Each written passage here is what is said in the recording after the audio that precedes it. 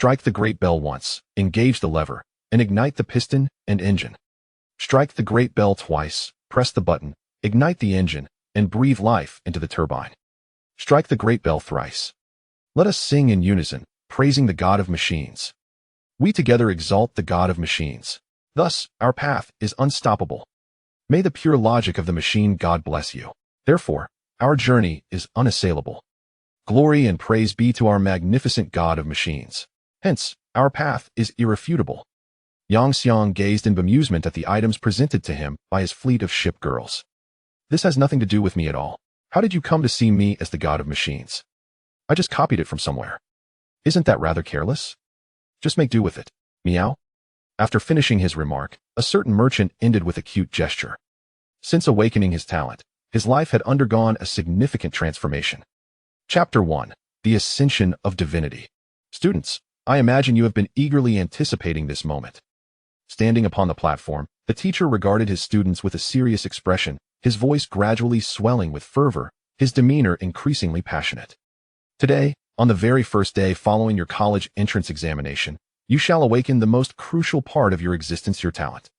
Simultaneously, you will step onto the battlefield, either relishing or passively enduring the power and authority, the blood and fire bestowed upon you by higher dimensional beings. Today, I shall witness history, and you shall create it. As the teacher delivered his impassioned speech, the excitement among the students swelled, nearly all of them envisioning their awakening, stepping onto the battlefield, accomplishing great deeds, and establishing their legacies. Some even imagined forging their own paths, igniting divine flames amidst the awe of countless admirers, achieving the status of a new deity. However, amidst the overwhelming enthusiasm of the majority, a boy seated by the window in the last row, with only one eye shrouded in bandages, bore a bitter expression in his remaining gaze. It's over, we're about to awaken, yet my golden finger hasn't manifested.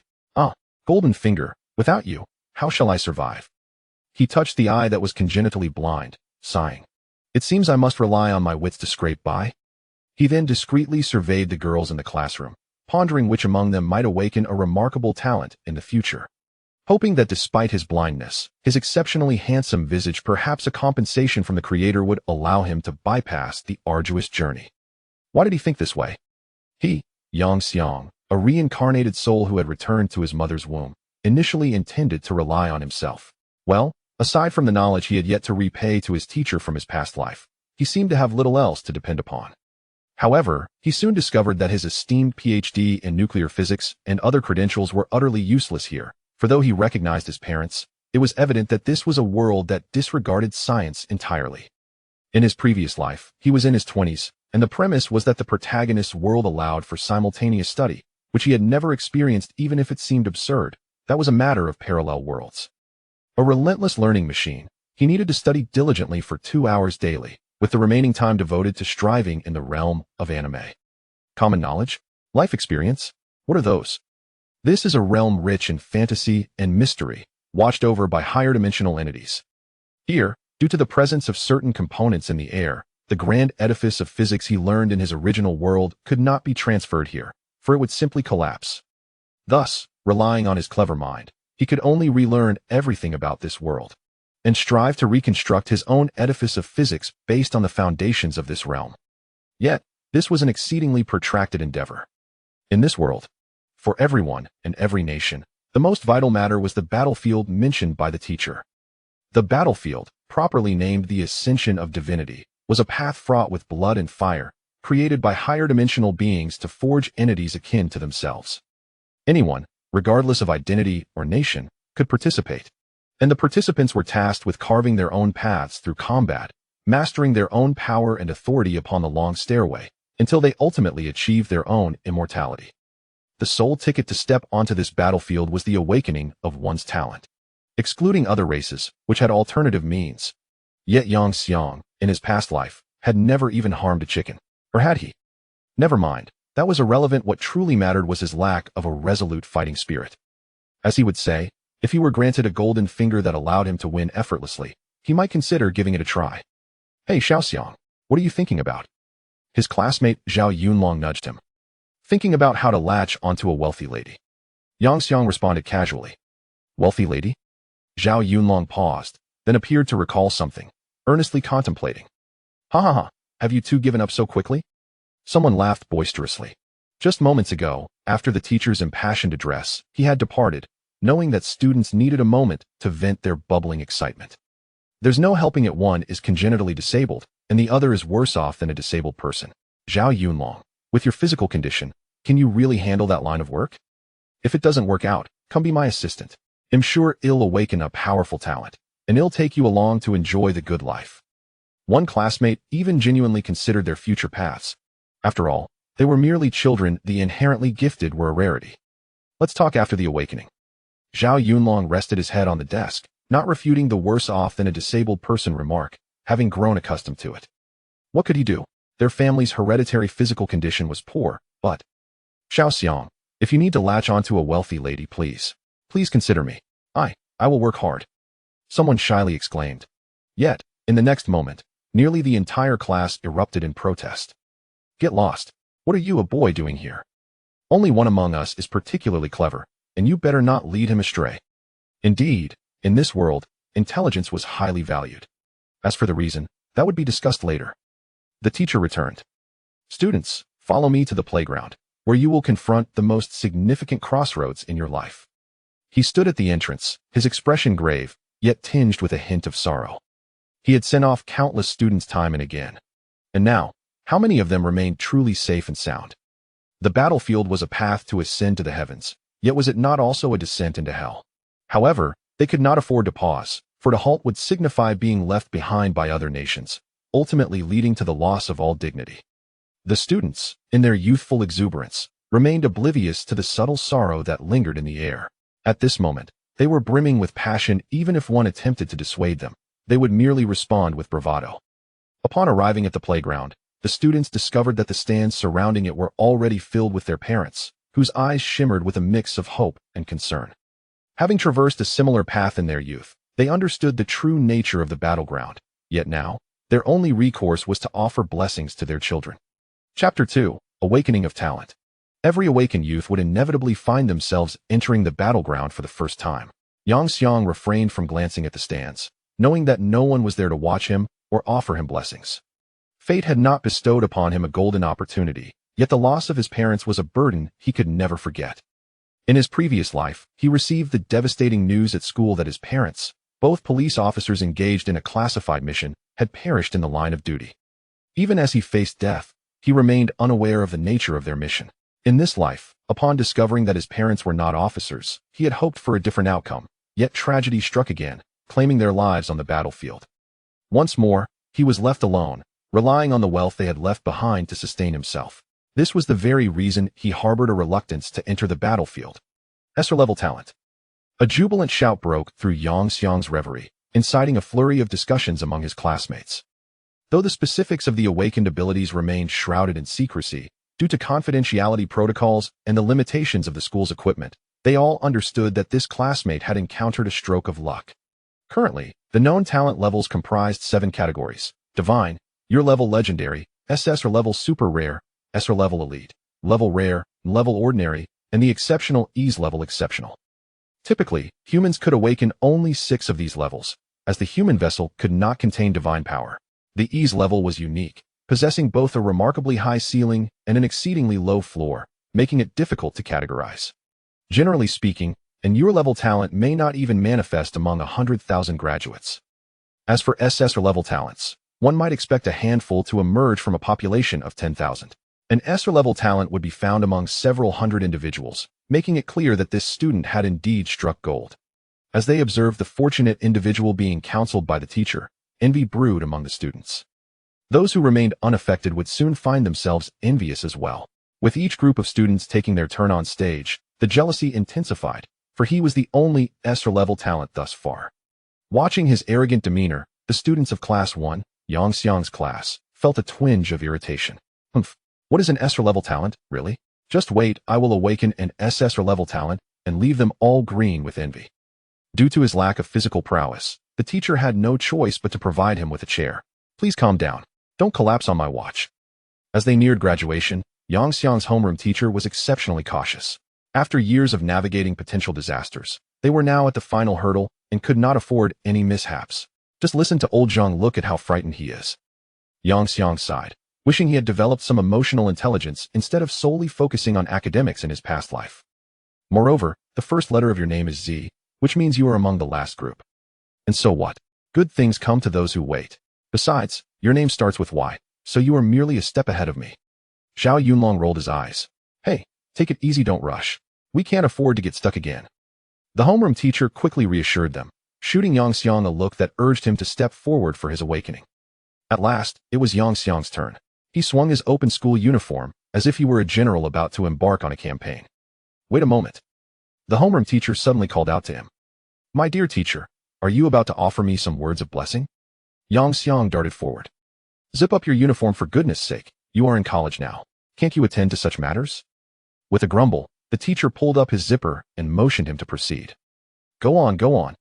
Teacher, I specifically left it unzipped for a touch of individuality. Yang Xiang's hesitance elicited eye rolls from his classmates, who expected an emotional moment. Ugh, they collectively sighed. Thus, amidst the well wishes of his peers, Yang Xiang joined the throng, this time with his attire in perfect order. Simply place your hand upon it, instructed the teacher overseeing the awakening, indicating a crystal ball. Yang Xiang glanced at his classmates below and sensed the imposing presence of the principal and other dignitaries behind him. He dared not act foolishly. Perhaps it was due to his previous life of being overly serious, but in this life, he sought to embrace a sense of spontaneity, as if attempting to make up for lost time. He obediently placed his hand upon the crystal ball, which would illuminate a different color according to the talent level awakened. The divine level would not display. UR glowed red. SSR shone gold. SR radiated purple. R emitted blue. N gleamed white. And EX dazzled in a particularly vibrant array of colors. As Yang Xiang placed his hand upon the crystal ball, he suddenly felt a slight pressure in his left eye, covered by gauze. This was not unusual. He often experienced similar sensations when excited. However, at that moment, the teacher overseeing the awakening exclaimed in an unusual tone, ease level.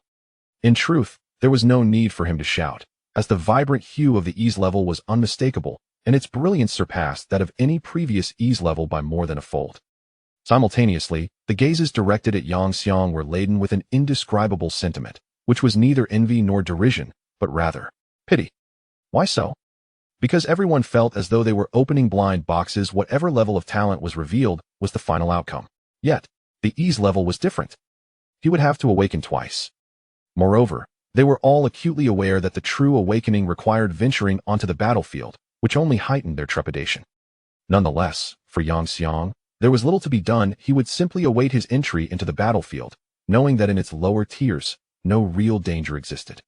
With that thought in mind, Yang Xiang strode confidently down from the awakening platform. At that moment, a familiar voice resonated unexpectedly, accompanied by the collective gasps of students akin to a surging tide. SSR level talent. At this juncture, the principal and other dignitaries had already risen to their feet.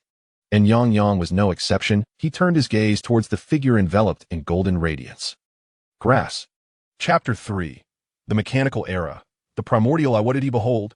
The face of Zhao Yunlong, marked by a hint of debauchery amidst an aura of vitality. Astonishingly, he had indeed awakened a talent. Do not idolize me. I am merely a legend. He chuckled with a mischievous grin, only for his facial muscles to spasm in response.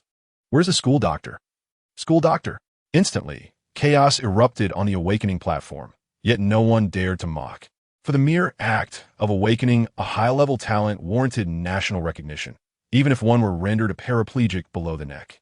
Indeed, this is no hyperbole, but a stark reality.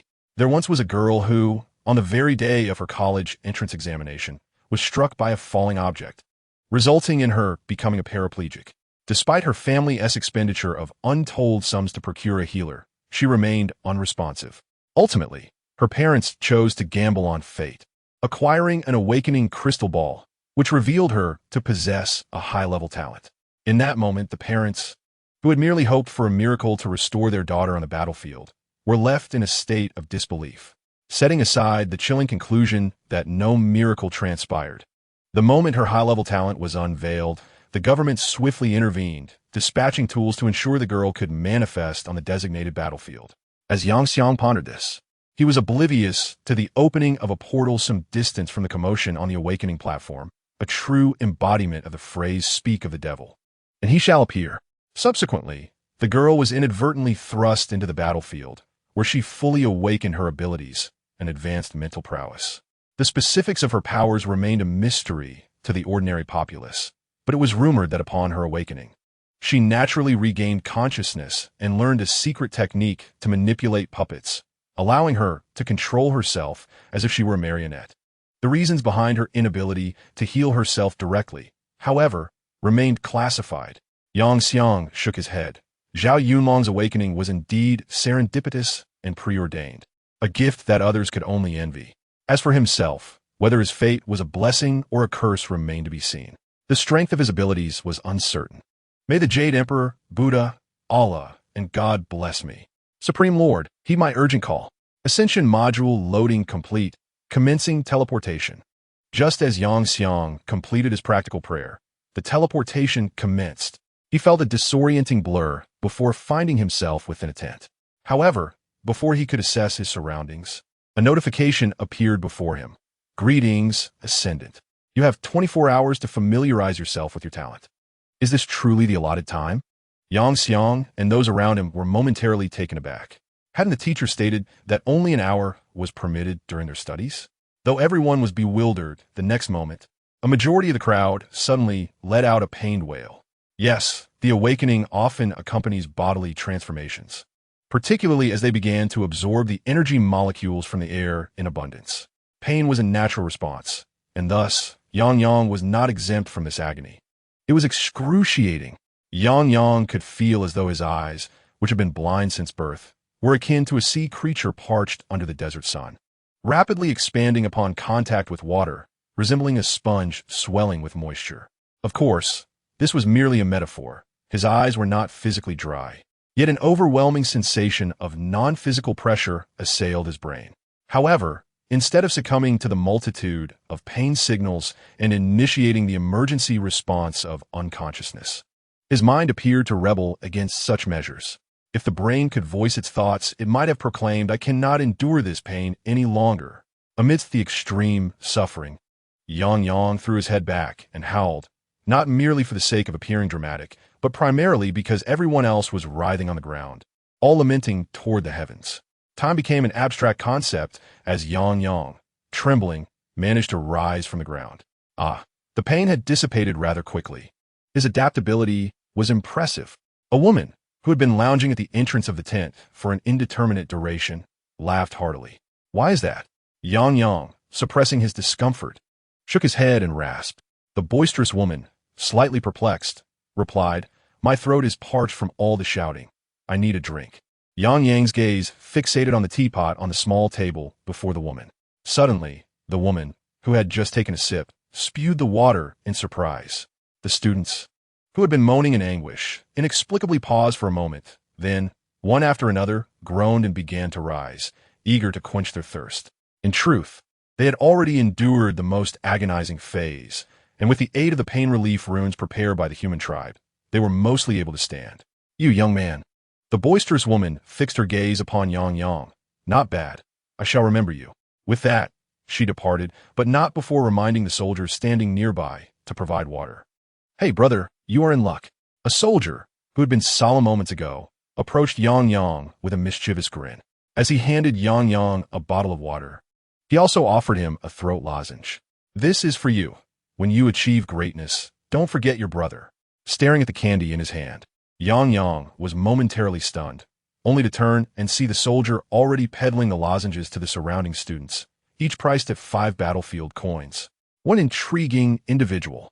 Yang chuckled softly, taking a sip of water before tossing a piece of candy into his mouth. He then swiftly tore away the bandage from his left eye, reveling in the significantly broadened field of vision. Is this the sensation of perceiving the world with both eyes? Quite remarkable. With a mere thought, the Ascendant's Advancement Assistance module materialized before him. How shall I articulate this? It is akin to a system panel. Ascendant, Yang age, 18 level, 0 profession, none race, human physique. This value represents overall physical quality 3. The limit for ordinary humans is 5. Spirit. This value represents overall mental quality 20. The limit for ordinary humans is 5. Talent. mechanical era. Primal I, general skills. None secret techniques. None current tier.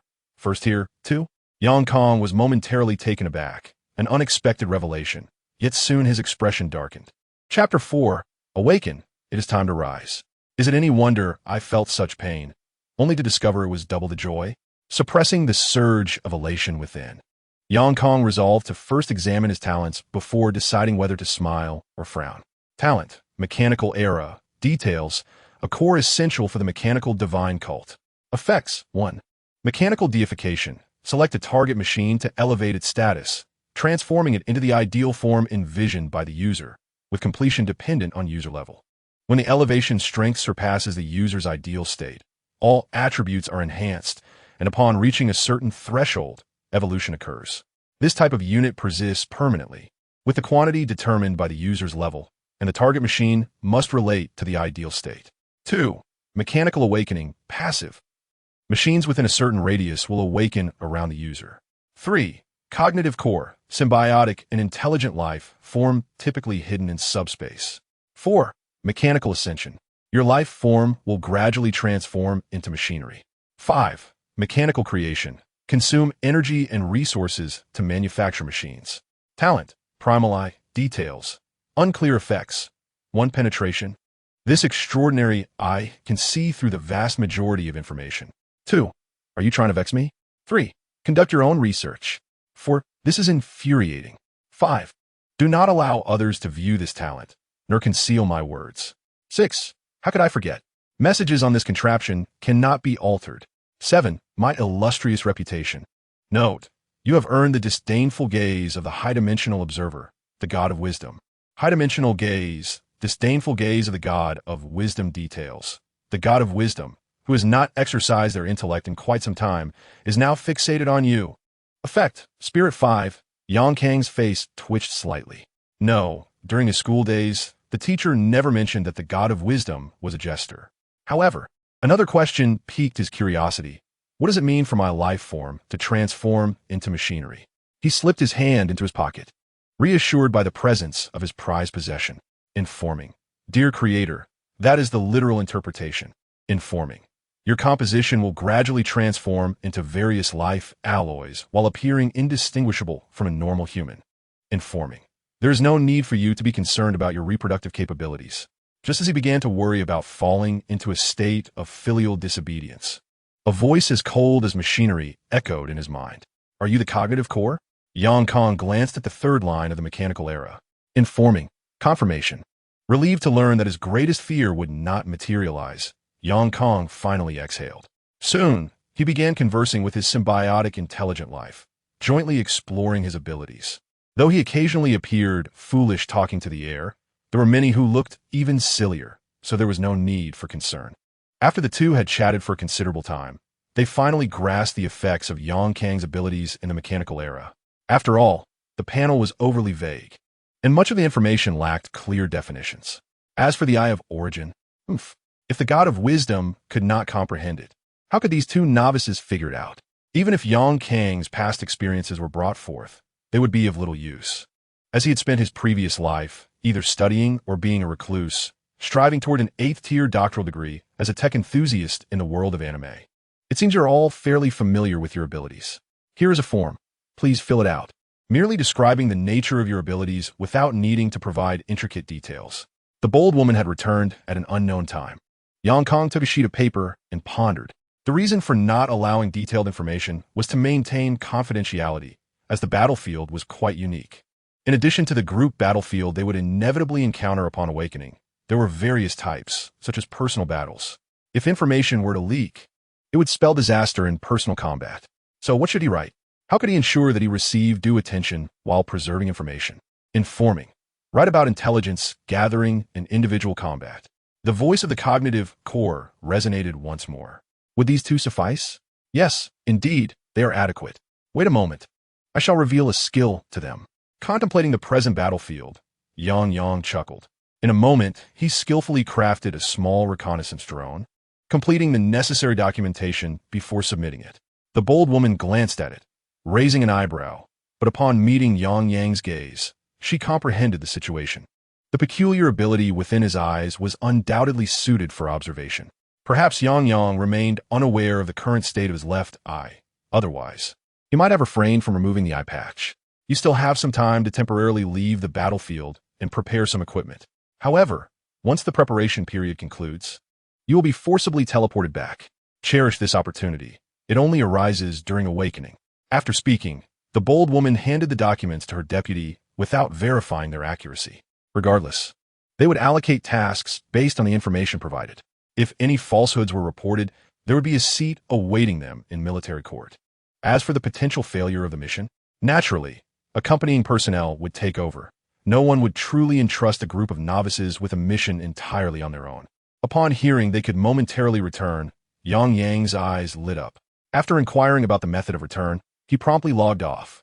He intended to utilize his own mechanical creations. Although the machinery on the battlefield might be more suitable, it belonged to the public domain and incurred costs, something he could not afford. Thus, for him, the most fitting option was his own machinery. Save money, purchase materials, and construct robots. Suddenly transported home from the battlefield. Yang's eyes brimmed with excitement as he informed the newly formed consciousness core, a sleek metallic sphere brimming with technological essence, which circled him in a puzzled manner. Of course, I'm building a wife, he declared matter-of-factly, arriving at his garage, where he pressed the electric switch for the rolling door. As the door ascended, revealing the rugged interior, Yang momentarily became lost in thought, as if his father still occupied the space. He wondered if, upon attaining sufficient strength, he could resurrect him. Seemingly absent-minded, he uttered, "No relevant data available." The consciousness core responded, "You've just been created. What data could you possibly have?" Yang rolled his eyes before placing his hand upon the engine cover, declaring, after such a long slumber, "It's time to awaken." Optimus Prime, awaken. With a dazzling display of lights, the vehicle astonishingly ignited itself without anyone initiating it. Chapter 5, The Unusual. Concurrently, a sound both intense and intricate, yet undeniably melodious, began to resonate, followed by the vehicle undergoing a dramatic transformation. If you wish to avoid dismantling your garage, I suggest you transform outside, the consciousness core advised. The transformation, which had been proceeding with remarkable flair, came to an abrupt halt. The vehicle's lights shifted to a crimson hue, converging into a singular line, seemingly assessing the garage's height before gradually reverting to its original form and emerging from the confines of the garage, with the resounding echoes of transformation once more resonating. It ultimately completed its metamorphosis. Optimus Prime stood tall, my esteemed leader. Even in a kneeling posture, this towering mechanical behemoth, standing an impressive height of 67 meters, radiated an overwhelming presence. Although it appeared somewhat diminished compared to its full stature, Yang's current capabilities could only achieve this extent. What? Why not a truck? It matters not, as long as the distinctions are minimal. For instance, if one were to require a battleship and instead procured a mere sailboat. Indeed, it aligns perfectly with our expectations. Yang gazed with exhilaration at the transformer before him, knowing that his plan to create a companion was firmly on track. A notification chimed in, warning that the quota for the mechanical deity of the individual Yang was limited and advised cautious utilization. The sentient core doused him with a cold splash of reality, indicating that careful consideration was imperative. Yang pondered deeply, while concurrently, the sentient core, grumbling, extended two mechanical arms to place potentially useful supplies into the trunk of the reverted Optimus Prime. As Yang contemplated, the 24-hour preparation period concluded, signaling that it was time to head to the battlefield. Observing the alerts on his display panel, he temporarily halted his future planning. Bathed in brilliance, he once again arrived on the battlefield, where the valiant woman awaited them, accompanied by another notification. "Attention, Ascender Yang, you have received a mission from your affiliated faction. Please check for details. Have you all received your tasks? Follow the mission prompts and spring into action. I do not harbor idlers." The valiant woman called out casually. Each task had been meticulously outlined by the experts in their faction, ensuring that even novices could accomplish them without difficulty, provided they did not fabricate their foundational information. Treasure your time now, as the nation generously offers you missions and resources. Once you surpass this novice battlefield, such opportunities will be scarce. Everything must be earned through your own endeavors. A man, resembling a lion in stature and demeanor, stood beside the valiant woman, sharing a striking resemblance. Perhaps they were kin. However, Yang Jiang dismissed such thoughts, focusing intently on his mission. Faction Mission 1. Intelligence Gathering Mission Details. Your commander seems to place great emphasis on your intelligence gathering capabilities and wishes to assign you a significant responsibility. However, before that, you must first prove your worth. Conveniently, there is an enemy supply convoy heading southeast. Ascertain their basic intelligence. Task objectives: to ascertain the approximate number of the opposing forces, to gather intelligence on their material and equipment status, to scout the vicinity for any potential ambushes, and to acquire further information to enhance the assessment. It is peculiar, for reconnaissance of this magnitude, wouldn't it be more efficient to deploy unmanned drones? Is it merely a procedural formality? Such an approach could jeopardize our tactical advantage. Yang Xiang felt a sense of confusion. Yet upon glancing at the tent he had yet to exit and the senior who was sneakily exchanging glances with him, a realization dawned upon him. It appeared that the armor worn by this individual was not contemporary. This was indeed a battlefield reminiscent of ancient warfare. However, given our novice status, being thrust into a modern combat scenario would surely spell our doom. Having grasped the current situation, Yang Xiang proceeded as per the task directives. He first received standard-issue weaponry and light armor, followed by a rudimentary map that would allow him to advance to the next phase of the mission. While he grumbled, he initiated his actions. Here I find myself in the realm of the Qin, and not just any Qin, but the Great Qin. How on earth could I possibly fail? It is no wonder that the instructor remarked that an hour of preparation had somehow transformed into 24 hours. It seems that victory in every faction war yields similar rewards. I am left to ponder which nation's army we face. Well, unless they invest a fortune in battlefield currency to procure modern weaponry, they might as well be dreaming. Speaking of which, with these foes resembling real people, how shall I proceed once the battle commences? The ordinary soldiers on both sides of the conflict are certainly not endowed with extraordinary abilities. Otherwise, how could the nation allocate such vast resources every time a newcomer enters the fray? They are merely summoned by the commanders through supplies, or so the instructor has claimed. Yet, Yang Xiang felt an unsettling dissonance within this explanation. Muttering to himself, Yang Xiang soon joined forces with classmates sharing the same mission, hailing from an unknown origin, as well as soldiers of the same scout designation.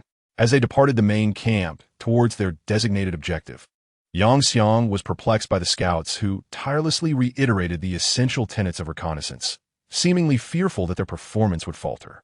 The emotions of fear and disdain were palpable in their expressions.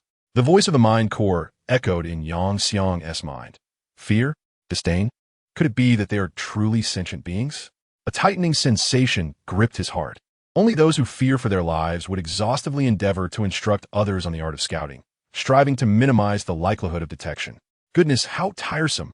Their incessant chatter is unbearable. Were they indeed real, I would have long since delivered a resounding slap.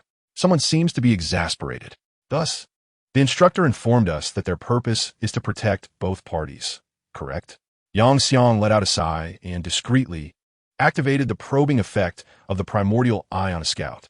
Earlier, while at home, he had examined his own eyes and was taken aback by the peculiar appearance of his left eye. The scara was strikingly different from that of an ordinary person, seemingly emanating a soft, luminous glow, and it was remarkably white. One might describe it as possessing an exceptionally pristine quality. As for the iris, its hue was distinctly unique, resembling a cosmos speckled with twinkling stars, though the exact details remained obscured by two intersecting fissures that resembled cracks. Yet, those fissures seemed almost non-existent, for when he touched them, he inadvertently poked himself in the eye.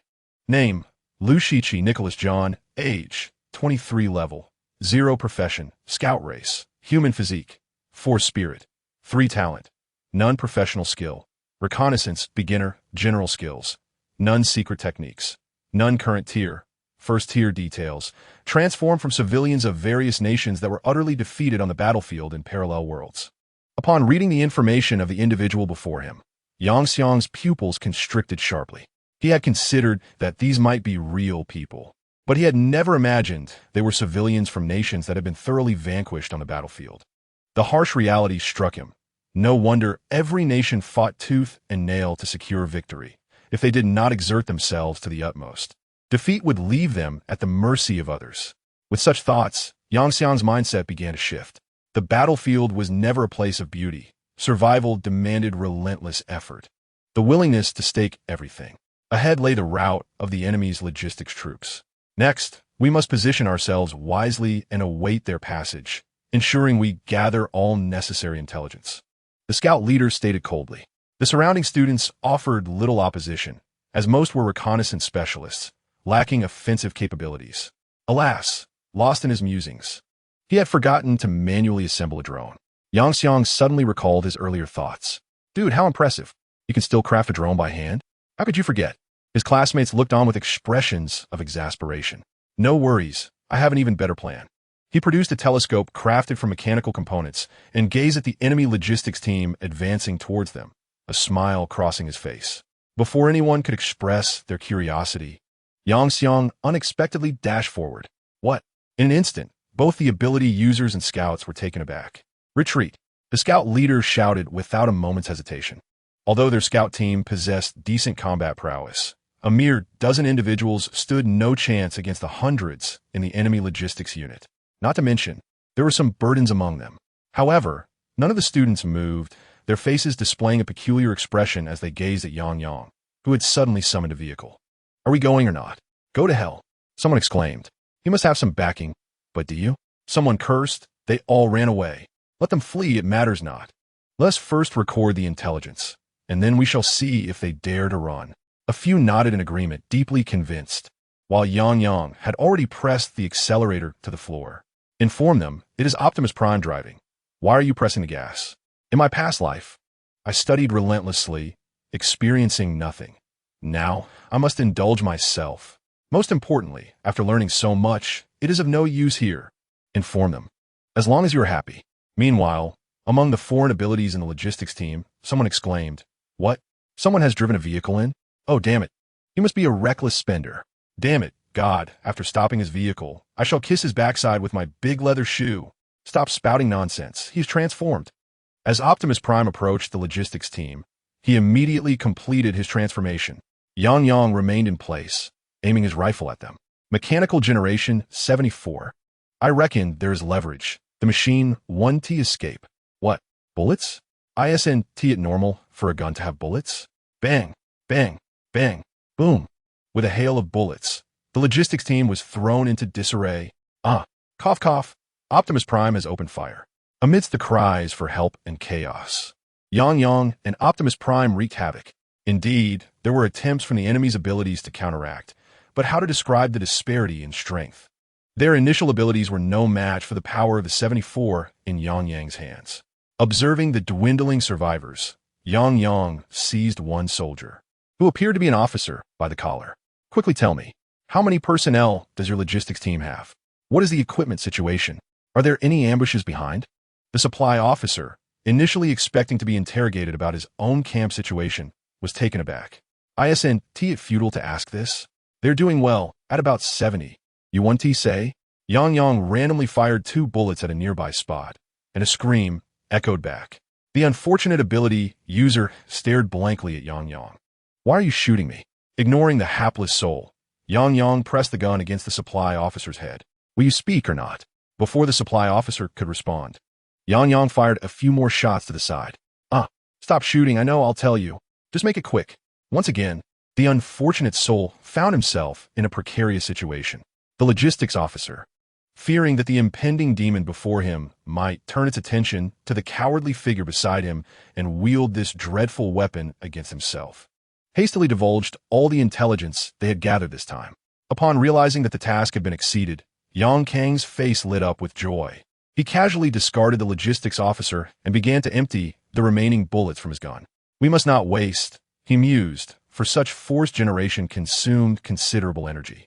A certain ability wielder, riddled with bullets, whose powers could no longer save him, defiantly raised a middle finger before succumbing to silence and vanishing into thin air.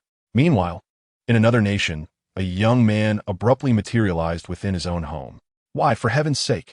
The valiant woman silently set aside the intelligence report Yang Kong had handed her after the mission's completion, yet unable to resist. She glanced once more at the video sent by her backup during the operation. Finally, she turned her gaze to the rather pale Yang Kong, who was now violently retching. After a long pause, she spoke slowly. Do you understand that your task was to gather intelligence? Her tone was deliberate, her presence commanding. Of course, Yang Kong replied boldly. Chapter 7, Special Level. What did you do? She inquired. I gathered intelligence. He retorted. The valiant woman paused, acknowledging that indeed, intelligence had been collected, yet she sighed. Perhaps I was remiss in my considerations. You may return and await further orders. She rubbed her temples, recognizing that while Yang Kong had not erred in his actions, he had perhaps overachieved. Had I known, I would have included instructions to avoid alerting the enemy. The advisor, wearing a furrowed brow, lamented. For this logistics team was meant to be handled by combat-capable individuals, and now their target had vanished. Isn't it peculiar? He mused. Fortunately, battlefields were never short of conflict, and he quickly reassigned new tasks to the team. Their primary concern, however, was Yang Kong. Why is this lad, with such formidable combat prowess, wasting time on intelligence gathering? The valiant woman exclaimed in frustration. Could he not manage a solo operation? Reina, perhaps you're only perceiving the surface, the advisor countered, shaking his head. Huh? Reina looked at her uncle, puzzled. What do you mean? If I am not mistaken, that large robot should be a transformer, correct? Although slightly smaller. I am certain it resembles Optimus Prime. As the leader of the Autobots, Optimus Prime is undoubtedly a heroic unit. And do you understand what that implies? Renee sprang up like a startled cat, her fur bristling, and to her astonishment, fluffy ears and a tail sprouted from her head and backside. Are you suggesting that he can summon more Transformers in that manner? Good heavens! This would turn him into a novice wielding an energy weapon, running rampant through the streets. How could other newcomers possibly compete? Moreover, I can't shake the feeling that the ability to summon Transformers is somewhat discordant with his eyes. Perhaps I am merely overthinking it. Lu Wanming lightly tapped the table, pondering aloud. Should we consider forming an alliance? As a commander capable of being dispatched to the novice battlefield, Renee possessed knowledge far exceeding that of an ordinary individual. To the majority, the abilities associated with rankings merely varied in strength and weakness, with no definitive clarity. Yet, if the ranked abilities lacked their unique characteristics, why would they be designated as extraordinary? This fact had been nearly entirely obscured. Aside from a select few high-ranking officials or formidable individuals, most remained oblivious to the true implications of extraordinary status. Renee had only heard whispers of it from her mentor, mere fragments of a larger truth, unfettered power. That was the most pivotal phrase her teacher had uttered. According to her subsequent research, rank was indeed significant, or rather, a portion of it held great importance, as those individuals were subjects of clandestine national training.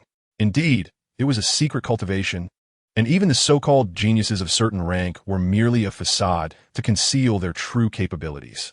Of course, an alliance was essential, yet it must be approached with caution to avoid revealing anything. They were treasures in the eyes of the nation. After the conclusion of this novice battlefield, it was likely that those from the government would seek him out, a process you are undoubtedly familiar with. Lu Wanming chuckled softly. His niece before him also possessed the talent of that rank. Although no significant differences from normal abilities were apparent at the moment, the sheer aesthetic intensity was undeniably striking. Well, it seems he might just become my junior. Renee smiled, preparing to enhance someone's strength during this examination. Dear Junior, I assure you, this is not to your detriment. The higher the intensity, the greater the rewards. Let me see just how far you can go. Uncle, I leave the next steps to you. As Lanai spoke, his tail wagged joyfully, reflecting his exceptionally good mood. Go ahead, go ahead. With you watching over him from the shadows, it should be smooth sailing. Additionally, I will call for support from above. It is quite rare to hear about such a unique level after all these years. Lei Wanming felt elated. For such a talent had emerged on the battlefield he was responsible for. As long as the path was paved for him, his efforts would not go unnoticed by the higher-ups. Fortunately, I managed to secure the execution rights for this new battlefield. Otherwise, that scoundrel would have claimed the reward for himself. Ha ha! However, unbeknownst to Lei Wanming, his rival was also laughing at him. The reason? Zhao Yunlong was obediently trailing behind him at that moment. How about it, Xiao Zhao? Are you confident in completing your first summoning? Zhou asked, a broad smile on his face as he regarded Zhao Yunlong. I should have no problems. I can clearly sense the spirit realm now. Zhao Yunlong replied with a silly grin. At that moment, his personal panel displayed the following. Ascendant, Zhao Yunlong age, 18 level, 0 profession, none race, human physique, 1, less than 1, represented as 1. The limit for ordinary humans is 5, spirit.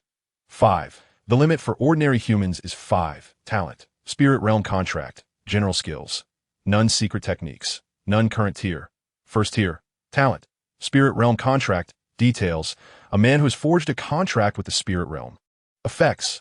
1. Permanently summon a spirit realm creature and form a contract with it. Even if the contracted spirit falls into a state of death, it can be revived in the spirit realm after a period. 2. Temporarily summon varying numbers of spirit realm creatures, whose levels match the summoners. Their duration and quantity depend on the summoner's level. 3. Level insufficient, not awakened. Very well. I shall keep an eye on you. Quickly summon your first contracted beast. Your physical condition is quite lacking. I hope you can summon a beast that enhances your physique. Zhou Wu exerted the gentlest touch possible as he patted Zhao Yunlong's shoulder. Rest assured, Instructor Zhou, I can sense that, due to the contract with the spirit realm, it will prioritize presenting me with the most suitable contracted beast for my current state, Zhao Yunlong confidently proclaimed. If that is the case, all the better, Zhou Wu nodded. Chapter 8. A new task you may summon now. Oh, it seems I have already completed the summoning. Zhao Yunlong, feeling a bit embarrassed, scratched his head awkwardly and said, When did you summon? I wasn't aware of it at all. On Friday, I was taken aback, just as you prompted me to summon. Zhao Yunlong smiled shyly as he called forth his first companion, a soft, translucent slime. Wait a moment. Let us set aside the fact that it lacks any special effects when summoned. Is this truly the contract beast that the spirit realm deemed most suitable for your current state? A mere slime? Friday was incensed, wondering how this individual's physical prowess could be so unreliable, and how their abilities could be equally questionable. Could it be that the spirit realm is also unreliable, leading to an encounter between two unreliable entities, barely forming a partnership? Teacher, this is not merely a slime. It is an amorphous combat symbiote. It merely resembles a slime. Zhao Yunlong, eager to prove the nature of his contract beast, swiftly accessed its information post-summoning. An amorphous combat symbiote? Friday paused for a moment. Indeed, when I share a symbiotic bond with it, you will understand once you view my personal panel. Upon Zhao Yunlong's declaration, that blob resembling a slime seamlessly merged with his body, and suddenly, he felt the presence of Pava. Ah, is this what it feels like to be connected with Pava? After the amalgamation with the amorphous combat symbiote, Zhao Yunlong's slender frame began to visibly expand, transforming into a robust young man with well-defined muscles in no time. Goodness, it actually works. Friday was momentarily stunned before hastily requesting Zhao Yunlong to display the fundamental statistics on his personal panel. Of course, it was merely the basic attribute data. The abilities of any practitioner are shrouded in secrecy. Is the effect really this remarkable? Has it elevated your physical capabilities beyond those of an ordinary person by countless multiples? On Friday, a spark of realization ignited within. It is imperative to understand that the fundamental attributes displayed on an individual's panel are far from being a mere simplistic representation of the number 11. Each point of physical prowess encapsulates every facet of human capability. Even a solitary increment can catalyze a remarkable enhancement in one's overall physical constitution. It becomes evident that Zhao Yunlong's previous score was exceedingly low. If a metaphor were to be employed, one might say that even a newborn infant exhibits superior health. Upon ascertaining Zhao Yunlong's abilities without any doubt, Friday promptly initiated arrangements for subsequent plans. Meanwhile, Yang Jiang, having barely found a moment's respite, received a new assignment. Faction task. Favor from the commander. Task details. Your exceptional performance in the previous assignment has garnered the commander's keen attention. To further refine your skills, you have been assigned this task. The enemy, in their endeavor to conquer our infantry units, has assembled the renowned Macedonian phalanx from European history. How dare these savages expose their fangs against our illustrious Qin? You are commanded to lead your troops in its annihilation. Task objectives. 1. Foil the enemy's schemes and render their efforts futile. 2. Repel the enemy forces, inflicting a casualty rate of 10. 3. decimate the enemy, achieving a casualty rate of 30. Note, the greater the enemy's losses, the more substantial the rewards. Is it truly so? The rewards for my previous task have yet to be settled, and now another assignment is thrust upon me? Although aware that rewards are dispensed in phases, Yang Jiang still felt a twinge of dissatisfaction, especially since the details he had gleaned from others did not include the phrase, "You shall lead the charge." Notification. Perhaps your earlier performance was simply too brilliant. This serves as the only plausible explanation. Notification. Perform well, not only for your future plans, but also for my evolution. Strive forward. Wait a moment. When did you begin to speak with such emotion? Yang Jiang, bewildered, seized the cognitive core.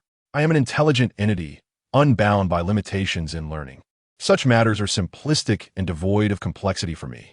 The voice of the mind, core, resonated with disdain. Fine. Understanding that this might be an opportunity for the authorities to better stabilize their own value, Yang Yang had no intention of harboring any rebellious sentiments or evading this task. Soon, he joined forces with the main contingent and advanced towards the enemy's established formation. The vanguard army, of which they were a part, gradually moved forward. Upon arrival, some of the perceptive individuals among them caught the taunts from the opposing side, filled predominantly with vulgarities and various frenzied denigrations of the Great Qin forces. What truly piqued Yang Yang's vigilance was the golden-haired girl standing at the front line, as Yang Yang awaited the command from behind to lead the vanguard into battle. He was taken aback to see the foreign contestants on the opposite side issuing a challenge. What was this? Who were they emulating? Yang Yang observed a foreign lad at the front, clad in a black suit, exuding an air of bravado, and found himself at a loss for words. Just as he saw his own comrades preparing to step forward to engage, he instinctively intervened. Why? Against such weaklings, I could defeat 3 with a single punch. A particularly robust classmate gazed at him in confusion as Yang Yang blocked his entry onto the field. The opposing side certainly wasn't composed of fools. Their audacity to challenge suggested they must have some form of preparation. A bespectacled boy nearby cautioned, "Indeed, perhaps I shall hold back for now." Oomph. A bunch of rats in the gutter. Although the strong man was amenable to advice, he despised such underhanded tactics, not due to any deficiency in intelligence. However, the absence of a response to the challenges posed by the enemy could significantly undermine their morale, noted a girl from their ranks. Observing the oddly dressed woman on the opposite side, who was equally vocal in her provocations. That woman, adorned with various piercings on her ears and nose, likely bore several pounds of adornments. It became clear. Yang Yang suddenly noticed a message from the mind core appearing on his panel, along with a video. What's going on? His surrounding companions looked quizzically at Yang Yang, who had begun to speak to himself. Chapter 9, Playing Tactics. They are stalling for time. 2 of their teams have flanked us to encircle. Given their demeanor, it appears they intend to trap us here. Yang Yang's face was filled with bewilderment. Who on earth had provided them with such counsel? To divide their forces at the front line and employ infantry for encirclement? How many capable individuals must they possess to maneuver 2 infantry units in a wide arc to launch a counterattack? If they had auxiliary abilities to enhance movement speed, it would make sense, but clearly, those 2 teams did not possess such capabilities. Engage them. I have just relayed the message. I anticipate that we shall dispatch 2 cavalry units as well, albeit of a different nature. At this juncture, a student raised his hand and inquired, will the cavalry be hindered by the long spears of the Macedonian phalanx? Another student replied, I cannot say for certain, but I am aware that the cavalry of the Qin army typically launches a volley of their renowned crossbows before charging. In that case, there is nothing to worry about. The message arrived. The commander instructed us to refrain from engaging them, as our encircling cavalry had already taken their positions, poised for battle. Yang Kong sighed and then suddenly smiled, a sentiment echoed by his peers who also sighed and chuckled. They had momentarily forgotten a lesson imparted by their teacher. On the ancient battlefield, one could entirely disregard the opponent's schemes and stratagems, for the cunning of both sides was not on the same level. Just as they comprehended this, the drums in the rear began to sound, signaling the advance. In this charged atmosphere, although a modicum of tension lingered, Yang Kong and his comrades prepared to charge in unison with the surrounding soldiers, determined not to be deceived. Oh, Juliet, your performance must be lacking. They lamented, yet ultimately, they could only surge forward alongside their own forces. However, to the bewilderment of both sides. The Qin army did not advance. Just as someone was about to voice a query, they heard the overwhelming sound of arrows slicing through the air, followed by a deluge of projectiles raining down upon the enemy ranks. Seeing the enemy soldiers hurriedly raising their shields, Yang Kong and his companions hesitated, poised to seize this opportune moment to charge. Yet the Qin infantry remained still. They nearly forgot that this storm of arrows would come in 3 waves. Yang Kong absent-mindedly picked his nose and flicked away the residue, growing increasingly disdainful of the enemy. After the 3rd wave of arrows had descended, the majority of their objectives were nearly accomplished. Finally, the Qin infantry began to move. Meanwhile, Yang Kong had fashioned a makeshift anti-material sniper rifle, aiming it at the adversary. According to the rules of the battlefield, when engaging in combat at a level commensurate with one's own, each kill of a standard enemy would yield 1 battlefield coin. While eliminating a special ability, user would reward 5 battlefield coins and all of their possessions. Although all were newcomers, each bore the 10 battlefield coins graciously bestowed upon them upon entering the fray, the currency of this war-torn realm. Boom! With the resounding crack of a gunshot, the ability users who had already plunged into the fray momentarily paused, astonished. Those who had not witnessed Yang Kang's massacre of the logistical troops could hardly fathom that someone had brought firearms into this novice battlefield. Damn it! Which affluent family does this individual hail from? A certain individual endowed with extraordinary abilities gazed upon a comrade, whose body had been gruesomely shattered by a gunshot. Cursing vehemently, he sought refuge behind a nearby cover. Avril, do you possess a firearm? Given that your family is the largest consortium within the alliance, surely they have equipped you with some form of lethal weaponry? The girl, adorned in a peculiarly eccentric outfit that accentuated her golden locks, shook her head in denial. Even the most rudimentary firearm would entail a cost far exceeding that of a combat suit boasting superior efficiency. Clad in a fitted combat ensemble, she wore a trench coat that concealed her exquisite form. Yet, her demeanor suggested that she was not overly concerned about the absence of firearms. Her combat attire was sufficient to withstand the onslaught of anti-material rifles. Although the battlefield imposed technological restrictions on the various factions from disparate historical backgrounds, there were no such limitations on the financial resources available to ascenders. The skirmish among the empowered resumed swiftly after a momentary pause caused by the gunfire, as they were merely astonished by the presence of such opulence. However, they harbored little fear of conventional weaponry. Once aware of its existence, they could easily counter it with their current physical capabilities or abilities. After indulging in the thrill of firing a shot, Yang Xiang summoned Optimus Prime from the subspace. This was a manifestation of the Consciousness Core's power, allowing him to not only retreat into the subspace, but also transport his mechanical divine creation. Upon its arrival, Optimus Prime transformed, unveiling its arsenal, an energy cannon and a larger energy artillery piece. The larger cannon targeted densely populated areas, while the smaller energy weapon, which could aptly be termed an energy gun, was employed to strike individual targets. In an instant, the battlefield was engulfed in chaos, with bodies strewn about and cries of despair echoing throughout. Meanwhile, the previously unperturbed golden-haired girl now sat obediently in the rear.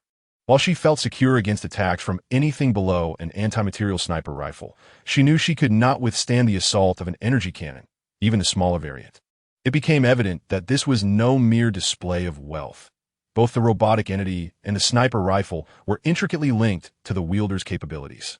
What a remarkably practical ability, Avril sighed, reflecting on the battlefield where technological weaponry, especially that wretched transforming robot, proved exceedingly advantageous. Oof. If only you, Avril, had not awakened your powers so recently. With your abilities alone, you could have obliterated that wretched machine. The eccentric girl cast a disdainful glance at Optimus Prime. Wretched machine? That is Optimus Prime. Although the emergence of the battlefield had stalled the once thriving film and entertainment industry, it did not signify the complete demise of past works. For instance, at this moment, William, situated within the ranks of the opposing faction, gazes enviously at Optimus Prime, yearning for a transformer of his own. Nevertheless, it seems prudent to order a withdrawal. With that transformer in play, victory is unattainable, especially against the formidable Qin army. A triumph would require nothing short of a miracle, perhaps a collapse of their camp. Chapter 10. Surrender Avery. displaying remarkable composure despite this being her first foray onto the battlefield since her awakening. Refrains from becoming ensnared by momentary victories or defeats, such as the reality of non-combatant transgressions. Among their elite group, few are naive.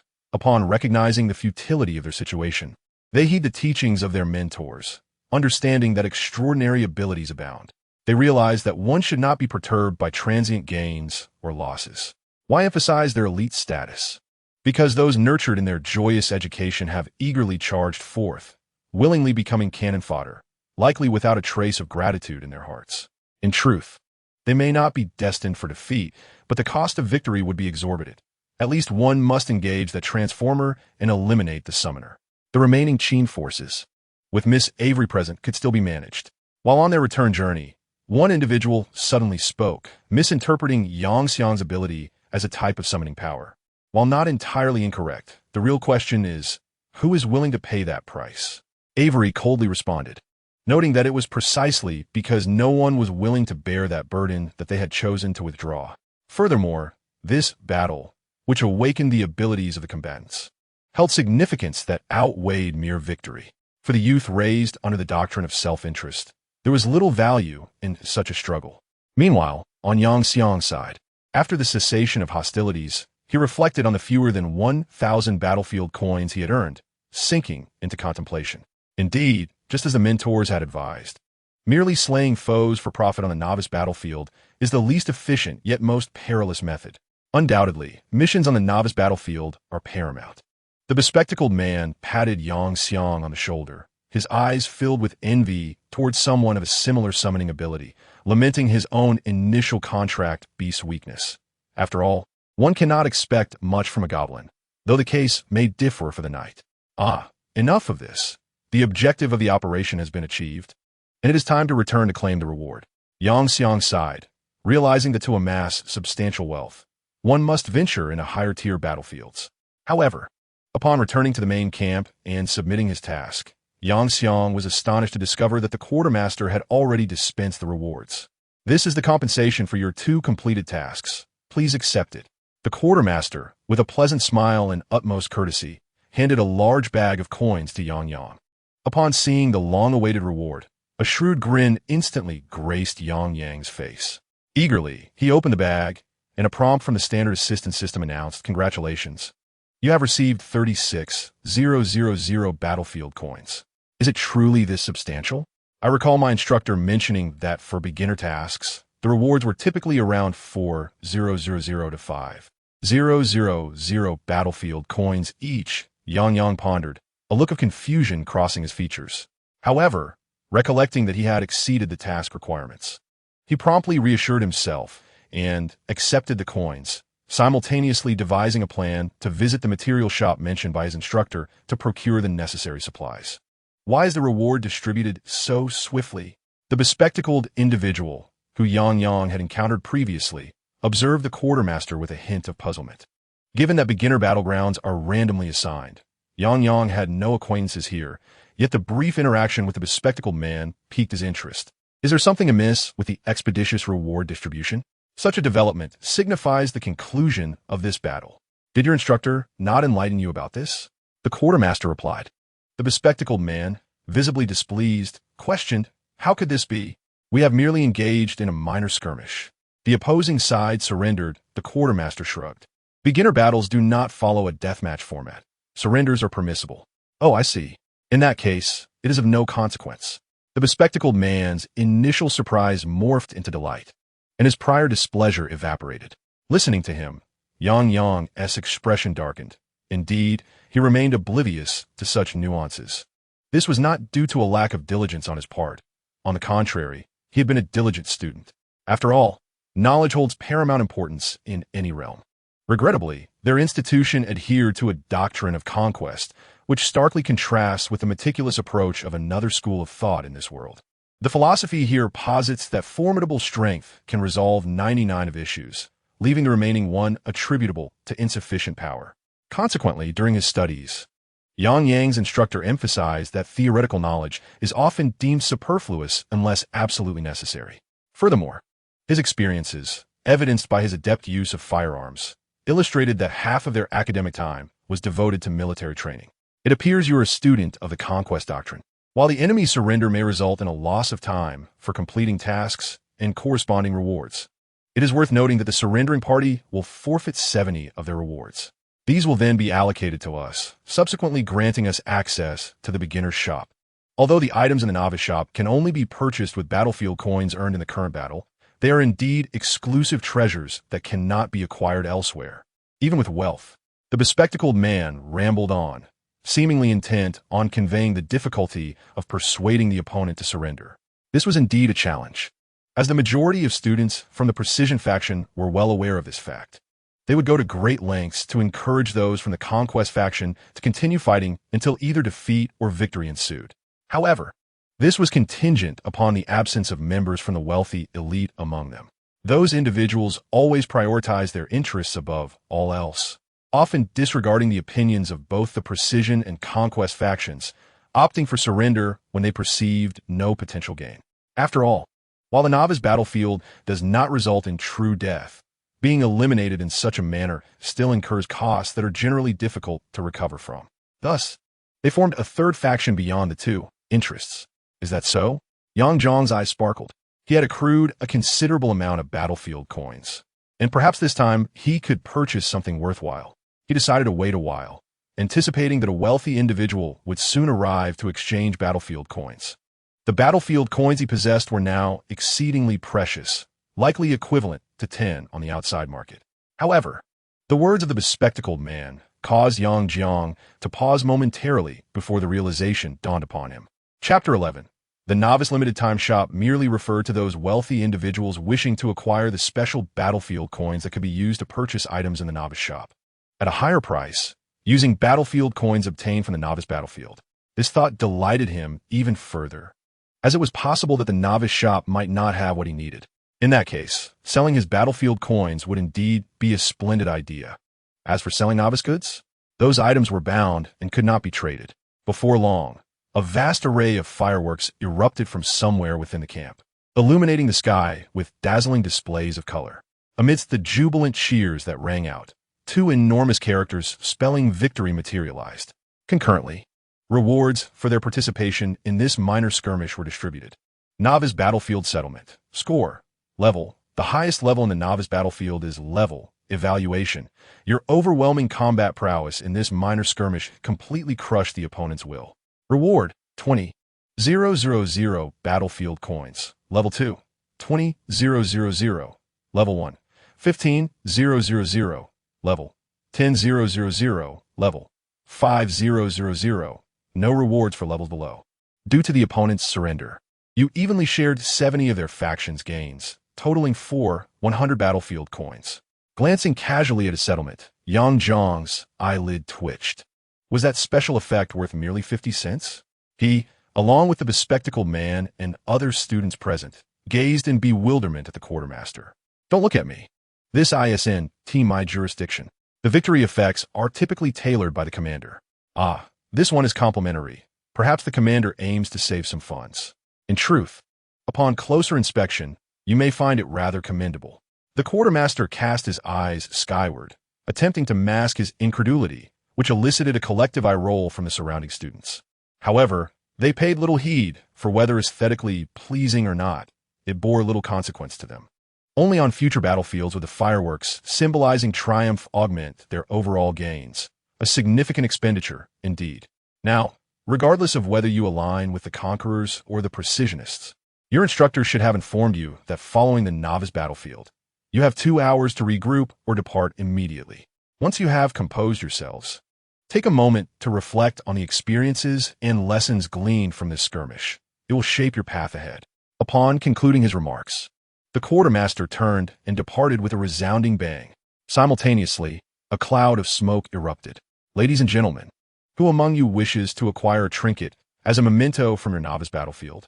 A peculiarly diminutive creature, impeccably dressed with green-hued skin, materialized before them. I am no mere oddity. I am a goblin, the refined and affluent Mr. Bolton. Of course, you may also address me by my Chinese name, Lucian.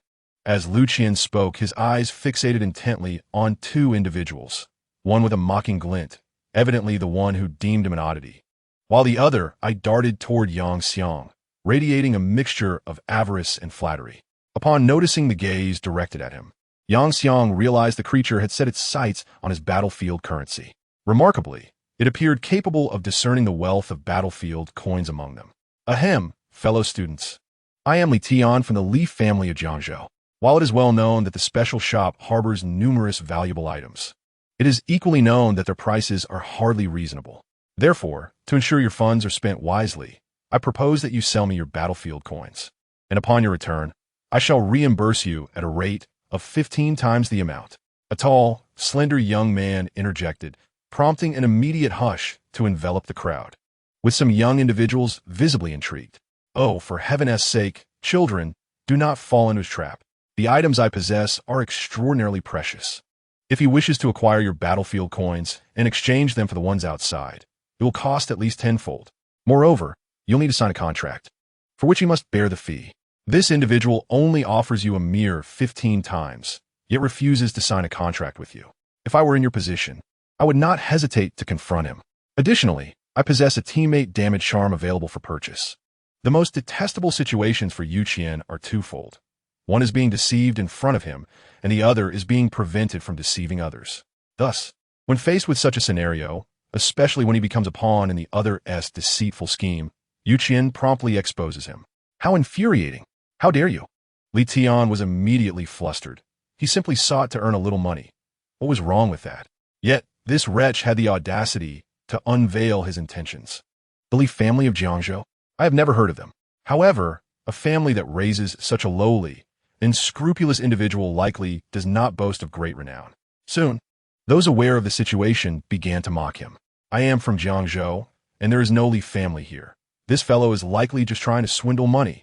One individual laughed as they thoroughly exposed the opponent's deceitful nature. Well then, let's ignore him. If anyone requires battlefield currency, feel free to approach me. I shall acquire your battlefield currency at the price and method specified by Master Yu Qian. A refined and graceful voice resonated, drawing the attention of the crowd to a girl of unremarkable appearance, yet exuding an inexplicable air of nobility. She did not reveal her family name, likely knowing they would not recognize it, yet her inherent elegance compelled the crowd to trust her instinctively. Besides, she had assured them of a contractual agreement, ensuring their peace of mind. Instantly, a throng gathered around her. Nevertheless, she was not indiscriminate. She initially intended to browse the store while making purchases, seeking exchanges only when necessary. During this process, Yang Jiang, having his own plans in mind, entirely disregarded the commotion and approached Yu Qian, engaging in a brief conversation before activating a limited-time shop. The selection was sparse, with only a few items displayed against the deep blue backdrop, each carrying a significant price in this battle. Of course, one item stood out among the rest. Chapter 12, produced by the goblins, with explosive probabilities. Item name, honor medal, novice, details. You have utterly shattered the enemy's honor, causing them to flee with their tails between their legs upon surrender. Effect 1. All attributes 1, 2. All attributes increase by 10, not exceeding 10 points. Price, 1,000 battlefield coins. This is the cheapest item among them, and its cost-effectiveness is remarkably high. Truly a commemorative item for novice battlegrounds. Thus, after the word victory appeared, Yang Kong, having obtained 24 100 battlefield coins, totaling 60, 100, unhesitatingly purchased it. He then turned his gaze to other items. Item name, Goblin Engineering Explosive, item strength, 20 item level, 10 details. Crafted by goblins, this explosive is undoubtedly a masterpiece. Specifically their explosive products. Effect. Upon throwing, it inflicts substantial explosive damage to all targets within a 100-meter radius from the impact point, dealing an additional 1,000 damage to structures. Note, damage to units above level 10 gradually decreases. Caution, this item is highly unstable and bears the risk of detonating before being thrown. Evaluation, this item is formidable. In a first-tier battleground, few units can withstand its explosion. With enough of these, one could dominate the first-tier battleground, provided it does not detonate in your hands. Price, 4,000 battlefield coins. If purchased in a pack of 3, only 10,000. The item is indeed impressive, though the risk of use is considerable. as noted in the evaluation. Nonetheless, Kong still opted to place 2 sets, 6 in total, in a shopping cart, ensuring that these items would not be seized by others. However, all items are limited in quantity. If items remain in the cart past the deadline without payment, the cart will automatically cancel, incurring a penalty of 10 for the item's value. Item name: Goblin Experimental Lightsaber. Item strength: 25. Item level: 10. Details: this weapon was inspired by a certain film conceived by a goblin scientist. Effect: 1. Cutting damage. 20. 2. Your physical attack converts to energy damage, additionally increasing by 25. 3. Attacks have a certain probability of exploding, causing indiscriminate high-range damage. Evaluation: as previously stated, if goblin-made items did not explode randomly, they would indeed be excellent. However, using this item requires utmost caution. Fortunately, it glows red before detonating, allowing you to safely stow it away, thus ensuring that only you would be harmed by its explosion. Price: 20,000 battlefield coins. In summary, this item is worth its price, and it is even valued at 200,000 outside, not for any other reason, but because it is a level 10 item with attributes surpassing those of first-tier battleground items. As long as it is held in hand before it detonates, you shall be the most radiant contender on the first-tier battlefield. The first-tier battlefield is classified by character levels in increments of 10. Upon reaching the corresponding level, one must ascend to a higher battlefield to continue leveling up. The items and equipment within the battlefield possess distinct strength levels. First tier ranges from 1 to 10, second tier from 10 to 100, third tier from 100 to 1000, and so forth. Higher tier battlefield items cannot be directly acquired in lower tier arenas. They must undergo multiple seals to diminish their strength before being permitted entry. Noticing an intriguing item, Kong decided to procure one for himself. He then disregarded the rest, for the prices were far beyond his means.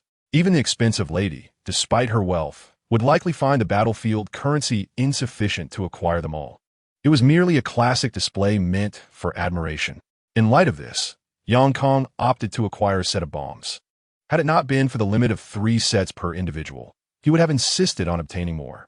Even if he could purchase additional sets, his battlefield currency would still fall short.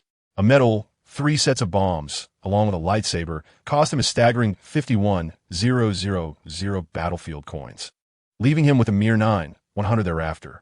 Having completed his purchases, Kong resolved to retreat. To him, it seemed that the affluent lady had no further need for battlefield currency. "Excuse me, do you have any surplus battlefield currency? I would like to buy some." A voice inquired unexpectedly, catching Kong off guard. He turned to see a charming girl, delicate and cautious like a timid rabbit, who had gently tapped his hand still suspended in the air. I have 10 times that, and I've signed a contract." The girl spoke nervously. Are there truly so many wealthy individuals these days? Kong mused enviously. However, his attention shifted as he noticed the concerned gaze of the wealthy lady directed at the shy girl, leading him to comprehend that the two must share some connection. "Indeed, but have you not gathered enough?" Kong inquired, perplexed as to why these 2 young ladies had yet to amass the required 51,000 battlefield coins. "You must be a student of the Conquest faction, right? The items that appear in the Novice Limited Time shop are the most suitable for buyers. Though they are not identical in price," the timid girl responded softly, also enlightening him about the Conquest faction. "I see." Kong nodded, though internally he began to grumble.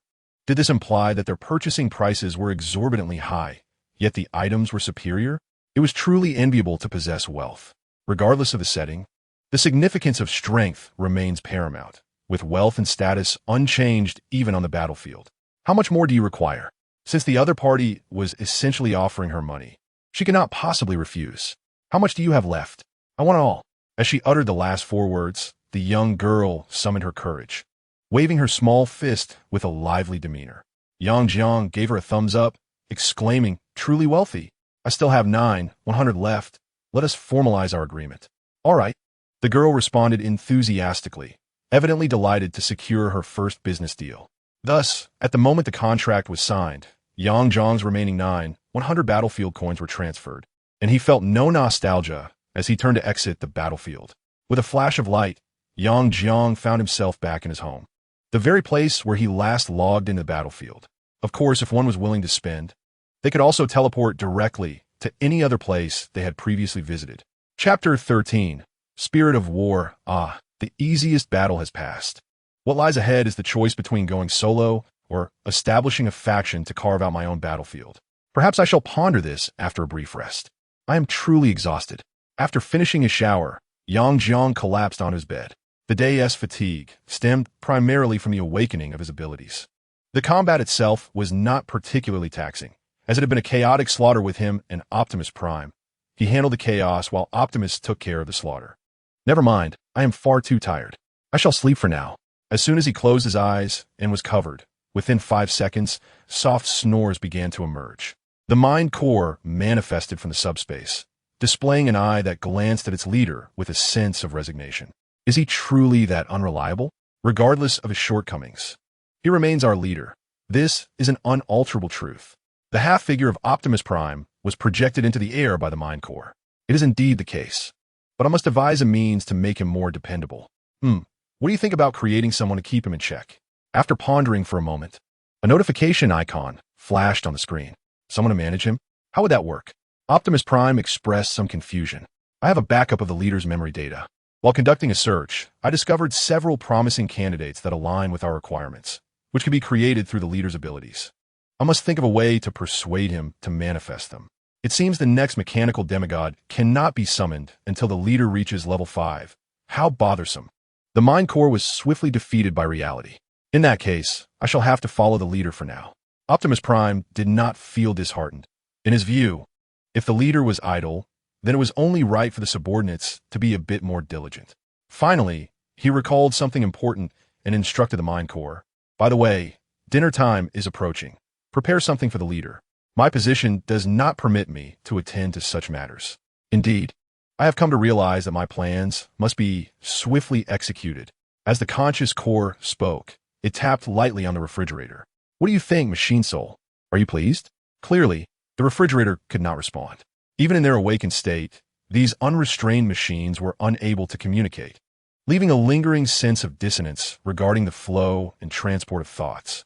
The conscious core dismissed these musings, beginning to prepare a meal while engaging in a continuous soliloquy with the various mechanical and electronic devices in the room. Meanwhile, Yang Xiang's consciousness was not lost in slumber. Welcome, Ascendant. A voice resonated in a realm of purest white. Who are you? He turned to discern the source of the sound, where a pristine statue stood, blending seamlessly with its alabaster surroundings. To the untrained eye, it would be nearly indistinguishable. However, with his original eye, Yang Xiang could perceive every intricate detail of the statue, which he found rather exquisite. Thank you for your compliment. The voice emanated from the statue. Now, enlighten me. Why have I manifested here? Yang Xiang, feeling no need for formality, sensed the reverence within its words, coupled with the title Ascendant. It was clear that this being was a messenger of the battlefield. I wish to assist you in determining your forthcoming path. The statue gradually took on a more lifelike appearance, eventually transforming into a pure, ethereal maiden who approached Yang Xiang with a respectful demeanor. Oh, to put it simply, you are the spirit of war. Yang Xiang smacked his forehead, suddenly recalling a concept his teacher had mentioned, even in the context of conquest. What is the origin of the spirits of war? There are many theories, yet the most prevalent suggests they are high-dimensional beings from the fallen eras, gods, if you will. They appear to seek to ignite divine flames through the humans they favor, hoping to return to the heavens in the process. So, am I one of those favored? Yang Xiang's eyes sparkled with intrigue. At his words, the spirit of war instinctively sighed, wishing it had a different choice than to align with such a lackluster entity. What do you mean by that? Yang Xiang chuckled. Our decision to follow a particular ascendant is not arbitrary. The individual must align with our powers. To date, you are the only human who meets the criteria for my power. The spirit of war seemingly does not engage in bargaining, revealing its true nature from the outset. You imply that should I refuse your proposition, I may be compelled to wait eons, perhaps even longer. The words of the spirit of war further affirm that the battlefield has long existed. It is merely humanity that has encountered it for a mere 2 decades. Therefore, it seems I must judiciously seek the advantages it offers. Yang Xiang, at last, laid bare his intentions, yet he was taken aback by the spirit's unexpected naivety. In the moment of our mutual selection, it was predetermined that all that I am would belong to you. However, rather than naivety, it appears more akin to resignation. Is what you say truly genuine? Yang Xiang paused, a peculiar expression crossing his face. This form I possess is but a mere statue, the entirety of what I can offer you. I have heard whispers that some ascendants are more concerned with corporeal pleasures. I am uncertain if this is of any interest to you, but in my current state, I am incapable of fulfilling such desires. Noticing the odd expression on Yang Xiang's face, the spirit of war revealed a look of greater confusion and bewilderment, exclaiming, "Ahem, that is not the case. Do not speak so carelessly. My moniker is that of the impeccably pure young lord." Yang Xiang swiftly denied the claim, then recalled the matter at hand. "However, I wish to know what benefits I shall gain from accepting you. Surely, it cannot be limited to a mere statue for mere observation." The spirit of war nodded, stating, "My very existence will provide you with certain advantages." As she spoke, she unveiled a panel of attributes for the youth before her. Spirit of war, civilizational icon, human race, strength, increases with the level of the binder level, increases with the level of the binder blessing effects. 1. Technology, tree, level 1-2. Research speed, 10-3. All skills of the binder at level 1. The binder must meet the following conditions. Abilities related to the current human civilization. Capable of directly facilitating its development and progress. Able to ascend the technology tree. Chapter 14. Development path, gazing upon the attributes of the spirit of war. Yang finally comprehended why the other party had seemingly resolved to choose him. For as far as he knew, currently, humanity, even those who tread the path of warfare, were merely crawling, or rather, purchasing the very technology tree of the battlefield. They possessed no autonomous research capabilities. Even when attempting to replicate, they lacked a technology tree that truly belonged to them. His abilities, in the later stages, would inevitably require reliance on ascending the technology tree to enhance his combat prowess. Essentially, he and the spirit of war were like an electric current and a transformer, mutually dependent on one another. To speak candidly, if Yang wished to traverse further along this path, it appeared there were no better alternatives available. This also elucidated why he had not encountered the scene described by certain predecessors, where a multitude of spirits of war sought his favor, as if in an interview. In a moment of resignation, Yang cautiously employed the Eye of Origin to re-examine the attributes of the spirit of war. After confirming there were no issues, he resolutely determined the course of his future. Their mutual dependence was now established. From henceforth, they would share honor and disgrace, life and death. If Yang were to perish, the spirit of war would undoubtedly meet the same fate. However, on the other side, Zhao Yunlong found himself perplexed as he gazed at the 10 or so spirits of war before him, all of whom bore smiles directed at him. After Yang had established this bond with the spirit of war, he awakened from his slumber. This development was indeed a stroke of fortune. For having formed this mutual reliance with the spirit of war had essentially determined his type of warfare. There was no longer a need to visit the Battlefield Affairs office to register and acquire relevant items for class transition. The term type of warfare here referred to defining one's role within the conflict. Some individuals, either due to a complete lack of camaraderie or a firm belief in their own strength, believed they could triumph over the collective. Others, due to their abilities, embarked on a solitary path, channeling all might into themselves, neglecting the battlefield altogether, leaving it in a state of desolation. Meanwhile, some, after carving out their own domain of war, toiled diligently, commencing a long and unceasing conflict. Finally, there were those who did not fit into either category, ultimately opting to become mercenaries, hired by various domains of war, or simply becoming permanent affiliates, merging their battlefield into that of the individual they chose to follow. This choice is fundamentally fixed. Based on your abilities, you must either select from options 1 or 3, or from options 2 or 3. Of course, you may also choose an entirely unrelated option, but ultimately, your progress depends solely on yourself. Yang's abilities are essentially confined to choosing a path between options 2 and 3. Although opting for one is not entirely impossible, it would be akin to dreaming if he attempted to ascend the technological hierarchy solely by his own means, as his body will gradually transform into machinery, rendering conventional cultivation paths ineffective. To grow stronger, he must rely on technological advancements, with the war spirit at his side. He no longer needs to visit the Battlefield Affairs Office to obtain a certificate for establishing a domain of warfare. Instead, he can forge his own battlefield with the assistance of the war spirit, a battlefield tailored to his unique needs. Let us carve out our own battlefield, he declared, showcasing the core of his consciousness during dinner, addressing the war spirit that appeared beside him. The war spirit sighed, expressing a hint of regret over her choice of such an unconventional patron. However, there was little she could do, as they were already intertwined. She could only proceed with Yang Yang's suggestion to establish their battlefield. The process of establishing a battlefield does not require any substantial effort on their part, as the war spirit possesses the necessary credentials. They merely need to connect to the ascension path and submit an application.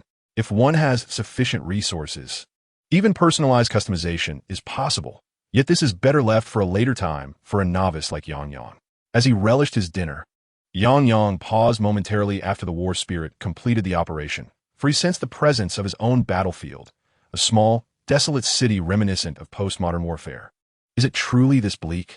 It appears there is little land suitable for cultivation, he mused, pondering the instinct ingrained in his bloodline and the scant knowledge imparted by his mentor, which both indicated that having arable land within his battlefield would ensure adequate logistical support in the early stages.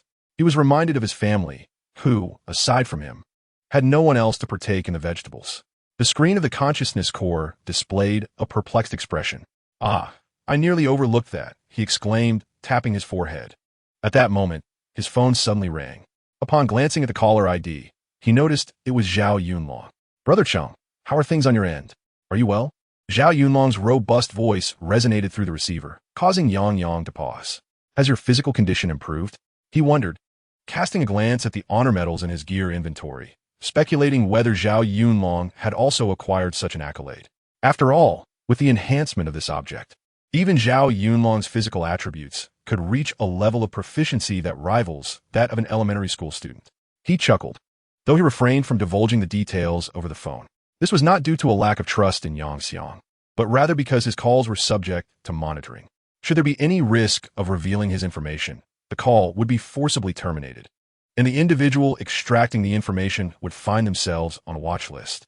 In Chapter 15, titled The Soul of the Machine Delighted, dated April 18th, significant revisions ensued. Whether the extraction of information was intentional or merely incidental would depend on the relevant authorities. If that is the case, then come to my house tomorrow. I hear many universities offer special training programs during the summer, and the break isn't very long, Zhao Yunlong suggested. It seemed he had something to communicate to Yang Xiang in person. "What? Are you trying to introduce me to a wealthy woman?" Yang Xiang's eyes sparkled with interest, while the war spirit materialized beside them, covering her face in disbelief. What on earth had she become attached to? The hope for a return seemed increasingly bleak. A wealthy woman? Perhaps I could introduce one, but let us discuss it in person. The main topic is something else, Zhao Yunlong replied, momentarily taken aback. Then considered that Yang Xiang's abilities might not be particularly practical. Indeed, the intention behind his words was to convey to his good friend that he too could seek support. After a brief exchange, they bid each other good night and prepared for sleep. At present, aside from the wealthy woman and the 91,000 battle coins he had exchanged from her, he possessed no resources whatsoever. He aspired to develop his battlefield, his own stronghold, yet lacked the necessary means. Ultimately, he would need to redeem resources the following day before any progress could be made.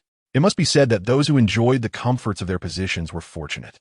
The individuals who chose to manage battlefields received one-on-one guidance from national experts, who designed the most optimal battlefield tailored to their needs. The night passed without incident. Aside from teasing the war spirit before sleep, Yang Xiang found little inclination for other forms of entertainment. Meanwhile, after someone fell asleep, the war spirit's sighs nearly brought the intelligence core to laughter. "Aren't you worried about being burdened by such a slacker?" The war spirit, or the spirit of civilization as she could be called due to her inherent functions, wore an expression of profound concern. As a being coexisting with him, I was well acquainted with his memories. To put it succinctly, he was not the slacker you might envision. He merely exhibited such tendencies at times. After a moment of contemplation, the intelligence core decided to offer solace to its future colleague. "Trust in the leader when he bestowed life upon me. I sensed the fervent heart concealed beneath his despondent exterior. I have always held on to the belief that the fervent flames within my heart will eventually ignite everything around me. The image of Optimus Prime materialized from thin air, his deep yet magnetic voice slowly reciting, "Ah, indeed," under the persuasion of the two individuals. The spirit of civilization finally felt a modicum of reassurance. "Hey, little darling, do not run away," Yang Xiang murmured as he rolled over. "What were you saying just now?" The spirit of civilization sighed. "Well, I mentioned waiting for death. There is no hope." The digital expression of the cognitive core shifted. Now my heart is ablaze with fury. Optimus Prime made a valiant effort to emulate humanity, rolling his eyes in exasperation. As dawn broke, sunlight streamed into Yang Xiang's bedroom, and the deafening alarm clock rang out promptly. He carelessly extended his hand, seemingly ready to smash it to pieces, but before his hand could make contact, the alarm ceased its blaring. Yang Xiang, puzzled by the absence of the familiar ringing, glanced over, sensing something amiss. It is the effect of mechanical awakening. In simpler terms, it is the machine spirit, explained the cognitive core as it gently tapped the alarm clock. Machine spirit? Ah, it appears there will be some fun ahead. Yang Xiang mused, briefly stunned before a delightful thought crossed his mind, prompting him to chuckle. In fact, the scenario he envisioned soon unfolded. "Hello, driver. Could you take me number 96, Benhai Garden?" Yang Xiang politely inquired as he opened the door of the taxi parked beside him. Young master, although I would love to take you there since it is quite convenient, alas, this vehicle does not belong to me. Something seems amiss," the taxi driver lamented. "Ugh, it's infuriating. Can't someone clean this properly? It's filthy in every nook and cranny. I'm so unhappy. I'm on strike." As the driver continued his complaints, Yang Xiang seemed to hear a faint whispering in his ear. Oh, could that sound be? He wondered, casting a peculiar glance around the cab. Indeed, it was quite dirty in many areas. He then halted his knocking on the vehicle, addressing the driver. Driver, please refrain from that. The car itself is fine. It is merely in need of maintenance, and the machine spirit is displeased." "What on earth? The machine spirit is displeased? What does that mean?" the driver asked, bewildered. It was not easy to explain, but all you need to know is that you must give the car a thorough cleaning and maintenance, akin to how humans bathe in a bathhouse, ensuring it is spotless to appease the machine spirit. Yang Kong uttered words that left the driver utterly bewildered. After finishing, he did not linger for the driver to attend to his vehicle. Instead, he turned to hail another ride.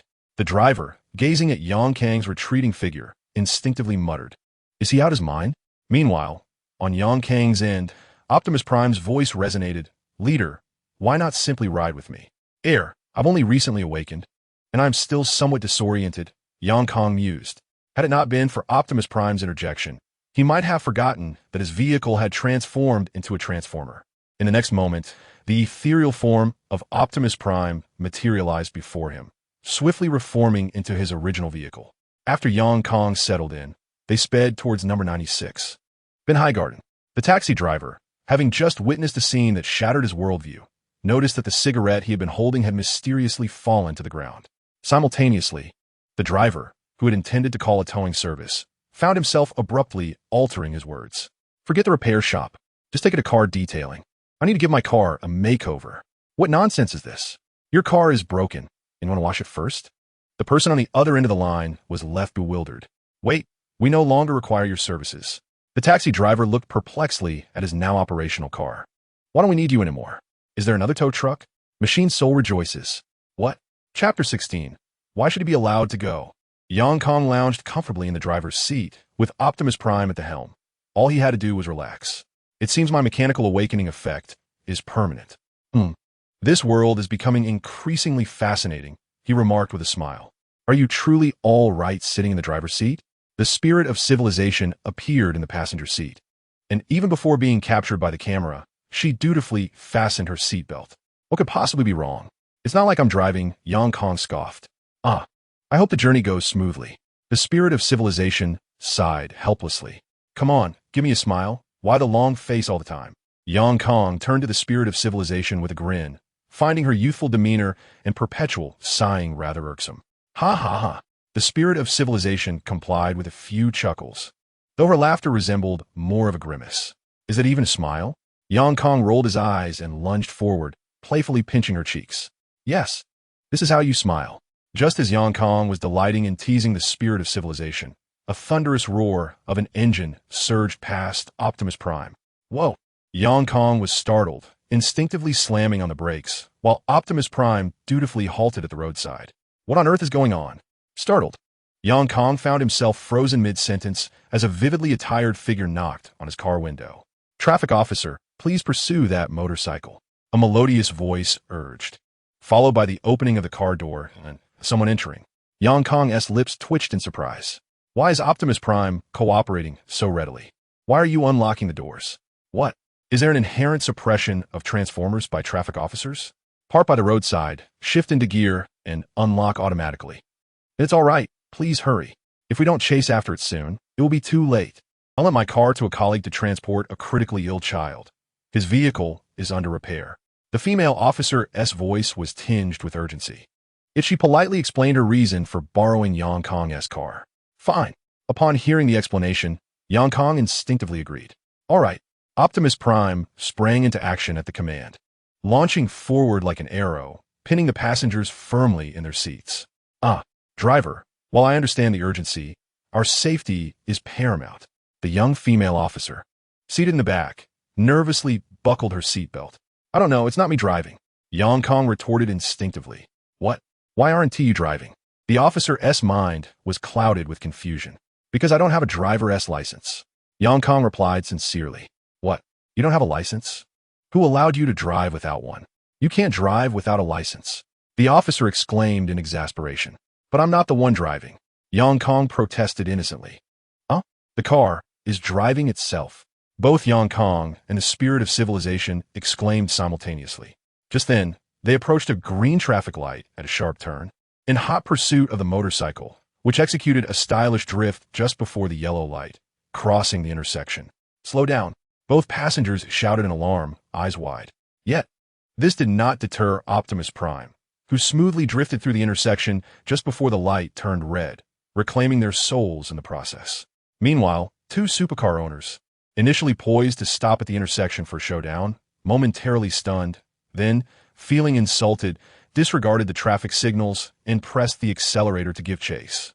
This nearly terrified the drivers who were lawfully passing on the green light, but fortunately, no collision occurred. The unfolding chaos sent the traffic officers in the nearby booth into a frenzy. With sirens blaring, a fleet of motorcycles surged into action. I was utterly terrified, believing that on my very first day as a traffic officer, I would meet with disaster. The inexperienced young female officer exhaled a sigh of relief. For had this been a seasoned veteran, they would not have recklessly commandeered a private vehicle in pursuit. A simple communication with the command center would have sufficed to have other officers at intersections intercept the offender. This encounter, albeit unfortunate, was undeniably intriguing. I refuse to believe I cannot catch one today. The owner of the supercar was infuriated, having never felt such humiliation in his life. Indeed, he was determined to overtake it, no matter the cost. It was evident that he was in contact with the driver of another supercar as they conversed over the phone, completely oblivious to the officers in pursuit behind them.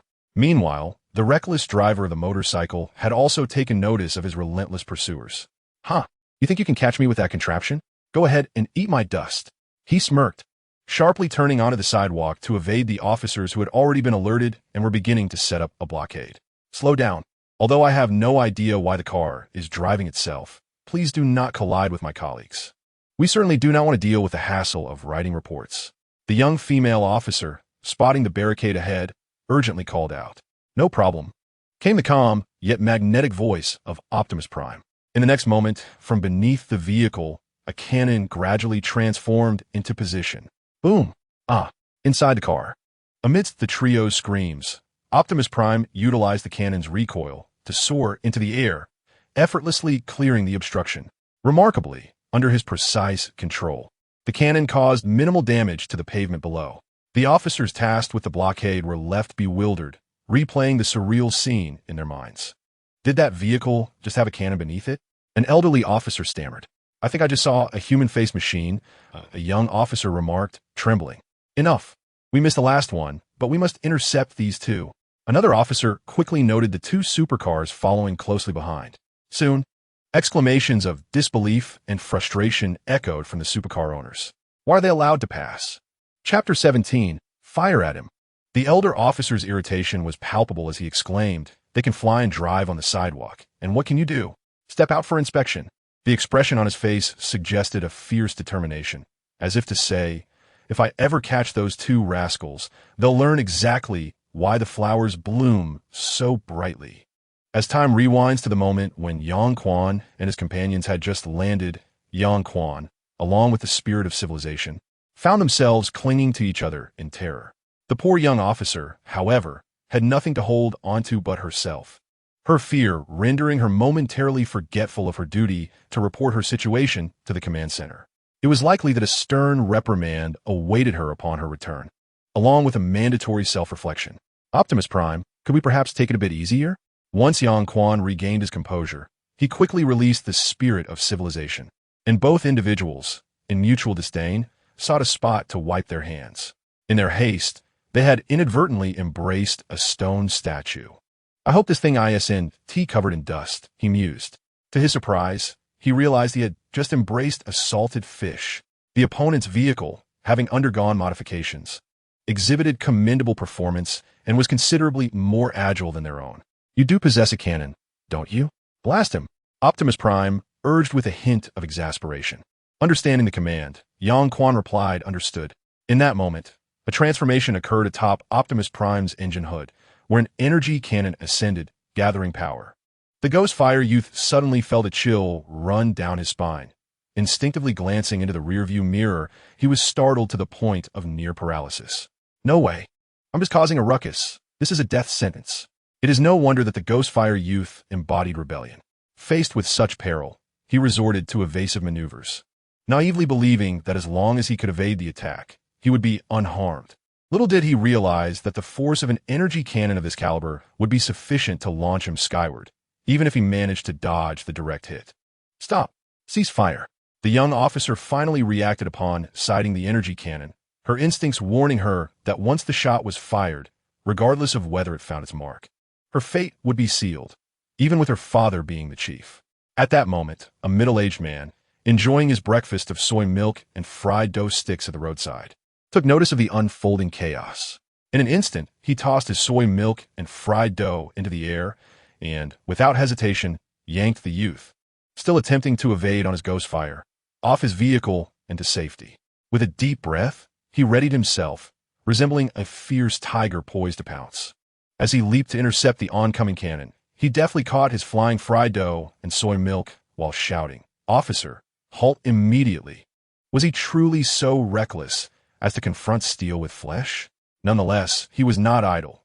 As he spoke, he unleashed a deceleration ability, forcibly reducing Optimus Prime's speed. Amidst a cacophony of screeching brakes, Optimus Prime came to a halt, yet throughout the process, his energy cannon remained aimed at the Ghostfire youth. "Officer, save me." The Ghostfire youth cried out, clutching desperately at the leg of the undercover officer. "Relax, you're safe now," the officer reassured him, brushing him aside nonchalantly. The undercover officer pulled the fiery youth aside. If such a cannon were to fire, it would vanish in an instant, causing no pain whatsoever. "Yet you cannot take me along." He half-jokingly attempted to console the fiery youth, who looked utterly bewildered. "Is this what you call comfort? Xiao Ting, come down here. What on earth is happening?" The undercover officer ignored the fiery youth and instead focused on the young female officer in the back seat, speaking with an air of exasperation. As the car door opened and closed, Uncle Zhang, the young female officer, suddenly sensed a life-and-death crisis. Her not-so-bright mind quickly sprang into action. She affectionately clung to the undercover officer's arm and succinctly recounted the events that had transpired. After listening to his niece, he looked at her with a head full of black lines and then turned his gaze to the approaching colleagues from the traffic police department. "So this is the reason you failed to report your situation to the command center? This is why you commandeered a private vehicle? This is the private vehicle you used to aim a cannon at the reckless fiery youth? I swear, you little brat, I will certainly inform your father about this. Prepare yourself for a good beating when we return. Furthermore, I will find a way to apply for your dismissal from the traffic police, rest assured." Fuming, Uncle Zhang lifted his niece off his arm. "It's over, I'm done for," the young female officer thought as she plopped down on the ground, utterly dazed. Meanwhile, The uncle turned to Yang Xiang, his expression darkening.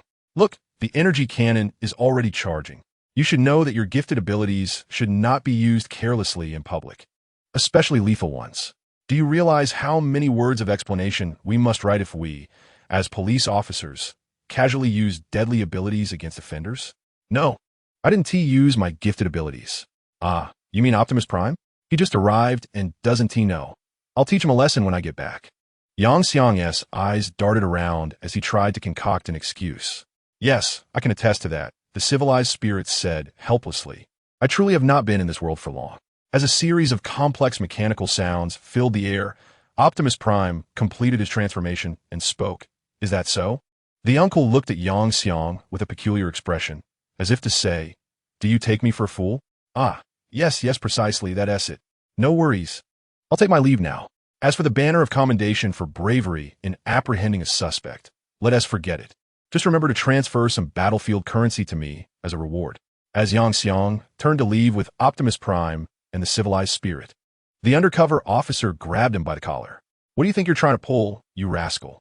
How about a rose gold bracelet as a reward? Yang Xiang suggested with a smile. A gold bracelet? That's a bit excessive. Perhaps we should forego the rose gold option. He turned to Officer Zhang, beaming. Hello, Officer Zhang. Thank you for your assistance. At that moment, the traffic officer, who had been observing the scene for a while, finally interjected. It's only right. This lad will be taken back to the station to draft a reflective essay. Let's settle it this way. Zhang Jingtian exchanged pleasantries with the traffic captain before proposing. After all, this incident stemmed from my niece's actions. A symbolic punishment from him will suffice. We must avoid formal proceedings from the traffic department. Otherwise, this young rascal will face severe consequences. Chapter 18. Zhao Yunlong charged towards a jeep. All right, no problem. The traffic captain assessed the situation and realized it was merely an impulsive child. Though he had brandished an energy cannon, his heart was likely not malicious. There was no need to escalate matters. Letting Zhang Jingtian take him home for a scare would suffice. As for Chu Tingting, a week of suspension and a 2,000-word essay was a reasonable consequence, especially considering she was a newcomer and no traffic accidents had occurred. The only casualty was that wretched motorcycle. Otherwise, a formal reprimand from the entire system might have been warranted. Speaking of the motorcycle, the young rider, with a sorrowful expression, was promptly taken away by the traffic officer. Awaiting him were not only the officer's reprimands and essay, but also a formal report to his school and a series of penalties. After the young rider was escorted away, the crowd gradually dispersed, leaving only Yang Xiang, Chu Tingting, and Zhang Jingtian. Let's go. Zhang Jingtian gestured for them to follow. Are we just walking? Yang Xiang looked up at him. After a moment, Optimus Prime arrived with a group at the entrance of the city police station. All right, you can head back now. There's no need to file a report. I've already addressed your behavior in the car, so there's nothing more to worry about. Seeing the boy's understanding demeanor, Zhang Jingtian chose not to press him further. Really? Thank you, Uncle Zhang. Yang Xiang's eyes lit up, and he shot a glance at Optimus Prime, preparing to make his escape. Wait, don't rush off just yet. Regarding your summoned object, namely this Autobot, make sure to obtain a permit from the relevant Battlefield Management Bureau when you have time to avoid any issues with your driver's license, Zhang Jingtian reminded him. All right. In the next moment, Yang Xiang's voice faded into the distance, accompanied by the roar of Optimus Prime's engine. Hey, Uncle, doesn't he still have an essay to write? The young policewoman asked, bewildered. Zhang Jingtian's expression darkened. You write it for him. What? I still have over 20,000 words to write myself. Chu Tingting exclaimed in dismay. Why are you so late? Were you sleeping in? Zhao Yulong stood at the entrance of the community, amusement dancing in his eyes as he regarded Yang Yang. After encountering a few obstacles along the way, Yang Yang sighed in exasperation. By the way, what are you doing here? I'm here to inform the security guard to let you in, Zhao Yulong replied, a cheerful smile gracing his face. Once frail and lacking social experience, he seemed to radiate warmth. Oh, Yang Yang nodded, then observed as Zhao Yulong approached the guard. Hey, brother, this is my friend. Could you please open the gate? The gate won't open without a key fob, the guard retorted, his neck craned defiantly. I've told you countless times. He's my friend, and I'm a resident here, Zhao Yulong exclaimed, growing impatient. He had repeated himself numerous times, yet the guard remained obstinate. Seeing the situation unfold, Yang Yang joined in, but their efforts proved futile. Just as they were wasting their breath, A beautiful woman strolled by, leading another lovely girl. With a mere swipe of her key fob, the gate swung open. The guard, seeing this, blocked the entrance. No key fob, no entry. Move along. The beauty barely glanced at him. All right then, resident please. The guard promptly stepped aside, a broad smile lighting up his face. Watching this scene, both Yang and Zhao Yulong's expressions twisted in disbelief. Do you see that? Now that's what a true resident looks like. The guard, after allowing the two to pass, couldn't help but remark to Yang. With a stoic expression, Yang snatched the key fob from Zhao Yulong and swiped it to open the gate, then pulled Zhao Yulong along, heading inside. Wait, no key fob, move along. The guard called out. Simultaneously, Yang, Zhao Yulong, and the towering robot, Optimus, all shouted, ignoring him as they continued forward. All right then, the guard, upon hearing the dismissal, seemed to trigger a switch within him, happily ushering the duo, one human and one robot, inside. Brotherly, you truly are impressive. It's all thanks to you. A fellow guard marveled at the sight of the departing figures, admiration etched on his face. Huh, only I could devise such a strategy. Guard Li Yun chuckled, boasting with a grin. Ability, provocateur ability effects. 1. Anyone you provoke must prioritize attacking you. 2. Immune to 50 of damage from the provoked individual and their affiliated units. 3. Additional enhancement to defense. Note, certain settings can be configured. When triggered, the third effect's defense enhancement activates. Are we there yet? Perhaps we should take a vehicle, Yang suggested, gesturing towards Optimus. Although a robot walking down the street attracted attention, in this peculiar era, it hardly seemed extraordinary. Almost there, Zhao Yulong replied casually. Oh. Yang nodded. Half an hour later, he furiously pointed at Zhao Yulong's nose and exclaimed, after walking for half an hour, there's still no sign of them. You tell me they're almost here. Haha, I just recovered and wanted to exercise a bit. Zhao Yulong chuckled. All right, is that how we're playing it? Exercise, you say? There's a particularly excellent workout regimen you should try. Even a master of cosmic fist praises it. Yang's eyes sparkled as he playfully responded. Really? I want to give it a try. Zhao Yulong's eyes gleamed with excitement. Although he was puzzled as to how Yang knew about the training that even a master of cosmic fist endorsed. Nevertheless, he cherished his friend's trust. All right, Optimus Prime transforms into a jeep. Upon finishing his words, Yang hopped into the car. Just as Zhao Yulong began to sense something amiss, he heard his friend shout. Zhao Yulong, are you ready? If you're prepared, come charging at the car. Optimus will smash you. Roar. As he watched the jeep barreling towards him, Zhao Yulong finally recalled which unfortunate soul the cosmic fist master referred to. Yang, you rascal.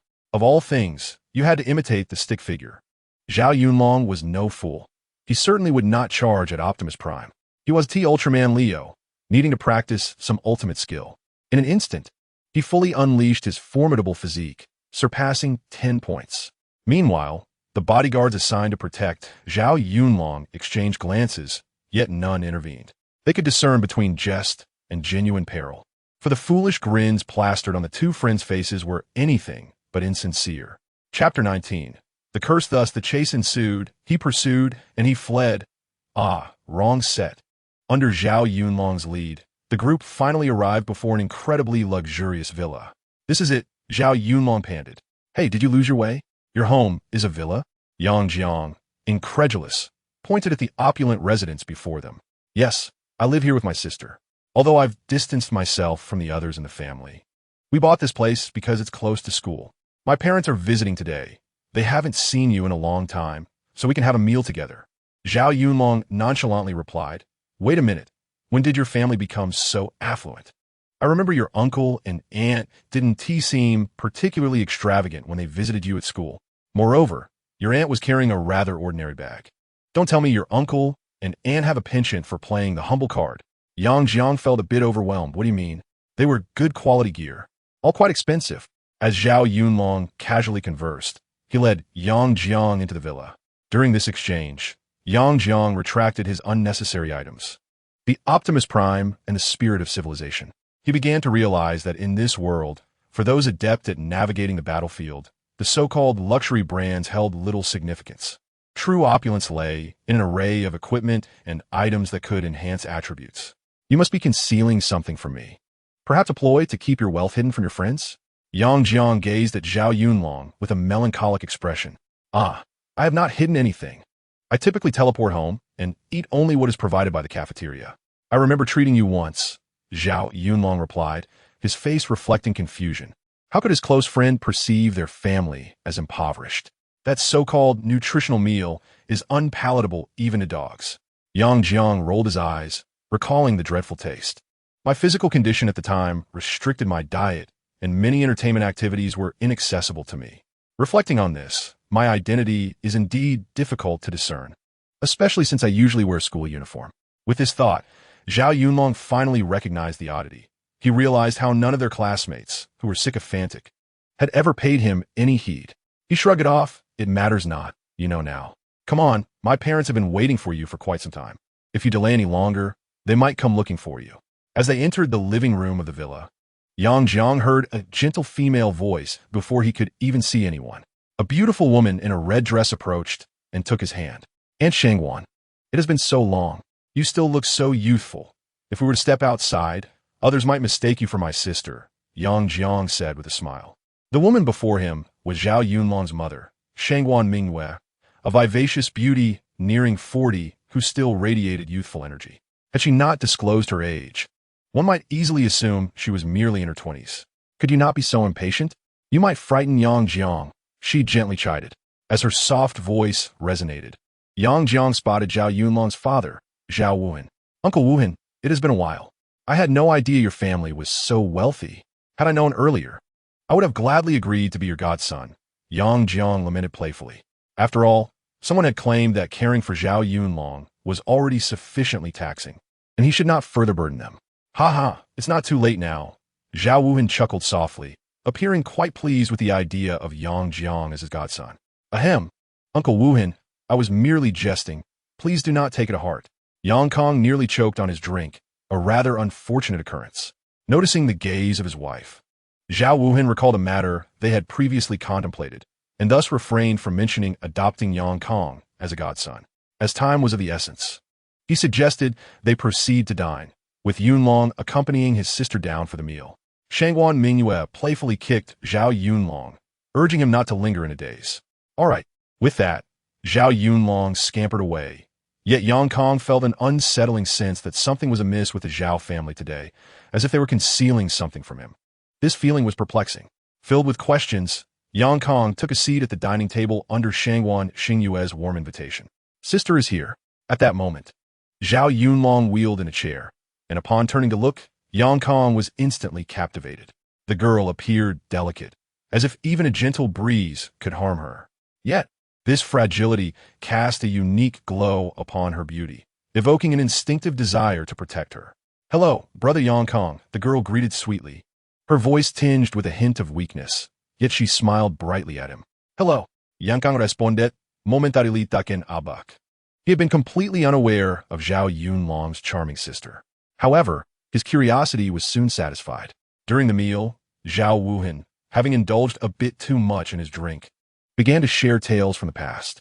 He revealed, for instance, that their daughter, Zhao Yoshi, was a year younger than their son, but in far worse health than Zhao Yunlong.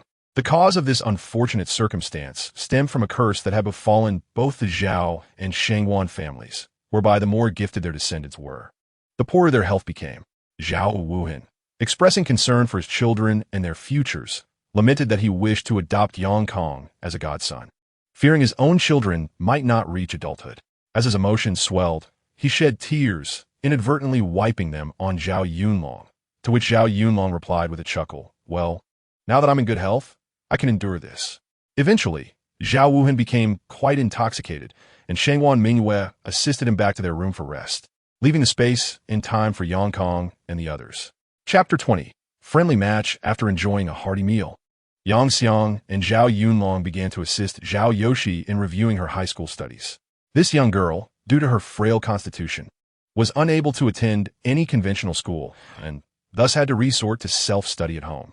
Sighing, Zhao Yunlong mused, if only my formless, symbiotic combat body were not bound to me, I would gladly bestow it upon my sister.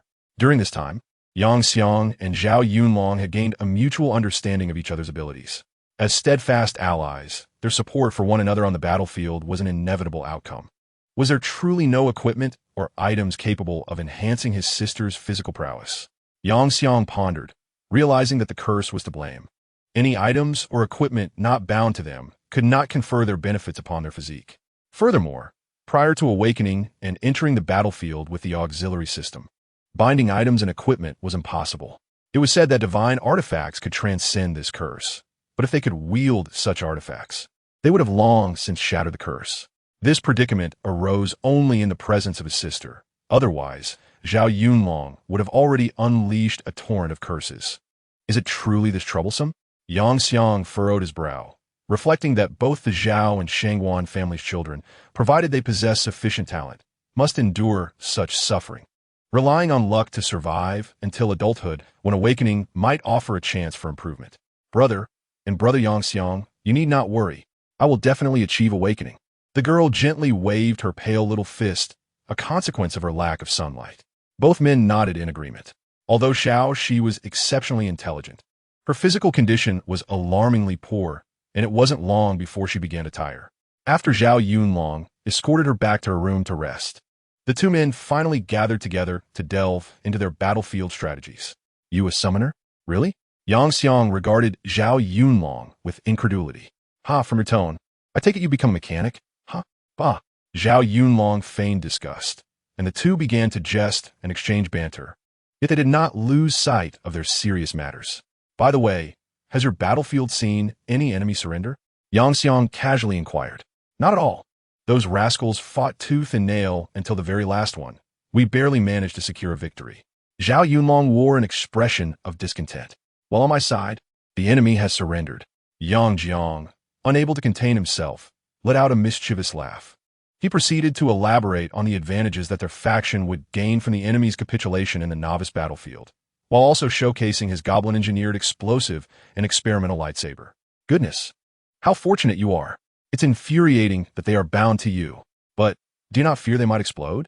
Zhao Yunlong's envy was palpable at first, but then he hesitated and inquired, don't forget my abilities.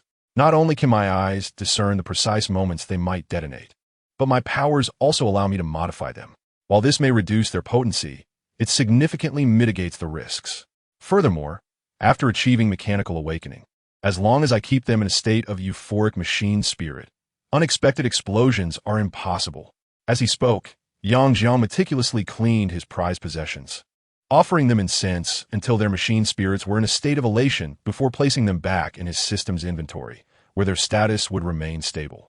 I must say, you cowardly slacker, why would you purchase such perilous items? It seems you had a plan all along. Zhao Yunlong extended his thumb in admiration. By the way, have you checked the class group? That rascal Kitata mentioned wanting to organize a friendly match tomorrow. Will you participate? I am quite eager to give him a good thrashing. Zhao Yunlong displayed the messages on his phone to Yang Jiang. I hardly check the class group, maybe a few times a year, but since it's Kitata organizing, I doubt he has anything worthwhile. Just as well, I want to beat him up, so I'll join tomorrow. He fumed. Back when the little Japanese were submerged in turmoil, these folks clung to us under the guise of humanitarian aid, compelling the nation to shelter a portion of them. It's infuriating just to think about. Yang Jiang echoed his displeasure. There was no other choice. They refused to leave, and sending them back to sea didn't seem feasible. Their conversation turned lighthearted as they chuckled together. Currently, the remnants of the little Japanese had primarily been settled in the inland region of Shidu, a place they had never invaded. Comparatively, the instances of being beaten while wandering at night were reduced by a couple, primarily due to the lower population, not because of diminished animosity. The higher altitude posed a challenge for many little Japanese who struggled to adapt and could not afford the cost of hyperbaric oxygen chambers, leaving them no choice but to remain entrenched in their battleground. However, since they had resolved to confront that rascal, it was indeed time for both of them, as regular combatants, to tend to their own battlefield. The two individuals promptly set off towards the largest war trading market in the northern capital, a place where they could procure nearly anything related to the battlefield, provided their finances were sufficient. Do you have enough battlefield currency? Zhao Yunlong inquired playfully. My parents gifted me some, and I estimate that even if I were to enhance the battlefield to its utmost potential, it would be more than enough. I can lend you a bit, he offered, without using terms like give, as he was aware that although Yang often spoke of clinging to wealthy patrons, he was not truly that type of individual. Moreover, the capacity for battlefield enhancement is determined by the owner's level. Many buildings and facilities require corresponding levels to obtain construction permissions. However, as always, wealth can grant one the liberty to do as they please.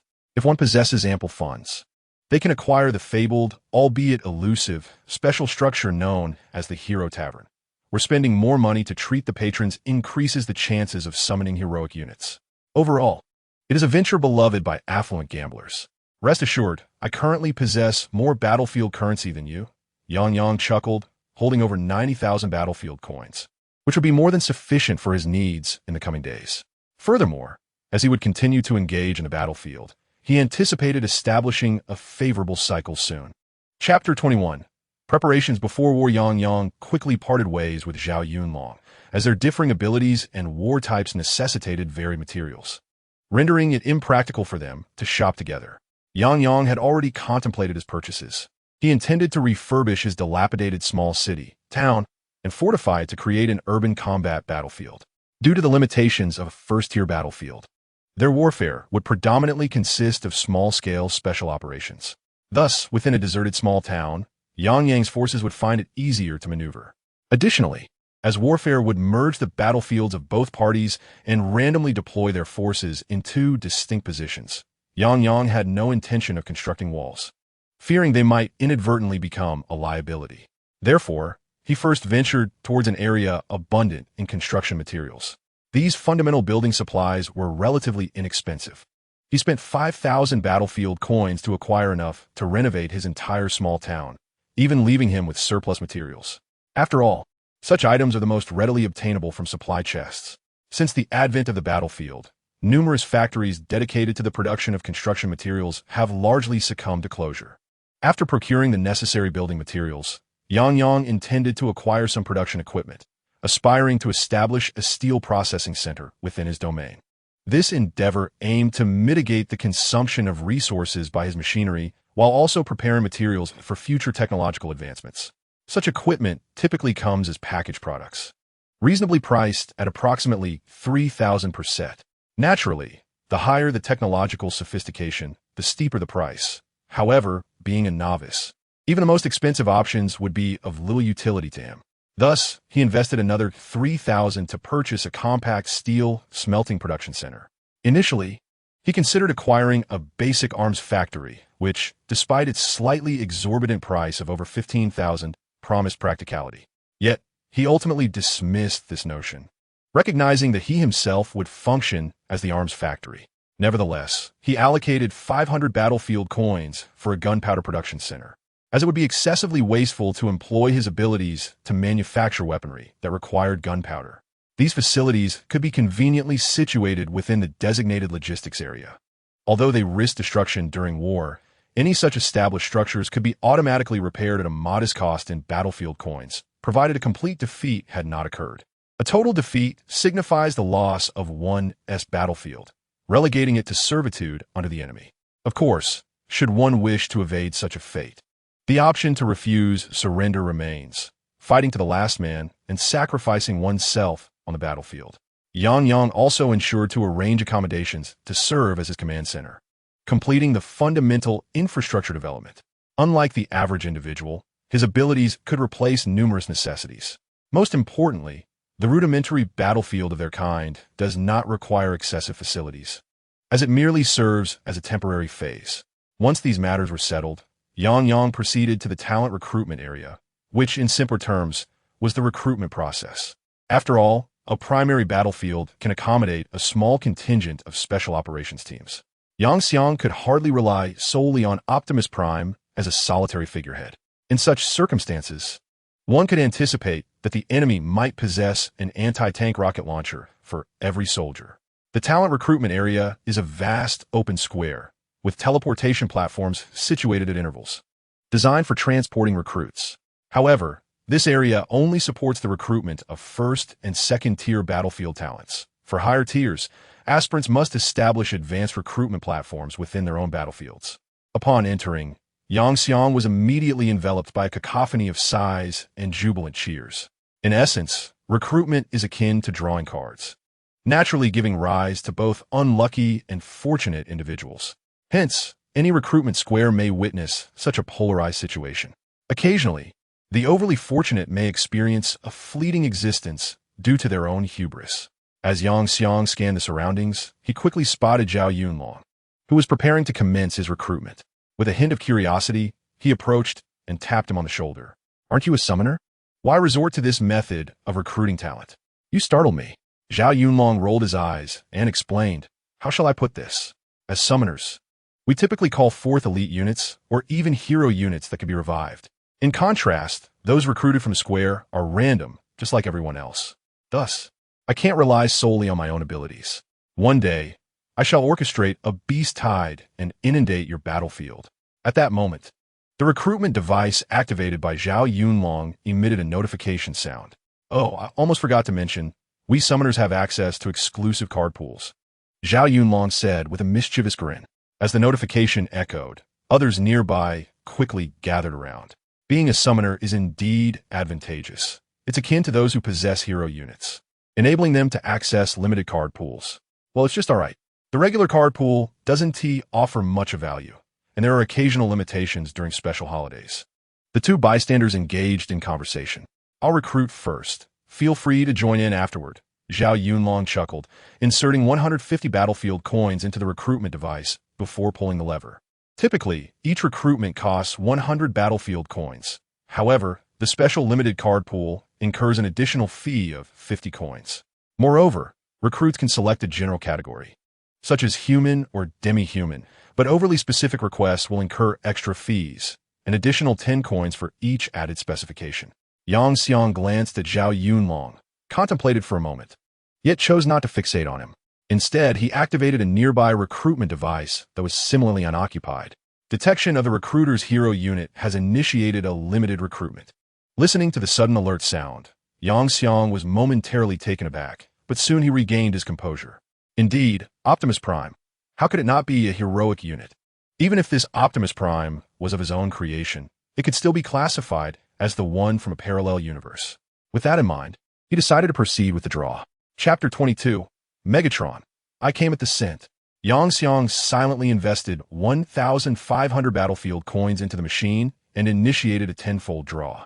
He held no high expectations for soldiers of quality above the standard level, so he opted to exhaust the maximum number of draws available in the first-tier battlefield after the battle. Indeed, recruiting soldiers is subject to limitations. It is not merely a matter of drawing at will. For each corresponding level of recruitment, one is granted 5 recruitment opportunities after each battle. A victory would yield an additional 5 chances. If one were to employ lower-tier recruitment, the calculation would be to take the current battlefield tier, subtract the chosen summoning tier, add 1, and then multiply by 5. Of course, a victory would double that. The level of soldiers corresponds to the level of their talents, existing in the same tier. For instance, a character like Toma Kamiju, who possesses the ability to nullify all illusions yet lacks physical prowess, falls under this classification. Moreover, heroic units are not classified by soldier quality, but rather by special attributes such as reputation. The enhancement of heroic units correlates with their reputation. The lower the battlefield tier, the lesser the probability of recruiting exceptional soldiers. Although it is still possible to draw quality units, the odds are significantly reduced. It is said that a certain gambler spent millions of battlefield coins and drew for an extended period before finally obtaining one. Conversely, there are tales of a fortunate individual who, after drawing one, became so exhilarated that he suffered a heart attack on the spot. As the machine whirred to life, Yang Xiang gazed at the transfer array with a stoic expression, inwardly hoping for a blue sky in addition to the white clouds. However, the results were as follows. Congratulations. You have obtained Megatron. Congratulations. You have obtained Bumblebee. Congratulations. You have obtained Ironhide. Congratulations. You have obtained Hoist. Congratulations. You have obtained Ratchet. Congratulations. You have obtained Crosshairs. Congratulations. You have obtained RC Sisters Trio. Congratulations. You have obtained Break. Congratulations. You have obtained Mudflap. Congratulations. You have obtained Jazz. Yang Xiang was left dumbfounded, staring at the multitude of purple and a hint of deep blue radiance before him, momentarily at a loss for words. Fortunately, the silence was soon broken. Optimus Prime. As Megatron emerged from the transfer array, he immediately roared towards Optimus Prime. Megatron.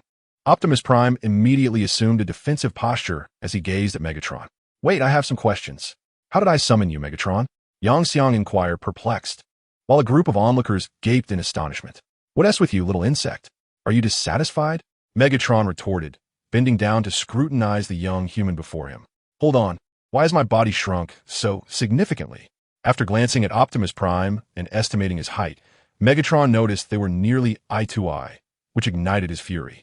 Upon checking the system's specifications, he erupted, "You are far too feeble, little insect. You have restricted my power.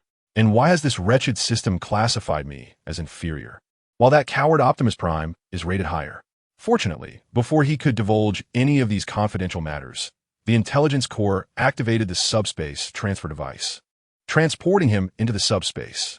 It seems this fool might come running upon catching a whiff of Optimus Prime, the Intelligence Corps remarked, somewhat exasperated. Who knows?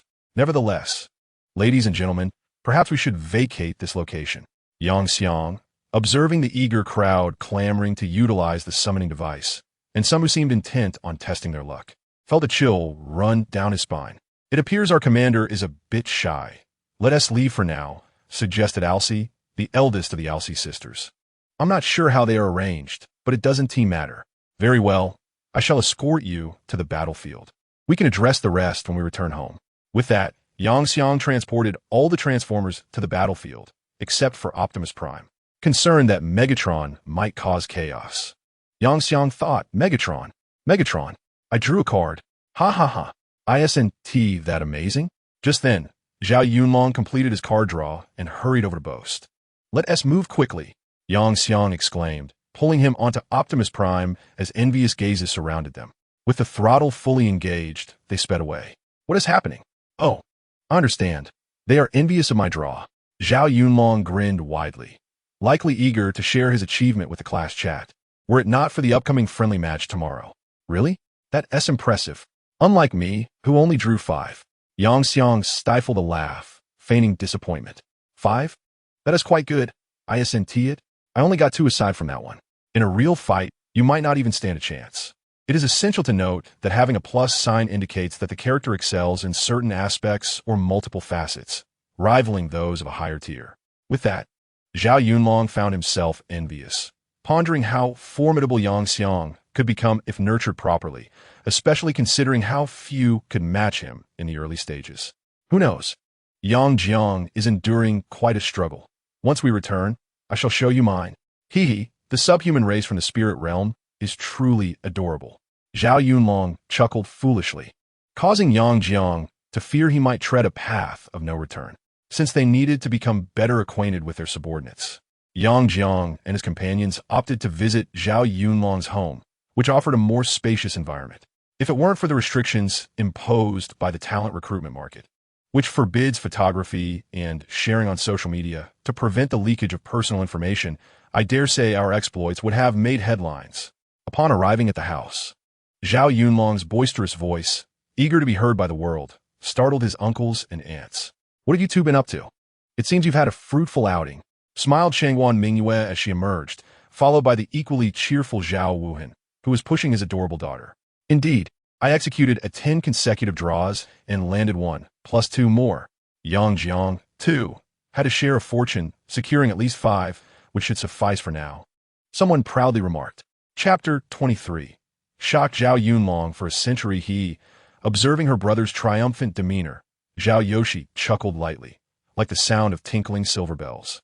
Easing everyone's mood. Let me show you. Hearing his sister's laughter, Zhao Yunlong became even more animated and summoned his tree spirit unit. Not a mere plant. I have come at your call, my lord. Emerging gracefully from the void was a tree spirit, its upper body resembling an elegant dark night elf, while its lower half took the form of a deer. Ah, such a beautiful sister. Zhao Yoshi clapped her hands joyfully at the sight of the lovely figures summoned by her brother. Oh, is it a tree spirit? Quite an impressive unit. However, generally, tree spirits are magical units of a certain level, How is yours different?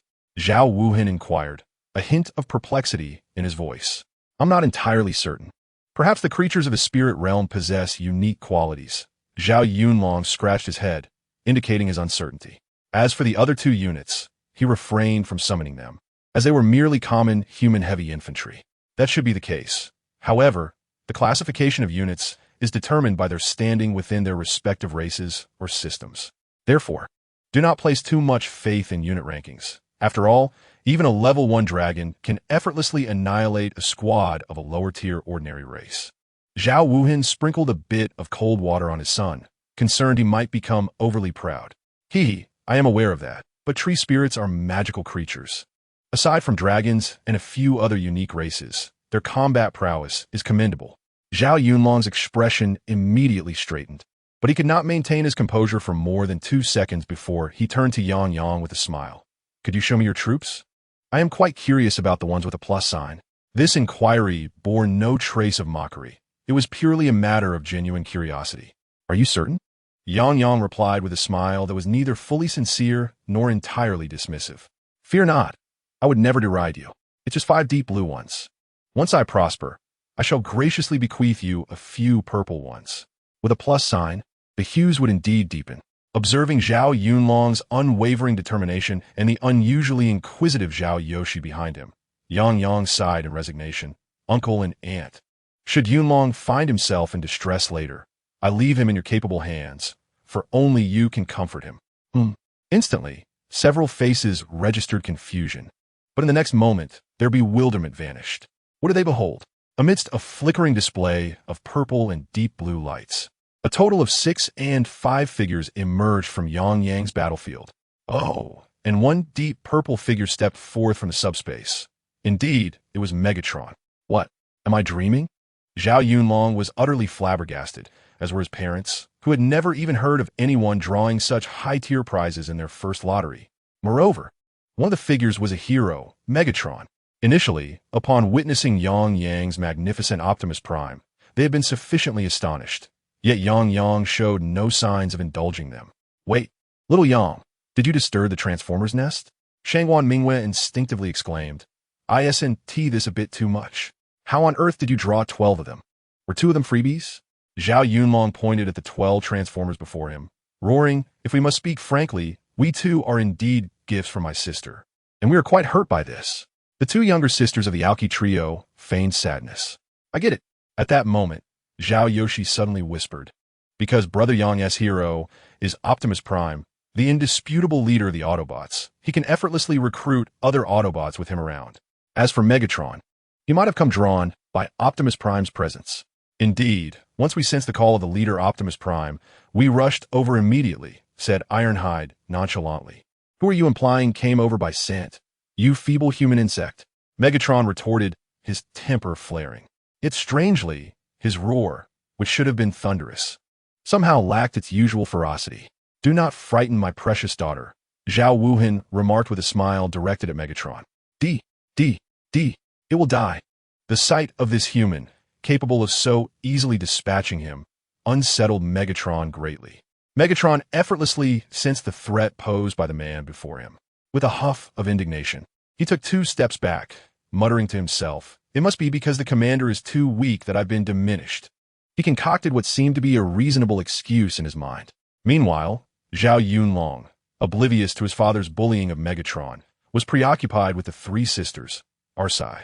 Having wounded the lady's heart, he realized it was not a trivial matter. After promising various high-quality lubricants and other forms of compensation, he finally managed to extricate himself from the situation. Yet, almost immediately, a foolish grin spread across his face as he exclaimed, I can't even fathom how we could possibly lose tomorrow. Ha ha, Transformers, and there are so many of them. A barrage of energy cannons will surely leave them dumbfounded. As he spoke, he discreetly stowed away the displeasure he felt while observing the Transformers through the eyes of the tree spirits. Alas, this race was profoundly enamored with nature. To them, beings like the Transformers represented the utmost punishment and destruction of the natural world. Who could articulate such a sentiment? Yang Jiang chuckled softly, noting that this did not even account for the enhancements provided by the spirit of civilization. The elevation of the technological tree level was universally applicable to the Transformers, meaning they would become even more formidable at this moment.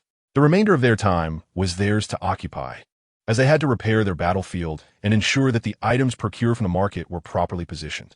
This was no small undertaking, yet it posed no challenge to Yang, for he could expend battlefield currency on the system panel to hire a construction team. Some ascendants chose to pursue a lifestyle centered around work, focusing on providing various services to other warlords. For context, those who are lone wolves are referred to as war maniacs, while those engaged in collective combat are known as warlords. Mercenaries are those who accept employment from others, and those in civilian professions are termed logistical support. After perusing the task panel's forum, he discovered a section dedicated to hiring logistical support. Finding a team with decent reviews and commendable cost-effectiveness, Yang promptly reached out to them. Chapter 24, Battlefield Restoration. After contacting the engineering team, Yang began to explore his battlefield. This was his first visit to his own domain. Commander, is this truly your battlefield? It appears rather dilapidated compared to Cybertron. It lacks even a proper restroom. Megatron's sharp tongue persisted, as he had only recently awakened as a leader. Sooner or later, the leader would surpass Cybertron and forge an even more formidable battlefield. Optimus Prime interjected, "Silence, coward. Rely on the prospect of unlocking the leadership module to elevate yourself half a level above me is hardly commendable." Upon this matter, Megatron found himself in a state of discontent, realizing that his arch-nemesis's potential was appraised to be superior to his own. Cursed be it, that Autobot's combat prowess was certainly not greater than his. Frustrated, Megatron transformed into an armored personnel carrier, the roar of the engine resonating as he began to traverse the ruins of the small town. Given the limitations imposed by the commander's rank, the circumstances of both he and Optimus Prime were not dissimilar. Observing this, Yang permitted the other Transformers to familiarize themselves with the battlefield. Although renovations would soon be necessary, the overall structure would remain largely unchanged. At that moment, he received a battlefield liaison request from the logistics unit he had contracted. This request was akin to opening a passage between two battlefields, facilitating communication between units on either side. Due to the simplicity of the connection, it could be easily severed. Without further contemplation, Yang granted the permission. Shortly thereafter, a bridge inexplicably materialized at the edge of the town, leading in their direction. Yang quickly instructed the Transformers to find a parking area, as they were merely automobiles, after all. "Greetings, I am Sun Chuanxin, the chief supervisor of this project." Introduced Sun Chuanxin, following various models of construction machinery into Yang's battlefield, using a name that sounded rather fictitious.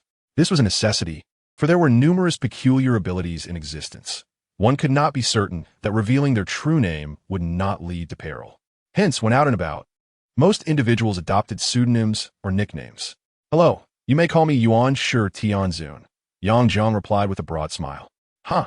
Sun Chuanxin could not contain himself and erupted in laughter. "Little brother, names are not to be chosen frivolously." I was referring to the Yuan Shi Tianzun from the Transformers," Yang replied, smacking his lips. "That still won't do. Such a title might invite trouble. I've heard of someone who named himself Pangdu and soon after was cleaved in two with an axe," Sun Chuanxin cautioned, apprehensive about the settlement of his project funds. "Very well, then call me Sunshine, as in sunlight," Yang decided, choosing a phonetic play on his own name. This was imperative due to the nature of the previously mentioned abilities. One must know the true name and appearance of the other to invoke them. And even a mere assumption would not suffice. Certainty was paramount. "All right, Sunshine, do you have any blueprints? Or perhaps, shall I design something for you? The price is negotiable." Upon witnessing the other party's receptive response to his persuasion, Sun Chuanxin's face lit up with joy. The task at hand was not overly complicated. It merely entailed restoring the town to a livable condition, relying primarily on one's personal initiative. I should mention that my personal budget is capped at 20,000 battlefield coins. I shall not exceed that amount. Yang stated this with unwavering clarity, leaving no room for negotiation. 20,000 is quite ample for a town of this nature, with even some surplus remaining. That's what we can do. I have several power plants available that I can install for you later. Given the existence of a specialized acceptance system, one cannot easily deceive others. Thus, it is preferable to be sincere. After all, this is not a particularly large order, and there is no need for unnecessary complications. Fostering good relations is more beneficial. Who knows, perhaps this young man before me will achieve great success in the future. Very well, proceed as you see fit. By the way, I have purchased several vehicles to be kept on the battlefield, so be cautious not to scratch them. Yang Jiang casually acknowledged this, and then, as if suddenly reminded, alerted Sun Xuanxin. Vehicles. I share a fondness for cars as well. During my time in the awakening battlefield, I acquired quite a few to enjoy driving around the battlefield. Sun Xuanxin appeared reminiscent, reflecting on the glorious past. Indeed, purchasing vehicles with battlefield currency is particularly economical. Oh, by the way, here is the construction material package I bought. As Yang Jiang spoke, he handed the construction material package to Sun Xuanxin. These items, bundled using battlefield features, are exceedingly convenient and easy to transport. Ah, young brother, you truly present me with a dilemma. The initial budget of 20,000 was already generous, and now you expect me to consider the materials you've pre-purchased. Sun Xuanxin expressed his exasperation. As for constructing something for 15,000, absolutely not. The profit margin would be significantly diminished.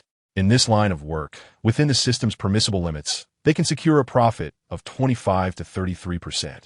A slight deviation could result in substantial financial loss. Thus, after reaching an agreement, Yang Jiang departed from the battlefield. Coincidentally, he encountered Zhao Yunlong, who was also emerging from the battlefield. Quite swift, aren't we? Zhao Yunlong remarked with a smile. Why not have Uncle Zhao handle it for you? He is, after all, a professional logistician. Let us not trouble him with everything. When it comes time for large-scale designs, I shall seek Uncle Zhao's assistance then. For novice battlefield, anyone can manage adequately, Yang Jiang replied, shaking his head, not wishing to impose on Zhao Yunlong's family's dedicated steward and logistician, Uncle Zhao. By the way, the class group is buzzing about organizing a reunion. Are you planning to attend? It was organized by our beautiful class leader. Zhao Yunlong chuckled as he spoke. If it were that scruffy guy, Kuei Tian, he wouldn't even have been considered. A class reunion, after all, may not happen again, so we should seize this opportunity to attend. Yang Yang pondered for a moment and nodded. By the way, is Kuei Tian coming? The class leader mentioned to me privately that he wasn't invited, given that the vast majority of the girls in our class dislike him. Yet, you know how it goes. There are always a few fools who gravitate towards them, Zhao Yunlong remarked with a hint of exasperation. Ultimately, I cannot fathom why the country chose to shelter such rascals in the first place. On the way, Zhao Yunlong continued to grumble. It was all about interests. Back then, life was quite turbulent, and I suppose they were willing to accept anything. However, it feels like we managed to outsmart them in some way. While Yang Yang spoke, he sensed the situation on the battlefield. Sun Xuanxin's work efficiency was remarkably high. With his expertise and the help of various skilled craftsmen he had recruited, Yang Yang's battlefield was rapidly rejuvenated. Numerous utterly ruined structures were leveled, leaving only the foundations, and then using the quick materials from the building supply packages. Brand new edifices were swiftly constructed atop them. Those that could still be salvaged were reinforced and repaired for continued use. This was all thanks to the battlefield's advanced technology. Building had become as simple as stacking blocks, with strength far surpassing previous standards. Interestingly, due to these factors, housing prices had decreased significantly. Of course, the primary reason was not merely the reduction in costs, but rather the rising mortality rate due to the battlefield's gradual expansion. Additionally, with the martial law in effect, there was always the risk of extremists resorting to extreme measures. As they conversed, the time slipped away amidst this utterly unremarkable dialogue and the inspection of the battlefield repairs. By the time the driver alerted them, the two had already arrived at the North Capitol Hotel, where the class leader had arranged to meet. There, some early arrivals had already begun to tease the class leader. Oh wow, is our class leader so generous? To think we could dine here a lifetime. The class leader is truly magnanimous. Class leader, please accept my humble bow. Amidst the raucous cheers, Yang Yang and Zhao Yunlong spotted Li Mingyun, who was not dressed extravagantly and certainly did not appear to be equipped for the occasion, standing there somewhat awkwardly, seemingly flustered by the crowd's adulation. These guys are really insufferable, first teasing in the group chat about dining at a fine hotel, and now they begin to glorify the class leader, implying that they want her to foot the bill alone. And Zhao Yunlong's eyes blazed with a fierce intensity. Among the few individuals in the class, he had long harbored a disdain for them. Previously, due to his frail constitution, even the slightest annoyance could have been detrimental to his health, compelling him to feign indifference. However, the circumstances had changed dramatically. Noticing his good friend's gaze, Yang Xiang immediately signaled him, "Brother, go for it. I'll back you up." As Zhao Yunlong's close confidant, Yang Xiang was well aware of his underlying intentions. In the past, when Zhao Yunlong often relied on Yang Xiang to assist him with his wheelchair, he would frequently request a change in its direction, conveniently placing the class monitor within his line of sight. Wasn't he that indicative of something? Thus, when the opportunity arose, Yang Xiang was ready to defend his friend fiercely, while also taking a jab at those he found displeasing. Clearing his throat, Zhao Yunlong prepared himself. "Oh, whose dog is this that isn't leashed properly? I can hear the barking from afar. Curiosity compel me to come over and see what is happening. Ah, look at this." Bowing down, Yang Xiang stepped back slightly, positioning himself at Zhao Yunlong's diagonal rear, only to suddenly notice that Zhao Yunlong's previously simple jacket had transformed into a seemingly understated yet commanding black trench coat. Wow, when did this guy equip himself with such gear? And his tongue is quite sharp too. Yang Xiang barely restrained an eye roll. "Zhao Yunlong, what do you mean by that?" Instantly, those who had been subtly insulted were displeased. "Indeed, the beautiful class monitor is hosting here. What is your point?" While some retorted against Zhao Yunlong, they did not forget to flatter Li Mingyun. "Hey, I didn't name anyone specifically. Why are you so sensitive? Is it because you're used to playing the part of the Akita?" Zhao Yunlong intensified his verbal assault. "Moreover, during our group chats, it was never mentioned that the class monitor was treating us. Wasn't it agreed upon? Why are you barking over there?" Yang Xiang also chimed in, and his words immediately stripped the pretense away from those few, igniting their ire. However, before they could respond, they were interrupted by Li Mingyun's voice. "Yang Xiang, Zhao Yunlong?" Upon hearing someone come to his rescue, Li Mingyun looked at Zhao Yunlong with surprise. "Well then, it seems there's mutual affection here, and I'm just a mere light bulb." Yang Xiang, resigned, took another step back. With someone to defend him, Li Mingyun quickly approached them, entirely disregarding the others. "How are both of you doing? Is your health all right?" As she spoke, her gaze remained fixated on Zhao Yunlong, assessing his condition, particularly the color of his complexion. To her astonishment, Zhao Yunlong appeared to have shed his previous frailty. "That's wonderful, truly wonderful." As Zhao Yunlong stood before the girl he adored, he could do little more than smile foolishly. Yang Jiang, sensing the precious moment between the two, gradually distanced himself to confront a group of unruly individuals, harboring no concerns about whether his good friend had fallen for a gold digger. Having long suspected that Zhao Yunlong harbored a secret affection for someone, Yang Jiang had conducted a thorough investigation, confirming that Li Mingyun was indeed a commendable young lady. Otherwise, he would not have felt so at ease with Zhao Yunlong's pursuit of her. However, the woman was not without her flaws. One might say her emotional intelligence was somewhat lacking. "Yang Jiang, once your eye has healed, it would be wise to temper your words. You never know when you might lose the other eye," he quipped. Among the group, the one he found most distasteful, Koetian Hayato, stepped forward. "Oh, isn't this the legendary descendant of a mermaid? What brings you ashore?" "Ah, right, it's summer vacation. Why haven't you returned to the West City? Aren't you all trying to make a living over there? Longing for sashimi, are we? Had I known sooner, I would have sent you straight to the filthy seas of your family's territory." Upon hearing Koetian Hayato's sardonic remarks, Yang Jiang decided to amplify his own mischief. "Baka." As Koetian Hayato's mockery regarding his nation's decline struck a nerve, he could no longer contain his frustration, inadvertently touching upon ancient historical grievances. "Yang Jiang, how could you speak like that? Are you not aware that Koetian Hayato is an international friend?" A few in the crowd expressed their displeasure. Chapter 26. He raised his life as if it were a shield. "Oh, you call this an international friend? Let me enlighten you. Someone with no nation left is merely a stray dog of a fallen country." Yang Jiang retorted, leaning in closer to the one who had shouted about international friendship. Casting a disdainful glance down upon him, stammering, the latter struggled to form a coherent response, overwhelmed by Yang Jiang's formidable presence. "Yang Jiang, pay them no heed. Let's head to the hotel. I shall instruct the staff to keep these unwelcome individuals outside. Zhao Yunlong declared grandly, waving his hand in a gesture of authority, as if the hotel were his own. Observing Yang Jiang and the others retreating, the petty clowns stomped their feet in annoyance before following suit.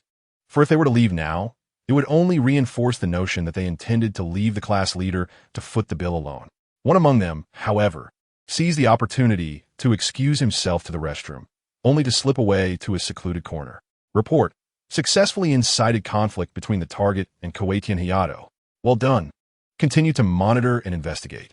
I wish to ascertain his stance on the nation. Understood. I assure you the mission will be accomplished. Upon concluding his words, he immediately severed the communication. Not far from the North Capitol Hotel, in a vehicle, 3 individuals clad in uniforms wore solemn expressions. In the trunk, bound and gagged with tape, lay the very individual who had previously communicated with them. "Captain, are we being overly cautious?" inquired one of the burly men, his voice imbued with a certain earnestness. "Are you suggesting that this is excessive?" replied the middle-aged man, referred to as the captain, casting a sidelong glance at him. "Every exceptional talent must be treated with due regard, yet one essential condition must be assured, that he is not a deranged threat to humanity, ethnicity, or the nation. This is precisely why I orchestrated this conflict, as well as their so-called friendly match." The captain's demeanor was profoundly grave, reflecting the seriousness of his title. However, the words he uttered bore a disquieting lack of conviction, even to himself. Moreover, it is rather fortuitous that this Kuwaitian has shifted his focus onto his classmates, allowing us to seize this opportunity to gain clearer insights into the target's thoughts and actions. Otherwise, our task would indeed become exceedingly troublesome, remarked the final occupant of the vehicle, who appeared somewhat languid, yet possessed an ever-vigilant gleam in his eyes. Internally, he harbored his own concerns, pondering the unexpected existence of such a testing phase within the Federation. Generally speaking, weren't exceptional individuals allowed to develop freely? Nonetheless, apprehension tugged at him regarding that young man's eyes. The abilities of an exceptional individual were rather elusive. Rest assured, he is not one to recklessly employ his abilities, particularly in the presence of those he despises, for he would not grant them any leverage, the captain reassured him, remaining largely unfazed. He noted that the members tasked with infiltration possessed remarkably high levels of disguise skills, capable of redirecting their abilities to mimic the individual they had impersonated. Furthermore, even the most formidable piercing abilities could merely reveal certain attributes, without the capacity to discern one's identity entirely. At that moment, the captain received a call from an unknown number. He cast a cursory glance at it, and then directed his attention back to his subordinates. "Please wait for me a moment." Without awaiting their response, he retreated to a secluded area. "Yes, indeed, we are executing the plan as initially outlined. They are quite convinced by the rationale I provided, though has it not always been this reasoning? The so-called probe. I shall gradually cultivate them into my subordinates. Rest assured, we will procure all talents deemed worthy by the esteemed one." After a while, nearly all the classmates had gathered for the reunion, with only a few individuals absent due to prior commitments. This included their homeroom teacher. Having graduated not long ago, they were still unfamiliar with the formalities of social interactions. Once seated, the students raised their drinks, be it soda or beer, to toast their teacher before embarking on a lively display of camaraderie, occasionally discussing their future endeavors.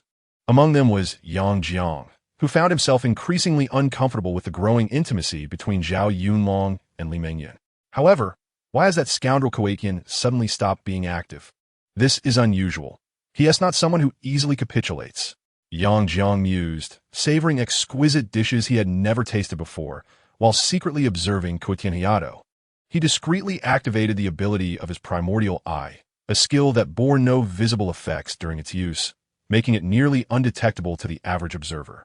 Ascendant, Kuwaitian Hayato age, 18 level, 0 profession, none race, human physique, 3 spirit, 2 talent, artisan spirit, general skills, none secret techniques, none current tier, first tier evaluation, a seemingly reclusive individual, secretly plotting mischief, talent, artisan spirit, details, if I bow swiftly enough, then responsibility cannot catch up with me. Effect, when any negative effects occur within the camp. A timely bow can mitigate the negative effects, with a chance of triggering a critical hit that directly suspends the adverse effect. Evaluation, red bean pastes private Marseille. Wow, I see. So he has been harboring ill intentions. I must tread carefully. Yet his talent does indeed suit him. Yang Jiang contemplated, deactivating the primordial eyes effect. What about the small fry beside him? Their thoughts were likely akin to Koetien's, all secretly brewing mischief. A cautious approach was warranted. Normally, he would be reluctant to use the primordial eye on men, as it would unveil every aspect of them, risking the emergence of jealousy. However, to prevent missing any critical information, he had applied a mosaic effect. The data of everyone appeared before his eyes. Surprisingly, the evaluations from the primordial eye revealed them to be mere minnows, save for one individual whose data seemed amiss, as if he were entirely replaced. Over level 50? That posed no concern. He had seen nothing significant. I heard you all are planning a friendly match tomorrow.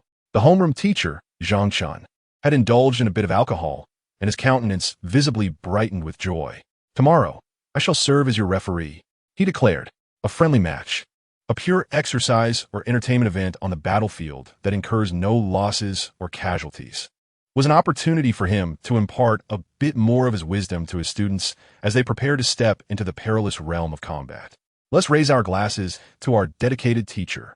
Seated beside Zhang Chun, Yang Kong clashed his glass of liquor against the teacher's, placing a full cup of white spirits at Zhang Chun's side, while carelessly tossing aside his own small cup.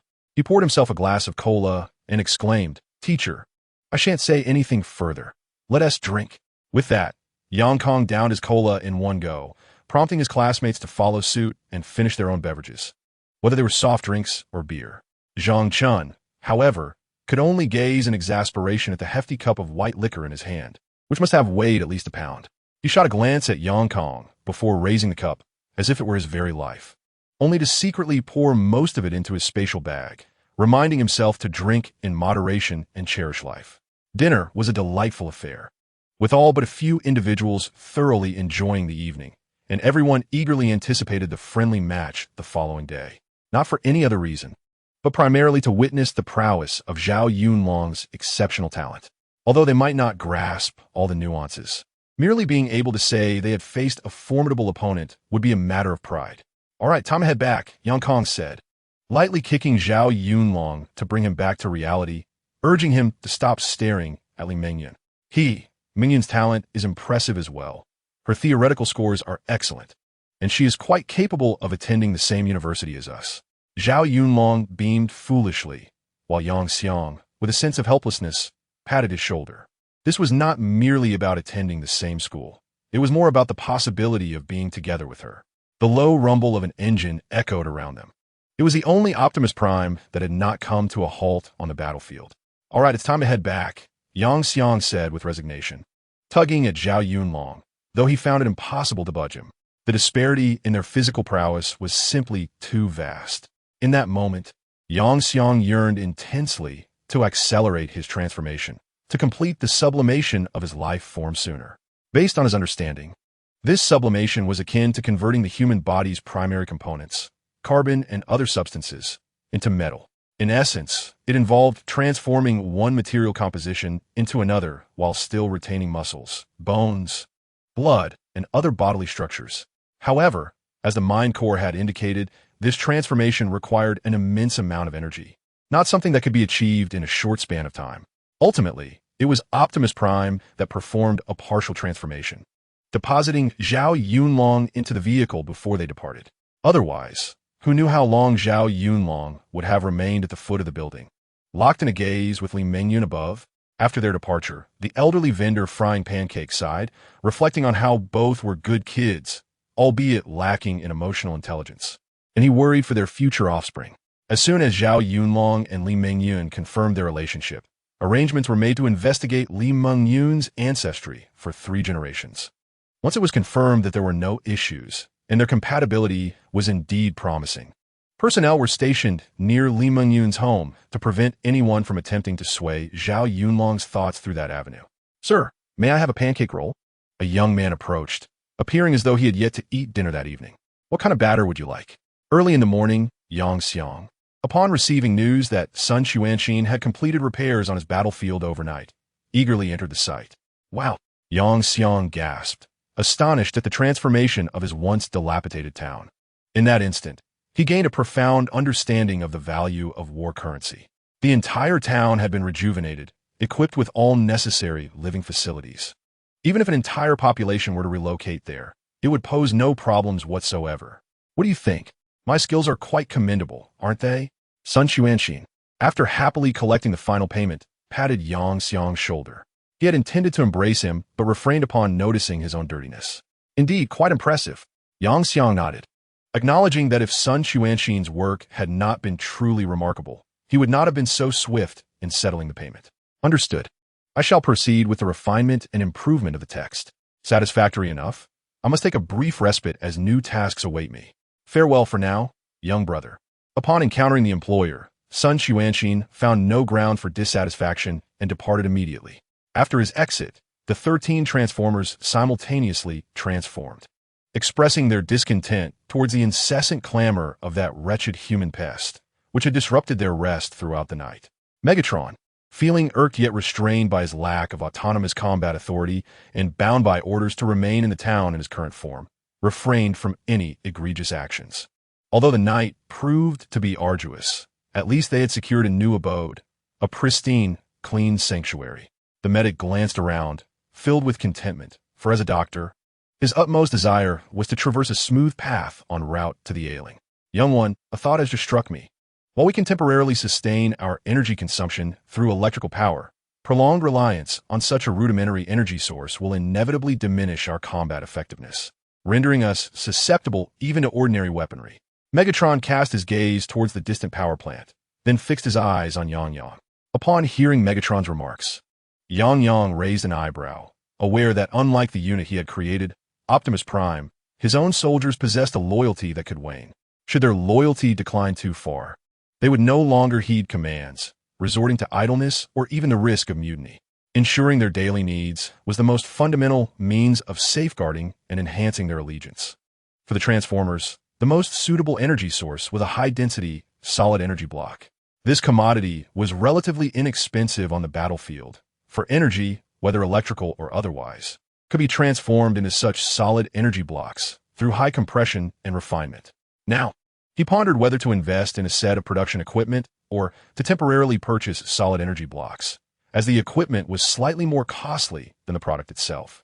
Ultimately, Yang Yang opted to procure the energy blocks for the time being, recalling that his primary battlefield could not accommodate such machinery. Once the energy requirements of the Transformers were met, Yang Yang commenced his pre-battle mobilization. Do you see these individuals? Once the battle commences, I want you to bombard them relentlessly, obliterate both their troops and their vehicles, Yang Yang proclaimed, holding up photographs of the adversaries. Oh, certainly, vengeance shall be mine. It is quite to my liking. To Yang Yang's surprise, Megatron's previously marginal loyalty level had indeed risen. This sparked a flicker of cunning in someone's mind. Perhaps he had discerned how to manipulate Megatron effectively. Chapter 28. The encounter begins with combat. The protagonist is in position. The cinematic operation is about to commence. All departments, pay heed. This is one of our rare opportunities to execute this mission. Pay close attention to data collection. Commanding from an undisclosed control room, orders were issued. Photography team, acknowledged. Lighting team, acknowledged. Props team, acknowledged. Chief, will this truly not produce adverse effects? It matters not. Should any negative consequences arise, I shall bear the responsibility. A flicker of arrogance flashed in the eyes of the commander. However, adverse situations have indeed occurred before, leading to the withdrawal of a certain party. Someone remarked, somewhat troubled. I have stated, should anything go awry, I will take the blame. Speak no more. Leave if you have nothing of value to add. Understood. The ensuing narrative may come as a surprise, yet it pertains to another matter, particularly the cause of the protagonist's parents' demise. Furthermore, these individuals do not represent the official stance. Yang Kong and his companions arrived at a deserted school classroom, now empty for the summer break. Were it not for the friendly match where the teacher was to officiate, they would likely be at home engaging in remote battles. It appears everyone has largely arrived. Thus, I hereby declare the first and final friendly match of the former senior class 3-1 to commence. Zhang Chun offered no extensive remarks, as it was merely a friendly match. After a few brief words, he initiated his third-tier battlefield, allowing the students present to descend into their first-tier basic battleground. Ugh! Kong immediately spat out a mouthful of sand, surveying the boundless desert around him. He quipped, "Old Zhang never mentioned that his battlefield would be a desert." Due to the integration of a lower-tier battlefield into a higher-tier one, Kong found that the diminutive town of merely 50 square kilometers had become utterly untraceable amidst the vastness of this desert. Fortunately, the presence of the commander ensured that the soldiers remained cohesive. Otherwise, in such an expansive desert, it was likely that by the end of the war, the troops would not have regrouped. Though aware that the size of the battlefield could be customized within the corresponding level range for a fee, the scale of the teacher's battlefield seemed excessive. Could it possibly incorporate some special module? The range for a first-tier battlefield spans from 10 to 100 square kilometers, while the second tier expands from 100 to 1,000 square kilometers, and so forth. Each elevation and battlefield tier permits the installation of a module that provides special effects. Kong stood upon the shoulder of Optimus Prime, gazing into the distance. Where no horizon was discernible, it was an endless expanse. Logically, Zhang Chun's battlefield, being a third tier, should measure between 1,000 to 10,000 square kilometers. However, Kong's initial I could discern objects up to 100 kilometers away without issue, yet he could see no limits. It seemed this would be a grueling and arduous war, at least for them. It would be so. As Xiang spoke, he could not help but chuckle. Typically, during the initial stages when the number of soldiers is scant, the commander assumes the role of logistical support. After all, the spatial pouch possessed by the commander is exceedingly practical, allowing for the straightforward storage of supplies.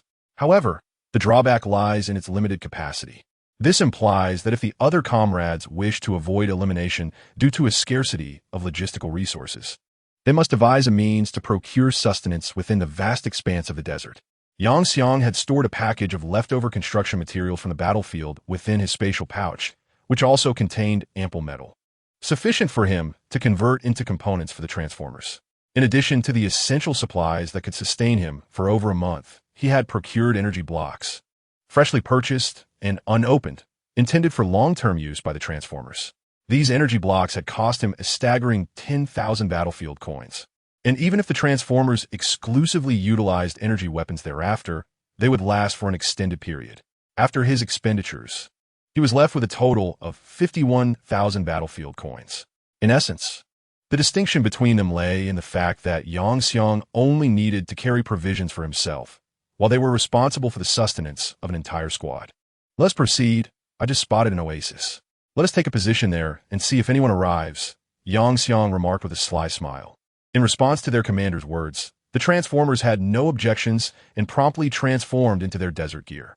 With a roar of engines, a convoy of Autobots and a Decepticon formed a formidable procession of vehicles heading towards the oasis. Not far from the oasis, a fortunate group of individuals opted. After so many years of schooling, I only now discover that the battlefield is set in a desert environment. This is absurd, with the meager supplies I have. I won't last more than a few days. It seems I must act swiftly. The girl, who is not the protagonist, grumbled before arming herself with a 74. Strapping a Gatling gun to her back and donning a custom-made, thermally regulated combat suit, nearly outfitted to the teeth. Thus, the Centaur's Special Operations Team commenced their mission. Targeting the oasis visible from the dune they occupied. While she could not keep pace with the Centaur's speed, fortunately, their loyalty was commendable. They willingly carried her alongside their various supplies and weapons. Consequently, the two parties, one swift and the other gradual, while initially distant, converged at the entrance of the oasis. Fortuitously encountering one another, more accurately, they spotted each other from afar. Hey, who is that? How could he possibly transport so many vehicles? The spatial pouch cannot accommodate them. The girl was somewhat bewildered. Surely, it couldn't be that the battlefield had been meticulously prepared in advance. In such an expansive desert, how could it be that she was so fortunate as to have it land right in her battleground, particularly in a location abundant with transportation? A volley of anti-tank rockets. It wasn't that she was unaware of Optimus Prime's existence. Rather, in a combat zone where high-tech weaponry could be employed, anti-armor weapons were an inevitable choice. What? Were the opponent's vehicles not bulletproof? If she were to discover that the transportation used by her adversaries was not armored, she would surely find it laughable. Engage the enemy. Yang, observing the swiftly approaching anti-tank missile, couldn't help but mutter a curse in irritation, blissfully forgetting that prior to the launch of the anti-tank missile, he had already commanded the Transformers to unleash a volley from their partially transformed energy cannons.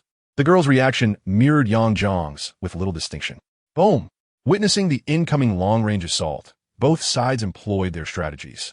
The Transformers effortlessly obliterated the oncoming anti-tank missiles from a distance, while the Centaurs, employing some unknown magic, swiftly darted aside, evading the barrage of energy fire.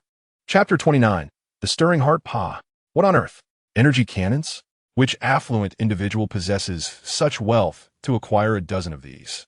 Once the battle concludes, I shall ascertain whose hand is behind this. It would be splendid to gain their favor. Despite the orderly appearance of her 10 centaurs, they were summoned to her side only because her father had entrusted his hero-class centaur commander to her. However, the reason her father passed down that hero-class centaur commander was primarily due to its imminent lifespan nearing its end. It was merely a matter of emitting its final rays of light and warmth for their family. In truth, they were an ordinary household. Her father's ability to produce a hero-class centaur commander stemmed solely from his innate talent. Yet, even a hero-class being was merely a single-tiered race's hero. It did not promise a future of grandeur. Lacking her father's extraordinary gift, she contemplated whether to ally herself with that classmate for future considerations. In this world, the imperative of survival rendered certain values insignificant. Her mother, too, had once sought protection. The world remaining was a bloody reality, a veritable survival of the fittest. While it may outwardly appear calm, that was merely a fade. The order that the state could uphold was but a reflection of reality. Once immersed in the battlefield, humanity would cease to be regarded as human, transforming into something far more terrifying. An entire legion of centaurs? Is this merely a stroke of luck? Or does it pertain to the affluent? However, is that voice from the class representative? I do not recall her family possessing significant wealth, though I remember that her father appears to be a heroic centaur commander. As Yang spoke, the primal had already activated, scrutinizing all available information regarding the class representative, Momo. Attributes and such were comparable to those of novices, with little distinction.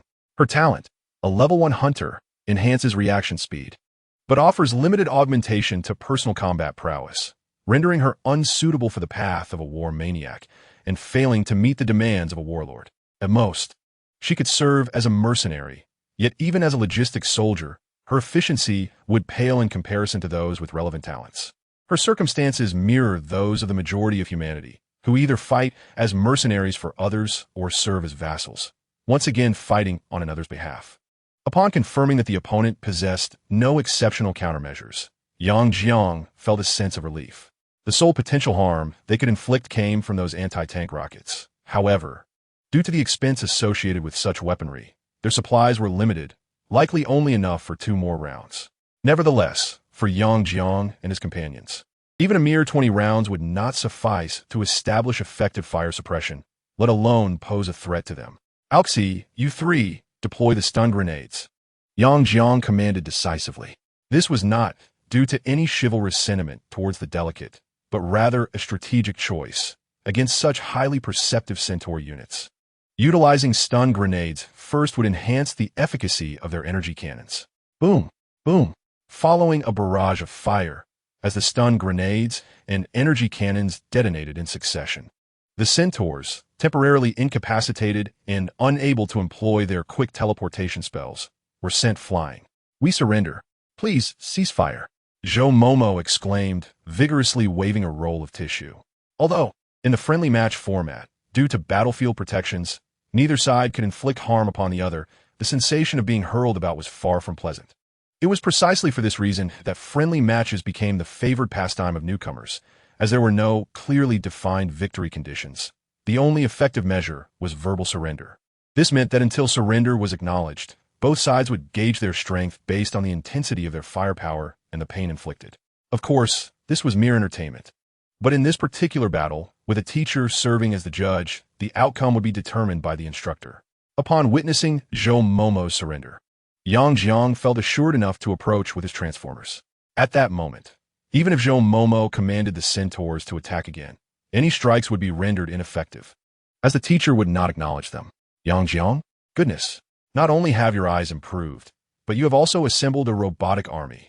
Zhou Mimyu exclaimed, her eyes widening in astonishment. Fortune does indeed smile upon you. Yang Jiang casually dismissed her exclamation with a few perfunctory words. Zhou Mimyu, however, was no fool. As the class representative, she quickly discerned that Yang Jiang's mechanical contingent included units of heroic caliber, and notably, those of considerable prestige. Typically, a novice squad like theirs would consist of merely 10 members, and the unfortunate might even face recruitment failures, resulting in fewer than 10.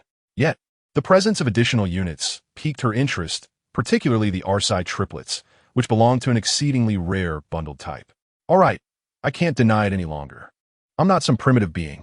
Haven T, I seen Transformers?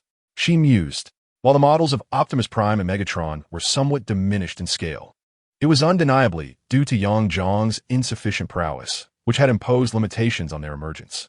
Aside from heroic units, she could scarcely conceive of any other types that could manifest under such constraints at this novice level. The two exchanged casual banter before Yang Jiang acquiesced to her proposal of incorporating her as an auxiliary force, ostensibly to safeguard his flanks. After all, there was no harm in utilizing the centaurs, especially since he could hardly command his troops to sprint aimlessly in this desolate place. Most importantly, Zhou Mimyu insisted that he need not incur any costs, nor even concern himself with them during combat, emphasizing their role as mere cannon fodder. Thus, Yang Jiang found no grounds for refusal. Subsequently, they retreated to an oasis to recuperate. Zhou Mimyu needed to replenish her supply of fresh water and provisions, while Yang Jiang, having rarely ventured outdoors in his previous life, was intrigued by his first encounter with an oasis. During this process, they set up their tent with exchanged glances. However, at that moment, the sky abruptly flashed with ominous crimson and black undulations. Chapter 30.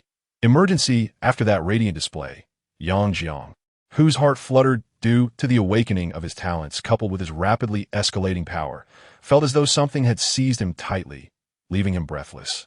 Yang Jiang? Zhou Mimyu sensed no peculiarities. Instead, she gazed at him with a hint of shyness, contemplating her first gamble in life, with her most cherished possession over the past decade at stake. Yet, would Yang Jiang truly suffice? The tent was not even fully erected, and he already appeared overwhelmed. Alert!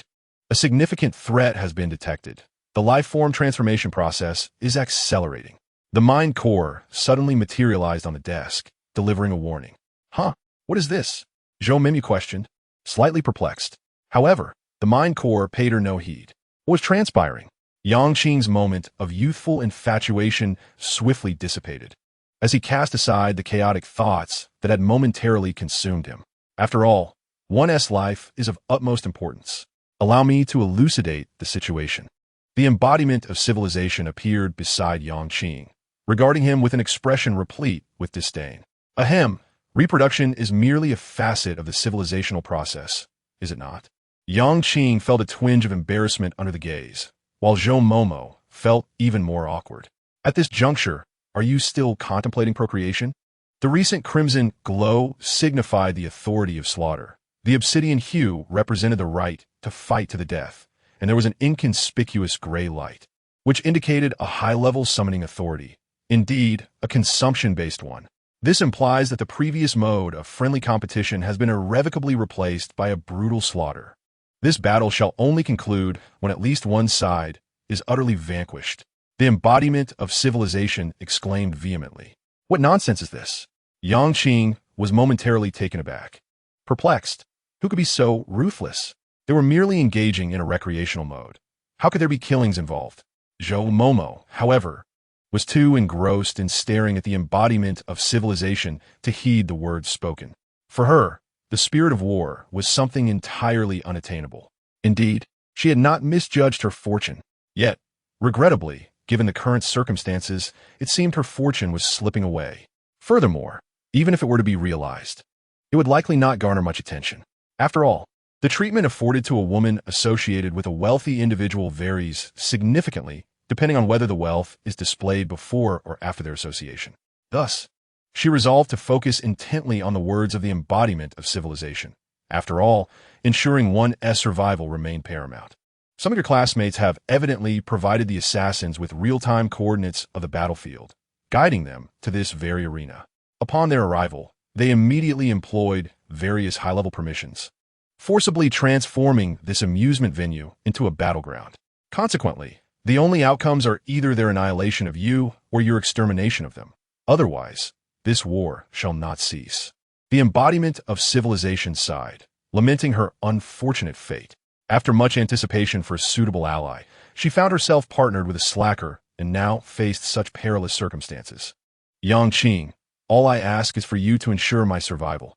You may utilize my soldiers as cannon fodder. Zhou Momo communicated to Yang Qing amidst their battlefield camaraderie, ensuring that the latter part of her statement remained unheard by her soldiers, lest their loyalty wane significantly. As for the recompense for Yang Qing's protection, she did not articulate it, yet the implication was clear. The situation had become rather intricate. To put it simply, if she could manage to save him in the process, she would do so, but if not, there would be no recourse. Yang Xiang gazed at the wild young girl before him, feeling a pang of desire. Yet in the face of life and death, he chose to prioritize his own survival. As a tech enthusiast, he possessed little of the fervor typically associated with heroism. Finding a place to hide seemed more than sufficient. This was no longer the comfortable and tranquil environment of a novice battlefield. This time, there were genuine threats to their lives. At that moment, Zhang Chun sent them a message, instructing them on where to assemble. They needed to unite their forces to confront the enemy. As the overseer of this battlefield, Zhang Chun was the first to be aware of any unforeseen circumstances. Evading the confrontation would only lead to a slow demise. Hence, consolidating their strength for a desperate fight might offer a glimmer of hope for survival. Exchanging a glance, both understood their teacher's nature and, without a hint of hesitation, they hurried towards the designated meeting point. However, within the message from their teacher, they discerned his distrust towards certain classmates. Zhang Chun explicitly mentioned that he had not informed Kuei Tianhayato and his close associates, advising them not to notify those individuals either. Indeed, it was a disheartening realization to be regarded with such suspicion by their own mentor. Thanks to Zhang Chun's authority on the battlefield, Yang Xiang and his companions encountered little resistance on their way, swiftly arriving at the assembly point. There, Zhang Chun paced anxiously, accompanied by Zhao Yunlong.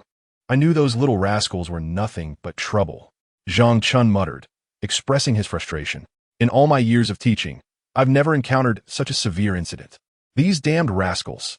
Perhaps due to Zhang Chun's earnest demeanor, neither Yang Xiang nor Zhao Yunlong nor Zhou Momo noticed the lack of emotional fluctuation in his eyes, which resembled those of a marionette. Over the next period, most of their classmates, under Zhang Chun's control of the battlefield, gathered with them. Chapter 31. The transformation of life forms is complete. It appeared that aside from a few individuals, everyone else had arrived. Zhao Yunlong surveyed the newcomers and nodded, finding no significant issues. Teacher, what shall we do next? A female classmate nearly whimpered.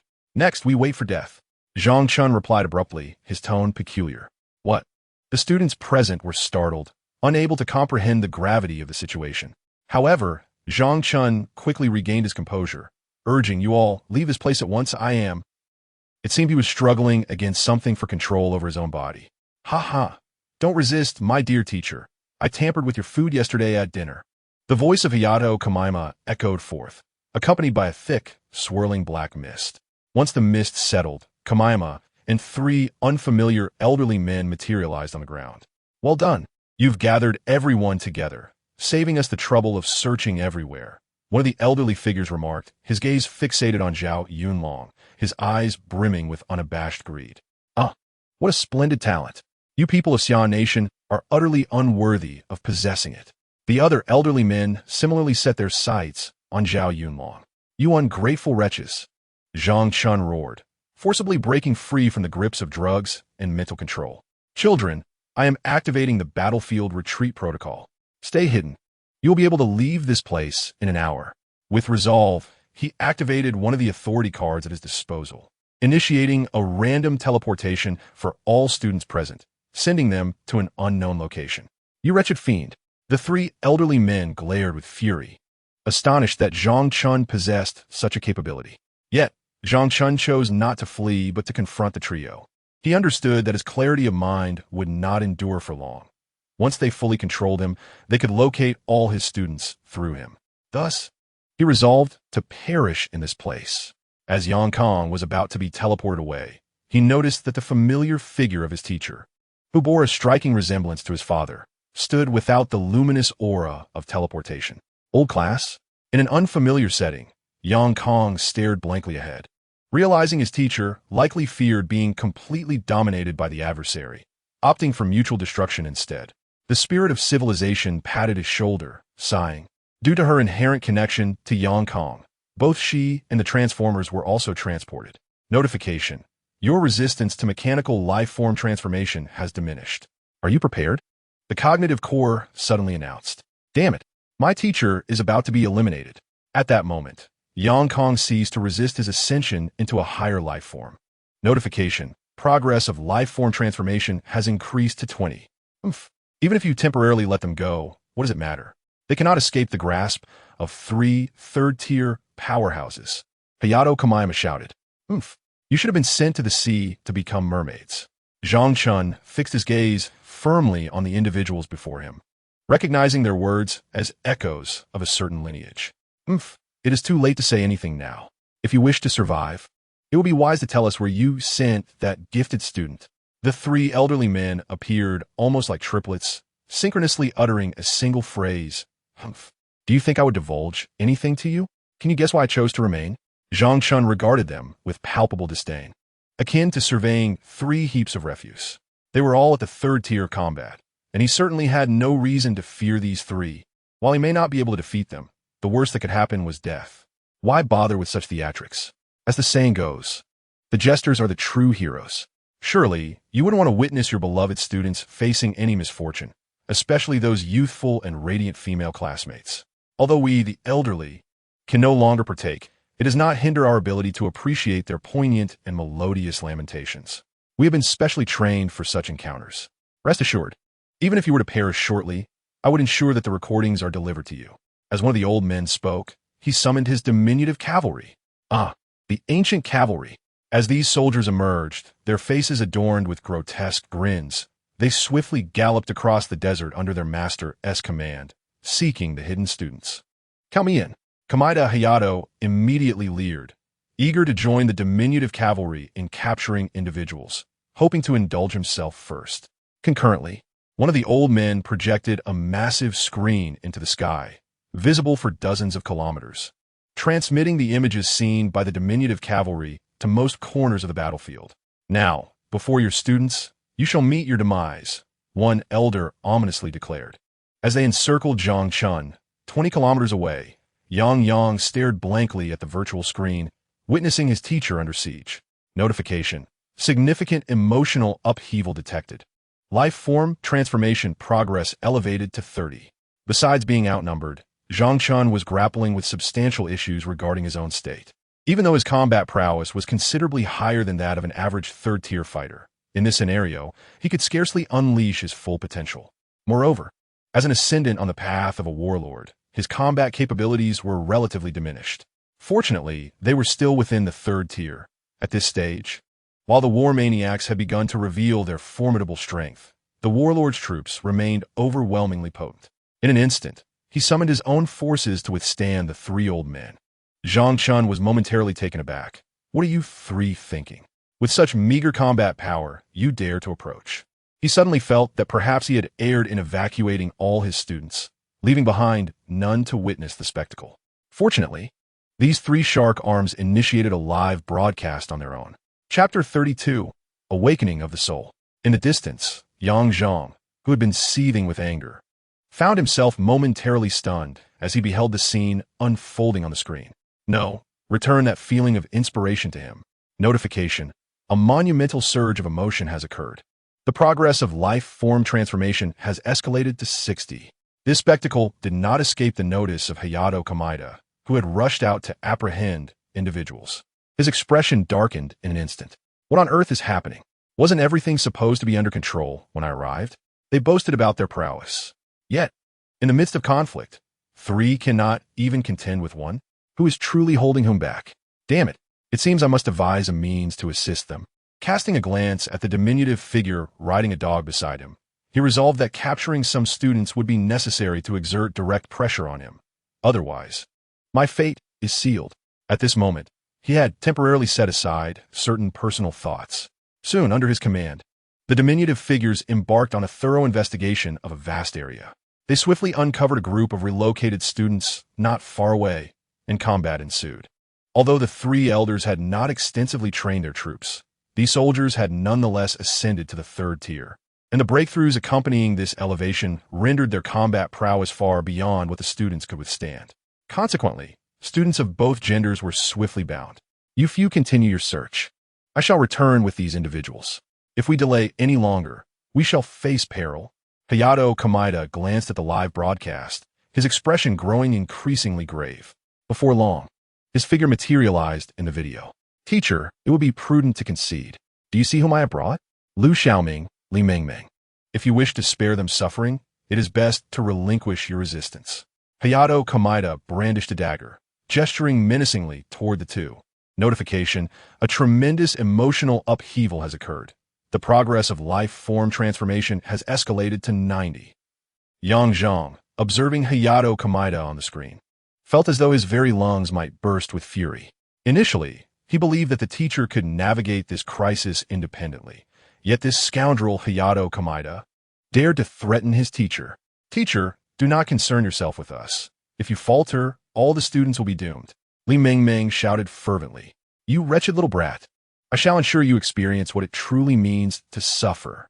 With that, Hayato Kamida began to remove his clothing, his intentions unmistakable. I have been eagerly awaiting your arrival. You imbecile. Li Mengmeng glared fiercely at Hayato Kamida, activating a sophisticated bomb that could be operated directly via a panel. This bomb typically disguised itself as a wristwatch, its true purpose being to prevent oneself from succumbing in dire situations. A glorious explosive. What on earth? Hayato Kamiyama was momentarily stunned, and then he recalled that women on the battlefield are seldom to be trifled with. However, it was already too late. A colossal explosion erupted into a scarlet firework, completely engulfing them. Zhang Chun witnessed this scene, his eyes widening in horror as he helplessly watched his student perish before him. This was disastrous. The heart of your teacher was thrown into disarray. The spirit of civilization furrowed its brow, knowing that Zhang Chun was currently resisting the enemy's drugs and mental control. Should his composure falter at this moment, the consequences would be catastrophic. At this juncture, an announcement resonated. Notification: a significant disturbance has occurred in the psyche, and the progress of life form transformation has reached 100. In the instant the transformation was completed, Yang Kong felt a profound stillness enveloping the world. His thoughts began to race at an extraordinary pace, as if striving to compute a certain answer. You have completed the transformation into a mechanical life form, have you not? Quickly, summon your remarkable intellect to devise a strategy for this predicament. The spirit of civilization appeared beside him, speaking with urgency. The calculations were complete. The previously indifferent gaze of Yang Kong vanished, leaving only a frigid intensity. Notification: due to the completion of the life form transformation, the mechanical intellect has been activated. Notification: life form transformation successful. You may now transition freely between the two life forms. Notification: the innate effect of mechanical intellect has been unlocked. Mechanical intellect details: upon completing the transformation into a mechanical entity, emotional responses are significantly suppressed, giving rise to a new effect. Effect: complete suppression of sentimentality, allowing for a rational perspective on all matters. Evaluation: in this, we welcome and celebrate the God of all mechanisms. Yang Kong glanced at the new, innate effects. Yet after completing his calculations, he promptly disabled them. At this moment, he needed to embrace emotion once more. His extraordinary intellect informed him that he must harness his remarkable power to vanquish his foes. He had nearly forgotten when his passionate heart had been extinguished. He had been numb for far too long, and today, the significant individuals in his life might depart forever, much like his parents did years ago. Thus, no matter the cost, he had to shift his mindset. This time, he would absolutely not allow important people to leave him again.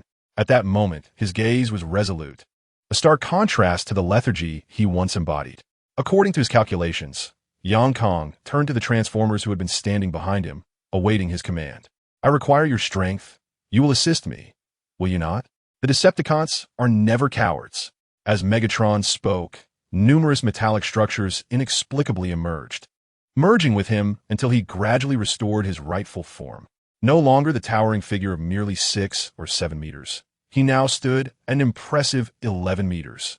Next, he transformed directly into a Cybertronian fighter jet and, with Yang on board, soared towards the site of the previous explosion. Transform and roll out. Optimus Prime, reverting back to his original height of less than 11 meters, issued a charge command, leading the charge as he transformed into a truck, racing towards the destination. Take me with you. I shall fight alongside them. Zhou silently followed suit, preparing explosives on her person. Should Yang fail, it was likely she would not survive either. Thus, it was better to face it together. As for compromising her integrity, she would not allow herself to be trifled with by those old fools. Nor would they lay a finger on her. They had already departed from the desert, entering a stony wasteland. Suffice it to say, Optimus Prime had not stalled. Chapter 33. I wish I could tell you, but you've already blundered in. Inside the cockpit of Megatron, Yang glanced at his attribute panel. Ascender. Yang age, 18 level, 0 profession, none race, human physique. This value represents overall physical quality 3100. The limit for ordinary humans is 5. Spirit. This value represents overall mental quality 2050. The limit for ordinary humans is 5. Talent. Mechanical era. I have the primordial universal skills. None secret techniques. None current tier. First tier, with the completion of his life form transformation. His physique had increased by a full 100 points. Curiously, the originally modest increase in spirit had also surged unexpectedly, thereby liberating the powers of Megatron, Optimus Prime, and the other Transformers. At their destination, one irate elder cursed, "Damn it, Kamita Hayato, this fool can't even handle such a trivial task." Though Zhang Chun's condition was deteriorating, they were still contending with that fellow's troops. Until those forces were completely subdued, the fighting would not cease. If Kamita Hayato is dead, even if the mission is completed, we will still face reprimand, won't we? Queried the second elder. It matters not. The Empire of the Great Sun is currently in need of manpower. We merely need to curry favor with His Majesty the Locust, replied the third elder nonchalantly. Next, we just need to withstand this fellow's troops for a time. Once he is thoroughly under our control, all will be well. Those runaway girls will be perfect for venting our frustrations. Boom! Accompanied by the piercing wail of plasma cutting through the air, dozens of energy projectiles hurtled towards them, striking directly upon their heads. The few energy projectiles were merely the beginning, not the conclusion. Upon realizing that they had entered the range of Megatron's assault, Yang Xiang immediately commanded the attack and informed the Autobots to engage in long-range assaults and distractions upon their arrival. Although the Transformers possessed considerable combat prowess, facing the third-tier war madmen, even if these three were relatively weak, they found themselves somewhat outmatched. Their metallic bodies could scarcely endure the onslaught of those foes. Consequently, Yang Xiang devised a plan to concentrate their fire before the enemies could react, as they were currently entangled with the units commanded by their teacher. Simultaneously, Megatron seized the opportunity amidst the chaos of battle to unleash all his missiles upon the adversary. Boom! With a series of violent explosions, Yang Xiang surveyed the still active battlefield, his heart sinking. Damn it! How dare those little brats approach with such formidable equipment? It was an utter waste of my protective scroll. I shall make you suffer. You are doomed. The three old rascals exclaimed in unison, braving a transparent shield as they attempted to charge through the barrage of attacks to eliminate all Transformers. A shield, is it? Allow me to enhance it for you, Yang Xiang declared, remotely activating his mechanical generation to augment the energy shield of these old rascals. Little brats, are you stunned? The old rascals exchanged puzzled glances. Of course not, Yang Xiang chuckled, standing atop Megatron. He produced a goblin engineering explosive, which inflicted tremendous additional damage to structures and similar targets. The energy enhancement device he had just installed was indeed within the scope of this explosive, regardless of its nature. It was a product of his abilities. If he claimed it to be so, then so it was. Such was the capricious nature of his power. Once the shield was connected to the energy enhancement device, a unified judgment would ensue. Boom! A mushroom cloud slowly ascended. My goodness, how fierce! Yang Xiang suddenly regretted using all the explosives. However, amidst the smoke and debris from the explosion, the three old rascals emerged in a disheveled state. Their eyes ablaze with fury. Just moments ago, they had exhausted all defensive items available in the market. Little brat, I will ensure your demise. At that moment, Zhang Chun observed the scene before him, a smile of satisfaction gracing his features. He sensed that Yang Xiang was destined to triumph. Thus, before he lost his composure, he summoned his units and pointed to his forehead, commanding, "Give me a hit." Bang! The towering orc cast aside the shattered brick he had been holding, eager to finally test it out. Not dead yet, huh? He gently touched his commander's nose and, upon sensing breath, nodded in relief. His gaze then shifted to the battlefield. Meanwhile, Zhou silently rode towards the fray, just a little farther to go. Yang Kong furrowed his brow as he observed the three disheveled old rascals. Despite his reluctance, he flung away the experimental lightsaber, now warm and red from his grip. Instantly, an ominous feeling washed over the three old rascals, who only had time to curse, "Damn it!" It was evident that this object was a bomb, and they panicked, having already endured too many explosions that day. Boom! Yang Kong paid no heed to the explosion. He knew that with these old rascal skills, they would likely survive. His focus shifted to Optimus Prime, Megatron, and all the Transformers. "It's time to combine, brothers," Yang Kong declared passionately, though a hint of embarrassment colored his tone. While he was particularly keen on merging with this group of Autobots, he recognized that there weren't many viable options left. "Is that all the orcs can do?" Megatron grumbled. "Don't count on us. After all, we are facing three war maniacs. Our bodies are already battered. The leading orc side, leave the rest to us." Optimus Prime confidently patted his chest. "Thank you for your mechanical life form fusion." Yang Kong nodded, deciding to activate a heightened version of his self-destructive skill under the mechanical life form. Once unleashed, this ability would temporarily merge all of his mechanical creations on the battlefield into a brand new form for a final stand. Within Yang Kong's body, numerous blood vessels rapidly extended, piercing through flesh and transforming into a metallic hue, swiftly embedding themselves into all the Transformers present. Fusion commencing. The core intelligence reported one last time, completing its transformation into a subspace energy device, which Yang Kong incorporated into his body during the mechanical fusion. Damn it, stop him. The three old rascals, having barely survived the explosion of the experimental lightsaber, felt a wave of dread as they strained against their battered forms. Just as they prepared to intervene, it was already too late. "I want you dead," Yang Kong declared, locking onto the foes before him. In the next moment, his mechanical life form's explosive fusion was complete, and he referred to himself in this state as the Five Emperors. No, wait. That's a misstep. Let us call it Transformers. Standing tall at an imposing height of 1888 meters, he is adorned with a plethora of offensive weaponry, resembling a mobile fortress of firepower.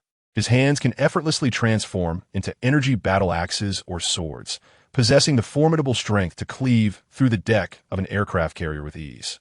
The subspace energy core embedded in his chest is capable of unleashing a spatial collapse cannon, compressing everything within its range into a singular point. Additionally, due to the integration of numerous Transformers, his height has been maintained at 1,888 meters, thanks to a unique compression technology characteristic of Cybertron, greatly enhancing his defensive capabilities. His overall operational duration is capped at 1 hour and 33 minutes. Exceeding this limit would result in the depletion of his cognitive core. Before the three adversaries could mount any effective response, a barrage of artillery had already engulfed them once more, and this time, the force was far beyond what their defenses could withstand. Accompanied by their first-ever cries of despair, Yang Xiang's remaining original eye swiftly locked onto them, wielding dual blades as he pursued them relentlessly. With a swift strike, he severed the head of one adversary, and with a gentle flick of his sword, reduced the head to mere pulp. As one of the trio fell lifelessly, the remaining two suddenly erupted in panicked cries, their auras plummeting dramatically. It became apparent that they had employed some sort of special secret technique. "Continue to perish," he taunted, his voice laced with indignation and a hint of mockery. "How pitiful that you are still so weak despite resorting to such methods." One of the two remaining adversaries shouted in anger, struggling to formulate a defense. You merely bully us, a group of children, under the guise of your impending demise. Pathetic cowards. While Yang Xiang cursed them, his movements remained unfaltering, and soon, the duo, already weakened by the loss of one, was once again shattered by his blows. Spare me. I shall never dare again. Do not kill me. The final adversary felt his strength wane, his will crumbling entirely. Yet, having harbored an intense disdain for them, particularly after they had caused the demise of his two classmates, Yang Xiang's battle axe descended with thunderous finality. After a prolonged silence, the blood upon the blade gradually dried as Yang Xiang silently surveyed the crater left by the detonation. If only I had become stronger sooner. Remaining operational time, 1 hour, 22 minutes, 36 seconds, 20 seconds. Hurry and disengage the fusion.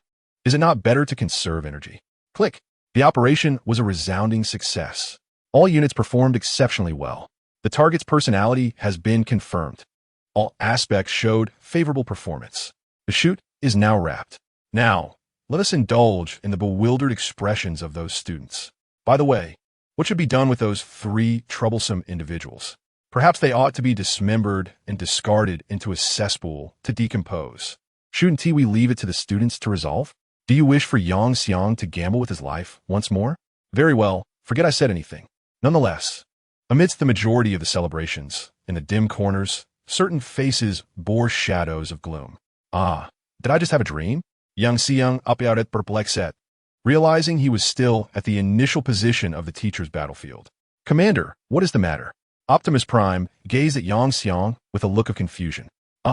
It's nothing, Yang Xiang replied, his face etched with bewilderment as he glanced at Optimus Prime. Do they not retain the memories from just now? Or perhaps those in the dream were not truly them. So what exactly is happening here? The latter was the collective roar of all the students throughout the war. Zhang Chun, entertainment task issued, pursue came. A sudden message appeared in the prompt boxes of all the students. Yang Xiang paused, as he meticulously recalled the events that had transpired, when suddenly a darkness enveloped his face. I knew something felt amiss, although I have been a bit lethargic. There is no way I would witness my classmates perish at the battlefield's edge. Damn it, there is definitely something wrong with this. As Yang Xiang spoke, he dashed towards the location of Kame, marked by the teacher on the map. Even though some of his actions in the dream might have been influenced, the emotions he ultimately expressed were undeniably genuine. At the same time, his body was undergoing a true transformation into a mechanical life form. Notification, mechanical life form transformation complete. Notification, that was not a dream. It must be some sort of illusion, one that subtly influenced your subconscious. The figure of the spirit of civilization appeared beside him. Then why didn't you just tell me directly while I was inside? Yang Xiang exclaimed, his eyes wide. By the time I realized and wanted to inform you, you had already barreled through the illusion, the spirit of civilization replied, gazing at the sky, its mouth twitching. Chapter 34. The true entertainment activity, just as in the illusion, once Yang Xiang completed the transformation into a mechanical life form. The power of the Transformers was no longer restrained. They all reverted to their complete forms. Moreover, Optimus Prime transformed with even greater ferocity than in the illusion, directly morphing into Jetfire Optimus Prime. His size returned to its peak, while his attack power remained limited to the standards of the primary battlefield. Currently revealing intelligence that levels 1 to 30 constitute the initial battlefield. It's a bit muddled, but it will have to suffice. Just right to solve the issue of not being able to traverse the desert.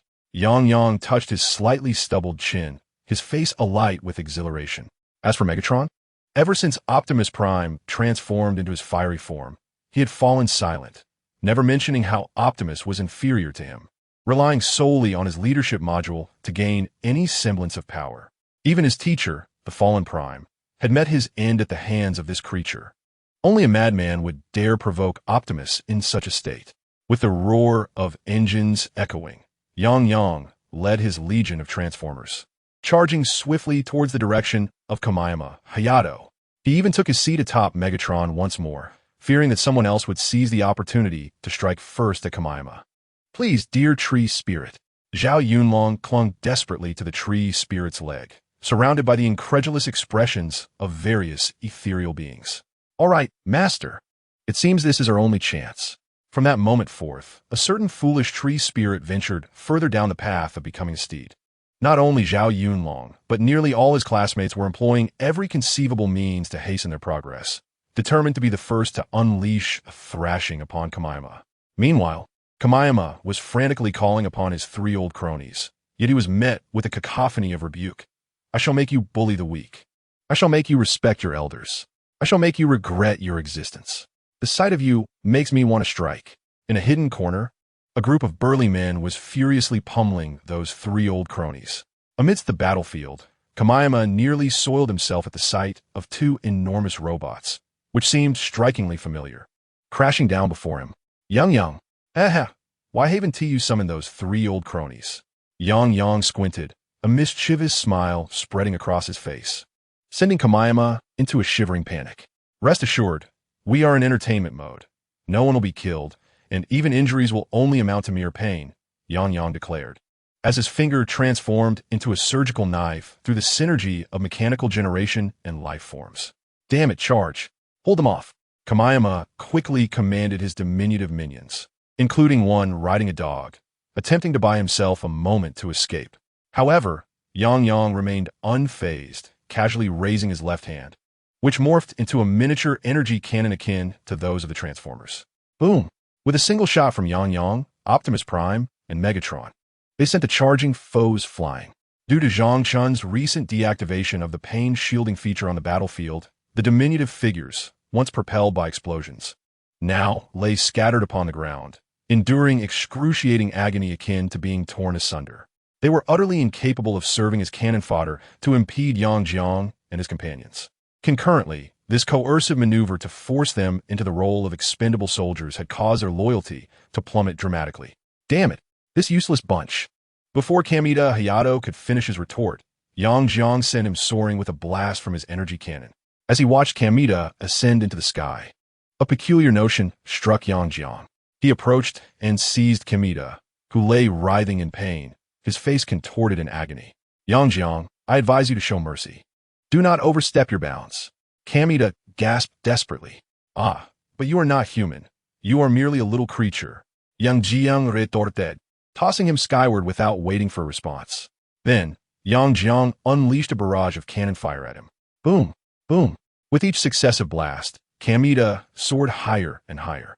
Seizing the opportunity while the wretch had yet to descend, Yang blissfully reclined atop a shipping container, sipping a cola from his pack and intermittently firing a few rounds for amusement. After a short while, Zhao Yunlong finally arrived, riding his tree spirit. Yang, what did you get here? Where's that rascal Kamita? Zhao Yunlong snatched the cola from Yang's hand, wiping the bottle's mouth casually before consuming it greedily. You think I'm dirty? Yang exclaimed, eyes wide. You find it disgusting? I find it revolting. Zhao Yunlong rolled his eyes. What are you doing? And where did Kamita run off to? Look up. Yang replied, firing another shot into the air. What the hell? Zhao Yunlong exclaimed, glancing upward and then back at Yang's energy cannon. Suddenly, he recalled his recent encounter and Zhang Chun's enigmatic explanation. Wait, what is going on? Is this related to that illusion we just experienced? My mindset has shifted. I no longer resist my talents. Thus I have embarked on my path of ultimate evolution. Yang declared, a gleam of youthful exuberance in his eyes. This thing is incredible. Can you give me one? Any illusion. You did manage to blow me up once. Zhao Yunlong nearly drooled at the prospect. An energy cannon? Such a coveted item is hard to come by in the primary battlefield. Let us wait until we return. But wait, did you say I blew you up once? Yang did not refuse, for after all, this was his best friend who could help him unleash his wrath. However, he quickly noticed something amiss in the words spoken by the other. Their brief conversation revealed that the illusions they experienced were rather dissimilar. Zhao Yunlong's ordeal was far more brutal. In a desperate bid to preserve her purity, Li Mingyun had chosen to end her own life, taking many classmates with her. Yet, it remained merely an illusion, and their focus shifted to the present. This rascal, you can't just vent your anger alone, can you?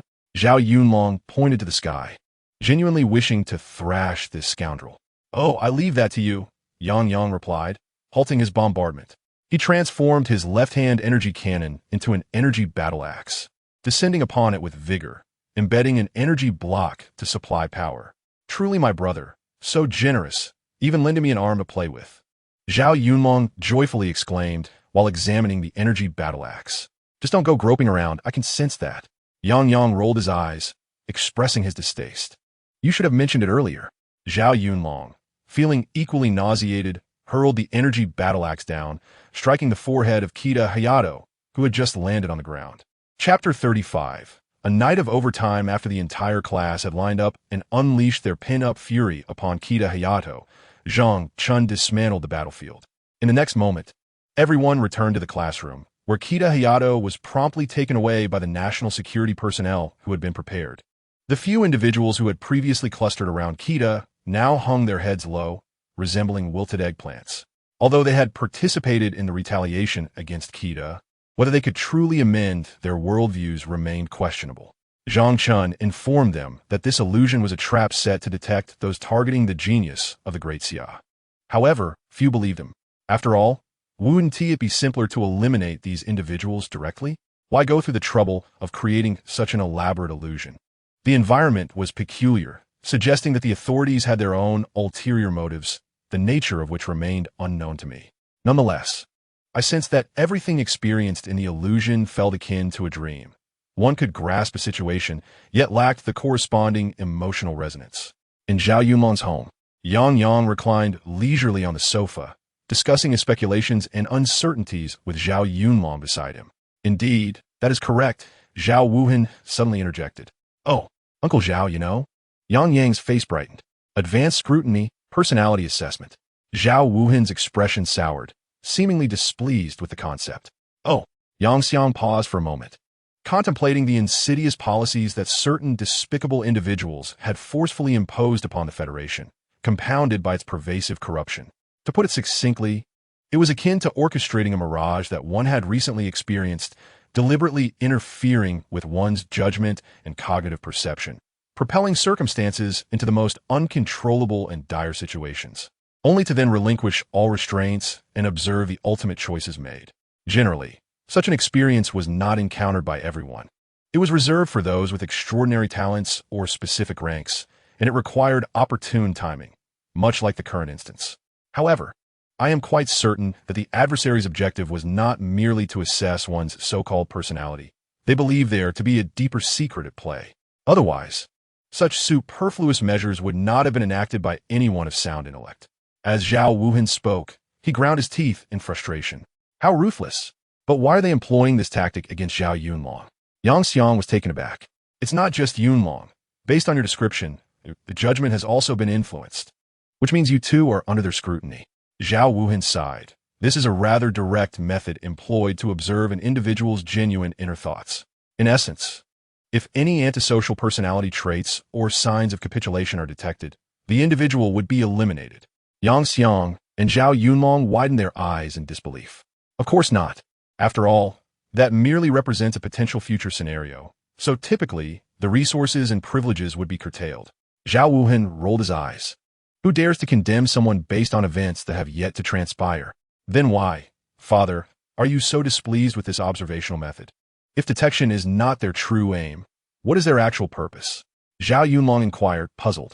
He noted that contemporary observational techniques were far more lenient compared to the past, causing minimal impact on individuals.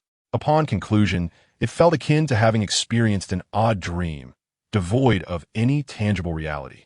However, in the past, they truly subjected one to extreme torment. Shangwan Mingwei sighed. What does that imply? Zhao Yunlong appeared bewildered. For instance, based on your earlier description, if that girl, Mingyan, were in a dire situation, she might not have time to take her own life. Although employing such methods would prevent the true consciousness of Zhao Mingyun from being drawn in.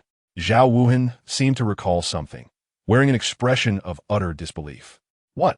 Yang Xiang and Zhao Yunlong were astonished. Is this some sort of joke? Zhao Yunlong was fuming, nearly on the brink of combustion.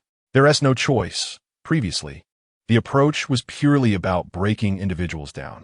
Those individuals are far more terrifying and ruthless than you could ever imagine.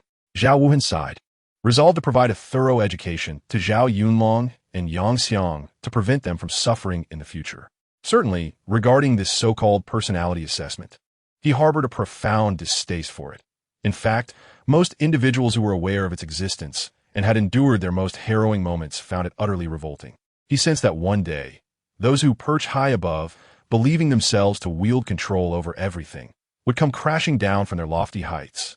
Until dusk, Yang Xiang sat in a daze, having listened to Zhao Wuhan recount countless brutalities of war as he returned home atop the Great Yellow Peak. The towering figures of Megatron and Optimus Prime were simply too massive, making them ill-suited for the urban landscape even after transformation. Welcome back, Yang Xiang. Zhou Momo was unexpectedly waiting downstairs at his residence. Although he had entertained some rather peculiar thoughts at the time, it was primarily the influence of the personality assessment that made him feel somewhat embarrassed and awkward upon seeing Zhou Momo again. I am here of my own volition. The battlefield is exceedingly challenging for me. Yet, it is a realm from which one cannot escape. Even as a logistics soldier, I earn money time and again, only to spend it on my life in the war zone. With my talents, I am essentially cannon fodder on the battlefield, but I refuse to die. I seek your assistance. Regardless of the price, I am willing to do anything to survive. Zhou Momo knelt before Yang Xiang as she spoke. Whether in the illusion or upon emerging from it, she had perceived Yang Xiang's formidable strength. Perhaps it was the instinct of a hunter, her intuition far sharper than that of the average person. Yang Xiang regarded her with a calm demeanor and, after a moment's contemplation, nodded in agreement. That evening, he delved into the study of energy cannons, and the echoes of cannon fire resonated throughout the night. By dawn, Zhou Momo departed with sufficient weaponry and specialized armor, acquired at a discount, to equip her entire Centaur squad. Limited edition weapons cannot be wielded in the presence of the creator, perhaps due to the length of her weight. Her legs felt somewhat numb, making her walk a bit unsteady. Nevertheless, her face radiated joy. Yang Xiang stood by his window, observing the retreating figure of the young woman, and quietly patted his mechanical kidneys, marveling at their efficiency. After an all-nighter of toil, he felt no fatigue whatsoever. The weaponry and metals produced from the enhanced technological tier were indeed far superior to their original forms.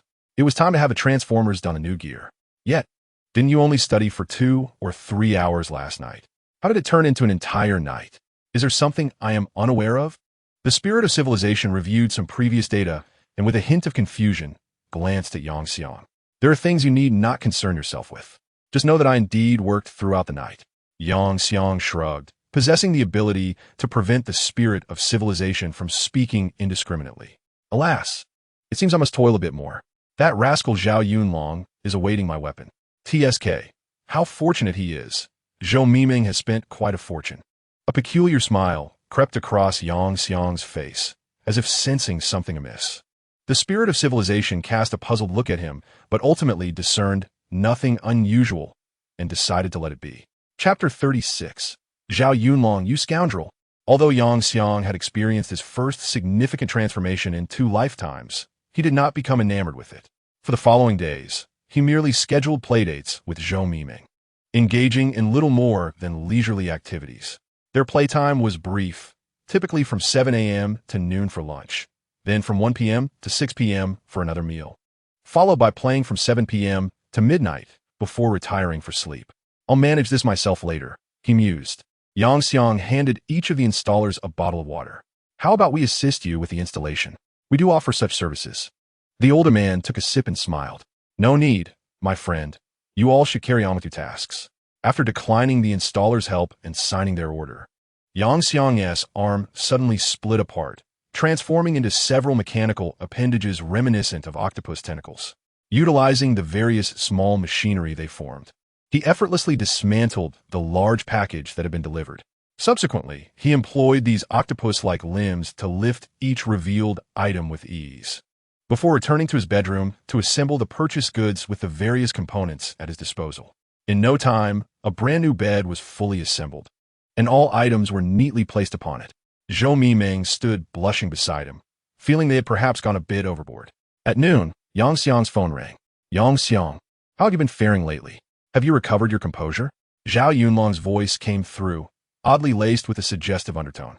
Of course, I have transformed. Who do you think I am? I'm a genius. Yang suddenly felt that his tone of speech resembled that of Zhao Yunlong. In an instant, his biochemically enhanced mechanical brain, having undergone a transformation in life forms, had already deduced Zhao Yunlong's current circumstances.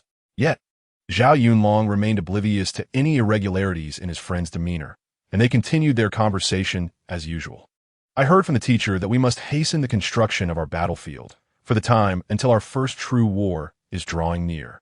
This war will significantly influence our living standards during the initial phase of our school life. Zhao Yunlong felt a twinge of anxiety, for regardless of victory or defeat, the school would allocate initial credits based on one's historical performance.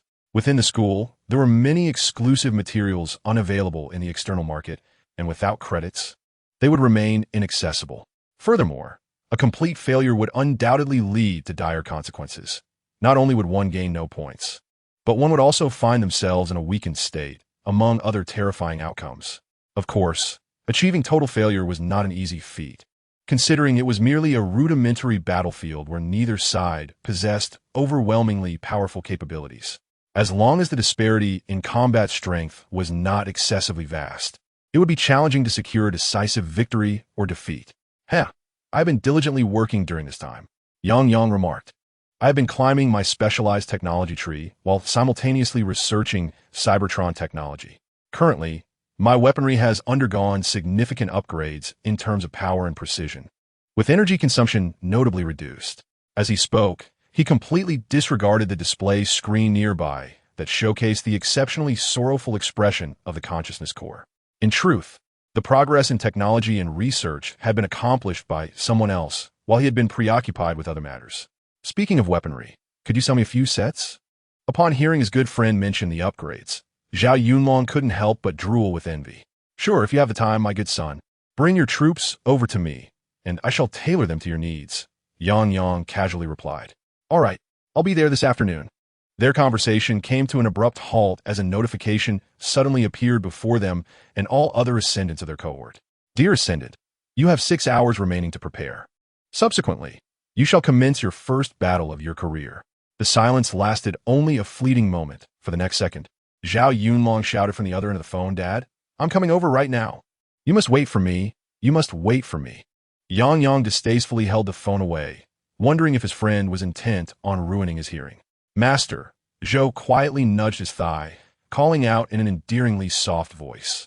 Rest assured, the equipment I provided you at cost price will enable you to navigate the first-tier battlefield with ease. Yang Kong was rather insincere and made a couple of moves.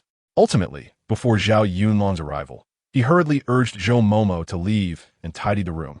In the primary battlefield, energy weapons are indeed quite rare due to the advanced scientific research level required for their development, which renders them difficult to popularize even in the secondary battlefield.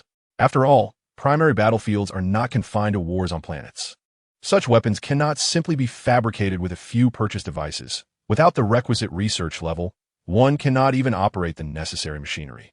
Moreover, this research level is intricately linked to the innate talents of the warlord and the initial troop types, making it exceedingly rare for someone like Yang Kong to manufacture energy weapons at the primary level, let alone optimize them.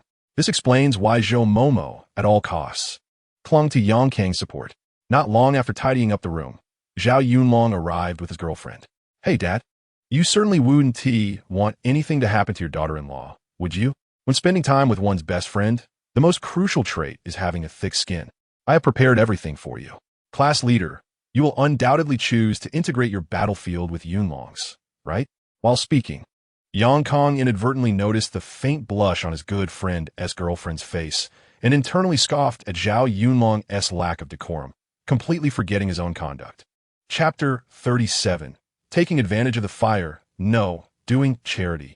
Well, my abilities lean towards logistical support, making me quite suitable to integrate with Yunlong's battlefield as his logistics minister.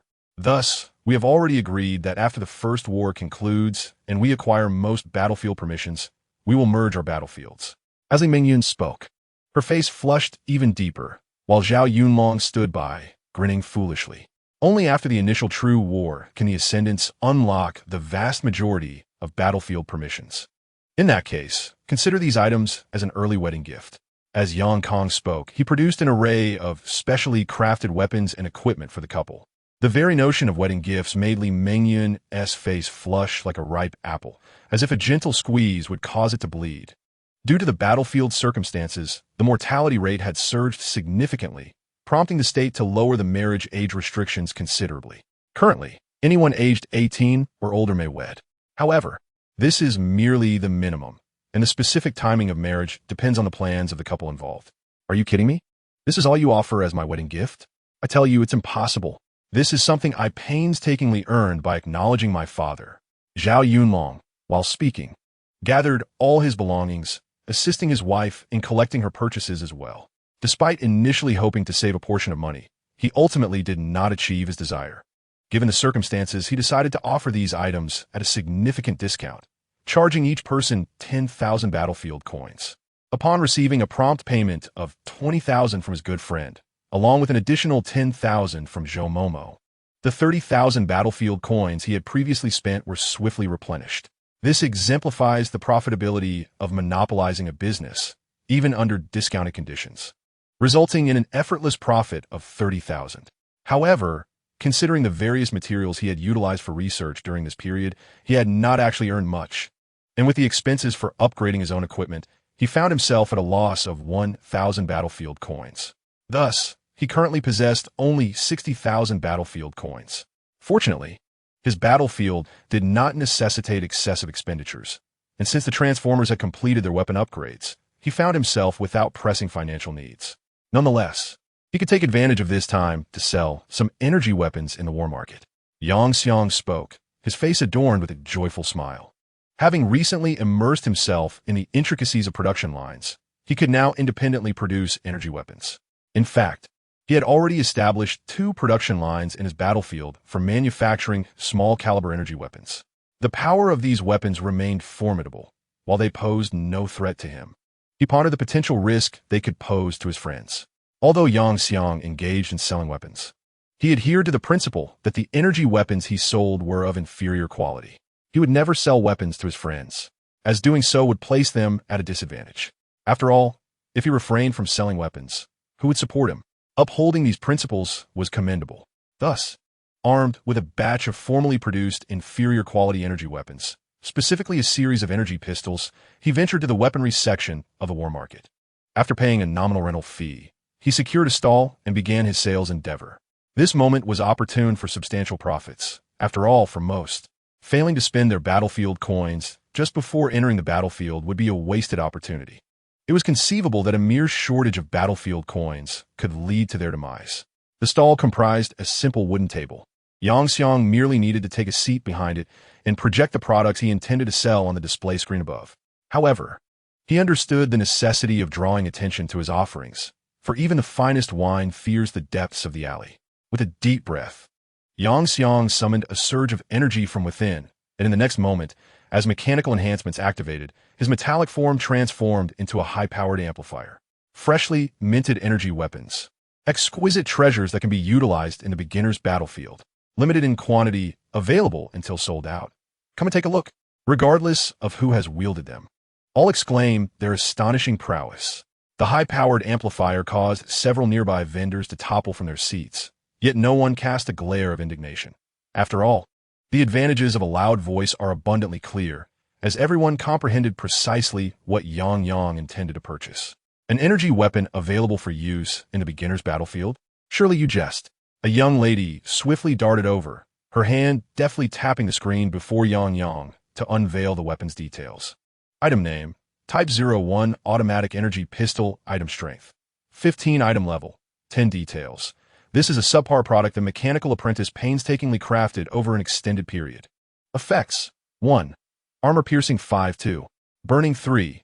The strength of the object corresponds to the weapon's attack strength, while the actual inflicted damage is calculated as attack strength minus opponent's defense, special attributes corresponding to resistance. Of course, the damage dealt is not a fixed value. The aforementioned calculations merely represent the actual attack strength. Evaluation: It could have been crafted with greater excellence. Yet, as you know, the standardized weaponry's inherent flaw is that what you receive is always a substandard product. Nonetheless, even so, you ought to express your gratitude. After all, from the current market perspective, this is the sole energy weapon available for the beginner's battlefield, with no alternatives. Selling price: for 1,000 battlefield coins. Indeed, your eyes do not deceive you. A mere pistol is priced at a staggering 4,000 battlefield coins, while its actual cost is a mere 10 battlefield coins. Yet, as the evaluation indicated, the girl merely glanced at the equipment statistics and without a second thought, procured it immediately, adding, "Thank you. You are truly kind to sell it at such a low price. This exceeds the attack strength of Tier 1 battlefield weaponry. I could undoubtedly charge more. But then how many could afford it? How many would perish in the battles against alien foes because of that?" With righteous indignation, Yang proclaimed, "If you all perish, who will buy my weapons then? Brother, what noble intentions. I'll take two." In an instant, a throng of customers surged forward. Chapter 38. The Choice Soon.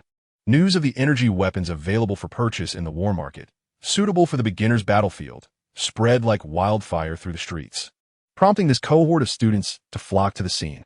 It is essential to recognize that unlike the strictly regulated technological weaponry of their initial novice battleground, the regular battlefield merely imposes restrictions based on the weapon's tier. This means that high-tier battlefield weapons cannot be casually used in the beginner's battlefield. To wield them, one must not only seal the weapon, but also pay a substantial deposit, which is non-refundable, as long as the weapons belong to the same echelon of battlefield armaments. Their usage becomes unrestricted. Energy weapons, in particular, offer the advantage of easy portability, eliminating the necessity for a substantial ammunition supply. Furthermore, when compared to conventional firearms, energy weapons exhibit minimal recoil, especially in the case of these small-caliber variants, where the concept of recoil is virtually non-existent. This effectively transforms every user into a marksman. Additionally, energy weapons typically possess a lethality that far surpasses that of standard thermal weapons of the same tier. How can one adequately describe this? Presently, even the most advanced tanks constructed from conventional materials possess a protective capability of merely a dozen units. Thus, it is entirely reasonable to witness such an influx of customers within this brief time frame. What? The price of 4,000 seems a tad exorbitant? Perhaps you should reflect on your own efforts during your novice battles. Did you exert yourself adequately? Did you undertake sufficient missions? The price of 4,000 is indeed a bargain, easily attainable with a little diligence. Due to the overwhelming demand, the market was compelled to intervene. The Public Security Bureau dispatched officers to maintain order.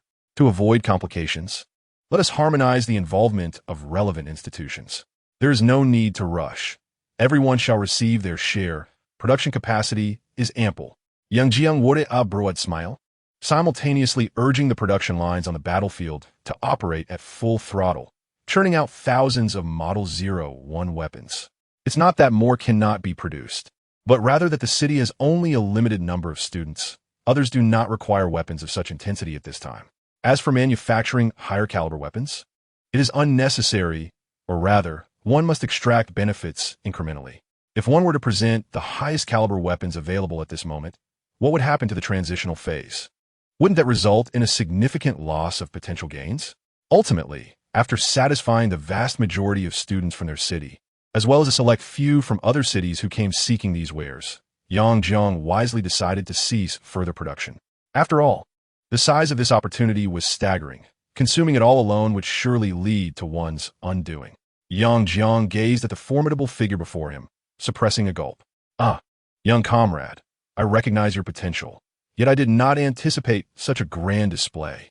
Were it not for assistance in managing the situation, it is likely that those formidable war families would have sought to take a piece of the pie. As for how they would attempt to claim their share, that remains uncertain. However, you are a prodigy of the nation, destined to become a pillar of the future. The state will not remain passive. Any adversarial clause that dare to extend will be severed without hesitation." The individual spoke with utmost clarity, leaving no room for ambiguity. However, between the lines, a subtle hint was conveyed to Yang Xiang. To attain the full protection of the state, he must integrate into its institutions. Yet the current state apparatus had evolved, diverging from his previous understanding, as will be elaborated later.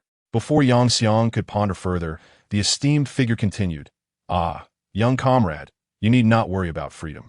In times of emergency, the state will not arbitrarily conscript you. Your primary mission is to grow stronger, ever stronger. Only in this way can you truly safeguard your homeland. It is imperative for your generation to rise in strength and become the mightiest, for only then can our great Xia nation endure amidst the ceaseless warfare. As the dignitary spoke, he glanced at the time, perhaps hastening his words due to Yang Xiang's impending entry into the battlefield. Listen to your words.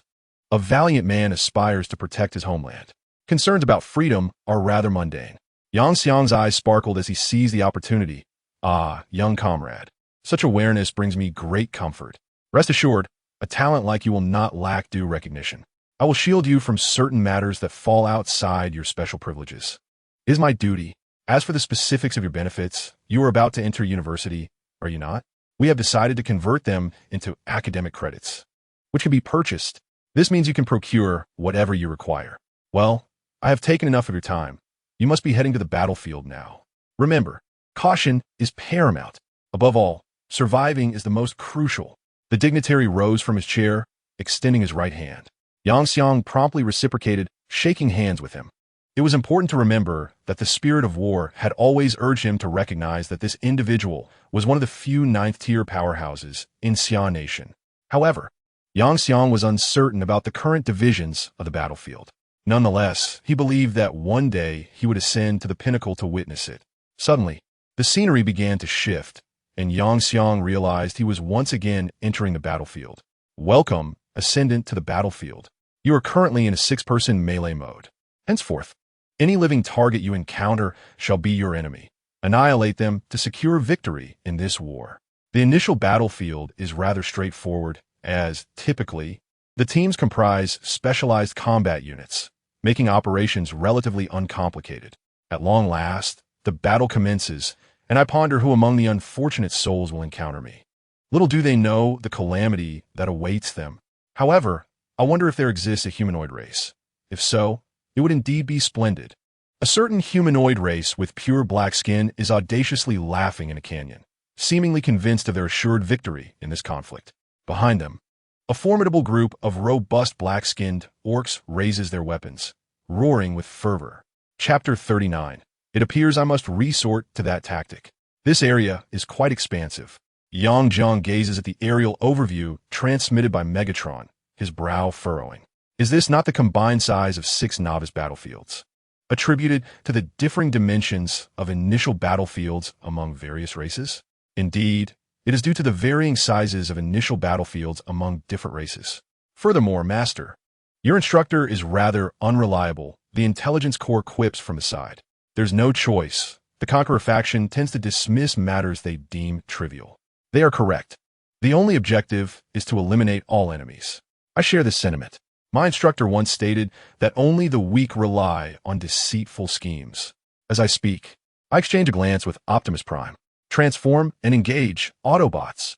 Understanding their commander's intent, Optimus Prime promptly issues orders to the Autobots. In an instant, the sounds of levers, gears, and pistons resonate as the more than 10 standing Transformers swiftly transform into vehicles, following Optimus Prime into the fray. Charge forth. Please, you must prevail. I cannot bear the thought of being captured as a living weapon and forced into servitude, performing menial tasks. A young girl, appearing around 14 years old, cries out while clinging to the leg of her heroic archmage. Rest assured, even if we cannot vanquish all foes, we shall not be utterly crushed. As long as we avoid total annihilation, capture will not befall us. The archmage sighs, contemplating how she ended up with such a timid commander. Yet, being regarded as a living weapon feels strangely exhilarating, does it not? Coughing, she dismisses the thought. After all, to become a slave would be far worse than death. Yet why does it evoke such excitement?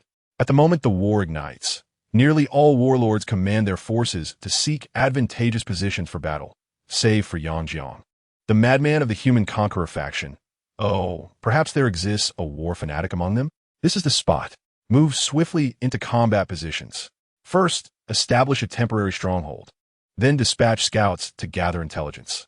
I must ascertain the location of the nearest target. Yutai, a member of the dark half-orc race, commands soldiers who have been corrupted and enhanced through dark rituals, now referred to as black-skinned orcs. Throughout the battlefield, there persist certain unwelcomed races, and the dark half-orcs are among them. They are characterized by their volatile tempers, recklessness, and belligerence, thriving on acts of arson, slaughter, and pillage. driven by an insatiable desire that seems ingrained in their very essence. The dark half-orcs are, in fact, a taboo life form created by ancient alchemists, incapable of procreation within their own kind due to their nearly identical genetic makeup, which essentially makes them all close relatives. Consequently, they have resorted to interbreeding with other races. Yet their unique genetic inheritance ensures that any offspring will invariably be dark half-orcs, remaining largely unaffected by the traits of other races. Even if one were to intermarry with another race, the resulting progeny would still be closely related. Thus, in the heat of battle, they seize any opportunity to engage in their nefarious activities, caring little for the consequences. Shortly after they assumed their positions for combat, a resounding roar echoed through the sky as the silhouette of a formidable figure sliced through the air. Was that a human reconnaissance aircraft? How extravagant! However, this holds no significance for me. Conventional gunpowder weaponry is utterly ineffective against the dark, fallen orcs. Yutai brimmed with confidence, for their mentor had imparted wisdom that, although humans possess an array of talents, they are not inferior to the dark half-orcs, who are endowed with innate racial abilities and legacies. Furthermore, due to the presence of the corruption ritual, their soldiers are initially far superior to those of most ordinary races. Meanwhile, within the confines of Optimus Prime's vehicle, Kong received a report from Megatron regarding the whereabouts of the dark half-orcs and their dark orc soldiers.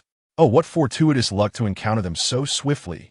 Although their reputation among various races leaves much to be desired, the dark half-orc race is unanimously regarded as the chosen workforce. How splendid! With their assistance, I can swiftly establish an automated logistics unit for my campaign. The question remains, should I procure a pig for the dark half-orc as a spouse, or acquire something else entirely? As Kong pondered this, he instructed Optimus Prime to hasten towards the position of the dark half-orcs. Upon their gradual approach, the dark half-orcs became aware of their presence. Curious. Did not the elder mentor mention that humans favor such modes of transportation? Why then are they employing so many civilian vehicles? Yutai glanced at the photograph in his hand, which displayed various sleek armored vehicles in all their glory. No matter, prepare for a volley of penetrating throwing axes. The dark half-orcs wield magic and runic technology, devoid of any technological weaponry. It is worth noting that depending on the technological tree of the ascendant race, utilizing items produced by other races' technological trees will result in varying degrees of enhancement or diminishment. Thus, it is quite rare to witness an ascendant of a magical civilization armed with an electromagnetic cannon. However, should one encounter a magical electromagnetic cannon, that would be an entirely different matter. Fire, commanded the ironclad warrior with unwavering confidence. Yet, in the very next moment, to his bewilderment, he observed a dozen vehicles of various types racing towards him, bizarrely beginning to transform. Astonishingly, during this transformation, the 10 or so armor-piercing flying axes they hurled were deftly evaded, demonstrating a speed that allowed them to dodge even bullets amidst the chaos of battle. Once the transformation was complete, the newly morphed Transformers sought cover and commenced artillery fire upon the elevated positions occupied by their adversaries. Boom! After just one round of bombardment, the results were less than satisfactory. The resilience of the Dark Orcs was formidable. If they were not struck directly, the mere shockwaves and sounds of explosions would hardly harm them. Observing their current situation, where the low was attempting to challenge the high, Yang clicked his tongue in dissatisfaction. It seemed he had no choice but to employ that particular tactic. Chapter 40. Blast them to smithereens. Megatron, obliterate them. Yang shouted fervently into his communicator. Haha, the Decepticon Air Force of Cybertron is at your service. In that instant, Megatron, feeling far superior to Optimus Prime, unleashed 6 air-to-ground missiles at the summit occupied by the Dark Half-Orcs. What? Guidance issues? Manual operation, remote control. The missiles launched by Megatron were under his command. Boom! Yang, seated in the cabin of Optimus Prime, which had urgently transformed back into truck form, watched as the soil rained down from the sky, obliterated by the 6 missiles. His lips twitched. Surely, using 6 missiles was excessive? He wondered whether his automated logistics team was still operational. I refuse to engage with the Dark Half-Orcs. They are too filthy. Who desires such a primitive civilization? The figure of the spirit of civilization appeared beside Yang, her eyes shimmering with a pleading light, seemingly genuinely repulsed. So dreadful? Young Jiang Bao said. He had heard that while the Dark Half-Orcs were reasonably competent as an automated logistics team, they had numerous shortcomings. However, he had not anticipated that these flaws would reach a level so intolerable to the spirit of civilization. I'll observe for now. Yang Jiang had not indulged the spirit of civilization. In truth, he suspected that upon truly encountering the Dark Half-Orcs, she would likely not wish to bring them to her battlefield. The spirit of civilization cast a glance at Yang Yang's peculiar left eye before vanishing. Yang Yang furrowed his brow in confusion and then ascended the nearly flattened hill alongside Optimus Prime and the others. Along the way, apart from discovering a few fragments of Dark Orc 110,000, they encountered merely a Dark Half-Orc clinging to life with various survival tools. Yang Yang promptly employed the Eye of Origin to inspect the creature's information. Ascendant, Wu Tai age, 18 level, 0 profession, none race, Dark Half-Orc physique, 7 spirit, 2 racial skill, Dark Chi general skill, basic two-handed weapon mastery secret technique, Dark Corruption ritual current tier, first tier status, unconscious, feigning, evaluation, a filthy and vile barbarian. Perhaps only ancient slave masters would require their services. Yang Yang grimaced slightly, pondering the worth of such detritus. What utility could this refuse possibly serve? Suddenly, Megatron landed beside him with a resounding thud. Any intelligent machinery from Cybertron far surpassed these beings by unfathomable margins. With a dismissive wave, Yang Yang signaled for them to dispose of it. Megatron cast a scornful glance at Optimus Prime, swiftly assembling a cannon on his arm, aiming at the feigning Wu Tai, and fired. Wu Tai, feigning unconsciousness with his eyes shut, activated his rapid escape mechanism, unaware of the impending doom as the 5-minute countdown commenced. The rapid escape function can be utilized after a certain amount of battlefield currency is paid, following the demise of all troops. On to the next target. Megatron nonchalantly grabbed a few energy blocks before transforming into an aircraft once more, venturing ahead to scout. There were 4 additional targets. He wondered if they could be swiftly dealt with. Yang Yang retrieved a chilled cola from his pack, sipping leisurely. If it were someone else, they might be plagued with headaches over how to eliminate the enemy at minimal cost and ultimately achieve victory. Yet, he had managed to create a cadre of Transformers early on that could almost dominate the novice battlefield outright. Naturally, if someone were to summon more formidable racial units, he would remain silent. Before long, Megatron discovered another target. Despite some races having larger novice battlefields, there were still only 6 novices, and their combined area was insufficient for Megatron to fly for even a few minutes. Skillfully accessing the information transmitted by Megatron, he connected to 3 imaging devices in Optimus Prime's optics. As the data was processed, a 3-dimensional image of 11 centaurs resting on the grassland materialized. Could this be the legendary elven centaur? Yang Xiang was momentarily taken aback as he beheld the 11 enchanting beings, their upper bodies human and their lower halves resembling horses. However, their equine forms were unlike the typical centaurs. Instead, they possessed smooth, human-like skin. It seemed they were of royal lineage, and the soldiers at their command were undoubtedly their willing subordinates. Yang Xiang swallowed hard, not because he was captivated by them, but rather because he recognized the immense value they held in the black market. Yet, he mused, I don't seem to be in dire need of money at the moment. Refocusing his thoughts, Yang Xiang realized that he had acquired considerable wealth. It seemed that his moral compass had become rather flexible lately. After all, the illusion had encouraged him to embrace his true self. With a flick of his tongue over his lips, a peculiar glint sparkled in his left eye. Transform and engage. The Autobots, fully aware of the battlefield's ruthless nature, exhibited no discontent towards Yang Xiang's current demeanor. They understood that in this realm, it was a matter of survival of the fittest. To abstain from taking lives in the name of mercy would only lead one to become another's prey, a mere plaything. Or worse, to meet a swift demise. This was the grim reality that every ascendant entering the battlefield had mentally prepared for, to kill or be killed, to subjugate or be subjugated. As the Autobots advanced onto the prairie, the ground trembled, alerting the elven centaur warriors of their approach. The centaurs swiftly formed ranks, poised to unleash arrows or charge forward. However, they soon spotted a fleet of vehicles hurtling towards them. Humans employing technology? No, wait. Why is there no one inside those vehicles? The astute elven centaur royalty recognized the anomaly, sensing something distinctly unsettling. Prepare the armor-piercing explosive arrows and maintain distance. Understood. In an instant, the centaur warriors coordinated their movements, ready to demonstrate the art of mounted archery. Yet, as the Autobots transformed, their energy cannons far exceeded the range of the centaur's bows, obliterating their tactical formation with ease. What had begun as a confident display by the elven centaur royalty turned to disbelief. How could this be? In what was supposed to be a rudimentary battleground, such weaponry was not expected. Were they being targeted specifically?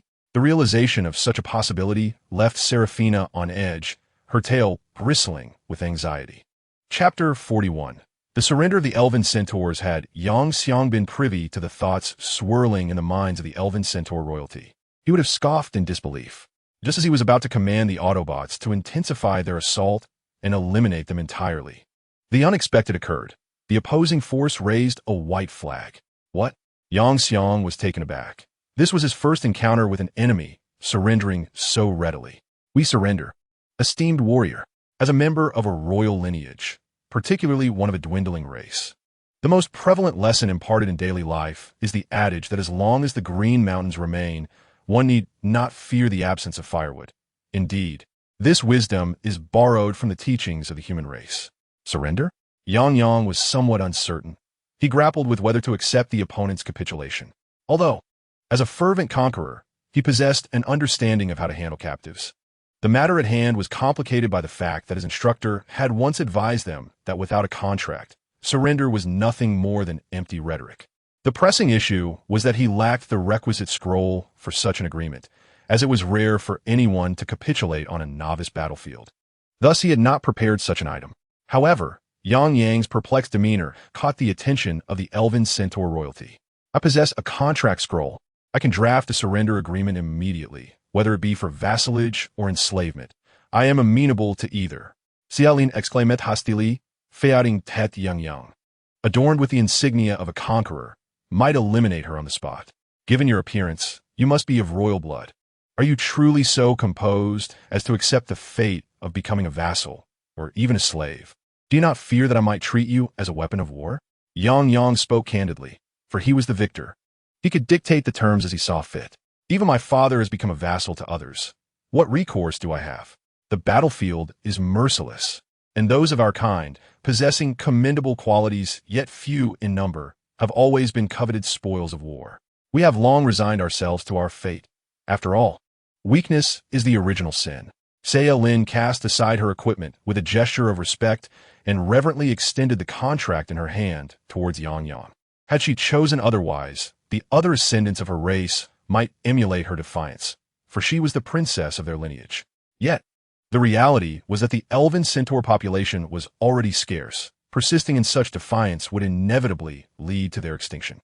Races that faced annihilation were typically reclaimed as units on the battlefield, and as resurrected combatants, their existence would be even more abysmal than that of vassals or slaves. For combatants possess no personal rights whatsoever. Yang pondered over the contract before him, reflecting on the notion that a warlord's ascendance is virtually unattainable through mere battlefield prowess alone. To expand one's dominion and augment resources, the primary avenue lies in annexation, namely, the acquisition of vassals. This strategy allows Yang to enhance not only the scale of his battlefield, but also the resources it encompasses, thereby amplifying the capabilities of his vassals in tandem. While the expenditure of battlefield currency and resources would undoubtedly escalate, it would ultimately conserve a substantial quantity of domain expansion packages, which are notoriously difficult to procure and often reliant on quest rewards. Despite contemplating the collection of mechanized races, the scarcity of such entities currently poses a significant challenge. Meanwhile, his interest piqued at the prospect of equipping the centaur elves with artillery upon their backs. Thus, Yang ultimately affixed his signature to the contract, accepting the centaur elves as one of his vassals. The number of vassals is unrestricted. However, an increase in vassals correlates with a heightened hidden score for the warlord, resulting in more formidable adversaries. Should one fail to integrate their vassals with their own forces to enhance overall combat efficacy, it would be a path to inevitable demise. Upon signing the vassal contract, It was clear that the current battle would culminate in Celian's failure. Whether they would retreat or not hinged on Yang-Yang's decree. Should he encounter a more ruthless individual, he could easily cast them as cannon fodder. Have you faced any other warlords? Celian inquired. After the contract's execution, the two factions regarded each other as kin, with Yang wielding dominion over their fates, thus fostering a swift rapport. Indeed, we encountered a reckless goblin lord. Our charge annihilated them entirely. Celian recounted with an air of disdain, reflecting on the diminutive stature of the goblins, barely reaching their thighs. During the charge, they had to lower their lances significantly. Furthermore, the goblins had the audacity to employ a surprise tactic against them. Thankfully, clad in full armor, they managed to avoid calamity. So, I have vanquished a dark half-orc, and you have dispatched a goblin. That leaves us with merely 2 lords remaining, Yang remarked, urging Wei Jin-Tian to scout ahead. As he was eager to partake in dinner, it seems tonight's supper will require considerable preparation. Upon this thought, he recalled his vassals, realizing he could not solely focus on his own meal. The conscious core interjected, "Nonsense. Have you ever cooked? It's always been my task." Hearing her commander prioritize their sustenance ignited a flicker of appreciation within Celian, who mused inwardly that perhaps she had encountered a commendable leader. After all, such qualities often reveal themselves in the minutiae of daily life. On the other side, 2 teams remained in standoff. Yang Na, why not surrender? If you do, I might allow you a more dignified death. As he gazed at the beautiful girl before him, who was also his classmate, Wu Dan felt his mouth water, yet his mind remained remarkably composed. After all, it was widely acknowledged that women faced far greater challenges on the battlefield than men, subjected to more numerous threats. Thus, an unspoken rule had emerged. These women invariably carried substantial explosives. Should one attempt to force their hand, it would be an immediate exchange of lives. Naturally, there were those who hoped to barter their bodies for a chance at survival. However, the question remained, without a contract, who would trust you? Who could guarantee that, in the heat of the moment, you wouldn't pull the trigger? The vast majority dared not gamble, unless they felt capable of withstanding immense explosives. It is worth noting that most women would spend a portion of their battlefield currency to upgrade their glorious bombs. Explosives were inexpensive. Do not assume they would hesitate to procure them. Chapter 42. An unexpected encounter with cousin who shall claim victory remains to be seen. Why are you so eager to plant your flag? Yang Na rolled her eyes. Only a fool would surrender before the battle had commenced, simply waiting to be slaughtered. Even if she could not defeat her opponent, she could still use her ample explosives to knock out a couple of his teeth. In time, other warlords would take care of him. What is death, after all? Yen na fiated na ting. Ability, fearless. Ability details. What does it truly mean to be fearless? The answer is not dying. Effect. 1. Revives on the battlefield in a weakened state immediately after death. This battle is considered a failure. 2. Resilience increases by 30. Control duration reduced by 30. You are merely a stubborn dead duck. Look at your soldiers. Lowest tier human infantry, while my troops consist of the highly defensive goblin Ironlin. Wu Dan laughed heartily, pointing at Yang Na's infantry and then at the goblins behind him, whose skin bore a bluish tint. Yang Na's lips twitched, yet she restrained her laughter. Mocking a fool was improper. I shall not waste breath on you any longer. To encounter such an imbecile upon entering the arena is truly unfortunate. With a wave of her hand, she signaled her towering warriors, each averaging over 6 feet tall, to advance towards the rare infantry that barely reached 4 feet. Ha ha ha, Yang Na, you have made the gravest mistake. Wu Dan's laughter was boisterous, but the next moment, it faltered. Although Yang Na's infantry comprised merely the most ordinary human soldiers, their sheer numbers could not be overlooked. Even if the quality of their armor was average, their quantity was overwhelming. This is indeed a battalion of heavily armed human infantry. And these rare-grade goblins? Who on earth would be foolish enough to outfit goblins in heavy armor? Currently, the only goblin variant adorned in armor is the Goblin King, who possesses a stature comparable to that of a normal human. The other goblins, even if clad in heavy armor, lack the strength to support their own movements. What? Guns? Preposterous. As a magical race, goblins inherently suffer a disadvantage when wielding technological weapons, and coupled with their feeble strength, they cannot even withstand the recoil. Thus, the combat unfolded in a dramatically one-sided manner. Those rare goblins charged forward, only to be effortlessly dispatched by the human infantry, who could not even be bothered to expend ammunition on them. With a swift kick, the goblins were sent crashing to the ground, followed by a brutal blow to their chests that left them spewing blood. Ultimately, they were merely encased in a thin layer of armor. Wu Dan, momentarily stunned, instinctively turned to flee. If he did not run now, would he wait for Yang Na to hang him up to dry? Observing Wu Dan's retreat, Yang Na made no attempt to pursue him. The heavy infantry's primary drawback was their sluggish movement speed, and, as a woman, it was uncertain whether she could successfully overpower him in a chase. How she longed for a steed. Alas, why must the cruel rules of the battlefield classify horses as part of the troop types? Yang Na sighed. Although troops could be bought and sold, none of her infantrymen possessed the ability to ride.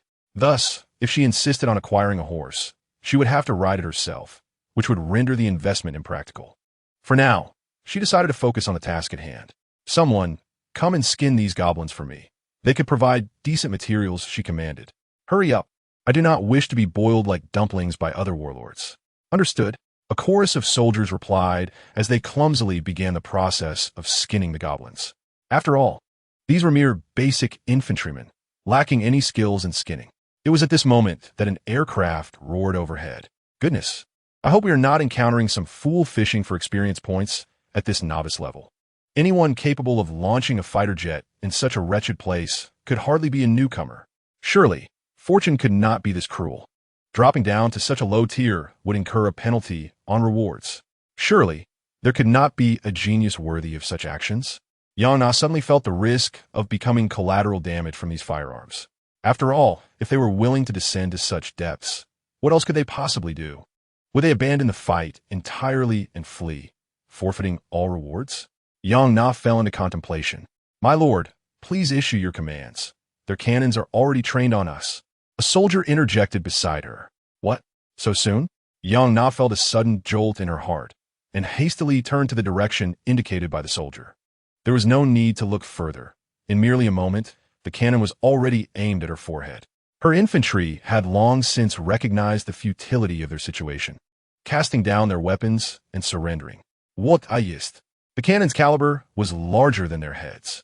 Furthermore, the enemy was too swift. They had no time to shed their heavy armor and engage in a mobile warfare with firearms. Alas, just kill me now, Yang Na sighed in resignation. Yet, the next moment, she heard a voice that was somewhat familiar. Cousin? Xiao Jiao. Yang Na, who was poised to ignite the explosives strapped to her body, abruptly halted her actions. If this truly were her cousin, it would be an immense loss to end her life so foolishly. What a coincidence that this guy was the one you dispatched. Yang Jiao held up a figure that Yang Na found somewhat familiar. Indeed, it was Wu Dan, who had collided with the living embodiment of death. No doubt, I present him to you. You nearly scared me to death. I thought someone had come to the lower ranks to fish for easy prey. Yang Na patted her chest, feeling a measure of trust in her cousin. After all, since the passing of her uncle and aunt, her family had been looking after Yang Jiao. For instance, whenever Yang Jiao attended parent-teacher meetings, it was always she who accompanied him. This was their unique strategy to avoid being punished, though no one had chastised him since the departure of his parents. Normally, one wouldn't act so foolishly, right? Yang Jiao remarked, as he snapped the neck of the terrified Wu Dan. Who knows? But let's set that aside for now. Quickly show your sister your troops. You are indeed fortunate to have a plethora of transformers. I am utterly envious.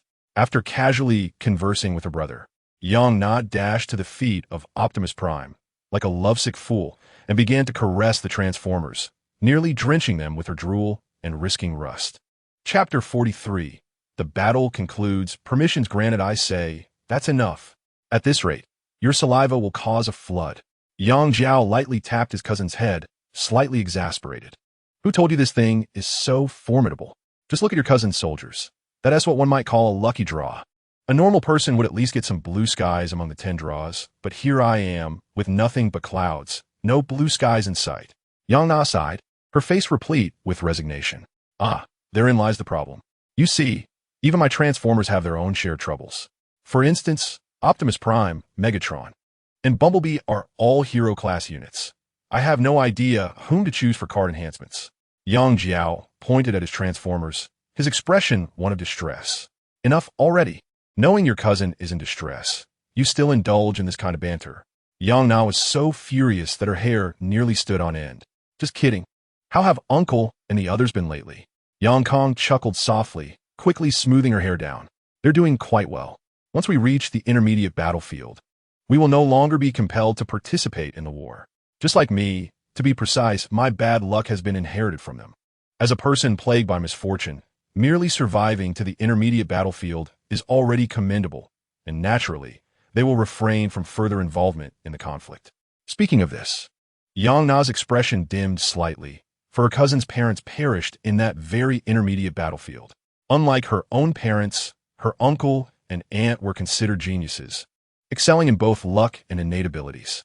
Yet, the world is ever so unpredictable. No one can tell whether tomorrow or an unexpected event will arrive first.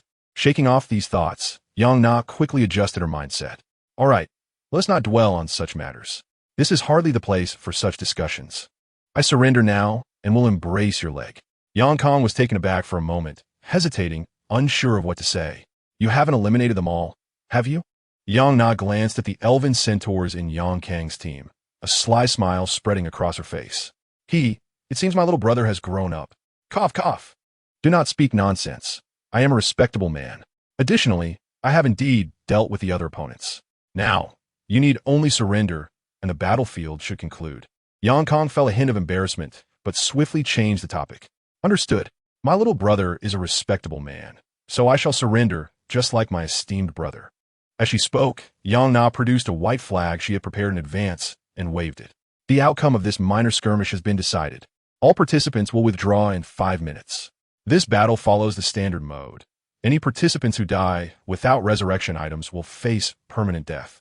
You also have the option to pay a war indemnity to the victors in exchange for resurrection coins. You have 5 minutes to decide. Standard mode, huh? Should I accept their indemnity? Yang Kong glanced at his battlefield currency. After selling over 1,000 of the 01s, he currently possessed several million battlefield coins. When it comes to trifling gains, it hardly matters whether to accept or not. There is no animosity, so why not claim what you're owed? Yang na casually remarqué. This has become an unspoken understanding among various races. Typically, in the absence of grievances, even a single battlefield coin is preferable to leaving empty-handed. Of course, there is a minimum limit established for the battlefield itself. That is indeed true. Yang Kong nodded in agreement, casually accepting the application from Wu Dan. The unfortunate goblin who had been crushed by him, noting that the others had not even met the minimum payment threshold. Brother, I'm heading home now. Do come and play at my place when you have time, Yang Na said playfully, winking at Yang Kong before vanishing into thin air. If only she weren't my biological sister, Yang Kong muttered instinctively, quickly discarding that unsettling thought from his mind. He had been rather reckless lately. With a resounding clap, he struck Saya Lin on the backside. We should return now, she remarked, her cheeks flushed from the impact as she rolled her eyes at him. Subsequently, everyone disappeared from the battlefield. After their departure, the battleground, formed by the 6 participants, began to disintegrate. However, the battlefield shared by Yang Kong and Saya Lin remained intact, continuing to connect as radiant light shone in Yang Kang's home. Both Yang Kong and Saya Lin materialized in the living room. It seemed that once they had more vassals, they would need to use the garage to enter and exit the battlefield. Yang Kong smacked his lips. So, this is your room, master? Although as a vassal, he need not strictly refer to her as master. The slap she had delivered upon leaving the battlefield swiftly made Saya Lin realize one thing. Her commander was far from an innocent young man. Indeed. Go ahead and take a look, she replied. Yang Kong was not merely a creature of base instincts. Upon leaving the battlefield, his foremost concern was to examine the permissions unlocked after completing his initial battlefield encounter. Congratulations! You have unlocked the following permissions. 1. War. You can initiate war at any time. 2. Challenge. You can now be challenged or challenge others in the real world. 3. Personnel. You can now have vassals and slaves. This function allows you to view the detailed attributes of your vassals and slaves. Contract vassals and battlefield vassals are entirely different entities. The former are bound, while the latter resemble a boss-employee relationship, allowing for possible transitions. Slaves are stripped of all rights, but can be upgraded to vassals. 4. Lord, your battlefield domain has been liberated, allowing you to undertake more endeavors. You can even create a nation within it. For additional functions, continue to enhance your battlefield level. Congratulations on your victory in this war. You have defeated 5 opponents and acquired 1 vassal, earning 1,000 points of war experience. Defeating an opponent grants 200 points of experience, with the basic requirement being the killing or capturing of the opposing lord. War experience can be used for the elevation of the ascendant or to break through the growth limit of troops. After gaining a brief understanding of the functionalities, Guang casually allocated the experience points to his own level. Currently, the Transformers had not yet reached their growth limit, rendering the use of experience for upgrades unnecessary. Following the addition of 1,000 experience points, his level has risen to 2. In a primary battlefield, each level requires a fixed 500 experience points. Chapter 44. The Defensive Battle Fortress. With the 2 levels gained, he acquired a total of 10 attribute points, all of which he allocated to his mental prowess. Unlike ordinary individuals, after completing the transformation into a mechanical life form, Guang's physique could be enhanced by advancing through the technological tree to improve the material of his flesh and metal. Therefore, the precious attribute points obtained through leveling up were naturally used to bolster his mental capabilities, which posed a greater challenge for him.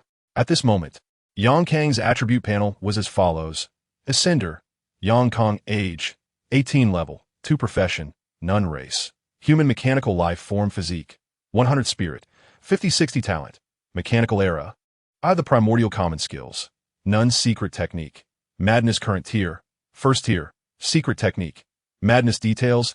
A profound shift in consciousness has granted you this skill. Effects: 1. Immunity to fear and similar emotional effects of the same level. 2. When emotionally stimulated, there is a chance to enter a state of madness, during which one completely disregards negative mental states such as charm, losing emotional control, and acting on impulse. Having settled these matters, Guang was keen to satisfy his curiosity. Upon first laying eyes on the centaur elf, he found himself intrigued by a particular question. He called Sei Yalan over, inquiring, "I'm quite curious. Do you prefer the front or the back?" Hearing her master's words, Sei Yalan's cheeks flushed, but she soon mustered her courage. Gazing at the robust young man before her, who had just turned 18, yet possessed a physique far surpassing that of his peers following his life form transformation, she blushed slightly and replied, "My dear master, that is something you must discover for yourself." In an instant, the atmosphere ignited with tension. "What? You mean regarding that question? Well asked, but do not inquire about it again." At the break of dawn the following day, Yang Xiang continued his training as an apprentice knight while contemplating the strategic design of his battlefield. His current intention was to construct a primary stronghold, within which he would install the core of the main city. This would prevent random amalgamation when connecting with other battlefields, allowing for conventional warfare instead of mere skirmishes. Furthermore, the core of the main city, being of a lower tier, was relatively easy to acquire. Yang Xiang aspired to develop this stronghold into a fortress-like city, a choice favored by the vast majority of warlords, despite the considerable resources and battlefield currency it would demand. However, the construction of such a stronghold necessitated blueprints. Without them, all efforts would be in vain. Yet, as a hero-class unit, Optimus Prime, leader of the Autobots and one of the foremost figures among the Transformers, possessed the distinctive Cybertronian technology required to facilitate the establishment of such a stronghold. Perhaps he can inquire about this with Optimus Prime shortly. After several hours of rigorous training, the apprentice Centaur Knight finally took a moment to rest. Having long since reverted from her centaur form, Seraphine, now resembling an elven being, lay exhausted on the ground, her weary legs unable to straighten. "My master, I require rest. I know you are curious, but centaur knights and warhorses are quite different. If you truly wish to practice horsemanship, I suggest you procure a rigorously trained warhorse. They should be readily available in the war market," she said, her fatigue evident. If she continued with such strenuous combat training, she would inevitably suffer the same fate as an ordinary warhorse. Coughing slightly, Yang Xiang replied, "I will be more mindful in the future. After all, horsemanship is quite challenging to master. The notion of cavalry charges would henceforth be reserved for genuine warhorses, as it would be detrimental to both parties otherwise." As an apprentice knight, he was not versed in the intricacies of such matters. One can only hope, Seraphine sighed, reflecting on the fact that this was her first and perhaps only encounter with such a diligent knight. Once Seraphine returned to rest, Yang Xiang summoned Optimus Prime. Say, Brother Prime, do you have any blueprints? He inquired, rubbing his hands together with a beaming smile. Blueprints, you say? Optimus Prime pondered for a moment before tapping his forehead twice, projecting a three-dimensional image from his eyes. Perhaps this may assist you, Commander. It is content from the leadership module. The image displayed a fortress on Cybertron. However, Yang quickly noticed an issue. In the lower right corner of the blueprint, there was a detail. Click to view details. Yang clicked on it. Fortress name, Megatron. Details. Megatron is one of the rare titans among Autobots, whose terrifying firepower and defense make it a formidable opponent among Transformers. Details omitted. In astonishment, Yang leapt up upon seeing this. All he desired was an ordinary fortress, yet Optimus Prime had bestowed upon him such an extraordinary surprise. Megatron, a structure that could serve as both a defensive combat fortress and a colossal transformer. In that moment, a greater ambition surged within Yang's heart. He yearned to create the primordial, celestial venerable. Of course, not the one from the mythos, but the Transformer version, representing the planet Cybertron. Splendid. Absolutely splendid. I shall commence preparations for the materials. Scarce resources should be obtainable at the Academy, yet I still feel a shortage of funds. I can only hope that these several million battlefield coins will suffice. Having solidified his future plans, Yang chose not to alter the current layout of the town, as it would eventually be dismantled anyway. Changing it now would serve little purpose and only squander his already limited battlefield coins and resources. Just then his phone rang, and he answered it. Yang, how did it go? A complete victory, or did someone come to you right away? Zhao Yunlong's teasing voice resonated from the other end. Of course, it was a 5-for-1 victory. Yang casually replied. From the sound of your voice, it seems you won too. What on earth? 5-for-1. Were you playing on a 6-player map? No way. What kind of divine difficulty is that? I was on a 3-player map, and you annihilated them all? Oh, I wish I had Transformers too. Zhao Yunlong's voice dripped with envy, as if one could savor dumplings alongside it. Not completely annihilated, Yang interjected, continuing Zhao Yunlong's thread. Haha, I knew it. One of them is my cousin, she conceded, and the other is a Phase Centaur with whom I signed a subordinate contract, so they weren't all wiped out. Yang said nonchalantly. What? You truly infuriate me. Can you not speak without panting? A Phase Centaur. Just thinking about it is exhilarating. By the way, I was just about to ask you. Without waiting for Zhao Yunlong to finish, Yang abruptly hung up the phone. It was perhaps best to let that question slide. Chapter 45. The express train to the Academy on the direct train back to their university. Zhao Yunlong occasionally stole glances at Yang Xiang. The previous question lingered in his mind, scratching at his heart like a playful kitten, leaving him restless and eager to inquire further. However, with Li Mingyun seated beside him, he found himself unable to voice his curiosity. What would happen if he dared to ask in her presence? Unbeknownst to him, Yang Xiang remained oblivious to his companion's peculiar gaze. At that moment, he was engrossed in examining the school's express train. He noticed that the wooden walls of the carriage, exuding a classical aura, were adorned with an abundance of intricate and mysterious patterns. According to the detection of his primordial eye, these designs were an array of magical runes, crafted to enhance the train's overall defensive capabilities, speed, and other attributes. Furthermore, the wooden walls were not constructed from ordinary timber, but rather from a subspecies of the Tree of Life, known as Kabbalah. The synergy between the two elements rendered the train's defenses insurmountable, far beyond the reach of the young boy he once was in his previous life. Yet, the study of the school's train was secondary to Yang Xiang's true excitement. He had uncovered the most vital function of the primordial eye.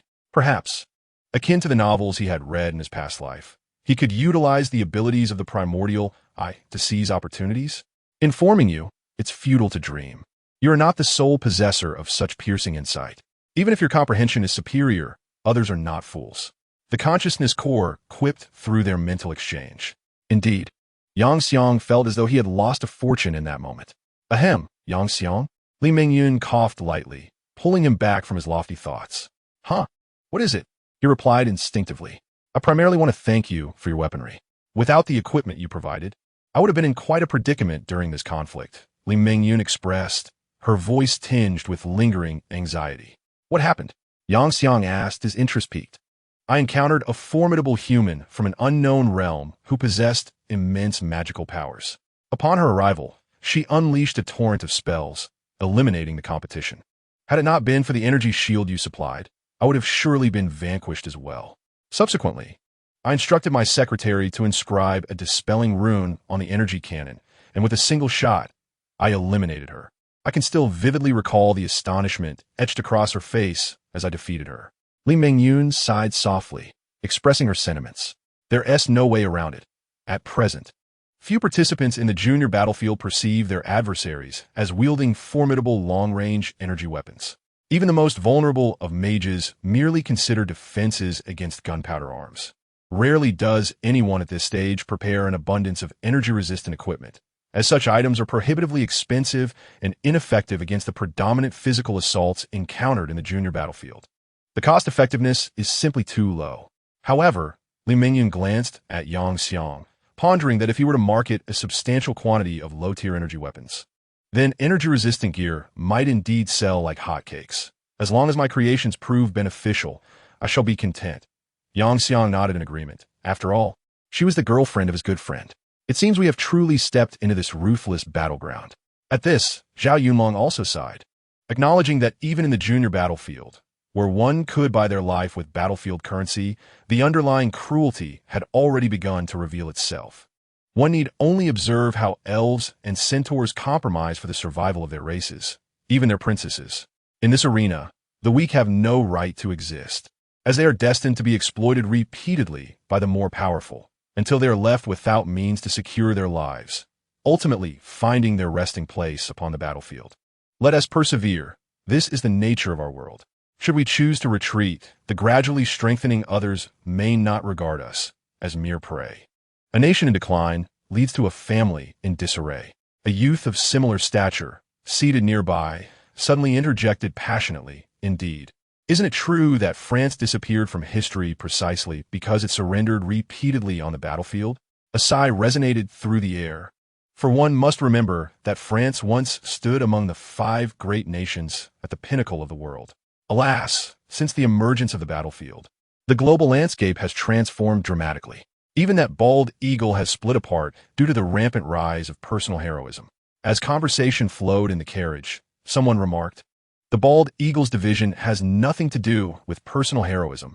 It is merely a reflection of their excessive freedom, a carefree existence filled with daily gunfights and revelry. When the battlefield loomed and personal might was amplified, it was their lack of true freedom that led to their fragmentation." A scoff followed, regrettably. While those nations have faded from history as our adversaries, we now face countless more formidable opponents across the myriad realms of the battlefield. We can never afford to cease our quest for strength. Nonetheless, it must be said that the battlefield has ushered in numerous advancements, rendering our lives increasingly comfortable and delightful. Alas, the brutality of combat on a battlefield is already overwhelming. Thus, in reality, one must strive to elevate the quality of life. A group of students engages in various light-hearted banter, among which discussions about topics such as slavery arise, with some expressing desires for exotic companions. Like those of an enchanting nature, were these sentiments to be aired in a time devoid of conflict, it is likely that they would forfeit their prospects in the realm of romance during their university years. However, the current circumstances differ. As long as one possesses strength, such matters hold little significance. Just as their jovial discussions reached a crescendo, the train gently shuddered, accompanied by an announcement. The journey's destination, the esteemed capital university of the Great Xia, had arrived. Passengers are kindly requested to gather their belongings and prepare to embark on their new collegiate adventure. Unlike the typical electronic announcements found on ordinary trains, the voice they heard belonged to a charming senior, who delivered the message in her melodious tone. Already here? Zhao Yunlong paused in surprise, for the journey had scarcely begun. This is hardly surprising. The train travels at speeds exceeding 2,000 kilometers per hour, and during the journey, one hardly perceives any motion. It defies the laws of physics, stopping and starting instantaneously, efficiently transporting students from all corners of the nation in just a few short hours. Chapter 46. The city above the clouds. Having thoroughly examined the entirety of the train's information, Yang Kong whispered softly into the ear of his close companion. Uncertain whether this information fell under the realm of confidentiality, he dared not speak aloud. However, It was evident that such matters were not classified, as other students had begun to share their insights. With their luggage cast into their respective battlegrounds, the train's interior lacked any overhead compartments. Thus, everyone stood up and headed toward the train doors. Truth be told, Guang and his peers had long harbored curiosity about this esteemed institution, the Daxia Capital Academy, also known as the City Above the Clouds. It descends to the ground only during the enrollment of new students each year. The criteria for admission are extraordinarily stringent. First, one's innate talent must reach at least a superior level, followed by the necessity of achieving a minimum score on academic assessments. Furthermore, the performance of recent graduates in the novice awakening battleground is meticulously evaluated. Only through a comprehensive assessment can one secure a place in this prestigious academy. It can be said that every student fortunate enough to enter is a paragon of excellence. This was the initial policy. However, due to the resultant scarcity of students, given that only a limited number of individuals with superior talent emerge nationwide each year, many qualified candidates do not enroll. Additionally, some who meet the criteria may not pass the theoretical examinations, while others may simply be unwilling to attend. Consequently, amidst nearly 5 million high school graduates annually in Daxia, only about 5 to 10,000 possess the requisite talent, resulting in a mere handful making their way to the city above the clouds. In light of this predicament, the academy was compelled to relax its standards. Presently, as long as one meets the theoretical score threshold, admission is granted. This adjustment has also revealed a significant advantage for the administration. The elite within the academy can more readily find subordinates willing to align themselves under their command, facilitating mutual training and other various benefits. Thus, the current model has been maintained, which explains why Li Mengyun is able to attend this institution. Once all the students had boarded the island, the entire city above the clouds gradually ascended into the sky amidst the awestruck gazes of the crowd, soaring above the endless sea of clouds. "How beautiful!" Li Mengyun exclaimed, her eyes sparkling as she gazed into the vast expanse of the cloud ocean. Now I understand why some who met the admission criteria for the city above the clouds chose not to come," Yang suddenly remarked. "Why?" Zhao Yunlong inquired, momentarily taken aback. "Now, skipping class to revel in leisure is simply out of the question," Yang responded, gesturing towards the boundless sea of clouds. "Unless one were to leap off from here." Zhao Yunlong was taken aback for a moment. "You should not dwell on it, my junior. It is impossible to jump down from here. Although it appears that nothing obstructs the view, the entire cloud city is shrouded in a protective barrier. Even if you were to leap from the edge, you would ultimately land at the bottom of the spherical barrier and be taken away by the enforcement committee students who have been fishing there for an extended period." A gentle and melodious voice resonated behind them, prompting the trio to turn around. A graceful senior with shoulder-length, silky black hair stood there, observing them. After a brief glance, she introduced herself in a soothing tone. "Hello, I am Shengwan Mingfei, a member of the Student Council's Orientation Department, specifically responsible for guiding you new students." Upon hearing this, Yang Xiang and the others quickly introduced themselves as well. "Now that we are acquainted, let us proceed. I will first escort you to the accommodation area so you can drop off your luggage. The freshman orientation ceremony is scheduled for the afternoon, leaving us ample time. I can even show you around Cloud City." With a beaming smile, Shengwan Mingfei added, "Thank you for your assistance, senior." Naturally, Yang Xiang and the others had no objections. Although Cloud City implemented a unique, closed management system, it earned its title of city for a reason. In reality, aside from being an academy, it was a genuine modern metropolis, composed of faculty, students, and some special external personnel. As they journeyed, Shengwan Mingfei shared insights regarding the current state of Cloud City. "Special external personnel?" Yang Xiang and the others inquired with some confusion. "You must understand that the expenses of running this city are quite substantial." Shengwan Mingfei hinted without explicitly stating her thoughts. "Oh, you mean affluent patrons?" Zhao Yunlong exclaimed, smiting his left palm in realization. "That's about right," Shengwan Mingfei replied, her lips twitching slightly at the directness of the junior. Shaking her head with a smile, she signaled for a taxi. "Is the accommodation area far from here? Do we really need a taxi?" Li Mengyun questioned, considering that this was a truly modern metropolis. Shengwan Mingfei chuckled, and upon presenting her Student Council Orientation Department badge to the driver, he nodded without inquiring further and promptly pressed the accelerator to the floor. However, just then, Yang Xiang, seated in the back, furrowed his brow suddenly. He sensed the discontent of the car's spirit. It seemed that this vehicle did not appreciate being driven so recklessly. Indeed, as he sensed, the car had not traveled far before it abruptly lost power. Ah, this wretched vehicle, what new trouble is this? The driver, feeling exasperated, tapped the steering wheel with resignation, stating that there was no other option but for them to take another vehicle. It was unfortunate, as he had finally secured a promising fare. Yang and his companions had no choice but to disembark, preparing to hail the next taxi. Yang refrained from informing the driver that his vehicle was not fond of rough handling, as he could easily discern that the driver was not particularly gentle by nature. Expecting him to treat a car with tenderness was rather futile. "Ah, senior, I trust you are familiar with the route," he remarked, glancing at a group of students also awaiting taxis. Suddenly, he posed a question. "Of course, my charming junior, have you unleashed your automotive prowess upon the battlefield? You seem quite prepared. However, due to certain unique circumstances in Cloud City, an additional driving license specific to this area was required." Pointing to a taxi that had swiftly accelerated to hundreds of kilometers per hour before vanishing from sight, Shangwan Mingfei remarked, "I believe that is unnecessary." Yang shook his head and summoned his vehicle, cheerfully adding, "After all, it is merely someone walking, although their gait resembles that of a car." "Oh, it seems you are the fortunate one rumored to have summoned a legion of automotive beings. In that case, the Academy's traffic regulations may not apply."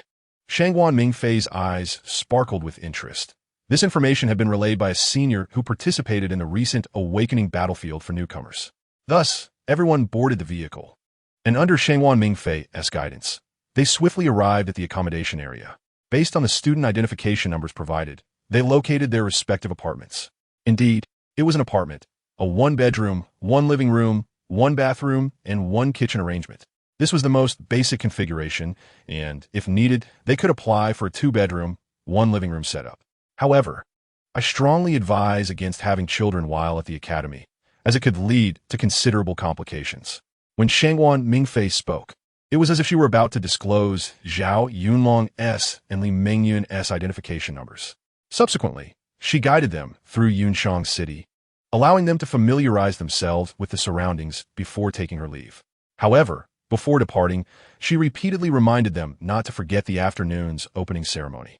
Yang Kong, after tidying up his belongings in his room, joined Zhao Yunlong and the others in visiting a quaint eatery recommended by Shangwan Mingfei for lunch, before hastily making their way to the grand auditorium of the academy. Based on his student ID, he located his assigned seat and awaited the commencement of the ceremony in serene anticipation. This was also a reminder from Shangwan Mingfei. Throughout the entire process, there was an absence of a guiding presence known as a counselor. This was due to the distinctive nature of Yunshang City, which diverged from conventional academies. It did not delineate classes or employ counselors. Instead, students were free to select their courses according to their individual needs, thereby enhancing their knowledge or combat prowess, epitomizing an extraordinary sense of freedom. However, this was a necessity. Under normal educational management, the risk of students inadvertently perishing on the battlefield would pose significant complications. Consequently, the Academy adopted a hands-off policy, simultaneously serving as a testing ground for this educational initiative. It was rumored that if all proceeded smoothly, this model would be expanded to other universities in the future. By the way, under the paradigm of Yunshang City, would it truly be permissible to not enroll in any courses? Zhao Yunlong gazed at Yang Kong with eager anticipation, seemingly seeking his affirmative response. "Wait a moment," Yang Kong instructed as he opened the student handbook document provided by a senior. After a brief inquiry, he lifted his gaze to Zhao Yunlong. "It is indeed possible." But what? A sudden sense of foreboding washed over Zhao Yunlong. In Yunshang City, all expenditures were linked to academic credits, and possessing battlefield coins alone would not suffice for purchases. The primary source of academic credits was attending classes. The truth was unveiled. Does that mean we have to attend classes? Zhao Yunlong appeared as if his spirit had been drained. Hadn't Senior Mingfei mentioned that many courses were exceedingly beneficial? Do not entertain thoughts of slacking off. Li Mengyun gently pinched her boyfriend's side, squeezing tightly. Ouch! Before Zhao Yunlong could protest, Li Mengyun swiftly covered his mouth. for the director had already commenced his speech during their conversation. Thus, the opening ceremony had begun. 5 minutes later, the director concluded his address and glanced at the seemingly eager head of the teaching department. Considering that the latter was known for lengthy discourses, the director quickly shifted his gaze, expressing a hope that the students would thrive within the academy and strive to overcome challenges on the battlefield, ultimately reaching great heights. The opening ceremony has now concluded. You may disperse. With that, the dean's figure swiftly vanished from the grand auditorium. Simultaneously, the senior students, unwavering in their allegiance to the dean, activated their various abilities and disappeared in an instant. This left a cluster of bewildered freshmen, still dazed in the auditorium, unable to comprehend the abrupt turn of events. Liu Kai, you old fossil. I haven't even given my speech yet. The head of the teaching department's eyes turned red with indignation as he glanced at the freshman who remained frozen in place. Clearing his throat, he seemed poised to say something. Noticing this, Yang Xiang conjured a propulsion device behind him, declaring, I shall take my leave first. With a hum, he shot out of the grand hall. The freshmen, now belatedly aware, scrambled to emulate their seniors, employing their respective powers to take flight, burrow underground, or teleport. In no time, the auditorium was left with only a few unfortunate newcomers lacking such agile abilities. The head of the teaching department sighed, then turned to the hapless few with a sinister grin. Let me introduce you to the very basic student regulations. Zhao Yunlong and Li Mingyun sat there, utterly bewildered, staring at the teaching director who was fixated on them. Finally, they lamented in unison, Yang Xiang, you traitor. Meanwhile, Yang Xiang strolled leisurely toward the grade S main classroom, where announcements for every significant event typically occurred. He noticed a notification on his phone from the school, instructing them to retrieve their military training uniforms from the main classroom. How unfortunate that even in a different world, one cannot escape military training. Yet, does military training truly benefit us? Perhaps it does, albeit slightly. As he ambled along, Yang Xiang muttered to himself, but for some reason, he suddenly felt a pang of loneliness. Why was Zhao Yunlong not engaging with him this time? Turning around, he soon realized the truth and chuckled. Oh, so they didn't follow me. They went off to play with Li Mingyan? Those two. It seems I must venture forth on my own. Before long, guided by various signs, Yang Xiang arrived at the expansive classroom designated for first-year students, capable of accommodating 3,000 individuals. At the entrance stood a teacher, who, without glancing at anyone, repeatedly announced through a nearby loudspeaker, once inside, feel free to choose any desk to sit at. The training uniforms are already placed on the tables. They're the latest adaptive training gear, suitable for any peculiar body type. You may take this opportunity to meet other classmates or simply grab your uniform and leave. Remember to be punctual for military training at the training grounds tomorrow. Chapter 48. The strange girl Yang Kong cast a puzzled glance at the teacher by the door, who, donning sunglasses, appeared to be breathing in an oddly steady rhythm, suggesting he had fallen asleep while standing. What kind of institution is this? Not only is the principal unreliable, but it seems even the teachers are so nonchalant and carefree. However, upon further reflection, Yang Kong came to an understanding. In this world, where the prevailing circumstance is one where most individuals live day by day without assurance of tomorrow, who can guarantee their continued triumph in the next battle? This school, this nation, and indeed this world are merely colossal makeshift stages where everyone struggles to survive, momentarily donning their roles while extravagantly wielding their power and desires. Realizing this, Yang Kong couldn't help but let out a derisive chuckle. He too was no exception to this reality. Upon entering the classroom, he casually chose a seat by the window, selecting one that belonged to a king of old. He then opened a box on the desk, which contained a supply kit for military training, similar in nature to the construction materials he had previously acquired. Inside were numerous items, including training uniforms, and alongside it lay a card detailing the precautions for this military training. Through this card, Yang Kong gleaned the true nature of the military exercise. For warlords, it was an opportunity to learn how to train their soldiers. For war maniacs, it was merely standard military training. As for others, they would be trained alongside their own troops, for warlords must command their soldiers. War maniacs must grow stronger, and mercenaries, to secure good employers, must first elevate their own professionalism. Furthermore, A certain level of military knowledge among logistics personnel would significantly enhance their chances of survival. So, were these training uniforms meant for the Transformers and the Centaurs? Yang Kang's expression turned peculiar. The Centaurs were manageable, merely requiring a change of attire. But the very idea of outfitting Transformers in clothing seemed utterly absurd.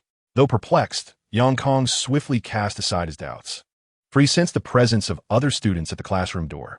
Raising his gaze, he beheld an exquisitely beautiful yet utterly emotionless visage. Her blood-red eyes betrayed an indifference towards everything, as if nothing could possibly capture her attention. Her long, raven hair cascaded down to her knees like a waterfall, unadorned and untouched. She donned a black and red dress, accentuating her frigid aura, which sent a shiver down Yang Kang's spine at first sight. This woman does not seem like a good person, he mentally critiqued. On the contrary, I find her rather intriguing, reminiscent of something familiar. But as an artificial intelligence, how could I possibly forget? Data query. Conclusion.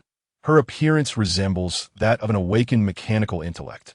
Absolute coldness and ruthlessness. After a brief, erratic episode, the cognitive nucleus reached its conclusion. My awakened mechanical intellect? Surely not. Am I truly that cold? Contemplation. Well, you might be slightly eccentric, akin to a cybernetic lunatic. What nonsense is this? Yang Kang rolled his eyes. What do they mean by cyber lunatic? He was merely a perfectly normal 18-year-old. Notice. Have you not observed? This woman has been staring directly at you. It must be my irresistible charm. And as for this cyber lunatic talk, that is pure slander. For a moment, Yang Kang felt a swell of pride. Complaisant. Ignoring the mockery of the cognitive nucleus, he discreetly glanced at the chilling girl, only to find her unwavering gaze fixed upon him. Do you need something? Under the intensity of her stare, Yang Kang felt a bit uneasy and instinctively inquired, What is your name? The girl replied coldly, Oh, I'm Yang Kang. The Yang from Mui. He instinctively introduced himself, as per his usual habit. Upon hearing his introduction, the girl tilted her head in confusion. Guang Kang. Yang Kang swore she was the first person in history to directly inquire after his self-introduction. Luo Shui. The girl responded, and then, as if the preceding moment had never occurred, she turned her head away. How perplexing. Yang Kang's mind raced, struggling to comprehend the situation, when suddenly, a flurry of footsteps echoed from outside. Luo Shui, my dear friend. The slightly ajar classroom door was abruptly thrust open, and a somewhat familiar figure burst in. In a swift and unexpected manner, he approached Luo Shui, enveloping the girl's head within his imposing embrace, his chin brushing against the crown of her head incessantly, nearly suffocating her. Despite this intimate situation, Luo Shui's demeanor remained strikingly indifferent. Little Luo Shui has always been so cool and detached, utterly adorable. After releasing Luo Shui, Lei playfully pouted and said, Well, Yang Jiang, observing the somewhat familiar figure before him, felt a surge of disbelief. Was this world truly so small? Oh, is that not the annual newcomer I had my eye on? What a fortunate coincidence. Finally noticing Yang Jiang, Lei exclaimed, Long time no see. Commander Yang Jiang. Yang Jiang greeted her with a smile. We're not on the novice battlefield anymore. Just call me senior. Lei chuckled, but suddenly recalled something. Turning sharply to Luo Shui, Where is your sister? Where did Luo Ling go? Upon hearing Lei's inquiry, the previously frigid young girl tilted her head slightly. At that moment, Yang Jiang saw beyond her icy exterior, perceiving a hint of bewilderment. Luo Ling should have been right behind me. Luo Shui turned to glance behind her, only to discover that her sister was nowhere to be found. Sister missing? Luo Shui's head gradually tilted to the other side, and a flicker of panic emerged in her once cold eyes. In an instant, she sprang from her seat, leaping towards the window without a moment's hesitation. Chapter 49. Did you think I was on the first floor? Hey, no wait. This is the 22nd floor. Yang Jiang instinctively reached out a hand, but he could not stop Luo Shui. Don't worry, that girl will be fine. I'll go find her, Lei assured, winking at Yang Jiang before also leaping out of the window. Is it now fashionable to skip the stairs and just jump down? Yang Jiang see get. Suddenly, he received a message regarding his dealings in energy weapons, complete with coordinates for a meeting. Thus, he too leapt from the window. Quickly, a suit of armor materialized around him, enveloping him perfectly. The miniature vector thrusters concealed within the armor swiftly expelled energy, allowing him to hover in midair. After confirming the target location, Yang Jiang adjusted his posture and soared forth, breaking the sound barrier. However, due to the intended destination being in Cloud City, even though his speed had yet to reach its pinnacle, he soon arrived. The thrusters powered down, and with a resounding thud, Yang Jiang landed at the entrance of an office building adjacent to the Cloud City government. "Hello, do you have an appointment?" The receptionist greeted him with a bright smile. I was sent by the people in meeting room 1130. Yang Xiang glanced at the message, confirming that indeed, someone had notified them about the 1130 conference room. A young lady left her post and politely escorted Yang Xiang to the door of the room, saying, "I can only take you this far." With a smile, she took a couple steps back and turned to leave. How surprising it was to encounter no melodramatic twists. Yang Xiang stroked his smooth chin, a hint of perplexity in his gaze. "How curious, my dear master. What are you truly contemplating? Can one really trust the narratives spun in novels? It is inconceivable that the receptionist in such a place has not undergone specialized training." The consciousness core found another opportunity to critique its master. Yang Xiang rolled his eyes and gently knocked on the conference room door. "Please come in." Upon receiving permission, he opened the door and stepped inside. The moment he entered, his gaze fell upon the distinguished individual he had previously met and exchanged a few words with. "Little one, you've arrived. Come, take a seat." The distinguished individual warmly gestured towards the chair beside him. The others in the room, who had been observing the two, darkened their expressions slightly upon witnessing such cordiality. "The reason for your summons today is to address the matter of your energy weapon sales. Rest assured, you shall not suffer any loss," the distinguished one remarked, winking at Yang Xiang. Without waiting for Yang Xiang to respond, he turned his attention to the other individuals seated in the conference room. "Now, please present your proposals. I am eager to hear thoughts." Upon hearing the distinguished individual's words, Yang Xiang's eyes brightened. He understood that the distinguished one was concerned that if he were to negotiate directly with this group of cunning old foxes, he would likely gain little benefit. "If, dear child, you are willing to sell us the production line for the energy weapons, I am prepared to offer." Knock, knock, knock. "Enough, you can leave now." Before the first speaker could finish, the distinguished one rapped on the table, dismissing him. "I have already warned you not to attempt any tricks in my presence. Since my arrival here, the only gain you should expect from this transaction is a reputation. Do not hope for anything more. And you must understand, that reputation alone can fill your coffers." A flicker of anger appeared on the distinguished one's face. To toy with a promising new talent in front of him? Were they truly so impatient for their demise? "Little one, I have a proposal to share. Should you be inclined to listen," a woman with a cool demeanor spoke. Yet her words radiated warmth akin to the sun on a winter's day. "Oh, do share. I am all ears," Yang Xiang replied. Yang cast a glance at the other individuals around him, whose expressions were fraught with difficulty. It was apparent that they were still mulling over how to secure greater profits. "I have examined the so-called lazy name 01 you have sold and discovered that it does not conform to the existing technological paradigms of our planet, particularly in terms of energy weaponry. I speculate that even if we were to acquire your production line, it would remain unusable without the support of a similar technological framework. Am I incorrect in my assessment, dear brother?" The woman chuckled, her demeanor a stark contrast to her icy aura. "Indeed, my weapon is named 01. Yang responded with composure and poise. "Quite so. Is there an issue? Isn't that merely an abbreviation?" The woman laughed so heartily that her shoulders trembled. Yang remained noncommittal. "My proposal is this. You will produce various energy weapons, and I will place orders with you at factory prices. Subsequently, I shall leverage my channels to sell these energy weapons, and we will then divide the profits. As for the ratio, how does a 50-50 split sound?" The woman elegantly shifted her posture, gazing at Yang with a smile. "Hey, Luo Fenghua, have you lost your mind? If we proceed in this manner, what will you do with such meager profits?"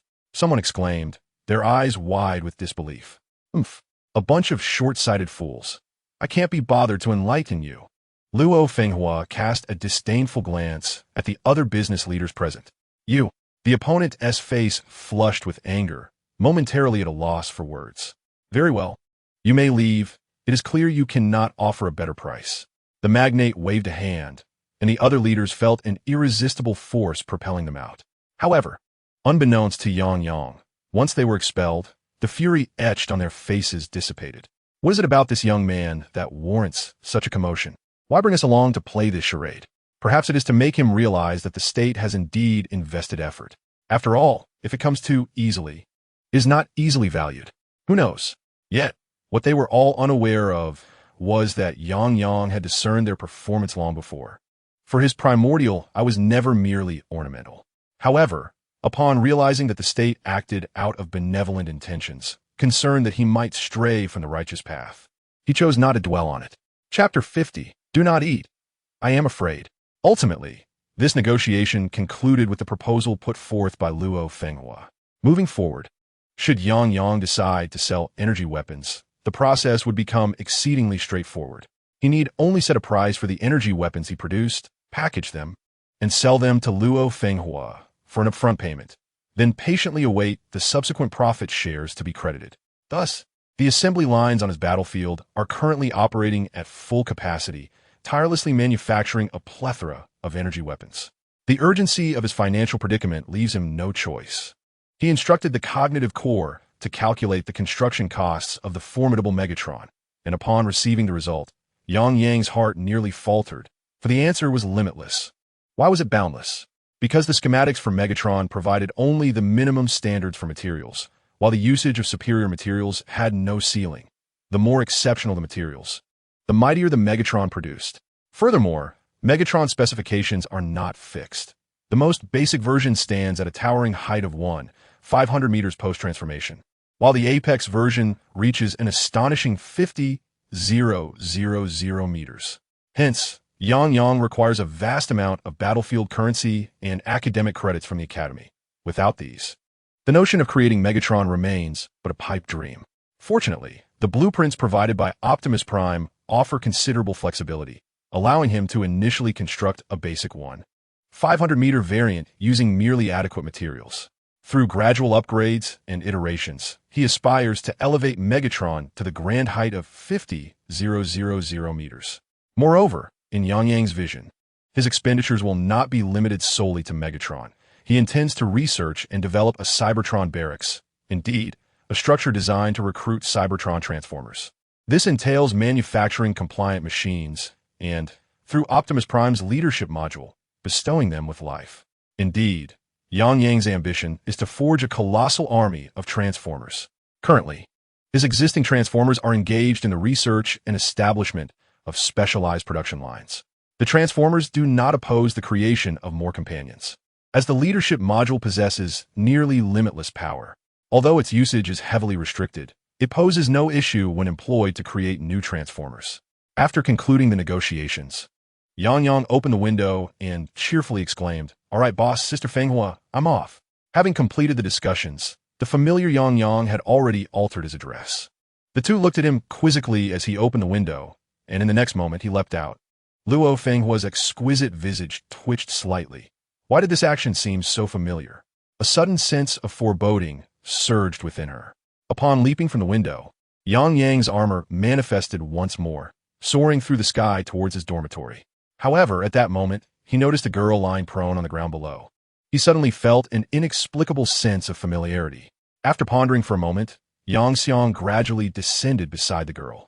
After a brief contemplation, he approached her and gently kicked her. "Sister, help. I'm so hungry." A few minutes later, delicious, so delicious, at a high-end snack shop, Yang looked at the girl before him, who was devouring her food without any semblance of decorum, and his expression turned strangely peculiar. This girl bore an uncanny resemblance to Luo Shui, whom he had encountered earlier that day. The few differences included her black eyes, contrasting with Luo Shui's red ones, and her hair styled into two long pigtails. Moreover, unlike Luo Shui's somewhat vacant demeanor, the girl before him, Luo Ling, radiated a glimmer of intelligence, albeit with a hint of clumsiness. "Slow down while you eat. You might choke," Yang said with a hint of exasperation. "Don't worry, I won't choke." Luo Ling hastened her pace, her large black eyes filled with indignation. "You are truly kind, much better than my sister. She has lost me again." Yang listened to the girl's unsolicited praise, momentarily at a loss for words. He glanced at his credits, relieved that he had received some from a senior. Otherwise, The meager amount allocated to new students would have been insufficient to satisfy this girl's appetite. He silently noted this debt, planning to seek reimbursement from her sister later. By the way, would you consider becoming my brother-in-law? My sister is very beautiful, just a tad less than me. If you become my brother-in-law, I can eat like this every day, Luo Ling exclaimed, picking up a piece of cake and nibbling on it daintily. Unlike her regular meals, when she indulged in desserts, she resembled a little squirrel, consuming them quickly and in small bites. On the other side of the snack street, Luo Shui remarked, I can already smell Luo Ling's scent. Ray Nai, looking utterly aggrieved, gently tugged at Luo Shui's sleeve. Ultimately, she could no longer contain her emotions, tears streaming down her face. Please don't eat anymore, okay? I'm scared. My credits for this week. Ray Nai, who claimed to be searching for her sister, had followed Luo Shui as she indulged in food, her fingers trembling as if she might faint at any moment. I will repay you, Luo Shui replied in her usual calm tone, tinged with a hint of naivete. What will you repay? Can you even support yourself? Ray Nai cried louder, acknowledging that her exuberance upon seeing Luo Shui had been excessive, dragging Luo Shui along. Rain gradually made her way to the snack shop where Yang Kong and Luo Ling were situated. Upon sighting the establishment, a wave of anxiety washed over her. Surely, Luo Ling hadn't been consuming delicacies there all afternoon? Goodness, where could she possibly procure so many credits? Would the offerings I provided to the owner suffice to settle the debt? No, wait, she isn't my sister. Why am I so concerned? Just as despair began to envelop Rain, she recalled the most crucial matter, and instantaneously, she relaxed her grandiose demeanor. After taking several deep breaths, she resolutely dragged Luo Shui into the snack shop, where her eyes immediately fell upon Luo Ling, who was indulging in desserts, gorging herself, with Yang Kong sitting across from her, wearing an expression of helplessness. Instinctively, she lunged forward. Goodness gracious, are you still eating? Chapter 51. Already sold, wasting food, let go of me. Even as Rain pulled Luo Ling away from the table, the girl's small hand still reached out toward the pastries. Despite her petite frame, once lifted into the air, she began kicking and flailing her little hands. If you keep eating, I'll sell you to cover the costs. Rain, filled with exasperation, replied, That's my brother-in-law. No need to compensate. Luo Ling seemed to have made up her mind about this matter, entirely disregarding her sister's opinion. What brother-in-law?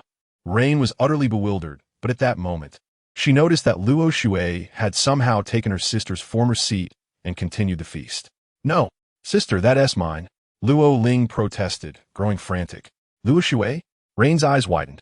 Already sold, wasting food, Luo Shui stated in a nonchalant tone, calmly putting a piece of cake in her mouth. How'd I end up with you two sisters? Rain released Luo Ling and, holding her head, sighed dramatically toward the heavens. A few minutes later, she declared, from now on, you two are at my service, no salary needed. Just free food and lodging. Rain was uncertain whether her concern for the sisters' predicament prompted her decision or if she had simply succumbed to temptation. But regardless, she joined the indulgent revelry. Fine, eat away, enjoy yourselves, but if you don't earn any credits, I'll treat you as warm weapons when we return. Yang Kong, caught in an unspoken dilemma, attempted a light-hearted jest. Although they consumed copiously, it paled in comparison to the credits he currently possessed, merely a drop in the ocean. Compared to the demands of constructing the formidable Meng Da Shui, it was inconsequential. However, regardless of indifference, she would still have to repay her debts. But what if she truly could not? He did not mind the situation he found himself in. It was no jest. However, recalling the surname of the twin sisters before him and thinking of the recently collaborated Luo Fenghua, he casually inquired, Do you know Luo Fenghua? Who? No, I don't know her, exclaimed Luo Ling, joyfully indulging in her dessert, leaving Yang Kong uncertain if she had truly grasped the name. Well, it sounds somewhat familiar, Luo Shui. The elder sister replied with a calm demeanor, yet she too had not fully comprehended amidst her meat consumption. You two dutiful daughters. That is my aunt, your mother. At last, one among the trio seemed somewhat reliable. Oh, I see. Yang Kong nodded and, without hesitation, pulled out his phone to make a call. He had long abandoned any hope regarding the matter of the credits owed by the three before him. He harbored serious doubts about whether they could maintain a semblance of normalcy if Rainai brought these sisters along. It remained an unknown. Hello, is this Sister Fenghua? Oh, little Yang Kong, have you been so eager to call me? Luo Fenghua responded cheerfully. Currently in good spirits after completing a lucrative deal and placing a bet on a rising star, while engaging in a game of mahjong with her sisters. You two daughters owe me quite a few credits. Could you assist in repaying them? She continued, knowing well that the sisters would be unable to repay. I certainly cannot bring them back as warm weapons, can I? Having undergone a shift in mindset, Yang Kong no longer felt the need to shy away from certain matters or remarks. He embraced a sense of freedom, operating within a flexible moral framework. Hey, it's just a matter of food. I'll cover for them, Luo Fenghua replied, momentarily taken aback, then laughing, her unease about her daughter's appetites creeping in. The exact amount hasn't been calculated yet, but they've already depleted the snacks from this school's canteen, sourcing from other branches. Are they gluttons? Yang Kong observed the cheerful store manager at the entrance and remarked, by the way, what did you say at the beginning? Luo Fenghua abruptly posed a seemingly unrelated question. I mentioned asking you to help your daughters repay their credits? Yang Kong answered, puzzled. No, it was that latter part. I said they definitely can't repay. And I can't just bring them back as warm weapons. Yang Kong instinctively replied. I can't repay either. You might as well take them back as warm weapons. Luo Fenghua decisively concluded before abruptly hanging up. While she was indeed wealthy, with a family running a large commercial enterprise, the credits in Yunjian City were not something that could merely be purchased with money. The credits she currently holds are remnants from her school days, and there is little prospect of acquiring more. This predicament explains why everyone is eager to secure a place in prestigious institutions like Cloud City. Consequently, she finds herself at a loss for viable solutions. Hey, Fenghua, that's your daughter. Are you really going to let her serve as a mere pawn? Exclaimed Chen Shiming, who was playing mahjong with Luo Fenghua and is also Lei Nai's mother, her expression one of astonishment. Indeed, let's find a way to gather some credits for you. We still have a few to spare, chimed in two of her sisters, clearly anxious. They cherished the presence of the Luo sisters, having exhausted the offerings at the school's snack shop, which, judging by the young man's remarks, specialized in high-quality goods made from ingredients that could almost be completely converted into energy. Otherwise, those two girls wouldn't be able to consume so much. Luo Fenghua, in a moment of exasperation, leaned heavily on the table, her imposing figure scattering the mahjong tiles in disarray. However, her three companions were momentarily stunned, their jaws nearly dropping in disbelief. What?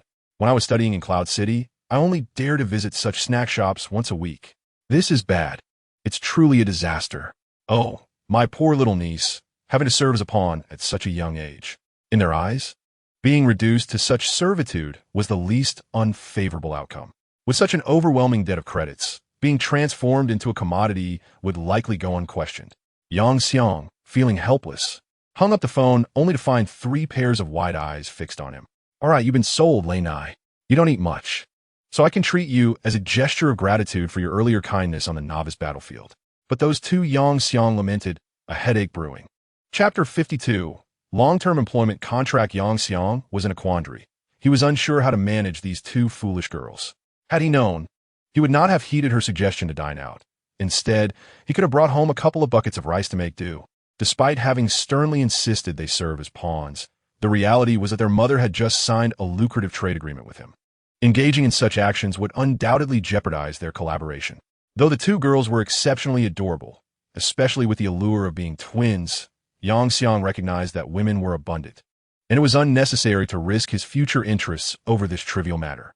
However, if they were not required to pay or bear any cost, even though those credits were but a mere trifle to him, Yang Xiang felt an unsettling notion stirring within him. I see you're in a bit of quandary. How about this? Let these two simpletons enter into a long-term employment contract with you, priced at the market rate. For every credit they consume, they shall work for you for an equivalent number of years. Upon hearing that Yang Xiang was treating, Renai immediately felt at ease and began to indulge in her meal. Ah, that is indeed a splendid idea. Yang Xiang's eyes lit up. His battlefield was in dire need of expansion, and the addition of these two Navi girls would undeniably alleviate his pressing predicament. Their individual capabilities mattered little. The mere presence of additional manpower sufficed. Furthermore, with a long-term employment contract in place, he had no fear of them absconding at a moment's notice. After all, Such contracts were rarely signed unless between acquaintances or in similar contexts. Subsequently, Yang Xiang turned to the sisters. What do you think? All right. Luo Shui nodded in immediate agreement. In truth, she felt somewhat ensnared by her sister's antics. She had hardly consumed anything herself, though she could have completely disregarded her sister. She found herself unable to do so. I still hope you can become my brother-in-law. Luo Ling's intent to sell her sister's virtues never wavered, only to be met with a swift chop to the head from her older sister, resulting in her biting her tongue. With both girls in accord, Yang Xiang felt a sense of relief and called upon the owner of the snack shop. All right, sir, let us settle the bill. The total expenditure comes to 124,730 credits, but I shall offer you a discounted price of 120,000 credits. Additionally, here is our exclusive membership card, hastily prepared, and currently the only one in the entire Cloud City. It grants privileges including, but not limited to, free delivery, user access, and a 10% discount store-wide. The shopkeeper could hardly contain his laughter as he spoke. Yang Xiang glanced at his own panel, which displayed an impressive sum of over 10 million credits and was still on a rise. By providing energy weapons of quality to the academy, one could obtain varying amounts of credits. This was a unique task assigned to him. Please present the QR code you will use for payment. At that moment, Yang Xiang's panel had transformed into scanning mode. The shopkeeper promptly produced their QR code. Ding! Your credit card has been credited with 120,000 credits. Upon hearing that heavenly sound, the shopkeeper's face lit up with joy, prompting him to summon the staff to bring forth several desserts. He then scurried off, elated. Renai, you should have consumed less than 4,000 credits, so let's incorporate that into the total. This means these two simpletons owe me a duration of 120,000 credits as mercenaries. After Yang Kong finished speaking, he glanced at the two sisters, whose faces were flushed from consuming the high-grade ingredients, now beginning to exhibit their invigorating effects. He then turned his gaze toward Rena. Currently, the standard price for long-term employment is 2,000 credits per year. This implies that these two foolish girls would need to serve as mercenaries for 30 years each. Yang Kong sighed. 30 years seemed a daunting prospect. One might as well opt for firearms, as cohabiting for 3 decades would eventually come pass. Ultimately, after tidying up, Yang Kong proceeded to the school's notary office to sign the long-term employment contract. Following the signing, if one could not provide the stipulated breach compensation, the agreement could not be annulled. Generally speaking, the breach compensation is 3 times the amount involved in the contract or more. During the process of signing the long-term contract, Yang Kong also learned about the talents of the two foolish girls. Astonishingly, both girls possessed talents of a remarkable caliber. The elder sister, Luo Shui, exhibited the ability of a weapon master, effortlessly wielding all types of weaponry to unleash their formidable potential. This ability also enhanced her physical attributes, for some weapons could not be utilized without a robust physique. As for the younger sister, Luo Ling, her name aptly reflected her ability, dubbed March of the Fallen. Its effect allowed her to enslave creatures she had slain, transforming them into puppets while sharing their capabilities and attributes, provided she inflicted the majority of the damage herself. It was nearly impossible for her to amass puppets by recruiting soldiers and subsequently slaying them, as this would significantly elevate the soldiers' animosity towards her and diminish her own charm, ultimately leading to an inability to summon them. Regardless of the means employed, any soldiers obtained would be locked into a state of extremely low loyalty, harboring considerable wariness towards her. Essentially, they were two born war maniacs, ill-suited for the path of a warlord. It was fortunate that the elder sister was merely a bit naive, but the younger one. After signing the contract, the sisters connected their battlefield with that of their employer. They also caught a glimpse of Yang Kang's troops and the Cybertron barracks he was beginning to research and could manufacture, a vast mechanical factory. However, they showed little interest in this, their attention solely captured by the half-elven centaurs currently enjoying a meal. Yet their enthusiasm was somewhat muted, as the high-quality ingredients they had consumed were gradually taking effect, manifesting primarily in their growing drowsiness. Consequently, Yang Kong had no choice but to leave them in his apartment for the time being. Chapter 53.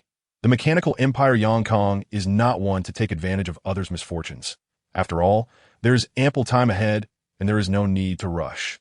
Although Saya Lin had much to discuss that evening, The following morning, Kong gathered his troops along with two drowsy young maidens who had only just awakened, and made his way to the Academy's grand training ground. During this time, he distributed training suits to his soldiers and soon discovered that these garments transformed into camouflage patterns when donned by the Transformers. It was quite absurd. "Brother-in-law, I feel immensely stronger. My physical abilities have improved tremendously." Luo Ling seemed to have grown accustomed to addressing him in this manner. After consuming such an abundance of high-energy foods yesterday, it would indeed be strange if he hadn't grown stronger. Kong rolled his eyes. As for the girl's way of addressing him, he had attempted to correct her, but the girl remained oblivious. Luo Shui, too, exhibited an unusual demeanor, not opposing at all. It was unclear whether this was due to her reserved nature or some other reason. Nevertheless, when Kong arrived at the grand training ground accompanied by the stunning twins, it nearly incited envy among a group of male compatriots. "Kong, how dare you find two girlfriends behind my back?" Zhao Yunlong accused, pointing at Kong with a look of betrayal. "Could you not act so unreasonably? I fear it might lead to misunderstandings." Kong rolled his eyes again. Though Zhao Yunlong was eager to glean some experience from him, as one already engaged, he was tightly reined in, soon being tugged away by Li Mengyun by the ear. Fortunately, the commotion did not last long. The instructor responsible for their military training soon arrived and swiftly organized the 1,000-strong group into several teams, according to their respective developmental paths for training purposes. "All right, classmates, summon forth your soldiers. If you possess vassals, summon them as well. All must undergo military training. Of course, if you have an excessive number, merely summon a small portion." The instructor for Kong's team quickly got into the spirit of things. Hearing this, Kong ultimately summoned his Transformers and Centaur sprites, all donned in their training attire. The twin sisters, dressed in their training suits, stood in his ranks, officially becoming part of his troop for the military training. Luo Ling did not forget to cast a pleading glance at Kong with her big, watery eyes, while Luo Shui maintained an air of aloofness in the presence of others. Unfortunately, Luo Ling's imploring gaze bore no fruit, as Kong meticulously followed the instructor's guidance and commenced the military training of his subordinates. Moreover, particularly upon learning that the two sisters had recently consumed a substantial amount of special ingredients, the instructor further advised Xiang to intensify the training regimen for the twin sisters. The vigor of youth, unbeknownst to the instructor, who merely assumed that the sisters had simultaneously developed affections for this young man and willingly volunteered to become his long-term mercenaries. Such situations were not uncommon. For instance, Li Mengyun had directly chosen to become a vassal of Zhao Yunlong. Alas, the battlefield is as cruel as it is authentic. Any sentiments ought to be expressed immediately to avoid lingering regrets. Observing their training was quite amusing. The instructor chuckled softly. As Transformers, they did not require the most fundamental physical conditioning or the military stance drills, which held little significance for their kind. What they necessitated were subsequent exercises aimed at enhancing their mutual understanding, specifically practical combat training. However, this will not be elaborated upon further. The duration of military training was exceedingly arduous for some, while exceptionally effortless for others. Yet, the passage of time remained unaffected by one's emotions. Only one's mindset could change. A week slipped away just like that, and the week-long military training was about to culminate in an assessment of its outcomes. The high-level Special Authority War Mobilization Order. Effect: initiate a war, stipulating the rules and conditions for victory, allowing for the participation of others. It also served as a simulated examination following their military training. They would be randomly assigned to different factions for confrontation. However, it is crucial to note that this was not a one-on-one examination.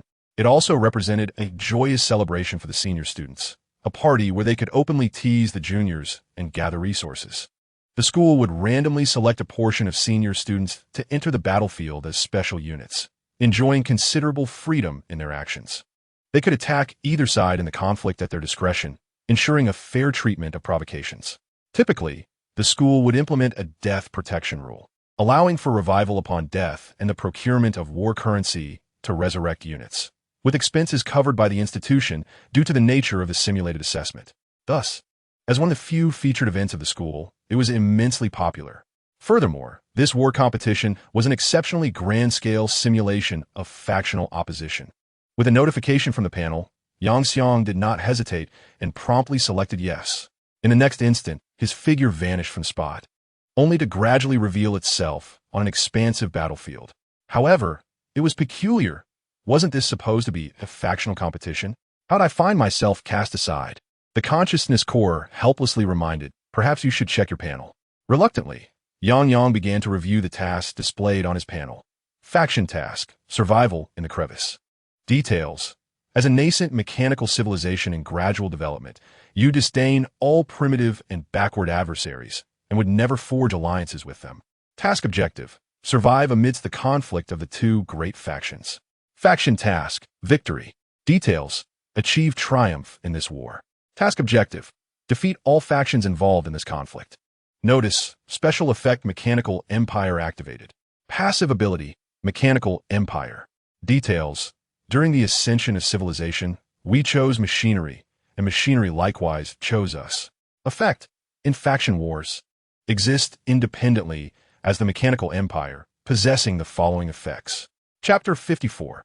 Hatchery Pre-Startup, Hatching Mechanical Dogs, and Blade Mantis. Passive ability, Mechanical Empire. Details. During the ascension of civilization, we chose machinery, and machinery likewise chose us. Effect. In faction wars. Exist independently as the Mechanical Empire, possessing the following effects. 1. Loyalty. We chose machinery, and machinery chose us. Yet this does not imply that machinery is unique and supreme. We remain eternally loyal to the Supreme Emperor. With loyalty locked at the highest limit, inflict an additional 20 damage to the heretics disloyal to the Emperor and gain 120 morale. 2. In every battle, your research speed increases by 100 and unit production speed also rises by 100. 3. We are an emerging empire, independent of any influence. 4. When the battlefield includes, but is not limited to, the flesh god cult and other heretical sects, you may initiate a purification war. Purification war. Annihilate all associated with it, purifying. Upon initiating a purification war, all your units gain a frenzy effect. Frenzy. Your soldiers fear not death, with all attributes increased by 20. 5. Not yet unlocked. So, where does this effect originate? Yang gazed at the panel in bewilderment, then turned to the consciousness core. It should be due to fulfilling certain conditions. According to the intelligence I have gathered, when a warlord develops to a certain extent or meets specific criteria, their unique faction type will naturally manifest. The consciousness core nonchalantly remarked, displaying a resigned expression on its electronic screen. But if that's the case, shouldn't it be the mechanical cult? How did it transform into the Mechanical Empire? And when did I become the Emperor? Truly loyal. The corner of Yang's mouth twitched as he reached to rub his brow, inadvertently brushing against his left eye. Could it be because of this thing? Bewildered, he decided to set the thought aside for the moment. Yang Xiang shook his head, setting aside the tumultuous thoughts that plagued him. Unlike others who had formed factions and divided into two major camps, he found himself isolated due to his unfortunate talent. If he did not hasten his development, he feared that the best outcome of this simulated assessment would be to suffer a severe beating, especially at the hands of Zhao Yunlong, who he was certain would relish the opportunity to strike him down. Quickly arrange for the manufacturing of soldiers at the factory, he commanded, glancing over at Optimus Prime and the others. However, the construction of the Cybertronian barracks was still incomplete, limiting them to the creation of smaller transformers. Optimus Prime, somewhat troubled, remarked, useless. Create whatever we can. Are we to wait for them to attack us first? Unyielding, Megatron seized every chance to challenge Optimus. Very well, it shall have to be this way. Optimus nodded, unconcerned, and proceeded to adjust the factory parameters. But what should they incubate? Along the way, Optimus casually inquired of Megatron. How about incubating robotic dogs, along with his assistant, the Blade Mantis? While their combat prowess and inherent spark may be inferior to the Transformers, they boast a short incubation time, and their overall capabilities are commendable. After all, they are excellent aids to Soundwave. When it came to significant matters, Megatron refrained from berating Optimus outright, and instead offered a reasonable suggestion. Yes, that is a sound idea. Optimus nodded in agreement. During their prolonged conflict, robotic dogs had indeed caused them considerable trouble. As they conversed, the two Transformers stepped into the Cybertronian barracks, or the incubation facility, as it were. Contrary to common assumptions, Though they were a cadre of machines, they were genuinely incubated entities. This was previously illustrated during a conversation between Starscream and Megatron in one of the films. Before long, Yangxiang's battlefield was abuzz with activity, akin to a thunderous war machine commencing its operations. The perspective gradually elevated, encompassing Yangxiang's battlefield entirely. From this vantage point, it was evident that he had transformed the quaint town into a nascent defensive fortress, albeit lacking many functionalities, incapable of transformation, and devoid of consciousness. Nevertheless, designed to withstand the structural strength of a mighty leader, this war fortress possessed a level of defense that could not easily be breached by ordinary attacks. Let us put it this way. Unless you can forge high-level weapons from low-level materials and subsequently wield them against the formidable Meng Dashui, you will be compelled to expend vast amounts of war resources, alongside a myriad of cumbersome restrictions, merely to procure a few high-level weapons from the elevated battleground, which may exert a marginal influence on Meng Dashui. The reason Yangxiang was able to construct Meng Dashui lies in his acquisition of materials. As the battlefield imposes no constraints on resources, regardless of what one fabricates from these materials, the battlefield remains indifferent, except when it comes to trading them. After all, once traded, they transform into genuine high-level weapons. However, as the perspective continues to ascend, it becomes vividly apparent that on either side of his fortress, there lie two expansive clusters of diverse edifices, representing the two dominant factions formed by the first-year students of the Cloud City. At this moment, both sides have dispatched a significant number of scouts. Indeed, for most warlords, the initial course of action typically involves utilizing the lottery draws acquired post-war before their enrollment. Due to the inherent transmission of combat and training experience among soldiers under the same warlord, not a single individual has squandered their drawing opportunity prematurely during this training phase. Yangxiang is no exception. Thanks to the personal recruitment device allocated by the school, he can now engage in card drawing even amidst the battlefield, as his fortress is currently conducting war preparations in an orderly manner, with little else to occupy him. Taking a moment to draw cards and enhance his combat capabilities seems quite advantageous. This time, he has summoned both Optimus Prime and Megatron, who have completed the debugging of the Cybertron incubation chamber and are now relatively unoccupied. Unlike the public recruitment device, the personal recruitment device offers greater flexibility. For instance, it allows for the simultaneous use of multiple heroes of the same type and race to enhance the exclusive probabilities of the limited card pool. Indeed, Yangxiang has positioned both Optimus Prime and Megatron in the support slots, significantly increasing the extraction probabilities for both the Autobot and Decepticon factions. Chapter 55. Can this red spider be returned? I hope to summon my assistant. A hint of anticipation lingers in Megatron's voice. Do not inquire why, for at present, Yangxiang possesses only this solitary Decepticon under his command, devoid of even a subordinate to assist him, which is truly vexing. For instance, just moments ago, Optimus Prime accepted a task and accompanied him on a tour of the incubation chamber, subsequently delegating the responsibility to his subordinate. What was his name again? Regardless, he is a scientist-type transformer who is instructed to handle matter. It genuinely evokes envy among the Transformers.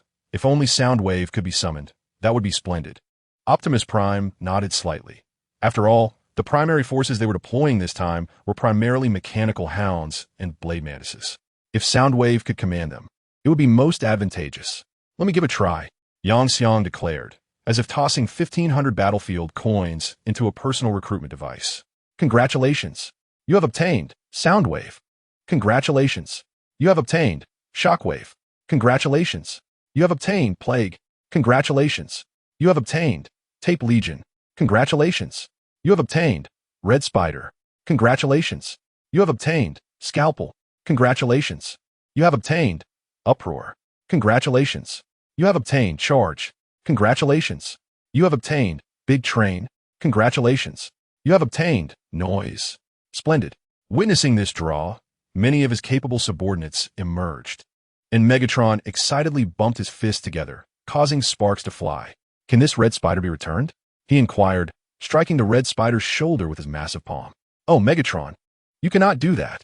Upon hearing the possibility of being reprocessed, Red Spider immediately panicked. Though he had always harbored ambitions of usurping power, the current leader was not Megatron, but Yangxiang, and under the influence of the loyalty suffix within the mechanical empire, his loyalty had surged to a peak of 60 points. Do not question why others have a loyalty peak of 100 points while he only possesses 60. His loyalty is remarkably high. I will keep a close watch on you, Soundwave habitually remarked while observing Red Spider. Yes, before joining Yang Xiang, he had always kept a watchful eye on Red Spider using mechanical hounds. Ah, look, is that not our old friend Optimus Prime? What brings you here all alone? Mock Shockwave. All right, you lot, without Optimus Prime's assistance, I truly might not have been able to summon you all. Furthermore, prior to your arrival, I had always described myself as a solitary figure, much like Megatron. As the Decepticons' revered strength, Yang Xiang swiftly completed his transformation into a life form. Through the prior fusion of Optimus Prime and Megatron within the illusion, he rapidly transformed into a hybrid form, an imposing transformer, approximately 15 meters tall, resembling Optimus Prime, but with Megatron's enhancements. Oh, I shall heed your command. My magnificent and true Emperor. Red Spider was quicker to react than anyone else, his sycophantic demeanor almost inviting Megatron to kick him to the ground. However, with Red Spider leading the way, the other Decepticons also offered their allegiance. Megatron, who had long since received their loyalty, remained silent, having placed his hopes for the reconstruction of Cybertron in the hands of the young man before him. All right, Soundwave, I need you to ascend to the heavens and oversee the intelligence of the entire battlefield. Yang Jiang directed his gaze toward the transforming robot, Soundwave. Collecting intelligence was indeed Soundwave's primary vocation, and their battlefield, in any case, would manifest itself upon a singular planet. Thus, it was only fitting that Soundwave continued with his customary duties. Certainly, I am at your service, Soundwave replied, turning his attention to the mighty train. Although he possessed the capability to transform into a satellite, venturing into outer space would be far more prudent with the assistance of the train, which could morph into a space shuttle. Leave it to me. The mighty train nodded and swiftly completed its transformation. After all, its metamorphosis speed could be regarded as one of the swiftest among the Transformers. The duo's movements were remarkably brisk as they ascended into the skies. Wait a moment, Soundwave. Take your cassette minions with you. I would rather not have you targeted by adversaries in outer space, Yang Jiang cautioned, glancing at the small cassettes that could transform into formidable robots during combat. No need for that. Their combat prowess in outer space is akin to mine, rendering their presence unnecessary. Soundwave shook his head in resignation. One of his significant weaknesses was his vulnerability in satellite form, relying solely on a rather ineffective laser cannon. If there were a solution, he would have resolved it long ago. Very well, please exercise caution. Should the situation become dire, you may abandon the mission. Yang Jiang nodded, unwilling to sacrifice an essential intelligence officer. Once given permission, the mighty train swiftly transported Soundwave into outer space. Next, he turned to Starscream, the former Decepticon air assault commander. You, along with Thundercracker and Ramjet, remain on standby. At a critical moment, I require your aerial assault. Of course, my esteemed Emperor, Starscream replied, displaying an unexpectedly humble demeanor. Yang Jiang acknowledged him. Despite Starscream's treacherous and cunning nature, he could be effectively managed if handled properly. Otherwise, Megatron would have long since extinguished him. Quickly, Yang Jiang assigned positions and tasks based on the strengths of these individuals, thereby enhancing the efficiency of his fortress. Given that Yang Jiang's battlefield was situated between both factions and at a considerable distance, they remained oblivious to a brilliant flash of light soaring into the sky. The mighty train soon assisted Soundwave in locating and establishing an appropriate trajectory. Now be cautious. I shall take my leave. After the train had spoken, it did not wait for a response from Soundwave before turning away. Soundwave, understanding this was simply the nature of the train, paid no mind. Upon completing his transformation, he promptly contacted the Tape Army and the newly birthed robotic dogs from the Cybertron hatchery. His first task was to transfer the data of the robotic dogs from the Tape Army to the newborns, enabling them to rapidly acquire extensive combat awareness and information. Once this was accomplished, he utilized Yang Yang's authorization to allow the robotic dogs to surge forth from the fortress, initiating intelligence gathering. Chapter 56. The Spirit Realm. After finishing his card draw, Yang Yang suddenly found himself with nothing to do. Everything within the fortress was meticulously managed by Optimus Prime and Megatron, with the Transformers fully prepared and ever ready for battle. The centaur elves, under the guidance of Celian, were also maintaining a remarkably orderly routine of training, poised for an offensive at any moment. It seemed he could simply find a place to relax. As for his sister's husband, he pondered how much Lo Ling wished to see her sister dispatched. Since becoming Yang Yang's subordinate, this title had remained unchanged. Did she not realize that, given their respective conditions, it was impossible to retain only one? Watching Lo Ling bounce into the room, Yang Yang shook his head, casting aside his chaotic thoughts. For some reason, a voice within him continuously urged him to heed something. "Commander, we currently have 10 chances to draw cards. Do you require them?" Since becoming Yang Yang's subordinate, Luo Shui had taken on a more serious demeanor. "Forget it. The card draw opportunities cannot be transferred, and you cannot utilize my hero units to access the limited card pool." With a sigh, Yang Yang recounted how, since Celian had sworn allegiance to him, they had thoroughly tested the system without finding any loopholes. Furthermore, Celian had already completed her card draw, obtaining 5 units, all of which were centaur elves, leaving little more to discuss. "Well then, dear husband, we shall draw at our leisure," Lo Ling exclaimed as she produced her personal recruitment device. "But wait, where did your initial soldiers go? You didn't eliminate them, did you?" Yang Yang regarded the erratic girl before him, feeling quite certain she might have done just that. "Indeed, I've taken them all down, one by one," Lo Ling declared with a beaming smile, even adopting an expression that seemed to ask if she was not marvelous. Yang Yang's lips twitched. It appeared that this girl might be beyond redemption. His sister's initial 10 soldier types were all of the undead, with loyalty fixed and incapable of being raised or lowered. Thus, even if they were transformed into puppets belonging to her unique abilities, there would be no issue. After all, it was said that sisters are indeed more reliable. If Luo Shui had not provided an explanation, Yang Yang would likely remain perplexed. Is there truly any distinction? Luo Ling swayed, her twin tails framing a face full of confusion. Sighing, both Yang Yang and Luo Shui expressed their resignation. However, Luo Shui seemed to recall something and elucidated her circumstances. "Our current situation appears to be influenced by the interference of talent on our card-drawing probabilities. This is a rather common phenomenon. For instance, Commander, the robots you summon are all of a singular spirit type. According to them, they hail from a realm known as the spirit world, where they have always enjoyed fighting alongside those endowed with weapon specialization talents." Yang Yang nodded in understanding, prompting the 2 young women to complete their card draws on the spot. "Ha! At last, the time has come for me to showcase my prowess," Zhao Yunlong declared, striking a pose of unparalleled confidence. Upon hearing his words, Li Mingyun blushed and shot him a disapproving glance, though Zhao Yunlong remained oblivious. "Let me see to which faction I belong," Zhao Yunlong exclaimed joyfully as he opened the faction list. Faction name: Spirit World Details. The beings of the spirit world cherish peace, valuing life and nature, and refrain from initiating war unless absolutely necessary. Effects: 1. The spirit world possesses a long and rich history. Upon the commencement of faction wars, it automatically summons the ancient tree guardians of the spirit world to protect its domain at the peak of their power. 2. Generally, you cannot proactively instigate or initiate wars. 3. Life in the spirit world is free-spirited yet languid, leading to an 80 reduction in the development speed of your evolution tree and an 80 decrease in the reproduction rate of your troops. You cannot join any other factions. The evolution tree corresponds to the technology tree. 4. When life and peace are threatened, the Wrath of Beings effect will be triggered. Wrath of Beings ignores effects 2 and 3, launching a purification war against those who trample upon life and peace. When the Wrath of Beings is activated, the development speed of the evolution tree increases by 100, and the reproduction rate of troops also rises by 100. Upon activation, the ancient tree of the spirit world transforms into a destroyer of the trampled.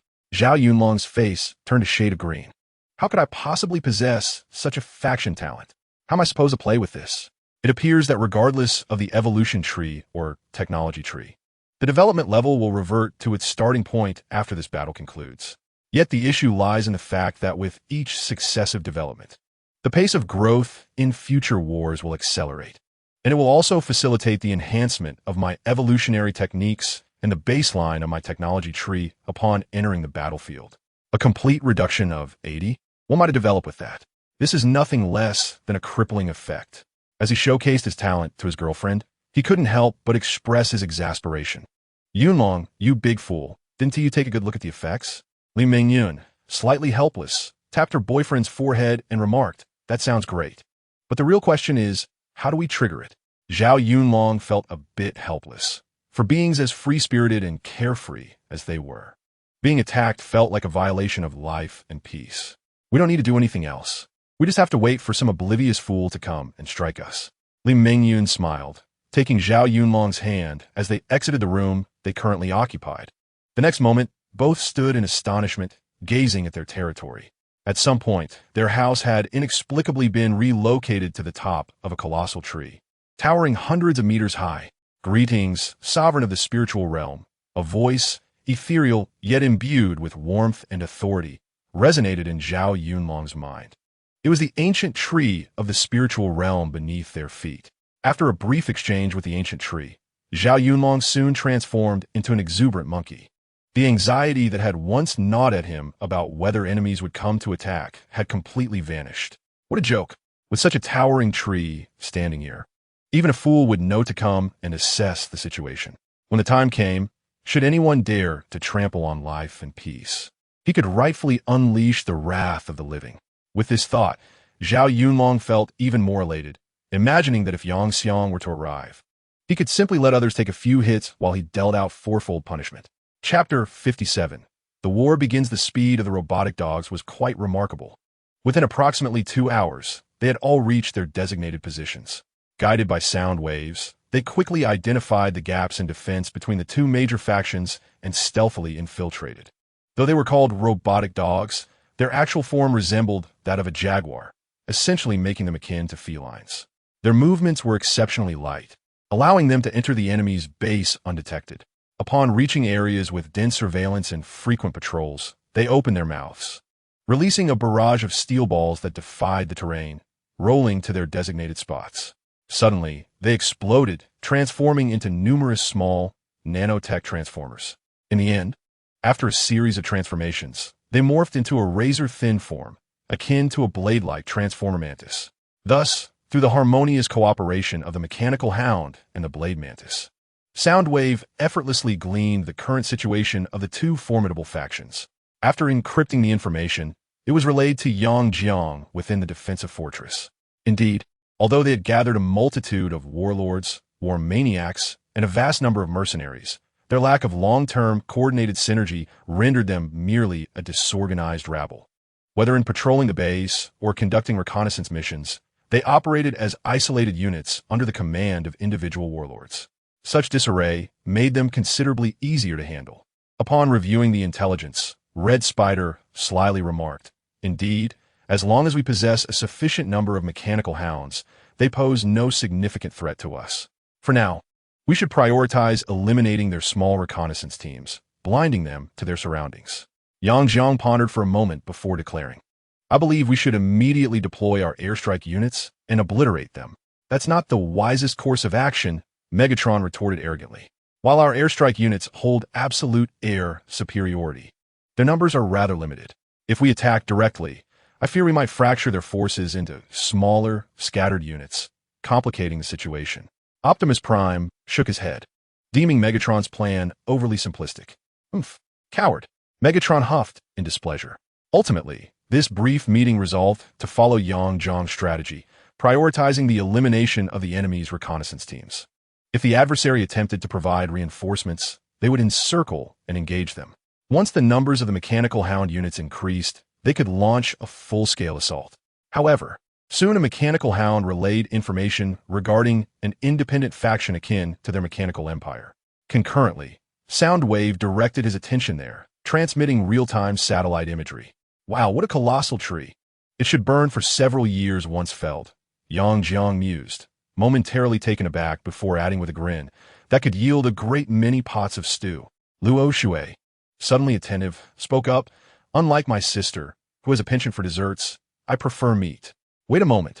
As Soundwave adjusted the angle of the image for a more comprehensive view of the enemy camp, Yang Jiang unexpectedly noticed a familiar face. He pointed to the location, exclaiming, "Zoom in on that area. Let me see. At your service." Soon, within Soundwave's ultra-high-definition satellite imagery, Yang Jiang beheld Zhao Yunlong's foolish grin. Has he, like me, established his own faction? Yang Xiang was momentarily taken aback, but soon revealed a sinister smile. How delightful it would be to launch an attack. Should I deploy guided cluster bombs? The red spider immediately approached with a cheeky demeanor. Yang Xiang rolled his eyes. He was merely jesting. How could he possibly strike down his dear comrade? He swiftly leaned closer to the red spider's ear and whispered, "This task is truly yours. When you arrive, I will instruct you on what to do." "Understood. I shall ensure the mission is accomplished." The red spider regarded Yang Xiang with a peculiar gaze, sensing a hint of mischief in his commander's demeanor. With the red spider's departure, Yang Xiang commenced his maneuver against the two rival factions. A small squad of 20 elven rangers was currently traversing the forest, their objective being the enemy camp several hundred kilometers away. Following rigorous military training, the disciplined elven rangers advanced swiftly and silently. Be cautious. Suddenly, a female elven ranger in the group seemed to have detected something. But her warning came just a moment too late. An energy projectile, approximately the size of a walnut, swiftly pierced the body of one elven ranger. Enemy attack. The energy projectile acted as a harbinger. As the elven rangers sought cover, a barrage of energy projectiles rained down upon them from both the left and right flanks. Boom! The unstable energy detonated upon striking the trees that the elven rangers sought as shelter, splitting them in two. The resulting splinters even pierced the exposed limbs of the elven ranger, who was hiding behind the trunk. Damn it! These trees offer no protection. We must either flee or charge forward. Generally, those wielding such weaponry lack close combat prowess. Let us advance and clear a path with magical arrows. Agreed. As elite troops, the elven rangers possessed not only elegant and dazzling swordsmanship, but also formidable magical archery skills. In a swift motion, one ranger drew a long arrow from his quiver, gathering elemental energy rapidly before knocking the arrow and releasing it. In the next moment, a magical arrow imbued with fiery elemental energy soared towards the source of the energy cannon. Boom! Amidst the cacophony of explosions, another ranger simultaneously unleashed an explosive arrow, targeting the two directions from which the attacks originated. Following the detonations, the onslaught of energy projectiles suddenly diminished, leaving only a sparse few to continue their assault. It worked. Seize the moment. Let us charge forward. An expression of fury illuminated the face of one elven ranger as he boldly initiated the charge. Chapter 58. The Imminent Retribution. Dear esteemed readers, your continued support beyond 400 requests for updates is greatly appreciated. The elven warrior, consumed by rage, had just endured an assault from a barrage of energy projectiles, during which his sister was caught unawares and reduced to a state of utter destruction. Although the game afforded the possibility of resurrection, such a fate would be intolerable for anyone. However, upon breaking through various obstructions and confronting the mechanical canine, the elf was rendered speechless. To his astonishment, the two explosive arrows had seemingly failed to inflict any damage, appearing instead to have struck nothing but empty air. Simultaneously, the previously unseen mechanical creature had aimed its cannon directly at him. Before he could utter a single word, the unfortunate elf was swiftly overpowered, as the machine's razor-sharp teeth mercilessly severed the neck of the elven ranger. This shocking spectacle left the other mechanical dogs in utter disbelief. What has transpired? They had been poised to eliminate him with energy cannons, yet one had chosen to leap forward and bite instead? Surely, such peculiar tendencies were not to be expected. Nonetheless, this was hardly the time for questions, as other elven rangers surged forth, quickly realizing the dire situation.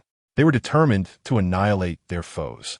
A few minutes later, the mechanical dog disdainfully spat out the remnants of flesh and blood, truly believing that they had been reduced to mere cannon fodder. Even a novice bumblebee would have required a struggle to escape their grasp. In contrast, should they encounter other transformers, they would undoubtedly be dispatched with a single kick.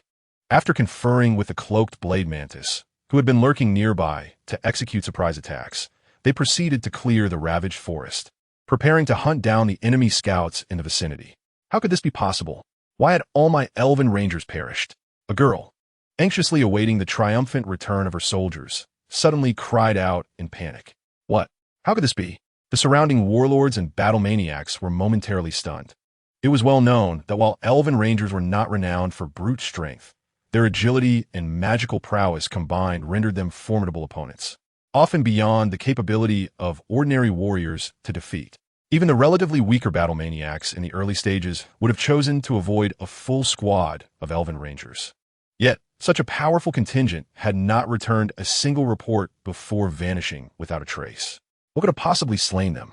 A remarkably robust young man, a fervent warrior at heart, inquired with a hint of confusion. The battlefield merely indicated to me that they were slain, yet it did not reveal the identity of the murderer. The girl, her expression laden with despondency, lamented, "In this round of simulated examinations, I fear I shall not achieve commendable results. Even if he continues to assist with logistical tasks, it cannot amend the grave error of carelessly losing all my units. Consider yourself fortunate. This is merely a school simulation and not a genuine battlefield.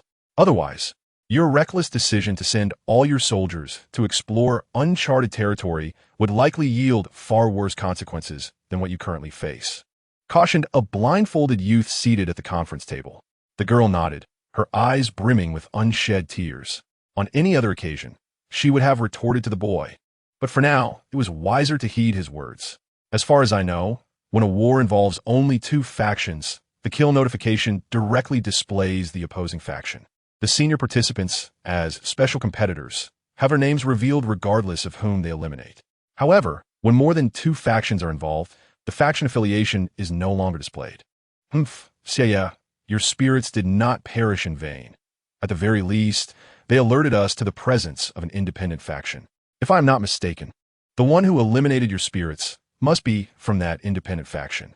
After all, based on the time your spirits departed, they could not have reached the center of the battlefield in such a short span, and even our opponents, the blue side, could not have arrived so swiftly.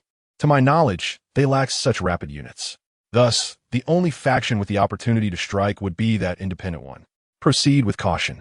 He is unlikely to limit his actions to just one.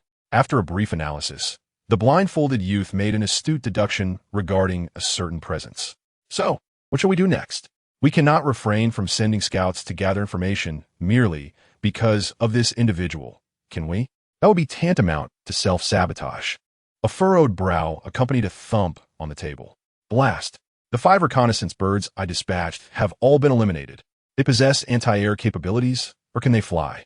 Speaking of which, blind one, your information is outdated. Do not forget, once everyone entered the battlefield, they drew cards.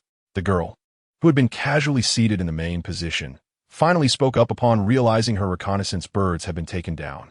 Indeed, I have yet to draw my cards. The blindfolded youth, who had been meticulously managing various affairs of the faction, finally recalled the task he had yet to undertake. No worries, take a moment to rest. If this continues, I fear you shall exhaust yourself, and then my mother would surely take issue with me. The girl, who had just suffered the loss of 20 elven rangers, hastily warned, "No, he has bullied my dear sister. He must pay the price." The previously amiable blind youth now revealed an astonishing aura of murderous intent. God knows how a young man, barely of age, could emanate such terrifying malice. I deduced that his strategy was to ambush our reconnaissance units, seemingly aiming to deprive us of our vision. Speaking of vision, the blind youth touched his hollow eye sockets, a faint smirk appearing on his face. Unfortunately, I have no eyes, nor do I need them. His intent was clear. He lacked sufficient manpower and sought to delay our engagement through such tactics. I shall not acquiesce to his desires. I ordered all to prepare for a decisive battle, to deploy every unit at my command. I aim to determine the fate of this conflict in one fell swoop. The warlords and battle maniacs present, upon hearing his decree, raised no objections and promptly set into motion. During the military training period, the blind youth had already proven to them what a prodigy truly was. Unbeknownst to them, all their words were being overheard by a tiny metallic sphere. Chapter 59. Abundant schemes. The red spider cast a glance at the ancient tree towering hundreds of meters nearby, a sly smile creeping onto his face as he began to circle the colossal trunk, flying low. It is well known that the red spider transforms into a supersonic fighter jet, producing a tremendous sonic boom while in flight. "Yang Kong," cried a certain individual, enjoying a sweet moment with their partner. in a fit of furious lamentation. However, the red spider soon received another mission notification. After circling twice more, he departed. Note: this operation is scheduled for 2:30 in the morning, neither early nor late. Make sure to remember. The blind youth emphasized the hour with particular intensity, and a flicker of confusion passed across the faces of the red team members before they quickly comprehended. As the red team commenced their actions, the blue team remained unaware. The red team's foolishness surely blinded them to the fact that I possess a super shield tunneling machine, which will allow me to dig a tunnel to their side in no more than a day's time. I am truly eager to witness their expressions when, in the dead of night, they are suddenly roused from their slumber to relieve themselves within the immense confines of a colossal tunnel-boring machine. The commander of the blue faction wore a grin brimming with arrogance. This remarkable apparatus, procured at a significant expense from the novice shop after his adversaries in the beginner battlefield surrendered under overwhelming force, operated with capabilities starkly different from conventional tunnel-boring machines, which could barely advance a fraction of distance in a day. His machine, however, could substantially accelerate its tunneling speed, provided it was generously supplied with energy blocks. Although this would hasten the wear and tear on the machine's cutting head, its extraordinary efficacy was truly a game-changer. At this moment, Yang was staring in bewilderment at the images transmitted from the blue faction's base via a robotic canine. The vast compound, devoid of all but a scant few personnel, appeared entirely defenseless. What could possibly be happening? Were they, too, preparing to unleash their full force for a decisive confrontation, akin to the red faction? Yet, he had not even caught a glimpse of their reconnaissance units. Yang was momentarily at a loss, and after a considerable pause, he managed a wry smile, realizing that he had underestimated them. After all, how weak could a group of individuals capable of reaching Cloud City truly be? He reflected on the recent events.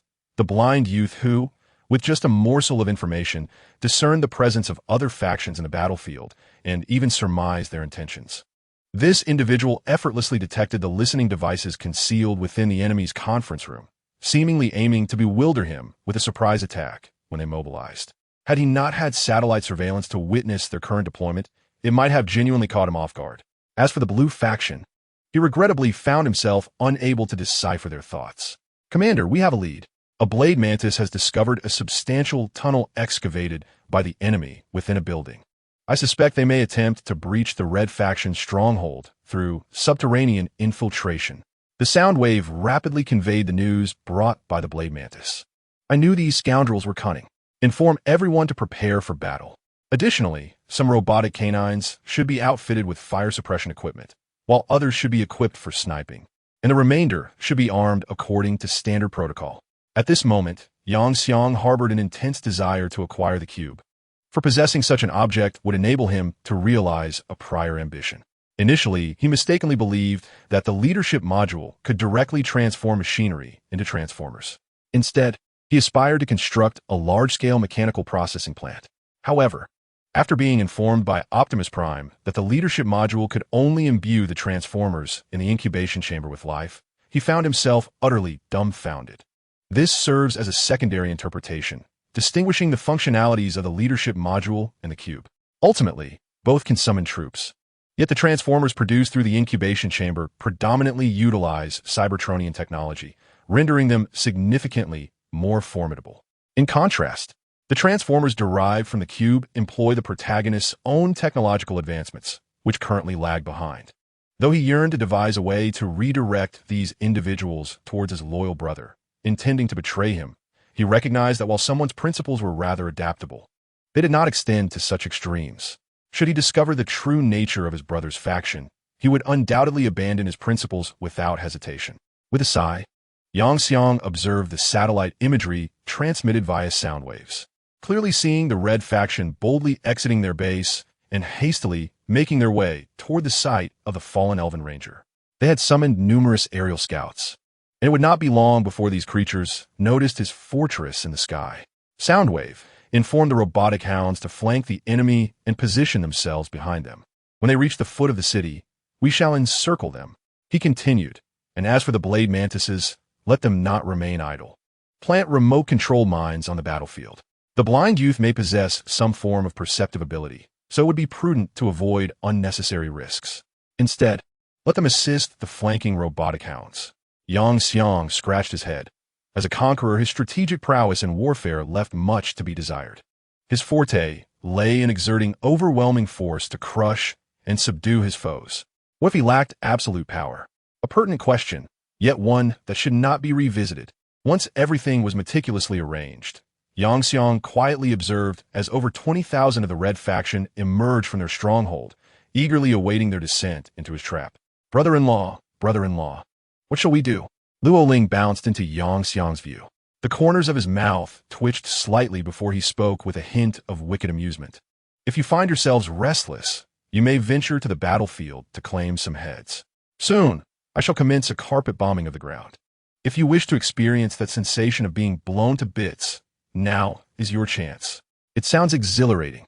The girl, Luo Ling, has become quite excited.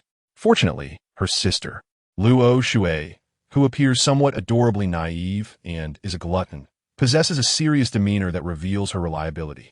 Luo Shui understands that their participation in this battle is unnecessary, and she can even vaguely deduce that Yang's intention to employ them long-term reduces them to mere tools, two enduring yet potentially permanent instruments in his arsenal, far more advantageous than transient ones. Chapter 60. How I Long to Embrace the Wealthy. Although the Red faction proceeds with utmost caution, dispatching reconnaissance units to survey their surroundings and avoid falling into enemy traps, all trees within a 10-kilometer radius of Yang's defensive fortress have long been cleared away. Aside from the nearly half-meter-high weeds, there is scarcely any cover to be found. The Red faction's reconnaissance units, hoping to conceal themselves amidst the weeds, remain oblivious to the fact that their every movement is clearly visible to the sound waves in the skies above. Thus, the blade mantis and mechanical dogs can effortlessly encircle the Red faction beyond their detection range. On the other side, when the Red faction finally glimpses Yang's defensive fortress from a distance, they are left in stunned silence. While everyone possesses the capability to construct walls or similar fortifications, no one has yet created such a massive metallic stronghold. After all, the expense of erecting a defensive fortress of this caliber is exorbitant, and as 1's territory expands, the fortress must scale accordingly. To build such a formidable stronghold from the outset would be exceedingly impractical. Yet, today they encounter such a magnate, a person who, in their eyes, must be extraordinarily wealthy. It appears that in this simulated war, they have already lost half the battle. The blind youth utilizes his unique abilities to sense the nearby fortress, letting out a resigned sigh, utterly at a loss for how to breach it. It must be constructed of pure, high-density, special metal, impervious even to tunneling, one would think. The girl who previously lost a squad of elves gasps in astonishment, her eyes brimming with disbelief. In comparison, my own iron fortress pales in insignificance next to this marvel. A robust youth clad in powered armor remarks enviously, how I yearn to cling to such wealth. Yet, he ponders what types of troops are at Yang's disposal. If their offensive capabilities are lacking, would that not mean they have already lost half the battle? Could the outcome of this simulated war result in a stalemate? The blind boy let out a sigh, for he truly did not desire to attain such a result. Yet, suddenly, he seemed to sense something amiss. Everyone be vigilant. We are under attack. We are surrounded. At that moment, the robotic dogs had already entered the blind boy's perceptive range and launched their assault. Damn it, when did this happen? A warlord swiftly drew his expensive weapon, the 01, which he had procured with great cost. Their initial intention had been to establish their command post in this location and then direct their troops to launch an offensive. However, to their astonishment, their movements had seemingly been exposed prematurely, plunging them directly into the enemy's encirclement. How had this occurred? The blind boy was utterly perplexed. He too drew a similar energy weapon. In essence, the technological weapons wielded by those present from the human faction would not experience diminished effectiveness. Meanwhile, he commanded the warlords of his faction to swiftly form a temporary defensive perimeter. Regardless of the circumstances, they could not afford to lose their order. Otherwise, they would become mere prey on the enemy's chopping block. What a farce! Had this fellow truly purchased his troops? What a lavish spender! One warlord expressed his envy. For generally speaking, during such developmental phases, few would invest in external troops. After all, The loyalty of purchase units was notoriously difficult to enhance, and typically, such units were of inferior quality. Who would sell anything of exceptional caliber? Everyone conceal yourselves? Those are a pack of quadrupedal robots, armed with 2 energy cannons on their backs, far superior to the meager weapons we possess. The blind boy exclaimed, immediately diving into the makeshift trench they had just excavated, clutching his head tightly. The next moment, a barrage of energy projectiles rained down upon them. Boom! What the grass? He exclaimed in disbelief. Where did he acquire the funds to procure so many energy cannons? Hadn't Zhang Tinglin just stated that these should not have been purchased? The speaker spat out the dirt that had flown into his mouth, astonished by the overwhelming firepower. This is utterly outrageous. We are barely getting started. A warlord with a natural aptitude for sound suddenly chuckled ruefully. What do you mean? The blind boy, Zhang Tinglin, paused momentarily. It's 15, and then 22. The warlord, displeased, shouted before closing his eyes, resigned to his fate. What?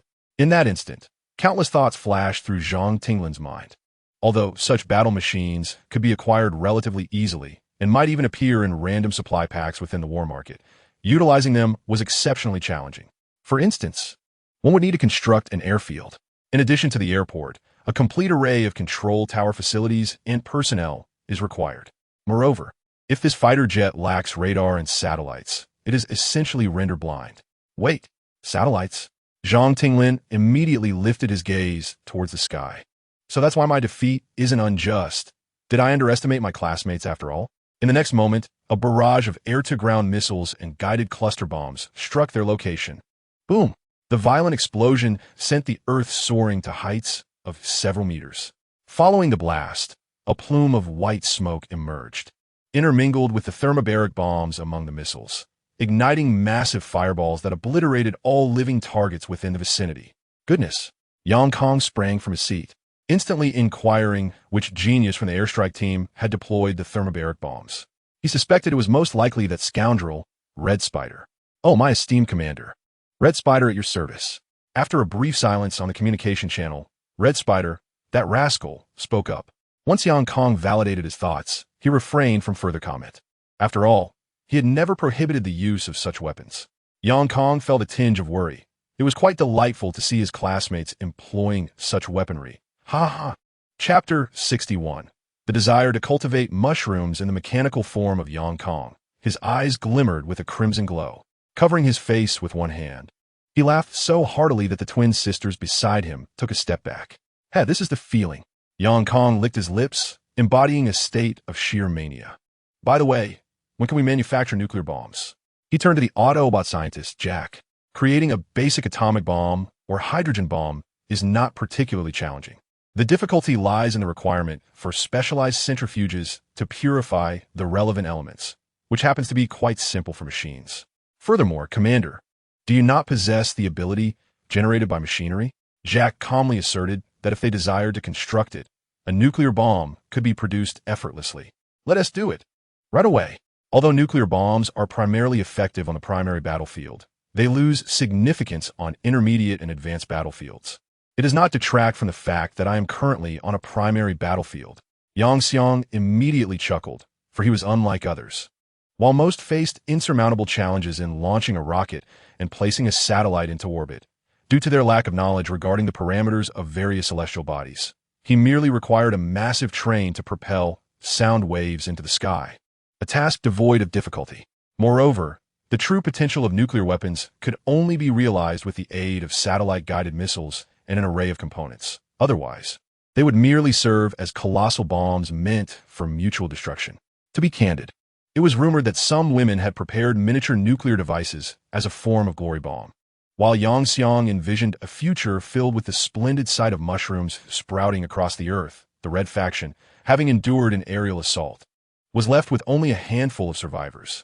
Although they possessed formidable troops capable of withstanding high-yield missiles, the death of their commander rendered their strength futile. Presently, only a few war fanatics who had raised the white flag remain alive, their condition dire, clinging to life by a thread. One such individual, lying on the ground, took stock of his dismembered limbs and sighed in resignation, cursing his ill fate. Damn it! Some unfortunate soul has been reduced to a mere string of war crazies. He muttered, lamenting the unintended resolution of his hemorrhoids. With the demise and surrender of the last few war fanatics in the Red faction, their ambitious operation met a complete failure, leaving them with only a few remaining cats in their stronghold. Subsequently, Yang Xiang gazed at an image of the vast crater in the southern base, and a twisted smile crept across his face. Transform the massive train into an all-terrain vehicle, and let us proceed to the Red faction's base. I want them to understand the meaning of instant annihilation. Commander, they could be eliminated even without exposing themselves. The shockwave suddenly interjected. Yang Xiang paused momentarily. I have a pet, came the response from the Blue faction's super shield machine, where over 1,000 individuals joyfully feasted on hot pot, sang songs, and envisioned a surprise assault on the Red faction from the depths of the earth. However, at that moment, their prized super shield machine suddenly trembled. What is happening? The machine's owner rushed to the control panel, noticing something at the 3 o'clock position of the shield machine. The staff that comes complementary with the super shield machine exclaimed in terror. If there truly is something capable of damaging the super shield machine, it would mean we might be buried alive underground, awaiting a grim fate. How could this happen? According to common sense, in a war, the probability of encountering individuals with identical equipment is even lower than winning the lottery. The owner of the shield machine found it hard to believe. Could it be something else? Suddenly, someone spoke up. What could it be? Boom! With a deafening roar, the right side of the shield machine was torn apart by a wildly spinning metallic maw. Damn it, it's the drill demon. What is that? A type of mechanical creature from Transformers. Goodness, who is so fortunate? Is this really the time for envy? What good would envy do? Can it avert doom? I found myself utterly speechless. As the drill demon rampaged underground, the Blue Team's super shield machine was reduced to heaps of scrap metal in a matter of moments. The drill demon resembled a mechanical sandworm, albeit far larger and more terrifying. Beneath the ground, the Blue Team members suffered catastrophic casualties. Had they been on the surface, they might have had a chance to retaliate. But underground, they couldn't even summon all their troops. Faced with the terrifying drill demon, there was nothing they could do but await their fate. Even the most fervent warmonger would find it impossible to confront such a mechanical beast underground. The current generation of youngsters truly astonishes me. I reminisce about my own time. We were never this ferocious. An old man stroked his goatee, reflecting on the past, chuckling with a hint of reproach. It's mainly this little fellow, he remarked, gesturing to a bald elder whose other head could serve as a light bulb. Gazing at a photo of Yang Xiang with a resigned smile.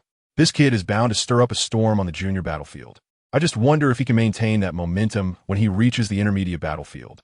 As for technology, currently, no one has truly thrived on the intermediate battlefield, unless they possess a self-developed tech tree, where their potential is not too limited. I have a feeling this kid's Tech Tree 1T have a low ceiling, especially with the Cybertron technology from Transformers. I imagine he won't simply fade into mediocrity on the intermediate battlefield. The goateed elder chuckled. It doesn't matter. After all, the school's resources are based solely on credits. As long as one has the capability, I'm indifferent to how many resources one can obtain. The bald elder pulled out a piece of paper from his small metal box, sprinkled some tobacco onto it, rolled it up, moistened it with saliva, and lit it up. You know, high-quality stuff is indeed the best. Chapter 62. Jack, where's your atomic bomb? Now, our only remaining opponent is that Zhao Yunlong. After thoroughly clearing out the remnants of the red and blue teams, Yang Xiang projected satellite imagery over Zhao Yunlong's territory. Oh, is that the weakling? I'll just go over and give him a couple of thermobaric rounds. Megatron, with an air of authority, struck the conference table. Indeed, among the Decepticons that had just deployed the thermobaric bomb, he was present. Yang rolled his eyes. Although his principles were quite flexible, he would never resort to using a thermobaric device against a comrade. Observing the guy's timid demeanor, it seemed his faction was encumbered by certain constraints. It was rumored that such factions were typically not to be trifled with. Frowning, Yang remarked that, given the relationship he shared with Zhao Yunlong, it would be relatively effortless to persuade him to surrender. However, he was reluctant to take that route, as it would be a profound disrespect to their friendship. Let us advance upon the city and see what that fellow is contemplating, he mused with a smile. Once his mind was made up, the massive vehicle transformed into an all-terrain train, promptly accommodating everyone, including the Transformers, within. At a brisk speed of approximately 400 kilometers per hour, they swiftly approached the vicinity of the spirit realm. When Yang, through the eye of primordial, caught sight of Zhao Yunlong and Li Mingyun engaged in romantic dalliance atop a towering ancient tree, he felt a surge of discontent. Oh, while they are embroiled in battle, these two are indulging in their affections. They are engaged in a fierce struggle, while here, they are in a blissful embrace. He lamented, Jack, where's your nuclear device? Yang belowed in fury. Well, I lack the necessary materials. I can only craft it post-conflict. Moreover, you must allow me to conduct experiments first. The physics of the real world diverges from ours. While we can disregard these concerns on the battlefield, any such weapon not derived from a reward chest must undergo rigorous testing for real-world application. Jack replied, somewhat helplessly, wait, what are you suggesting should be used in reality? Yang exclaimed, his eyes widening. Based on my calculations and your commanding nature, the probability of these weapons being employed in the real world is a staggering 78. Thus, I'm merely being prudent, Jack stated earnestly. What utter nonsense are you spouting? Yang gasped, leaping from his chair, fully aware that the simulated war was under supervision. Despite his flexible principles, he could not compromise his own interests. Well, it seems I miscalculated, he conceded. The Jack seemed to finally grasp someone's intentions. However, what Yang did not realize was that before his crossing over, the nuclear weapons, which served as absolute deterrents in this world, were hardly considered a significant threat. While they engaged in idle chatter, their forces had finally positioned themselves at the threshold of the spirit realm, comprising over 24,000 robotic dogs, along with a corresponding number of blade mantises. Furthermore, there were more than 20 authentic transformers, whose combat capabilities far surpassed those of the robotic dogs. By the time they arrived at the outskirts of the spirit realm, Zhao Yunlong had already taken note of their presence. It was inevitable. With a vantage point high above, he could see far and wide, especially since Yang had not concealed himself. If he were to miss this, it would indeed be remarkable. Ah, isn't that our brilliant Yang? Zhao Yunlong, with an arm around Li Mingyun, jokingly called out to his distant friend. Hey, you rascal, how's life in your little world? Enjoying it? Yang's irritation flared instantly. Yet, at that moment, a certain foolish girl began to stir mischief again. Brother-in-law, it's all right. Let's strive to win over sister soon. Yang rolled his eyes and playfully tapped the girl's head with 2 fingers. He still held a flexible bottom line, but ultimately there were boundaries after all. These 2 girls were the daughters of his business partners. He would wait until he could gauge the sentiments of his dear partners before proceeding. Seelin, who had been observing this scene, could not contain her laughter. What are you laughing at? Just wait until I return. I'll figure out how to punish you. Yang shot her a glare and switched to his elven form. Seelin, who had come along with him, could freely alternate between her 2 forms. But in her centaur state, she took up considerable space. To transport all their troops, Yang had instructed them to revert to their elven forms, even transforming the robotic dogs into cassette tapes, the size of which, based on your understanding, was quite absurd, especially considering the Transformers animated adaptations. Otherwise, it would have been impossible to bring so many robotic dogs along. Quite enjoyable, Zhao Yunlong said cheerfully, not even mentioning the topic of surrender. Just as Yang respected him, he too respected Yang.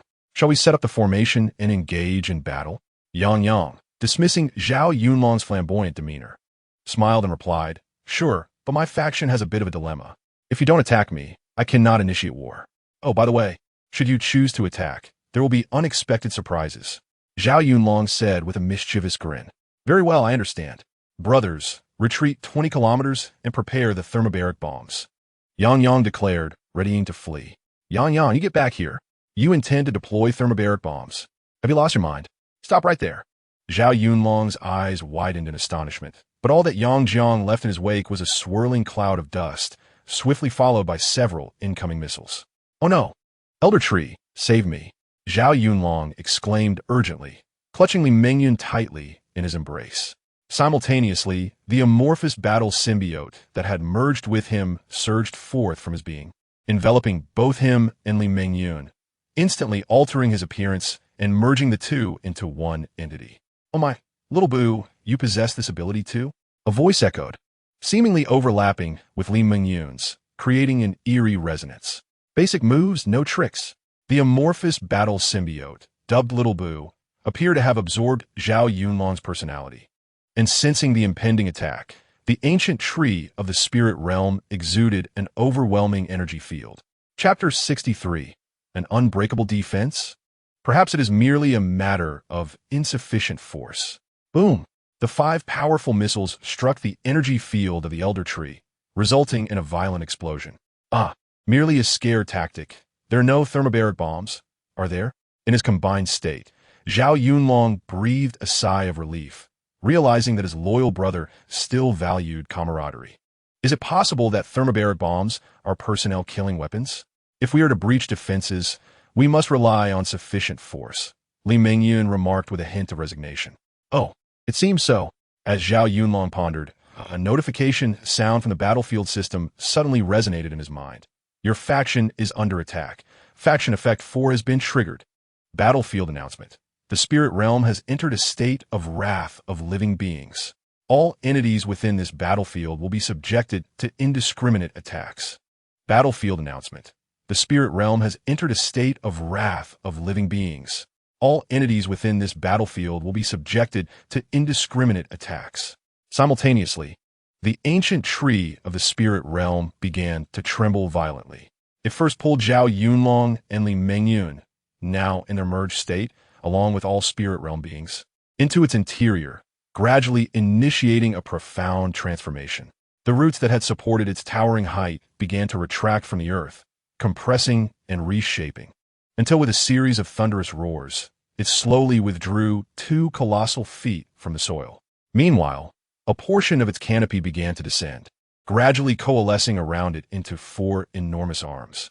The once straight trunk underwent subtle changes, becoming more human-like in form, albeit on a grand scale, with protruding structures reminiscent of abdominal muscles, numbering an impressive 32 segments across 4 rows. At last, the remaining canopy slowly retracted, transforming into something akin to a human skull. After completing this metamorphosis, the ancient tree of the spirit realm, or rather, the harbinger of destruction, stood before them, resembling an enormous wooden giant towering hundreds of meters high. With a resounding roar, the harbinger of destruction directed its gaze towards Yang Xiang and his companions, who were just finishing their examination of the battlefield announcement's detailed contents. Oh, come on. They call this peak power of a first-tier primary battlefield? Are you jesting with me? Yang Xiang scoffed, rolling his eyes. While it was indeed a first-tier primary battlefield, the disparities between different races rendered such comparisons moot. This creature was benchmarked against the strongest races currently inhabiting the primary tier. The spirit of civilization manifested beside Yang Xiang. I told you it's truly a trap. Recalling someone's talent level, Yang Xiang couldn't help but roll his eyes once more. However, he remained unfazed by the situation at hand. Regardless of how high the racial value bonuses were, or how extraordinary their talents seemed, as long as they were confined within the boundaries of a first-tier primary battlefield, he believed he could contend with them. Is their defense too formidable to penetrate? That merely indicates a lack of firepower, he declared. Size is advantageous, and quantity is exquisite. Caliber is justice. Everyone, switch to energy weapons and maximize your calibration. There's no need to worry about energy consumption. Fire at will. Understood. All Transformers, engage. Upon issuing the command for a full assault, all Transformers transformed into their most powerful weaponry, unleashing a barrage upon the colossal tree creature. The aerial assault team, led by Megatron, released a deluge of even more terrifying energy bombs, creating an intense symphony of explosions that reverberated across dozens of kilometers. The massive train morphed into an all-terrain locomotive and gradually assembled a colossal energy cannon from its own chassis. This innovative weapon was inspired by a formidable artillery piece from Yang Xiang's previous world. As the enormous tree creature was thoroughly entangled by the mighty Optimus Prime, the train rapidly began to accumulate energy. Surrounding it, the centaur-like elves dragged bags brimming with energy crystals to feed the cannon, as its consumption was indeed exorbitant. However, as the energy built up within the train, the harbinger of destruction sensed an impending threat and underwent yet another transformation.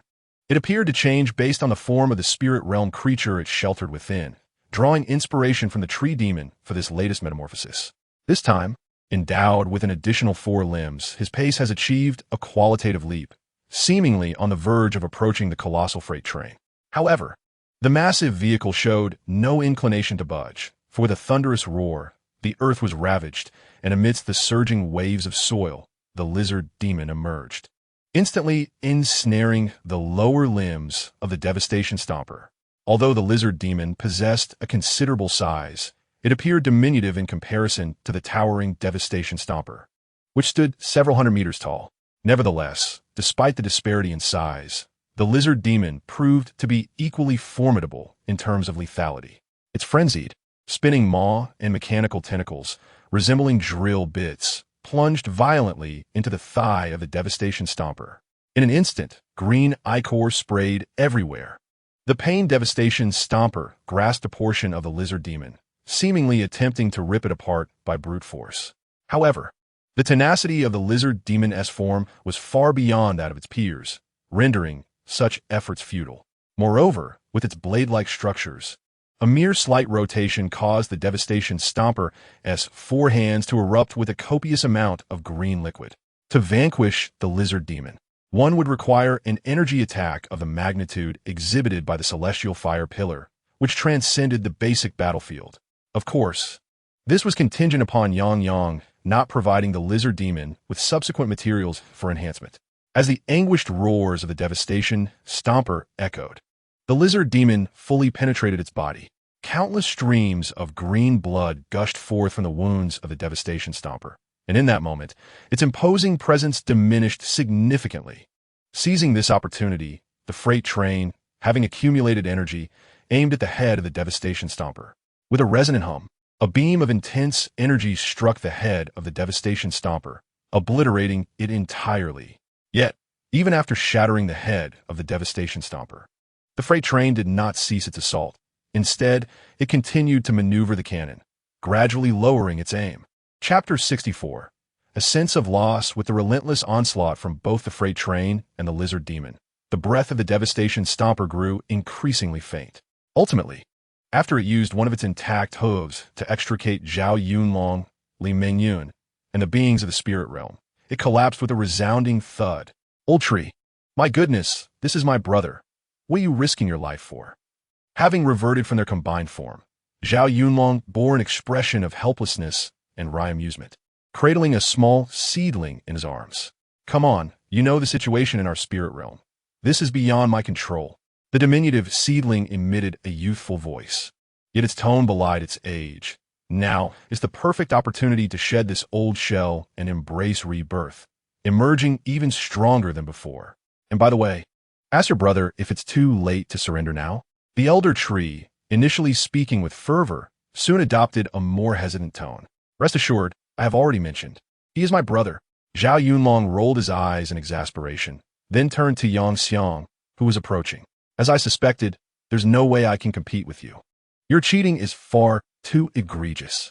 Tell me, have you been using hacks? Zhao Yunlong pointed at the transformers, who were dissecting the elder tree's form. With a hint of annoyance, I am powerless in this regard.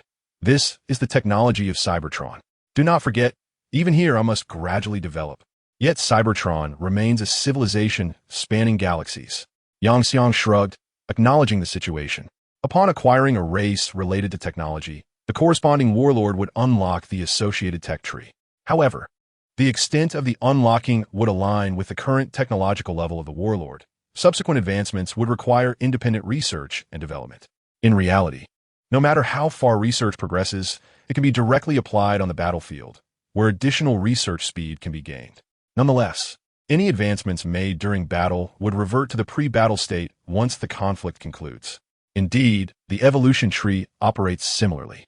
I truly envy you, Zhao Yunlong remarked, salivating. Hey, be careful. You're about to drown me. The elder tree, cradled in his arms, exclaimed in exasperation. All right, since you have lost, surrender quickly, and I will treat you to a meal. Yang Xiang patted his good friend's shoulder. You said it. I want the finest cuisine. Zhao Yunlong's eyes sparkled with delight. All right, we will indulge in gourmet fare. With a sigh, Yang Xiang observed the gleaming eyes of the twin sisters, Luo Shui and Luo Ling. Here, expenses were not covered. The sisters had to pay for their own meals, yet their wages never sufficed for their appetites. You two aren't thinking of extending your service by decades, are you? Yang Xiang remarked, Somelhat exasperated. 30 years, that's a done deal. It's better to indulge a bit more. Luo Ling seemed resigned to her fate as a perpetual guest. Luo Shui, with her large, innocent eyes, gazed at Yang Xiang. At that moment, Yang Xiang felt a pang of loss. Huh. Zhao Yunlong also noticed the twin sisters, his eyes widening in astonishment. Hey, are you serious? You are incredible. Zhao Yunlong, with countless words condensed into a single exclamation of brilliance, raised his thumb in approval and subsequently chose to surrender. In that instant, the entire simulated battlefield shattered like a mirror. By the time they regained their senses, they found themselves standing on the award stage of the school's grand auditorium, prior to the commencement of the simulated warfare. Amidst the cacophony of the bustling venue, Yang faintly caught snippets of complaints, seemingly emanating from the upperclassmen. What is going on? How can the simulated war conclude after just over a day? Indeed, it's not even our turn yet. Why must we wait 72 hours before we can participate? Because the younger students are too far behind us. They need some time to develop. Then why did the war end while they were still developing? You ask me? I don't know. I was also on the battlefield, but unable to act. In response, Yang merely smiled, refraining from uttering a word. However, his slightly mischievous grin, coupled with his handsome visage, incited a chorus of shrieks from the female attendees. Meanwhile, the twin sisters standing behind him, acutely aware that their long-term source of sustenance might be usurped, clung to his arms as if to assert their claim. They emanated an exclusive aura of warlike fervor. Although both sisters had merely coasted through this simulated battle, their formidable real-world capabilities remained unchallenged, eliciting a stream of jeers from the audience, comprising both girls and certain boys with peculiar interests. Ahem. The dean cleared his throat twice, drawing everyone's attention. First, let us commend our victorious student, Yang, in this simulated war. Furthermore, I must say that everyone performed admirably. Although the battle concluded swiftly due to the actions of a certain individual, you all showcased commendable efforts. I am proud of each and every one of you. Subsequently, the School S system will award credits based on your performances during the simulation. Once you receive your credits, feel free to indulge in a shopping spree. Rest assured, even those who performed poorly will receive a baseline reward. After all, an unforeseen dark horse emerged this time. Lastly, I wish all my students the courage to forge ahead on the battlefield, forever undying. With that, the elderly dean with a goat-like beard turned and was the first to dash out of the venue. Ha. The first to reach the cafeteria shall always be me. Anticipating the scenario, the students swiftly exhibited their ingenuity, deftly circumventing the guidance director who attempted to block their path, all racing toward the cafeteria, the culinary street of Cloud City. Ultimately, the beleaguered director of education cast his gaze upon Yang Kong and Zhao Yunlong, who stood upon the podium. To his astonishment, Yang Kong had transformed into a formidable figure reminiscent of Optimus Prime, hoisting the twin sisters onto his shoulders. With a single leap, he vaulted over the director's head and made his escape through the grand hall's doors, which were indeed quite expansive. Chapter 65, Memories. The director, undeterred by his humiliation, redirected his attention to Zhao Yunlong. Previously, this lad had failed to react during his lengthy address, and this time, he could not afford to let him slip away. To his dismay, however, a sudden surge of energy enveloped Zhao Yunlong and Li Mingyun, merging them into a singular entity akin to a symbiotic creature, albeit a cerulean one. They leapt high, soaring over the director's head in pursuit of Yang Kong. No, how can this be? The director lamented, kneeling despondently as he watched the last of his departing students fade from view. Shortly after their exit from the grand hall, Yang Kong, Zhao Yunlong, and the others resumed their normal pace. Is the director, perhaps, suffering from some affliction? Zhao Yunlong sighed. It seems he is burdened with a leader who has an aversion to meetings, which may have taken a toll on his psyche. Yang Kong stifled a laugh. By the way, you did promise to treat me to a grand feast. Zhao Yunlong suddenly recalled Yang Kang's earlier commitment. No problem. With that, Yang Kong led the group to the upscale restaurant they had previously visited. Upon arrival, the twin sisters visibly brightened with joy. The elder sister, Luo Shui, gazed at Yang Kong with her peculiar crimson eyes for a moment, a faint blush creeping onto her cheeks before her sister whisked her away to their seats to indulge in the banquet. Yang Kong cast a wistful glance at the twins. What a delightful pair of sisters they were, though alas, they were only to be admired from afar. Not entirely off limits, however. Mainly, the younger sister was not an option. What do you mean? Are you not aware that it's illegal to be foolishly enamored? He jested. Although the younger sister appeared somewhat daft, she was not truly foolish, perhaps. Just a tad? What are you pondering? Eat. Don't let my invitation deter you from dining. On the contrary, it makes me happier to see you enjoy more. Zhao Yunlong chuckled. What does it matter how much you can consume? Can you outdo the two of them? Yang Kong pointed to the twin sisters. Huh? Zhao Yunlong eyed the twins with suspicion, observing their perfect curves, then remarked dismissively, if those two were to eat half of what I could, I would devour this entire table. Yet, in the next instant, a young waitress approached. I apologize, sir, but this table is not edible. Any damage incurred will require compensation. I was merely jesting. Could those two truly eat more than I? Zhao Yunlong smiled, yet the waitress, with a gentle smile, remarked that these two delightful young ladies had previously indulged in exquisite delicacies worth 120,000 academic credits and an equivalent of 1.2 million battlefield coins at this establishment.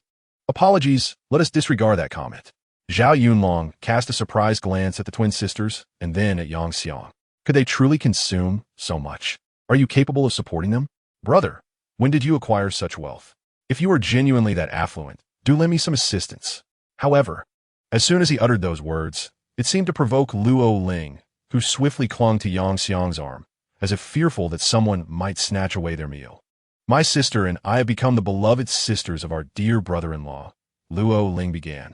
But her words were swiftly interrupted as Yang Xiang stuffed a piece of cake into her mouth. Let's eat. Let's eat, Yang Xiang said with an awkward smile. Zhao Yunlong and Li Mingyun exchanged dubious glances at the three of them, yet ultimately chose not to dwell on it.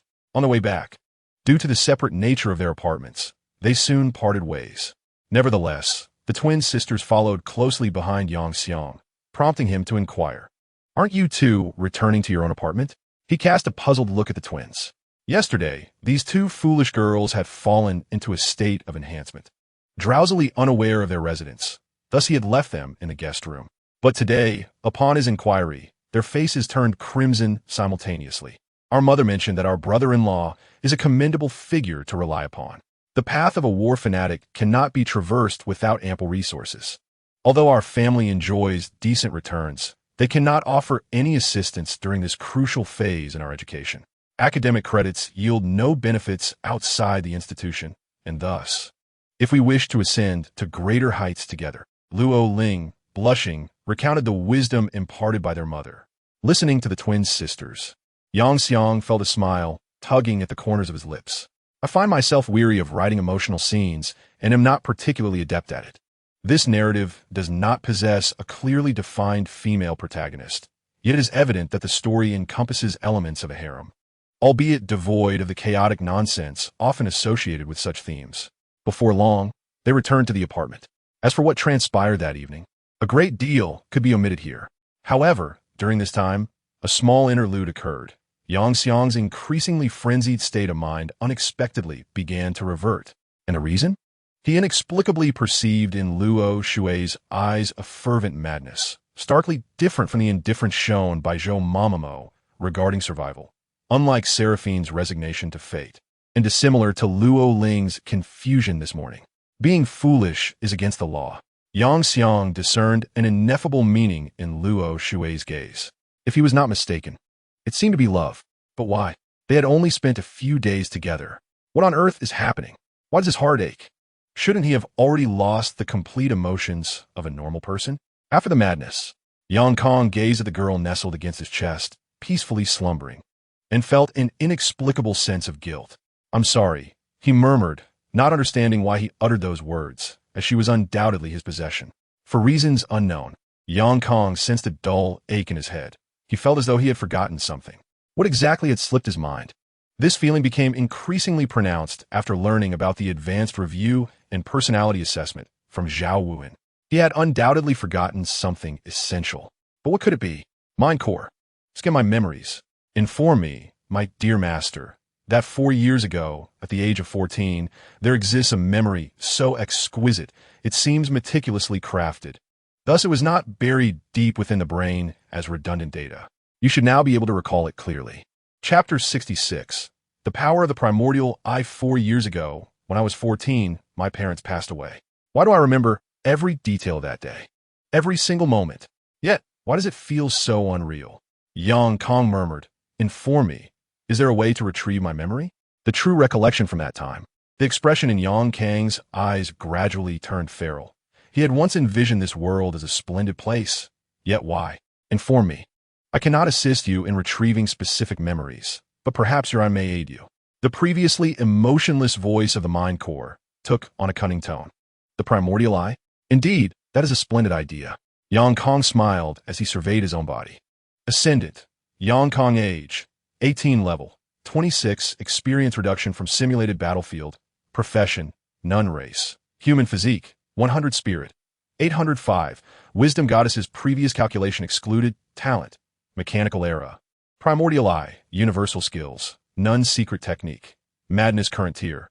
First tier abnormal state. Partial memory modification evaluation. When you discover that your parents' demise was not due to an accident on the battlefield, but rather the result of an inhumane test. What will you do in that situation? Talent, mechanical era, details, all are guilty. Innocent speech is futile. Effect. 1.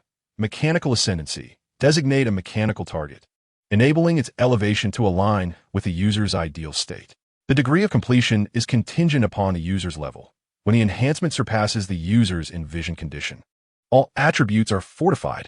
Upon reaching a certain threshold, evolution occurs. Notably, if the user's ideal state corresponds to an existing mechanical life form, a compensatory summoning is invoked. This type of unit possesses permanence, with its quantity determined by the user's level. Based on the bond between you and the target unit, obtain foundational and above loyalty, and enhance the target's potential limit according to your level and attributes. 2. Mechanical awakening. Passive mechanicals within a certain radius centered on oneself shall undergo awakening. Mechanicals possess life and will offer their loyalty. 3. Cognition core, symbiotic and intelligent life form typically concealed within subspace. Originating from an enigmatic realm, these beings, known as systems, have fully merged, with the majority of their power transformed into the epic of gifted mechanics. The fusion was initiated due to an erroneous transfer of a golden finger by a temporal management agency, extracting a nascent entity. 4. Mechanical ascension. Your life form has evolved into a superior existence. Calcium, inherently a metal, is abundant within the human body, and typical actions necessitate the involvement of bioelectricity. Thus, humanity is fundamentally a machine. Only your material has undergone a transformative upgrade. 5. Mechanical creation. Consume energy and resources to fabricate machinery. As long as you deem it mechanical, it suffices. The distinction lies solely in the amount of energy expended. Talent. Primal eye. Details. Upgraded components bestowed upon you by your ancestral planet. Effects. 1. Penetration. See through all, disregarding level disparities, though probing may attract the attention of higher level beings. 2. Recording. Everything within sight will be documented. 3. Learning. Acquire knowledge of all observed content, including what has been recorded. 4. Future sight. Not yet unlocked, observe the future. 5. Past sight. Not yet unlocked, query the past. 6. Causal insight. Not yet unlocked, observe causal lines and shatter them with strength. 7. Primal power. The eye of the mind's reflection awakens the power you require when your will is sufficiently strong. Guang remained silent for a moment. Impressive. Please forgive his limited vocabulary as a science student. However, he soon regained his focus upon the might of the primal eye. It dawned on him that his parents' deaths were not mere accidents. Did they, too, undergo advanced scrutiny and personality assessment? Or was there an issue that arose during this process? Were they eliminated, or did a malfunction in the illusion lead to their demise within it? Regrettably, his current vision does not permit him to observe the past. Otherwise, uncovering the truth of bygone events would be significantly easier. Guang murmured expressionlessly. At this moment, he began to understand that he must have known Luo Shui back then, and it seemed that they had formed some kind of bond. However, his memory had been altered, and he had completely forgotten about Luo Shui. As for that girl, her nature was such that she did not even inquire. She simply confirmed her connection with him and decisively surrendered everything. Although he was unaware of what had transpired in the past, he thought to himself, "This girl is truly a fool." Yang chuckled as he affectionately tousled the girl's hair, resulting in Luo Shui instinctively burrowing deeper into his embrace. The consciousness core mused, "I never expected you to be a system."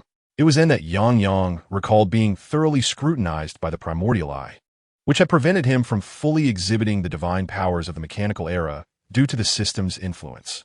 "Am I a system?" he questioned, uncertain. "Since I became aware, I have always been your companion."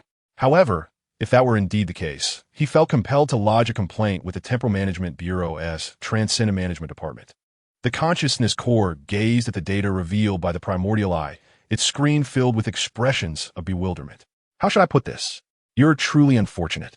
Yang chuckled softly, temporarily setting aside the burdensome thoughts of memory. After all, there was little that could be done in haste. He conveyed that aside from his great enmity, these matters were not particularly significant, and at present, he lacked a concrete target for his vengeance. According to the information he had gathered, the current leadership of the Great Xia Kingdom was composed of multiple factions, each advocating different policies. This implied that one of them was his target, yet he could not ascertain which one it was. Thus, it would be prudent to focus on the immediate affairs at hand. The consciousness core summoned Yang's interface once more, highlighting his level. You are now at level 6. And for every 5 levels, you gain an opportunity for mechanical summoning. That opportunity has arrived. Yes, indeed, Yang replied. But according to the more detailed data from the primordial eye, it seems that summoning entities with whom I share a bond would yield better results. What kind of being would share such a bond with me? Even Optimus Prime, as high loyalty stems solely from his personal character. If I were to summon someone with whom I have little connection, would I only secure a basic level of loyalty? After all, here, basic loyalty essentially means one will not easily betray. He pondered, so, who shall I summon next? Both Yang and the consciousness core fell into contemplation. Chapter 67, Welcome. Thus, let us first analyze this. Yang resolved not to act impulsively in using mechanical summoning. Although he yearned to create a companion, the prerequisite was to establish a solid foundation for his existence first. Then, the first question is, what we currently lack is combat strength, research capability, logistical support, or perhaps something else? Yang inquired of the consciousness core, explaining that currently, the combat prowess of your subordinates is linked to your own level and strength, as well as technological advancement. Thus, at this moment, combat power is not our most pressing scarcity. Furthermore, regarding logistics, although it is customary for a large number of machines to require a significant number of maintenance personnel for routine upkeep, our nature as mechanical beings alleviates much of the logistical burden. Presently, ambulances and similar entities can fulfill these roles adequately. In summary, what we most urgently require are talents in research and development, for technology is indeed the primary productive force for us. Only with a sufficiently advanced technological tree can we dominate the battlefield against others, and should our technological prowess falter, we would find ourselves in peril. I recommend that you consider the mechanical deity transforming into a Cybertronian, or let the consciousness core rationally suggest a target suitable for the mechanical deity. No. Yang's eyes sparkled with determination as he declared, I have already settled on the target for the mechanical deity. It must possess formidable research capabilities, be a mechanical life form, and also exhibit an adorable appearance. Wait, when did an adorable appearance become a criterion in our considerations? The consciousness core was somewhat bewildered. I certainly do not wish to face a hulking mass of metal every day. Yang rolled his eyes. Then what kind of mechanical deity are you envisioning? The consciousness core gazed at Yang in confusion. Once I complete the mechanical deity, you'll understand, Yang replied, sending the consciousness core back to the subspace and casually shutting off the panel displaying the payment interface, which read, Courier tracking number, contents, craftwork. It was not that he did not wish to inform the consciousness core immediately, but rather that a certain mischievous little sprite, who had already awakened, was looking at him endearingly. And thus, a splendid day commenced with morning exercises. After completing his morning workout, despite the high intensity, he felt invigorated, while the two young ladies had exhausted their stamina. Perhaps they should reduce the intensity of their morning routines and simply engage in a leisurely jog to refresh their bodies and minds. Your package has arrived. I placed it in the living room. The spirit of civilization was intently focused on the screen, engrossed in a game. It seemed that someone had gone for a morning workout without her, and she was unfazed by it. However, it was understandable. She lacked a concrete form, rendering morning exercise quite pointless for her. Oh, has it already arrived? The speed of today's express logistics is indeed remarkable. Yang Kong, unable to contain his excitement, eagerly tore open the parcel. I remarked, your number of girlfriends seems to be increasing. Have you ever considered that you might not be able to keep up with them all in a month? The spirit of civilization, engrossed in a game, suddenly recalled something and interjected. Why do you ask such foolish questions? As Yang Kong continued to unpack, he rolled his eyes and replied, do not forget, I can modify my physical structure at will. No matter how many wives I have, I remain unperturbed. The spirit of civilization gazed at Yang Kong in astonishment, seemingly taken aback by his words. Moreover, I can effortlessly alter my composition. There is nothing to worry about. The concept of machinery is vast, and humans themselves are a kind of biomechanical entity. But why do you inquire? Is it that you have been observing and contemplating yourself? If that is truly the case, do not feel pity for me. Tonight, I can certainly add you to my list. As Yang Kong spoke, a red light ignited in his eyes, reminiscent of a hunter poised to strike. What nonsense is this? The spirit of civilization recoiled in fear, abandoning the game. I am merely a spirit. Huh! What a coward! Yang Kong scoffed dismissively, then lifted from the package a peculiar blue, semi-transparent cube, faintly glowing with a golden light. This design, reminiscent of the cosmic cube, is impressively accurate. I had thought this world lacked that game, and achieving a one-to-one replica through mere description would be challenging. Yang Kong examined the mind cube model in his hand before opening his phone, ready to lavish praise upon the seller. However, he stumbled upon a message he had overlooked during his morning exercise. Seller, this resembles the cosmic cube. I have sent you one. Please let me know if it meets your expectations. Yang Kang's lips twitched as he paused, halting his intention to leave a positive review. It seems you are prepared. But what are you preparing to mechanize? The consciousness core emerged with a puzzled expression, pondering that mechanizing the divine to confront heavenly foes was indeed the most reliable approach.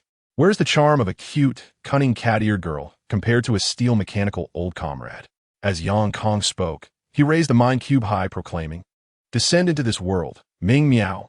A brilliant blue radiance illuminated the living room. I am confident that this time it will succeed. A girl with light green hair and cat ears stared intently at the machine before her. I will surely find Commander. With determination, she resolutely activated the machine before her. Having long understood that the world of herself and her companions was merely a game in the eyes of the Commander, she resolved to truly discover her Commander, not merely to confront the intangible projection of the girl who was visible yet untouchable. This time she was determined. She no longer wished for the bond between them to be sustained through a mere game. She yearned to open the channels between worlds. However, the cat-eared girl, Jing, forcibly held back the tears that threatened to fall, furiously pounding on the machine. Why? Why was success still out of reach? Well then, let us continue the research. One day, we shall welcome our Commander. Guests have arrived, stated the expressionless girl calmly. The cat-eared girl opened the door beside her and, as if by instinct, said, welcome, Meow. Chapter 68. The arrival of the official proprietress and the gradual departure from the novice stage. Welcome, Meow. The girl stood frozen before the entirely unfamiliar environment. What had happened? Welcome to your arrival. Indeed, Akashi preferred to call Ming Meow. Yang Kong gazed at the familiar sight of a girl with a long green ponytail, dressed in a school uniform, who often playfully exclaimed meow and delighted in teasing him. She unconsciously murmured meow.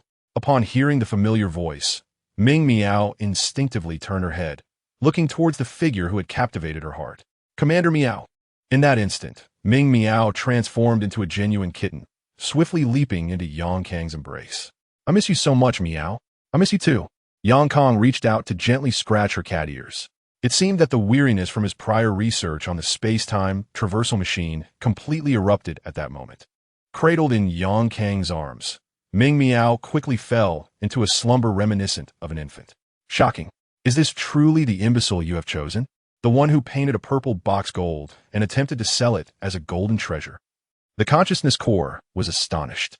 Well, it must be noted that Ming Miao not only aids in accelerating my research, but can also assist me in managing the store.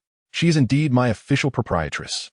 As he spoke, Yang Kong gently rubbed Ming Miao's quivering, adorable cat ears. Brother-in-law, I'm hungry. A sister, casually dressed in a nightgown that she hadn't properly donned, emerged from the room. The girl quickly noticed that her man was holding another woman. When did another one appear? Is our home so affluent? She muttered, a cunning glint flashing in her eyes, entirely contrary to her usual demeanor. Consciousness core, have you prepared the meal? Yang Kong scratched his head. Ha! Having you both is truly my blessing. Moreover, quickly have Akashi find a way to bring in your other wives. Most importantly, your head maid. As the consciousness core grumbled, it swiftly entered the kitchen. However, not long after, Yang Jiang received a notification from the battlefield. Entering battlefield soon, countdown. 2 hours. What? Only 2 hours left for rest. Yang Jiang sighed helplessly. One persistent criticism of the battlefield was its unpredictability, aside from actively entering. One could trigger such a situation at any moment. Instantly, chaos erupted in Yang Jiang's home. The girls, having completed their morning exercises, rushed into the bathroom clutching bottles of energy drinks. Yang Jiang, who had already finished a shower, dashed into his battlefield, urgently reminding everyone. Optimus Prime and Starscream hurried to check on the status of the mass-produced Transformers airstrike formation. Fortunately, during this time, their Cybertron hatchery had finally gotten on track. The boisterous newly appointed captain of the Marine Corps quickly went to inspect his tank battalion. The Transformers sprang into action, and the sprites, soon to undergo significant equipment upgrades, along with the Centaurs, were all energetically preparing for battle. Lastly, Yang Jiang's 2 main generals, discarding their drink bottles, arrived at the battlefield. Report. All members of the Mechanical Empire are assembled, reported Luo Shui expressionlessly. Good, we still have a bit of time. Let me introduce our new member. This is Akashi, our sole repair ship at present. Ambulance. So, am I a repair vehicle then? Yang Jiang pointed to the somewhat confused Meow Meow. Welcome. If you need any repairs, come find me. Meow Meow instinctively spoke, taking out her massive special wrench. Welcome to the battlefield. This battle will commence in half an hour. The battle mode is standard. Is this really the battlefield? It feels so incredible. Upon entering, Meow Meow curiously observed the dramatically changed environment. It seems that even far from the ocean, you won't lose your combat prowess. Yang Jiang, looking at his soul Shipgirl, curiously inquired, of course not. We're not actual warships. Meow Meow rolled her eyes, having already manifested her ship outfit. In this environment, I can't revert my outfit back to a warship. No waities. With our current technology, modifying the ship outfit for flight is not a dream. Yang Jiang replied nonchalantly. Wait, does flying still require research? Meow Ming was momentarily taken aback. Then with a peculiar expression remarked, aren't unicorns supposed to fly freely in the sky? Yang Xiang, caught off guard, momentarily lost his words, having forgotten that the game he was playing was whimsically dubbed the Magic Route. Ahem, let us delve into the current situation. He abruptly shifted the conversation. As my level increases, the difficulty of the battlefield will also escalate, and certain information that was previously provided will no longer be available. For instance, this battle did not inform me of the total number of participants. Therefore, I urge everyone to remain exceptionally vigilant to avoid unforeseen pitfalls. Soon, Yang Xiang commenced the battle arrangements. Commander, I have a question. In future conflicts, will we be able to bring all our soldiers with us? If that is the case, Optimus Prime interjected, such an ideal scenario is far from reality. This wretched battlefield is designed to thwart our efforts. Although during the novice phase, specifically in the initial battlefield tier, one could bring as many soldiers as desired directly to the field. Once we exit the novice protection period, the circumstances will dramatically change. According to our instructor, soldiers we have prepared in advance will become reserve troops, which must be recruited one by one on the battlefield. Unlike the recruitment of non-existent soldiers, which requires substantial resources and time, this type of recruitment demands no expenditure, only time, and notably, significantly less of it. Fortunately, we managed to unlock our faction's affix during the simulated battle, and when we leave the novice battlefield, new functionalities will be activated. Though the specifics will be revealed in due course, Yang Xiang explained matter-of-factly. In the event of your demise, I can resurrect you through the leadership module. He stated in Chapter 69 of Kamen Rider, watch me turn you into a book. Why is such a mechanism in place? Sister-in-law Luo Ling inquired, having grown bolder since their relationship deepened. Perhaps those lofty beings are averse to immediate conflict once war is declared. Moreover, it conveniently affords us time to research technology. Though portions of the tech tree or evolution tree may be locked, they will inevitably surpass our initial state as the war unfolds. Yang Xiang said calmly, activating a portion of his mechanical intellect upon entering the battlefield. At this moment, virtually nothing could disrupt him. He was less Yang Xiang and more the god of all mechanisms. During their casual conversation, the intelligence fleet and its corresponding escort squadron were transported to their designated orbit aboard a colossal train-shaped spacecraft. Soundwave swiftly completed the transformation into satellite form, initiating ground surveillance. Surrounding him, several mass-produced transformers transformed into armed attack satellites, standing guard to thwart any unwarranted attempts to assault Soundwave.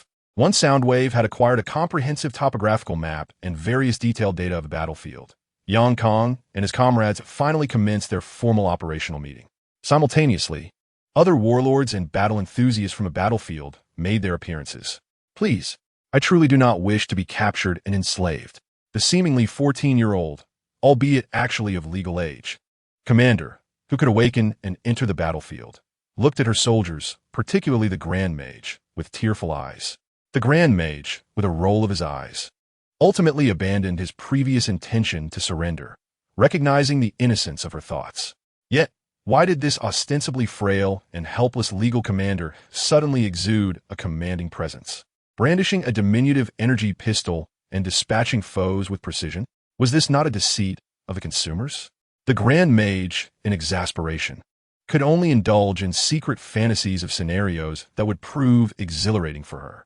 As the formal operational meeting concluded, Yang Kong glanced at the satellite map, observing the warlords struggling to identify suitable strategic locations.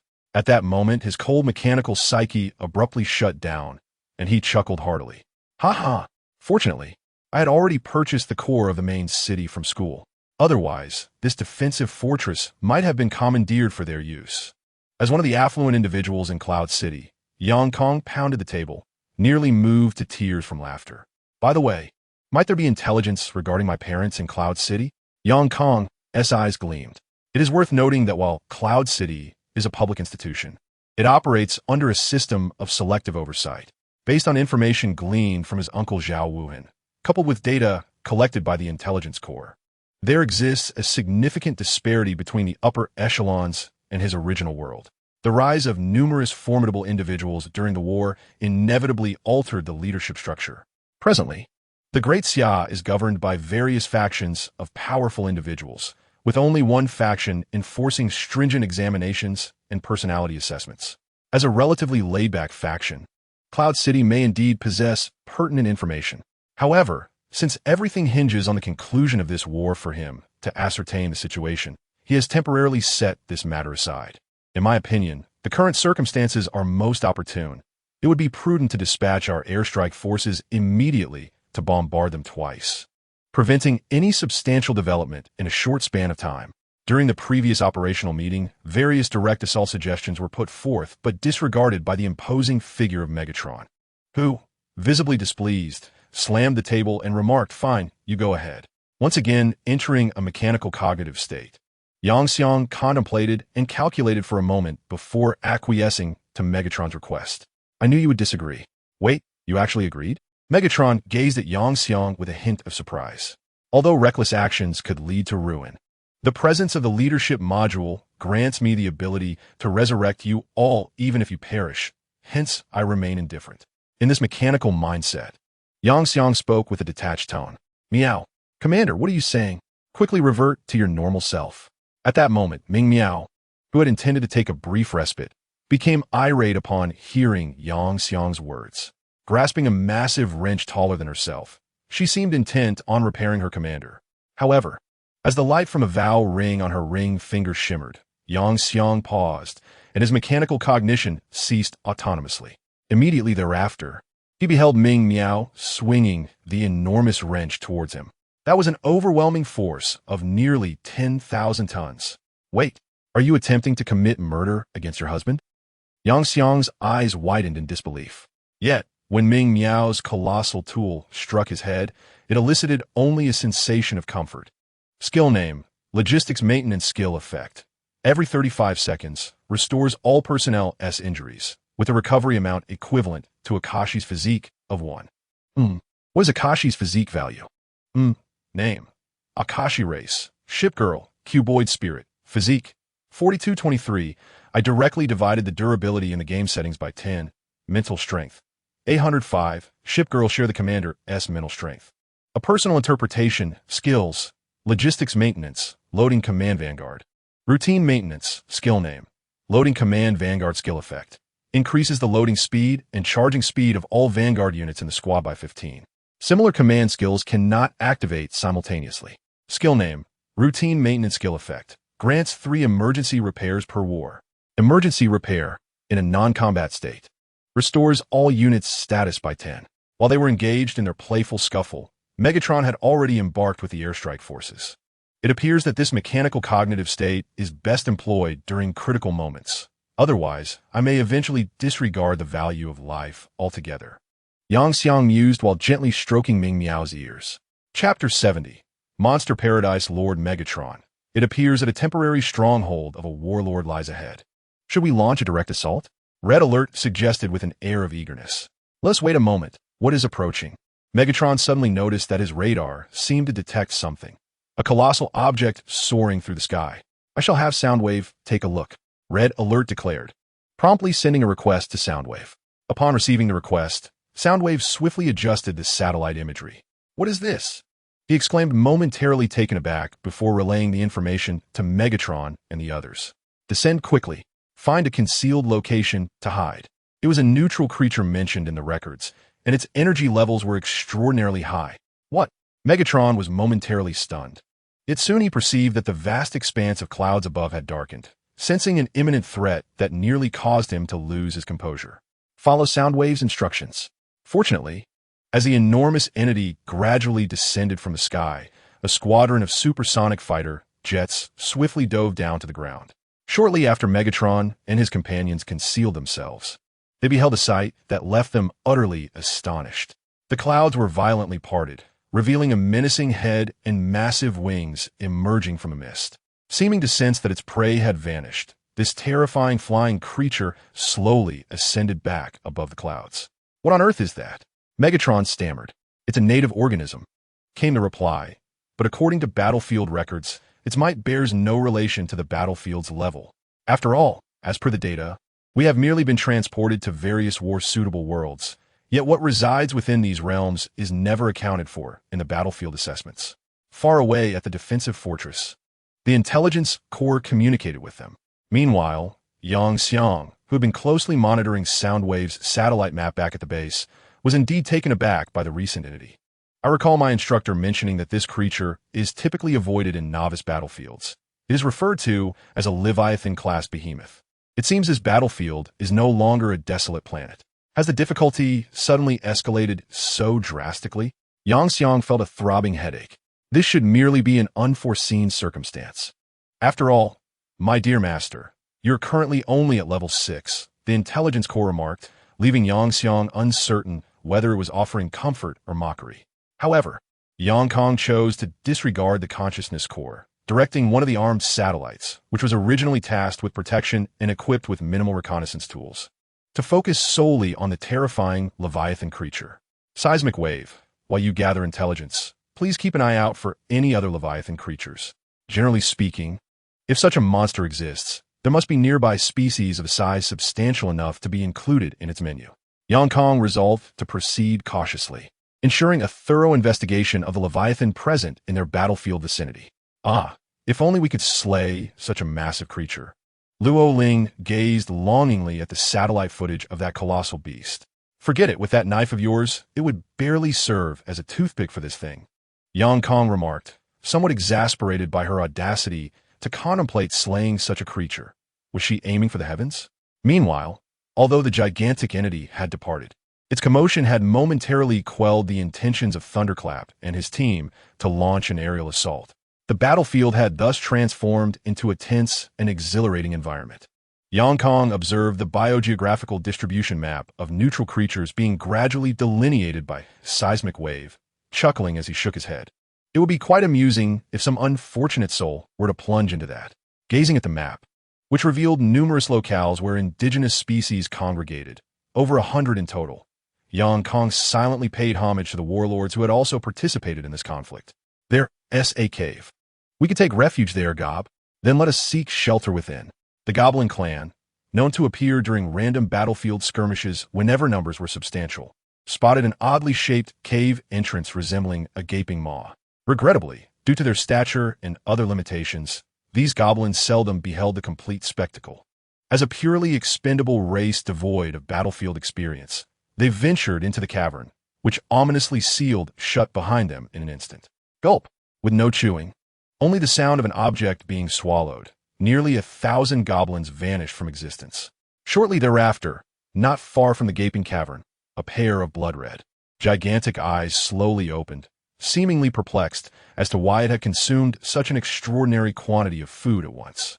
Yet, this creature appeared particularly fond of slumber and could sustain itself even without sustenance for extended periods.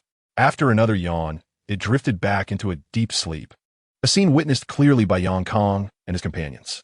Goodness, this world is rather terrifying, isn't it? This creature is even larger than the previous Leviathan.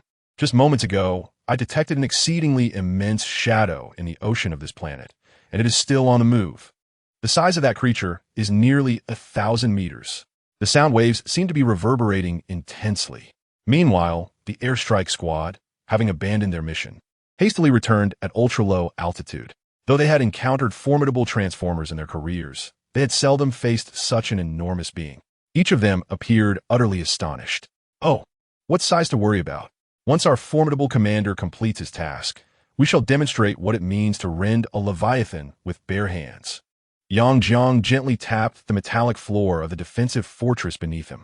For now, it was prudent to deploy mass-produced robots to gather intelligence and carry out the assault. At least their loss would not be too grievous. Elsewhere, others who had encountered the Leviathan and suffered greatly were not limited to Yang Jiang alone. What misfortune! Why, being so diminutive, must you prey upon me, such a colossal creature? The war fanatic Fan Haoqi fled for his life, pursued by a serpent as massive as a train. Chapter 71. Offending the brother-in-law, yet wishing to depart? No way. If this pursuit continues, death is inevitable. I must devise a strategy to divert this calamity. Fan Haoqi sprinted desperately. If he did not run for his life, he would surely become a mere snack. What is this madness? Why must it chase me? Suddenly, what lay ahead caught his eye. A massive metallic fortress. Could this be the territory of the indigenous forces? Ah, is slumber approaching, bringing a pillow? With this thought, Fan Haoqi found renewed vigor in his flight. The Leviathan serpent also noticed the distant fortress. Instinct warned it that approaching would be perilous. Yet, glancing between the fortress and the fleeing Fan Haoqi, it was unwilling to forego such a source of pure energy escaping its grasp. If it moved quickly enough, surely it would succeed. In that moment, the Leviathan serpent likely reasoned this way. Thus it too quickened its pace. What misfortune! Help! Fan Haoqi cried out as he ran. Whether anyone answered his call mattered little. What was crucial was to draw the attention of those within the fortress. Then his innate ability would activate. What in the world is that? Suddenly, Fan Haoqi noticed, in his peripheral vision, the ground fracturing violently. A grotesque, mechanical entity erupted from the earth. Its target was none other than the rampaging Leviathan serpent. Boom! Instantly, the two colossal beings collided with tremendous force. In a frantic scramble, found himself beneath the fortress. Could you kindly open the gate? He implored. He wished to test if he could deceive the indigenous inhabitants into granting him entry through the grand entrance. Should he succeed, his innate talents would surely amplify his combat prowess once he entered the city, transforming the fortress into a realm where summoning deities is effortless. Yet sending them away proves to be a formidable challenge.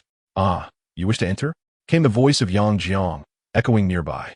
Of course, replied, feigning the demeanor of a benevolent individual.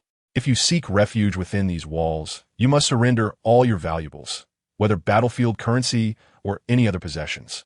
In return, I can assure your safety, and we may formalize a contract. Yang Jiang, observing the surveillance of the city gate, spoke with a hint of mockery. Upon sighting the fortress from a distance, instead of retreating, the individual had brought that very item closer. To assume he lacked any intention of diverting trouble would be to underestimate one's intelligence. What? You two are an ascendant? What a jest! Where did you procure this fortress? Such fortuitous luck to fall directly within its confines.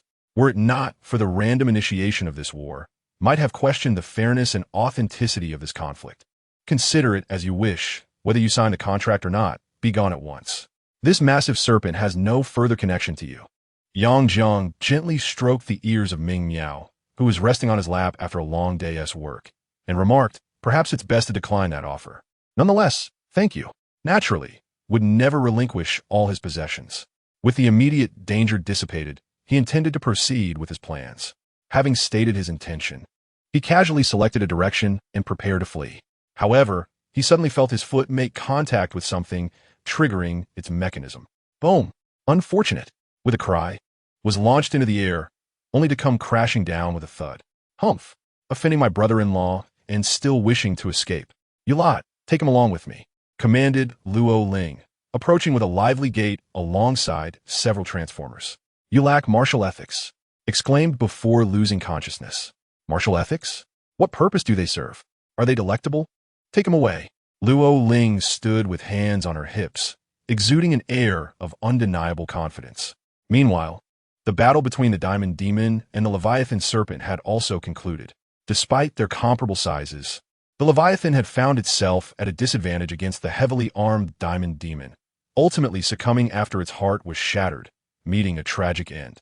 Several hours later, Yang Xiang, Luo Shui, Luo Ling, and Akashi, among others in need of sustenance, gathered around a large pot, gazing intently at the bubbling broth within. The enticing aroma wafted from the pot, where succulent pieces of Leviathan python meat were mingling with chunks of eggplant and green beans, creating a feast for the senses. The group collectively swallowed hard, their anticipation palpable. Let me sample the flavor of this Leviathan python meat prepared in an iron pot.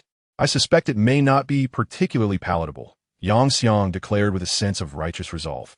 If you're concerned about the taste, allow Ming to handle it. Akashi chimed in, her green tail adorned with bells swaying gracefully behind her, the sound of the bells ringing clear and bright. It remains uncertain whether Ming, the cat, possesses a tail, but given that most of our allies share this trait, let us assume she does.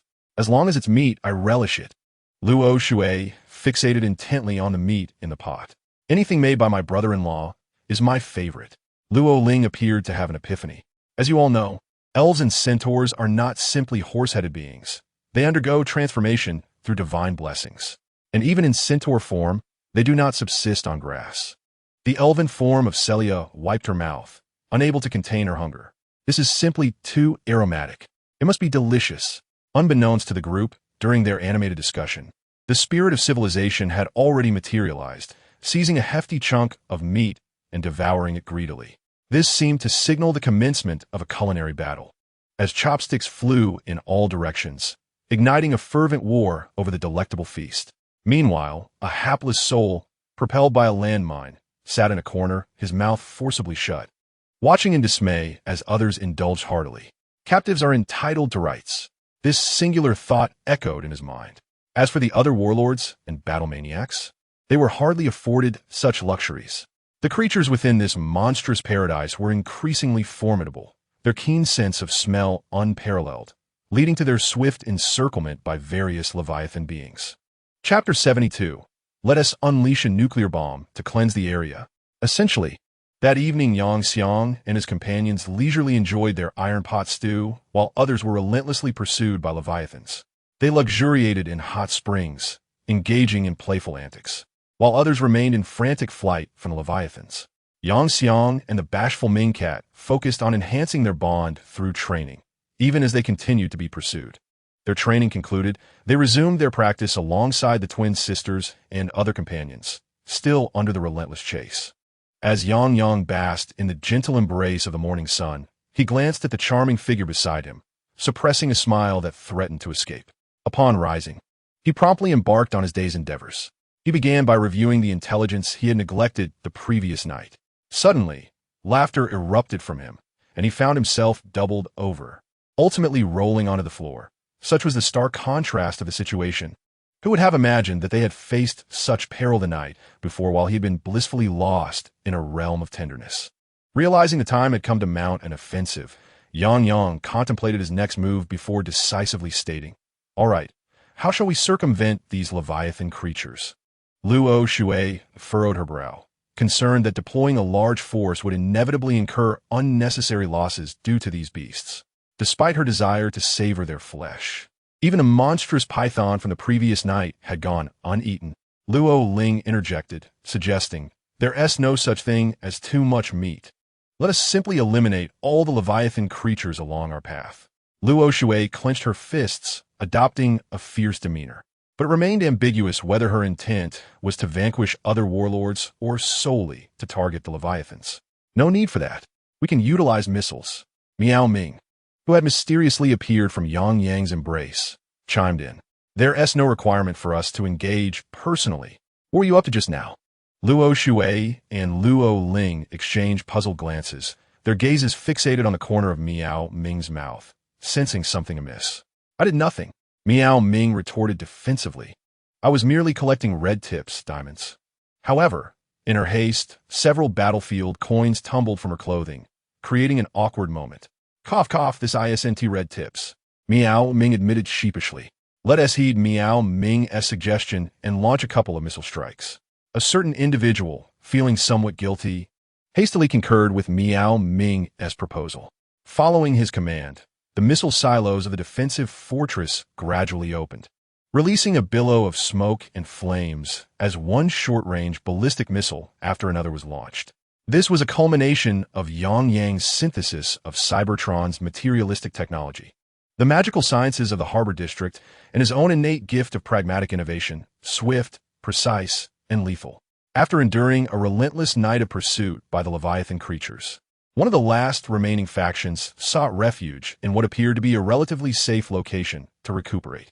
It was said that the battlefield became increasingly perilous as time progressed, yet that scoundrel had not mentioned the exponential escalation of danger. A woman, evidently a rebellious young delinquent, was angrily adjusting her clothing, which had been torn by the branches of the forest during her frantic escape. Amidst her inadvertent exposure, one could discern multiple metallic adornments affixed to her body, including studs and rings adorning her ears, lips, tongue, nose, and even the corners of her eyes. Had she known better, she would not have indulged him for so long while he indulged in such perverse antics. Once she had tidied her attire, she prepared to rest when a peculiar sound of wind caught her attention.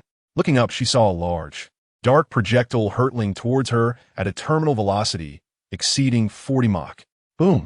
In an instant, a brilliant white mushroom cloud erupted from the point of detonation.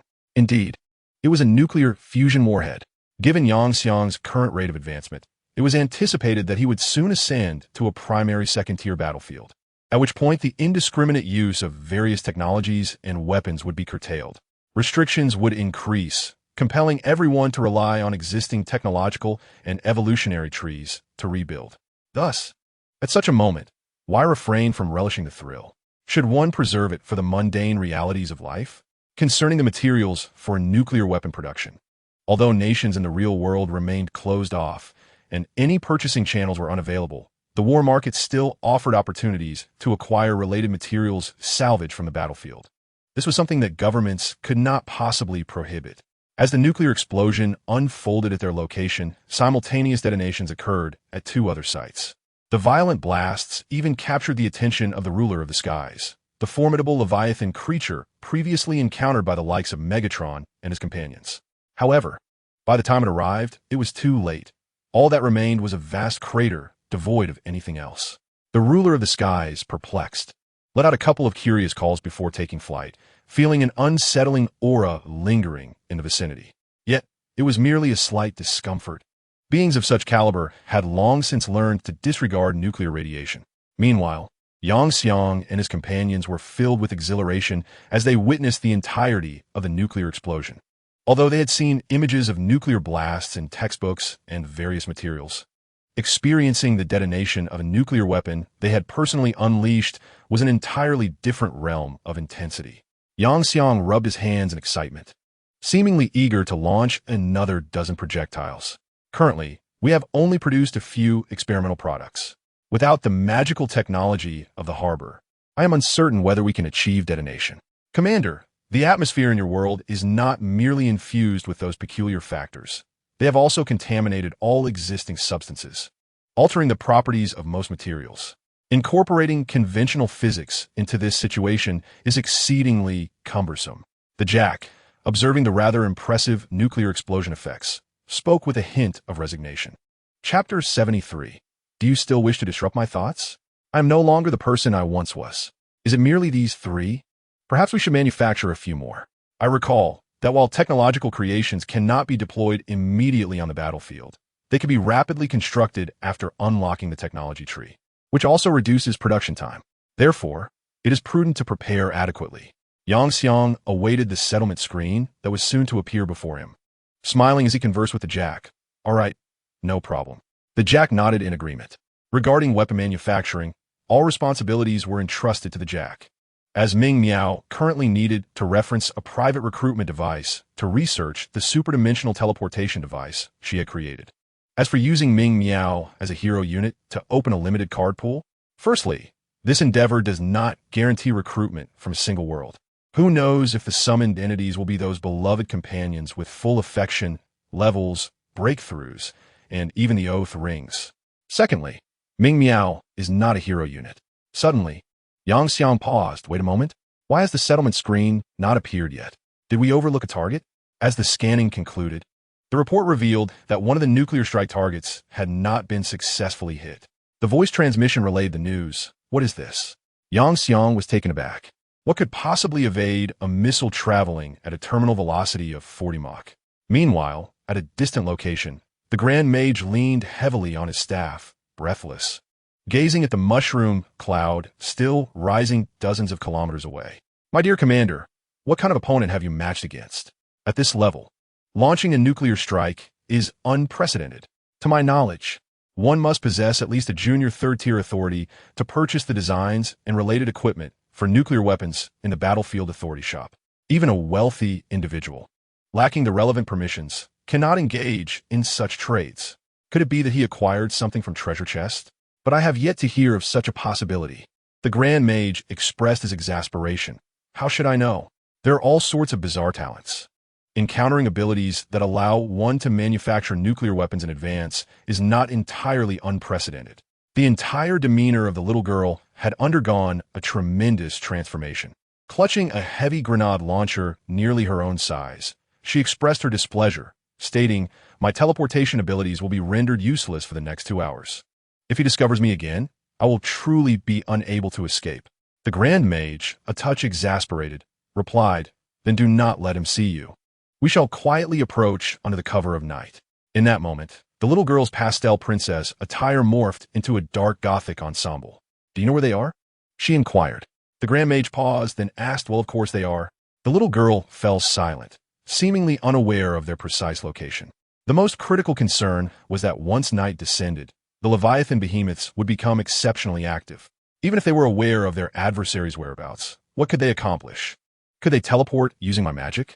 At that point, if they were overpowered, they wouldn't even have the chance to flee. With a sigh, the Grand Mage disregarded his dignity, plopping down onto the ground. What if we simply surrender? The opposition is formidable.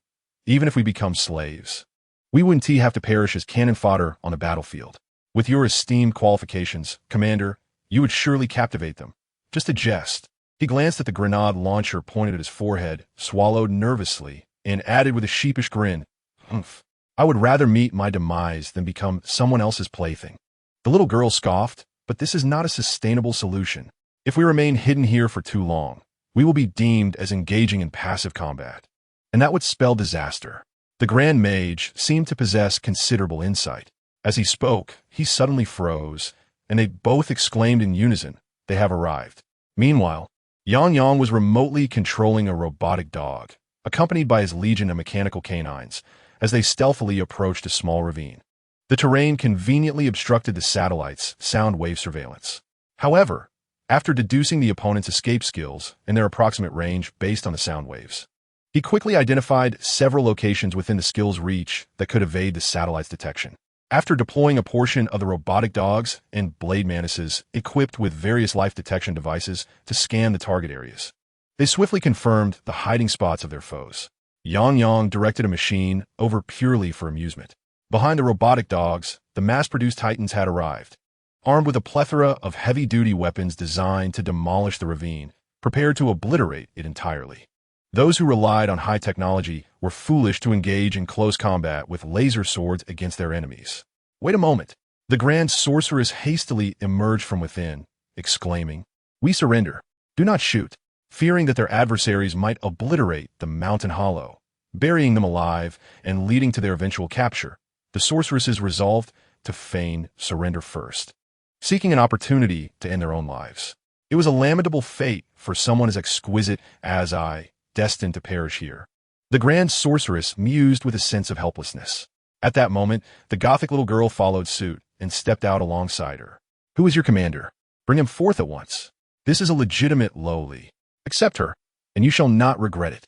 The Grand Sorceress attempted to promote her commander while secretly preparing for a mutual self-detonation. However, despite Yang Kong seeing the legitimate 18-year-old lowly through the machine dog he controlled, he harbored no desire whatsoever. What a jest. He had 6 or 7 wives awaiting him back at the port. What variety they possessed was beyond measure. Why would he covet such a one? Eliminate her, he commanded. With that, all the blade-wielding mantises and mass-produced titans turned their weapons upon them. It seemed self-detonation was unnecessary. Alas, before the mission could even commence, they faced demise. His once proud sorceress brigade had been decimated by a horde of leviathans. Observing the situation, the Grand Sorceress ceased her self-detonation, letting out a resigned sigh, while the dark Gothic little girl cast a glance at one of the machine dogs and whispered, "Thank you." Boom. Chapter 74. The true conclusion. Congratulations on your victory in this war. You have defeated 4 opponents. You have earned 800 points of war experience. Congratulations. Your level has risen by 1. You are now 200 points away from the next level. After vanquishing the legitimate lowly, Yang Kang's long-awaited settlement interface finally appeared. Casually, he allocated the surplus 5 attribute points to his spirit and proceeded to review the additional settlement report. Congratulations on your first hunt of a neutral creature. Relevant rewards have been dispatched to your inbox. Title Quest Unlocked. Title Leviathan Hunter Effect. Increases damage dealt to Leviathan creatures 10, but simultaneously draws more attention from Leviathan creatures. Acquisition conditions. Hunt Leviathan creatures in a primary battlefield. Your level has surpassed 5. Henceforth, after each battle, you may receive additional rewards based on your performance in this war. Note, battles that conclude after reaching level 5 will not yield extra rewards. Your choice truly astonishes me. I had expected that, true to your character, you would have sought to retain that girl without hesitation. The elven figure of Soriolin approached Yang Kong from behind, kneading his shoulders. What is going on? In your eyes, am I merely a creature driven by base instincts? Yang Xiang rolled her eyes. Yet at that moment, the other members of the Mechanical Empire also exchanged incredulous glances. What exactly are you, anyway? Are you not aware of your own standing? Since awakening your talents and entering the battlefield, how many beds have you changed? The company from which you frequently purchase beds has already upgraded you to a gold-tier client, for heaven's sake. However, as her companions collectively rolled their eyes and inwardly criticized, Ming Miao nodded seriously, stating that during their time in the harbor district, the commander had not laid a hand on any of the sisters. Instantly, the corners of everyone's mouths twitched. Wasn't it previously mentioned that this individual had merely a projection in your harbor district, something to see but not to touch? How could you expect him to take any action? Yet, Yang Xiang chose to disregard these unspoken jibes, thinking to herself that only my dear Ming Miao truly understands me. Come to my room tonight, and I shall reward you splendidly. The commander is the best. Ming Miao immediately donned a mischievous expression, her playful tail wagging with enthusiasm, causing most of the girls present to stiffen in alarm. Oh no, there is a rogue among us. Realizing this, the girls quickly imitated Ming Miao. While Yang Xiang savored the moment, simultaneously examining the rewards obtained from their recent victory. First, the reward chest for achieving a title. What might it contain? As Yang Xiang pondered, her body involuntarily trembled. Why, you ask? It certainly wasn't tea from excitement. Suppressing certain impulses, Yang Xiang prioritized checking her rewards. Upon clicking the claim button, a chest radiating a blue glow materialized in her hand. After selecting to view the details, it revealed the chest's level, corresponding to the hue of its glow. This level of chest had an exceedingly small chance of containing high-tier treasures, a moderate chance of mid-tier items, a high likelihood of low-tier trash, and a slight chance of being empty. Surely, nothing of great value would emerge from this. Yang Xiang chuckled and promptly opened the chest. Accompanied by a dazzling deep blue light, she received a notification from the battlefield system. Congratulations. You have obtained a body enhancement elixir. Item name, body enhancement elixir. Effect, increases physical strength by 20 points. Note, this elixir only takes effect on targets with physical strength below 100 points. What is this nonsense?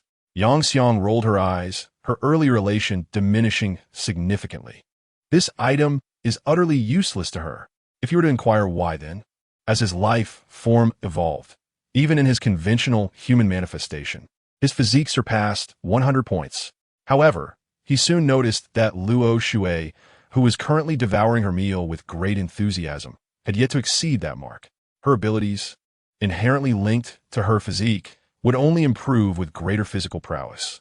Without a moment's hesitation, Yang Kong gently tapped Luo Shui's small head and brought the potion close to her cherubic face, urging, Luo Shui, drink this.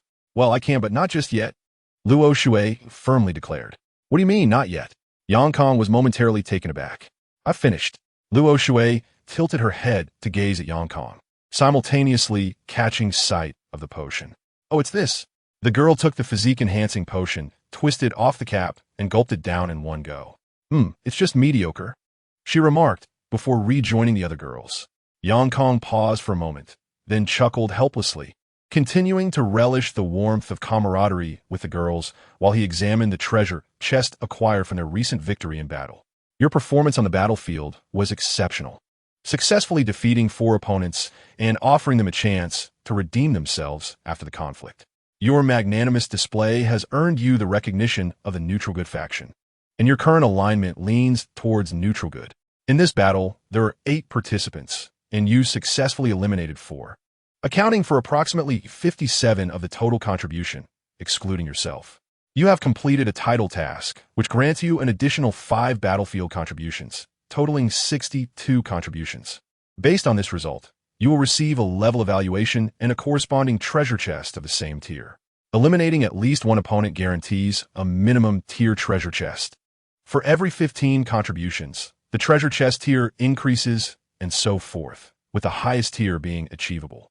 Other tier rewards require the completion of additional side quests. As the battlefield prompts faded, yet another treasure chest materialized in Yang Kang's hand, this time resplendent in purple.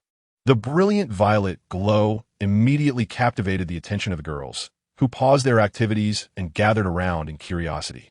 In light of this situation, Yang Kong gently pushed Luo Shui, who had already benefited, aside. Chapter 75. The blueprint. After emitting some unintelligible sounds, Luo Shui silently protested. Commander, hurry and open to see what's inside. Ming Miao, brimming with curiosity, chimed in, I hope this chest isn't just a white one turned purple. That's something only you can manage, right? Yang Xiang cast a sidelong glance at Ming Miao, chuckling softly. Subsequently, under the curious gazes of his many wives, he opened his very first purple treasure chest. As the radiant violet light shimmered, Yang Xiang felt a slight sense of relief. If this inaugural purple chest yielded an item of lesser grade, he would undoubtedly cement his reputation as an unfortunate soul. Upon inspecting the contents, he was momentarily taken aback, as he discovered 2 purple blueprints emerging from the chest. An inkling of intuition stirred within him. He might be on the brink of greater fortune. However, upon closer examination, he realized these were the peculiar designs he had previously purchased from the Novice Limited Time shop, the experimental lightsaber of the goblins, and the design schematic for goblin engineering explosives. With determination, he resolved to manufacture the experimental lightsaber for sale. This remarkable item adeptly merged magic and technology, rendering it usable by a vast majority of races. Moreover, being a mechanical creation, it would cause havoc in the face of my presence. A single moment of discontent from the mechanical soul could lead to catastrophic explosions. Thus, the plan was set in motion. Yang Xiang prudently decided to conceal the goblin engineering explosives. He had once tested this device against his defensive stronghold, and the result was an utter collapse of a corner of it. The scene was reminiscent of a nuclear detonation. What does it mean to inflict a staggering damage of 1,000? Such an item would be far too perilous to sell casually before his level surpassed 10, no, 20. Even if he attempted to designate them as restricted items or provoke the discontent of the mechanical souls. There is no evading the reality that area of effect explosive items could bypass restrictions on the creator. After all, once the damage was unleashed, could immunity truly be claimed? As for the discontent of the mechanical souls, wasn't this a matter of probability? Thus, the goblin engineering explosives were not to be trifled with or sold carelessly.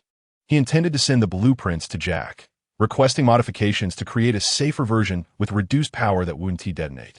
Once established, a production line for mass manufacturing would be set up, and once a sufficient quantity was amassed, they would be delivered to his mother-in-law. As for the present moment, it appeared that these girls were becoming a tad too presumptuous. What were they up to? Patience has its limits. The ensuing details are best left unsaid. However, today the furniture company received another order. After returning to school, Yang Xiang casually selected a few classes that piqued his interest and hurried off to attend them. Similarly, the sisters Luo Shuwei and Luo Ling followed suit, albeit their divergent paths led them to choose different courses, thus they did not necessarily attend classes together. This resulted in a minor dilemma. "Ah, beautiful lady, might you consider becoming my girlfriend?" The young man implored. "Moreover, I am an esteemed warlord, so you may also opt to be my vassal and join me in conquering the battlefield." Luo Ling was momentarily taken aback. Under the impatient gaze of the man, she quickly retreated to the side. "Well, he is professing his affection, and she just slipped past him." Luo Shuei sighed helplessly, extending her finger to gently tap her sister's forehead. "I did not mean to." Luo Ling stuck out her little tongue. It was evident that they could not expect any further romantic advances from the boys in Cloud City, especially after they had practically declared themselves taken in front of the entire student body during yesterday's assembly. Generally speaking, in such circumstances, anyone with a modicum of sense would refrain from pursuing them further, except for the likes of Chao, of course. Having a boyfriend was considered a positive attribute for them. However, up to now, it seemed no such individual had yet emerged.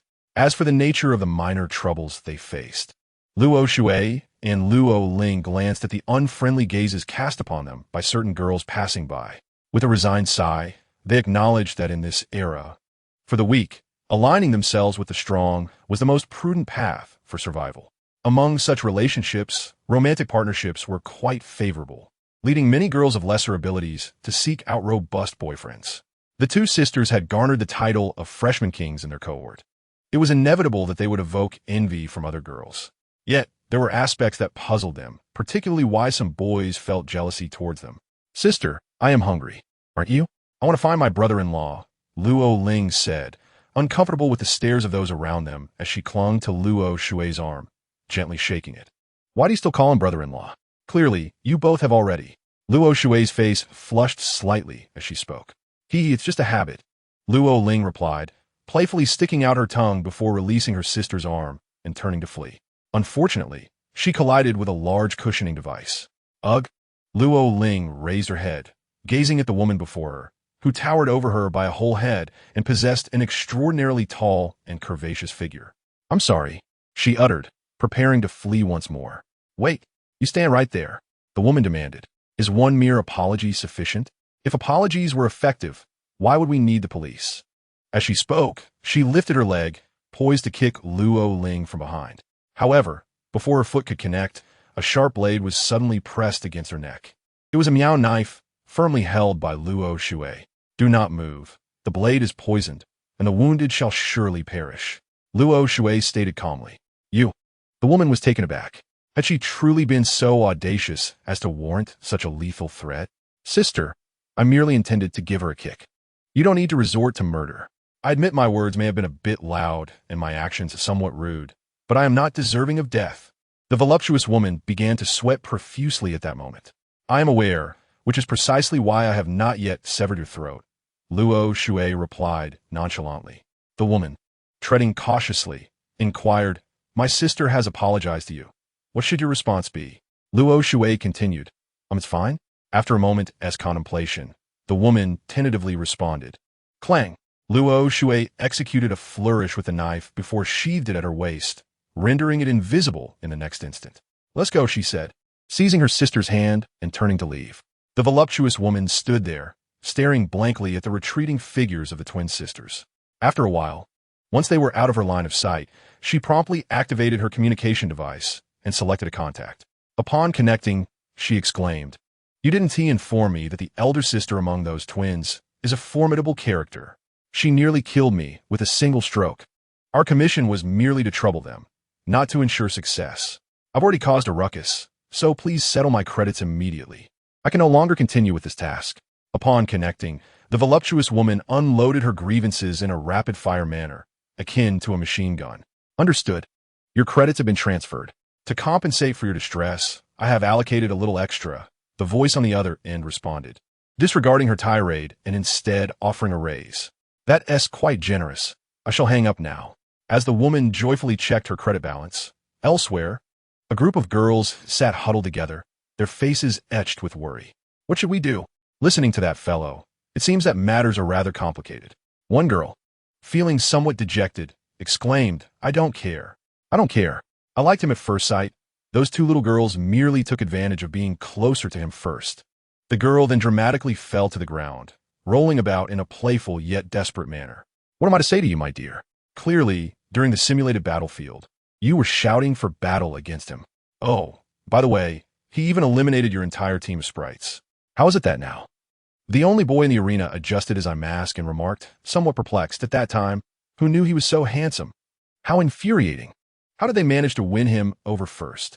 The girl continued to roll on the ground, lamenting, Why complicate things? If you like him, just confess. Since he can accept a pair of twins, he can certainly accept you as well. So what is the issue? With a sigh, Zhang Tinglin tidied his eye mask and said, My sister is his most precious treasure. Even though this treasure is now preparing to choose a master, he will not distance himself from her. Instead, he will actively offer her advice. That would be so embarrassing. Zhang Tingxue blushed as she rolled on the ground. What if he outright rejects me? Wouldn't that be even more humiliating? To such a statement, Zhang Tinglin had no solution. Just improve yourself, become stronger than him, and then confront him directly. Brother, have you lost your mind? Zhang Tingxue halted her rolling, looking at her brother with a puzzled expression. In the simulated battlefield, he single-handedly defeated our entire group. What makes you think your sister could ever stand a chance against him? You're foolish. Once you enter the primary second-tier battlefield, you won't be able to casually use a plethora of ready-made soldiers and weapons. Everything will need to be produced on-site. By that time, you will unlock your faction's capabilities, and you may not be weaker than him. Zhang Tinglin was attempting to placate his sister, hoping to calm her down before worrying about whether she could surpass Yang Yang later. I see. You think my sister is a fool. Easily deceived by a few words, don't you? Zhang Tingxue shot her brother a glare, feeling underestimated. While she could often be headstrong and tenacious, she was, in fact, a good girl, quite intelligent. It was simply that her brother had always taken the role of the strategist, allowing her to be somewhat lazy, but that did not imply she was a fool. Not to mention the plans that the brother and sister have devised for their forthcoming endeavors in pursuit of future happiness. After attending his class, Yang Xiang sauntered leisurely to the university's comprehensive archives. Here, with sufficient authorization, one could delve into the numerous confidential documents of the Great Xia Kingdom. At this moment, his objective was to uncover the events that transpired when he was merely 14 years old. Casually selecting a room, he entered, where to ensure the reliability and confidentiality of the intelligence. Accessing the materials necessitated the signing of a non-disclosure agreement and conducting the search within a private chamber. After a brief perusal of the instructions, Yang Xiang signed a requisite agreement and began searching for his family's name. Soon, the files pertaining to his family materialized on the monitor before him, and a smile graced his face as he eagerly began to examine them. However, upon reaching the intelligence regarding his parents on the battlefield, he discovered that the information had been redacted, displaying a message indicating insufficient access rights. Furrowing his brow, Yang Xiang continued his search, this time for his own records. Yet again, he encountered the same predicament. The information from his 14th year was also obscured, still marked with the notice of insufficient access. To elevate his permissions, the most straightforward approach would be to enhance his battlefield rank, bolster his personal strength, and increase his influence. It seemed that he would need to strive harder from now on. Just wait, Mom and Dad. I will uncover the truth of those past events. After murmuring to himself, Yang Xiang powered down the information retrieval device and departed from the archives, pondering whether the other party had means to discern his inquiry. If so, that would be splendid. Yet he remained uncertain whether he would be regarded as an ordinary fish or a formidable shark. Nevertheless, he believed that there would be no issues in this particular setting. Unbeknownst to him, as he searched for the information about his parents and himself, an alarm had already been triggered in another location, where a certain individual had activated a high-priority search detection. Although higher authority could not amend the archival data, it could pinpoint whether specific designated information had been accessed. Chapter 77. I asked you to bring over 2 shipgirls, and you've brought over my entire dock. The man pondered for a moment before clicking on several contacts on his panel, dispatching a few messages. Who could it be? Yet it mattered little now. The die had been cast, and what could they possibly do to him? Commander, I have succeeded, Meow. After probing the relevant documents and discovering his insufficient permissions, Yang Xiang felt a surge of motivation to initiate a war. After a brief period of recuperation, just as he was preparing to commence hostilities yesterday, Ming Miao dashed over, eager to share her latest research success. Yang gazed at the adorable countenance of the young girl, instinctively reaching out to caress her. Oof. The research on the interdimensional teleportation device has succeeded. Ming Miao leaned her colossal wrench against her shoulder, the petite frame contrasting sharply with the immense weapon. Though I wished to share the corresponding image, I hesitated, fearing it might not be permissible. Perhaps a benevolent expert in the comment section would be willing to post it instead. However, at this moment, Yang's attention was not solely captivated by the girl's charming appearance. Instead, he seized her shoulder. Is that truly the case? Indeed. Ming Miao proudly puffed out her chest, for in the original world, she had already constructed an interdimensional teleportation device. After examining the private recruitment apparatus here, particularly its limited recruitment program, an idea blossomed in her mind. Could she connect to that interdimensional teleportation device from this realm? As she spoke, she rewarded herself with thoughts of her beloved commander, while Yang generously indulged in his reward, fervently ruffling her hair. Being aware of all the data and core coding of that interdimensional teleportation device, he successfully established a connection. It turned out his research was not flawed. He had merely misunderstood one crucial detail. A single interdimensional teleportation device cannot open a portal. At least 2 are required, working in tandem between the 2 worlds. Now, he had notified Shiranui through the interdimensional teleportation device, and they were about to simultaneously activate it, thereby opening a stable passage. At that moment, everyone in the port area would be able to come together. Ming Miao spoke, her small face radiating contentment. Listening to her words, Yang's heart began to race with anticipation. What did this signify?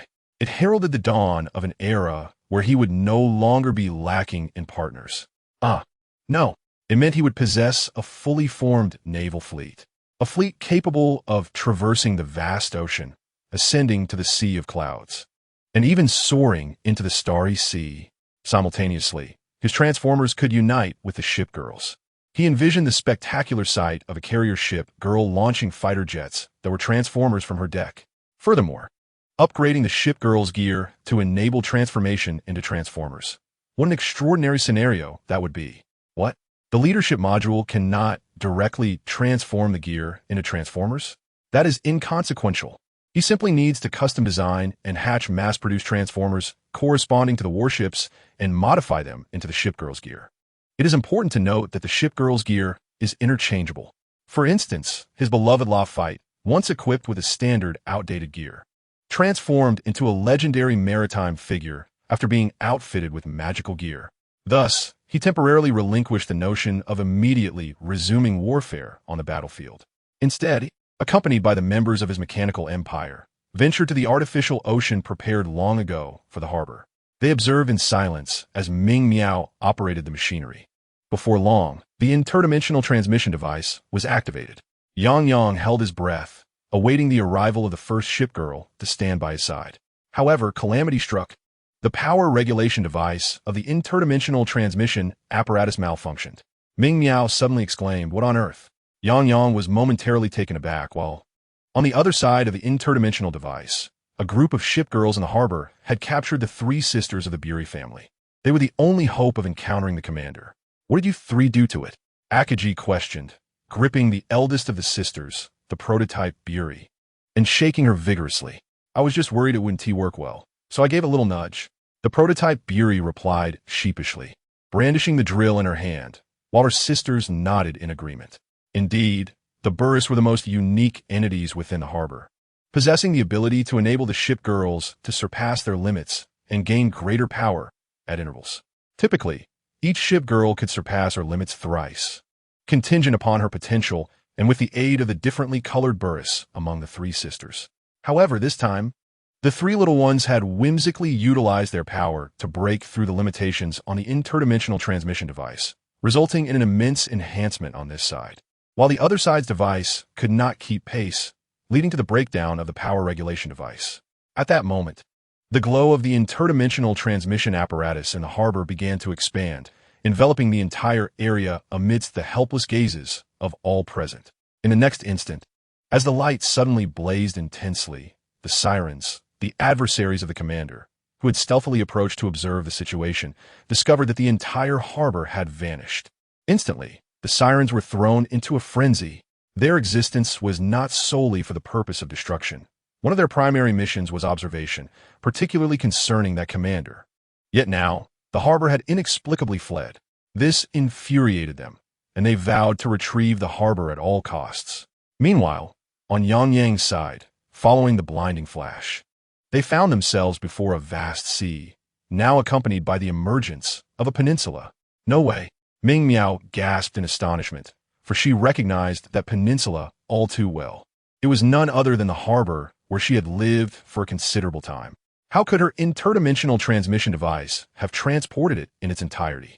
However, when she witnessed Akaji vigorously shaking the prototype fabric, she suddenly grasped something profound. Yet, none of this seemed significant anymore. Upon the sight of her port, Yang dashed towards it with unparalleled speed. The air was filled with a cacophony of affectionate titles: Master, Darling, Beloved, Commander. After an indeterminate time of anticipation, they finally stood face to face for the very first time. Chapter 78. The Melancholy Saratoga, What is Happiness? At this moment, Yang chose not to ponder it. He was utterly elated.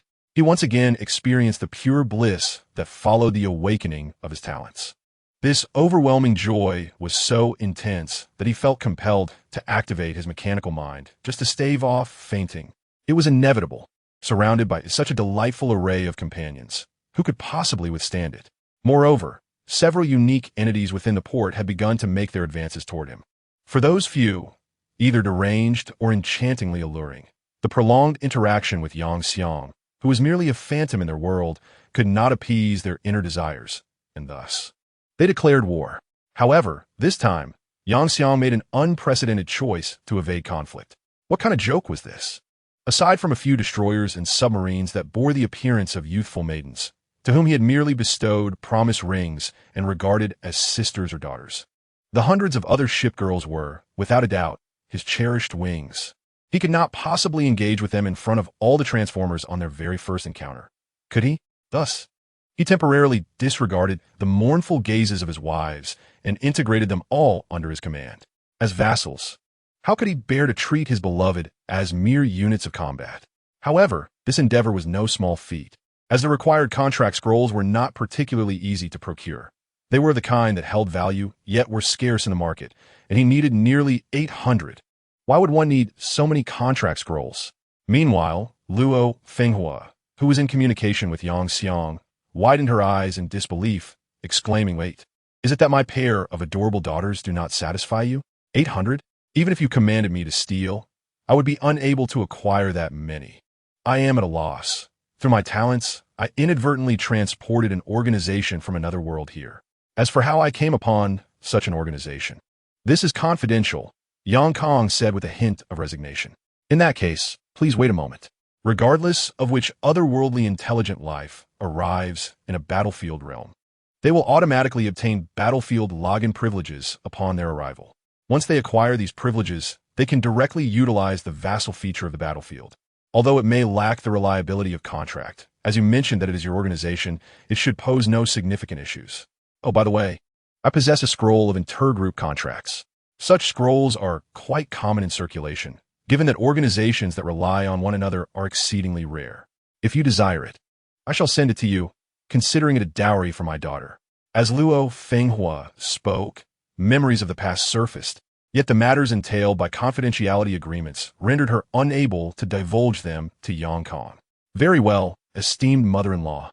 Yang Kong refrained from questioning why Luo Fenghua was so at ease in trusting both her daughters to him, knowing it likely pertained to events from 4 years prior, and that she had probably signed a confidentiality agreement, rendering her incapable of sharing the details. Soon enough, the contract scroll was transmitted to him via the battlefield's trading system. At this juncture, the members of the port district had also largely acquired battlefield login privileges, although they had yet to engage in a genuine battle. Furthermore, based on the battlefield's information detection, the port district was officially classified as an organization, aptly named Port District. Yang Kong then proceeded to sign a contract with himself, binding the entire port district to his mechanical empire. Could it be anything other than a contract with oneself?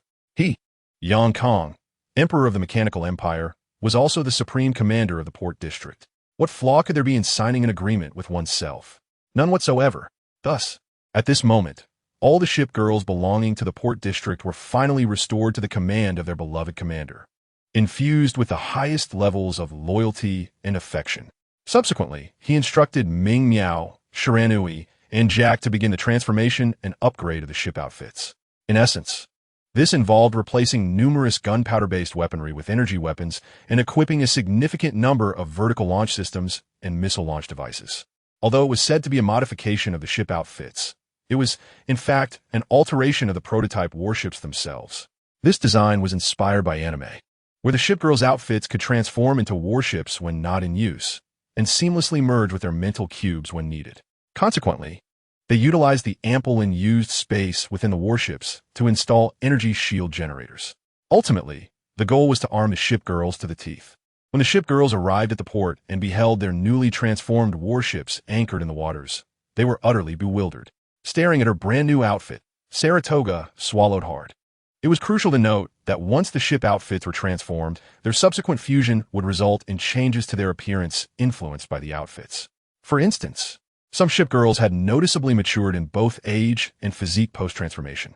Thus, Saratoga pondered whether, upon completing her transformation, she could become more statuesque, much like her sister. She was determined to shed the nickname of File, the aviation destroyer, and aspire to be a true aircraft carrier big sister. Feeling her resolve, the very core of her ship outfit, the mental cube, responded immediately. In an instant, the entire body of the super aircraft carrier radiated a blue light and, in the next moment, disintegrated into an overwhelming number of small mental cubes that flew around Saratoga, enveloping her body and transforming into her exquisite new outfit. The overall design of the outfit did not deviate significantly from its previous form.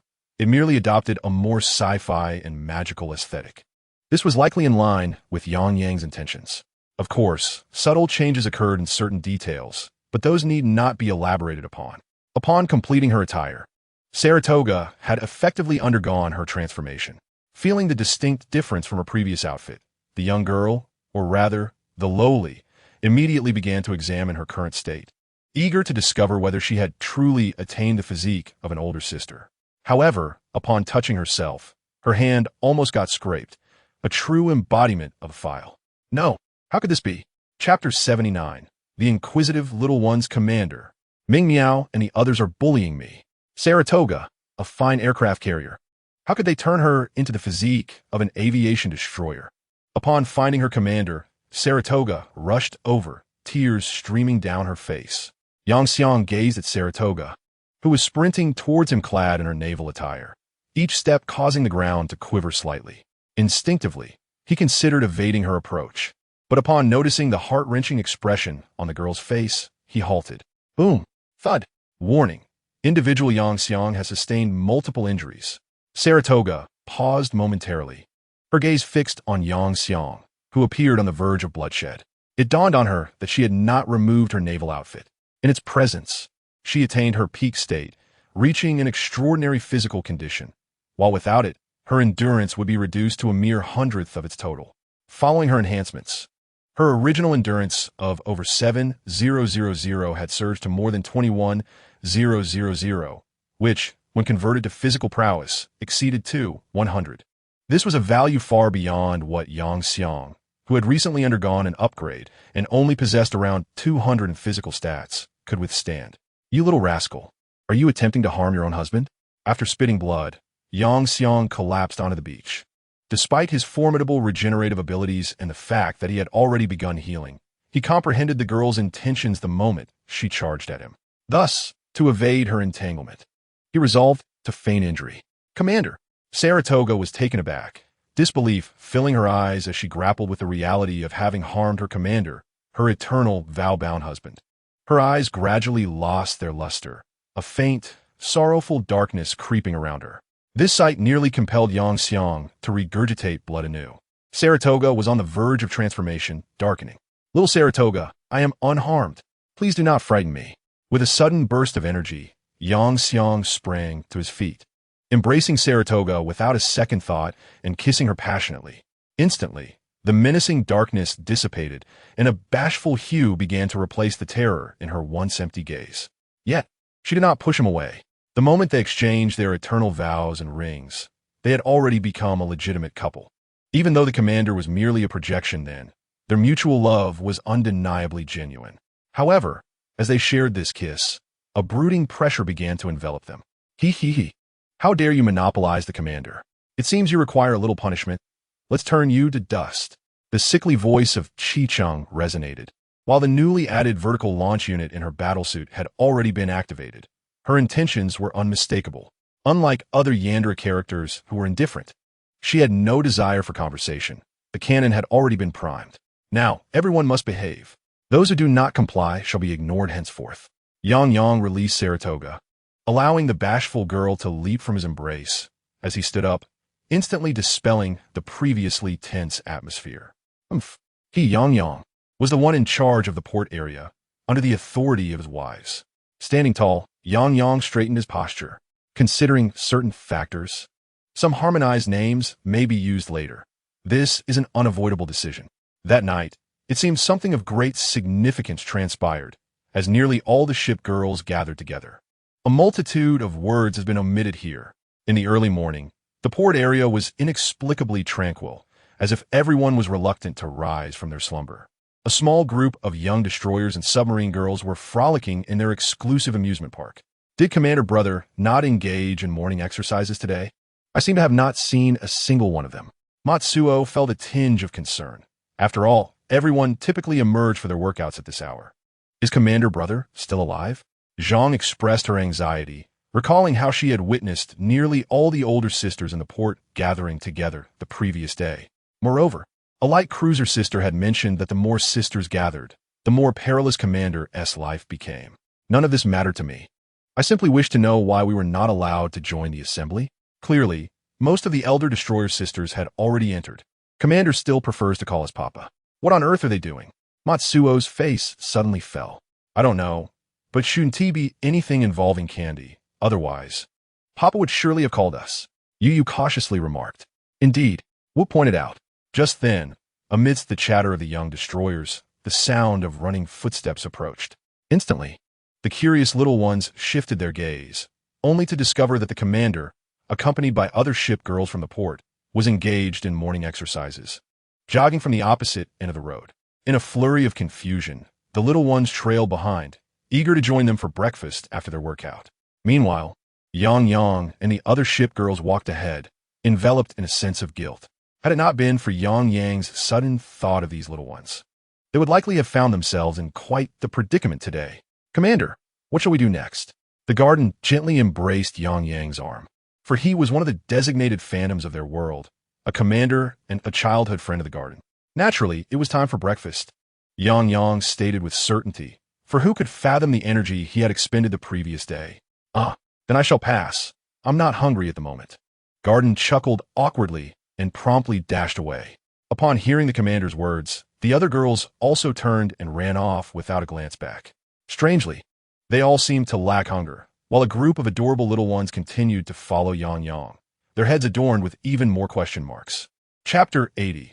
The fish-hooked Yang watched as his beloveds scattered in flight, laughing heartily at the absurdity of his evolution. Was it truly for naught? He felt as if he could transform into a tentacled creature at any moment. After his laughter subsided, he led the little ones toward the cafeteria to prepare for their meal. The small, intelligent robots, dispatched from the harbor, were still diligently managing various tasks. Yes, indeed, it was a yellow chick. Despite the absurdity of last night's events, through deep conversations with his beloveds, Yang had replicated their essence and transformed his own design. From this day forth, he could be referred to as the ship boy. Although he felt something was amiss, unlike his beloveds, who were manifestations of the mind cube, Yang was an entirely human being. The transformation he underwent was not entirely parallel. For instance, while the core of his beloveds was the mind cube, Yang absorbed and assimilated the intellect core of the mind cube. Nevertheless, this process greatly enhanced his physical attributes. Indeed, this referred to the summoning of the ship armor. As for the design schematics of the warship, they had already been sent to Optimus Prime and his team. He intended to hatch it in the form of a transformer. Currently, he had yet to resolve how to metamorphose the ship armor into a transformer, which was why he hadn't arranged for the Shipgirls' armors to take that form. However, Yang was particularly concerned about the potential failures of the transformation. Thus, he used his ship armor as a test subject. During this time, with little else to occupy him, Yang returned to school to continue his classes. Unbeknownst to him, two groups had already set their sights on him. One was Zhang Tingshua's confession plan group, and the other had already made their appearance. Excellent. Next, the exploratory plan would be executed. Simultaneously, at the pinnacle of the city above the clouds, even the Lord's office doubled as the headmaster's office. The reluctant old man, who despised meetings, stood before the window, surveying all that transpired within the city. The seeds once sown, what fruits would now emerge? Could you truly escape the consequences? To conceal everything entirely, to irrevocably seal the truth, or to be torn to shreds by an unending fury. How intriguing it is indeed. It seems that after that young lad inquired about his own information, those individuals traced the leads back to us. Should we intervene? The ever-conference-loving director of instruction remarked while munching on sunflower seeds. Of course we should. Why not? This is a rare and fascinating affair. Speaking of which, these individuals are approaching so straightforwardly. Is it not a blatant indication to that young man that something nefarious is afoot? The elder chuckled, also grabbing a handful of seeds to crack open. But what excuse should we use to step in? The director of instruction picked up a slice of watermelon from the table and began to nibble. Excuses are quite simple, aren't they? He is a student from my academy, which means he is under my guidance. Moreover, he is affiliated with my faction. What harm is there in extending a helping hand? The elder was far more audacious than the director. He casually grabbed a chilled watermelon, effortlessly tearing it open to reveal its succulent flesh, perfectly controlled in its roundness. With a wide grin, he took a hearty bite. Oh my, how sweet. I brought this from my hometown. Just indulge yourself. Make sure to bring back more next time. As the two old men conversed, they seemed to drift into peculiar territory, as if they were not the ones who had plotted to deceive moments ago. Meanwhile, Yang felt an unsettling presence trailing him, and the method of this pursuit was exceptionally clumsy. Otherwise, someone like him, devoid of any counter-surveillance awareness, would never have noticed. Thus, mimicking a scene from a television drama, Yang called out without turning his head, "Come out, you've been watching for quite a while." What a keen sense he possessed. Indeed, he was a genius capable of recognizing flaws in his own memory. After Yang's casual taunt, a man donned in a Peppa Pig mask emerged from seemingly nowhere. With your pathetic tracking skills, even a fool could perceive your presence. Yang rolled his eyes. Oh, so your perception is that remarkable? The masked man paused, visibly perplexed. He could not comprehend why he was regarded as possessing excellent tracking skills within his organization. It had been so easily unmasked. Unbeknownst to the two confronting each other, Zhang Tingshu, her brother, and a group of friends were watching in bewilderment. Just now, Yang was referring to us, wasn't he? Zhang Tinglin's expression stiffened slightly as he pondered. It seems that way. Zhang Tingxue nodded, somewhat dazed. But who is that seemingly unsavory character? One of the friends inquired, puzzled. The two appeared to be unfamiliar with each other, and the atmosphere between them was quite tense. Could they possibly be adversaries? Zhang Tinglin furrowed his brows, contemplating whether he ought to lend assistance. After all, one's own sister has set her sights on this scoundrel. One cannot simply stand by and watch him come to harm. Wait, am I blind? Completely oblivious? Then it's of no concern, while they appear utterly bewildered. It seems that Yang Jiang and his group are genuinely at odds. It appears you are indeed one of those who participated in sealing my memories, are you not? Yang Jiang fixed his gaze upon the masked man. Oh, how do you know that? Ah, I see. You deliberately searched for relevant information within the information network of Cloud City, didn't you? The masked man momentarily froze, but quickly regained his composure. Little brat, you seem to know quite a bit. It seems your parents must have left you some means. However, revealing yourself so early is hardly advantageous. For instance, you might die now or lose your ascension forever. Do not blame me. The most effective way to address a problem is to eliminate the individual posing it. And to resolve the issue posed by that individual, the simplest and most direct method is to dispose of him and subsequently find someone to take the blame. As he spoke, the masked man activated his battlefield, dragging forth a young man. Oh, hello there. The young man smiled as he laid eyes on Yang Jiang. And who might you be, you little nobody? Yang Jiang retorted with annoyance. Heh, the dead duck's mouth remained stubborn, but soon enough. We shall see if you can still laugh. The young man sneered, utilizing several rather precious authority cards. Authority card, forced war, effect, ignoring the opponent's will, forcibly initiating a war against the target. Authority card, promotion, effect, entering a promotion war, upon the war's conclusion. If one's level reaches 10 or above and performance meets the required standard, one will ascend to the next tier. Note, if the promotion fails, this authority card enters a countdown of 1 month. Authority card, high-stakes gamble, effect. If your evaluation for this war reaches the required standard, your reward will forcibly elevate by 1 level. If your evaluation falls short, the penalties that may arise from this war will increase tenfold. If there are no penalties, the rewards for this war will be annulled 3 times. At the instant the opponent activated the authority card, Yang Jiang was forcibly transported to his battlefield. Simultaneously, his subordinates, regardless of their current actions, were also thrust into this war domain. As the forcibly challenged party, Yang Jiang was granted a brief preparation period. These 3 authority cards, indeed? Yang Xiang gazed at the effects displayed on his status bar, furrowing his brow in contemplation. It seemed they were intent on eliminating him directly, and they had even prepared for the eventuality of failing. A 10-fold penalty would mean he would be unable to ascend to the 2nd tier of the battlefield for a full 10 months. Such a setback would result in his complete regression, rendering him incapable of acquiring resources in Cloud City, essentially a wasted endeavor. They must have thought as much. Yet they were unaware that he currently lacked neither battlefield currency nor credits. Even if his rank was stymied, he could still pursue research in his technological tomes. So, someone had concealed a portion of his intelligence. Who could it be? It mattered little. Once he became sufficiently powerful, those who had wronged him would inevitably face repercussions. As for who had assisted him, if they expected his gratitude, they would surely reveal themselves in due time.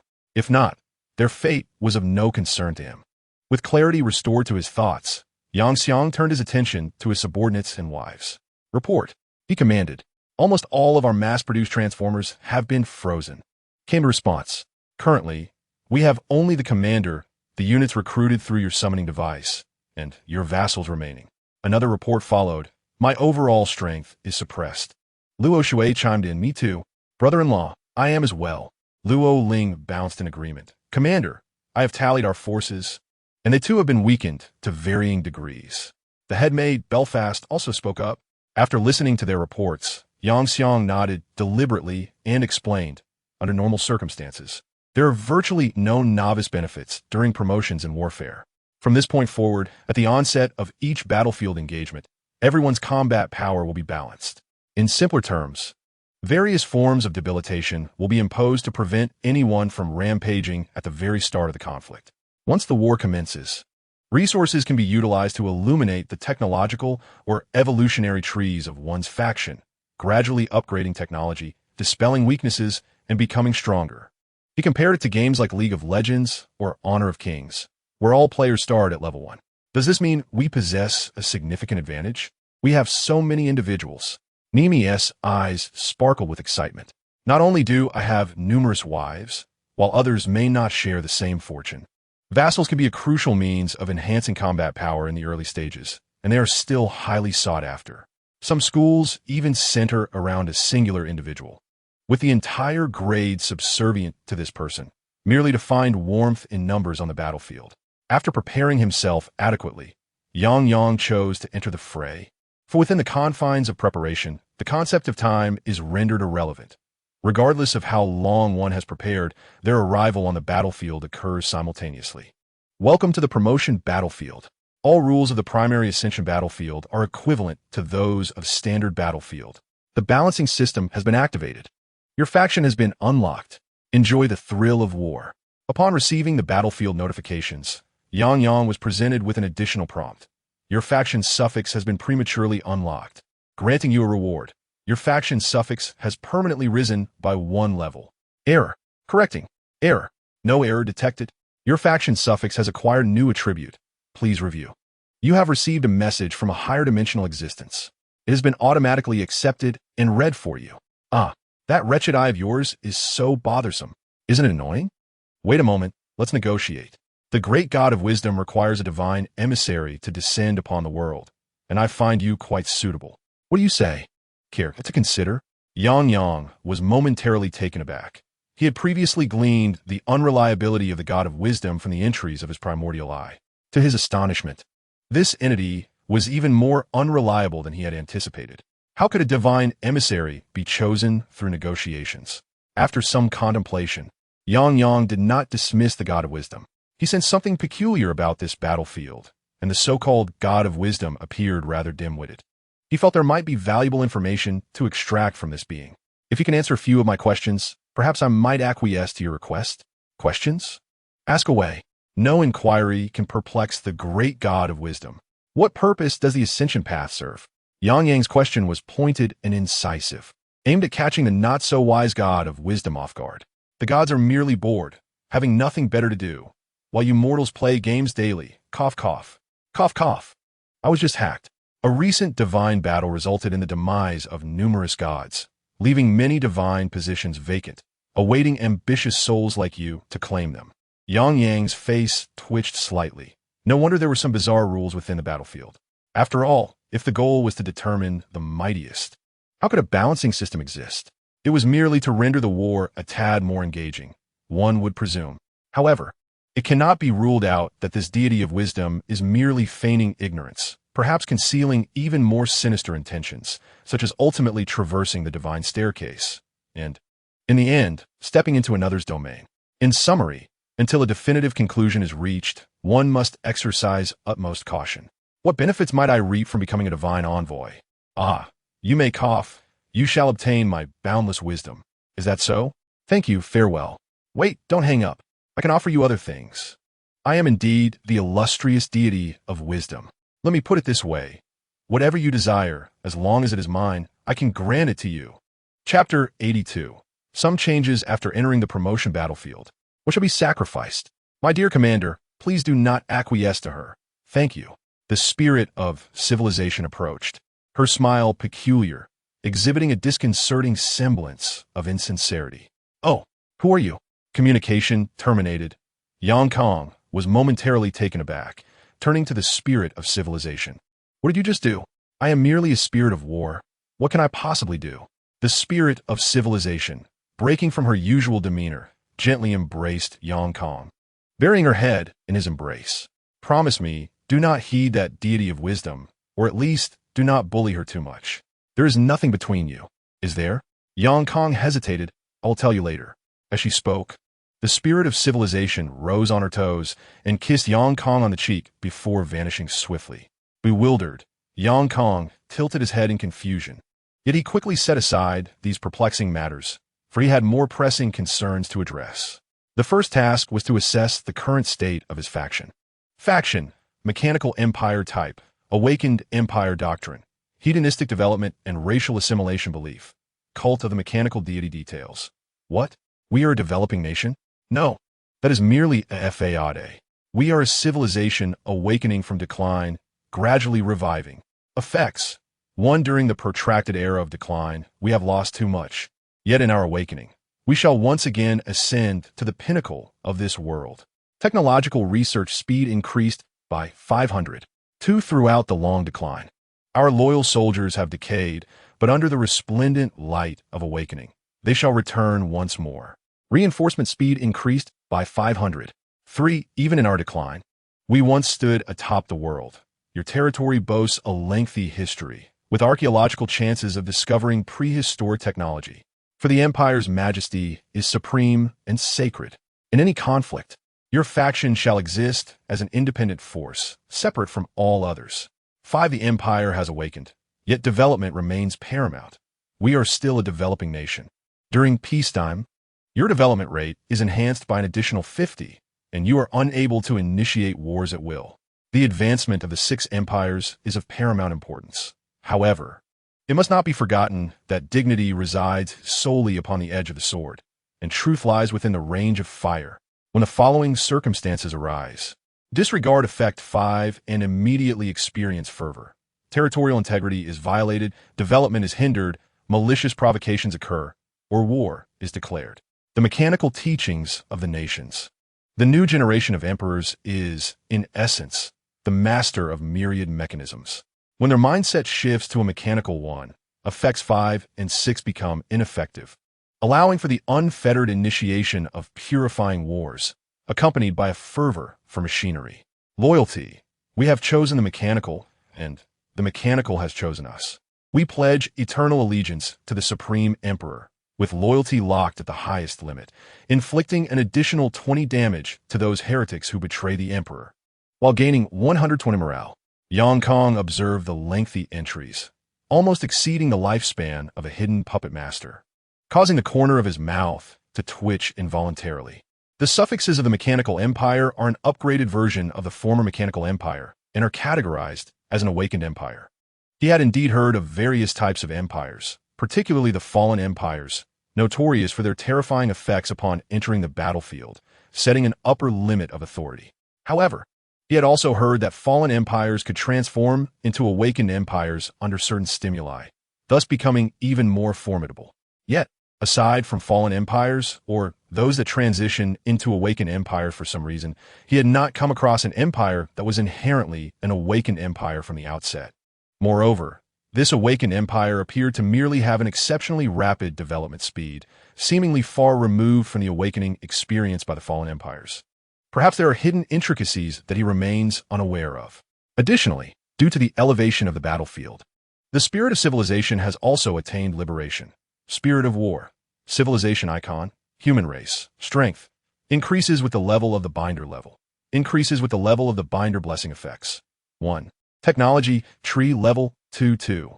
Additional 20% increase in technology research and troop training speed 3. All skills of the binder at level 2, 4. Data preservation. Your technology tree level and the block portions are unlocked, disregarding material requirements. The binder must meet the following conditions. Abilities related to the current human civilization. Directly promoting its development and progress can ascend the technology tree. Upon reading the new entries of the spirit of civilization, Yang Kang's eyes widened in astonishment. What does this mean? It implies that even if they were cast into the backdrop of the Stone Age, with everyone as technology tree and evolution tree locked at that primitive stage, requiring substantial resources and time to unlock, he would only need time. The remaining resources could be entirely allocated to recruiting soldiers. What is this? This is akin to wielding a cheat. Commander, there is no need for such exuberance. The spirit of war, to some extent, offers similarly formidable effects. The spirit of civilization, noticing Yang Xiang perusing its attributes and observing his delight, promptly doused his enthusiasm with a splash of cold reality. Nevertheless, it is indeed commendable. At least this way, our resources shall be more abundant. With a smile, Yang Xiang embraced the spirit of civilization, planting a gentle kiss upon its visage. It is precisely because of this that you have inadvertently spawned a hedonistic inclination. This indulgence has negated my overall additional contribution of 20. Originally, with my 20 combined with the 50 from your attributes, your initial enhancement rate of 500 could have soared to 850. Yet alas, due to this hedonism, I find you deducted by 20. You must amend this at once. Suppressing the urge to reprimand Yang Xiang further, the spirit of civilization shyly transformed into energy and vanished. But this attribute has also initiated my and the ship girl's initial level at 2. Yang Xiang rolled his eyes in exasperation. Indeed, while hedonism not only diminishes developmental speed, it also bestows a portion of additional enhancements upon its beneficiaries. However, after thoroughly researching the distinctions between the promotion battlefield and the novice battlefield, Yang Xiang immediately commenced preparations for war, promptly appointing Ming Miao as chief researcher. Upon departing the novice battlefield, each of his subordinates would unleash greater power. For instance, assigning them to roles suited to their abilities would additionally bolster work efficiency and effectiveness. Ming Miao's attribute grants a 50 increase in overall research speed when stationed in a research and development role. Chapter 83. The advantage lies with me. Beyond this primary affix, there exists another concerning logistics. The store you manage increases the selling price of goods by an additional 20, while also allowing for inferior goods to be passed off as superior. However, due to the circumstances of the battlefield, there is no need for commercial transactions at present, rendering this attribute temporarily irrelevant. As Yang Xiang completed the assignment of tasks to all, he delved into the background of this world. Since the onset of the promotion war, the battlefield had evolved beyond mere terrain. Alongside previously encountered neutral entities, a complete worldview and native factions had emerged. The methods for achieving victory in war had transformed from a singular focus on defeating all other participants to multiple avenues of accomplishment. Island World Overview. Over 80 of this planet's surface is covered by water, with almost all factions and nations established upon various large islands. Only the so-called legitimate Dragon Federation is situated on a solitary, elongated continent, wielding oppressive military might to dominate the entire world. However, despite its seemingly formidable facade, the Dragon Federation conceals certain intrigues within. Completion conditions. Initial task details. Acquire a territory of your own, an island. Task reward. Conditions for the conclusion of war. Yang Xiang gazed upon the world backdrop, instantly inhaling sharply in astonishment. Is this not akin to being granted a cheat code? With that thought, he turned to his fleet girls, and upon spotting their commander, they immediately straightened their backs.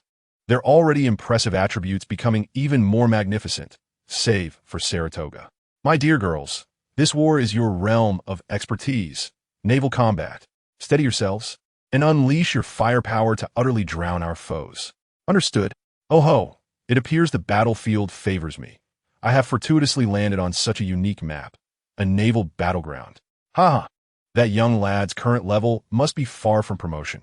He undoubtedly hasn't considered the implications of naval warfare. This indicates that he possesses not a single ship. It seems he will have to devise a means to purchase blueprints and subsequently construct vessels. Heaven knows how much developmental time that shall squander. He's doomed this time. The nameless youth let out a triumphant howl, laughing heartily as he glanced at the 2 sailing warships docked in his harbor, his prized magical vessels. Although originally intended for his collection, the Black Pearl and the Flying Dutchman serve as splendid collectibles. Quickly, we shall set sail to hunt the natives, and hasten to elevate your levels, restoring your former prowess. As he spoke, he looked towards the group of affiliates who had specifically pledged their allegiance for this task. Were it not for the system's stipulation that vassals' levels cannot exceed that of their lord, his underlings would undoubtedly be even mightier. He pondered whether they might seize a few ships. If they could procure vessels, they could also acquire additional troops in the process. After all, without enough ships, no matter how many troops they amassed, they could only defend their homeland.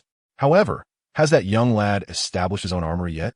I sense uncertainty. I wonder what has led me to deal with this boy.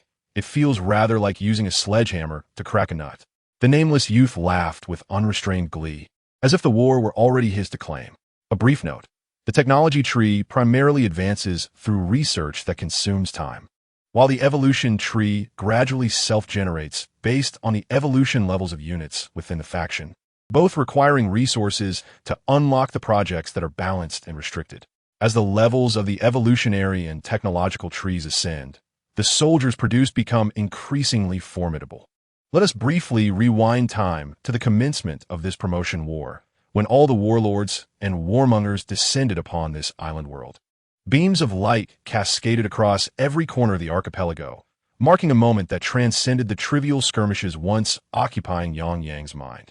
This time, the number of ascendants alone exceeded 1,000, while many remained bewildered, gazing at the vast ocean surrounding the islands, echoing the sentiment of the unnamed youth that not everyone had prepared naval warfare armaments.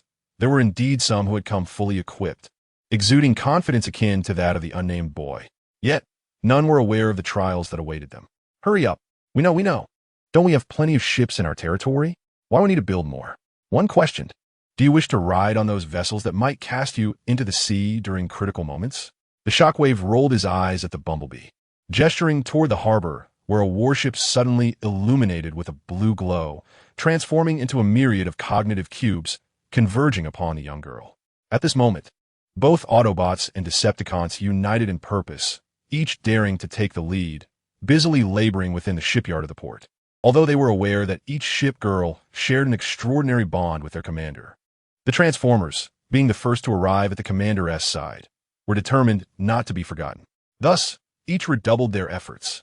As for those who abstained from battle, their weakness remained unrelieved, keeping their levels stagnant at 1. Due to their mechanical nature, they would automatically ascend to match their commander's maximum level upon the conclusion of the technological tree blockade, reflecting their pre-battle prowess. Subsequently, as the technological tree advanced, they would surpass Yang Yang's maximum level limit, attaining the highest level permitted by their innate potential. Beyond that, further upgrades would necessitate technological modifications, granting them even greater talents. Meanwhile, the shipgirls donned their naval attire to embark on reconnaissance and patrol missions around their mechanical empire's current island. Additionally, Soundwave, with the aid of the mighty train, re-entered planetary orbit to commence ground surveillance. However, due to the inability to mass-produce transformers, he found himself once again laboring in solitude within the cosmos, cautiously gathering intelligence. As for Yang Yang, he exclaimed, Chapter 84, No, I am wronged. Who were such things in the port? At that moment, he was relocating a beach chair, reclining on the sand, leisurely basking in the sunlight. Aren't you at all concerned about that fellow? The spirit of civilization donned a new swimsuit and approached Yang Yang, scoffing, Humph, mere chickens and dogs. I shall annihilate them with a nuclear bomb. Yang Yang smirked disdainfully. Although this was a battleground for promotion, the participants had yet to achieve true advancement. They remained a collection of novices, few possessing the capability to withstand a nuclear strike.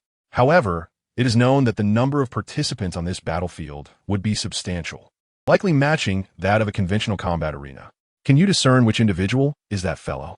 His countenance is evidently masked, and with so many present, it would be impractical to eliminate them one by one with nuclear bombs.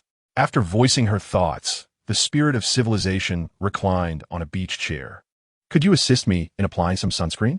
With the utmost pleasure, Lafayette exclaimed, Take your time, Lafayette. One of the 3 noble houses, the Javelin. Wave her hand while calling out. Finish your tasks promptly and then return to rest. Lafayette, from another of the esteemed houses, opened her drowsy eyes and replied listlessly, her rabbit ear accessory drooping as if equally devoid of energy. The commander mentioned that those who complete their tasks well may enjoy a comforting embrace from him. Chimed Nimi, another novice from the 3 noble houses, encouraging her comrades. Keep going. Similarly, Yuzu, also from the trio of noble houses, whispered her support. What? Why are there 4 in the noble houses? Isn't that quite normal? In fact, there are 5. The embrace of the commander had revitalized Lafayette, who now brimmed with energy. With her self-operation complete, the propulsion device behind her ship's armor ignited swiftly, and she declared, Engage. Hey, Lafayette, wait. The remaining trio stared in bewilderment as Lafayette, having entered a battle frenzy and activated her annihilation mode, hurriedly pursued her. They knew they had to catch up. After all, this girl was infamous for her wild antics. Truly vibrant, Glorious observed the trio in the distance, her face adorned with a smile of satisfaction. Fortunately, the limitations of our technology do not affect our equipped weapons. They primarily constrain our strength. Otherwise, adapting to new ship armor only to experience the sensation of sailing warship would be utterly dreadful. Warspite glanced at her upgraded ship armor, a satisfied smile gracing her lips. Let me deploy some reconnaissance aircraft. This will facilitate our scouting efforts. The gentle light spoke softly, and from the deck of her warship, a multitude of unmanned reconnaissance drones soared into the sky, swiftly dispersing to survey the vast expanse of the sea in which they found themselves, coupled with the sonic waves emanating from the planetary orbit. The mechanical empire rapidly completed reconnaissance of the surrounding waters spanning several dozen kilometers. Meanwhile, the submarines stationed in the harbor were tasked with conducting continuous patrols of the area, ready to reward any intruders attempting to sneak into their domain with a taste of torpedoes. The commander, Lafitte, executed her mission splendidly. Upon completing her task, Lafitte stretched out her little hands and legs, darting straight into Yang Xiang's embrace, seeking comfort in slumber. Yang Xiang paused momentarily before quickly adjusting Lafitte into a more comfortable position within her arms, ensuring she could rest peacefully. This silly girl. Wait, is there really a hug? Javelin's eyes widened in surprise. I thought Nimi-chan was tricking Lafitte. Nimi, feeling somewhat embarrassed, glanced down at her toes, acknowledging that she indeed had fabricated the tale. Meanwhile, Yuzu, having sidled up to Yang Xiang, expressed her own desire for a hug. As Yang Xiang leisurely basked in the warmth of the beach sun, the World War chat channel of the island world erupted with fervor. To all compatriots, known or unknown, greetings. I hereby announce that a notorious villain has infiltrated this battle by the name of Yang Xiang. His current war code name remains unknown. Please report to me upon encountering him. Our organization will reward any brave warlord with 50,000 battlefield coins. A click to view the relevant payment contract followed. If Yang Xiang were to see this, he would undoubtedly erupt in outrage. However, as the chat channel required level 9 to join, he remained blissfully unaware, quietly suffering this silent grievance. A myriad of warlords and war enthusiasts, regardless of their races, were piqued by this news. Some sought monetary gain, while others were driven by various ulterior motives. Unsurprisingly, they began to investigate Yang Xiang with growing interest.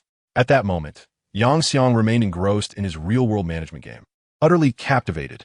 After all, as a unique awakened empire, his entry had already stated that development was paramount. Therefore, why not devote himself wholeheartedly to advancement? He was currently studying a sonar-drawn maritime chart, pondering whether there were islands at 3 o'clock, 7 o'clock, and 9 o'clock relative to his island. However, 2 of those were uninhabited, with only the island at 3 o'clock showing signs of life. I wonder if it is inhabited by ascenders? Yang Xiang placed his palms together before him, striking a classic pose. From a distance, I observed through a reconnaissance drone, and it appeared to be an ordinary village. The Royal Arkansas, responsible for that direction, chuckled and inquired, "Are you certain? You weren't trailing my lovely daughters with the drone, were you?" Yang Xiang rolled his eyes. He had always regarded those charming young girls as his own daughters. How could I? I was quite serious during the mission. The Royal Arkansas retorted with a smirk. Then let me ask you, what color underwear is Crescent wearing today? Suddenly, the season-maid Sheffield interjected, "She's not wearing any." The Royal Arkansas instinctively replied, "Arrest her." Sheffield declared, "Wait, I'm innocent. Who in the port wears such things?" Sheffield, didn't you also go without? The Royal Arkansas screamed as the maids apprehended her. Chapter 85. Ambush. Perhaps it's best to wear them after all, considering future adversaries are not merely sirens. Yang Xiang retracted his mischievous hands and remarked, "Meow. I happen to have a large stash of underwear in my warehouse. It seems I can finally sell them." Ming Meow suddenly exclaimed with tears in her eyes. "Initially, I thought with so many girls in the port, there would be high demand for these items. But alas." Hearing Ming Meow's words, the people present face-palmed, left speechless. In the days following the onset of war, a general tranquility prevails. People either need time to develop their technological or evolutionary trees, dispatch sufficient reconnaissance units to illuminate their surroundings, or prepare ample supplies. Rarely does anyone engage in combat at the outset. Those who do merely target the indigenous forces.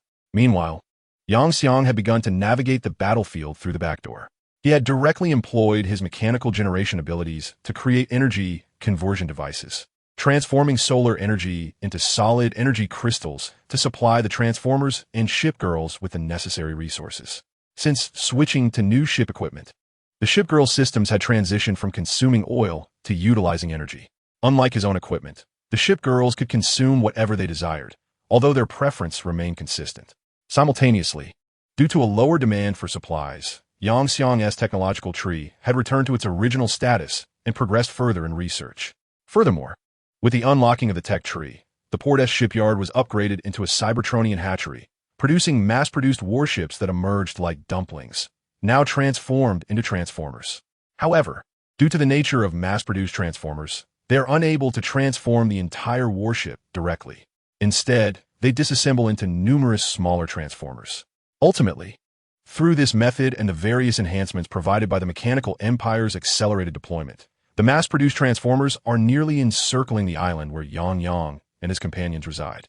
During a routine operational meeting, a cough interrupted the proceedings. I will reiterate my point. With so many soldiers and expendables at our disposal, why not initiate the battle directly?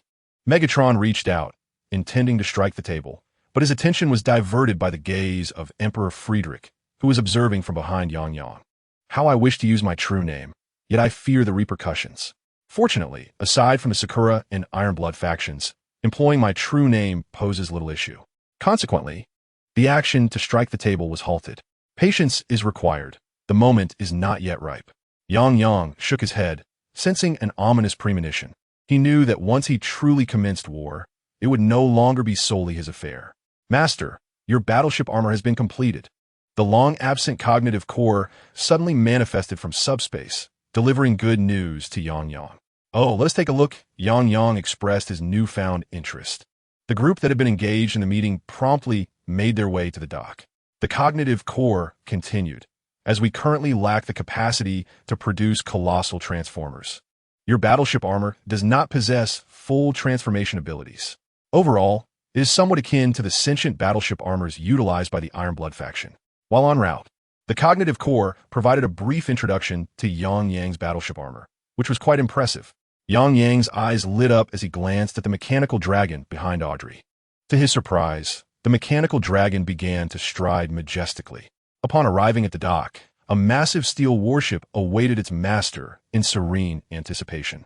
It appears quite splendid, Yang remarked with a smile as he established a mental connection with it. Instantly, a soft blue radiance enveloped the entire warship, which then disassembled into numerous cognitive cubes that danced around Yang before finally coalescing around him. More notably, they aggregated and reformed into an Easter mechanical dragon. Yang examined his appearance and found that, apart from his attire transforming into his commander-exclusive battle uniform adorned with additional metal plates, he now wielded a ship-slicing blade. However, the most significant aspect was the imposing mechanical dragon that encircled him, its form compressed at that moment. Skill, Dragon Submergence Effect. In this state, defense is increased by 100. Once engaged in combat, he would disengage this compressed mode, revealing his colossal form stretching hundreds of meters long, adorned with a multitude of energy cannons. Skill, Dragon Ascending the Universe Effect. In this state, attack power is increased by 100, while Yang and his companions were engrossed in examining the ship's equipment. A massive splash erupted not far from the harbor. What transpired? Queen Elizabeth furrowed her brow, seemingly witnessing a torpedo explosion. Belfast instinctively remarked, as a petite figure broke through the surface of the sea, completing her ascent. Ugh, how disgusting. The submarine shipgirl, Bluefin Tuna, emerged and began to complain. She was clad in a minuscule, sensual swimsuit, the fabric barely covering her, failing to accentuate her curves. At that moment, the girl, visibly displeased, was bathing in the seawater. What is going on, Bluefin Tuna? Although it was Kang's first encounter, he adeptly utilized the shipgirl's ability to navigate the waves. Huh, Commander? Commander! Instantly, the girl wore a pitiful expression, ready to leap into Kang's embrace. Wait, what is that smell on you? Kang immediately discerned that she intended to rub the strange, sticky substance from her body onto him. It's a massive fish, capable of blending seamlessly with the surrounding seawater. I didn't notice it until it engulfed me. Although I blasted it apart with a torpedo, I still ended up with a lot of its disgusting blood on me. Upon realizing her prank had failed, Bluefin Tuna stuck out her tongue and returned to seriousness. Chapter 86. Since time immemorial, the life detection equipment had been activated, revealing numerous targets approaching our harbor. It seemed premeditated. Megatron adjusted his vision and immediately spotted many marine creatures, resembling what Bluefin Tuna had described, heading straight toward their harbor. Do the submarine sisters' sonar not affect them? Yang Kong pondered for a moment, realizing the surface of these creatures appeared to be made of sound-absorbing material, rendering sonar ineffective against them. Meow had successfully entered her state. At that moment, she held a piece of fish skin accidentally caught within Bluefin Tuna's swimsuit, exclaiming that it prompted the little girl to wash even more vigorously. I see. Then, during Yang Kang's speech, his mind swiftly connected with all the shipgirls.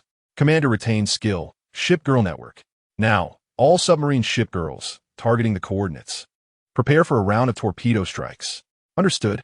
Responding through the network, the shipgirls unleashed a barrage of new energy torpedoes toward the target. Meanwhile, those peculiar marine creatures sensed the impending onslaught and began to evade the torpedoes in various strange manners. However, the time had come for a premature detonation. The designated location specified by Yang Jiang erupted in a magnificent splash of water, revealing an array of enigmatic and unknown structural formations. After neutralizing this batch of adversaries, the submarine shipgirls activated all their detection equipment to meticulously survey the surrounding waters. Alert! Based on the sixth effect of your faction, you have currently acquired the right to retaliate against the Rising Sun territory. Rising Sun? The name unmistakably reflects the naming conventions of the Little Sun people. How dare they provoke me? They are courting their own demise. With our forces nearly fully developed, it was indeed time to commence battle. Yang Jiang, with a stern expression, resolved to strike back. Just as he was about to issue an operational directive, the big-eyed tuna suddenly nudged him in the side. Yang Jiang paused, turning to the adorable little creature, only to find her in a rather peculiar state. Her face was flushed, her breathing erratic, and her small hand seemed uncertain of where to rest. At that moment, a voice resounded, "Commander, Commander, please do not allow anyone to touch the bodily fluids of those unknown marine creatures. They contain potent aphrodisiac components." As Ming Miao rushed over, she discovered that the first to come into contact with the unknown marine creature, the big-eyed tuna, had already begun to exhibit abnormal behavior. It seems immediate treatment is necessary. Yang Jiang lifted the big-eyed tuna gently, caressing her little head. During this time, the entire fleet must prepare for battle. Once I resolve this girl's issue, I will ensure they understand that provoking me and bullying my wife was the gravest mistake they could make. With that declaration, Yang Jiang radiated with a brilliant light, unleashing the power of the mechanical era. Although the shipgirls were of the cube spirits, they still fell within the realm of machinery. It was infuriating that such an opportunity had been seized by that individual. The aircraft carrier shipgirl, Liao, was beside herself with frustration. As one of the Yandera of the port area, she found the situation quite intolerable. She desperately wished to be embraced by the commander, yet the one being held by the commander was the very person she feared the most. This was not without reason. Historically, her prototype had been embarrassed by the big-eyed tuna. Approximately an hour later, Yang Jiang alleviated the big-eyed tuna's abnormal state and approached the fleet, which had gathered and stood ready for departure. Behind him was the now normal big-eyed tuna, looking vibrant and spirited. Yang Jiang surveyed his shipgirls and nodded. "Commander, how shall we locate the place known as the Rising Sun territory?" Optimus Prime expressed his confusion, stating that there was no need to search. All that was required was to obliterate every armed force in this world, for he would inevitably be among them. Yang Yang's face illuminated with a radiant smile. "But we lack a justification for war. Given our faction's attributes, do you truly wish to awaken the mechanical mind? That is indeed a method, though I would rather you refrain from doing so." The spirit of civilization manifested, somewhat perplexed, and remarked, "Alas, you are being rather narrow-minded." Yang Yang shook his head in resignation, extending his hand to point at the eager twin sister nearby. "This fool knows precisely what I intend to convey. My brother-in-law is dead, and I am not a fool," Luo Ling retorted, rolling her eyes before continuing. "There are ample reasons for war. Our territorial sovereignty has been intact, yet they have encroached upon it." Territorial sovereignty? When did that occur? The spirit of civilization momentarily faltered. This sea has belonged to us since time immemorial. Luo Lingrinda, the spirit of civilization was taken aback, as she suddenly recalled the attributes of her faction. Indeed, according to the background lore of their faction, it was undeniable that the mechanical empire had once ruled over this vast ocean throughout history. Thus, under heaven, all land belongs to the sovereign. On the shores of the land, all subjects belong to the sovereign. It is time for us to reclaim all that has belonged to us since ancient times. From this moment forth, we shall declare war upon the entire world. Yang smiled as he confirmed the newly appeared option before him, simultaneously understanding why he had always felt a peculiar premonition, that he must wait until development was complete before igniting the flames of war. World announcement. The mechanical empire has awakened from the dust of history. This prehistoric behemoth has now reignited its engines. Gears and levers have commenced their war symphony. Pistons and pumps dance to the rhythm of the music, and the deluge of steel and machinery shall once again sweep across the world. The paradise has faded, and the reign of machinery descends once more. World announcement. The awakened mechanical empire has declared war on the entire world. Reason for war, since time immemorial. Notice, according to system calculations, the disparity in strength between both sides is excessively vast. Immediate surrender is advised to mitigate losses. Notice, the awakened mechanical empire has opted to initiate a purification war. The surrender option has been removed. We wish you good fortune. Chapter 87. All Ascendants. Let us unite. Wait, what on earth is happening? Some individuals, still striving for development, looked up in bewilderment. What is this situation? I haven't heard of anything like this. In an instant, the world channel erupted in chaos. How have we been declared war upon? Shouldn't we all be focused on developing right now? At this juncture, even if it involves combat, it merely consists of minor skirmishes and disruptions, does it not? I can't shake off the feeling that we have encountered something extraordinary. My cousin once mentioned that certain factions possess a remarkably unique nature. Once specific conditions are met, they become invincible. Is it true that we have crossed paths with such formidable figures? To be precise, they should be referred to as prodigies. However, what on earth is this purification war? The implication seems to be complete annihilation, leaving no one behind. My friends, I shall take my leave now. What? Have you decided to forego your promotion? It appears you have indeed departed with great resolve.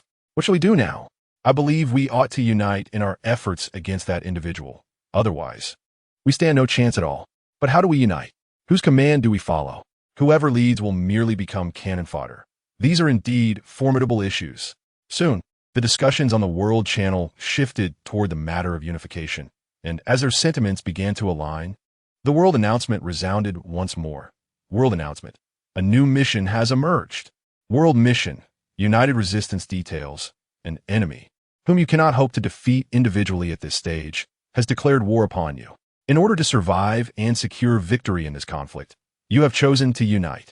Mission objective. Overcome the awakened mechanical empire. Mission reward. Victory in this war will be graded, leading to potential promotion. Upon witnessing the world announcement and the newly revealed mission, the Ascenders felt a chill run down their spines. Are you joking? Even if we unite, is the challenge still graded by levels? What's going on? That fellow must be cheating, right? Sigh. My cousin has stated that such factions are notoriously unreasonable. When will I too become part of such a powerful faction? Perhaps in my dreams. So, shall we engage in battle? Why not? Regardless, defeat seems inevitable. Although the level of difficulty in this task is considerable, there remains a chance of success. It appears we have no choice but to attempt it.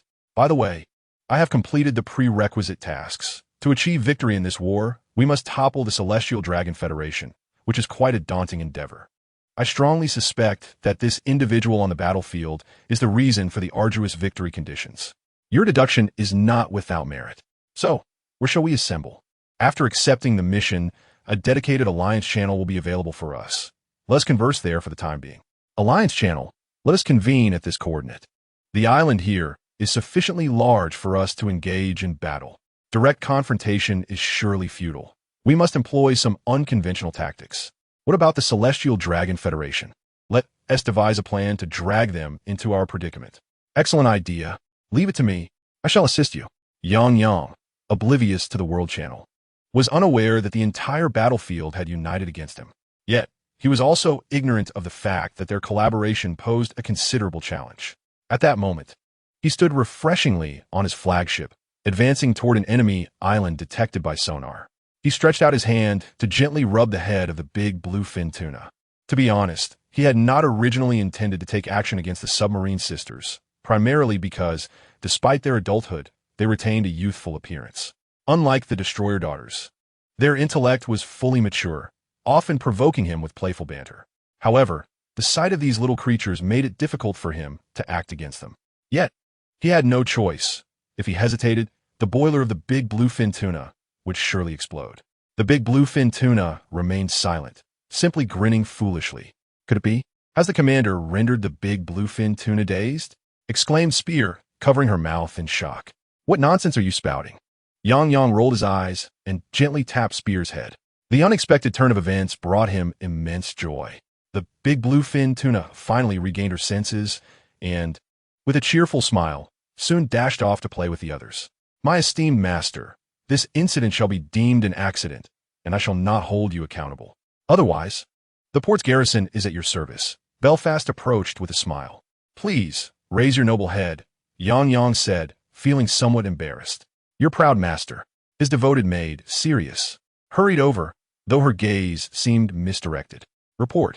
Approaching the target area. Megatron landed on the deck after transforming. Excellent.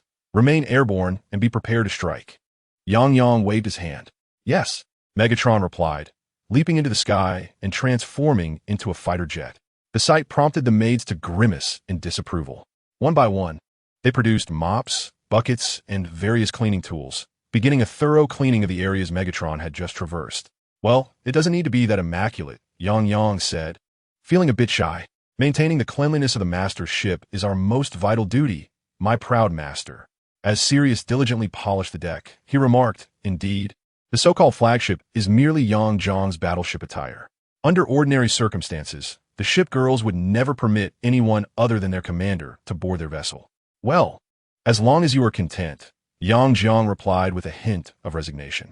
It is not that the Shipgirls distinguish between status or nobility. Rather, those from the royal faction revel in such role-playing. In any case, someone seems to find joy in it, he mused. If it were possible, he would wish for Belfast, his head maid, to cultivate him into a useless being, for that would signify that the war had concluded. Chapter 88. You asked me to engage you. After a while, Yang's formidable fleet finally approached the target island. However, he was perplexed to find that neither his aircraft's aerial reconnaissance nor the sonar satellite images revealed any signs of life on the island. Give me a moment, Commander. The voice of sonar came through, tinged with embarrassment. As the head of intelligence, it was inexcusable for him to have made such a significant oversight. You need not berate yourself too harshly. At present, we have only you as a satellite, making it challenging to maintain a long-term observation of a single location. Perhaps they have evacuated during this time? Yang offered reassurance to sonar. Yet soon, everyone was left in confusion. If they have evacuated, why would they do so? They can't possibly know we intend to attack them, Luo Ling casually remarked. They surely do not possess our extensive intelligence capabilities. It should be impossible. That is quite puzzling. Megatron mused. During reconnaissance, they kept their distance, making it improbable for them to have been detected. Let me ponder this, Yang frowned. According to the data, upon entering the promotion battlefield, the World Channel will be unlocked. However, to join the World Channel, one must be at least level 9, a criterion you do not currently meet. Thus, they're likely deliberating on how to contend with you, while you remain uninformed. Beside Yang, the cognitive core projected its image. Due to its current fusion with Yang's battleship attire and its existence in battleship form, the cognitive core was unable to act independently. What a predicament! Is it truly this unfair? Those wretched individuals have caused great harm. Yang felt an intensified resentment toward the youth who had forcibly thrust him into the promotion battlefield, as well as one of the shadowy figures from the unknown organization that had taken center stage. One day, I shall make you all pay. Yang's expression was one of palpable displeasure. However, he pondered why that rogue had not attempted to forcibly enter his battlefield, like the others had. This particular point left him somewhat perplexed. Meanwhile, from the outside, "Ah, you old rascal, I knew you would intervene. Thankfully, I was well prepared." The masked figure gazed at the lord of the city in the clouds who stood before him and disdainfully remarked, "Youngster, show a bit more respect towards your elders." The lord, somewhat displeased, retorted, "You dare to intrude upon my territory and meddle with my students, all while showing me such disrespect? You possess quite a boldness. And what of it?" The masked figure countered, "In the city in the clouds, it is forbidden for those of higher rank to lay hands upon those of lower rank. Is this not a rule you established? Are you now considering violating it? If you do, be sure to contemplate the consequences, for at your current level, should you face backlash, recovery will not come easily." With an air of indifference, the masked figure continued, "You set these rules. What can you possibly do to me? Youngster, do not be overly arrogant. One must always leave a margin in their actions, lest they suffer the repercussions." The lord shook his head, patiently advising, "Such eloquent words. Yet if you possess the capability, why not strike me? I am eager to witness how you will make me suffer." The disdain in the masked figure's voice was palpable. However, in the next moment, boom, the masked figure was forcefully slammed to the ground, his head creating a significant dent in the exceptionally sturdy floor of the city in the clouds. In these times, one might encounter beggars or those seeking money. But never had he seen someone who wished to be struck. Given this, I shall indulge your peculiar request. An unexpected figure, the headmaster, emerged, seizing the masked figure's head and repeatedly smashing it against the ground. Bang! You! Bang! Have! Bang! Violated! Bang! The! Bang! Rules! I defy you. The newly established regulations permit one to indulge the whims of others, such as your earlier request for punishment. The headmaster cheerfully declared. Let me clarify. Even if this school has such rules, they were set by us. In simpler terms, this is our territory, and you a mere outsider. Believe you can wield our rules against us? Is your mind unwell? With each proclamation, the headmaster drove the masked figure's head into the ground, maintaining a rhythm that grew increasingly proficient. Eventually, a group of students appeared, instruments in hand, and began to play along. Across the vast expanse, my love. At last, after a series of songs that echoed in the air, the headmaster seemed to have had his fill of this peculiar entertainment. Ah, delightful. By the way, you take this bill back with you. The lapis lazuli tiles your head has damaged today shall be reimbursed by your organization. After all, it was to satisfy your request. The director of education spoke casually while retrieving an invoice, scribbling a sum of 100 million battlefield coins upon it, and then thrusting it into the hollow gaze of the masked man, who, after a violent impact, had lost his composure. At that moment, the once arrogant masked figure could no longer maintain his bravado. He nodded submissively and, upon receiving the tacit approval of the two formidable figures, collapsed onto the ground, rolling away from the Cloud City without uttering a single harsh word. It was then that he recalled the terrifying reputations of these two individuals prior to the establishment of Cloud City, namely, the destruction of realms and the benevolent one. The director of education, known as the Destruction of Realms, earned this moniker due to his possession of the imperial banner. When unfurled, it unleashed a dreadful tide of vengeful spirits and deathly energy that spanned thousands of miles, annihilating all life in its wake. In subsequent wars, many in the war-torn world labeled it as a demonic weapon rather than the imperial banner, and they contributed all they could to sanctify that banner further. As for the benevolent one, the situation was far simpler. All who had been robbed by him were already dead, leaving no one to attest to his mercy. I must be mad to consider provoking these two. It seems I can only seek refuge within the organization for a while. The masked man sighed, pondering the nature of those who could establish an academy. What benevolent elder could they be? After all, an academy could tap into resources from a nation and even globally, with just a fraction being sufficient to satiate a rogue's appetite. Chapter 89. Objective confirmed. Launch. Commander, I have finally discerned their whereabouts. After some time, the sound wave brought forth good news. Oh, do tell, Yang Xiang urged, halting his research with Ming Miao and the others upon receiving the intelligence. According to my findings, the vast majority of the populace is currently heading toward the only continent amid this ocean. Upon nearing a large island adjacent to the continent, they have commenced the construction of defensive fortifications. Moreover, I have discovered that some among them have ascended to a region known as the Dragon Continent, seemingly to engage in discourse with the Dragon Federation. The sound wave conveyed this information in a rush. Is that so? However, The Dragon Federation was originally a pivotal factor in concluding this war, and now they appear to be seeking an alliance with them. It seems they have acquired a new mission. Yang Xiang glanced at his task list, which still indicated the objective of overthrowing the Dragon Federation, and shook his head in resignation. This signified that even when united, these individuals posed no significant threat to him. Thus, they likely sought the assistance of the Dragon Federation to alleviate the difficulty of their task. He wondered whether they would succeed. If they did, it would be splendid, as it would allow him to ensnare them all at once. Yang Xiang smiled lightly, never once contemplating the possibility of failure. If he were to be defeated, he would certainly find a place to end his own life in despair. Although he possessed formidable personal strength and had certain advantages due to the evolution tree, the balanced system rendered both sides relatively equal in their current stages. Thus, these adversaries were vastly inferior in comparison to him. Given this, he decided to weigh anchor and set sail with his forces. Upon learning the location of their target, Yang Xiang promptly commanded the Transformers to return to the mass-produced battleship, embarking together towards their objective. Despite the Transformers' impressive combat capabilities, his strategy was to disdain the enemy on a strategic level while respecting them tactically. After all, who knew whether they possessed weapons capable of destroying the Transformers? It was wiser to proceed with caution. Meanwhile, the Alliance forces split into two factions. One group headed to engage in amicable discussions with the Five Elders, who currently held power in the Dragon Federation, regarding the Mechanical Empire. The other faction, disguised as members of the Mechanical Empire, abducted the First Lady of the Puppet President, intending to take her captive for 49 days. This event sent shockwaves throughout the entire Dragon Federation. Although the Five Elders sensed that the situation was not as straightforward as it appeared, lacking evidence to implicate the Anti-Mechanical Empire Federation, they were left with no choice but to direct their ire towards the Mechanical Empire.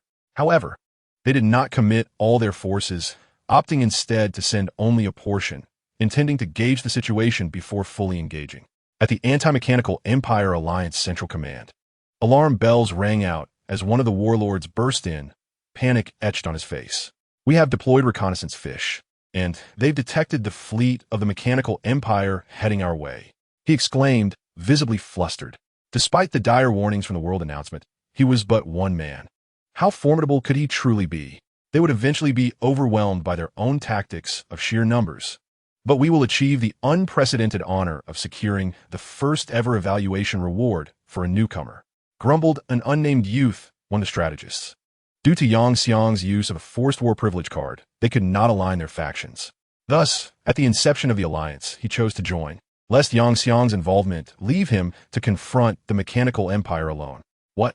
Yang Xiang's forces are the Mechanical Empire? Impossible. Absolutely impossible. If he were that fortunate, I would stand on my head and eat my own excrement. The unnamed youth laughed inexplicably, imagining that Yang Xiang was likely cowering in some corner, awaiting his retribution. Ha ha ha. However, the crowd paid no heed to the evidently unhinged nameless youth, for in this era, those of sound mind were indeed a rarity. "Let us dispatch the phantom sea fish to assail the hull of their vessel, allowing their ship to sink unbeknownst to them," chuckled the head of the Dragon Federation, deeming it an extravagant endeavor to concern themselves with such a minor nation. "Impossible," exclaimed the reporting officer, his eyes wide with disbelief at the existence of the phenomena upon the sea. How can this be unfeasible? The head of the Dragon Federation shared this sentiment. For the adversary's warships were entirely constructed of steel, rendering the phantom sea fish incapable of breaching their hulls. Beads of cold sweat trickled down the report officer's forehead, and he urged, "Provide the details, cease your gasping." Furrowing his brow, someone stated, "The enemy possesses nearly 500 warships, including numerous aircraft carriers equipped with fully operational naval aircraft, as well as a comprehensive array of destroyers and cruisers. We stand no chance of victory. We might as well await our doom. Confronting an insurmountable foe is futile." The spirit of this ascendant had been utterly crushed, fear gripping him as he exclaimed, 500 warships? All steel vessels? Surely you jest." The head of the Dragon Federation, equally stunned, replied, "Every word I utter is the truth." Upon concluding his statement, he sank to the ground, staring vacantly at the ceiling, embodying a complete surrender to despair. The other ascendants, unperturbed by the plight of this nearly broken individual, engaged in fervent discussion, not on how to vanquish the mechanical empire, but rather on how to divide the spoils of these warships post-victory. Their avarice was palpable, yet, as the sound of aircraft slicing through the sky echoed, their greed evaporated. What nonsense! Jet fighters? This cannot be. In this era, even if the enemy possessed aircraft carriers, they should be equipped solely with propeller-driven planes, shouldn't they? Instantly, all present fell into a state of shock. At this moment, the head of the Dragon Federation finally sensed something amiss. It appeared that this enemy was unfathomably powerful, far beyond their imagination. Chapter 90. The Resurgence of the Awakened Empire. However, at this juncture, even if they were reluctant to engage in battle, there was no alternative. Thousands of ascendants had congregated, and the course of the battlefield was no longer dictated by their wills. Even they could only be swept along by the entirety of the alliance in a conflict with Yang's forces. Meanwhile, the leaders of the Celestial Dragon Federation hastily reached out to the 5 highest authorities, the Elder Lords, within their sacred domain. In that moment, the long-decayed Celestial Dragon Federation was finally stirred from its slumber. World announcement. Warning. The dignity of the Celestial Dragon Federation has been provoked and has awoken from its fall. The Celestial Dragon Federation has emerged from millennium of indulgence, opening its eyes to survey the vast seas it has governed for 1,000 years. Now, it will eradicate all dissenting voices from this domain, submit or perish. The Celestial Dragon Federation declares war on the entire world. Reason for war: absolute supremacy. Warning: the probability of victory in this conflict is exceedingly low. Notice, due to the emergence of 2 or more awakened empires in this battle. The selection of factions has been reopened. Option 1. The mechanical tide shall eventually engulf this world. Description: selecting this option will automatically make one a temporary vassal of the mechanical empire, with this war deemed a default failure. Option 2. The Celestial Dragon people are forever supreme. Description: selecting this option will automatically make one a temporary vassal of the Celestial Dragon Federation, with this war deemed a default failure. Option 3. Mechanical Celestial Dragon people, merely remnants of history. The new world shall not bear your vessels. Description: selecting this option will establish one as a third-party force, simultaneously opposing the Mechanical Empire and the Celestial Dragon Federation. Defeating and annihilating both will yield a war-level evaluation. Notice, due to the overwhelming disparity, this system strongly recommends options 1 or 2. Notice, the 2 awakened empires are akin to deities to you. In that instant, the Alliance members were left dumbfounded. What is this? The Celestial Dragon Federation is resorting to such tactics? Upon reflection, it could be considered a fallen empire. But wait, does this mean that a triumph in this ascension war, one must conquer this fallen empire? This is absurdly difficult. It is quite reasonable, for typically, when selecting a battlefield for the Ascendants, the overall strength of the Ascendants is also taken into account to arrange a suitable arena. One cannot expect the warlords and warmongers to enter the battlefield and immediately assert dominance like novices. Thus, the daunting nature of this task arises from the emergence of an awakened empire among us. Perhaps we shall postpone our ascension for a month. So, which faction shall we choose next? Choose. Forget it. Let us not overlook that the Mechanical Empire is waging a purging war. They have no intention of leaving any survivors. What? Curse be it. We have no choice but to align with the Celestial Dragon Alliance. I hope this entity ultimately grants a chance for survival. Once the members of the Alliance opted for the Celestial Dragon Federation, they swiftly positioned themselves in suitable roles under the mobilization of this awakening war machine. Simultaneously, a multitude of warships surged forth from various ports, aligning in formation before the harbor of the Celestial Dragon continent, awaiting the arrival of the Mechanical Empire's forces. Alas! The Navy is undoubtedly doomed. We shall now await the land battle, for the naval vessels are incomparable to those of the enemy. Indeed, I cannot fathom how modern warships could falter against such antiquated counterparts. In terms of range alone, they are vastly inferior. Those muzzle-loading smoothbore cannons stand no chance against the enemy. While a group of ascendants engaged in discussion, the long-range rockets from the Mechanical Empire had already been launched. With this barrage of rockets descending, how many ships will the Navy have left? The Mechanical Empire has not yet secured a complete advantage. After all, this world venerates personal prowess. The feats of cleaving the seas with blades and shattering mountains with fists are merely the tip of the iceberg. I nearly forgot this point. Each side must possess its unique strengths. Otherwise, the war system would not have arranged them together. A young man gazed into the distance, where rockets, trailing white smoke, soared toward the naval warships, his eyes clouded with concern. Boom, boom, boom. Immediately, as the long-range rockets reached the skies above the naval forces, explosions erupted. Yet, from those naval vessels emerged robust commanders who, through slashing strikes or other methods, detonated the rockets before they could strike their ships. Yang glanced at the battlefield situation and issued a command. They fancy interception, do they? Deploy the energy cannons. Understood. The Shipgirls promptly nodded in agreement. United Fleet. Crush the enemy. The Shark, equipped with one of the largest caliber energy cannons, stood in stark contrast to other battleships, possessing a petite and charming form, perhaps preparing to achieve something remarkable in another domain. Regardless, Saratoga expressed her full support. Onward. The Enterprise's spirits soared, momentarily elevated. Such a scale of warfare could not overly disturb her composure. Let them witness the might of the super dreadnought battleship. Fire! Queen Elizabeth excitedly pointed forward, and in an instant, the shipgirls from various factions in the port unleashed a torrential barrage under their respective commanders' directions. Furthermore, due to their nature as magical warships, these vessels activated special skill effects while firing, unleashing a rain of projectiles that completely enveloped the opposing navy. On the warship of the Celestial Dragon Federation Navy, an elderly man gazed at the barrage of projectiles filling the sky, a grimace forming at the corners of his mouth. Damn it! Stop dawdling there. Devise a way to preserve the ship. We must execute the decapitation mission. According to the intelligence provided by those who had defected, the enemy leader likely lacked combat prowess. If we could eliminate him directly, this battle would already be half won.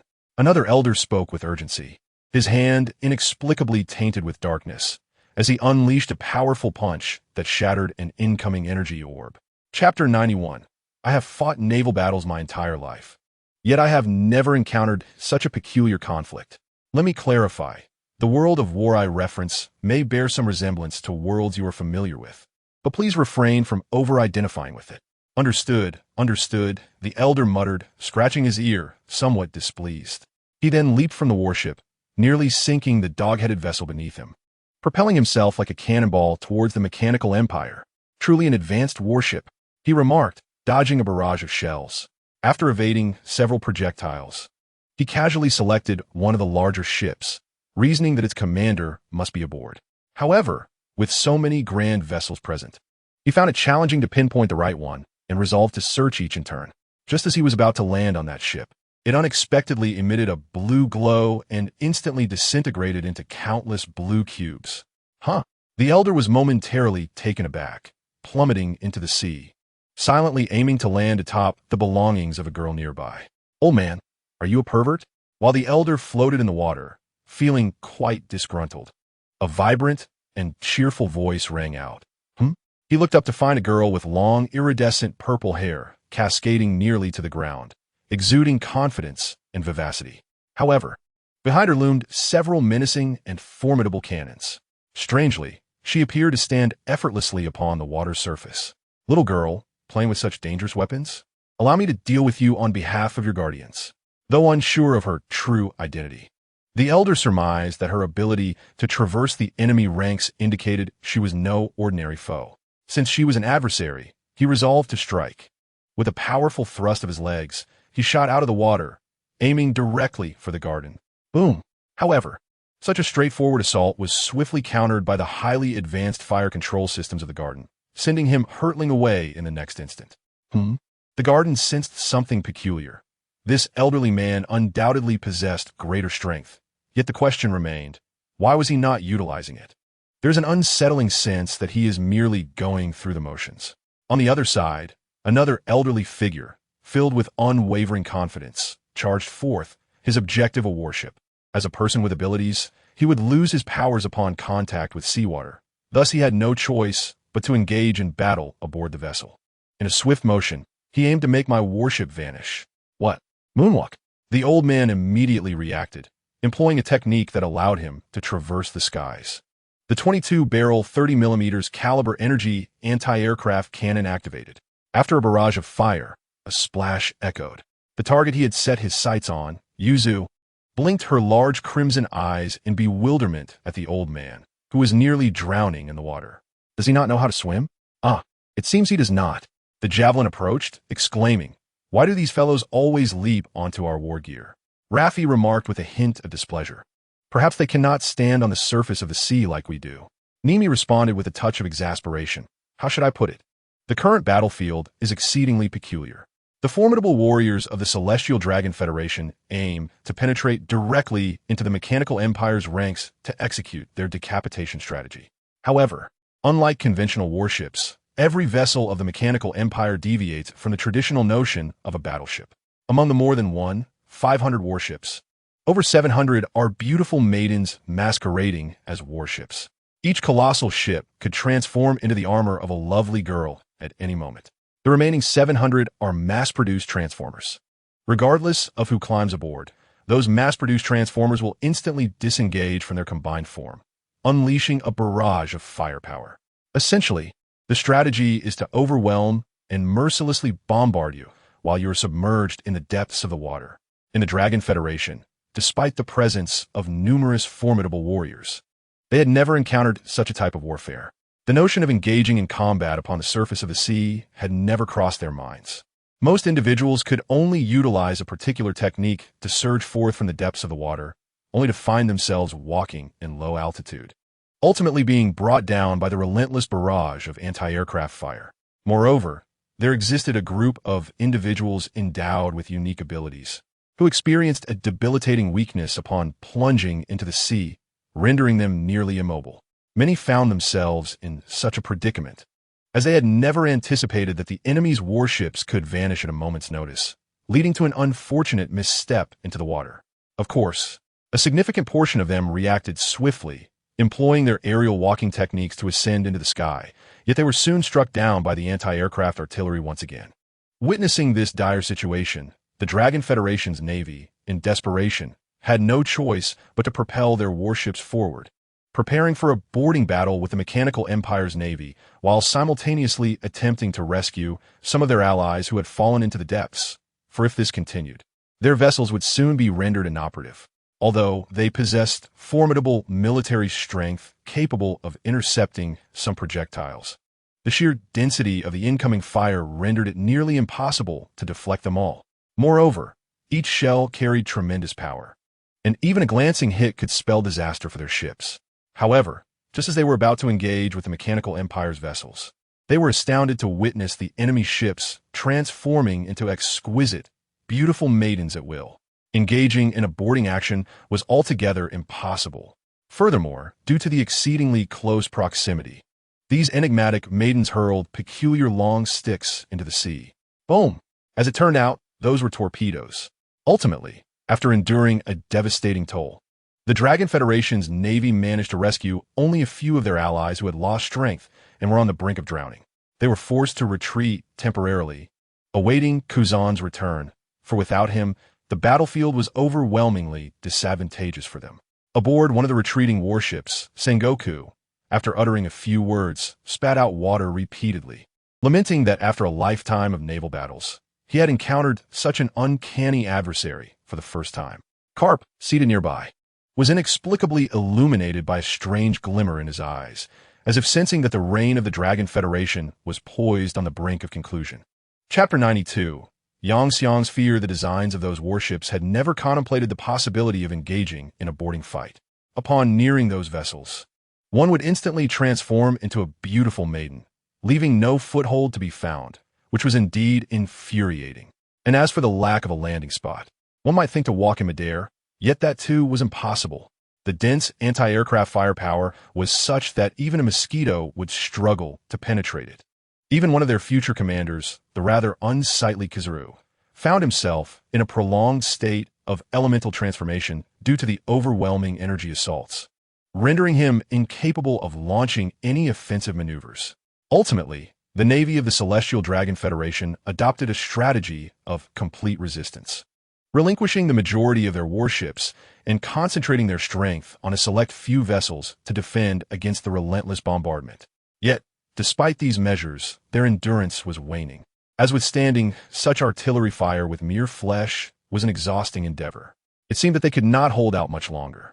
What was happening on the Federation's end? Why were they not providing us with support? Sengoku, in a fit of rage, obliterated a flying shell with a powerful punch. I suppose they too are overwhelmed with their own troubles? Carp helplessly gestured towards the sky, prompting Sengoku to look up. There, he discovered a multitude of peculiar machines, akin to iron birds, mercilessly raining destruction upon the Holy Land. Perhaps we should resort to self-sacrifice. The Celestial Dragon Federation appears utterly incapable of defending itself.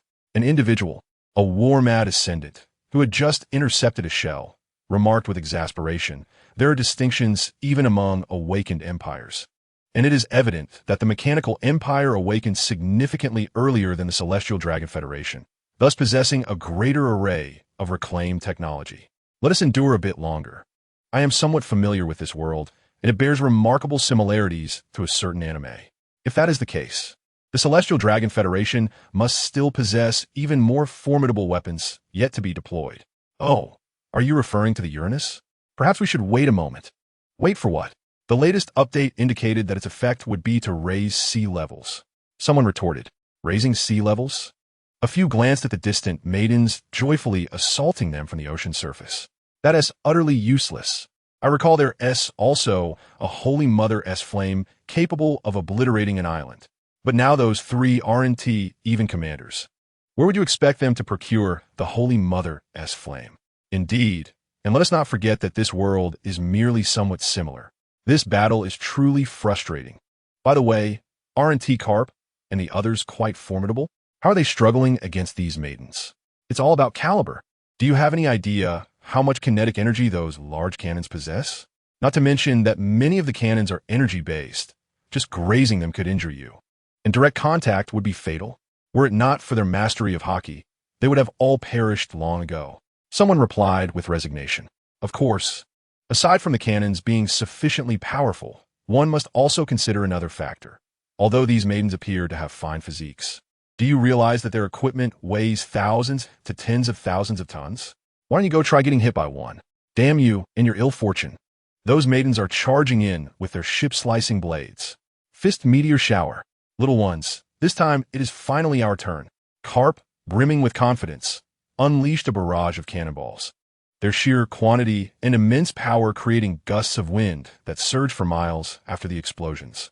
Yet, Yuzu, wielding her ship-slicing sword, did not flinch and boldly traversed the meteor shower of fists. How is this possible? Carp was momentarily taken aback. However, what no one witnessed was that, before the cannonballs struck, a thin layer of energy shields had risen on the Shipgirls' armors, enabling them to withstand this onslaught.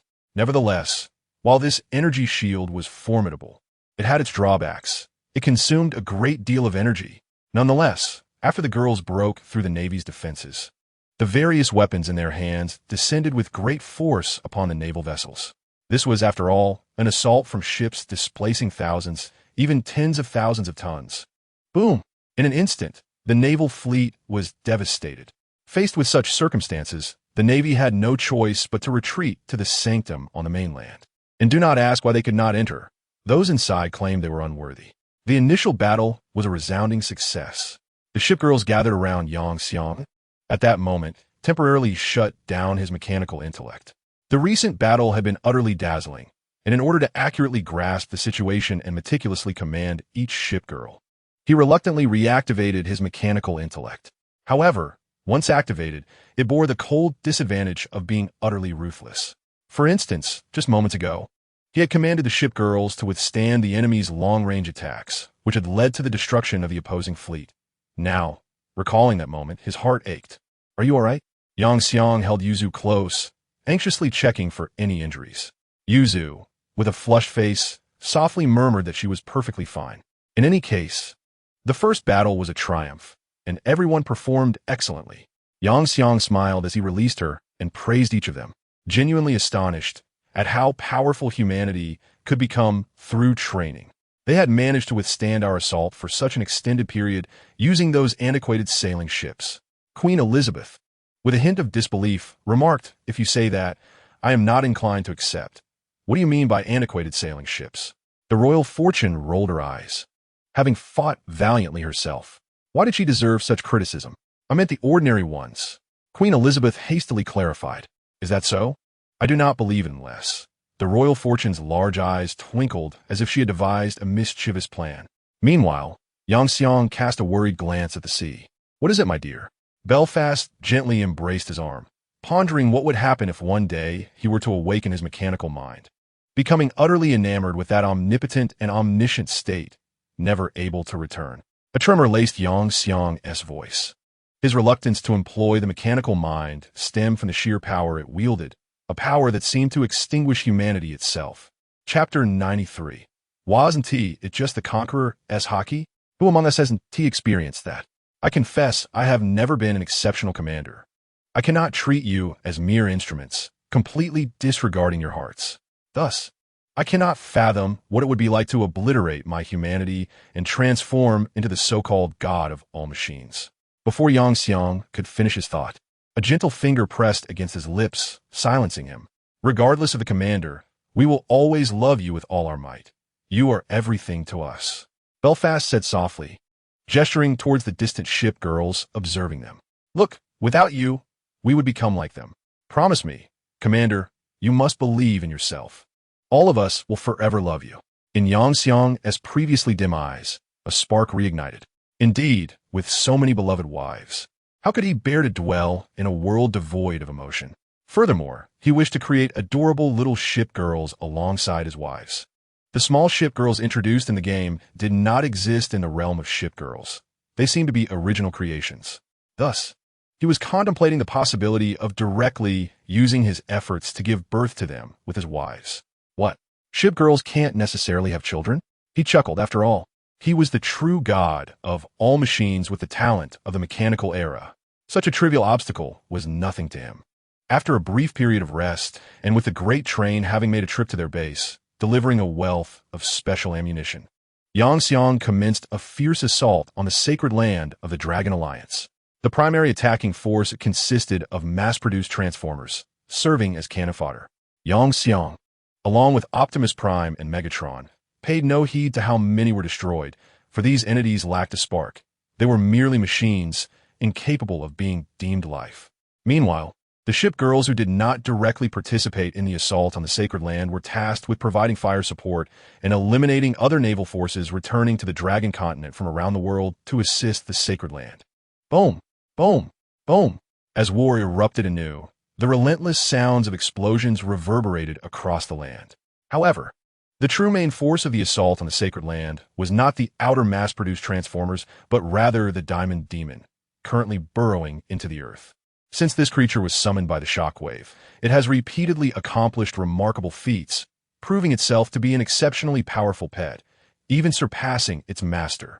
Although the soil of the Dragon continent is notoriously hard, making it arduous for an ordinary individual to even dig, the upgraded Diamond Demon effortlessly penetrates the solid earth, as if it were mere tofu. Moreover, the technological advancements of Yang and his companions have been steadily progressing. Unlike other factions that engage in technological development, which must send their equipment back for modifications following breakthroughs, the Mechanical Empire enjoys a distinct advantage. With a leader possessing the ability to generate machinery, their technology, once upgraded, remains continuously connected to the shipgirls, enabling them to upgrade their equipment at any moment. As for the non-mass-produced transformers, they can transform independently as long as they have the technical data at hand. Consequently, although this battle has persisted for many days, the combat prowess of the Mechanical Empire has only escalated, growing stronger with each confrontation. Just the day before, Carp had managed to send Megatron reeling with a single punch. But when a reinforced Megatron faced Carp the following day, Carp found his hand numb after delivering a blow, leading him to retreat on the grounds of being too injured to continue fighting. Forget that old man. The commander has said that he's merely slacking off. We can annihilate the Dragon Federation and execute those dragon people mentioned by the commanders without him. He'll be pleased enough, Optimus Prime remarked as he passed by Megatron. To which Megatron retorted with irritation, I know. Enough with the chatter. In a fit of annoyance, Megatron transformed his arm into a cannon and fired, sending a multitude of Holy Land soldiers flying. Damn it! Sengoku observed the Transformers wreaking havoc, his expression darkening. After a moment of contemplation, he unleashed his Conqueror's Haki. In an instant, this overwhelming pressure enveloped all the Transformers, rendering the mass-produced ones nearly immobile. Although they are mere machines devoid of souls, the irrational nature of the Conqueror's Haki caused them to malfunction instantly. The other Transformers, while still functioning, found their movements significantly hampered under the immense pressure. Sengoku skillfully controlled his Haki, ensuring it did not affect his allies, and he intended to have the Holy Land soldiers deal with the Transformers. However, the next moment, the mass-produced Transformers suddenly regained their footing. With remarkable speed, the soldiers from Holy Land were sent flying. How could this be possible? Sengoku was somewhat bewildered. Although these entities were merely robots, his observations suggested they possessed their own consciousness. Thus, they should also be susceptible to the interference of Conqueror's Haki. But why? If they had malfunctioned, couldn't they simply be rebooted? Guang, reclining with his legs crossed at the back of the Transformers, remarked with a smile. Naturally, Sengoku was too far away to hear him. Meanwhile, as Sengoku was in shock, a similar aura suddenly erupted from both Optimus Prime and Megatron.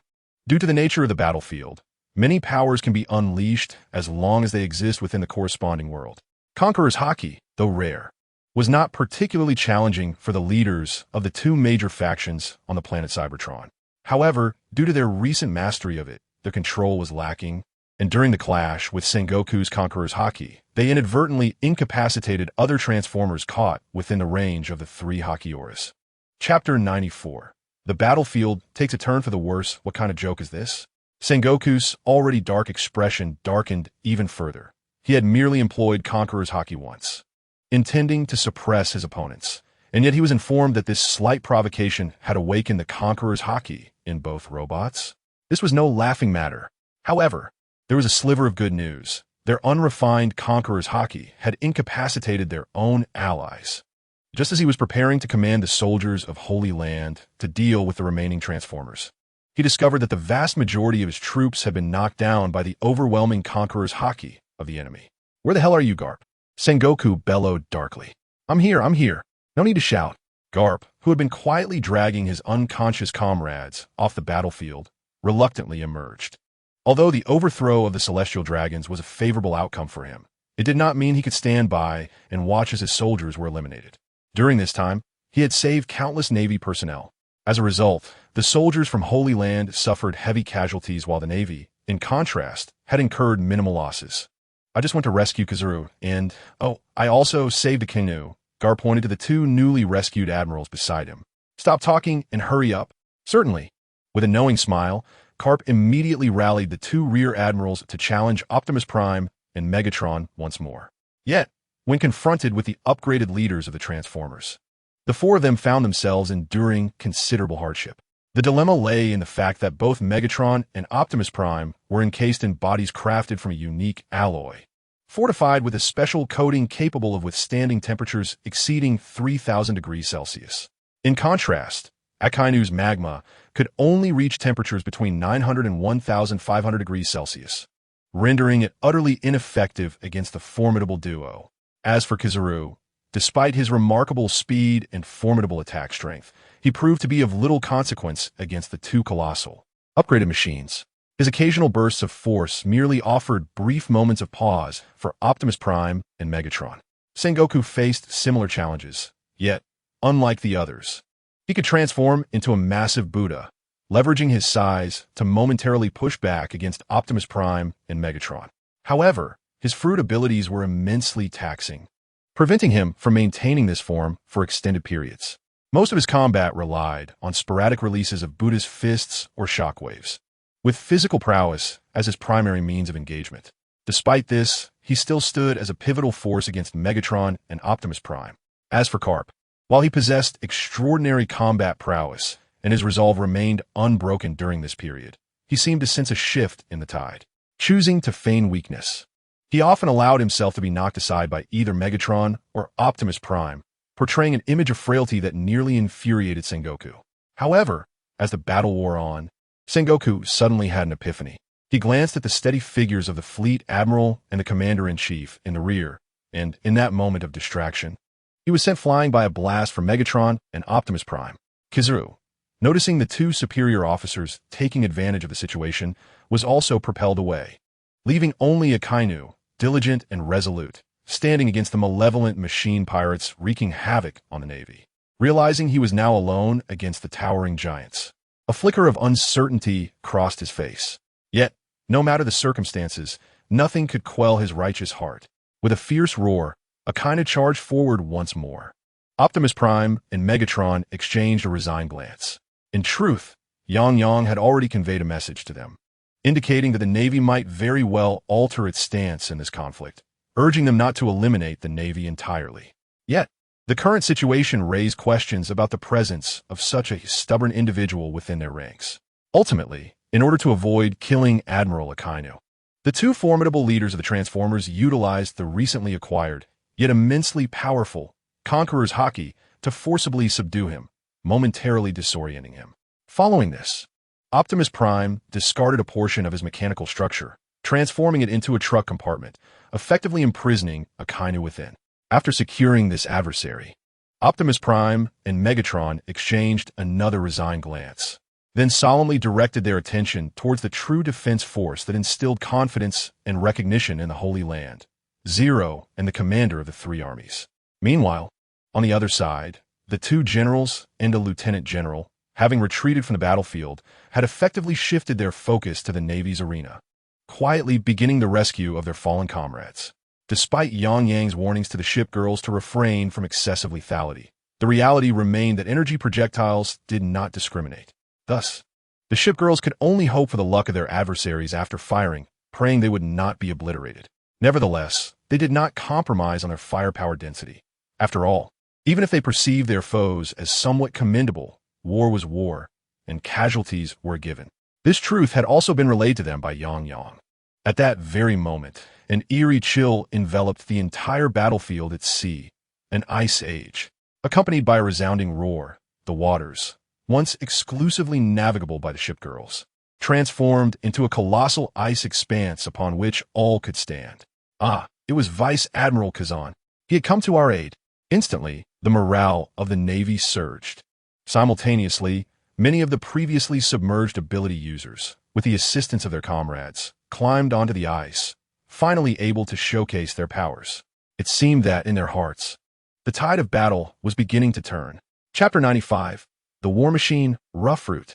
However, in reality, although the movement speed of the Shipgirls on the ice was far inferior to that on the water, they were by no means adversaries that could be easily vanquished, especially those equipped with formidable naval cannons, yet opting to wield only their cold weapons. Each seemingly ordinary attack they executed carried with it unimaginable kinetic energy. At this moment, the physical attributes of the Shipgirls, once clad in their respective armaments, hover around 1,000 to 2,000. Their strength ranges approximately from 50 to 100 tons. Each point of physicality can enhance strength by around 50 kilograms. Of course, it also confers other attributes related to physical prowess, including but not limited to reaction speed, muscle strength, and bone density. Thus, even the slightest variation in physicality represents a monumental difference. While this may not seem overly extravagant, the Shipgirls are not merely products of technology. They are intertwined with the arcane. The seemingly mundane weapons they wield are akin to Thor's hammer, lightweight in appearance, yet harboring the terrifying capacity of displacing thousands or even tens of thousands of tons. Therefore, the tide of battle does not experience any pivotal shifts. Despite the myriad of peculiar abilities possessed by the fruit users, they find themselves decisively overpowered by the Shipgirls, who far surpass them in numerical prowess. The natural fruit users might find some advantage. However, without the use of Haki, they can only inflict damage through attacks that counter their adversaries.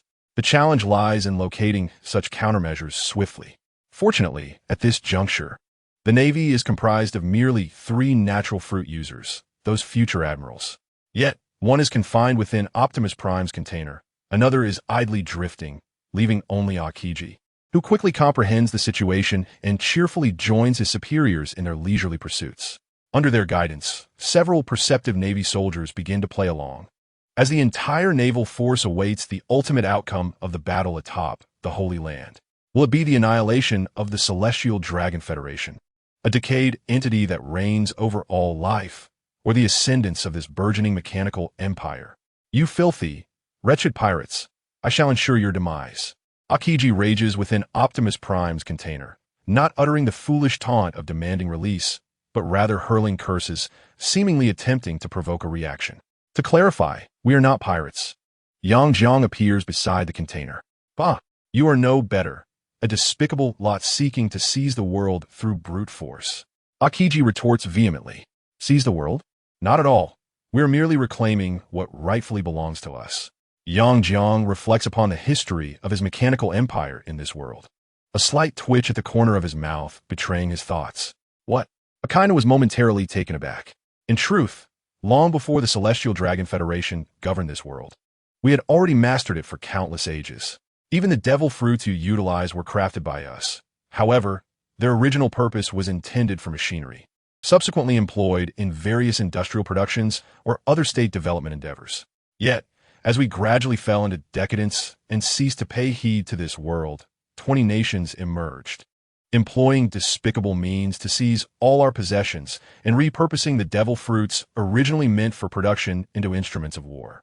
Ultimately, after they established the Celestial Dragon Federation, they erased the historical narrative and proclaimed themselves as the creators.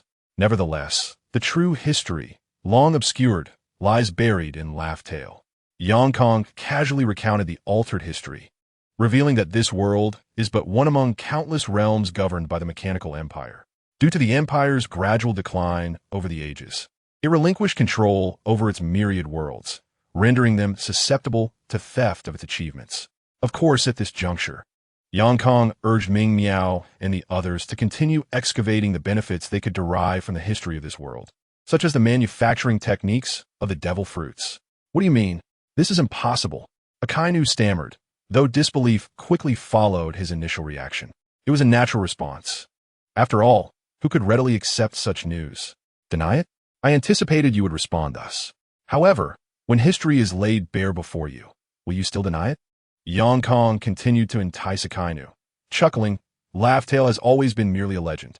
Akainu remained skeptical, but the crux of the matter was that it was our creation, and upon our return, we could effortlessly summon it. What do you say? Do you wish to witness the true history?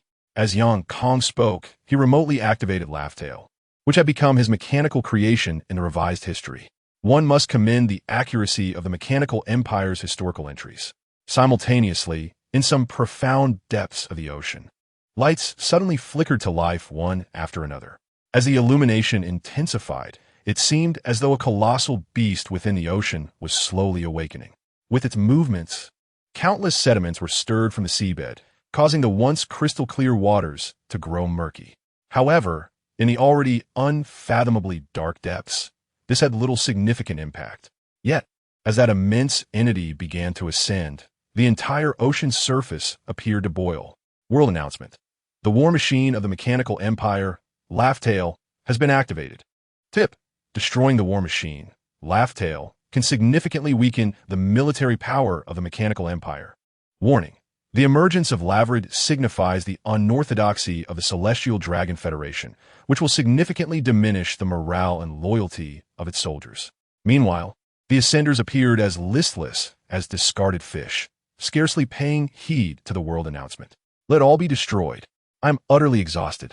It was already a challenging battle, and now it feels as though all hope is lost. I am filled with resentment.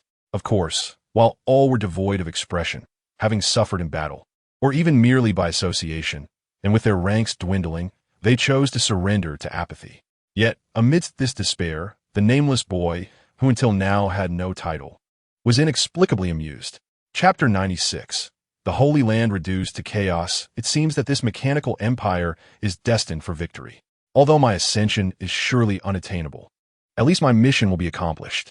What kind of reward will await me upon my return? He fantasized with excitement, momentarily forgetting one crucial aspect. What is it that can truly keep a secret in this world? On another front, Lavrid had not fully surfaced. Rather, it surged swiftly toward the continent through the ocean. From a vantage point in the sky, one could observe a peculiar current manifesting in the sea, heading resolutely toward the land. This phenomenon was indeed the result of Lavrid's rapid advance through the waters. Finally, amidst the astonished gazes of all, a vague darkness materialized near the continent from the depths of the ocean. In that instant, both the Celestial Dragon Federation and the Mechanical Empire ceased their hostilities, as all instinctively gazed upon the unknown terror lurking beneath the waves. And then, in the next heartbeat, Lavrid ascended. The colossal mechanical entity rose slowly from the ocean, accompanied by a terrifying roar that caused many naval officers to unconsciously relinquish their weapons. The sheer force emanating from Lavrid's ascent had utterly extinguished their will to fight. "Do you see? This is the evidence of our existence," Yang Jiang exclaimed, pointing at Lavrid as he addressed the unleashed Akainu. Although Akainu was momentarily taken aback, eager to counter that mere size doesn't justify calling at Lavrid, he found himself at a loss for words. For above Lavrid, in each of its 4 cardinal directions, were the grand characters of Lavrid inscribed in ancient script. To ensure comprehension, modern annotations were provided below. In an instant, the previously terrified naval officers found themselves at a loss for words, unsure of how to express their disbelief. "Are you jesting with me?" Akainu glared at Yang Jiang, thinking that had it not been for the layer of sea prism stone coating him, he would have already dealt with him using the hounds of hell. At present, Yang Yang finds himself in a state of complete transformation. Not only has he assumed the form of a diminutive Optimus Prime, but also a mechanical dragon ship hovers nearby. Both are adorned with a thin layer of sea prism stone. What is this, you ask? Is sea prism stone not a metal? No. Ever since Yang Yang recalled the concept of machinery, the distinction between metals and non-metals has become irrelevant. Anything formed through a certain structure qualifies as machinery, regardless of material. Even chopsticks can be considered mechanical. Hence, is it truly remarkable what kind of plating his machinery possesses? Not in the least. Would you believe that we anticipated this day long ago? Yang Yang himself did not foresee such an oddity arranged on the battlefield. Do you think I will believe it? Akainu remarked that had it not been for the fact that this peculiar entity gripped his shoulder with a hand, he would have engaged him in battle long ago. Nonetheless, whether you believe it or not is of little consequence. Just look over there. Yang Yang pointed towards the once calm but now visibly alarmed Gorosei in the sacred land of the Celestial Dragon Federation, his voice dripping with sarcasm. What? Akainu paused in confusion. However, as he stood bewildered, a voice suddenly erupted. Why have you returned when you clearly left? From the depths of the sacred land, a terrifyingly immense figure emerged, bellowing with an almost incredulous disbelief at the unfolding events. Lord Creator, the Gorosei gazed with sheer terror at the colossal silhouette, as if everything occurring today had utterly transcended their understanding. Destroy them all. Leave not a single one. It seemed that the Mechanical Empire did not mirror the fearsome visage etched in their memories. It had other intentions and harbored no thoughts of submission. Yes, upon receiving Im's order, the Gorosei activated the powers of their mythical beast fruits and charged directly into the fray, assaulting both Optimus Prime and Megatron in concert with the organization and the 3 military commanders. Faced with this onslaught, Optimus Prime pondered briefly before assembling the compartment that was no longer needed to restrain Akainu onto himself, directly transforming into the fire of heaven Optimus Prime. In response, Megatron could only roll his eyes, as he was unable to emulate Optimus Prime's super transformation. See, I trust you now grasp the situation. Yang Yang pointed to the increasingly chaotic battlefield. I understand. Akainu nodded, subsequently summoning the naval officers of his faction to withdraw from the battlefield. Indeed, Akainu retreated from the conflict. He was a man who pursued justice by any means necessary. Yet, at this juncture, the concepts of right and wrong had become irrelevant, as only the victor could claim the mantle of justice. Thus, he found himself devoid of a reason to continue fighting and opted instead to observe from the sidelines. Following his lead, Sengoku and Garp made the same choice. However, in contrast, after withdrawing their soldiers from the fray, they began to assist the formidable forces of the Don Quixote family, having long suffered under the Celestial Dragons. As for why they did not rally the ordinary navy, it was due to the earlier skirmish. Although Yang had advised caution to the Shipgirls, artillery shells do not discriminate, and some naval officers had indeed perished in the conflict. Consequently, Sengoku and Garp could not allow soldiers who had just lost their comrades to turn against them and aid the enemy. When confronted with the betrayal of the naval commanders, the five elders were not taken aback in the slightest. They did not even exchange banter before swiftly engaging in battle. Nevertheless, given that Yonggang's forces were inherently stronger than the Celestial Dragon Alliance, the outcome of the conflict became increasingly inevitable following the Navy's defection. As for him, she had initially contemplated fleeing upon realizing the dire situation, but found herself face-to-face with Yonggang. Ah, is this not the illustrious Celestial Dragon, the creator, one of the original 20 kings? Planning to run away, are we? You appear quite like a lost dog, Yonggang taunted, his tone dripping with derision. You are the emperor. No, that cannot be. An emperor cannot be this feeble. Momentarily taken aback by Yonggang's words, quickly denied them. Me? Weak? Yonggang rolled his eyes and prepared for battle. In an instant, he struck. Ladies, let me obliterate her. Chapter 97. The practical caliber is a 460 mm energy cannon. Do you fancy it? The war commenced amidst the thunder of artillery and concluded in the same manner. After executing him, the supreme leader of the Celestial Dragon Federation, both sides' conflict reached its final moments. Seizing this opportunity, Yonggang located the hidden ascendants within the Holy Land. Come forth willingly, a few of you. Allow me to reward you with a few cannonades, and we shall conclude this matter. Yonggang caressed the cannons of his mechanical dragon, a smile gracing his lips. Instantly, several female ascendants among them brandished their honor rounds.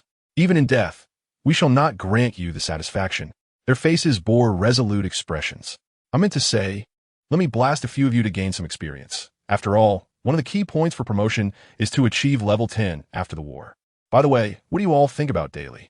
Why are your minds filled with such peculiar thoughts? Yang touched his nose with a sly grin, and in an instant, the few girls who had been prepared to face their demise turned crimson with embarrassment, pointing at themselves as if to say, just end me now. All they wished for was to find a crevice in the ground to hide in, lamenting the insufficient numbers, as he needed to eliminate 11 to satisfy the requirements. Yang glanced at his experience bar, feeling somewhat helpless, and addressed all the ascenders around him. What they were discussing was, in fact, an obscure convention shared among various races. During warfare, the ascenders of the defeated side voluntarily offered their lives as a means for the victors to gain experience or complete tasks, thereby fulfilling the prerequisites for their own advancement. This arrangement allowed for a promise of safe passage after the war's conclusion, preventing the victors from relentlessly pursuing the vanquished, while the latter could avoid the constant fear of being hunted down. A mutually beneficial arrangement, indeed. Of course, if the races were antagonistic towards one another, such negotiations would be utterly futile. Once one reaches level 10, gaining experience through the slaughter of ascenders is no longer permissible, he added. The girls paused, then turned to the other human ascenders behind them, suggesting, let us gather a few more. Having ascertained that Yang was not a bloodthirsty individual, the human ascenders felt reassured enough to offer themselves for his cause.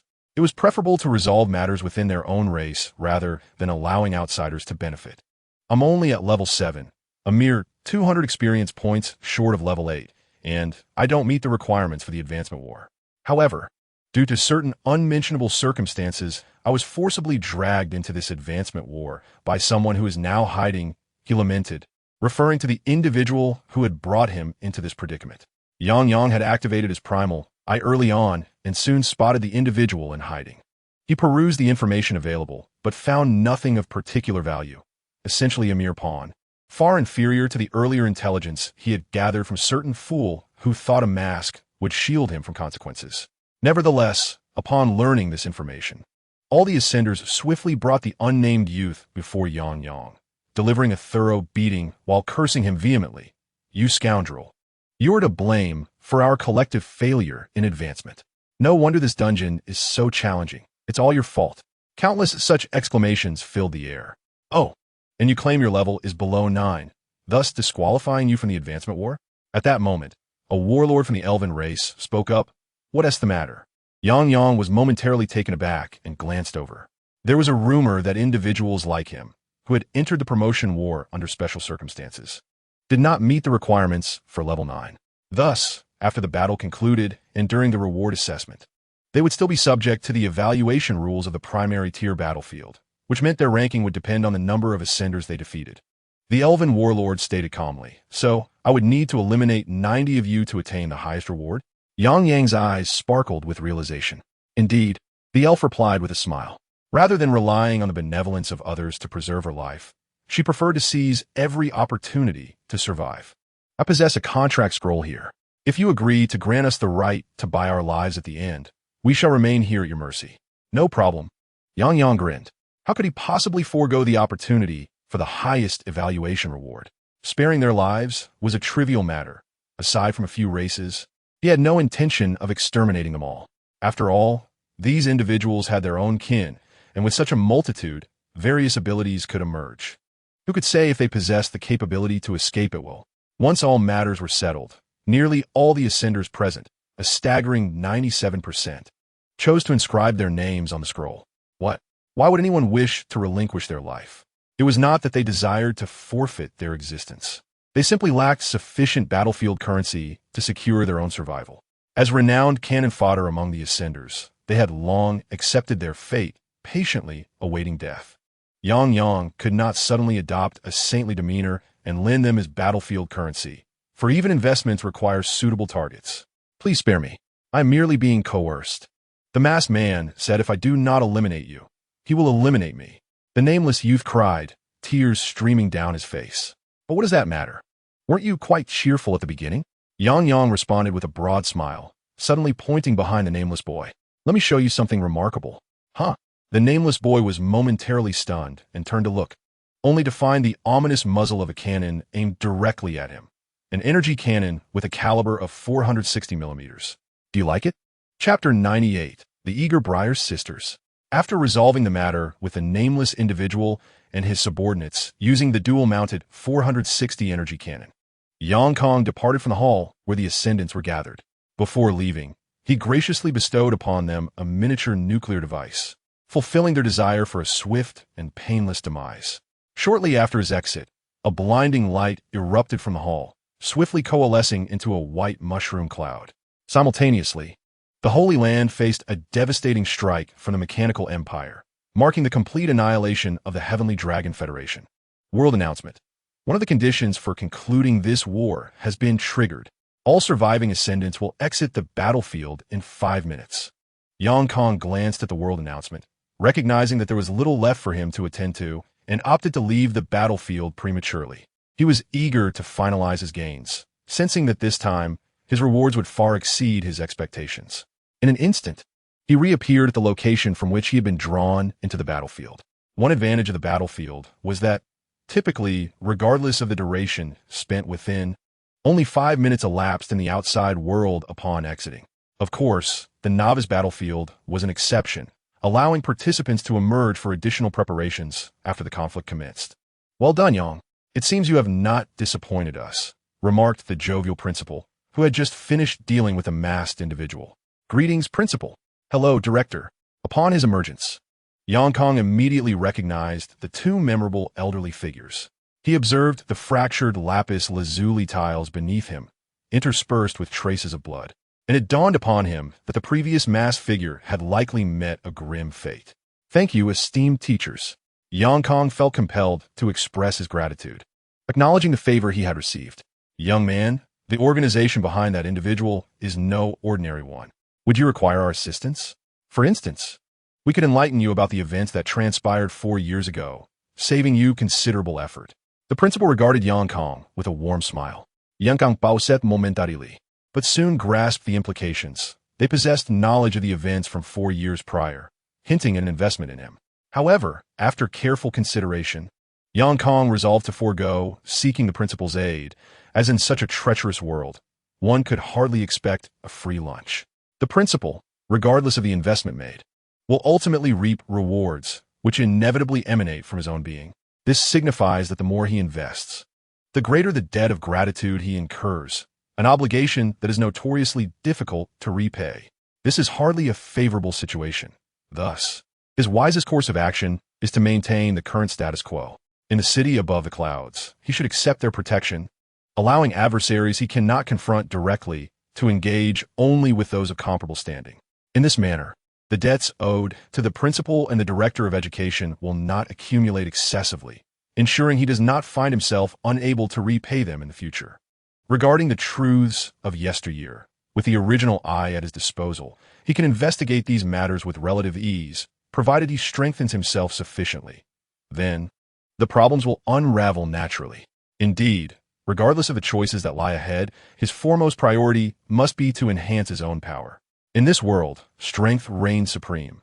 Otherwise, even if he uncovers the truths of the past, the higher-ups will not relinquish their interest for the sake of a mere underdog, unless he surpasses them in might and significance. With this in mind, Guang shared his thoughts with the two esteemed figures. A commendable notion, young man. I too lean toward your choice. Best of luck.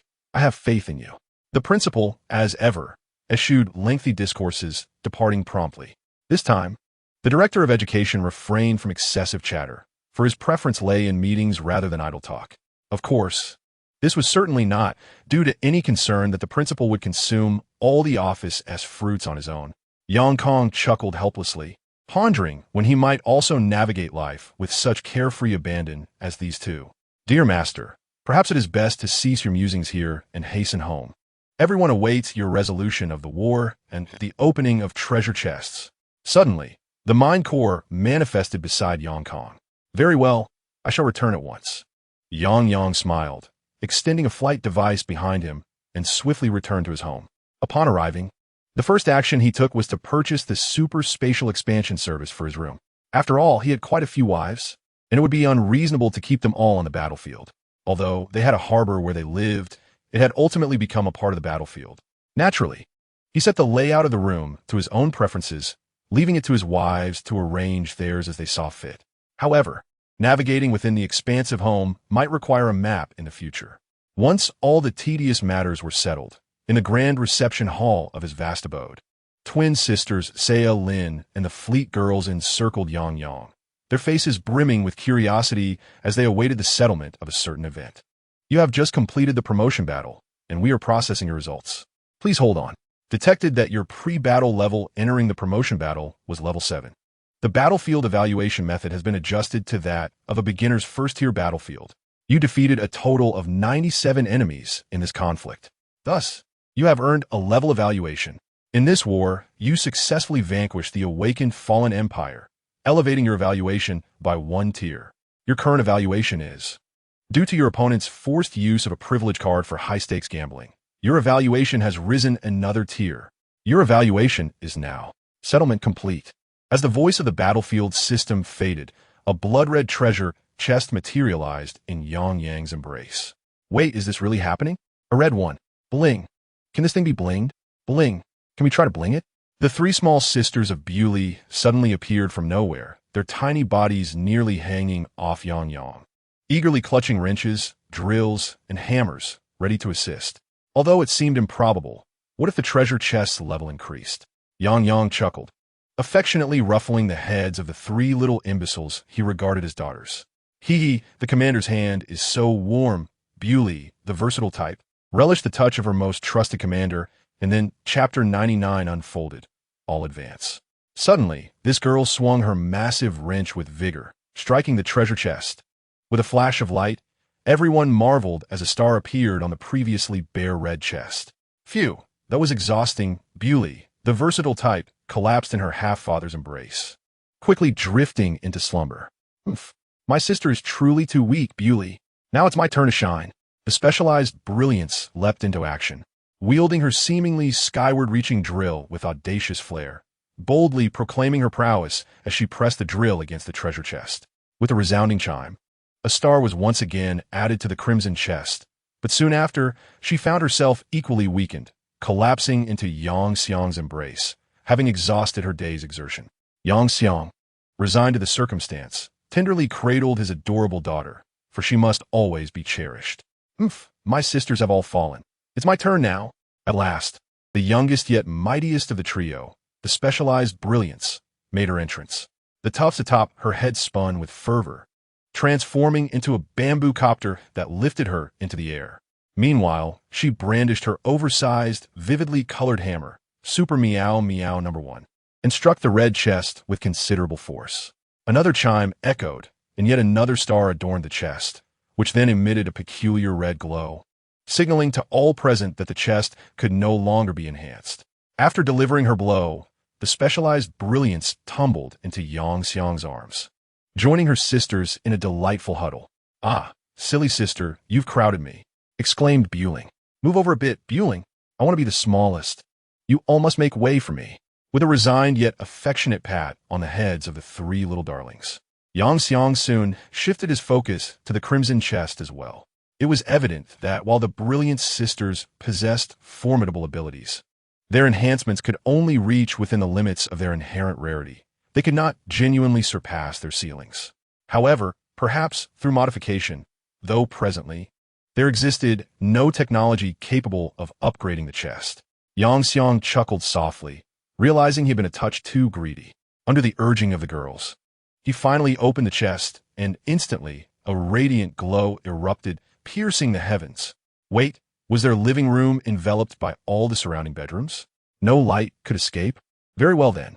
All eyes were fixed upon the singular item emerging from the chest, eager to discover what treasure it might be. Yang Xiang, someo hat perplexet, grasped the peculiar cube, roughly the size of his head. This item seemed strikingly familiar. Rather than instantly accessing the item's details, he decided to hazard a guess. However, much to his dismay, the cognitive core inopportunely spoke up, revealing that this was the source of Ember, which in its current state was referred to as the Ember Cube. "Ah, you scoundrel, cognitive core? Item name, source of Ember, bound. Item strength? Item level, restricted, increases with user level, details, a unique artifact that has existed since the dawn of the Transformers universe. Effects: 1. Place of birth, the origin of Transformer life. 2. Place of return, where Transformers go after their life ends. 3. Energy bestowal, granting energy to Transformers. Evaluation: this is a divine grade item that has not been rated as such due to its overly singular function. However, it is regrettable that, due to the user's weakness, it is currently unable to exert much power. Strive to grow stronger, young one." After a brief skirmish with the core of intelligence, Yang Xiang led the girls to examine the attributes of the Allspark. How should one put it? As a sacred object of the Transformers, this item is indeed formidable, yet only in relation to the Transformers themselves. This likely explains why it has not been classified as a divine grade item. Regarding the evaluation's mention of a user's weakness dragging down the Allspark, Yang Xiang believed there was a misunderstanding. Indeed, after studying the Allspark, Yang Xiang turned his attention to several battlefield notifications. "Congratulations! Your level has reached 10. Congratulations! You have completed the promotion battle. Notice, your battlefield has been upgraded to an intermediate Tier 2 battlefield. Notice, you and your retainers have gained an opportunity for advancement. Notice, please complete your advancement promptly. The Ascension Ladder will undergo a version update at midnight tonight, at which point a new version will be unveiled." A version update? Yang Xiang was momentarily taken aback. As far as he knew, the Ascension Ladder had never undergone any version updates. Did they truly regard this as a game? Nevertheless, considering the potential changes in functions after the update, Yang Xiang resolved to return to the battlefield to initiate his advancement immediately. After all, if the advancement feature were to be removed post-update, he would suffer a significant loss. As for whether the advancement would become more powerful after the version update, this entity possesses the capability of retrospection. Thus, he tirelessly guided everyone back to his battlefield. Upon returning, he immediately commenced the advancement procedures for all his subordinates. In truth, the enhancement from advancement does not significantly elevate current combat prowess, unless the unit has already reached the pinnacle of its potential prior to the advancement. Indeed, the primary benefit of advancement lies in augmenting the unit's potential. However, the extent to which potential can be enhanced during each advancement is determined by the unit's inherent rarity. Although the process of advancement holds limited significance for Yang Xiang and his mechanical empire, due to their nature as mechanical beings, they can strengthen themselves at any moment as long as their technology is sufficiently advanced, free from the constraints of conventional species potential. Advancement remains necessary, even if it may seem trivial. Yet, as the advancement commenced, Yang Xiang realized he had miscalculated. Advancement was not merely a superficial enhancement of strength, but also encompassed an elevation of soul potential. Whether they're transformers or shipgirls, each possesses its own soul, rendering this advancement immensely beneficial to them. Chapter 100. Is this happening again? Is it never-ending? For them, the most apparent sensation is the expansion of their transformable forms, with the ships capable of enlarging, thus accommodating more weaponry. These are the primary changes. For Yang Xiang himself, the main outcome is that subsequent upgrades will yield greater attributes, increasing from 5 points at the initial level to 10 points. At this juncture, his personal panel reads as follows. Ascendant. Yang Xiang age. 18 level, 10 occupation, none race. Human physique. 249 spirit. 1005. The wisdom goddess's calculation was previously overlooked. Talents. Mechanical era. Eye of origin. General skills. None secret technique. Madness current tier. Primary level 2. Abnormal status. Partial memory modification. The pace of advancement was swift, taking less time than anticipated. It was neither as weak as imagined nor unexpectedly strong. Rather, it was quite standard. Following the completion of the advancement, Yang Xiang assessed the outcome. However, he and his companions did not immediately depart from the battlefield, for they still had numerous tasks ahead. After all, Yang Xiang now possessed the precious Ember Cube. And with this artifact, the progress that had nearly reached its culmination, the transformation of the defensive fortress, was poised for a genuine metamorphosis. The moment the Ember Cube was placed within the defensive fortress, it sprang to life. Greetings, Commander. The combat defensive fortress, Magnificent Shuai, is at your service. The voice of Meng Dashuai resonated with an extraordinary intensity, yet it carried an air of simplicity. Although he did not transform, one could easily envision the formidable presence he would possess in his transformed state. Due to his colossal physique, the duration of his transformation was relatively prolonged. Consequently, Yang Xiang and the others did not urge Meng Dashuai to transform immediately for their viewing pleasure. Instead, they seized this interval to allow Meng Dashuai to undergo his advancement. Subsequently, they needed to employ the Flame Source Cube to elevate the armaments of the Shipgirls, in order to accommodate the simultaneous enhancement of numerous Shipgirls' armaments. Yang Xiang reverted the Flame Source Cube to its original form, that of a colossal sphere the size of a football field. A pale blue luminescence, reminiscent of lightning, enveloped all the Shipgirls present. In an instant, their armaments were activated, and under their volition, the armaments morphed into cubes, soaring to the ocean's surface, transforming into majestic vessels one after another, which then commenced their transformations. Why refer to them as her? Because these battleships, in their transformed states akin to transformers, took on female appearances due to the influence of the Mind Cube. Moreover, apart from the Iron Blood faction, which possessed armaments with their own consciousness, the armaments from other factions did not possess self-awareness. Instead, they were entirely governed by the Shipgirls themselves, or rather, the Shipgirls embodied the consciousness of those transformers. Indeed, they could also enter the transformers to control their combat. After addressing these matters, Yang Xiang utilized his mechanical generation abilities to establish an automotive manufacturing center in an available space of Meng Dashuai. Its purpose was to produce vehicles. Do not inquire why he suddenly decided to create such a facility.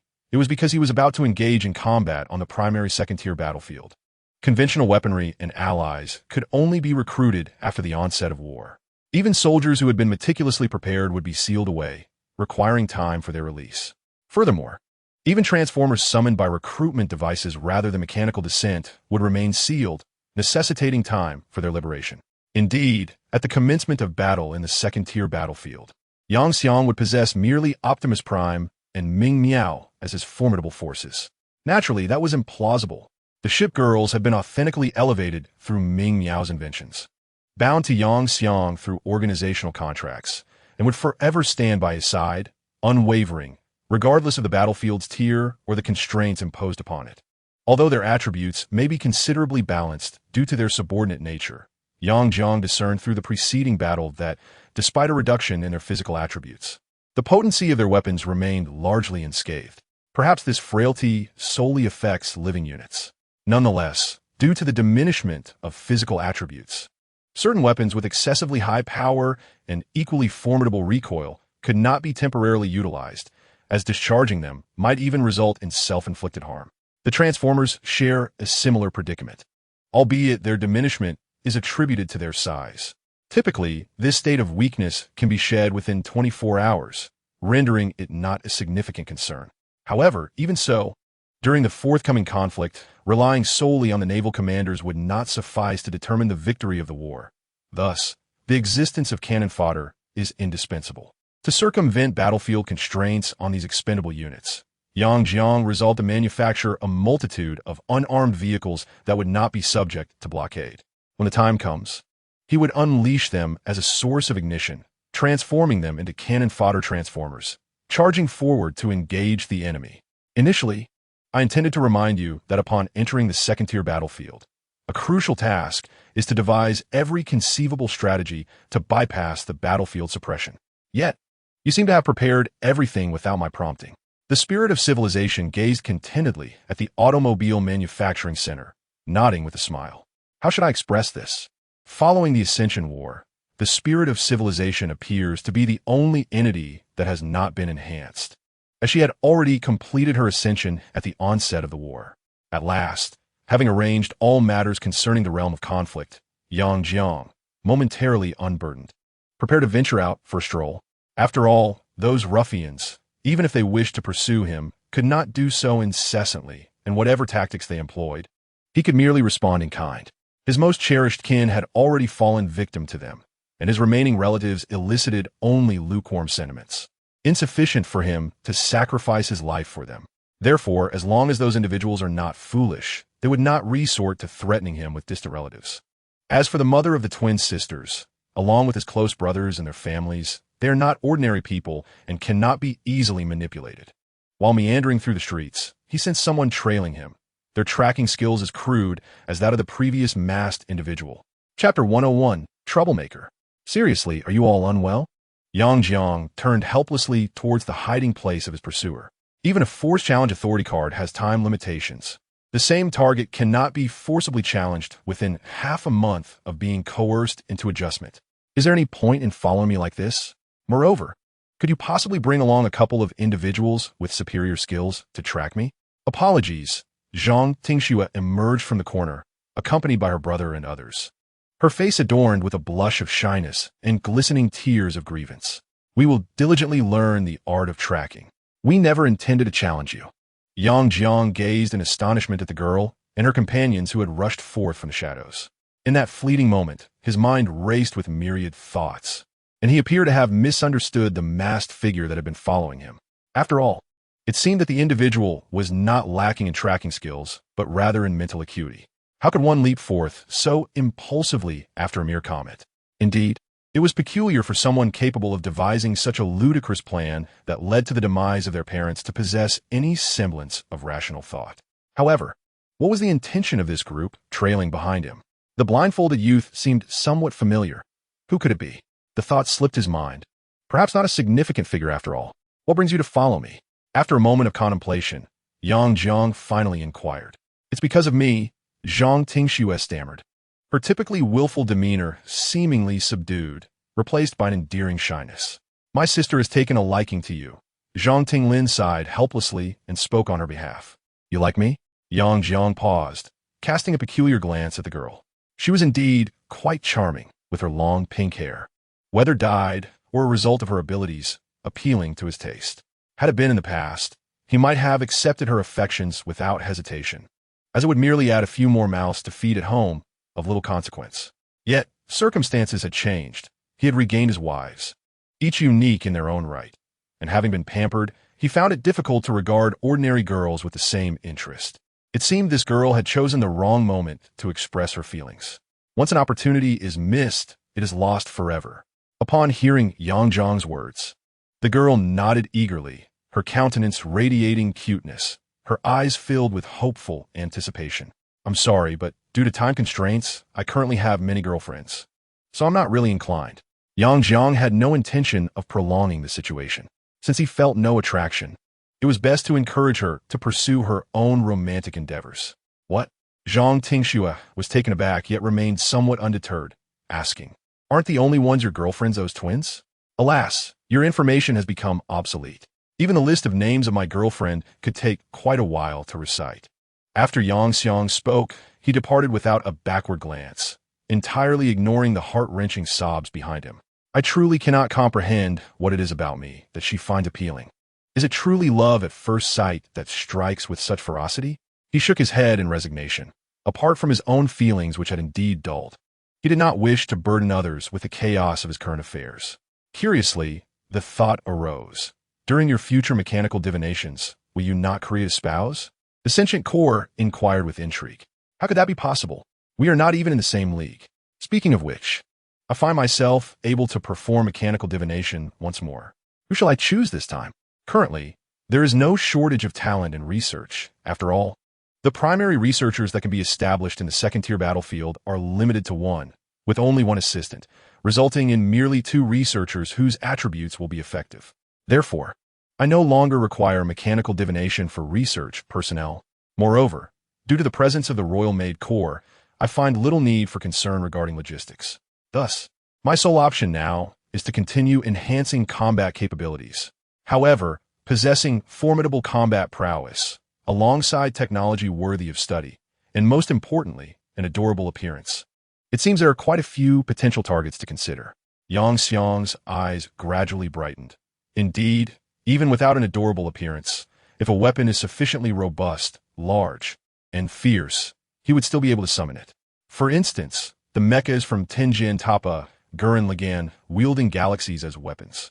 Regrettably, he is not yet powerful enough. Even if he could summon such entities through mechanical divination, they would not yield significant power. Furthermore, the disparities in the technological tree may hinder research, potentially wasting a mechanical divination opportunity.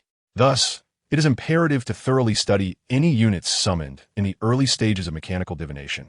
Of course, as he progresses and his technological tree ascends to a certain level, he will be free to summon whatever he desires.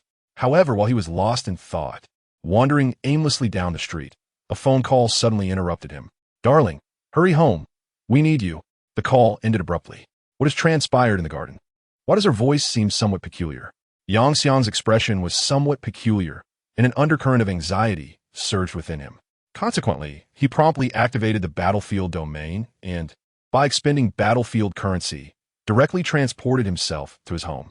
Upon his arrival, he discovered that the young girls, nearly indistinguishable from his daughter or sister, including the destroyers and submarine Lolas, were blushing and shyly hiding in a corner, casting furtive glances in a particular direction. Following their gaze, he beheld his wives. However, inexplicably, each of them emanated a faint vapor, as if the boilers of their naval outfits were on the verge of boiling over. What could be the cause of this? Yang Xiang was momentarily taken aback by the familiarity of the scene. It resembled the antics of Abercrombie. That mischievous imp had substituted today's ingredients with that fish which had once swallowed him whole. "Fear not, for we are merely indulging in a children's meal." The bluefin tuna interjected, swiftly reporting on Abercrombie, her fellow heavy cruiser who also had a penchant for mischief. Yet, before Yang Xiang could confront that troublesome girl, an overwhelming sense of danger suddenly enveloped him. Ultimately, after leaving 10 scratch marks on the floor with his nails, he vanished into an indescribable darkness. Chapter 102. Update complete. A tumultuous battlefield. Bluefin tuna. Aren't you joining the commander and the sisters for some fun? The spiny fish inquired, a mischievous glint in her eyes, considering they were of the same submarine model. That incident had merely been an accident, after all. Bluefin tuna's face flushed crimson as she spoke, completely shedding her former mischievous demeanor. How did it feel that day? The blowfish chimed in, having approached, oblivious to how their commander had treated Bluefin tuna during the incident. What did it feel like? Bluefin tuna's face reddened even further. The day had not unfolded as they might imagine, although she wished to brush it off. Her fellow destroyers and submarine sisters were insatiably curious, leading to her being encircled. Reluctantly, she began to recount the events of that day with the commander, only for the group of excited youngsters to gradually turn disinterested.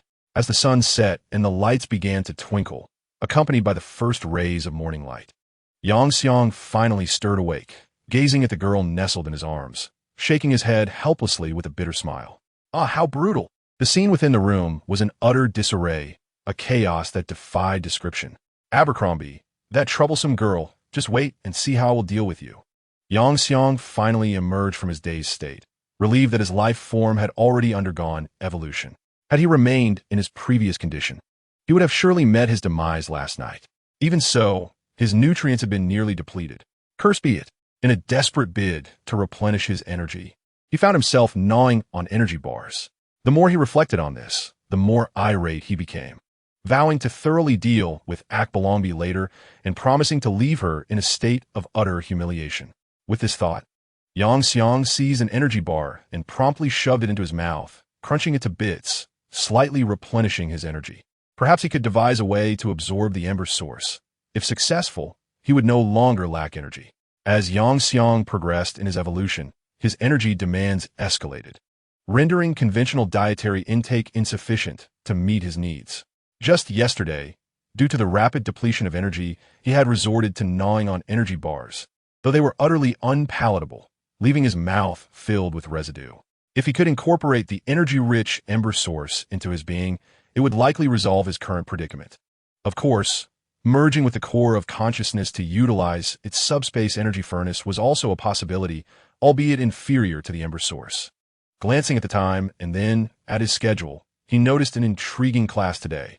He gently patted Belfast's back, rousing his beloved head made from slumber. "Commander?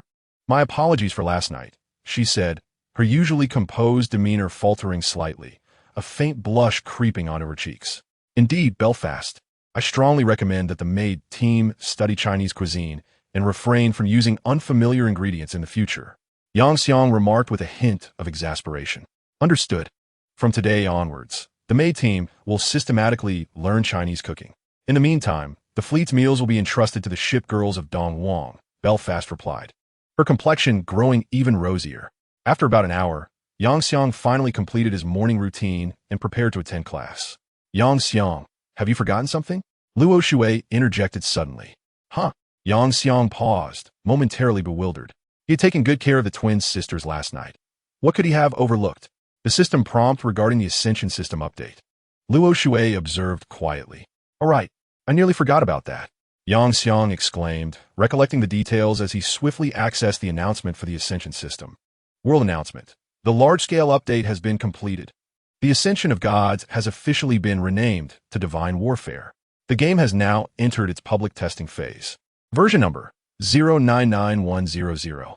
Due to this renaming, all participants previously known as Ascenders will now be referred to as Chosen Ones. The realm of war once held by the Chosen Ones is now designated as the Divine Domain. The innate abilities of the Chosen Ones have been rebranded as Divine Authority. The profession system is now officially open, with the advancement paths for warlords and war maniacs having been recognized. The path of the warlord is now called the Pioneer, and the path of the war maniac has been renamed the God of War. A plethora of new professions have been unlocked. Specific advancement rules await your exploration, as the previous balance mechanism did not satisfy the majority of Chosen Ones. It has now been entirely revamped. Click to view details. The familiar mechanism has also been reworked. Click to view details. Certain special items and the Holy Relic mechanism have undergone revisions. Click to view details. The faction suffixes have been removed. A new faction module has been introduced, allowing you to tailor a faction that best suits your needs. Click to view details. Yang Xiang rubbed his eyes, ensuring he was not mistaken. Was this truly an update? It felt as though the underlying logic had shifted entirely. Was it not merely the introduction of a new system? The spirit of civilization quietly appeared beside Yang Xiang, inquiring, "Do you know?" Yang Xiang hesitated, responding, "Well, I think I might, yet I also feel uncertain. It seems that part of the information has vanished due to my current state." The spirit of civilization contemplated for a moment before reluctantly saying, "Very well." Yang Xiang rolled his eyes, sparking curiosity in others only to follow with uncertainty was indeed infuriating.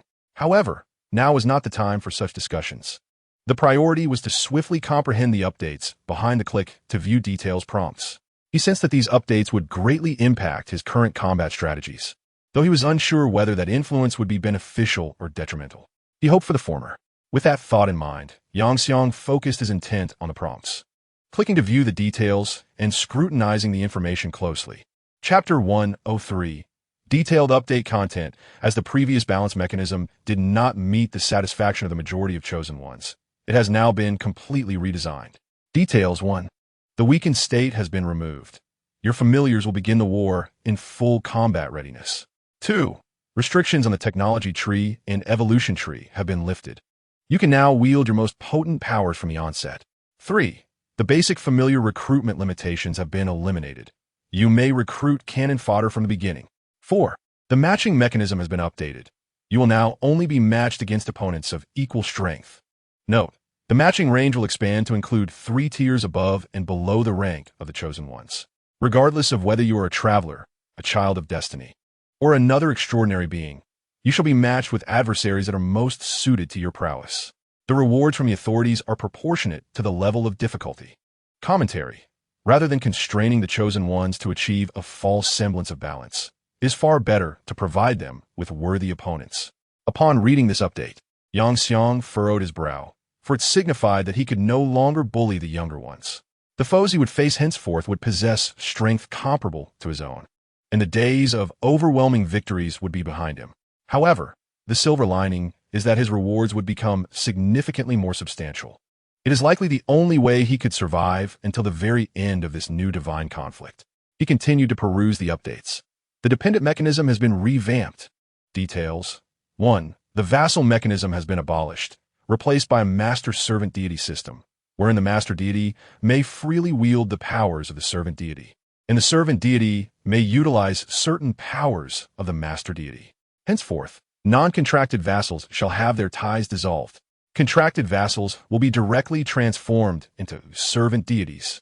Note, establishing a master-servant relationship requires both parties to achieve a certain level of bond.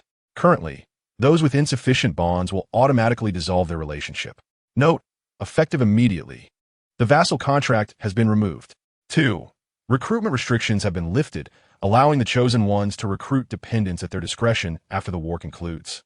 Note, recruitment costs have been adjusted. Note, only those whose powers align with the chosen ones can unleash their full potential. 3. The procreation function for dependents has been activated, allowing your dependents to bear offspring and engage in active reproduction. It appears that it will be quite challenging for those individuals to amass a multitude of vassals. No, rather, they're now termed servant deities. Achieving a sufficient bond between both parties is necessary. Is it? Yang Xiang chuckled to himself, and then he accessed the new dependent module. A mere glance revealed that the bond values with his fleet girls were at their maximum. Naturally, this was an exceedingly normal occurrence. Furthermore, the previously signed organizational contract was now entirely void, and the fleet girl statuses had seamlessly transitioned into that of his servant deities, granting him the liberty to wield any of their skills, thereby significantly enhancing his own strength. However, this held little significance, as typically he, as the commander, seldom set foot on the battlefield. If the time came when he, as commander, needed to engage in combat, it would signify that an exceedingly grave crisis had befallen them. After reviewing his bond with the fleet girls, Yang Xiang turned his attention to the bond with the twin sisters. Surprisingly, their bond was also at its highest level. Indeed, something must have transpired between them in the past. Contemplating for a moment, Yang Xiang pulled Luo Shui and Luo Ling close and planted a kiss on their lips. Then he prepared to continue exploring the other updates. What? You inquire about Sei Yalan? Although the contract is no longer valid. The previously updated content mentioned that individuals like her, who had signed contracts in the past, are essentially bound to him. As for the Transformers, with the exception of Optimus Prime, they are merely his summoned subordinates and do not belong to this particular sequence. Notably, Optimus Prime and Ming Miao, as entities conjured by his mechanical divinity, have also been classified as his bound subordinates. Certain special items and the Holy Relic mechanism have undergone a revamp. For further details, due to a significant update in the Divine War, the effects of the War Spirit have been reworked. Please refer to your own War Spirit for specifics. Note, the War Spirit has been renamed to Divine Authority Statue. Yang Kong cast a puzzled glance at the update content before turning his attention to the Spirit of Civilization. While the Spirit of Civilization appeared bewildered, Yang Kong swiftly pulled her closer and effortlessly examined her light. "What are you doing?" the Spirit of Civilization exclaimed. Enveloped in a white, ethereal glow, slightly irritated. "The update suggested I take a closer look at you," Yang Kong instinctively replied. "Have you lost your mind? It meant for you to examine my attributes, not me." The Spirit of Civilization's cheeks flushed with embarrassment. Yang Kong unabashedly revealed his ulterior motives. No, at least. Well, it's inevitable with someone like you. Initially, the spirit of civilization, her face still warm, was at a loss for words. However, she ultimately sighed in resignation, accepting the situation and lying back. To her surprise, Yang Kong refrained from further actions and instead genuinely began to scrutinize her attributes. Divine Authority Statue, Civilization Type, Curio Effects. 1. Technology Tree Level 2-2. Increases technology research and troop deployment speed by an additional 23. Civilization development speed increased by 10-4. Civilization compatibility. You may utilize any technology tree. The binder must meet the following conditions. Divine Authority can develop civilization. The changes are not particularly pronounced, but the development speed of civilization can indeed utilize other technology trees. This seems somewhat intriguing. As Yang Kong spoke, taking advantage of the spirit of civilization's distraction, he suddenly embraced her in his arms. This time, she merely blushed and called out, then obediently nestled into Yang Kang's embrace. Yang Kong smiled and continued to examine the update content. Faction suffixes have been removed. A new faction module has been introduced, allowing you to tailor the faction that best suits you. For details, please check your faction module. Regarding this matter, Yang Xiang found himself quite inclined to express his grievances. He often felt that it was reminiscent of a divine warfare system, yet he could not articulate his frustrations. However, he had no choice but to patiently explore the newly added faction module. This so-called faction module essentially granted them the liberty to choose the developmental trajectory of their own faction, allowing them to evolve beyond the constraints of their original attributes. For instance, Yang Xiang's awakened mechanical empire had now transformed into a corresponding module, enabling him to either continue with this module and progress along its branches or generate a new module tailored to his current circumstances. Chapter 104. On the study of faction modules, Yang Xiang quietly examined his faction module and discovered that his original mechanical empire had now branched out into a plethora of extensions and developmental directions, seemingly awaiting his selection. Simultaneously, this module could be subdivided into numerous singular attributes, which could be utilized to attempt the creation of other faction modules. Additionally, aside from this original faction module, there existed another peculiar module labeled Faction, Data Deleted. Details, data deleted. What could this possibly mean? Furrowing his brow, Yang Xiang received a voice call from the God of Wisdom. Hello, can you hear me clearly? True to the title of the God of Wisdom, there emanated an extraordinarily sagacious tone from a voice. As Yang Xiang listened to this voice imbued with wisdom, he felt an involuntary twitch at the corner of his mouth. What do you want? Let me make it clear. I shall never become your divine envoy. At this point, you can't even aspire to that. Following the update of the divine warfare, you are now all in the reserve ranks of the gods. Becoming a divine envoy is no longer an option. Yang Xiang rolled his eyes. Why did he suddenly veer off topic? Ultimately, he had no choice but to steer the conversation back to the matter at hand. Do tell me, what is it that you require? Oh, I almost forgot. It pertains to your rather unique faction. Because this faction is related to your eye, and due to the peculiar status of your eye, most of the relevant information has been rendered garbled. Therefore, if you wish to see clearly, you must rely on that eye of yours. However, my purpose in speaking with you today is not solely about this matter. It is because the public testing of divine warfare has officially commenced, and many benefits have been revoked. Now, under no circumstances should you perish. Even if you possess resurrection items, treat them as if they do not exist. Remember this. I cannot divulge much more, but this point is crucial. Above all, do not die. Listening to the words of the goddess of wisdom, Yang Kong paused for a moment. He had never heard of anyone encountering issues after using a resurrection item. Could there be some hidden problems within? Contemplating this, Yang Kong became secretly cautious. All right, the call cannot be prolonged. Let's not discuss your wretched eye any further. Farewell, and remember my words. As the goddess of wisdom concluded the voice call, it was abruptly terminated. Do you understand what transpired? Yang Kong turned towards the spirit of civilization, and with the inability of even the goddess of wisdom to provide clarity, what could a mere artifact, confined to the battlefield, possibly elucidate?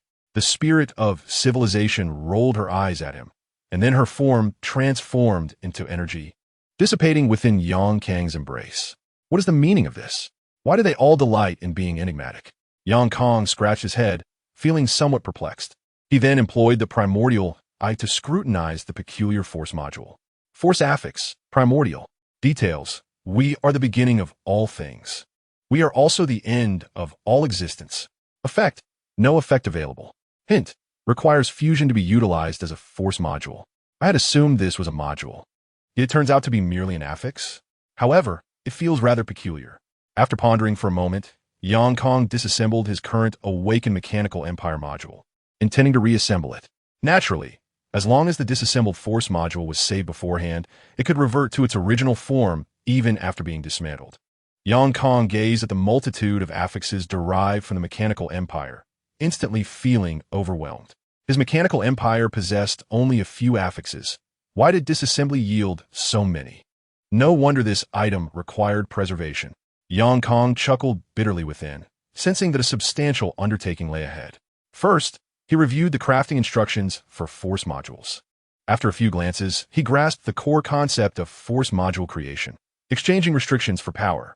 The more limitations established within the module, the greater the effects unleashed upon triggering the corresponding attributes.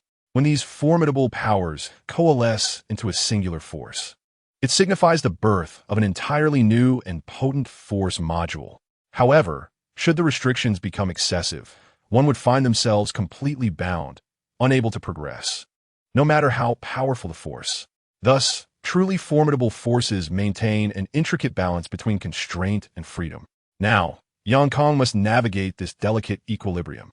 Although he could shape his force module at will, its essence remained tethered to their divine authority, and the exchange of restrictions for power was not a trivial matter. It necessitated careful alignment. Guang possessed dual divine rights, namely the mechanical era and the primordial I. His reluctance to solely wield either power stemmed from his desire to amalgamate them. An announcement indicated that he was applying for a divine battle to merge the core of his powers. A notification confirmed the success of his application, followed by an alert that the fusion was in progress. However, a warning soon followed. The fusion had failed. He was informed to attempt once more. After several iterations, each met with failure, Guang felt as though his mind was about to explode from the repeated notifications echoing in his thoughts. Finally, a notification chimed, indicating that the fusion had been completed. Gazing at the core of the fused powers, Guang was filled with a sense of helplessness. He had not anticipated such difficulty. Nevertheless, the fusion was ultimately successful. He then proceeded to craft the power modules. Each core had a maximum limit on the attributes it could accommodate, determined by the rarity of the divine rights. Since both of his divine rights were of a high tier, there was no upper limit on the attributes he could install. Is this thing not out yet? Guang pondered momentarily. No, the spirit of civilization has emerged again. Do not forget the constraints and powers. When there are no numerical limits, it signifies a deficiency in attribute strength. Therefore, if you reverse the notion and impose a numerical limit on yourself, you can gain additional strength to enhance the attributes.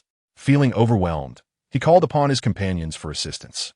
Guang looked at the chaotic array of attributes, particularly the numerous new ones birthed from the fusion of the two cores. His head was nearly bursting, yet fortunately, he had a reliable group of friends to support him. Chapter 105. The Cataclysm finally arrives. I think adding this one is better. Add it. I find this quite interesting. Add it. I just like this one. Then toss it aside. Commander, let us rest tonight. Include me. Add it, as the power modules could be freely disassembled and reorganized before final confirmation. Guang allowed his companions to engage in their playful chaos. After all, their joy brought him happiness as well. Done. It looks impressive. Commander, take a look. Miao Ming tilted her head, examining the crafted power module, sensing something was amiss but unable to pinpoint it. She quickly called Guang over. Power, primordial mechanical cataclysm type, apocalypse ideology, purification, pleasure, and integrity protocol faith. Guang details. Whether in technology or flesh, once they develop to a certain extent, they will inevitably disrupt the balance of the universe. Grandiloquent rhetoric is no longer necessary. We shall cleanse the entire cosmos. Effect. 1. At the onset of each war, mechanical awakening will envelop the entire realm and can be operated remotely. 2. Upon the commencement of each conflict, automatic acquisition of the ancient guardian status will occur, along with the authority to command related ancient mechanical constructs. 3. The loyalty cap for all mechanical life within the faction will be maximized, and fervor will be automatically granted. 4. You will possess the highest tier of the technological tree in the game and may pursue further research. 5.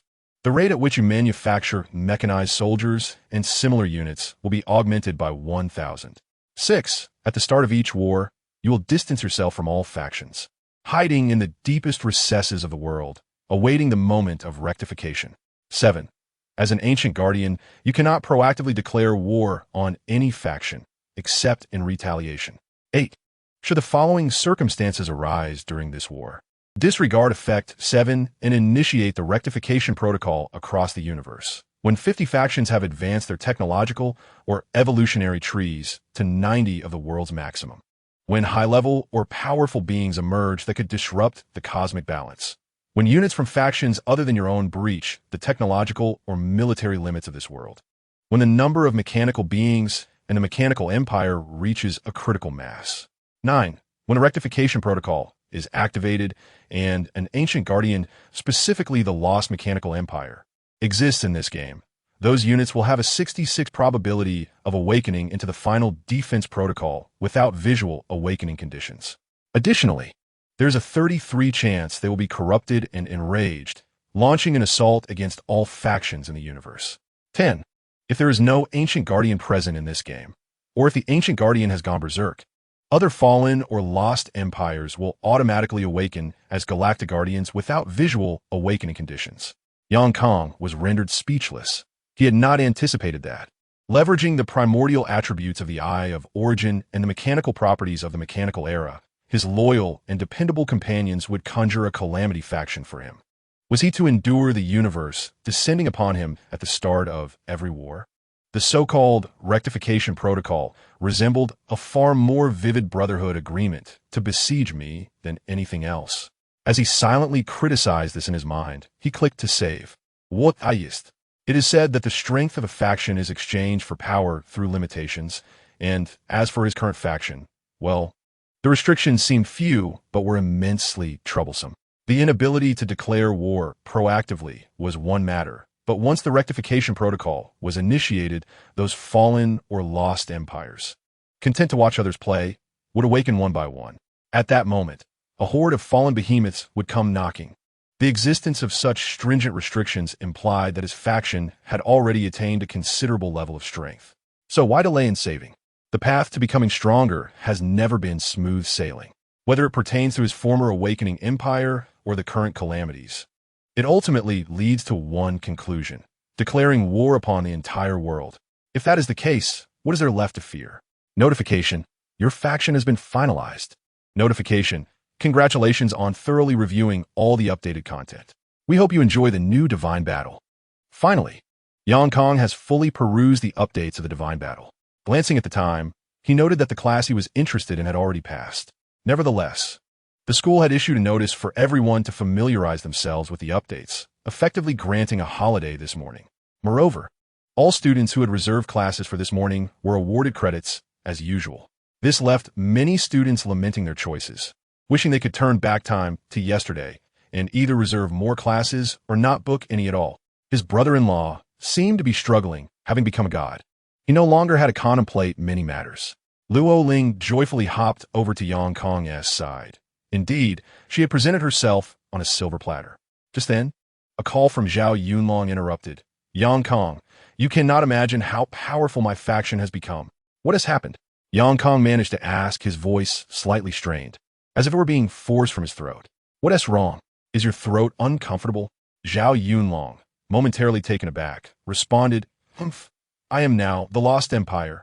Don't even think about plotting against me again. You simply cannot compete. Zhao Yunlong repeatedly scrolled through the details of his faction, his face beaming with joy. Although the Lost Empire came with numerous restrictions, these constraints also rendered it extraordinarily formidable. Essentially, the only entities capable of defeating the Lost Empire were either another Lost Empire or the Awakening Empire. Since they were using the internal lines of Cloud City, their conversation posed minimal risk of exposure. Don't get ahead of yourself. Don't forget the new balancing mechanism, which will ensure you face opponents of equal standing. Yang Kong retorted, dousing him with cold water. That may be true, but it also signifies richer rewards, meaning you'll find it even harder to catch up to me. Ha ha! Zhao Yunlong laughed boisterously, causing Yang Kong to feel veins bulging on his forehead. Chapter 106. Consolidation. It had been quite some time since entering the battlefield, and with this significant update, he was eager to see what kind of formidable opponents awaited him. Hence, your friend Zhao Yunlong extends an invitation to engage in a divine battle. What say you? Will you join? Zhao Yunlong appeared to be completely elated. All right, you said it. Yang Kang's voice gradually rose, seemingly concealing something beneath the surface. It seems to be an expression of something, doesn't he it? Very well. Let's first dine together at noon, and then we shall engage in a discussion in the afternoon. At this moment, Zhao Yunlong appeared to regard the war as a mere triviality, embodying a sense of arrogance. However, if one were to stand beside him, they would notice his countenance was remarkably serene, with only his voice betraying any exaggeration. Yunlong, what are you intending? Zhao Mingyun inquired, gazing at her fiancé with a hint of confusion. According to a confidential file from my father, if one can triumph over a fallen or lost empire in war, there exists a chance to ascend to a similar power. After all, he is my dear brother. If I do not assist him, who will? Zhao Yunlong chuckled softly. Then why not simply inform him directly? Li Mingyun, perplexed, settled beside him. Uft, that scoundrel used to boast about courting wealthy women, but in truth, he is not that kind of person at all. If I were to bring it up, he would likely disregard me entirely. Zhao Yunlong replied with a hint of resignation. Ah, in that case, I shall support you, my dear, Yang Kong declared, casting the phone aside, his eyes glinting with a peculiar light. It was inconceivable that Zhao Yunlong would utter such words.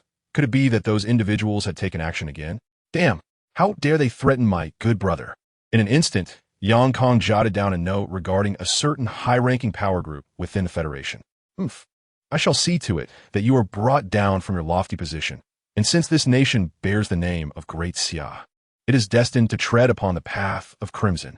After that ridiculous experiment was executed, the seeds of hatred and prejudice had already been sown, destined to blossom and bear fruit over time, the nature of which remained a mystery. Gently lifting the somewhat weary Luo Ling from his body, he placed her in the bedroom. Alas, this foolish girl, if only she could remain in such a state of blissful ignorance all day long. It seemed rather delightful. As he mused, he began the integration of his divine domain. There were still numerous matters requiring his direct intervention, such as the technological trees of the Harbor District and Cybertron, which had yet to be fully unified into the technology tree of his mechanical epoch. The existence of multiple technological trees was far from ideal, as it would dilute the research pace of their development. Nevertheless, within his realm, having transitioned from the awakened empire to the cataclysm, upon entering the world of war, he would acquire the highest technological tree attainable in that realm. However, he possessed the ability to continue advancing, breaking through the highest technological limitations of that world. Furthermore, once they departed from the war world, their technological trees would revert to their state prior to entering the war realm. Thus, having a completely unique technological tree was of utmost importance. Activating the mechanical intellect and connecting to the computational core of consciousness, he aimed to calculate the optimal fusion scheme and development direction for the two types of technological trees. As Yang Kang's words fell, his once vibrant eyes grew chillingly cold, inundated with incomprehensible data streams.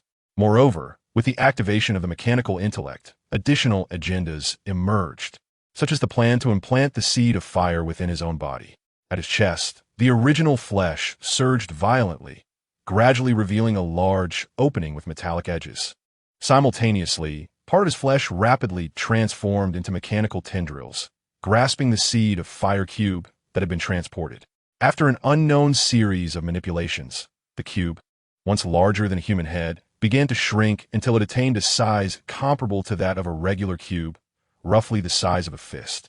He swiftly placed it into the gaping wound in his chest. Upon the insertion of a seed of fire cube into Yang Kang's body, a multitude of vein-like structures immediately connected to it. The subsequent changes were obscured as Yang Kang's flesh gradually returned to its original position, rendering them invisible. However, as the seed of fire cube settled within him and established a connection, an overwhelming surge of energy flooded into his body, akin to a parched desert encountering a long-awaited source of water. In that moment, Yang Kang's form was utterly awakened. Simultaneously, his physical attributes began to ascend at a remarkable pace, and following a rapid growth phase, they remained in a prolonged upward trajectory. It is worth noting that although the fire seed source was not classified as a divine-level item due to its singular functionality, its essence still encompassed the qualities of a divine artifact. Even if the user's level was insufficient to unleash its full potential, its inherent magnitude remained, constrained only by Yang Kang, who was still a relatively minor player in this grand scheme. Thus, such a formidable object, upon merging with Yang Kang, was bound to reveal its immense strengths. Furthermore, the fire seed source possessed terrifying computational power, and once integrated into Yang Kang's being, his processing speed surged exponentially. Before long, he completed the integration of the technological tree. Henceforth, the Mind Cube and Cybertron technology were entirely assimilated into Yang Kang's technological framework. Now, Yang Kang was capable of utilizing the Mind Cube to create transformers or to fabricate entirely new Shipgirls armaments, which, of course, were also derived from transformers. The Mind Cube was particularly facile for him to manufacture. Indeed, it was generated mechanically. After all, it could create mechanical life. Thus, it could also be categorized within the realm of machinery. Yes, precisely. Naturally, I shall refrain from delving into specific details at this moment, as they will be addressed later. The most pivotal matter at present is that Yang Kang has liberated the mechanical consciousness. Gazing at the substantial work accomplished during his mechanical consciousness state, his previously youthful visage suddenly contorted, bursting into wild laughter. So that's it, I understand now. It turns out that the greatest strength of mechanical consciousness lies in its capacity for handling tasks. Ha ha ha ha. Chapter 107. Arrival of Equal Strength. Why does it feel like you've changed from the person I once knew? In a certain restaurant, upon seeing Yang Kang, Zhao Yunlong inquired with a hint of confusion. He couldn't quite fathom why the once somewhat delicate youth now exuded an aura of sharpness, coupled with a flicker of madness hidden deep within his eyes. What had he been through recently? Zhao Yunlong pondered within himself, having undergone some experiences and grown a little. Yang Kang nonchalantly waved his hand and summoned the waitress, saying, This, and also these, all of them, please. The waitress, sporting a beaming smile, acknowledged that they were in a high-end restaurant where, apart from the food prices, a service charge was levied, a portion of which was hers. As the charges were proportional, the more expensive the items ordered by patrons, the more she earned. No, you've misunderstood my intent. I meant to say that I do not wish to order any of those. Yang Xiang chuckled, exclaiming provocatively, Oh? The waitress stood momentarily stunned. What about those dishes you don't want? Indeed, bring me a menu. Zhao Yunlong replied with striking grandeur. In the next instant, both simultaneously declared, Let this feast be a farewell banquet for my brother. Yes, I understand. I shall instruct the kitchen to prepare immediately. The waitress, noticing the earnestness in their demeanor, promptly grasped the menu and hurried towards the kitchen. Just so you know, the one who loses this battle pays the bill. Zhao Yunlong suddenly remarked as he observed the waitress's departing figure. I was just about to mention that, Yang Xiang replied, his face adorned with a smile. Initially, he had feared that Zhao Yunlong was being coerced by someone, suspecting that this lunch was a threat from that individual. However, he soon realized that his friend was unscathed, leading him to conclude that Zhao Yunlong's earlier audacity stemmed from sheer arrogance. Such a situation necessitated a correction in the character of his dear brother. You seem quite confident, Zhao Yunlong remarked with a smile, his demeanor excessively flamboyant as he even embraced his fiancée, planting a kiss on her cheek. Aren't you going a bit overboard? Yang Xiang, who had intended to indulge Zhao Yunlong's exuberance, furrowed his brows upon witnessing the display. What of it? This woman is merely my subordinate, a mere plaything. Do you truly believe I regard her as something precious? Zhao Yunlong asserted, his hands becoming increasingly unruly. Upon hearing his words, Li Mingyun's face flickered with a trace of sorrow, yet she maintained a forced smile in his embrace. Yang Xiang, observing this scene, tightened his brow further, unable to fathom how his brother had so quickly descended into such an unsightly state after a slight increase in strength. Unbeknownst to him at that moment, a flurry of messages erupted between his dear brother and his fiancée on their communication panel. Zhao Mengyun, darling, your amorphous battle symbiote ability is truly remarkable. Zhao Yunlong, you little brat, be gentler with me. Zhao Mengyun, I'm merely returning the favor for all those past misdeeds of yours. Zhao Yunlong, no way. I'm ever so gentle. Zhao Mingyun. Yet, it has happened so many times. Given the limited time, I must go all out. Besides, this will surely infuriate Yang Xiang even more. Let a hint of pain cross your face. As they chatted, a sudden expression of anguish crossed Zhao Mingyun's face in Zhao Yunlong's embrace. Zhao Yunlong, you are a scoundrel. Yang Xiang could no longer bear it. He found it unbearable to witness his dear brothers fall from grace. Without further contemplation, he directly launched an invitation for war against the adversary before him. Naturally, he did not forget to inform the waitress waiting outside and prepaid for the meal. The moment Zhao Yunlong accepted the challenge, the two figures vanished from the private room. Outside, the waitress's face revealed a hint of a smile, slowly transforming into the visage of senior sister Shangguan Mingfei from the welcoming committee. Indeed, they made a remarkable pair of brothers. However, it remained uncertain how far they would advance. Sister Mingfei, what exactly is happening this time?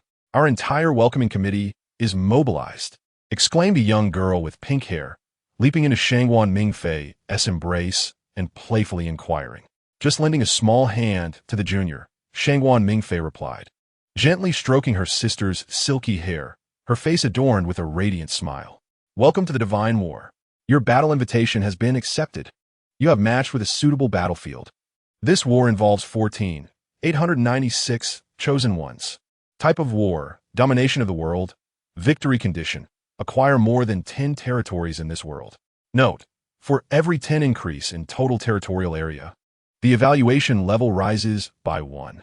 This can be maximized. Exiting this world, occupy and garrison a city with a population of over 100,000 for 72 hours.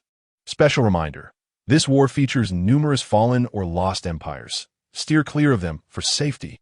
Wishing you a pleasant battle in this realm. The above was the world announcement received by Yang Xiang upon entering this realm, along with a unique additional notice. Warning, this world contains mechanical lost empires.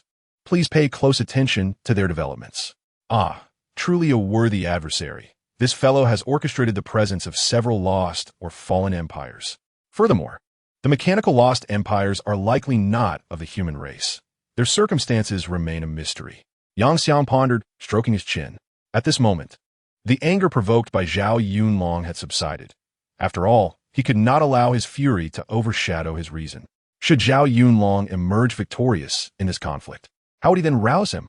Meanwhile, his subordinates had commenced their tasks according to the pre-established policies, with their primary objective being the immediate breakthrough of the technological limits of this world.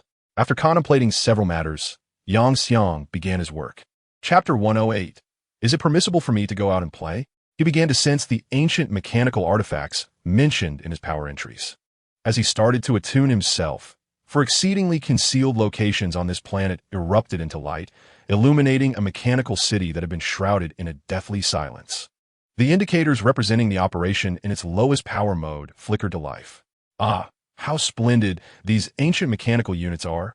A look of delight spread across Yang Zhang's face. At this moment, he yearned to initiate a war. Alas, as an ancient guardian, he was prohibited from declaring war on any faction, except in retaliation. Bound by the limitations of Effect 7, he found himself utterly unable to wage war.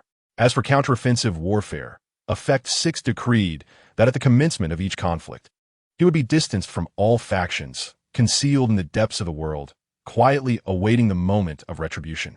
For this reason, Yang Jiang had been cast into the farthest corners of this planet at the outset, hoping for others to launch an attack against him. It seemed more prudent to await the activation of Effect 8.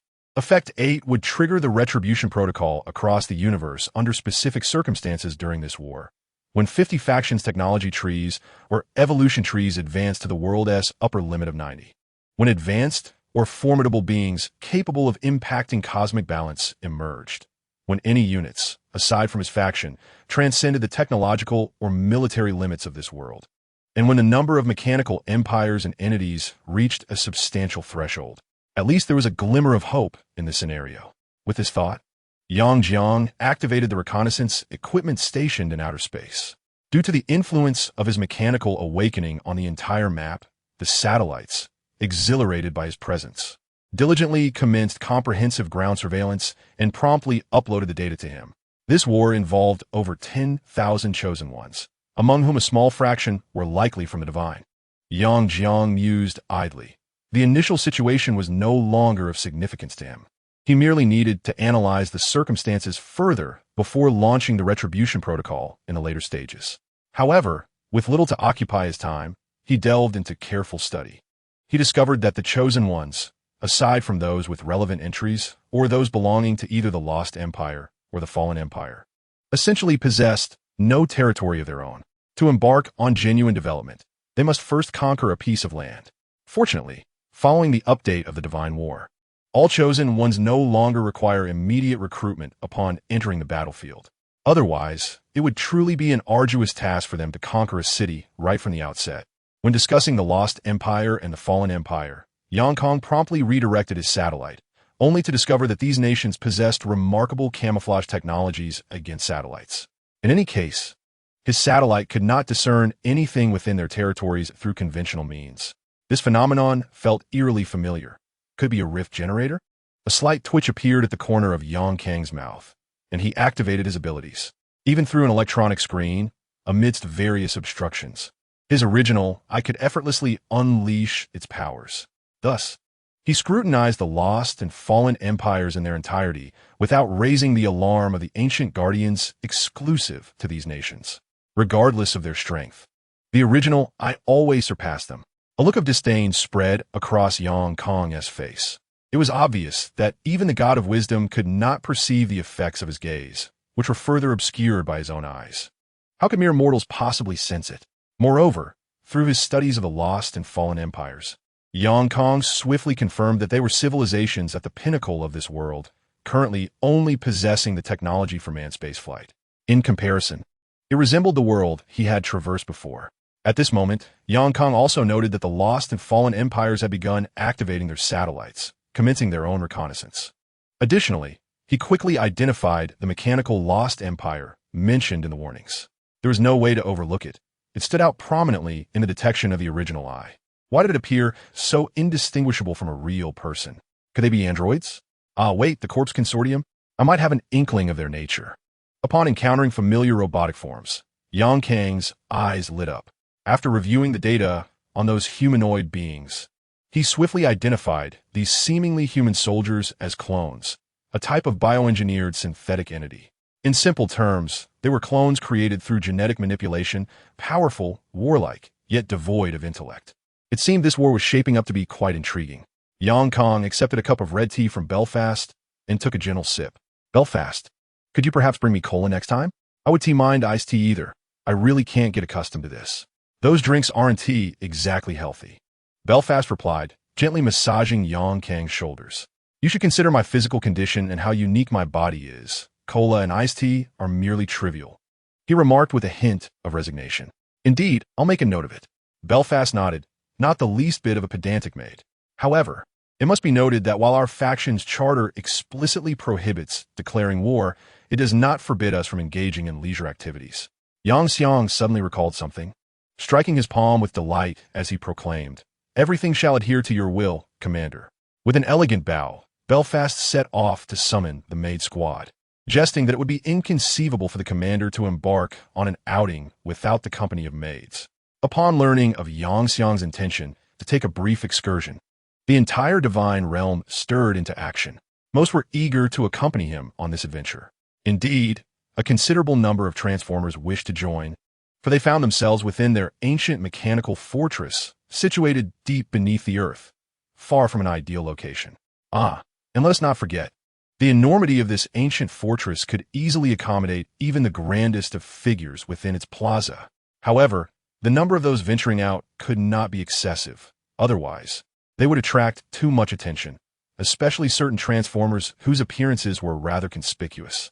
As the head mate of the Divine Realm, Belfast was tasked with managing these logistical matters. Chapter 109. Arrival soon enough, Belfast finalized the selection of those who would accompany Yang Xiang, which included 3 maids, herself among them, along with the garden, who always considered herself the commander's childhood friend, her inseparable twin sisters, and a Raffaele who had fallen asleep, draped over the commander. Their mode of transportation was a tin can, and due to their numbers, they required just one. Any more would have been impractical, for the tin could not bear the weight. And there were also some members of the Tape Legion who did not occupy much space. This arrangement was still contingent upon Raffaele resting on Yang Xiang, or else the transformed 7-seater tin would indeed have struggled with capacity. Utilizing the teleportation device within the ancient fortress, the group soon found themselves amidst an endless expanse of desert. My proud master, which direction shall we proceed? Sirius immediately transformed into an eager companion. According to satellite maps, we are currently at the heart of a vast desert. Heading westward leads us to a relatively prosperous nation in this world, and for tourism, one must undoubtedly venture to flourishing locales. So let us embark. Yang Xiang resolved to seize the opportunity to explore this world and its nations before the onset of war, for once it began, everything would be reduced to scorched earth. Moreover, many chosen ones had a penchant for capturing the indigenous peoples of war-torn realms as slaves. Once conflict erupted, this world would be irrevocably devastated. This damn divine war. Yang Xiang merely contemplated the countless nations and worlds that had already been consumed by the flames of war, all stemming from the whims of the gods. Certainly, there may exist some other, more dreadful circumstances. However, Yang Kong could only express his sentiments momentarily. As one of the beneficiaries of war, he could not and would not halt his relentless pursuit. Unlike in the past, when he was solitary, he now found himself surrounded by numerous individuals who cherished him and whom he adored. He must lead them toward a path illuminated by hope. He must ensure their survival. Following the command from the commander, the armored vehicle surged westward at full speed. Suddenly, several propulsion devices extended from its rear, igniting.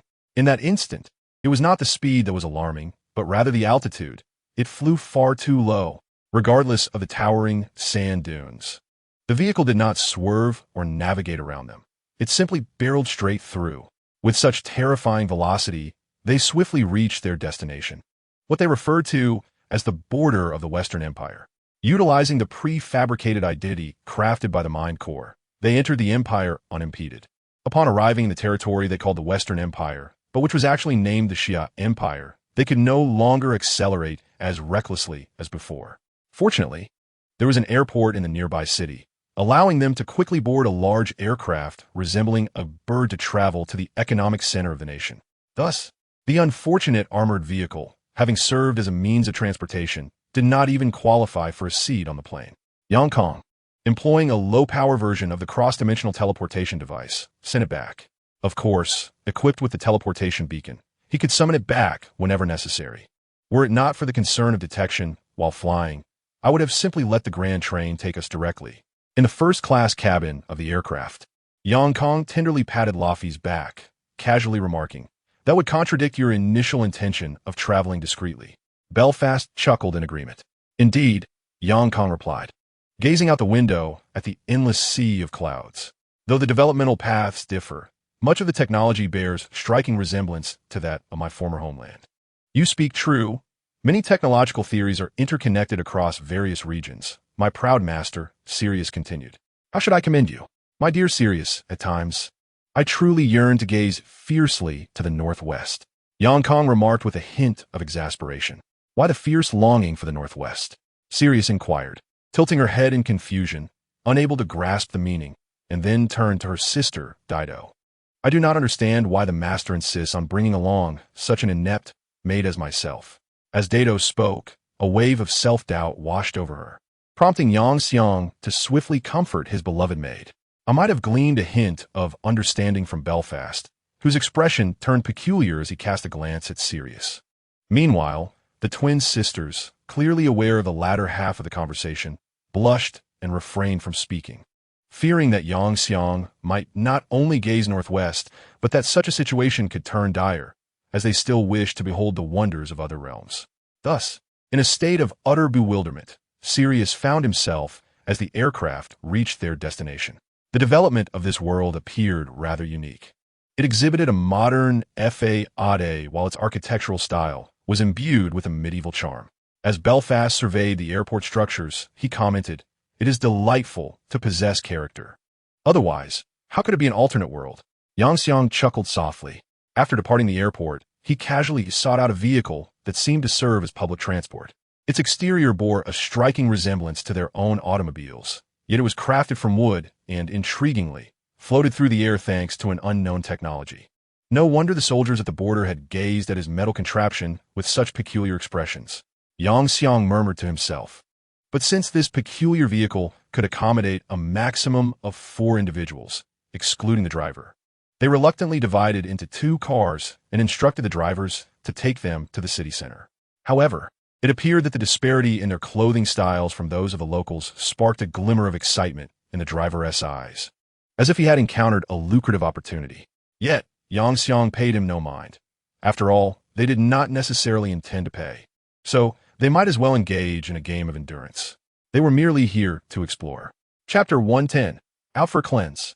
Thus, Yang Xiang and his entourage found themselves in the taxi, likely circling the city and marveling at the myriad differences from their original world. Eventually, the taxi driver seemed to tire and came to a halt before an upscale hotel. Dear customer, your journey has cost you 12,248 Xia coins. Allow me to offer you a discount. I shall charge you 12,250. Yang Xiang was taken aback. Is this? Yes. Not only did you take a detour, but what is this nonsense of rounding up? Observing the bewildered expression on Yang Yang's face, the driver wore a look of disdain, turning his head and tilting his chin to indicate a certain direction.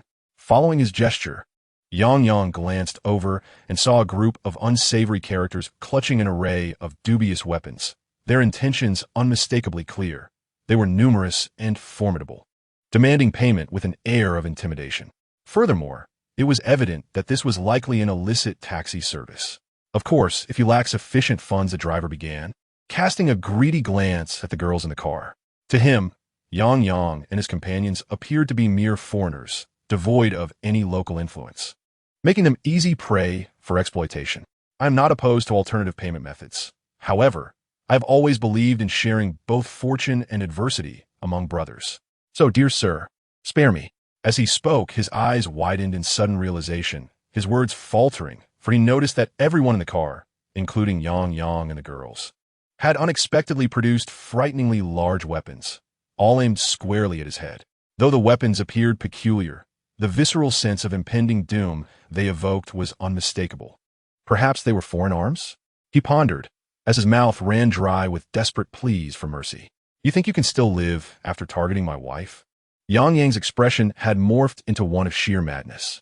Recognizing the futility of expecting clemency, the driver hastily flung a handful of debris towards Yang Yang and the others before bolting from the vehicle. Unfortunately for him, the cigarette he tossed, while revolting, was effortlessly deflected by the protective barriers that had materialized around Yang Yang's group. The only reason they refrained from firing immediately was the proximity. An explosion at such close range would be decidedly unpleasant. Thus, as the driver distanced himself, a cacophony of gunfire erupted. Boom, boom, boom. The wretched driver was obliterated into a scattered array of unidentifiable remnants, with a mindset to eradicate evil entirely. Yang Yang and his companions redirected their fire towards the clearly nefarious individuals nearby. Boom. Ultimately, none of the malicious gangsters managed to escape. Yet, despite the chaos they had unleashed, no alarm was raised. In fact, the doorman of the upscale hotel utilized a walkie-talkie to contact certain individuals, instructing them to tidy up the mess. The gang outside had been swiftly dispatched, debris strewn across the ground, and there was a sense of urgency to restore order and ensure business continued uninterrupted. With a beaming smile, the doorman approached, inquiring, "Are you guests here to stay at the hotel?" "Indeed, the finest accommodations available," Yang Jiang casually remarked. "You have indeed come to the right place. In the entirety of Central City, the presidential suite in my family's hotel boasts the highest configuration. Please come inside." The bellboy, whose smile had previously been bright, now transformed into one of obsequiousness. He was about to open the door for Yang Jiang and his companions when they were intercepted by Belfast and her fellow maids. As the commanding maids, it was their duty to handle such matters. The bellboy glanced at the elegant maids and then at the receptionists at the hotel entrance, who now appeared quite pale with fear. He shook his head, considering the lifeless bodies of the gangsters nearby. Although their attire was somewhat peculiar, it was unmistakably maid uniforms. It was clear that anyone who could traverse such a distance while embodying a maid's role was not to be trifled with. Alas, their demise today could be deemed justly deserved. As they made their way towards the lobby, Yang Jiang instructed the neural core to transfer the assets of the gangsters he had dispatched to their names, including their digital currencies. Indeed, this nation supports digital currency. It is no wonder it has advanced to aerospace civilization. Is Central City truly so chaotic? How is it that we encountered these nefarious individuals so swiftly? Yang Jiang inquired of the bellboy, who seemed to be unfamiliar with the local conditions of the Xia Empire. Those wretched folk possess no rights and rely solely on their numbers for survival, engaging in a life of crime. They're the kind that the local constables can hardly be bothered with, as long as they remain outside the jurisdictions of the officers. Our hotel, situated near the slums due to the selection of its location, often attracts these characters who disguise themselves as taxi drivers to lure patrons and swindle them. However, as their schemes are typically minor in nature, they go largely unaddressed. Yet today, they have crossed paths with you, Mr. Yang, and that is indeed their misfortune, the bellboy remarked, not forgetting to praise Yang Jiang in the process. Ah, I see. Yang Jiang nodded in understanding.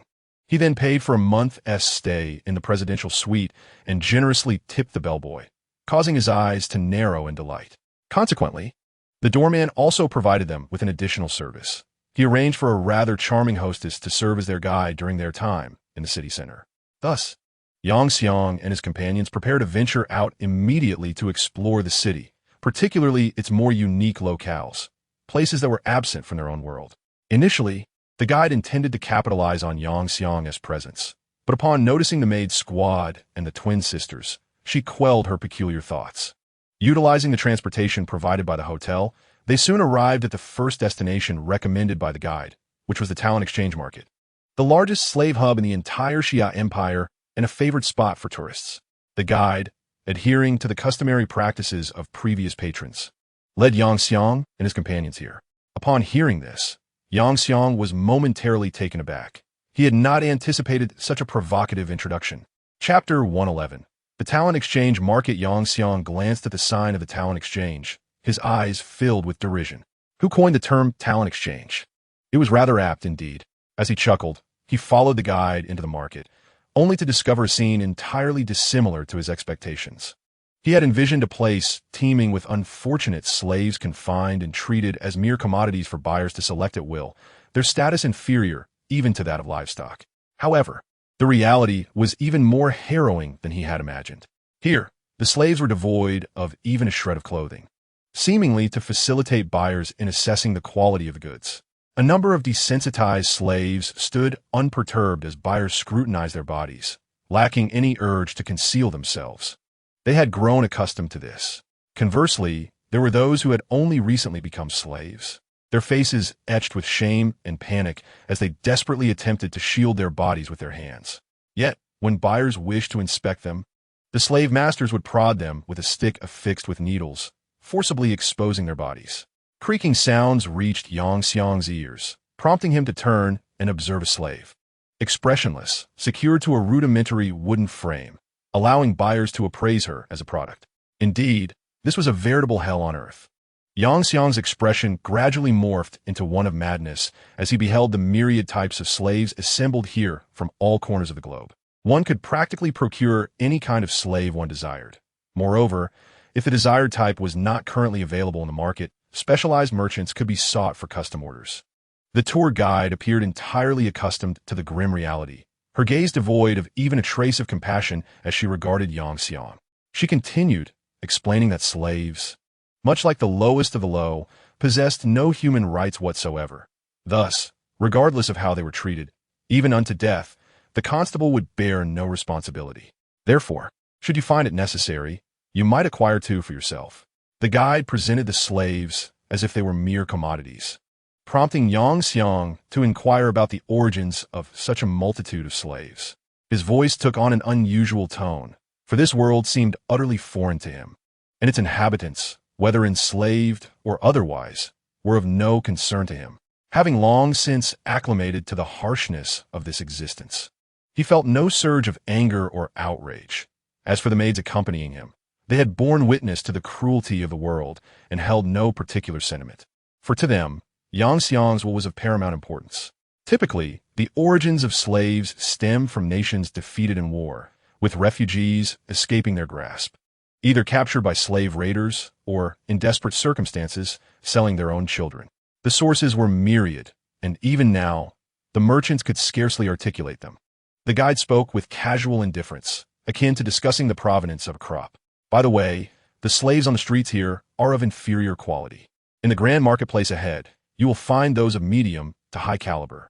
Allow me to escort you there. You may very well fancy some of the premium selections. As the guide gestured toward the expansive marketplace, it became evident that she had been observing the expressions of Yang Xiang and his companions since their entry into the talent trading market, particularly Yang Xiang, the leader. Had she sensed any inkling of discontent, she would have refrained from leading them to the grand marketplace.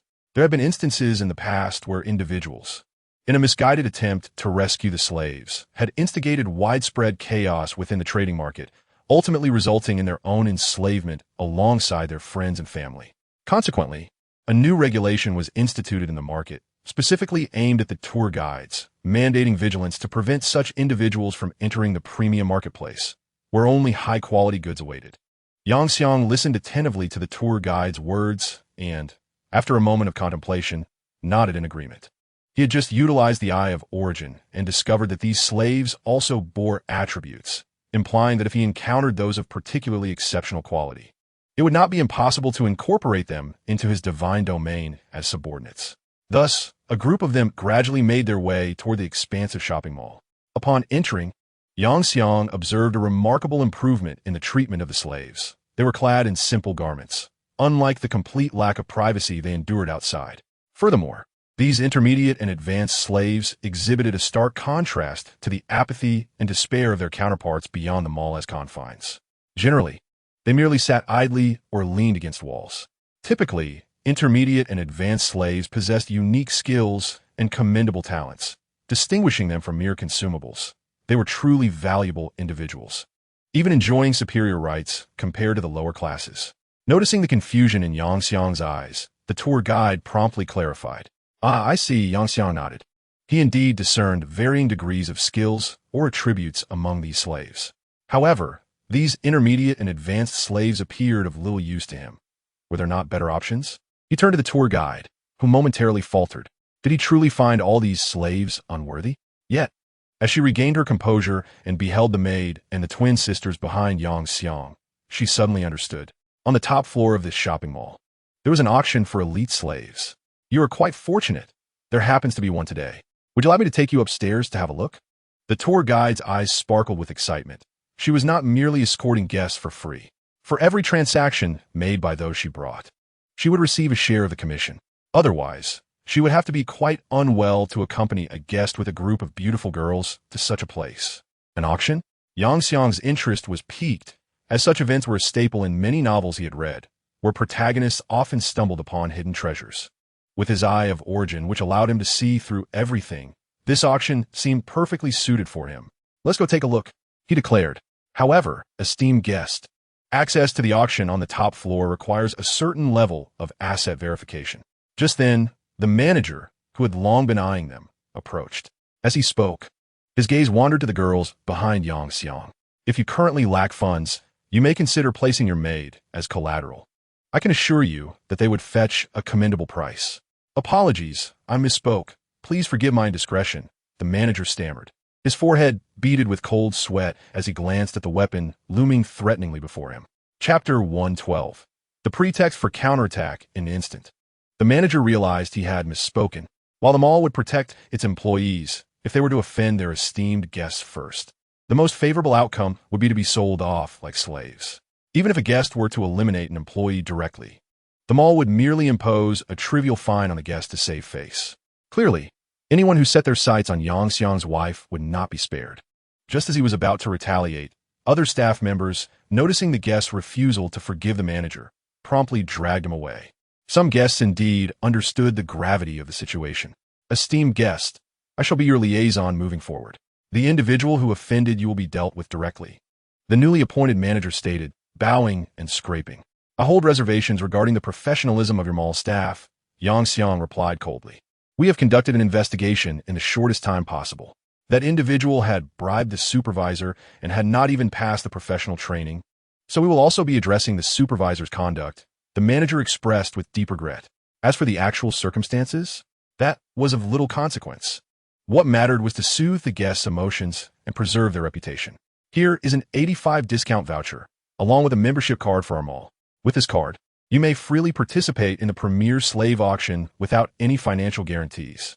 The manager presented the prepared items to Yang Xiang. Very well, I see your sincerity, Yang Xiang remarked, appearing to have lost interest in the matter. Yet, what truly occupied his thoughts was another matter altogether. Under the manager's enthusiastic invitation, Yang Xiang and his companions were ushered into a private box at the elite slave auction. Indeed, this world was rife with original sin, a place in dire need of purification. Once inside the box, Yang Xiang solemnly remarked, "You are the best, my proud master." The maids, deeply moved by the commander's defense of them, immediately drew closer. "Do not use such excuses to cling to me." Yang Xiang rolled his eyes, pushing aside a maid who sought to lean against him. Were these individuals truly moved? No, they were merely lusting after his body, amidst their playful scuffles. The auction finally commenced. Meanwhile, the unseen forces behind them all began investigating Yang Xiang and his companions' backgrounds. Just moments ago, one of his associates had reported some insights gained from a close encounter with them, evoking a terrifying sensation. It had been a long time since he had heard such matters discussed. It appears that an extraordinary individual has arrived in my territory. I am quite uncertain of their intentions. I can only hope that their purpose for being here is to procure talent. The first item at this auction is now being presented before all the guests, under the auctioneer's enthusiastic calls. It is an immensely robust man, bearing the characteristics of a lion, and he certainly exudes an intimidating presence. The auctioneer begins to elaborate on the challenges faced in capturing this lion man and extolling his formidable strength, using grandiloquent phrases to inflate his value. Yang, however, is disinterested in such embellishments. As for his interest in the lion man, apologies, but he possesses none. After all, the very fact that he was captured suggests he is not sufficiently powerful, and his fierce appearance does not suggest a strategist. Moreover, in Yang's understanding, lions are not particularly known for their intellect. Out of caution, he does take a glance at the lion man's statistics, yet they align perfectly with his expectations. I certainly do not wish for any other male entities to appear in my port, Yang mutters, not counting the transformers, of course. The initial items at this auction are all slaves with formidable combat capabilities or protective skills, a type that appeals greatly to buyers. After all, who wouldn't desire an enhanced sense of security? The wealthier one becomes, the more one fears for their life. Indeed, there are two of the most dreadful scenarios in this world: dying with unspent wealth or living in poverty. After the auctioneer has concluded the sale of the initial items, which did not pique Yang's interest, his previously serious demeanor suddenly transforms, revealing a more animated expression. Next, we present the kind of top-tier slaves that my esteemed customers adore. As the auctioneer speaks, the guests below exhibit knowing expressions, while the members in the private boxes begin to engage with the slaves they brought along. With the atmosphere in the hall reignited, the auctioneer hastily unveils the next item, a cat hybrid. However, it does not conform to his expectations. Is this not merely a cat transformed into a humanoid form? Yang gazes at the cat hybrid, covered in soft fur, and sputters water in disbelief. Is there truly someone who would be interested in this? He exclaims, rolling his eyes. Yet, in the next moment, a throng of customers eagerly present their bids. How peculiar are these people's tastes? Yang remarks, bewildered. Could it be that this so-called top-tier merchandise is all like this? After a while, Yang glanced at the rabbit humanoid that had been pushed forward, momentarily at a loss for where to begin her critique. The rarity of this species was one matter. Crafting a narrative around it was another entirely. Just consider it a peculiar fascination of theirs. The manager contemplated for a long time before uttering a resigned response. She quickly added, however, do not worry. There are still top-tier products that align with typical interests on the horizon. With a weary sigh, Yang acquiesced. Soon after, an exceptionally beautiful girl with a somewhat melancholic aura was presented. Despite her evident allure, an unusual silence enveloped the buyers present, none daring to place a bid. What was going on? Yang, perplexed, inquired of the manager beside her while activating the Eye of Origin. She is the former princess of the empire, reduced to slavery due to certain undisclosed secrets. To this day, no one has dared to purchase her, the manager explained. I would advise against it. According to rumors, this princess has had a dispute with the emperor over a certain matter. The so-called punishment seems merely a tactic to intimidate her. Anyone contemplating her acquisition would likely face the wrath of the empire. The manager's explanation was tinged with resignation, revealing the absurdity of royal affairs. Oh, is that so? If I were to buy this woman, would the empire go to war with my nation behind me? Well, I shall make a bid. Yang Kang's eyes lit up, as if she had found the perfect pretext for a counteroffensive. As she listened to the manager, her expression grew increasingly peculiar. For the insights revealed by the Eye of Origin contradicted the manager's account entirely. This imperial princess was, in fact, a paragon of virtue. Moved by the plight of slaves, she willingly became one herself, only agreeing to be redeemed by the empire of her father, the emperor, consented to abolish slavery. Yet, despite her noble intentions, the empire could not relinquish its interests, nor would her father bow to her just because of her slight threat. However, as the princess represented the empire's dignity, they could not allow her to be truly purchased. Thus, the emperor had orchestrated the dissemination of the information known to the manager. Each auction was merely a formality, as the wealthy and noble were generally aware of the underlying truths and dared not make any decisive moves. Unfortunately, this ill-fated emperor had now encountered someone intent on stirring trouble. Did they not even set a minimum price? Yang Kong chuckled as she looked at the manager. Who would dare to assign a price to the empire's princess? The manager smiled awkwardly. Well, if that is the case, I shall bid 100. Yang Xiang's voice emanated from the private room, instantly plunging the already quiet venue into utter silence. What they just heard? Was there truly someone bold enough to bid on the princess?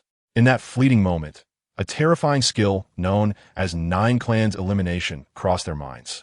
Their overwhelming desire was to flee, fearing that lingering for even a second more would result in a collective punishment. However, the secret guards, who were originally tasked with protecting the princess, swiftly took control of the venue. They aimed to uncover the audacious individual daring enough to covet the princess. A subtle signal was given to the trembling auctioneer, who reluctantly urged the staff to present the day's centerpiece item. This is the magical girl from urban legends. Starting the bidding at 0. Let the auction commence. The carefully prepared words slipped from his mind, leaving him to make a sparse introduction before announcing the beginning of the bidding. The nobles and wealthy patrons present were now drenched in cold sweat, their enthusiasm for bidding having evaporated. Faced with the final centerpiece item, they felt no desire to purchase. Yet, the individual responsible for this chaos suddenly found his interest piqued upon hearing the phrase magical girl. After scanning the scene with his primordial eye and confirming the authenticity of the item, Yang Xiang placed a bid of 100. Simultaneously, the secret guards, having pinpointed his location, were no longer burdened with the need for a search. The girl, appearing to be around 16, displayed a look of despair upon realizing someone intended to purchase her. Meanwhile, the princess remained blissfully unaware, believing her struggle against her father was about to begin in earnest. On the other side, the secret guards who had invaded Yang Xiang's private chamber found themselves in a state of unconsciousness, discarded in the corners of the room. Is this all they have? Yang Xiang mused, toying with the weapons wielded by the guards, a manic smile slowly spreading across his face. The manager had long since fainted, unable to comprehend how this young man had dared to act so boldly. It seems the auction has concluded. It's time for me to collect my prize. Yang Xiang remarked with a grin, accompanied by the maids, twin sisters, with Laffy also disguised as a maid, as they proceeded to the payment area to retrieve their item. Although heavily guarded, the presence of the guards was little more than a mere formality for Yang Xiang. Soon, he stood before the imperial princess and the magical girl, wearing a maniacal grin. From this day forth, I shall be your master. How do you feel? Happy? Surprised? I only regret that the humanity I fought to protect with my life ultimately brought me here. I should have let humanity perish. In the eyes of the magical girl named Emily, a mixture of sorrow and indignation flickered as she spoke. I am aware. I can access your information. Yang Kong smiled faintly. In this world where magic and technology coexisted, civilization was steadily declining. During this descent, tainted magical essence birthed unspeakably terrifying monsters. In response to this threat, the world's consciousness manifested the existence of this magical girl. However, human greed knows no bounds.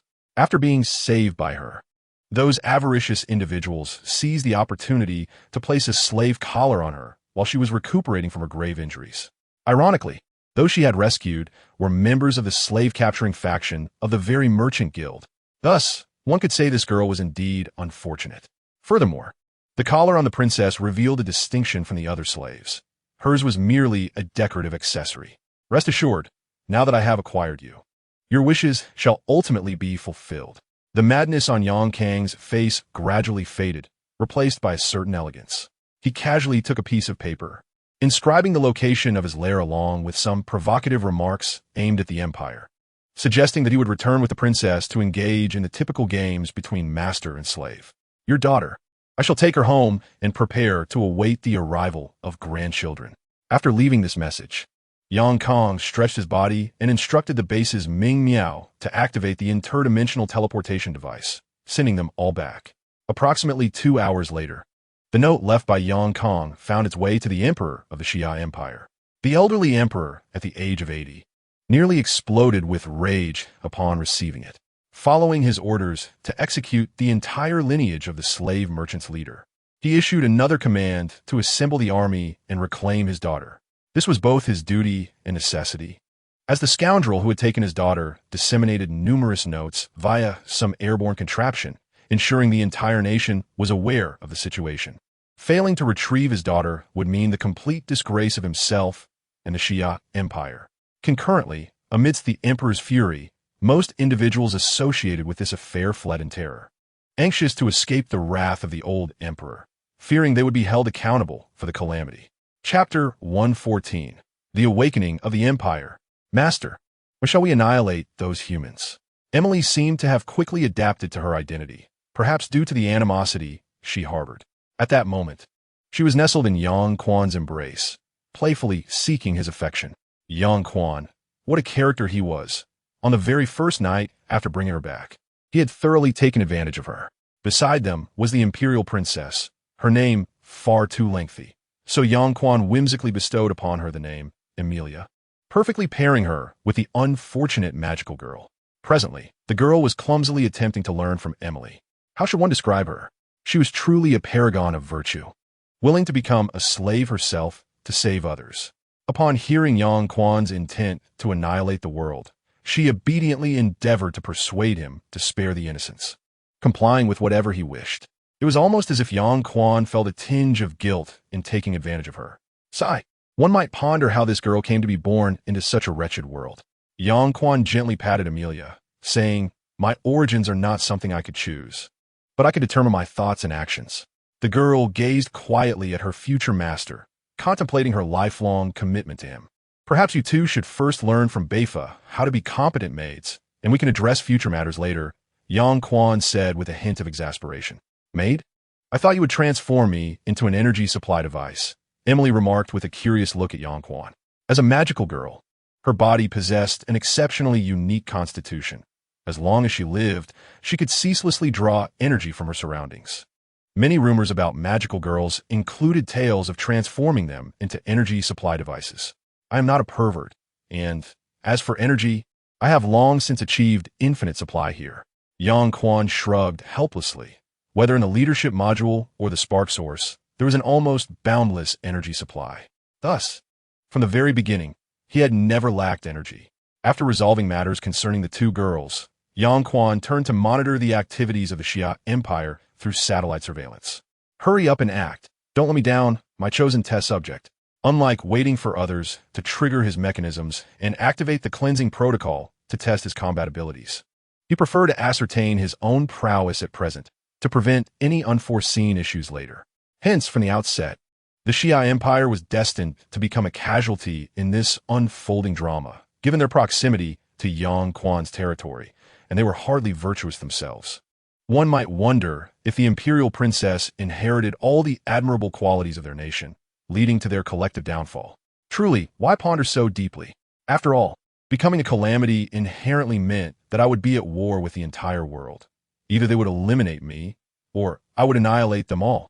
Yang Xiang chuckled to himself, a self-deprecating smile gracing his lips. In pursuit of power, he had chosen to become a calamity. Now, what more could be said? World announcement. The Lost Empire achieves supreme awakening. Ideology. Extreme authoritarianism. Huh. Yang Xiang paused momentarily, contemplating the depths of philosophy, only to be startled by the sudden awakening of the Lost Empire. What on earth was happening? Confusion began to etch itself onto his face. In truth, he was not alone in his bewilderment. Other chosen ones witnessing this war shared his perplexity. On the World Channel, one could almost hear the collective exclamation, which esteemed figure acted with such urgency. Yet, how was this accomplished? How could the awakening have transpired so swiftly? Surely, there must be some underlying issue. Could it be that the indigenous populace had played a role in this? Meanwhile, in a distant corner of the planet, a young man's eyes blazed with indignation as he beheld the audacity of that accursed nation, which, in its gluttonous arrogance, had the gall to strike him with missiles. And now, was this what it took to awaken him? How delightful! Let me declare war on that wretched nation. I shall obliterate them. The boy's gaze ignited with a tangible fire as he roared in fury, intent on making the neighboring country realize the sheer terror of provoking a lost empire and inciting its awakening. Of course, had there not been multiple lost or fallen empires embroiled in this conflict, he would have already declared war upon the world, just as he had done in the past. World announcement. The awakened empire declares war on the American empire. Reason for war: empire awakening. As he awakened and mobilized his army, now at the pinnacle of this world's might, the entire realm was inexorably drawn into the quagmire of war. This news swiftly reached the ears of the aged emperor of the Xia Empire. Did these minor nations truly believe they could confront us after a period of development? We are the sovereign rulers of this planet. Relay orders to the entire army. March upon the mechanical empire. A mere unknown nation dares to claim the title of empire. Upon learning that another nation of comparable stature to his own had declared war on an obscure nation, the old emperor understood that chaos was imminent. Those burgeoning small nations, having endured years of peaceful development, could no longer restrain their ambitions. These two conflicts would serve as the spark igniting turmoil across the globe. Should they, as established empires, suffer defeat in war, it would signify an unprecedented surge in the fighting spirit of those smaller nations. At that point, the situation would not bode well for them. Therefore, by all means, he must decisively subdue this nameless entity claiming to be the mechanical empire, the once decaying war machine of the Xia Empire, still emanating an aura of dread. Reignited its engine once more. What they remain oblivious to is that they are facing a once great empire, long lost to the annals of history. A presence that has withstood the test of time. World announcement. The native empire of Xia declares war on the mechanical empire. Reason for war: the princess's restoration. After nearly half a month of fiery conflict between the awakened empire and another nation, the Xia Empire has finally completed the assembly of its main forces and related preparations, officially declaring war on Yongkong. The time to act had come. Any further delay would result in the unfortunate state of the princess. Yongkang's expression was one of disbelief. Yet he forgot that the indigenous nation operates differently. Both troop movements and logistical preparations consume a significant amount of time. The fact that they managed to declare war within half a month attests to the Xia Empire's desperate acceleration. They too fear the prospect of a pregnant princess being reclaimed. Chapter 115. Carpet bombing Yongkong is truly formidable. One cannot help but admire him. Zhao Yunlong stared blankly at the announcement, incredulous that Yongkong had abducted their princess. What a new era of malevolence. Li Mingyun also appeared bewildered, concerned about whether Yongkong could withstand the forthcoming assault. What treachery allowed that supreme empire to awaken? If only I could awaken as well. Zhao Yunlong, somewhat vexed, pounded the table. Be gentle. This item is of considerable value. He glanced at what resembled a table, but was, in truth, a precious artifact designed to enhance office efficiency. Li Mingyun sighed. Alas, at this juncture, it seems I must learn from my good brother. Zhao Yunlong cast his eyes over a line in his attributes. When life and peace are trampled upon, there is a certain probability for the empire to awaken. Note, the more intense the war in the world, the higher the probability of awakening. What? Are you also planning to seize the princess? Li Mingyun shot him a glare. Oh well. Zhao Yunlong's expression stiffened. Haha, I was merely jesting. You and Yang Kong, can you truly coexist? I've long since come to terms with it. Li Mingyun rolled his eyes, though his demeanor suggested acceptance. Wait, what are you implying? Am I mad? I only wish to stir the waters of this war further. Much like Yang Kong, Zhao Yunlong, face in hand, lamented. As he spoke, he gazed up at the azure sky. Boom! With a resounding roar that split the heavens, the mechanical empire, now in a state of counterattack due to the declaration of war, temporarily cast off its disguise. An array of fighter jets tore through the firmament. After swiftly breaking the sound barrier, the Second Air Corps of the mechanical empire, under the guidance of the Red Spider, surged forth towards the direction of Xia Empire. Following satellite coordinates, simultaneously, the colossal battle fortress, Megatron, emerged from the depths of an ancient mechanical stronghold, reshaping itself into its fortress form on a newly cleared expanse. This transformation was prompted by the concern of a certain individual who feared their foes might struggle to locate them.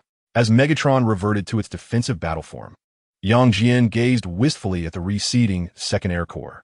One day, I shall become a being who stops at nothing for victory. But what of it?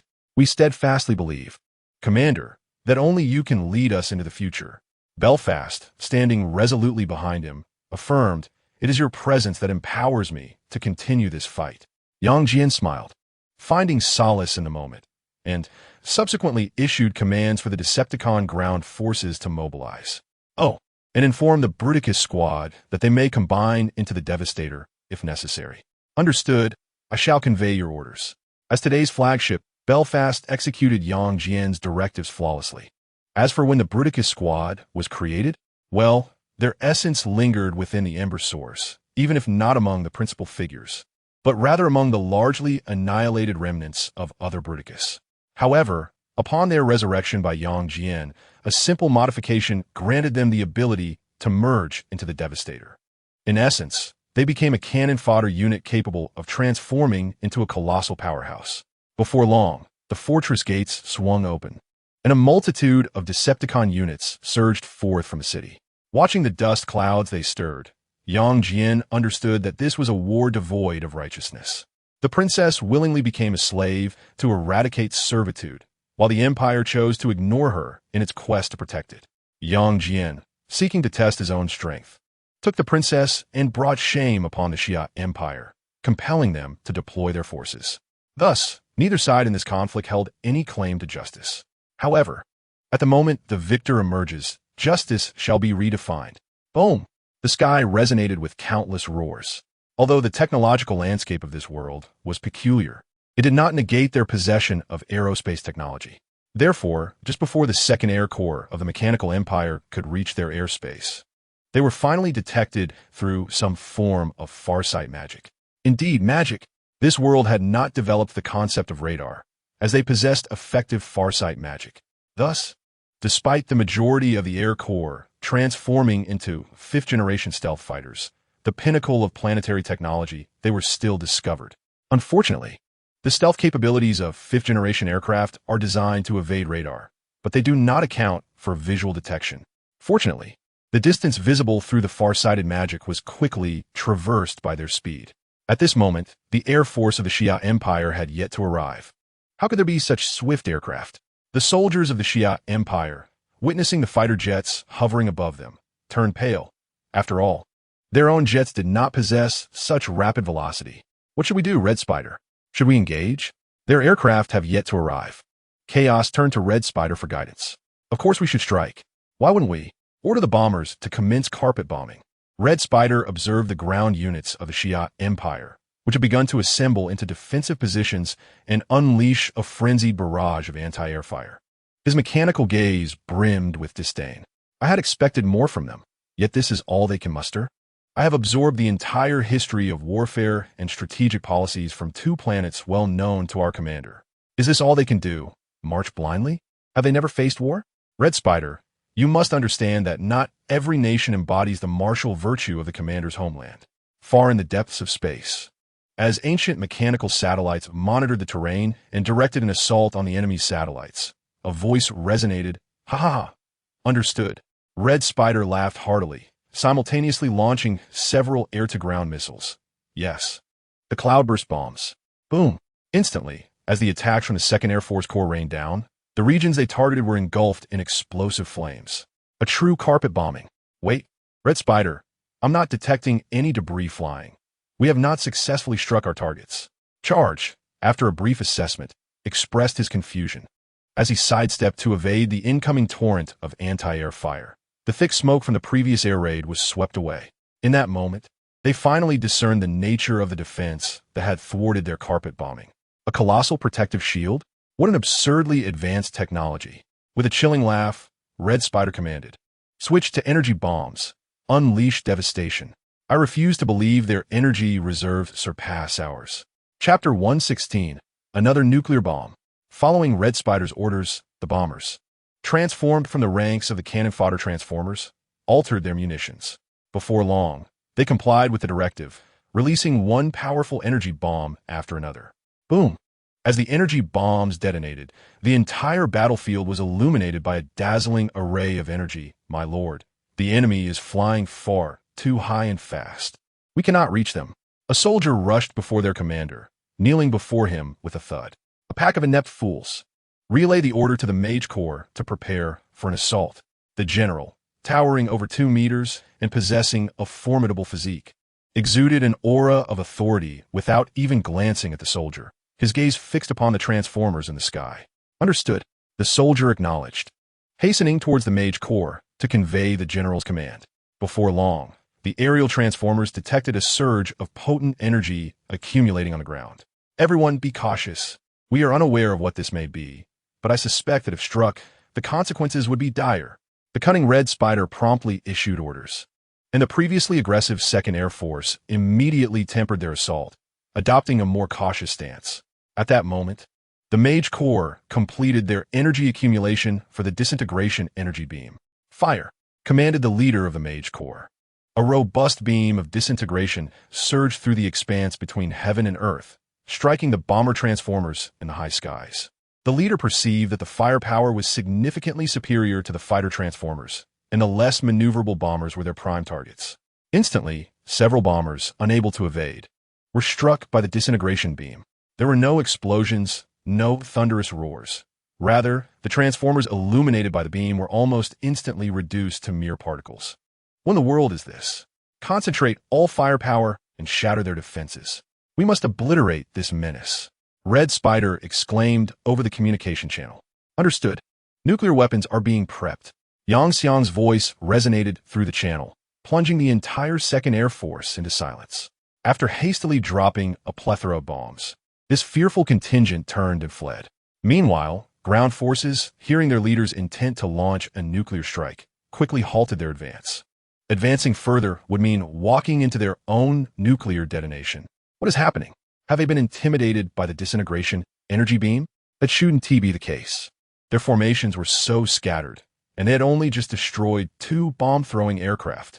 The leader of the Mage Corps and the general exchanged puzzled glances at the aerial forces that seemed to be retreating in panic. I have a foreboding feeling. Immediately fortified defenses increased the intensity of the shield energy. The general suddenly spotted a missile approaching from the horizon, his sense of dread intensifying. In an instant, all soldiers under his command activated their shield systems, and in this energy-unconstrained deployment, the shields that enveloped them nearly solidified. Boom! As they beheld the missile hurtling towards their protective shield at breakneck speed, it seemed as though everyone in that moment glimpsed the sun. My eyes! This was the instinctual cry of most, as the blinding brilliance either temporarily blinded them or utterly destroyed their retinas. However, that resplendent light was merely the prelude. Soon thereafter, a colossal white mushroom cloud began to ascend. Acknowledging that the nuclear detonation had transpired, the Decepticon ground forces glanced at one another and resumed their advance, while the Red Spiders continued their aerial harassment. Why the harassment? Because the intensity of the defense shield, pushed to its limits, astonishingly withstood the nuclear explosion. Although the shield directly facing the blast, and all those sheltered within, had been vaporized instantaneously, those protected by other shields nearby suffered minimal harm, save for many who, in disbelief, were rendered blind by the flash of the detonation. What on earth was that? The general's eyes widened in disbelief. He could hardly fathom that anyone could breach the Empire's protective barriers.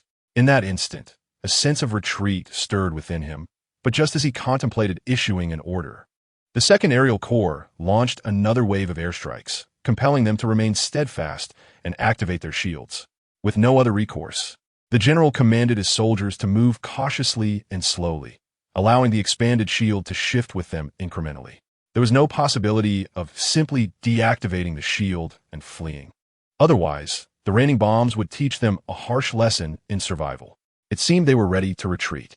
Charging forward, he once again heightened his attack intensity, seemingly fearful that the enemy might indeed escape. It was no longer necessary. Suddenly, the Red Spider noticed a troubling development on the ground, where a billowing cloud of smoke surged towards them. What could that be? The general's mood soured further. A report indicated that it was the enemy's mechanized forces. The soldier delivering the news bore a grimace of bitterness. Damn it, a mere small nation. Where did they acquire such weaponry? In a fit of rage, the general tore his documents to shreds. An unknown realm. From whence did these advanced weapons originate? They could even dismantle the Empire's invincible protective barrier. Despite a torrent of discontent within, the general understood that retreat was the only viable option. He urged his soldiers to hasten their withdrawal, which consequently rendered the defensive shield increasingly unstable. Yet, if they moved too cautiously, their energy reserves would be insufficient to facilitate their return. From the nearest fortress, a une explosion échouée. Without any prior warning, a multitude of Decepticon ground units launched a ferocious assault against the enemy. Among them, numerous robotic canines exhibited a complete disregard for their own safety, recklessly unleashing their firepower while hurling themselves against the energy shield, desperately attempting to breach it, only to be melted away by the intense energy. Curse be it! Everyone halt the retreat. We shall confront them head-on. The general bellowed in fury, rallying his soldiers to engage in a desperate struggle against the machines. Yet, amidst this tumult, he ordered his personal guards to activate a small protective shield and hastily withdrew. Chapter 117. Ancient Secrets. The technology of this world is quite fascinating, Yang Xiang remarked with a smile as he observed the images relayed by the sonic waves. It appears that our initial assault plan has not yielded significant results. However, have we not been delivering a crushing blow to our adversary? Luo Ling replied, somewhat perplexed. I merely did not anticipate such a vast disparity between our forces. Yang Xiang shrugged in resignation, noting that they lacked a systematic aerial reconnaissance network, which had allowed their air force to effortlessly reach the enemy's territory, relying solely on visual monitoring of the airspace. Megatron scoffed dismissively and stated with conviction, perhaps we should initiate a large-scale aerial bombardment, obliterating the Sia Empire entirely. If their domestic air defense systems are as ineffective as their current performance suggests, then I see no reason not to proceed. Yang Xiang contemplated the satellite maps of the opposing military bases and proposed, we can first dispatch a small contingent of expendable forces for reconnaissance, engaging in firepower assessment. Queen Elizabeth, brandishing her scepter towards the direction of the Sia Empire, declared with great bravado, Commander, the reconnaissance units, deployed alongside the combat forces, have arrived at the Sia Empire and gathered some intelligence. According to their reports, the Sia Empire is still significantly distant from the fallen empire and is not a formidable target. At that moment, a voice crackled through the sonic waves. What is happening? I thought this nation was formidable, considering it refers to itself as an empire. Yang Xiang immediately lost interest. After all, when the test target is too weak, the trial loses its significance. Let them be. They will ultimately fall within our purview. Disinterested, Yang Xiang expressed his reluctance to engage further. What? Commander, why did you not inform us sooner? Their forces have already been completely annihilated. Red Spider's voice came through the communication channel. What? Just a moment ago. We and T even breached their shield. How could they have run out of energy? The sudden turn of events relayed by Red Spider left him somewhat bewildered. Well, how should I put it? Perhaps it is the discontent of the machine spirit that has caused this. A crimson spider, a harbinger of relief for the soldiers of the Shia Empire, fell to the ground, its energy shield apparatus inspected.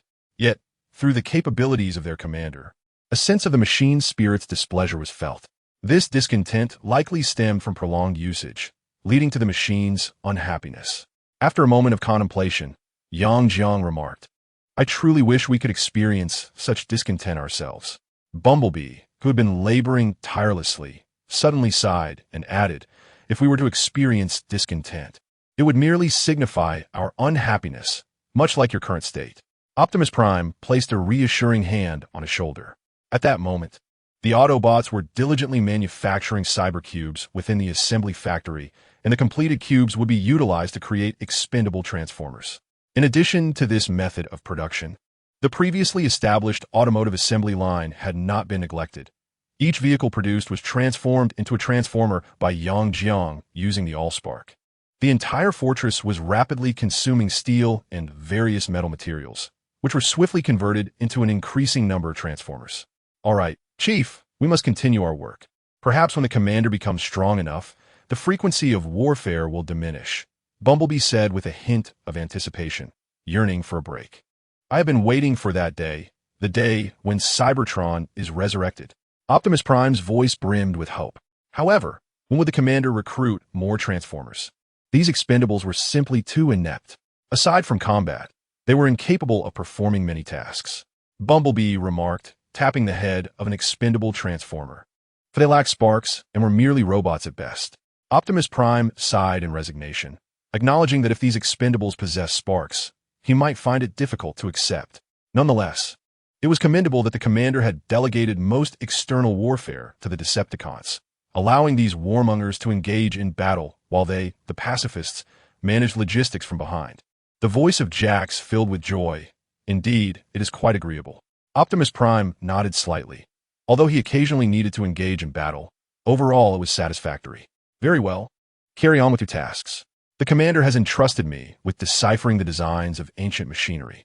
In the future, our expendable legion may undergo an upgrade," Jax said before turning to leave. In stark contrast to Yang Jiang's seemingly tranquil existence, the Xia Empire found itself in a perilous predicament. Their entire advance force, upon nearing the enemy's position, suddenly lost all communication.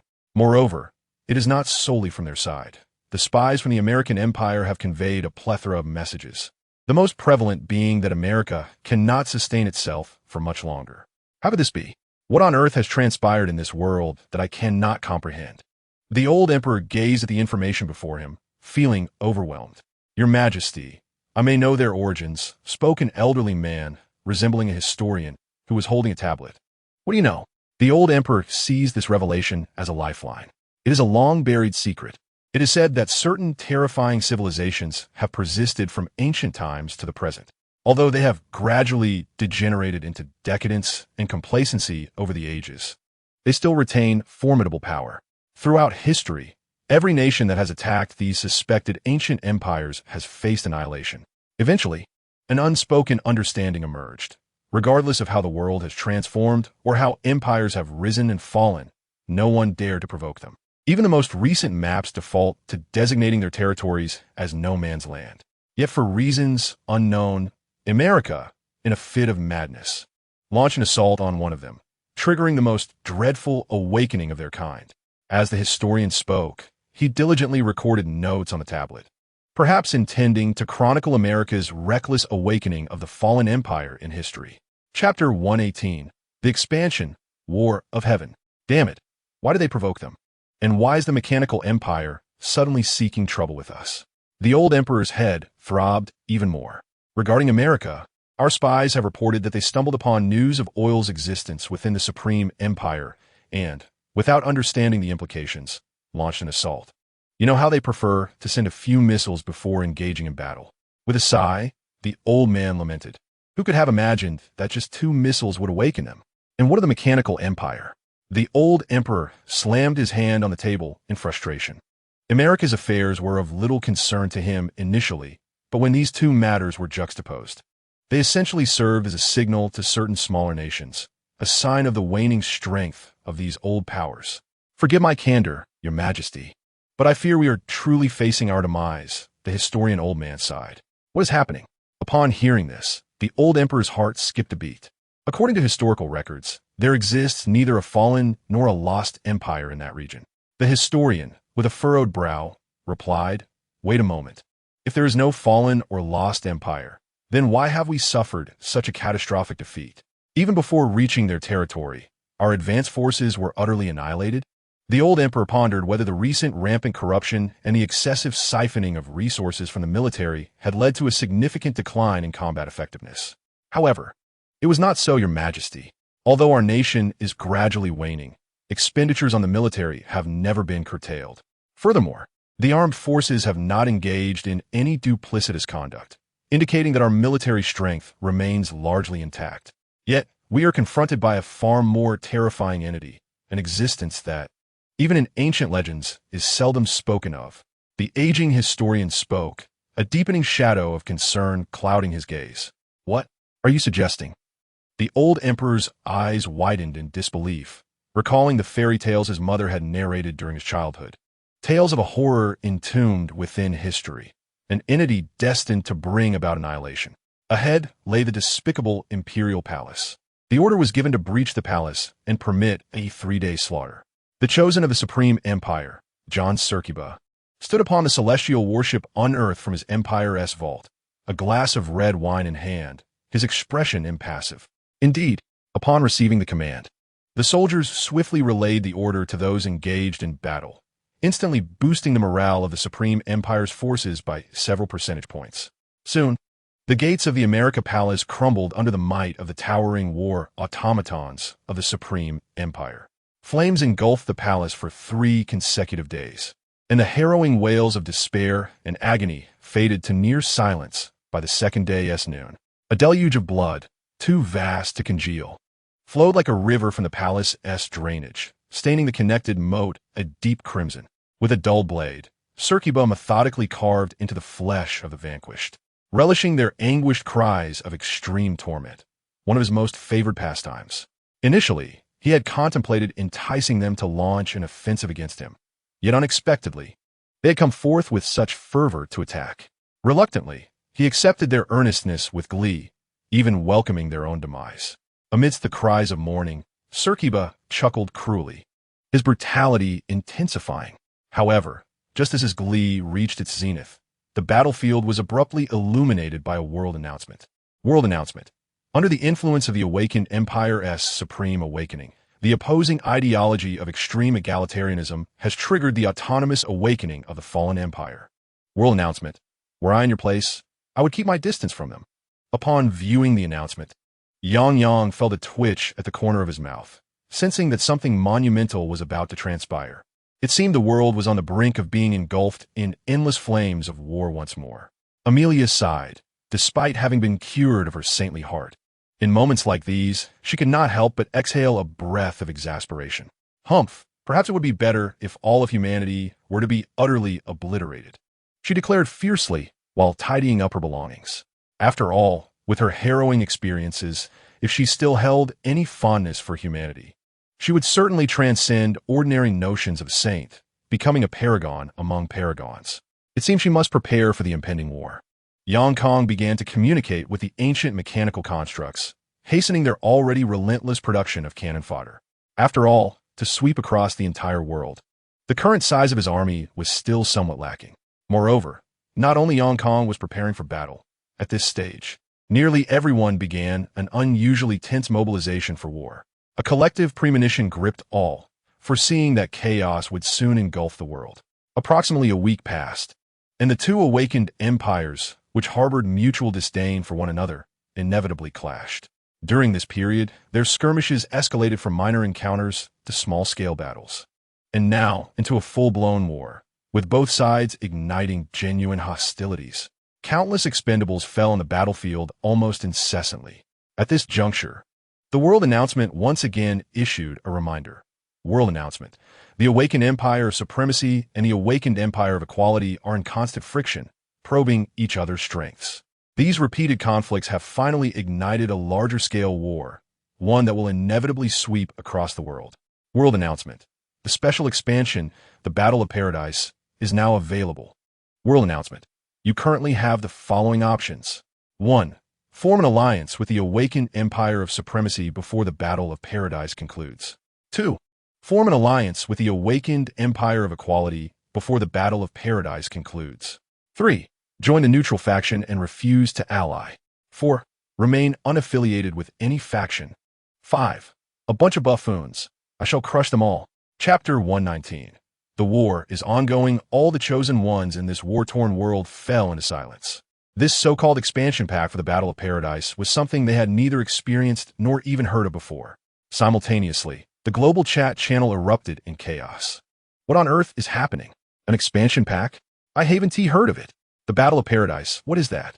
I suspect it must be new content appearing after the update. It is said that the former fallen empires and lost empires, due to their coverage across numerous worlds, were indeed numerous during the Grand Divine Conflict. However, due to certain limitations of the matching system, encounters were scarce. Thus, could it be that some content from the past has finally met the triggering conditions for updates and has now been unveiled? After a moment of contemplation, someone remarked in the global chat channel, there's indeed a possibility. Everyone engaged in discussions regarding the expansion pack, yet wisely refrained from delving into the topic of which awakened empire to ally with. However, as choices were made, the volume of messages in the global chat began to diminish rapidly. Once selections were completed, the factions became adversarial, rendering further conversation impossible.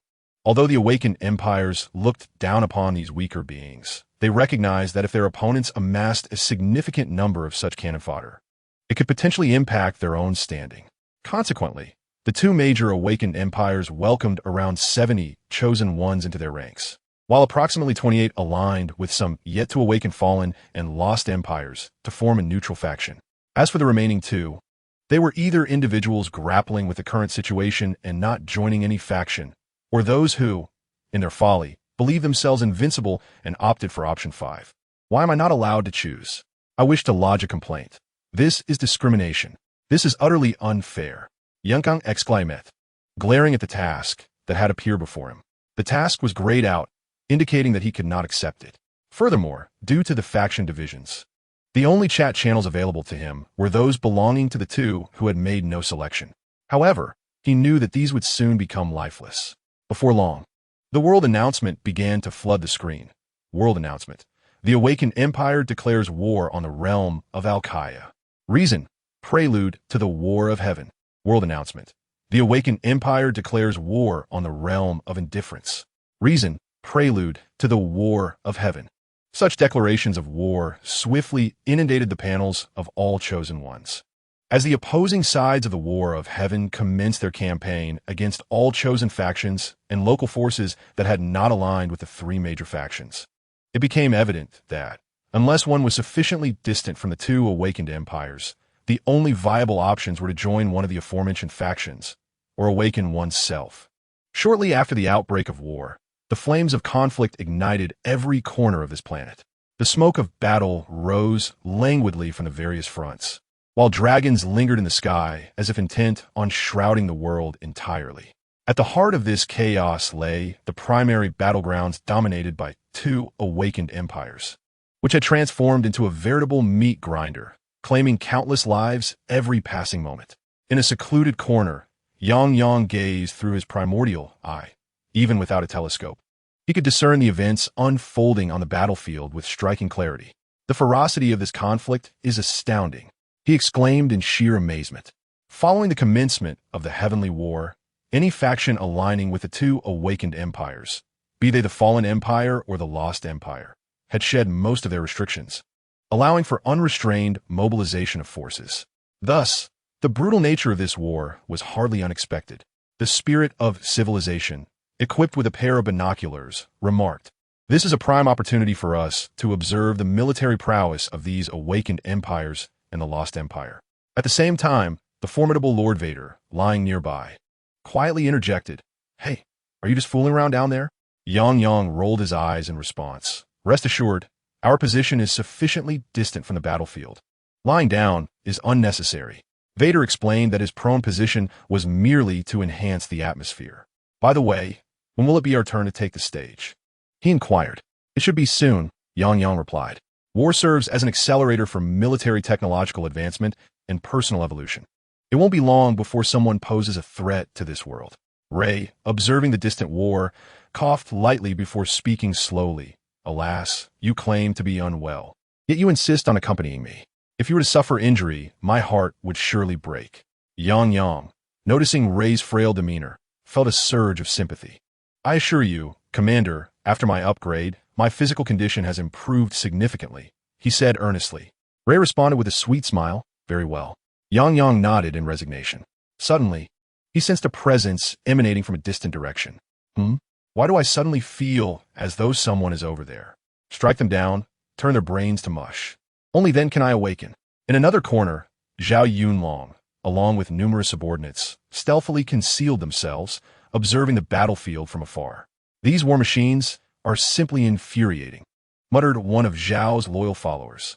Just then, a mechanized dragon soared through the sky, unleashing a powerful breath attack upon the myriad units below. Simultaneously, the energy within its body was converted by its machinery into various energy projectiles, which were then launched toward the ground. Boom! On the vast land, a mechanized behemoth held a colossal energy shield, standing protectively in front of a multitude of personnel. Simultaneously, behind it, two enormous energy cannons were aimed at the dragon soaring in the sky, unleashing a thunderous barrage. Brilliant beams of energy surged forth, striking directly at the airborne dragon. Is this a fusion of magic and technology? Indeed, this world is utterly insane. Yet, this madness simultaneously invigorates my forces. Zhao Yunlong observed the distant conflict, a smile gracing his lips. As a proponent of extreme peace and a champion of life from a fallen empire, he noted that his followers' battle fervor had surged to an astonishing 90. Chapter 120. Prelude to the Purification Accord. I sense that I, too, am nearing awakening. It is best to return. Zhao Yunlong quickly summoned a follower endowed with teleportation abilities to transport them all back to their territory. He was acutely aware of the principles of his extreme pacifism. While others advocate for peace by urging a cessation of hostilities, their spirit realm operates differently. When chaos and warfare reach a certain threshold, they awaken, poised to obliterate all conflict. Indeed, just as before, they would transform into harbingers of annihilation, not as embodiments of destruction, but as relentless forces that trample it. At the very moment they return to their domain, the combat will of his followers surged to an unprecedented 100. World announcement. The spirit realm of the fallen empire awakens. Ideology, extreme pacifism, and life supremacy. Details. Peace has been trampled, the land engulfed in flames of war. The cradle of life on the brink of collapse. We awaken from confusion to restore peace to this world. We shall trample upon war.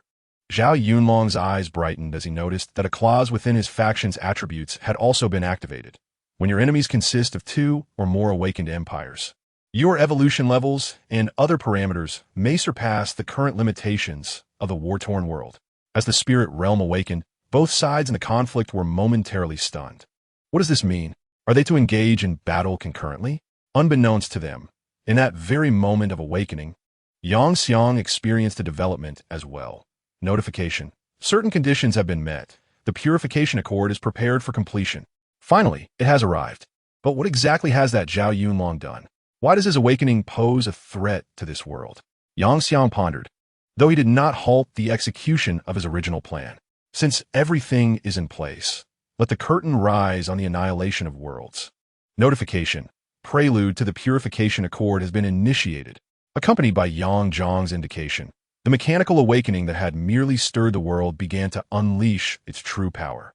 Specifically, it influenced all machinery and hybrids within this realm, causing them to spontaneously enter a state of malfunction, akin to an irritable spirit. This phenomenon spread like a rapidly proliferating plague, swiftly engulfing the entire world, including the 2 great awakened empires that remained embroiled in conflict. In the skies, the mechanical hybrid dragon unfurled its massive jaws once more, fueled by its inherent draconic power and the energy of its nuclear fusion reactor, preparing to unleash a formidable blast of dragon fire. Yet, in the next instant, sparks erupted from several of its electronic components. Error. Almost instantaneously, the dragon's eyes were tinged with a shade of crimson, and it succumbed to chaos, launching indiscriminate assaults. Simultaneously, the mechanical behemoth on the ground, which had been battling the dragon, experienced a similar fate. In an instant, as these aerial and terrestrial dominators lost control, the entire battlefield descended into disarray. Cries of despair echoed through the heavens as bewildered allies found themselves under sudden attack from their own ranks, plunging them into a dire predicament. Moreover, as they struggled to wield their weapons against these rampaging giants, they discovered, to their dismay, that their instruments of war had become unresponsive. Whether jammed or experiencing energy circuit malfunctions, they could scarcely discharge a single bullet. In some cases, the triggers of their weapons malfunctioned entirely, rendering them useless. Yet when hurled to the ground, they would inexplicably unleash lethal assaults. Nevertheless, there existed an exception: the ancient guardians from the lost mechanical empire, whose core programming included a forced shutdown protocol in response to the current crisis. Concurrently, their commander, codenamed Taurus, received an alert from the battlefield. Alert: your kin have detected a signal marked with historical significance within the empire. Option 1. Ignore it. Option 2. Enter full combat readiness. What in the world? What is happening? I was merely coasting along, and now this?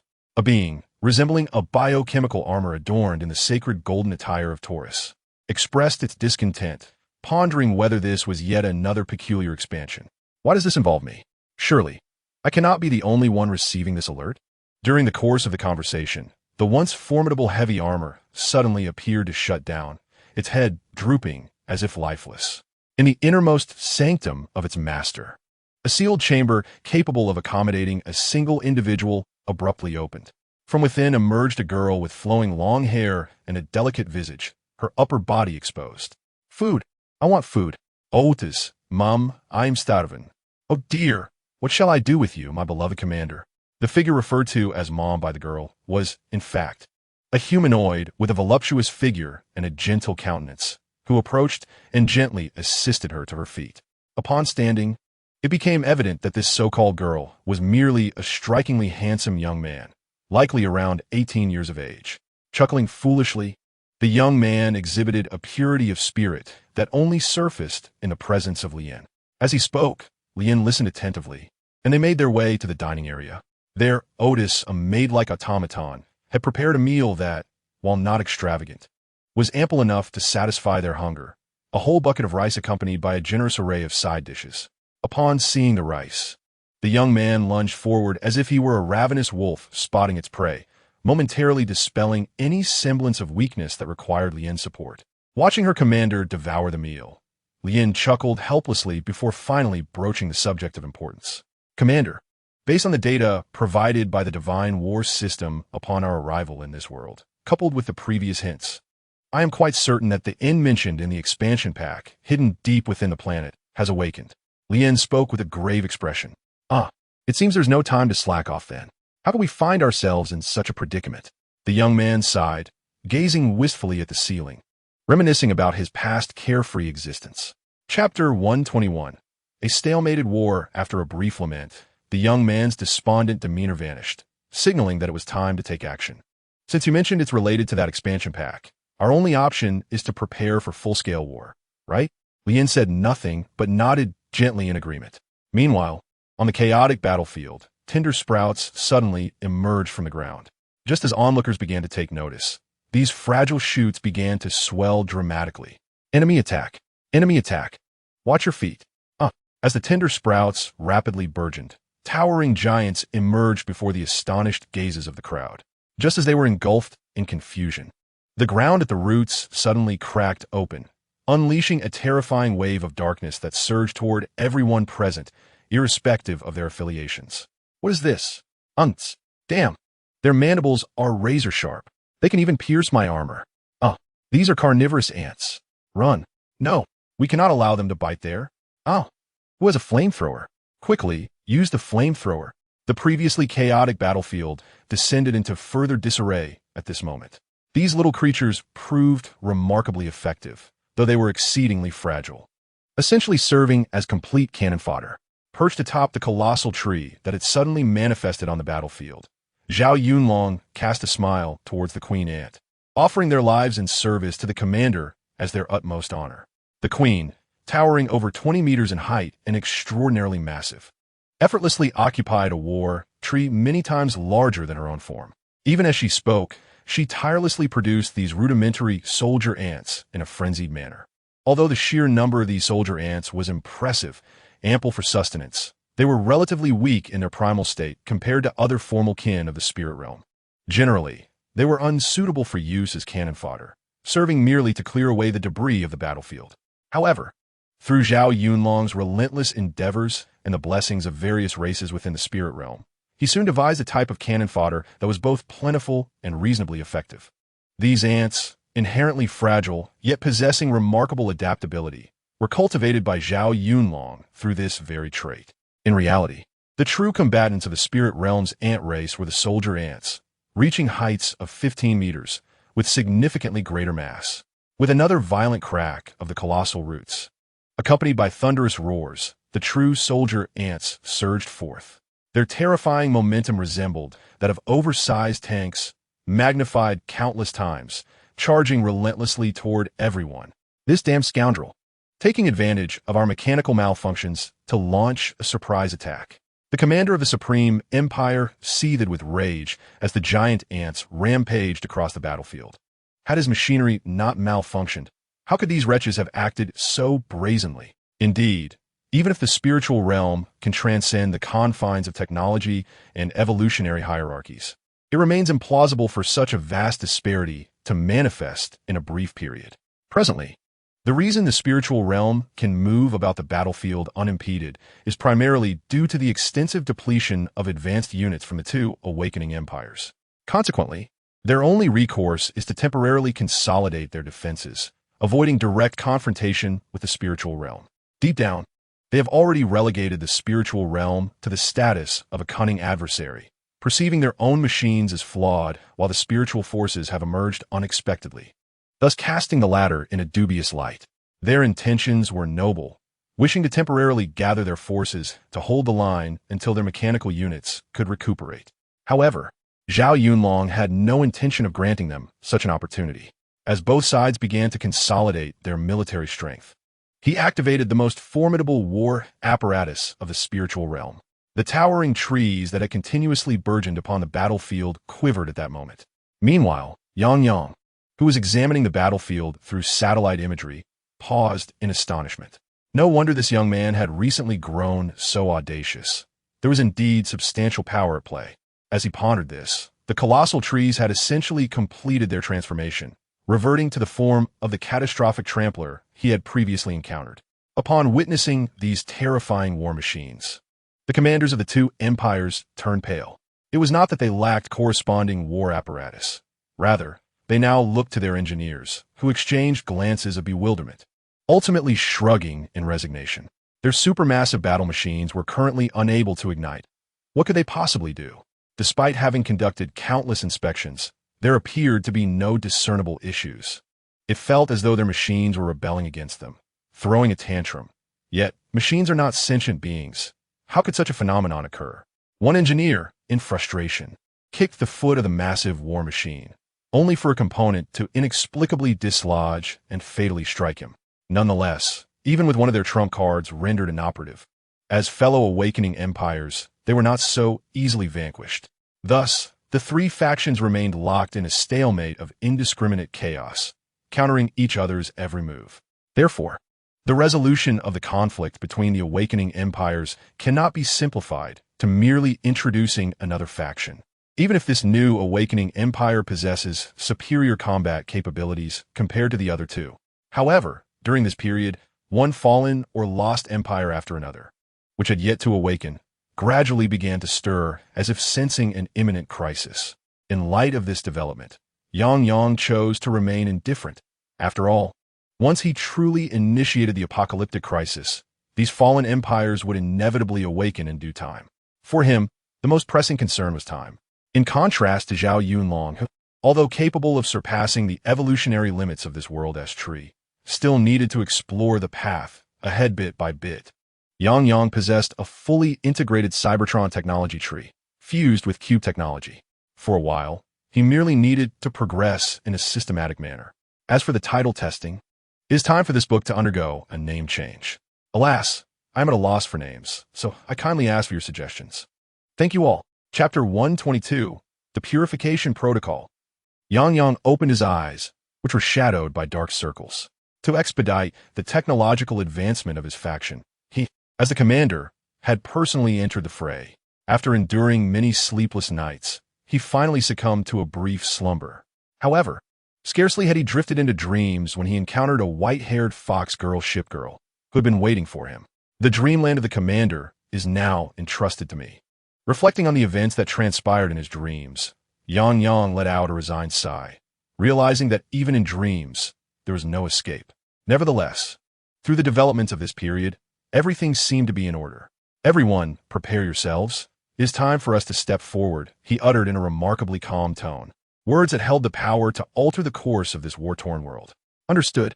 In an instant, the once quiet territory erupted with fervor. Throughout this transformation, Yang Yang continuously drew strength from the source of the embers, gradually restoring his state. Meanwhile, the four ancient mechanical fortresses scattered across the world, aside from the terminal core they occupied, finally transitioned from their low-power energy-saving mode to full combat readiness. With the earth trembling, the five ancient mechanical fortresses simultaneously tore through the ground, re-emerging in this world. World announcement. The primordial mechanical cataclysm has awakened. Thought wave. This faction is not an empire. No thought wave detected. Details. A threat to the world has been identified. The purification protocol has been initiated. Eliminate all sentient life. World announcement. Additional DLC purification protocol of the apocalypse is now live. World announcement. Due to the impact of the apocalyptic crisis, the DLC War of Heaven has concluded prematurely. World announcement. Sacrifice everything you have.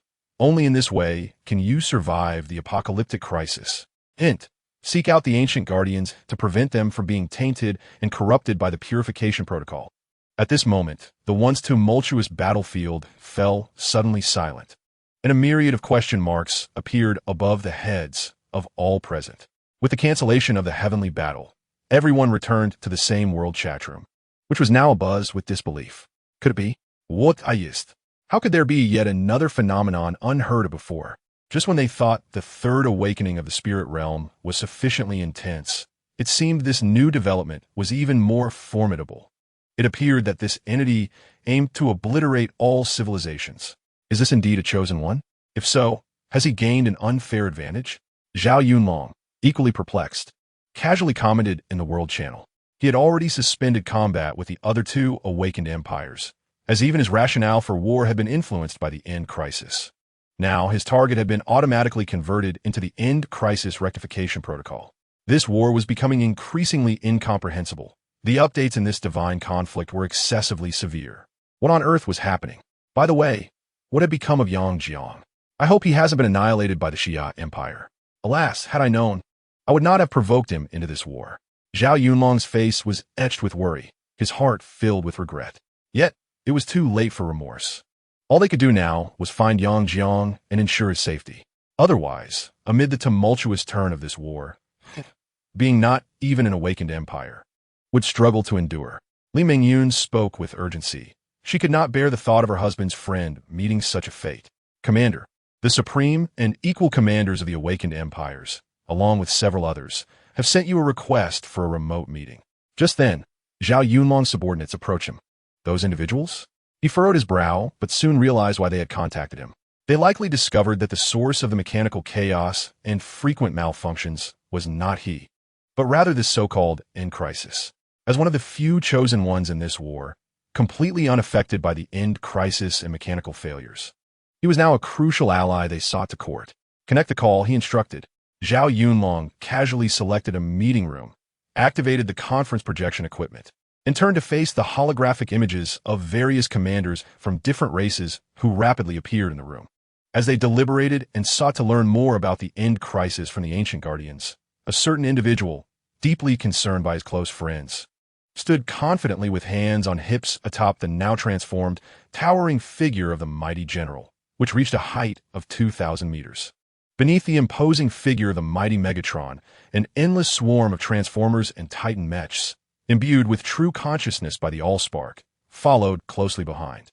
However, these once towering titans, typically ranging from 15 to 60 meters, with some reaching an astonishing height of 150 meters, now appeared as diminutive as newborns beneath the colossal feet of the fortress-type transformer, not only from their main base, but also from the other 4 ancient mechanical fortresses. A veritable torrent of machinery surged forth, akin to a tidal wave, seemingly determined to cleanse the world entirely with their incessant bombardment.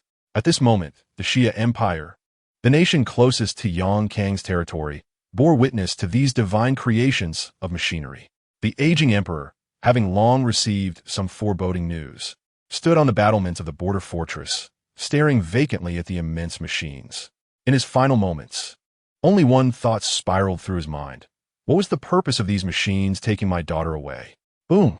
The vast Xia Empire, awakening to the impending crisis, became the first nation to face obliteration, declaring its demise approximately 2 hours, 13 minutes, and 21 seconds later. Its citizens watched helplessly as their princess stood atop the annihilating mechanical creation, brandishing a banner that symbolized destruction, vanquishing all resistance the empire could muster. This news swiftly reached the councils of various awakened empires through myriad means, revealing the Xia Empire's fall. According to my calculations, this nation possessed military capabilities comparable to a fairly competent pioneer, yet it succumbed in just over 2 hours. This despite the fact that their territory was not insubstantial, and the opposing forces had traversed for more than an hour during this time. A leader from an awakened empire spoke with a grave expression. Wait, did you say the Xia Empire? Zhao Yunlong paused in astonishment. Indeed, that is the nation that previously declared war on a chosen one. Someone responded promptly upon hearing Zhao Yunlong's words. That chosen one was unfortunate as well, although he withstood the onslaught of the indigenous empire. Being born near the epicenter of the impending crisis is truly lamentable. A sigh of sympathy escaped someone's lips. Wait, what did you say? Zhao Yunlong quivered momentarily, a profound sense of foreboding washing over him. In that instant, he could not recall a single word discussed in the meeting. His mind was consumed by the terror he once felt under the command of his erstwhile comrades wielding overwhelming firepower. How could there be so many coincidences in this world? Reflecting on their previous simulated battle, he recalled how Yang Kang single-handedly pursued a group, ultimately decimating Elder Tree with sheer, terrifying force. Surely, such an individual was not something he needed to worry about. I too have found myself in a state of turmoil due to my concerns. In an instant, the once intricate emotions within me relaxed, and after the meeting, I even found myself humming a cheerful tune. What has transpired? Just moments ago, I wore a visage of sorrow, and now I am filled with such joy. Li Mingyun, somewhat perplexed, gazed at her husband. You see, Zhao Yunlong exclaimed, pulling her into his embrace, his excitement spilling forth with his conjectures. Indeed, there is a significant likelihood that it is that rascal Yang Kang. But what is there to be joyful about? Have you forgotten the reason behind this war? Li Mingyun sighed, her eyes filled with concern as she looked at Zhao Yunlong. The reason we engage in this conflict. Zhao Yunlong swallowed hard. Well, if I surrender quickly enough, he cannot strike me, right? Who knows? You are his close ally, while I am not, Li Mingyun replied playfully, before planting a gentle peck on Zhao Yunlong's cheek. I wish you good fortune, dear. Is it truly so? Yang Kang and his associates have a remarkably clear objective, the battlefield of the previous chaotic melee. Though he is already transformed into a calamity, the awakened empires are, in essence, the vital forces opposing this calamity. If he continues to disregard them, these individuals, empowered by their enhancements, will inevitably converge to deliver a fatal blow. Thus, he must act swiftly before the ancient guardians awaken to establish a final defense protocol, creating a countermeasure against the mechanical awakenings. He must dismantle these awakened empires, if not entirely, at least in part, especially Zhao Yunlong, who certainly cannot escape. That fellow has become exceedingly arrogant since his transformation into the fallen empire. Zhao Mingyu and that girl would not hesitate to unleash a great bomb to uphold her loyalty to him. Yet, thinking of this only fueled Yang Kang's ire. Those individuals from the Federal 3rd Secret Division will ultimately face my wrath. As he spoke, he instructed his research personnel to meticulously record the data and structural details of the Titan mechs, particularly the Emperor Titan. Once he assimilated this information, the cannon fodder transformers of Cybertron would gain a new option for combinative transformation. When the time comes, his army of fearsome, transforming behemoths, the Emperor Titan, will ensure that anyone who approaches will face their fury. Master, the Shia Empire has been utterly eradicated, leaving only a few civilians. Shall we purify them all? The former imperial princess, now one of the mechanical saints, stood expressionless behind him, her gaze consumed by fervor. Civilians? Let them be. I consider myself quite merciful. Yang spoke while issuing additional commands. His mission was to completely annihilate these civilizations, rather than to extinguish all life forms. Thus, the majority of civilians held no necessity for him to eliminate. What has caused the imperial princess to behave so peculiarly? Under the rigorous and relentless tutelage she endures daily, her once virtuous demeanor has been thoroughly distorted. Now, in her eyes, only those lives purified by Yang's artillery have attained true redemption. Indeed, she has veered into an entirely different extreme. One can only lament the terrifying transformation of her once compassionate nature. The mechanical deluge of destruction, upon selecting its course, obliterated countless frail nations with even the simplest of movements. Regardless of their resistance, beneath the seemingly all-destructive metallic hooves, their efforts were rendered futile. Even their most formidable weapons, when striking the formidable General Meng, left not a single mark. This was not due to any energy shields, for General Meng bore none. The assaults capable of breaching his form were far beyond the feeble defenses. It is crucial to note that, at this moment, General Meng towered over 2,000 meters. To support such a colossal being, the required metal strength had long surpassed the limits of the sky. Given Yang's current technological prowess and level, it was utterly impossible to produce metals of such caliber. It was only through Cybertron's unique transformation and compression technology that the battle fortress, sprawling over dozens of square kilometers, could be condensed into this robot standing over 2,000 meters tall, allowing it to truly rise. Of course, throughout this process, General Meng's physical resilience had reached unparalleled heights. Not to mention the second-tier battlefield. Even those from a fourth-tier battlefield would have to exert their utmost to breach General Meng's defenses. Feeling the tremors of the earth, all those who had gathered to form the united front of the awakening empire against the impending crisis gazed in awe at the immense machine slowly ascending from the horizon. Instinctively swallowing hard. World announcement. The ancient guardian has been corrupted and fallen to the purification protocol. World announcement. The lost empire, Tian Nua, has devolved into a berserker.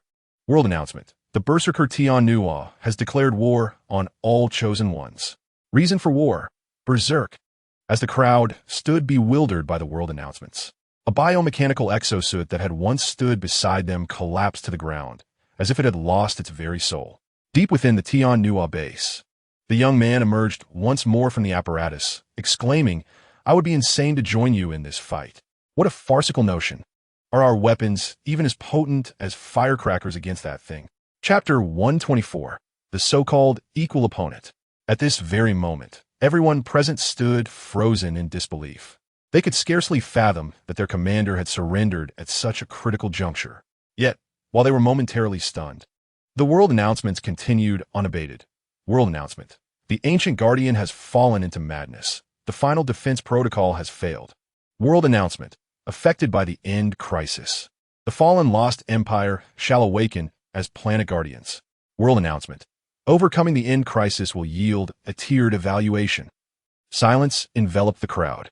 The once desperate fallen empire, striving for awakening, now found their commanders equally astounded. How could they not be, even if all the fallen empires transformed into planet guardians? The divine combat system still deemed their chances of victory exceedingly low, categorically assigning the rewards for vanquishing the end crisis as tiered. Was this not a blatant indication of the insurmountable difficulty they faced? However, despite their overwhelming desire to surrender, once transformed into planet guardians, there would be no retreat. Confronted with such dire circumstances, the newly minted planet guardians could only grit their teeth and charge forward. With no alternative but to stand and fight, they resolved to confront their fate head-on. Instantly, a barrage of weaponry from various empires rained down upon their foes, targeting a towering behemoth of a war machine, standing an imposing 2,000 meters tall. Unsurprisingly, their assault inflicted no damage. Yet, under some unforeseen circumstance. The colossal war machine inexplicably halted. Could it be that our attacks have been effective? One exclaimed with unrestrained joy. Not quite, another despaired, pointing at the ground beneath the formidable figure of the war machine, lamenting, "We've been so focused on that massive entity that we seem to have overlooked these smaller adversaries." Soon, many realized the imminent threat posed by a multitude of foes, ranging from 15 to 150 meters in height, charging towards them. Just as despair threatened to overwhelm them, the towering tree elder, standing several hundred meters tall, finally sprang into action. "What are you all still doing? This is our last hope," Zhao Yunlong shouted with fervor. "Indeed, we cannot concede defeat. It is merely a larger robot, just an excess of mechanical forces. How can we possibly surrender?" At last, as their leaders rediscovered their fighting spirit, resolute in their choice to fight against the odds, the machines within their base, previously rendered ineffective due to the mechanical awakening, returned to normalcy. "This is our final stand. My abilities can temporarily nullify all negative statuses. Let us seize this opportunity." A chosen one declared loudly, "I can provide enhancements for us all." "So can I. Let us." The chosen warriors of the war god pathway venture forth to examine the enemy's command core. Perhaps annihilating it could bring an end to this cataclysmic crisis. Many chosen ones, brimming with formidable combat prowess, expressed their fervor. Before long, they sprang into action, swift as the strategies discussed in the previous assembly. From a lofty vantage point, the battlefield resembled a tumultuous tide, with soldiers and their kin crashing into one another. In an instant, both sides incurred substantial casualties, yet at that moment, no one dared to retreat. What nonsense! At this juncture, every single one of them hastily clicked the emergency exit button, prepared to forfeit all gains from this battle after enduring the mandatory 1-hour wait enforced by the combat status, along with a subsequent 50 reduction in rewards for the next 2 conflicts, opting instead to flee. Life is but a singular thread, without any resurrection items at hand. It would be sheer folly to recklessly engage an adversary deemed insurmountable. Did they not observe the chosen ones of the war god pathway, who spoke of assaulting the core while, in truth, they too sought escape? This damned war of the gods, was it not promised to possess a flawless balance system? Why must they contend with such a monstrosity? At this moment, thoughts of whether this was a mere expansion pack faded from their minds, overtaken by the realization of Elder Tree's brilliance. The figure of Zhao Yunlong, standing among a cadre of chosen ones, suddenly vanished, transforming into a constellation of starlight. His voice resonated from the towering tree, and he shouted as the war machines of the planet guardians surged forward, only to be ensnared by colossal vines erupting from the earth. In that instant, the humanoid war machines collapsed, the wheeled ones toppled over, and those on treads lost their tracks, plunging the entire battlefield into chaos. Perhaps by some unspoken understanding among comrades, Yang Jiang swiftly seized the opportunity, commanding the entire army to unleash a barrage of covering fire. Boom! In that moment, the explosive flames burst forth like the most resplendent fireworks, obliterating around 50 of the enemy's living forces. Once again, the chosen ones found themselves cursing vehemently. Is this what the divine war management deems balance? Perhaps due to the harsh criticisms echoing in the hearts of the masses, the divine battle chose to elucidate the matter through a world announcement. Explanation regarding the balance mechanism. The term equally matched opponents refers to the levels at which you enter this world simultaneously. According to our calculations, even natural disasters in the initial stages of war are not significantly stronger than the fallen empire. If you collectively launch an attack from the very beginning, your chances of victory are considerable. Ridiculous, an irate chosen one exclaimed, pointing at the towering 2,000-meter-high war fortress, Optimus Prime. This behemoth makes it impossible for us to breach its defenses. How can we possibly win? World announcement. Although the war fortress Optimus Prime possesses immense power post-transformation, it harbors a critical vulnerability. If you can exploit this weakness, defeating it will be remarkably straightforward. Wait, what? The crowd paused in confusion. It has a flaw? Then, one recalled that in the Transformers anime, the war fortress Optimus Prime had an exceedingly lengthy transformation time and relied on key components. Without them, it couldn't even transform. Chapter 125. So, it is a male. How boring silence enveloped the crowd, not out of regret, but rather disbelief that divine battle was spouting nonsense. At the outset, they were not informed of such hidden mechanics. How could they unite to incapacitate this creature in the early stages? Yet, at this juncture, if divine battle deemed it balanced, then so be it. After all, one must bow their head under the roof they inhabit. What they most desired now was to make a hasty retreat.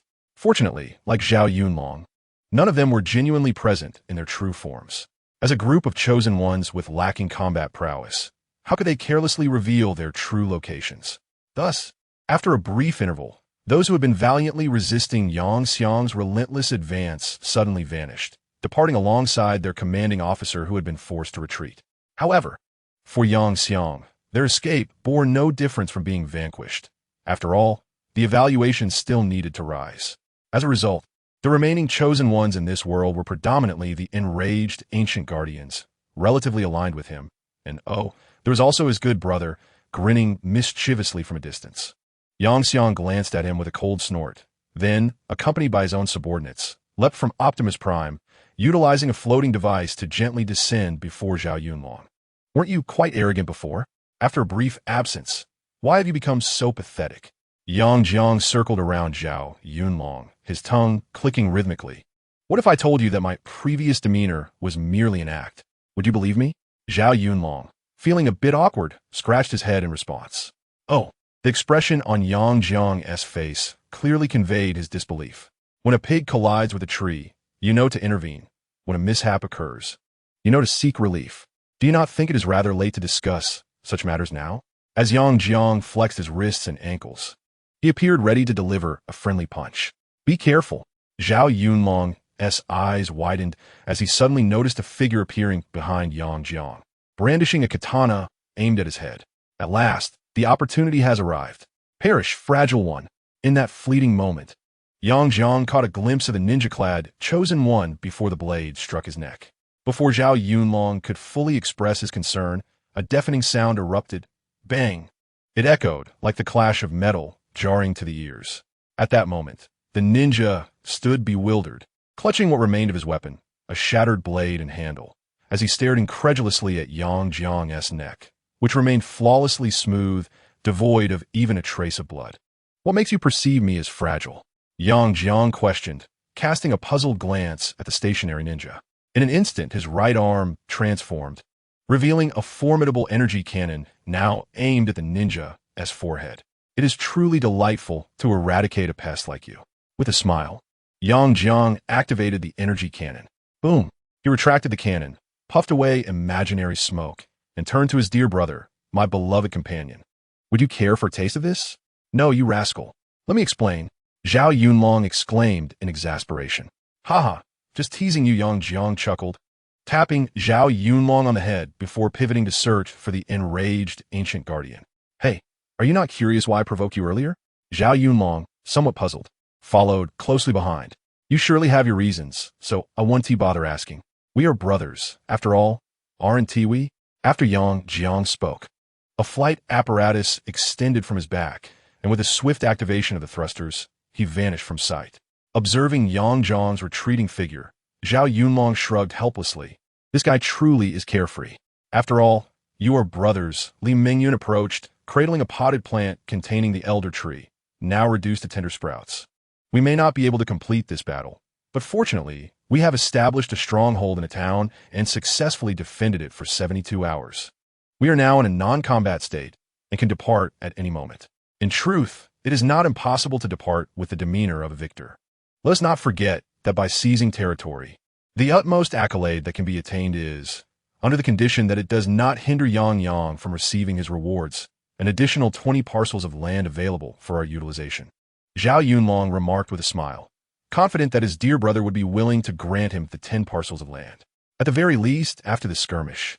Let me level up a bit, you scoundrel. Rewards, be they levels or otherwise, hold little significance. They are not of utmost importance. However, experience points are exceedingly crucial. Meanwhile, Yang found himself aloft the sky of the Tenno Empire, which had automatically revealed its geographical position due to its frenzied state. You have arrived? An exceptionally beautiful specter materialized before him. A woman? Yang Yang instinctively exclaimed. Bah, I'm a bona fide man. The kind that could devour an entire bucket in one meal. As if struck at a sensitive spot, the youth furiously pointed at Yang Yang and shouted, So it turns out you are a man. How dull. Yang Yang immediately lost interest. What do you mean by that? Shangguan Jinyo swiftly wrapped his arms around himself, gazing at Yang Yang in terror. If he were female, did this guy truly intend to take advantage of him? How frightening. Could it be that he encountered the fabled humanoid artillery? It is said that such chosen ones, should any female enter their line of sight, cannot escape the fate of being taken advantage of. Thank goodness I am male, Shangguan Jinyo muttered to himself, though being male is not entirely without its perils. At that moment, a voice that Shangguan Jinyo found somewhat familiar echoed. Turning to look, he saw Zhao Yunlong, who had deactivated the symbiotic armor that had enveloped him, approaching. Meeting other chosen ones without any form of precaution would be exceedingly foolish. Nevertheless, with a good brother by his side, his sense of security surged. Cousin? Zhao Yunlong raised an eyebrow, finally recognizing the strikingly unusual man before him. Isn't this my aunt's son? He scratched his head, marveling at how small the world truly is. Ah, relative? I was hoping to extract some benefits. Yang Yang sighed in disappointment as he landed on the ground. Chapter 126. Aerial Warfare Reconstruction, though they are relatives. One must still extract what could be extracted. A look of determination spread across Zhao Yunlong's face, indeed. Yang Yang nodet, Zhou plagiarize. I have barely accumulated any resources. Show mercy. Shangguan Jinyo clung desperately to Zhao Yunlong's leg, tears and snot smeared against him. You are doomed, I tell you. Zhao Yunlong rolled his eyes as he exerted his formidable strength to forcibly lead him into the Tiannua base. This place is rather impressive, Yang Yang remarked. Both Yang Yang and Zhao Yunlong looked around the premises of Shangguan Jinyo's base, inspecting this and that. Meanwhile, Shangguan Jinyo seemed to be whispering something under his breath. Lianma, you must stay hidden. Among the newcomers is a humanoid self-propelled cannon who recently abducted a princess. We must ensure he does not discover you. What are you muttering about? Yang Yang inquired, moving closer. Nothing. I wasn't saying anything. Shangguan Jinyo raised both hands in a gesture of surrender. Yang Yang scrutinized him with a skeptical glance before retreating to a corner. By the way, what is this peculiar item from some obscure game? It feels oddly familiar. Zhao Yunlong glanced around before turning to his cousin, asking, It's from a game called Cosmic Armor. Ever since the emergence of the Divine Battle, its player base has dwindled. My abilities bear a resemblance to the protagonist of that game, so when recruiting followers, I fortuitously gathered some of its elements. Noticing his cousin's serious demeanor, Shangguan Jinyo calmed himself. Do you possess Orokin technology? If not, anything from Tiannua's corpus or Klani would suffice as a trade for the next 10 acres of land. As Yang Yang examined the surroundings, he replied, It seems you played that game too. The technology you mentioned is indeed within my possession, though they are merely pre-existing machines. To acquire them, one would need to dismantle and study them. Shangguan Jinyo sighed. That's acceptable. Machinery is quite simple for me. Yang Yang nodded and signaled the accompanying expendable transformers to begin moving items. However, there wasn't much to transport. They merely gathered a few pieces. We'll return and activate the ignition source to see if there are any surprises. Additionally, he secured a set of genetic technology for creating Klani and managed to retrieve a suit of Tiannua armor. As for the mechs from the Corpus Consortium, he deemed them unnecessary. After a thorough scavenging, Yang Yang departed, feeling satisfied at last. We managed to get through this. Shangguan Jinyo, feeling somewhat weary, found a place to sit. Cousin, is it fair to deceive your younger cousin like this? He glanced at Zhao Yunlong, who had not yet left. Am I deceiving you? Certainly not. The items taken are merely things you could recreate. They hardly constitute a loss. Moreover, this time, you'll also receive a victory reward. How splendid. Zhao Yunlong patted his shoulder, chuckling. What truly startled me was that fellow. He resembled a humanoid, self-propelled cannon. I was genuinely concerned that Lianma might be abducted by him. Sighing with a hint of melancholy, Shangguan Jinyo remarked, although it's hard to believe. He would never resort to such actions, so rest assured. After Zhao Yunlong waved goodbye, Shangguan Jinyo could finally seek a place to establish dominance while awaiting the fulfillment of victory conditions. Meanwhile, upon acquiring new technologies and tools, Yang Yang arranged for his subordinates to continue conquering this world. He then sought out Ming Miao and her companions, pondering whether they could harness this technology to create and research additional cannon fodder. Perhaps we could merge this genetic technology with Cybertron's incubation methods to fabricate entirely new toys. Ming Miao casually tinkered with the equipment, projecting a video on a nearby screen that showcased a figure familiar to Yang Yang. Was that Icarus? Yang Yang paused for a moment, exclaiming, "Aha, this will be the next project to explore." Although the commander currently possessed formidable aerial forces, there remained a significant gap in true aerial combat capabilities. It would be imprudent to rely solely on transformers in aircraft mode to engage flying adversaries. During the recent battle, the Air Force's actual combat performance against the opposing dragon had been woefully inadequate, thus highlighting the urgent need for a powerful aerial ace. Pointing to the image of Icarus, Ming Miao elaborated on her exceptional attributes. Furthermore, based on the data gathered, the strength of the chosen ones following the path of the war god was rapidly escalating, indicating that the dynamics of war were on the verge of transformation. This suggested that in future confrontations, the significance of ordinary units, selecting all our units to attack simultaneously, would diminish. Cannon fodder would be tasked with dealing with other cannon fodder, while elite units would require counterparts of equal caliber to contend with. Those chosen ones following the path of the war god were likely templates, necessitating the creation of our own. As Ming Miao spoke, she pulled up another image, featuring a figure Yang Yang knew all too well, himself. After conducting a thorough analysis of the commander at night, I discovered that we could integrate most of your abilities into Icarus, thereby enhancing her combat prowess. Listening to Ming Miao's various proposals, Yang Yang's expression began to twitch. At that moment, one of the shipgirls who had been eavesdropping suddenly raised her hand. "Akiyama, is the examination you mentioned legitimate?" It was Akebalonbi, the little one sporting her own turret. However, her words only served to remind Yang Yang of an incident from a few days prior. "Akebalonbi, this is bad. The commander still remembers the grudge." The little one chuckled awkwardly and took 2 steps back, preparing to flee. However, the big bluefin tuna swiftly pounced on her. "Haha, now you're in trouble. How dare you launch a sneak attack?" Before Akberlon could finish speaking, Yang Yang seized her and plopped her onto his lap. "Today, I shall make your backside split into 4. Chapter 127, Post-Battle Settlement and New Plans During the Final Moments on the Battlefield. Ming Miao and a group of technicians finally succeeded in creating the prototype. Yang Yang gazed at the girl sleeping in the incubation pod, resembling a doll, and turned to Ming Miao and the others. "Commander, you may use the mechanical descent with confidence. I assure you, there will be no issues." Ming Miao waved her tiny fists, cheerfully encouraging him. Her adorable green cat ears bobbed cutely with her enthusiastic gestures. Yang Yang nodded and activated the mechanical descent on the unconscious artificial girl before him. This was an opportunity he had held onto since reaching level 10, unable to decide what kind of character to add to his team. Accompanied by a brilliant radiance, the girl in the pod slowly opened her eyes. Her previously curled-up form immediately stretched out upon waking. Glancing at the attire of the girls around her, she fashioned a similar outfit for herself. As the liquid in the incubation pod was drained, the hatch gradually opened. The expressionless girl walked straight up to Yang Yang. "Icarus, reporting for duty, my esteemed commander."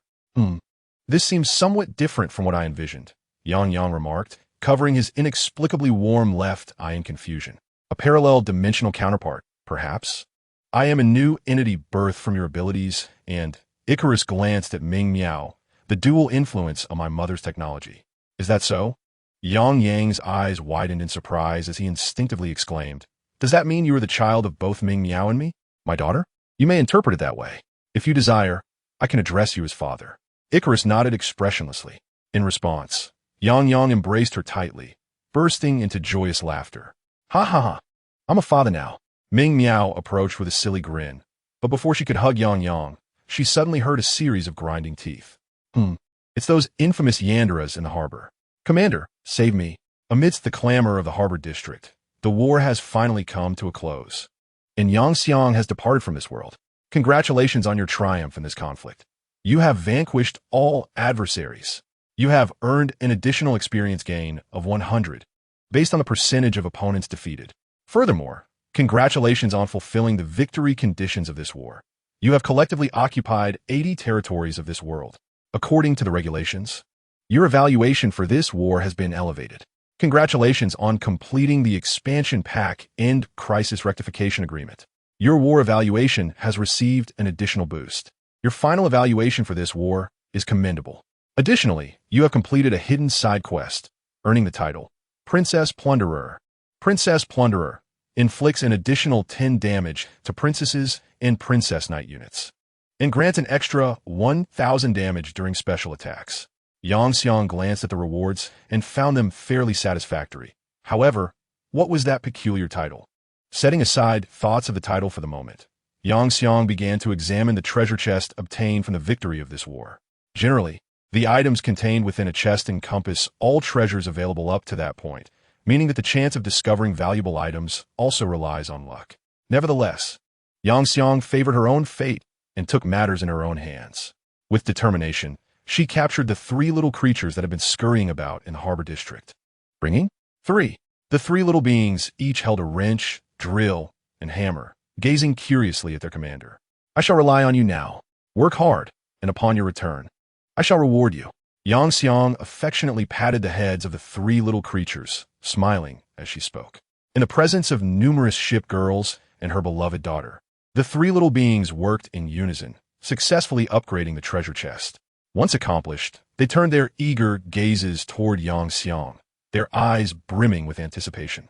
With a resigned sigh, Yang Xiang patted their heads once more.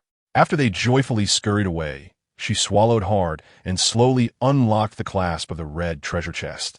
As everyone held their breath in anticipation, a shimmering document glowing with red light was retrieved from within. Design documents for the Galatron mass production machine and its derivative enhancement machine. Yang Xiang exclaimed, her eyes sparkling with excitement. This item was indeed more useful than the Imperial Titan. At the very least, the weight of the Emperor Titan surely does not reach several tens of thousands of tons, and in terms of structural strength, it is presumably inferior to that of the Galatron. Furthermore, when it comes to the upper limits of combat capability, the derivative models of Galatron have far surpassed the Emperor Titan by countless margins. Nevertheless, the Emperor Titan possesses its own unique advantages, at least in terms of firepower density. Galatron cannot compare. However, it can seamlessly integrate certain design philosophies of the Emperor Titan into the Galatron, thereby creating an entirely new entity, the Emperor Galatron. Conveniently, the previous cannon fodder has nearly been exhausted in this battle, making it the perfect time for an upgrade. As he spoke, he handed the design blueprints of Galatron to Ming Miao and the others, declaring that they needed to construct a brand new legion. Currently, the new ground units would primarily consist of the Galatron Legion, supplemented by Autobots and Decepticons. In the air, conventional aerial combat would be managed by the Decepticon Airstrike Legion, while aerial combat specialists would be entrusted to Icarus and her team of artificial angels. As for naval warfare, it goes without saying that there are plenty of shipgirls available. Yang Yang once again collaborated with his command department to prepare the creation of a more formidable legion. At this stage, the combat prowess of the twin sisters also warranted mention. As warriors of the God of War path, they experienced substantial attribute enhancements with each level gained. Presently, their combat strength, endowed with exceptional talents, is already on par with that of Optimus Prime or Megatron. What they now require are battle experience and relevant equipment, both of which Yang Yang is perfectly positioned to provide. Chapter 128, The Long-Awaited Path, finally. Yang Yang glanced at the last notification from the system. Notice, congratulations on completing this battlefield. Based on your war evaluation level, your level has increased by 5 levels. Notice, after the battlefield update is complete, for every major level increase in your war evaluation, your level will rise by 1 after the war concludes. It is indeed somewhat exasperating that after utilizing this opportunity for mechanical descent, another has come so swiftly. Yang Yang suddenly felt a wave of relief. At this momentum, he would no longer need to consider his lineup in the future. He could summon whichever beloved he desired. Nonetheless, for now, it would be prudent to review his current composition. Thus, he temporarily set aside this opportunity, just as he had before, intending to assess what talent his faction currently lacked after withstanding the trials of war once more. Having allocated the 50 attribute points acquired from the upgrade entirely to his mental prowess, Yang Jiang enriched his energy, benefiting from the doubling effect at the second tier. His physical form remained unchanged, requiring no additional investment on his part. With the advancement of his skills, his physique would automatically enhance after assimilating new techniques, necessitating no manual allocation of points, except perhaps when he reached the pinnacle of the technological tree, where further ascension would be impossible. After this allocation, Yang Jiang glanced at his attribute panel. Chosen 1. Yang Jiang age. 18 level. 15 profession. Path none race. Human physique. 400 spirit. 1505 talents. Mechanical era. Primordial I common skills. None secret technique. Madness current tier. Junior second tier abnormal status. Partial memory modification. For reasons unbeknownst to him, Yang Jiang had yet to solidify his profession. In contrast, others effortlessly secured their paths as pioneers, including his twin sisters, who had early on embraced the path of the war god. It is crucial to recognize that, following the system's update, the absence of a profession bears significant consequences, particularly in terms of the disparity in free attribute points and the fixed acquisition of common skills, especially upon formally entering the second-tier battlefield. The power conferred by a profession would greatly amplify. Consequently, he was likely to encounter chosen ones endowed with common professional skills, which could prove detrimental. Sister-in-law. Sister-in-law. I've reached level 15. My physique has surpassed 450. Luo Ling exclaimed, bounding over with a cherubic smile adorning her delicate face. Although the battles she referred to were far from innocent, my physique has now reached 755, and I have acquired several related skills. I will be able to assist you in the future. Luo Shui followed closely behind her sister. Sighing, Yang Jiang lamented the disparity in attribute growth between having a profession and not. Had this been prior to the update, the absence of such a system would have rendered the war god chosen ones reliant on all means to augment their combat prowess, often only beginning to unleash their potential in advanced battlefields. I shall visit the library at school to research some information. Ignoring the exuberant Luo Ling, Yang Jiang gently kissed Luo Shui on the cheek before turning to depart. Hey, brother-in-law, why are you leaving? You haven't kissed me yet. Luo Ling tilted her head slightly, gazing with a hint of confusion at Yang Kang's retreating figure. However, her words were completely disregarded. On the way to the library, Yang Kang observed a myriad of individuals, most of whom appeared lethargic and worn out from long nights of work. These were likely the second-year students and those above them, enduring considerable hardships. From a fellow student of the same year, Yang Kang learned of their identities, and he resolved not to emulate their ways. Even if possessed of companions, one must refrain from forging bonds that transcend mere friendship. Otherwise, one would find themselves consuming goji berries in vain, unable to recover. Someone earnestly advised their friend, "But I heard you. Do not follow my path, for I have already fallen." Huh, man. Hey, what nonsense are you all spouting? Aren't the seniors staying up late to research information, study tactics, and attempt to acquire universal skills, which is why they look this way? Otherwise, why would the senior sisters also appear so worn down? Surely you cannot claim that the land has been ravaged by oxen. Upon hearing their whispers, someone, bemused, remarked, "Come on, it was just a joke." Shaking her head with a smile, Yang Kang understood that after advancing to the second-tier battlefield, combat became less frequent. The chosen ones found themselves with ample time to enhance their combat prowess. Moreover, nurturing their companions was an aspect that could not be neglected. Through his primal eye, Yang Kang discerned that these seniors had gradually changed due to prolonged nights spent researching and cultivating their companions. He mused that perhaps one day, he too would resemble the seniors. With a sigh, Yang Kang stepped into the library and promptly began searching for materials regarding pathways. Before long, he stumbled upon a book authored by an anonymous writer, containing information about pathways. Ah, this is an outdated relic from before the battlefield update. Who knows if it still holds any value? He muttered, slowly perusing its contents.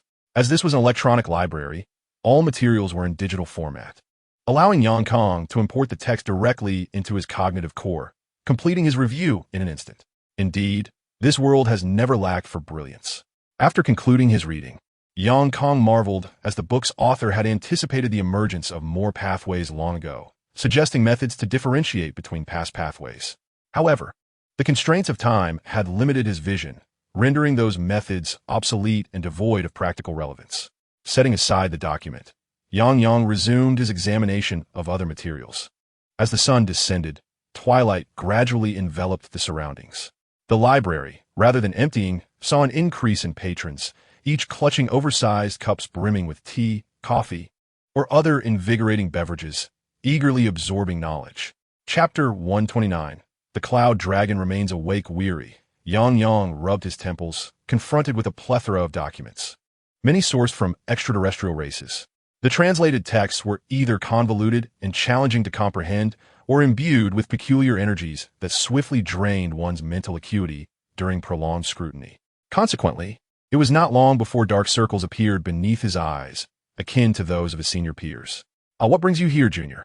A voice, somewhat familiar, drifted into Yang's ears. Turning, he found the gentle and enchanting senior Guang, though she too bore the weight of fatigue, her once radiant visage marred by pronounced dark circles. "Alas, I am attempting to gather some information on matters that remain elusive to me," Yang replied with a hint of exasperation. "Ah, that explains your presence here. I had wondered. Everyone claims this wretched library consumes one's vitality. I was skeptical, but now senior Guang sighed. However, she soon recalled something. The information you seek is unlikely to be found within these walls, especially since the Divine War has only recently been updated." "Understood. I shall have to seek alternative avenues." Yang sighed again, extending his gratitude towards senior Guang. "No need for thanks. Incidentally, I know someone who might possess insights regarding the matter," senior Guang said with a smile. "Oh." Yang Kang's eyes suddenly brightened, and he quickly retrieved a package of outdated magical technological weapons that he was about to discard from his war domain, placing it into Shangguan Mingfei's hands. As far as he knew, the present Shangguan Sr. was at the same second-tier battlefield as him, albeit on the brink of ascending to the third-tier battlefield. Nevertheless, even in this context, the assortment of weapons he provided would offer substantial assistance to Shangguan Mingfei. After all, unlike Yang Kong, who could freely develop his technological tree, they were constrained to the limited research options offered by their respective factions or affiliates, rendering any comparison with Yang Kong utterly unfounded. Furthermore, the upper limits of their technological trees were locked, as their respective factions and affiliates had already reached the pinnacle of their research capabilities without breaking through to the forefront of scientific power. This was a stark contrast to Yang Kong, who possessed the innate talent to analyze and integrate technological trees. As long as his computational power was sufficient, various technological trees could be assimilated into his own system, infinitely transcending his limits. Thus, the advanced magical technological weapons emanating from him were exceedingly coveted. "Ah, Junior, what are you doing?" "This is too formal," Shangguan Mingfei remarked, tucking the weapon package into her pocket. She then took out her phone and made a call. "Hey, are you still awake?" The previously gentle Shangguan Sr. suddenly became quite boisterous. "Little aunt? Why are you calling so late?" "I was already asleep." A familiar voice, slightly drowsy, came from the other end of the line. "I've told you I'm your little aunt, not your little aunt. And you're clearly not asleep, are you?" Shangguan Mingfei's forehead creased with characters. "It's because your grandfather kept you hidden for so long that I got used to calling you little aunt. I can't change it overnight, so I'll just stick with little aunt for now. Besides, I wasn't awake. You woke me up." Zhao Yunlong replied nonchalantly. "Are you two related? You and Zhao Yunlong?" Yankang Bao said. "Buzlet. Why does it seem like everyone is related to Zhao Yunlong?" During his last battle, he had encountered a peculiar individual who, despite being a man, was extraordinarily handsome. Speaking of which, both Aunt Shangguan and the present Shangguan Sr. were quite beautiful. Could it be that the Shangguan family possessed some unique hereditary genes? "Indeed, I am his little aunt," Shangguan Mingfei said with a hint of resignation. "So, the person you mentioned who knows about the pathway matters wouldn't be Zhao Yunlong, would it?" "Just him." Yang Kong rolled his eyes. It wasn't that he doubted his brother, but in this matter, he truly found it hard to believe. "What pathway matters are you referring to?" "Ah, speaking of which, Yang Xiang, have you found a way? Elder Tree just recommended one to me, and I believe it to be quite promising. We should finalize it at our earliest convenience." Zhao Yunlong's voice resonated from the other end of the phone, dispelling Yang Xiang's earlier doubts. "So, Elder Tree is aware of the matter concerning the pathway?" Yang Xiang nodded, expressing his gratitude to Shangguan Mingfei before dashing out of the library. If it weren't for Shangguan Mingfei's timely intervention, that scatterbrained Zhao Yunlong would likely never have remembered this in his lifetime. Before long, Propelled by a surge of determination, Yang Xiang arrived at Zhao Yunlong's doorstep, rapping his knuckles against the door with vigor. After all, they were close friends, and there was no need for formality. Here we go again, you all. Why are you keeping me up at this late hour? Couldn't you have come tomorrow? Zhao Yunlong opened the door, wearing a resigned expression as he beheld his good friend. Where is Elder Tree? I have a few questions to discuss with him. Yang Xiang replied with a grin. Look. Zhao Yunlong gestured toward the potted plant on the windowsill. At that moment, Elder Tree was fixedly observing them, although he had retired for the night. The instant Zhao Yunlong mentioned his name on the phone, he had awakened. You rascals, can't you allow an elderly person some peace to sleep? Elder Tree sighed, a hint of exasperation in his tone, before focusing entirely on Yang Xiang. Normally, I would not divulge the methods for your ascension, especially considering your entourage is quite the handful, Elder Tree remarked, casting a discerning glance at the throngs of transformers that seemed to linger behind Yang Xiang. I find my shipgirls rather adorable. Yang Xiang feigned ignorance regarding the transformers. All right, you little rascal, since you both have been somewhat tolerable, I shall share this with you. Elder Tree playfully chastised Yang Xiang before lifting his leg, tree root, and emerging from the pot, rapidly growing to a stature befitting a human. Chapter 130. The pathways suitable for Yang Xiang. Ha. Elder Tree, you are the best. Come, let me give you a back rub. Yang Kong chuckled as he dashed behind the Elder Tree, casually producing 2 vintage wooden-handled grenades. He playfully tapped the broad wooden back of the Elder Tree, remarking, Not bad, you rascal. You still possess a semblance of conscience.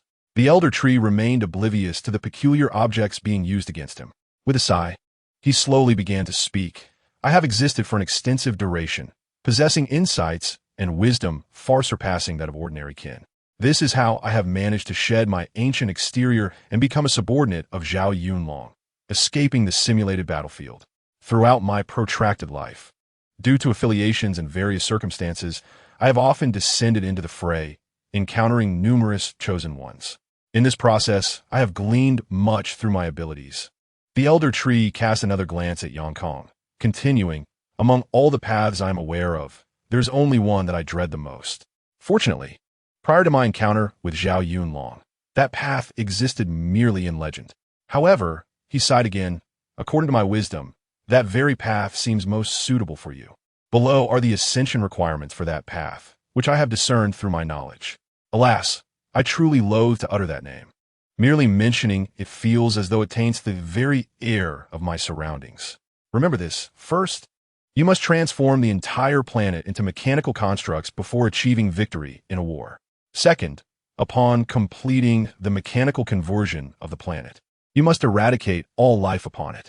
Finally, you must imbue these mechanical creations with life, should you wish for your path to continue evolving. This process must be perpetually repeated. No wonder the Elder Tree despises this path, Yang Kong pondered. Isn't this precisely the environment of Cybertron? It is no surprise that a being of the spirit realm, such as the Elder Tree, would detest it. Prompt. Through the ancient Elder's explanation, you have acquired a new method for the ascension of the mechanical path. Startled by the system's notification, Yang Kong was taken aback, never expecting that the Elder Tree's mere explanation would grant him the complete route. Well, you've heard enough. Hurry back, the Elder Tree urged. Just thinking of that path makes me feel like you little rascal. What are you using to thumb my back? Turning his head to catch a glimpse of Yang Kong, the Elder Tree noticed the vintage wooden-handled grenades in his hands. This is the latest model of a massager, Yang Kong replied, slightly embarrassed, as he had not anticipated the Elder Tree's sudden turn. Go on, get out of here. The Elder Tree huffed, shooing Yang Kong from the room.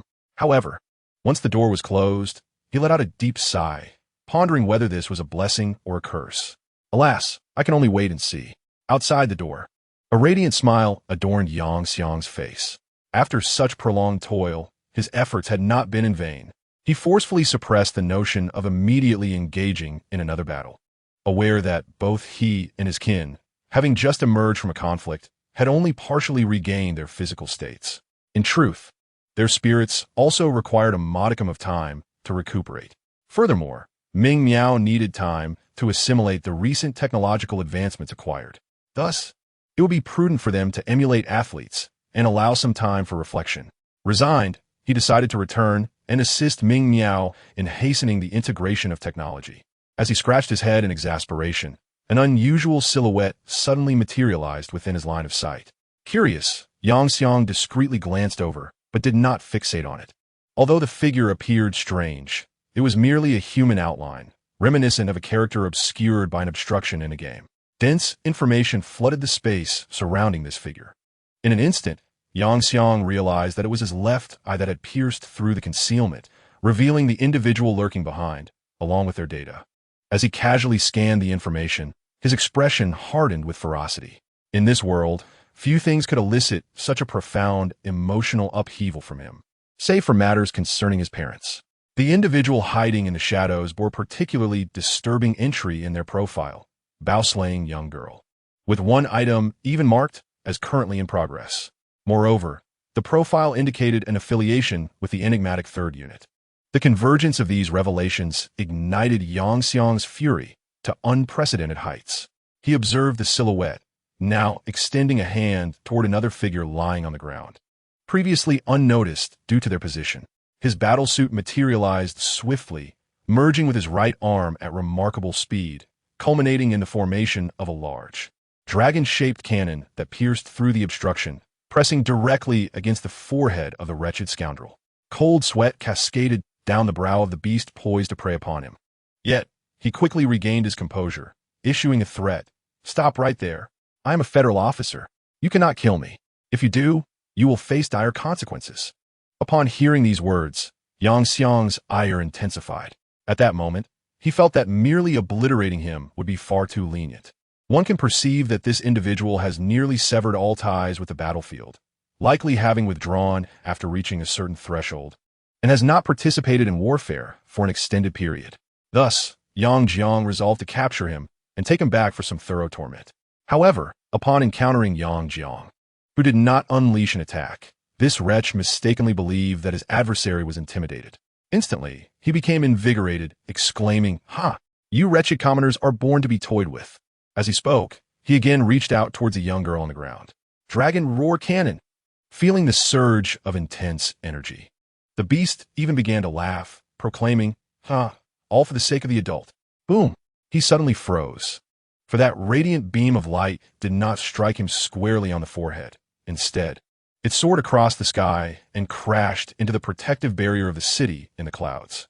Chapter 131. The onlookers what? Is this not what you anticipated? Yang Jiang scoffed. Through his primal eye, he not only discerned the origins of his opponent and their current intentions, but also perceived the underlying purpose of their actions here. The adversary intended to elicit a scream from the young girl to attract his attention. However, before that could occur, Yang Jiang had already discovered him. Nevertheless, this was of little concern to Yang Jiang, as long as he provoked the opponent into attempting to eliminate him. His allies would apprehend the assailant under the pretext of assassinating a federal official. After all, he was not committing a crime. The girl underfoot was merely one of his subordinates, who did not enjoy the protection of human laws. But why? Why did the adversary not directly strike at him? Mechanical generation. In the fleeting moment of his opponent's stupor, Yang Jiang activated his mechanical generation, rapidly crafting a multitude of restraints that bound the opponent's hands and feet, even placing a gag in his mouth to prevent any toxic substances from being uttered. Having resolved this matter, Yang Jiang approached and kicked the small creature aside. This entity was both a subordinate and a tool for the opponent, showing no genuine resistance. Did you not expect this? Yang Jiang crouched beside this individual, demanding, "Speak." When there was no reply, he appeared to have provoked the adversary, delivering a resounding slap across his face. "Oh, I forgot. With this contraption, you cannot speak." A smirk slowly crept across Yang Jiang's lips. "You plotted against me and took it upon yourself to come here, hoping to gain merit by scheming against me, even risking your own life. Do you truly believe your life could barter for mine? What gave you such confidence?" As he continued to speak, he struck the opponent again. "And you are unaware, are you? I have long been acquainted with your secrets. The Federation's third secret division, is it? The third in command of the Federation. I shall sooner or later dismantle you all." As he spoke, Yang produced a plethora of bizarre tools, contraptions that one would hesitate to reveal to others. A peculiar expression adorned his face as he involuntarily emitted a few unsettling chuckles. Soon after, a performance art piece, verging on the grotesque, appeared on the streets, adorned with a sign declaring it the human cannon. However, the cannon's mouth was stuffed with an assortment of oddities. After the instigator departed, two elderly gentlemen unexpectedly arrived at the scene. They first rendered unconscious the little fellow, who was perplexed and unsure how to assist their master in escaping his current predicament. They then circled the peculiar creation twice, clicking their tongues in astonishment. What a wicked sense of humor this little one possesses. Quite intriguing indeed, remarked the principal and the director of education with a smile. The human cannon glared menacingly at the two elderly men standing before it, unable to utter a word due to the contents in its mouth. Isn't this contraption somewhat detrimental to the school's atmosphere? Pondered the director of education, stroking his chin. Indeed, it could lead the children astray. The principal nodded in agreement, feigning a seriousness that was somewhat ironic. Before long, this peculiar creation vanished into the clouds of the city. While on the ground in the heart of the federal capital, an oddly shaped object inexplicably appeared. During the evening rush hour, citizens were filled with curiosity about this bizarre spectacle, each capturing the moment with photographs. Isn't that so-and-so? My goodness, the wealthy truly know how to have fun. It even says voluntary on it. How ostentatious. Perhaps a bit too aggressive. Blood is oozing out. The office workers mused, recognizing that although they were all chosen ones, they differed vastly from this individual who had achieved membership in the intermediate battlefield, successfully escaping the turmoil of the divine war. Meanwhile, they were ensnared in their monotonous work, perpetually overworked, ever vigilant for the unpredictable summons of the divine war. As for quitting, who would provide them with battlefield currency? From where would they acquire the resources to enhance themselves further? Thus, regardless of the circumstances, they remained bound to their jobs, unless they could amass wealth overnight on the battlefield and never work again. Of course, becoming sufficiently powerful would suffice as well. Having all experienced the battlefield, the crowd was composed largely of astute individuals. After snapping a few photos and exchanging casual remarks, they swiftly dispersed. For lingering too long would attract the attention of the security bureau, likely resulting in the confiscation of their phones and deletion of their photos. In that case, their moment of amusement would be in vain. After their departure, these photographs swiftly found their way onto the forums of the Divine War, an arena directly controlled by the intelligence of the Divine War, where the influence of the Federation could not penetrate. Regardless of the explosive content released within, the Federation remained utterly powerless to intervene, unable even to ascertain the identity of the individuals responsible without the requisite high-level permissions. However, the prospect of using such precious permissions for this trivial matter hardly seemed worthwhile. Most importantly, there were others eagerly anticipating the unfolding drama surrounding the Third Secret Division. While various factions continued to stoke the flames of controversy, this led to an escalating frenzy, and through word of mouth, the narrative morphed into one suggesting that all members of the third faction possessed such peculiar proclivities. Furthermore, prominent figures from other factions stepped forward, asserting their awareness of the situation, effectively solidifying its veracity. This nearly drove the third faction to the brink of fury. Nonetheless, they had brought this upon themselves, as many leaders of the emerging factions had been subjected to forced personality assessments by them. It is indeed perplexing that all factions fail to comprehend why the Third Secret Division persists in conducting these assessments, unaware that such actions have birthed countless adversaries. All eyes were upon them, eagerly anticipating their descent from their lofty perch. When that time arrives, an unimaginable feast will unfold, with the third faction and the Third Secret Division as the main course. Simultaneously, within one of the bases of the Third Secret Division, their leader, observing the individual before him still resembling a cannon crafted by the people of White City, furiously kicked some exposed ammunition into the cannon's mouth. Ugh! Chapter 132. In rest this unfortunate soul, whose name remains unknown, stared wide-eyed as if attempting to bore a hole through reality. After a while, noticing his silence, the leader commanded that the gag be removed from his mouth. Speak, what is the matter? The unfortunate one expressed his desire to contribute to the organization, revealing his thoughts of glorious self-sacrifice for the cause. The leader fell silent, waved his hand to summon a subordinate, instructing them to toss this individual into a nearby prison at their discretion, for he could no longer bear to witness him. Having dealt with this matter, he called his trusted assistant. Can you manage to be a bit more normal while brainwashing? What is this nonsense? You've turned him into a fool. Well, he was rather loyal, I suppose. Let us add some spice to the mix. And remember the personality assessments. We still lack sufficient personnel on our end.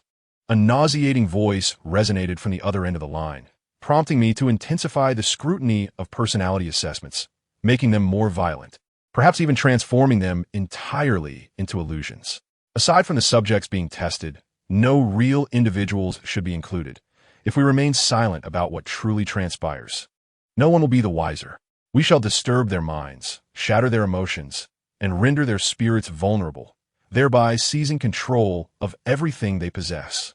Yet, the repugnant voice within their classified communications revealed the true intent behind the personality assessments. Their focus was never on those who could withstand such scrutiny. Their genuine target was, in fact, those who could not, stripping them of everything in the process. Even their very selves would be reduced to mere puppets, forever subjugated.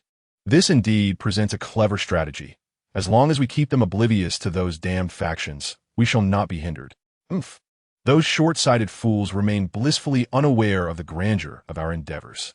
Once we accumulate sufficient capabilities, we shall ascend to the status of conceptual deities.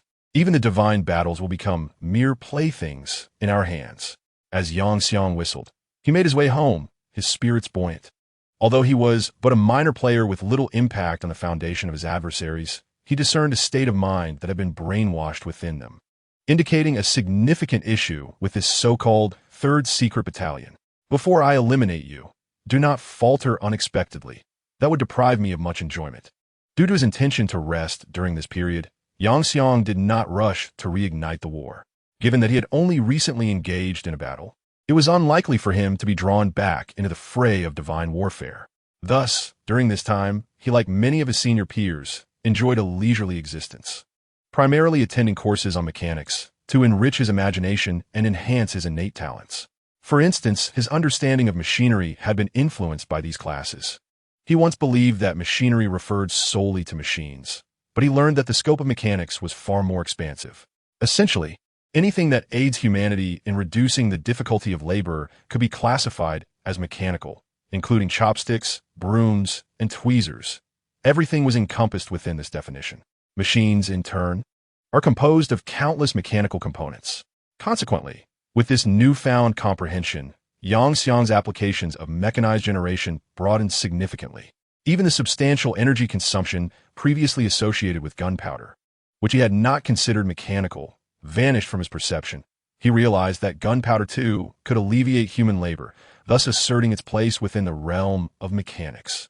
Once his thoughts became clear, the unnecessary burdens vanished instantly. This encapsulates the formidable nature of advanced abilities. They embody specific concepts. However, to unleash the full potential of such capabilities, one must discern the essence of the concept they represent. Take Luo Shuei, for instance. Her ability fundamentally revolves around weaponry. When she becomes adept at wielding this concept, she can manipulate anything she deems a weapon, even if it happens to be a person. As for Luoling, her corresponding concept remains elusive at present, yet this does not hinder her growth. It is undeniable that knowledge serves as a ladder to their empowerment. While he eagerly absorbs a myriad of information, preparation for the next conflict are underway in his domain of warfare. Utilizing the design schematics of Galatron and the computational prowess of the Mine Core, they swiftly established a corresponding assembly line factory. Each machine tool within is transformed from transformer, ensuring maximum precision. Upon completing the assembly line production, mass-produced Galatrons commenced manufacturing. Furthermore, once created, these Galatrons would undergo the purification of the spark source, evolving into even more powerful transformers. This transformation would grant them the ability to shift from their current beast form into a humanoid form. In this humanoid state, the Galatrons will possess enhanced agility and fortified armor, thanks to Cybertron's remarkable compression technology. Additionally, beyond the mass-produced Galatrons, various enhanced, modified, and substandard versions are also being crafted. To sustain his financial chain, Yang Xiang will undoubtedly sell some of the weaponry. Even the Titan mech design acquired from the previous battle has been repurposed to produce a substandard version for trade. While the Galatrons are manufactured based on the advanced design he obtained, this does not prevent him from marketing their substandard variants as prized possessions. Moreover, The Galatron sold will possess only the weakened version of the Galatron Spark as an offensive capability, with no other weaponry included, requiring additional outfitting. However, even the base model Galatron commands a staggering price of 999 battlefield coins. Is that exorbitant? What ist? Even the substandard version can dominate an intermediate battlefield with its might. Do they truly believe that such a force, weighing several tons, is trivial? Only those with the legacy of fallen empires or exceptional talents can hope to overcome it. Chapter 133, Awakening of Memory. This is my latest creation. What do you think? Aunt Luo? During the rare holiday, Yang Xiang invited Luo Fenghua to his war domain, showcasing a counterfeit version of Galatron. How should I address you, my friend? You have just ascended to the second-tier battlefield. How did you manage to acquire this? Luo Fenghua gazed in bewilderment at the colossal Galatron before her. This device could easily be deemed a vanguard, even in intermediate battlefields. In lower-tier arenas, it would serve as an overwhelming artifact. Given our relationship, once you marry my daughter, you must call me mother. Tell me, have you been cheating? Curiosity sparkled in Luo Fenghua's eyes as she looked at Yang Xiang. Cheating? Impossible. I, Yang, do not resort to such means, Yang Xiang proclaimed with pride, with a roll of her eyes. Luo Fenghua immediately engaged Yang Xiang in discussions regarding the sale of the Galatron. Ultimately, Yang Xiang decided to sell it directly to Luo Fenghua for 1 million battlefield coins. She would set her own dealer price, maintaining the same profit-sharing arrangement as before, split evenly. Unlike ordinary mass-produced weapons, even the counterfeit Galatron would be regarded as a prized possession, meaning it would not be accessible to everyone. To purchase the Galatron, one must first spend a requisite amount of battlefield coins in Luo Fenghua's shop to upgrade to a gold card membership, thereby gaining eligibility to buy. However, this merely grants purchasing eligibility. One must also participate in a specialized auction to acquire it. Although the counterfeit version of Galatron is merely equivalent to a vanguard in the intermediate battlefield, it originates from the lower-tier second-stage battlefield. Any affluent faction or family would surely have promising successors. Acquiring such a war machine would significantly enhance their survival capabilities on the battlefield. Thus, a market upheaval was inevitable. This even stirred the officials once more, but due to the existence of battlefields, the authorities lacked effective means of enforcement. After all, without knowledge of the opponent's battlefield coordinates, one could simply retreat into their own war domain, leaving the authorities with little recourse. They merely issued a warning against selling this item to beings of other races. The auction will be held tomorrow evening at 7. If you're interested, do come by. You may encounter something or someone that piques your interest. Luo Fenghua said before turning to leave. Mother, are you not even going to glance at your daughter? Lo Ling emerged unexpectedly, tears brimming in her eyes as she clung to her mother's arm. Behind her stood the resigned Luo Shui. Oh dear, my daughter has grown up. You needn't be so attached to your mother, Luo Fenghua remarked as she embraced Luo Ling. She would never admit that her earlier excitement had made her forget her daughter. By the way, Aunt Luo, I have a question. Why do both of them share your surname? Yang Jiang inquired, observing the reunion of the three women with a hint of confusion. Well, it is simply because their father took my family name, Luo Fenghua chuckled, covering her mouth. Yet, her gentle gaze suggested a deep affection for her husband. It seemed that her father remained as busy as ever. I pondered whether he was aware that his daughter had become another's fiancée. Most likely not, or perhaps he knew but was too preoccupied to consider it, as if he wished to stretch a mere 24 hours into 48 to accomplish his tasks. Lo Ling sighed in resignation, reminiscing about her childhood when he had so little time that he could spare only a minute each day to see her. Do not worry. Your father is a man of great ambition. His research is currently at a critical juncture, and thus he is unaware that you have become Xiao Jiang's fiancée. Otherwise, he would surely celebrate with a couple of extra bottles of wine, Luo Fenghua said with a smile as she affectionately ruffled her daughter's hair. Who would worry about a foolish father who spends all his earnings on research and cannot even ensure his two daughters are well fed? Luo Shui quipped, breaking her usual silence. Ha! Speaking of which, my daughter is quite clever. She has secured her future from a young age. Luo Fenghua laughed heartily. Suddenly, Yang Jiang fixed his gaze on Luo Fenghua, muttering to himself, Chosen one. Luo Fenghua, age, 34 level, 72, occupation, interstellar merchant, race, human, physique, 3345, spirit, 6750, talent, equivalent exchange, enhanced postnatally, general skills, few, secret techniques, few, current tier, 7th. Is it possible that this girl intentionally wandered off to the Yangjiang household in her youth? Damn the Federation's 3rd Secret Division for attempting to exploit my child and subject me to a new round of personality scrutiny. They are the very ones who caused the demise of Xiao Zhang's parents, who sought to protect Shui heir. Is this truly the cause of my parents' demise? Yang Yang sighed deeply, his eyes filled with an intensified hatred for the unseen puppet master. He reflected on how his parents' talents were merely trivial, hardly warranting a character assessment. Why had their lives been entangled in this affair? Suddenly, a wave of excruciating pain surged through his head, while fragmented memories began to resurface, akin to shattered glass.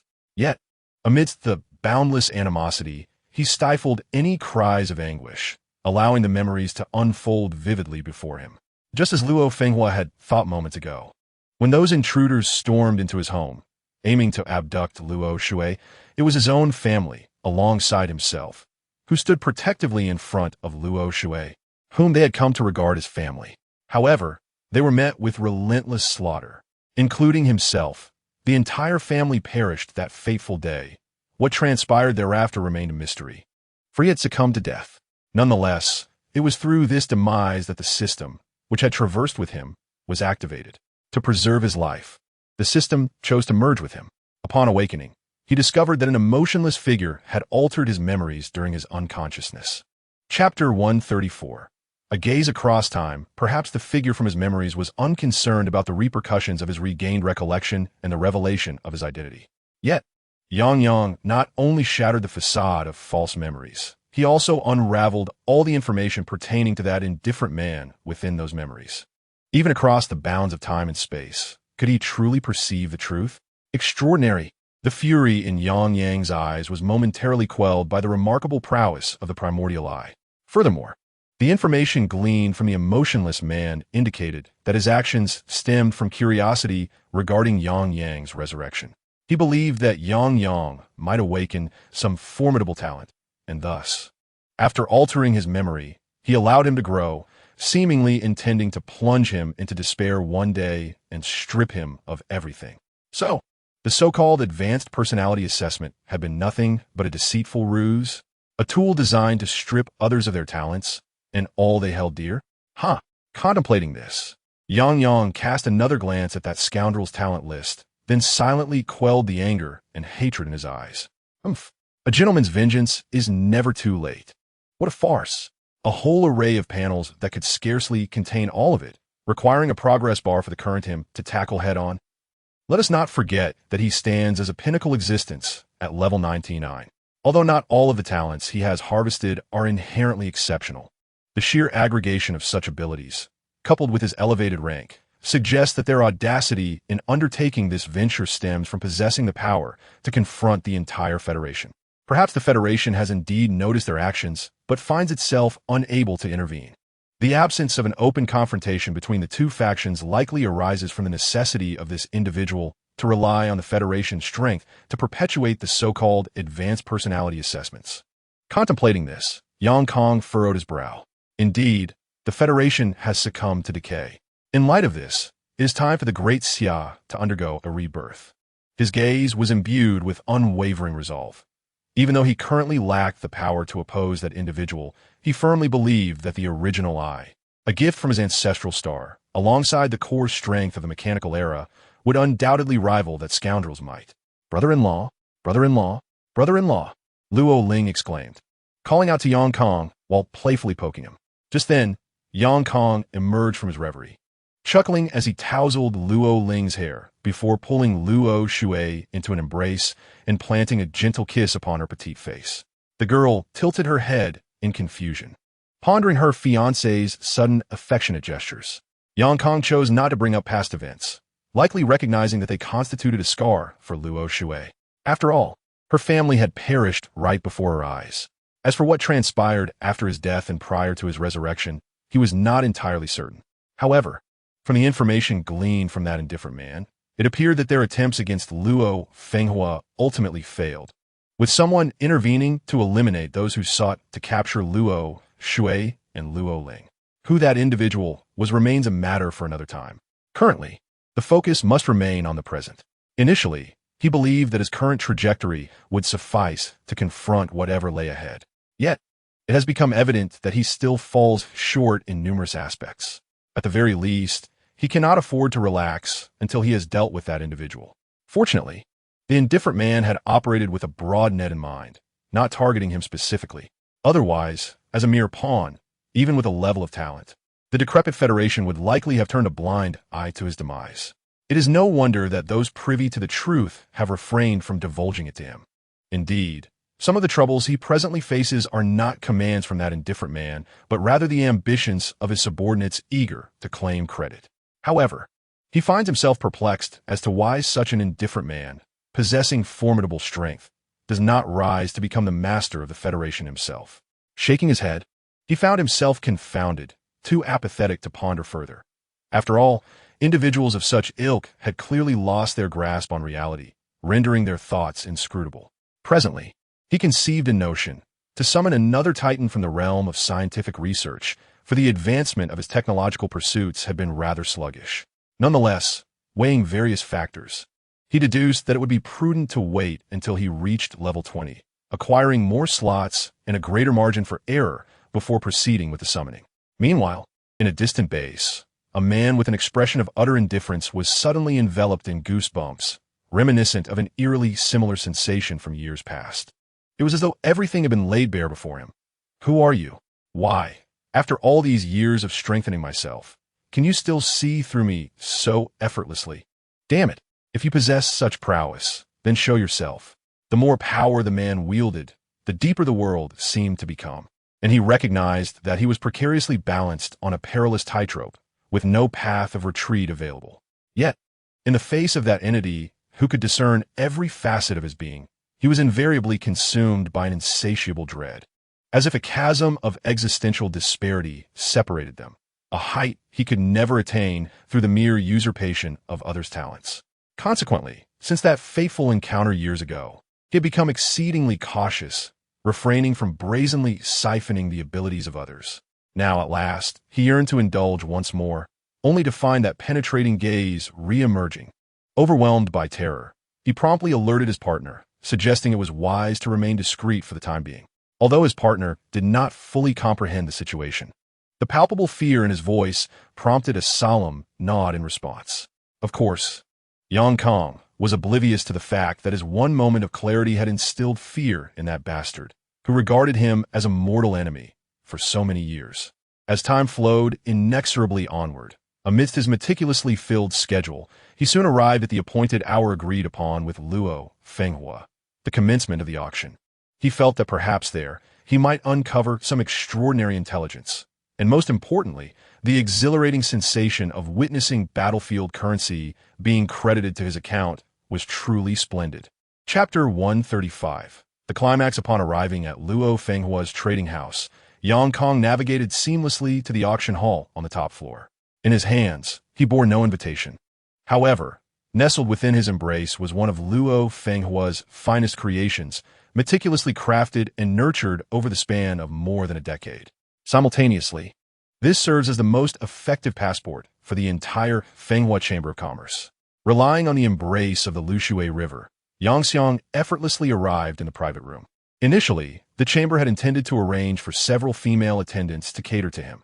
However, the maid squad made a strong entrance, taking over this responsibility. Arriving precisely on time, the auction soon commenced. Ladies and gentlemen, welcome to this auction. I am the merchant of the Divine War, as well as the registered auctioneer of the Alliance, Luo Fenghua. I will be your host for this event. Standing on a stage seemingly crafted solely for her, Luo Fenghua delivered a rather conventional opening speech. Following this, she casually began to introduce the first item up for bid.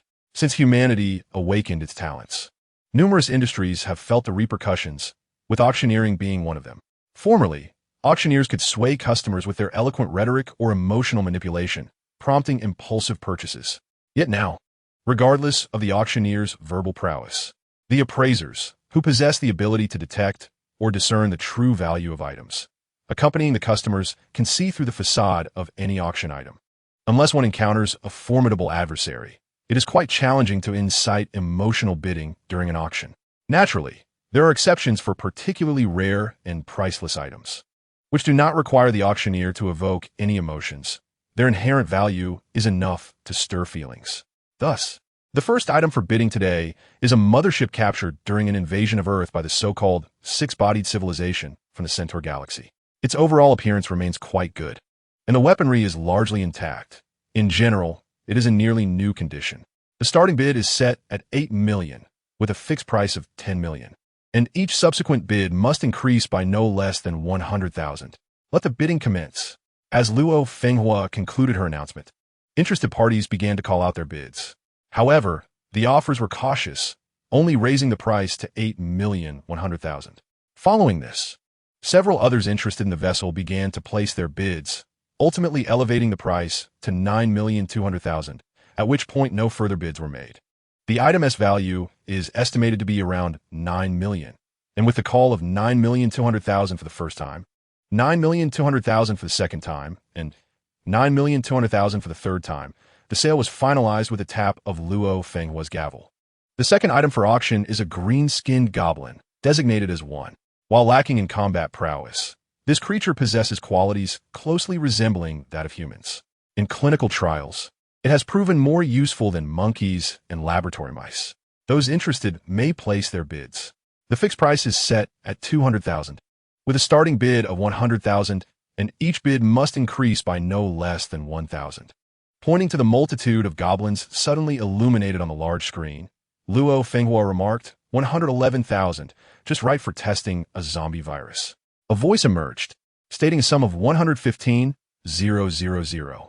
Coincidentally, a research project had recently arisen that required a substantial number of living specimens. Ultimately, two eccentric scientists haphazardly settled on a price of 150,000. This auction showcased an eclectic array of items, including some creations of Yang, such as reconnaissance-type Titan mechs. Among the items were also several that piqued Yang's interest, yet the battlefield grade involved was exceedingly high, rendering them of little practical use, so he remained silent. After all, they were not of paramount significance. The auction also featured slaves from various rare races, which, if bred successfully, could potentially cultivate a corresponding force within his domain of warfare. However, these races were not particularly suited for integration into Yang's military framework. Thus he paid them little heed. Presently, the Elf Centaur race had withdrawn from his war roster. In every respect, they could no longer keep pace with Yang. After all, they were mere carbon-based life forms, incapable of evolving their strength merely through technological advancement, as the Shipgirls and Transformers could. For now, they merely engaged in logistical support within the war domain. Nevertheless, their genes once again pledged loyalty to Yang. Utilizing the gene technology inherited from the Orokin, designed for the healing of clones, and melding it with a portion of Cybertronian technology, he crafted a brand new synthetic being, an inherently electronic biomodified human, tailored specifically for special operations alongside ground forces, adept in infiltrating small targets. Following this was one of the highlights of the auction. The atmosphere in the venue, which had gradually grown somber with the passage of time, was suddenly invigorated. It is well known that the highlights of every auction feature valuable items. Even if one cannot afford them, gaining knowledge is worthwhile. Everyone was aware that a mechanical master had recently ascended in the arms market with astonishing speed. Luo Fenghua suddenly created suspense, and the patrons began to murmur among themselves. In truth, everyone was quite intrigued by this mechanical master capable of producing energy weapons suitable for lower-tier battlefields. However, Luo Fenghua's lips were tightly sealed, and it was said he had signed a confidentiality agreement, leaving them unaware of the individual's true identity. Yet, this did not hinder their desire to purchase his products. After all, his emergence rendered energy weapons no longer the exclusive domain of fallen or decayed empires on lower-tier battlefields. Indeed, with sufficient energy weapons and a formidable army, it was conceivable to concentrate fire and eliminate threats before they could awaken. Thus, the opportunity to attain promotion or to fall into the abyss of an empire's might beckons. Consequently, they exhibit a profound interest in the creations of these nameless masters, as perceived through their discerning eyes. Many attendees had previously acquired numerous reconnaissance titans crafted by Yang, along with various other artifacts. Due to the sheer magnitude of these items, a reduction in size fails to fully showcase their power. Therefore, the assembly will temporarily transition to the communal war domain of this guild. As Luo Fenghua explained with a gracious smile. Chapter 136. The Primordial Eye commence. Although it is a mere transition, the entirety of the public war domain is enveloped, leaving the patrons stationary. After a brief shift in spatial dimensions, they, along with their seats, find themselves amidst a vast expanse resembling a prairie. Not far from them stands a magnificent cathedral. Just as everyone begins to ponder the whereabouts of the so-called Paisida, our assistants, the cathedral stirs to life. Boom! As the cathedral quakes violently and morphs, the spectators soon realize that it is entirely composed of metal. The transformation continues, revealing numerous cannon ports and a limb structure reminiscent of humanity. Ultimately, amidst the astonished gazes of the uninitiated, the once sacred cathedral has metamorphosed into a terrifying robot towering over 60 meters. The multitude of large-caliber energy cannons adorning its frame seem to narrate its formidable firepower, while its cathedral-like design epitomizes its daunting defensive capabilities, a veritable mobile battle fortress. However, at this moment, the laymen marvel at the spectacle, while the seasoned veterans discern the essence. They can perceive that this colossal mech's offensive and defensive capabilities approximate the mid to high tier intensity of a fourth-tier battlefield. If priced appropriately, it could serve as a commendable vanguard. Yet, merely being a vanguard within the fourth-tier battlefield may not suffice to elevate it to the status of a highlight at this auction. The true value of this mech lies in its unparalleled versatility, as it can operate freely in a second-tier battlefield without any constraints. Upon this realization, the esteemed veterans, each with their promising successors in mind, become increasingly agitated. Furthermore, to shield their prot-GS from potential bullying by the purchasers of this marvel, they feel compelled to acquire some for themselves. It resembles an arms race among great nations. I may not require it, but I must possess weapons of equivalent caliber to counter my adversaries. Indeed, behold the Emperor-class Titan, standing 60 meters tall, weighing 50,000 tons, and wielding the power to effortlessly annihilate a conventional nation. Currently, the auction is limited to groups of 3, with a starting bid of 1 million battlefield coins for each group. The minimum increment is set at 50,000. Let the bidding commence. Miss Luo, might we witness the firepower of this Imperial Titan? A hand was raised in the audience, initiating a bid of 15 million, followed by an immediate request. My oversight, Luo Fenghua acknowledged, gesturing toward a colossal target that had been prepared in advance. Go forth, Imperial Titan, and obliterate it. With the command issued, the immense Imperial Titan erupted with a sound akin to a chorus of thousands. It unleashed a torrent of fire upon the distant target. Boom! In a matter of moments, the unfortunate target was decimated under the onslaught of such terrifying firepower, leaving the audience in awe of the Imperial Titan's performance, which surpassed their expectations. The atmosphere began to simmer with a flurry of bids, even in this remote prairie setting. Seizing the moment, Luo Fenghua proclaimed, "What we are auctioning now is a collector's edition of the Imperial Titan, and only this single group is available. However, after this auction concludes, we will open sales for the mass-produced version of the Imperial Titan, along with many customizable features. Please stay tuned." Upon hearing her words, the bidders vying for the collector's edition paused, realizing that while the mass-produced version may not be as formidable, the opportunity for personal customization rendered it a worthy alternative. Thus, they decided to let this trio go to another. Although the bidding ceased, the fervor in their gazes remained undiminished. At that moment, the highest bidder's expression turned sour. What began as a bid of 1 million had now escalated to 5 million. According to the appraiser beside him, he was already at a considerable loss, as this purchase would prove to be unwise. 5 million. At this juncture, a youthful voice resonated from a nearby box, prompting the previous bidder, who had begun to regret his 5 million offer, to cast a grateful glance toward the source of the voice. If he were to acquire the Imperial Titan for 5 million today, his father would surely break his legs. 5 million, third call. Sold. Luo Fenghua discreetly cast a glance at the private booth occupied by Yang Xiang, the very booth that had made a bid of 5 million.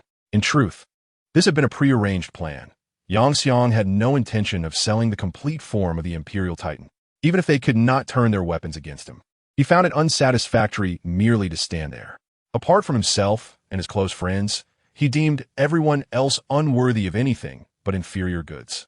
As the fervor of the remaining customers had not yet completely dissipated, Luo Fenghua capitalized on the moment, successfully auctioning off several competing products at high prices.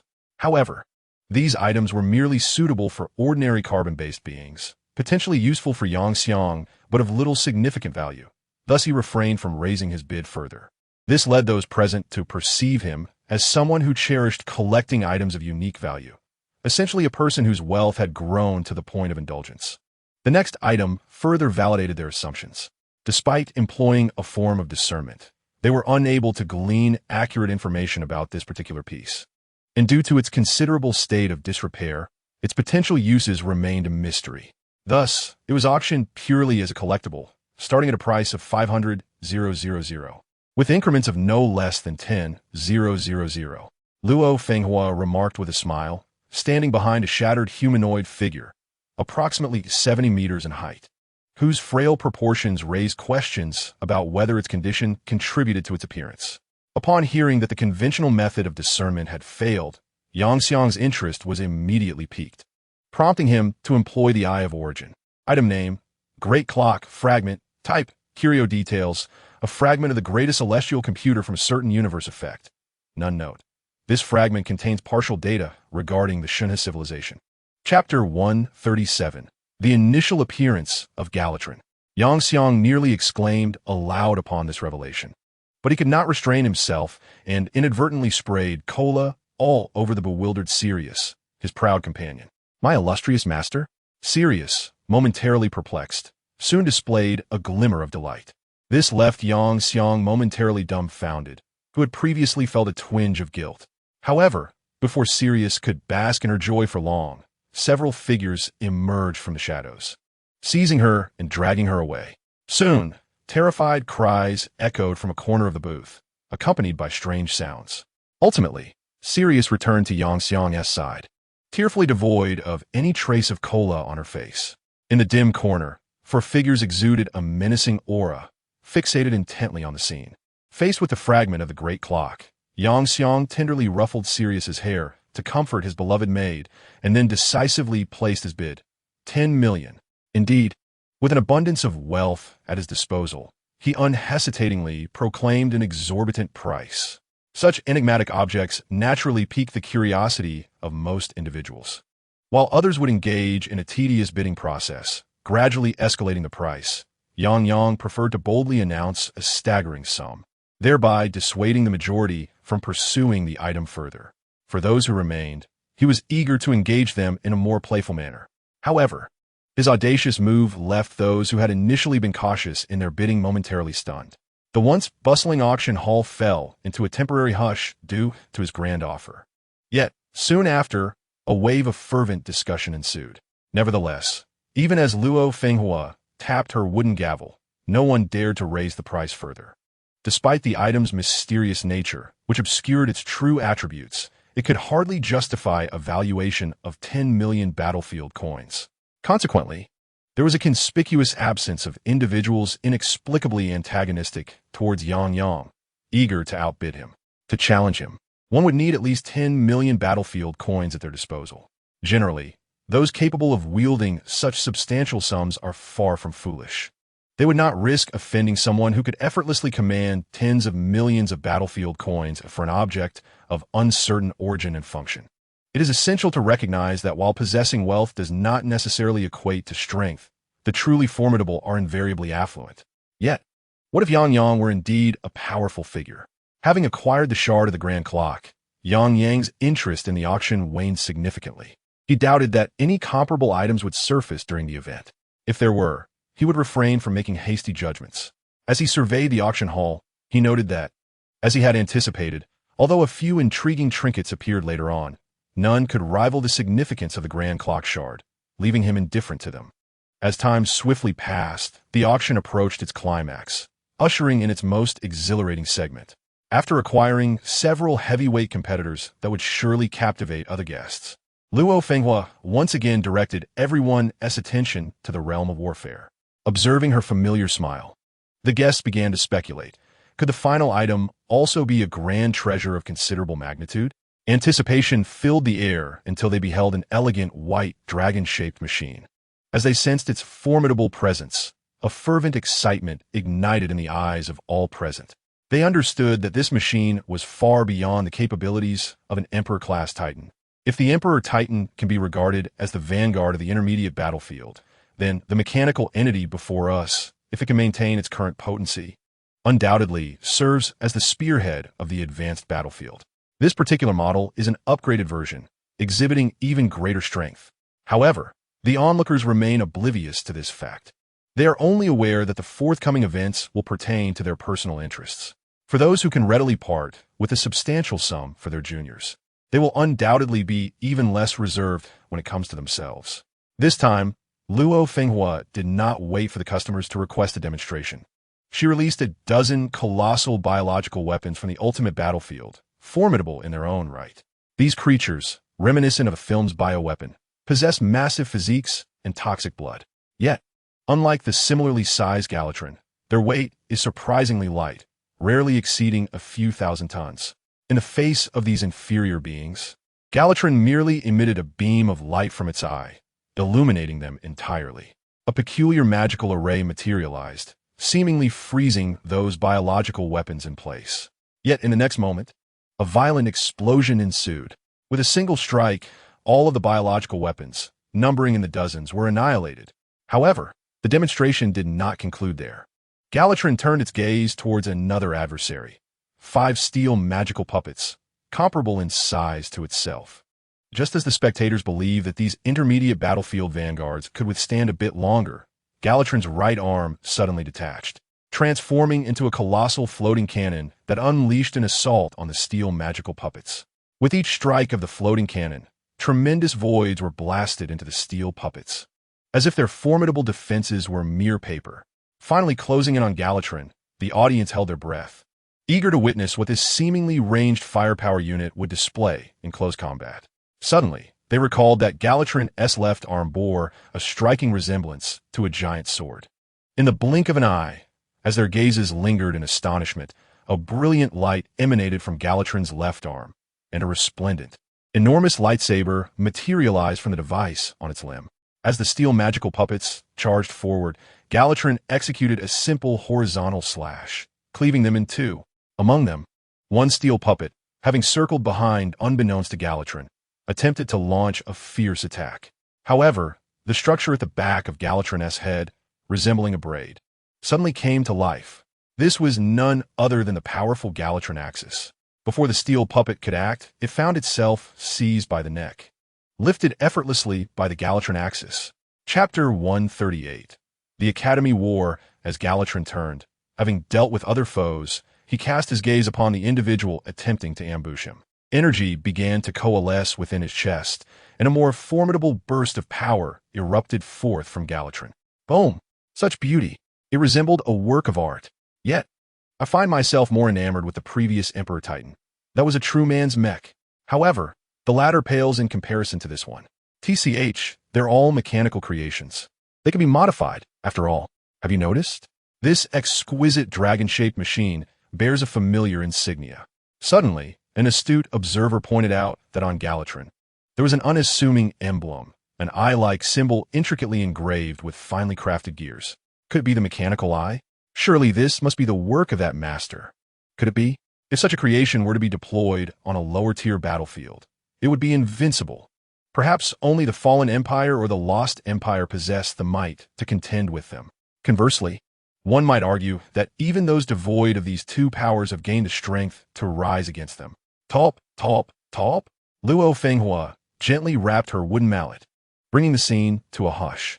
All eyes were upon her as she offered a serene smile, then pointed towards Galatron. This is the pinnacle of the mechanical eye master's current oeuvre. The civilizational arbiter, Galatrin. On Luo Fenghua's face was a fervor meticulously crafted through design. In this world, due to the nature of the battlefield, although there exist special effects dramas, they are relics of the past. The emergence of the battlefield has severely impacted the entertainment industry. After witnessing genuine special effects, compelling them to watch computer-generated visuals feels like a torment. Why bother with such trivialities when they could simply read comics instead? Consequently, the already mediocre special effects genre failed to thrive. While some may be aware of Ultraman, Galatrin did not appear in the earlier works of Ultraman, leaving no one cognizant of the fact that this marvel was painstakingly constructed from blueprints rather than being the design of a single master. Of course, even if they were to learn this, it matters little, for blueprints, once studied, cannot be imparted to others. The civilizational arbiter, indeed, such a level of combat prowess is more than sufficient to eradicate lesser civilizations. Quite impressive indeed. However, Luo Fenghua do share the price.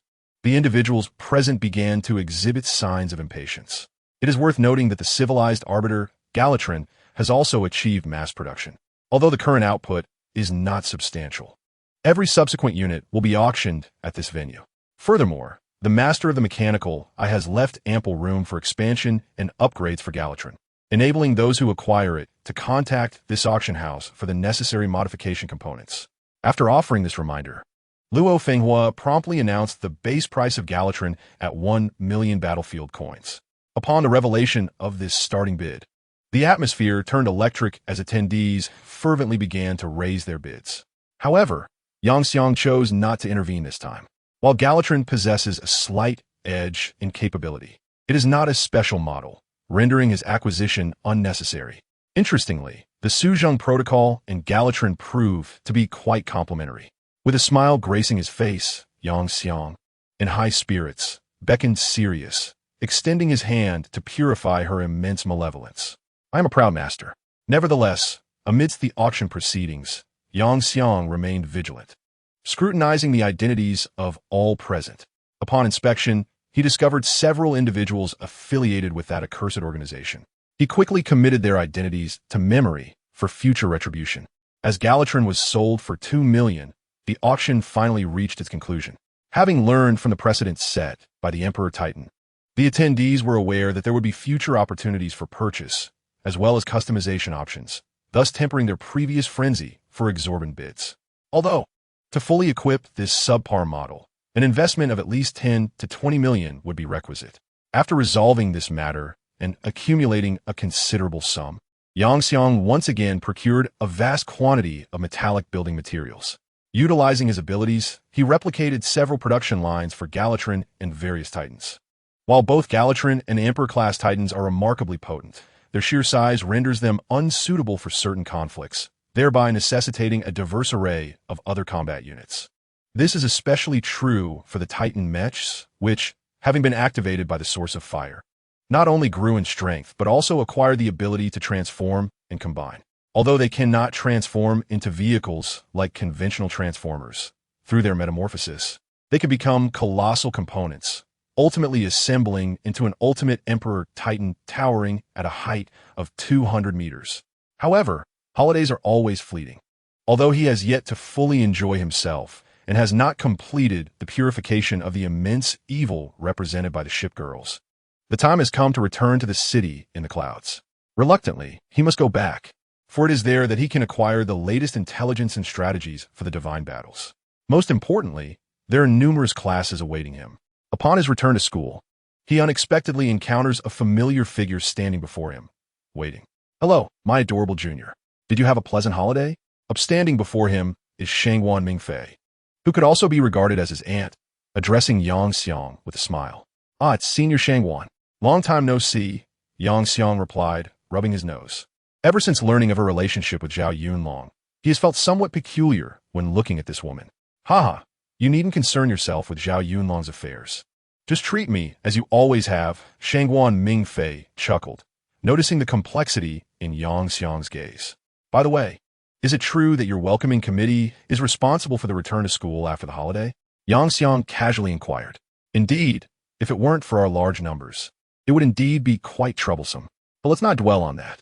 Are you aware that after the first return to school, all similar universities will organize a formal war between schools? Shangguan Mingfei's expression suddenly turned serious. Huh? Yang Xiang was puzzled. The divine battles have never been mere games. They are rife with bloodshed and fire, having claimed countless lives. The city in the clouds, as one of the foremost institutions in this regard, is far from an ivory tower. In ordinary times, students from various schools are the best of companions. However, when the time for collective warfare arrives, all pretense is shed, and their fangs are bared.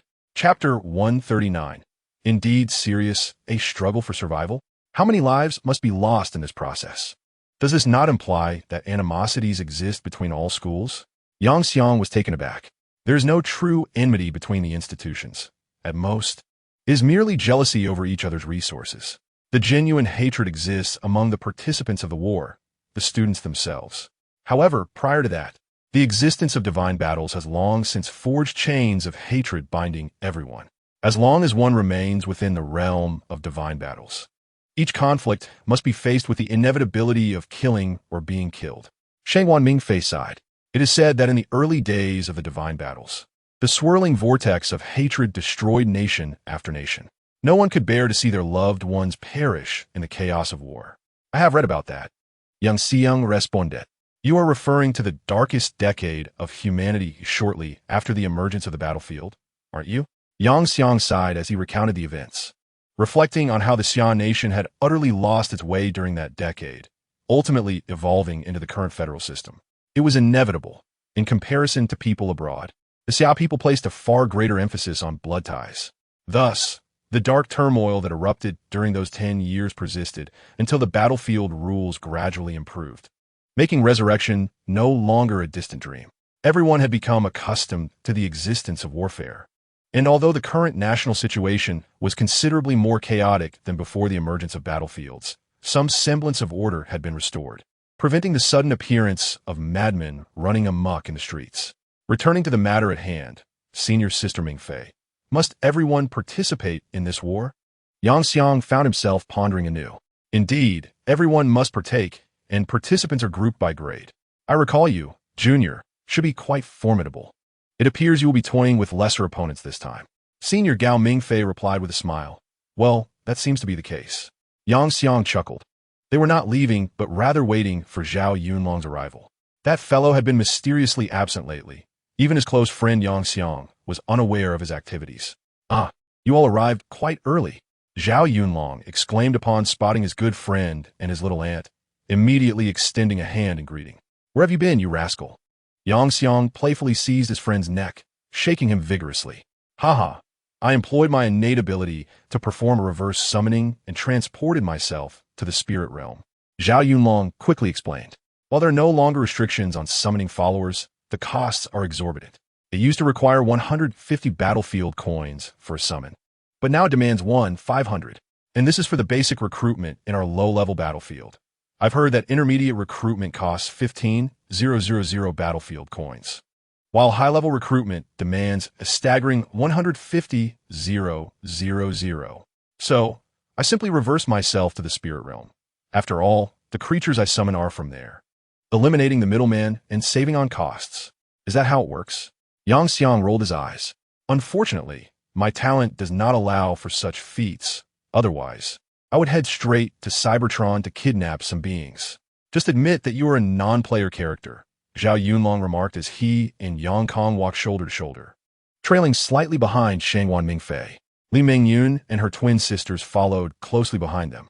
The girls, after all, were inclined to discuss topics pertinent to their gender. And the more beautiful they were, the more risque their conversations tended to be. As they strolled along, Yang Kong informed his good friend about the impending Academy War. What nonsense is this? Zhao Yunlong exclaimed, taken aback. Are you saying I have to battle with you, you weirdo? What a joke. His immediate thoughts did not revolve around a conflict with students from other academies, but rather the notion of Yang Kong, who would break away and form a new faction right at the onset of the war.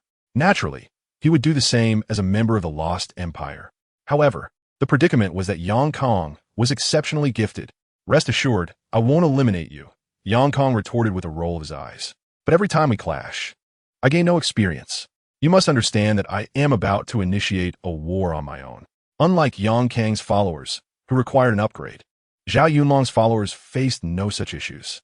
Thus, he recently found himself unable to rest, launching yet another war. To his astonishment, he discovered the immense strength of his lost empire. Due to the absence of a certain individual, he stood alone on the battlefield, a solitary, lost empire, exuding dominance and power, almost as if he had invincibility stamped on his forehead. He amassed a great deal of experience and even acquired a treasure chest that yielded some commendable equipment. So, does the upgraded balance system mentioned in the Divine War actually function? Yang Kang mused, somewhat perplexed. It seems there was a flaw in the design of this balance system. It only calculates combat power before entering the arena, and once inside, it disregards everything. Furthermore, it makes comparisons solely between factions. This means that even a group of novices, once they accumulate sufficient combat power, will be pitted against foes stronger than themselves, rather than being grouped together. Well, if that's the case, I have nothing more to say. Yang Kang sighed, raising his hands in resignation. It doesn't matter. After all, this is a collective war for the school, and there's no escaping it. However, I am quite curious to see the expressions on the faces of all the schools when they encounter you. Zhao Yunlong smirked as he spoke. All right, you two, hurry up. The principal is about to convene a rally, and this isn't your typical meeting where a few words are exchanged and everyone departs. Even the principal is exceptionally serious during such gatherings. Shangguan Mingfei declared, her expression stern as she regarded her junior, or perhaps her nephew. All right, I understand, he replied. The two individuals nodded and casually selected a seat near the door within the venue. Having been informed in advance about the purpose of the gathering, attendees swiftly assembled. I solemnly declared, the Academy's war is about to commence, my dear classmates. We must strive to achieve greatness once more and continue to be the champions among all schools. Upon concluding my address, I dismissed the assembly. Chapter 140. The Legion. In that fleeting moment, the freshmen were left utterly bewildered. Was such a significant matter to be conveyed in merely 2 sentences? For a brief instant, they exchanged glances, entirely perplexed by the current situation. Yet, before they could fully comprehend, many had already made their choices. Prior to the director's speech, the grand auditorium was nearly emptied. However, why do I say nearly? For Yang Xiang remained. He gazed at the director, who in turn looked back at him. In that instant, sparks seemed to ignite between their eyes. Teacher, I have a few inquiries, he said. Good child, please ask. I shall respond fully and without reserve. Yang Xiang, noticing the director's anticipated reaction, nodded and queried. I wish to know more about the third-ranking official of the Federation. The director, once brimming with confidence, suddenly spewed his tea at that moment. Fortunately, the prepared Yang Xiang conjured a metallic shield before him. Why do you wish to inquire about him? I recall certain matters, Yang Xiang replied. And while I can access some of his information, there are aspects of his personal experiences that elude me. As he spoke, he pointed to his left eye, indicating that both the director and the principal were trustworthy individuals. They harbored within them the fervor of the past, yearning for the resurgence of the Red Banner in the Summer Kingdom, willing to sacrifice their lives and exhaust everything for that cause. After the director had set up an energy barrier to prevent eavesdropping, he cautiously regarded Yang Xiang. If you wish to discuss this individual, I shall remain alert. Let me tell you, among those who push for the Federation of the Summer Kingdom, he is one of the few. The director began to recount various details about the enigmatic third-ranking official, divulging nearly all he knew. Alas, our faction is too small. Many have forsaken their former beliefs in favor of indulgence. Yet, one cannot entirely blame them. After all, the blade of death looms over their necks daily, and few can endure that for long before succumbing. Their conversation did not cease with the final sigh of the director of education. Yang Xiang transitioned from the eastern end to the western end, and then inquired at the southern end, posing an abundance of questions. Ultimately, the director felt as though his throat was parched. Well, the hour is getting late, and I have some matters to attend to, he mused, pondering the tenacity of this young man. Is he not weary? Does he not tire of this incessant dialogue? Yang Xiang nodded. Let's pause our conversation for today. I have found our exchange profoundly enlightening. His voice seemed to lack any trace of emotion as he turned to depart. What was the matter with this lad? The director wiped his forehead, where no perspiration existed. So, you finally have a day when you wish to refrain from speaking. The principal nearby was laughing so heartily that he rolled on the floor, exclaiming, That's enough. Upon exiting the grand auditorium, Yang Xiang's expression gradually became animated. A mechanical mind proves to be quite effective. From this dialogue, he gathered substantial intelligence regarding those individuals, most of which pertain to the primal eye, the abilities of which remain hidden under specific conditions. It was uncertain when the primal eye would unlock those capabilities that were currently inaccessible. Yang Xiang scratched his head and then vanished from his spot. Although this war appeared to be a mere slaughter of the unskilled, one could not dismiss the possibility that some schools might harbor exceptional talents. How is the preparation coming along? Yang Xiang gently stroked Ming Miao's soft hair. Enjoying the tactile sensation, Ming Miao displayed an expression of pure delight and, after a moment, responded, "All the combat regiments are ready." "Excellent. Let us go take a look." Yang Xiang took Ming Miao's hand, leading her to the various station troops. Their first stop was the position of the army, where the Titan Heavy Synthetic Corps was located, composed entirely of various models of Titan mechs. Ming Miao pointed toward the seemingly endless tide of machinery. The Titan mechs, characterized by their robust designs, exuded a violent aesthetic of steel and gunpowder. The formation of such a formidable army was a sight that would overwhelm any ordinary force. Nearby, the vanguard of the Transformers was stationed. Due to their transformation abilities, they boasted exceptional mobility, serving as the primary assault unit.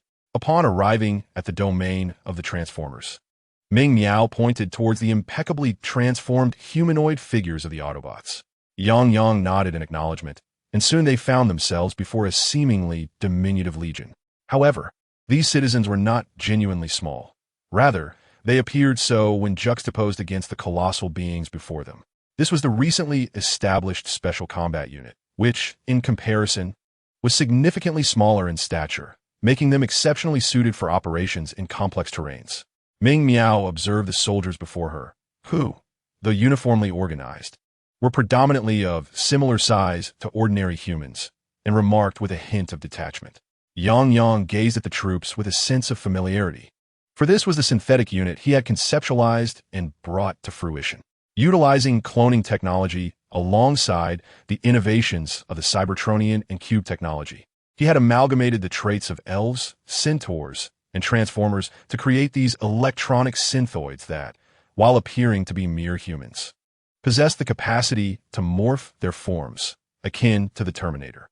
Without pausing, Ming Miao led Yang towards the Air Force's position. "Your words may lead to misunderstandings," Yang muttered as he followed her. However, there was little of substance to discuss regarding the conventional Air Force, primarily composed of the Decepticon Transformers. Aside from the familiar figures, the ranks were filled with an overwhelming number of expendable Transformers. His anticipation lay with the Air Special Forces unit formed by his beloved daughter. Upon his arrival, Icarus had been waiting for him for quite some time. "Father," the girl stood quietly, watching as her creators approached, her voice gentle. Chapter 141. Elite Encounters. Icarus Yang embraced the delightful girl. "Have you missed your dad recently?" "Yes." Though her emotions seemed somewhat subdued, Icarus undeniably possessed feelings. "It's my turn now." "Meow." Ming Miao exclaimed, pulling Yang aside as she embraced Icarus. "To be honest, you two don't resemble mother and daughter at all." Yang chuckled irresponsibly, observing Ming Miao's somewhat slender physique and relatively shorter stature. "Ah, Commander, you are so annoying," she retorted with a playful meow. Ming Miao promptly released Icarus, raising her small fist and charging towards Yang Xiang. However, she was swiftly embraced by Yang Xiang, who playfully comforted her for a moment before bidding farewell to Icarus and proceeding to the location of the final legion. This legion was originally intended to be incorporated into the Army Corps, but Yang Xiang ultimately abandoned that notion. It was composed entirely of Galatron units. Indeed, this legion was named in homage to the identity of the Galatron civilization's adjudicators. Thus, it was dubbed the Legion of Judicators. They represented the most formidable force currently at Yang Xiang's disposal. One might ponder how many inferior versions of Galatron have been sold, and to what extent. Yang Xiang glanced at Ming Miao, as the necessity to first fulfill the construction of their own legion meant that the current production of Galatron units was rather limited, totaling merely 12. As for the extent of their functionality reduction, Ming Miao scratched her little head and revealed a cunning smile. "You can trust me, can't you?" "I almost forgot. Aside from being my precious chief researcher, you are also my boss. Yang Xiang chuckled and affectionately interacted with Ming Miao, now seriously questioning whether those inferior Galatron versions retained even half of their original combat capabilities. This is the design blueprint for the reduced Galatron. Ming Miao presented several sheets of paper. Yang Xiang casually accepted them, glancing at the designs before becoming utterly speechless. No way. You replaced the materials for the reduced Galatron? He stared at the highlighted section of the blueprint, which indicated that the original anti-physics materials had been entirely substituted with the high-strength alloys used by the Emperor Titans. His mouth slowly fell agape. The cost of that material was exorbitant. Replacing it with the metal utilized by the Emperor Titans not only lowered costs, but also provided a slight enhancement in physical defense. Ming Miao beamed, eager for praise. But wouldn't that mean the Galatron's near immunity to light would be lost? Yang Xiang's lips twitched. This was one of the key selling points of the Galatron. Rest assured, take a look at the next line. I transformed the original anti-physics materials into a coating. Although it cannot resist most light like the original design, it has essentially rendered the Galatron immune to the majority of common energy weapons. Ming Miao cheerfully explained, also using this coating to restore the Galatron to its original color. Changing colors is nothing new for her. The tens of thousands of gold boxes in the commander's warehouse contain at least half that were exchanged for purple boxes. Well then, what could Yang Xiang do but indulge her? After concluding the tour of his legion, Yang led Ming Miao to their conference room. The pre-war meeting was indeed essential. Meanwhile, in another location, a meeting was underway as well, determined to dethrone the city in the clouds from its lofty perch. How could they not understand the virtue of humility? The position of first place ought to be rotated among all. It was merely due to his so-called status as the top of the Federation's prestigious universities that he attracted a plethora of quality students. Indeed, if I were there for 2 years, I could achieve the same.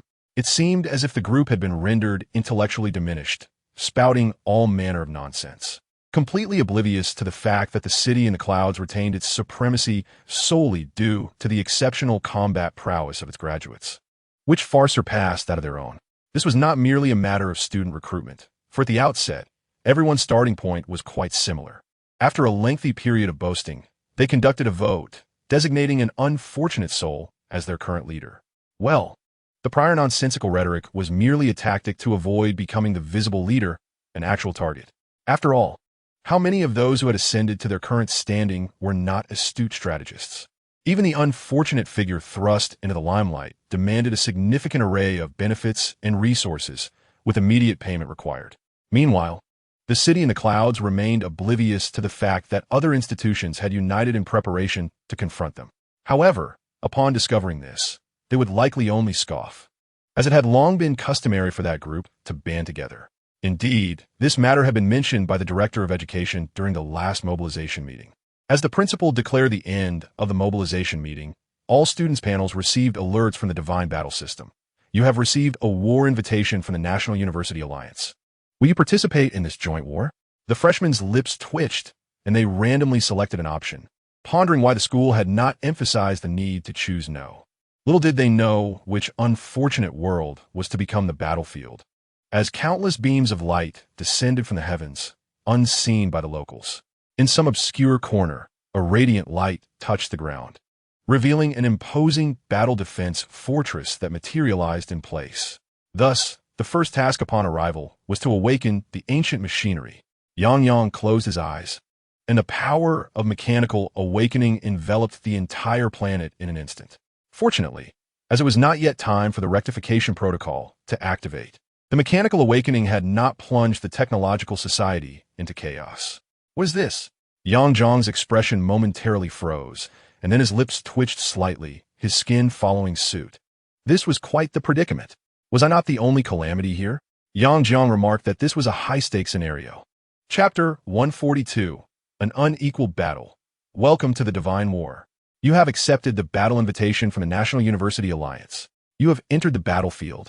Due to the excessive number of chosen ones, participant statistics will not be recorded. Type of war, territorial dispute, victory conditions, defeat all other factions. Note, as this is a territorial dispute, the war evaluation will depend on the contribution of the chosen ones to their respective factions. Conditions for leaving this world. You may exit 24 hours after arrival. Special reminder, this war features fallen or lost empires. Steer clear of them for your safety. Wishing you a pleasant experience in this world. Yang Jiang gazed gravely at the system announcement, feeling an unsettling dissonance. What did it mean that the number of participants was too great to be counted? It was well known that although the number of graduating students each year was substantial, occasionally surpassing 10 million, they attended distinct universities that genuinely honed their skills for the battlefield. Their adversaries hailed from similarly prestigious institutions. As for other students, either their talents were insufficient, failing to meet the battlefield entry requirements post-awakening, or they lacked the will and potential for combat. Even after participating in the novice wars, they would often fall into complacency. Such individuals would rarely be summoned into war unless a particular conflict required expendable forces. This explained why, despite the ongoing divine war, the global population had not been entirely decimated. Even a mere fraction of those entering the battlefield had already instigated profound transformations and calamities worldwide. Returning to the matter at hand, the number of graduates consistently engaged in warfare constituted merely 30 to 40 of the total graduating class. Coupled with the reduction in the federal population, their cohort likely numbered only a couple of million. He had never heard of a battlefield dismissing statistics due to a mere 1 or 2 million participants. Unless this war was fundamentally different from the usual ones. The consciousness core had emerged, and indeed, through my perception, it seemed that over 7 million chosen ones had descended into this world, seemingly irrespective of their grade levels. All students from lower-tier battlefields had converged into a singular realm. The expression of the spirit of civilization that appeared simultaneously bore a mischievous smile. Could it be that someone had devised a stratagem within this conflict? Yang Jiang paused for a moment before utilizing the eye of primordial insight to examine the world announcement. The number of chosen ones involved in this war will not be recorded due to permission constraints. It appears that someone wishes to introduce some intrigue into this conflict. Yang Jiang remarked with a slight curl of disdain. I have long heard that the city above the clouds, having consistently held the title of the top institution in the Federation, has drawn the envy of other universities. It seems the rumors hold some truth. Upon understanding the situation, Luo Shui frowned slightly, her exquisite brows knitting together as she said, "It matters not. My brother-in-law will surely defeat them all." Luo Ling chimed in joyfully. Indeed, I often ponder why other disasters persist in this world. Those individuals must have formed a coalition against us.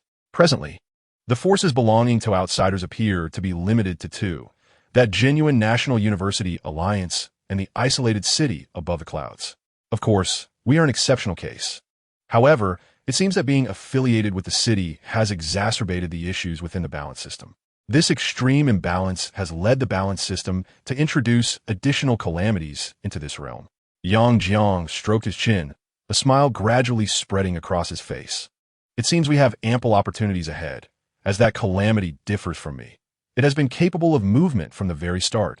Meanwhile, the leaders of various schools, observing from a third-person perspective through special privileges, had begun a verbal battle. Essentially, the inhabitants of the city above the clouds were vehemently disparaging the other institutions. I know you may lack shame, but I never imagined you would be this brazen. Is your intention to unite against us? A bunch of worthless scoundrels. Even if you manage to defeat us through such tactics, how will you determine who stands as the victor? Will you engage in internal strife after our match? Have we truly instilled such fear in you? Had you mentioned it sooner, we might have been more lenient. Naturally, the other universities engaged in their own specious arguments. What are you even saying? I cannot comprehend your words. This was a guise of ignorance. Why shouldn't we unite when you are so formidable? This represented a contrived justification. I shall proceed as I wish. The regulations do not prohibit schools from forming alliances. Truly shameless. In light of this, let's await the outcome. The old principal cast a glance at the comically disheveled representatives of other schools, who had been dispatched as jesters, and spoke in a tone devoid of emotion. However, contrasting his calm demeanor, an intimidating aura radiated from him, causing these clowns to shrink into quivering quails in the corners. Yet, while the old principal appeared remarkably composed, within his heart, he was fervently exclaiming, "What a bunch of fools! Do you think your numbers will suffice? Huh! This is the perfect opportunity to assuage the guilt from dispatching an auxiliary player. It seems there is a sensation of inner satisfaction albeit lacking in excitement. He glanced at the director of education, and within their exchanged gazes lay a multitude of meanings. Ultimately, they shared a knowing smile. Meanwhile, the teachers, oblivious to the context, continued to berate that group of individuals. As for Yang Xiang, although he belonged to the city above the clouds in terms of allegiance, as a natural disaster, he effectively had no option for alliances. Thus, upon entering the conflict, he found himself alone in this unfamiliar territory. Nevertheless, it mattered little, no matter the circumstances. He remained a student of the city above the clouds. As long as he vanquished all others, victory would belong to his city. Due to his unique nature, he had to wait in silence until he was triggered. Of course, clandestine actions were inevitable. This time, he disregarded the protests of the maids and resolved to venture out alone, as it would make him less conspicuous and allow for swifter movement. Most importantly, he would not be monitored. Soon, Yang Xiang dashed out from the primitive forest. Chapter 143. Insect Clan in Yang Xiang's hands. He cradled a fragment of the most powerful celestial computer clock from the Shunhui civilization, akin to handling a walnut. Though he had no understanding of its nature and, with his current technological means, could not decode it, he was confident that once his technological prowess advanced, he would eventually unravel its mysteries. I wonder if the friend communication is still functional. It seems to be working. Let me contact Zhao Yunlong, he mused as he dialed. Hello, Yang Xiang? What is the situation over there? Zhao Yunlong inquired, somewhat puzzled. As usual, just working independently in a secluded spot, Yang Xiang replied casually. The only downside of being in a lost empire is having to play solo, he added. Zhao Yunlong sighed. I need your assistance with something. Yang Xiang observed his surroundings, suddenly adopting a serious demeanor. Oh, what's wrong? Zhao Yunlong continued. This world is far more perilous than you imagine. You should be aware of my unique circumstances. And there is another individual in this world who shares a similar distinction, albeit being a native resident. Yang Xiang silently completed his mechanization, concealing his presence. Not far ahead, a colossal beast was resting. Indeed, a thunder beast. It appeared somewhere injured. Yang shook his head and activated the subspace device of the Mind Core, instantly traversing the distance. Although he yearned to declare war on the world with his legion, he was reluctant to confront the Zerg so soon. He wished to ensure that those creatures tasted the consequences of their broken promises. Yet, not long after, he discovered an alarming notification on his panel. Notice, Zerg detected. This species poses an unimaginable threat to the planet and activates the requirements of the purification protocol. Do you wish to proceed? Yes or no? Notice, when two great calamities confront each other, an additional DLC, the War of Doom, will be activated. Notice, the War of Doom will annihilate all life on a planet. How delightful. Yang's cheeks twitched. So, is this intensifying the pressure on the high school alliance or on me? He sighed, sensing that the ensuing battle would be exceptionally arduous. Commander of the Zerg, I believe it is time for us to take the initiative and instigate war with utmost speed. The figure of the spirit of civilization appeared beside him, wearing an unprecedented seriousness. Oh, seeing her in such a manner, Yang too felt compelled to adopt a grave demeanor. It is well known that one cannot match the Zerg in the late game. The Zerg in reality is markedly different from those in the game. In the game, their upper limits are fixed, whereas in reality, as they acquire more samples, their individuals grow increasingly powerful, potentially even developing entirely new combat units.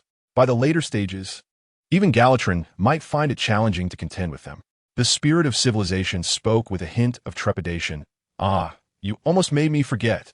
Yang initially paused, then felt a shiver run down his spine.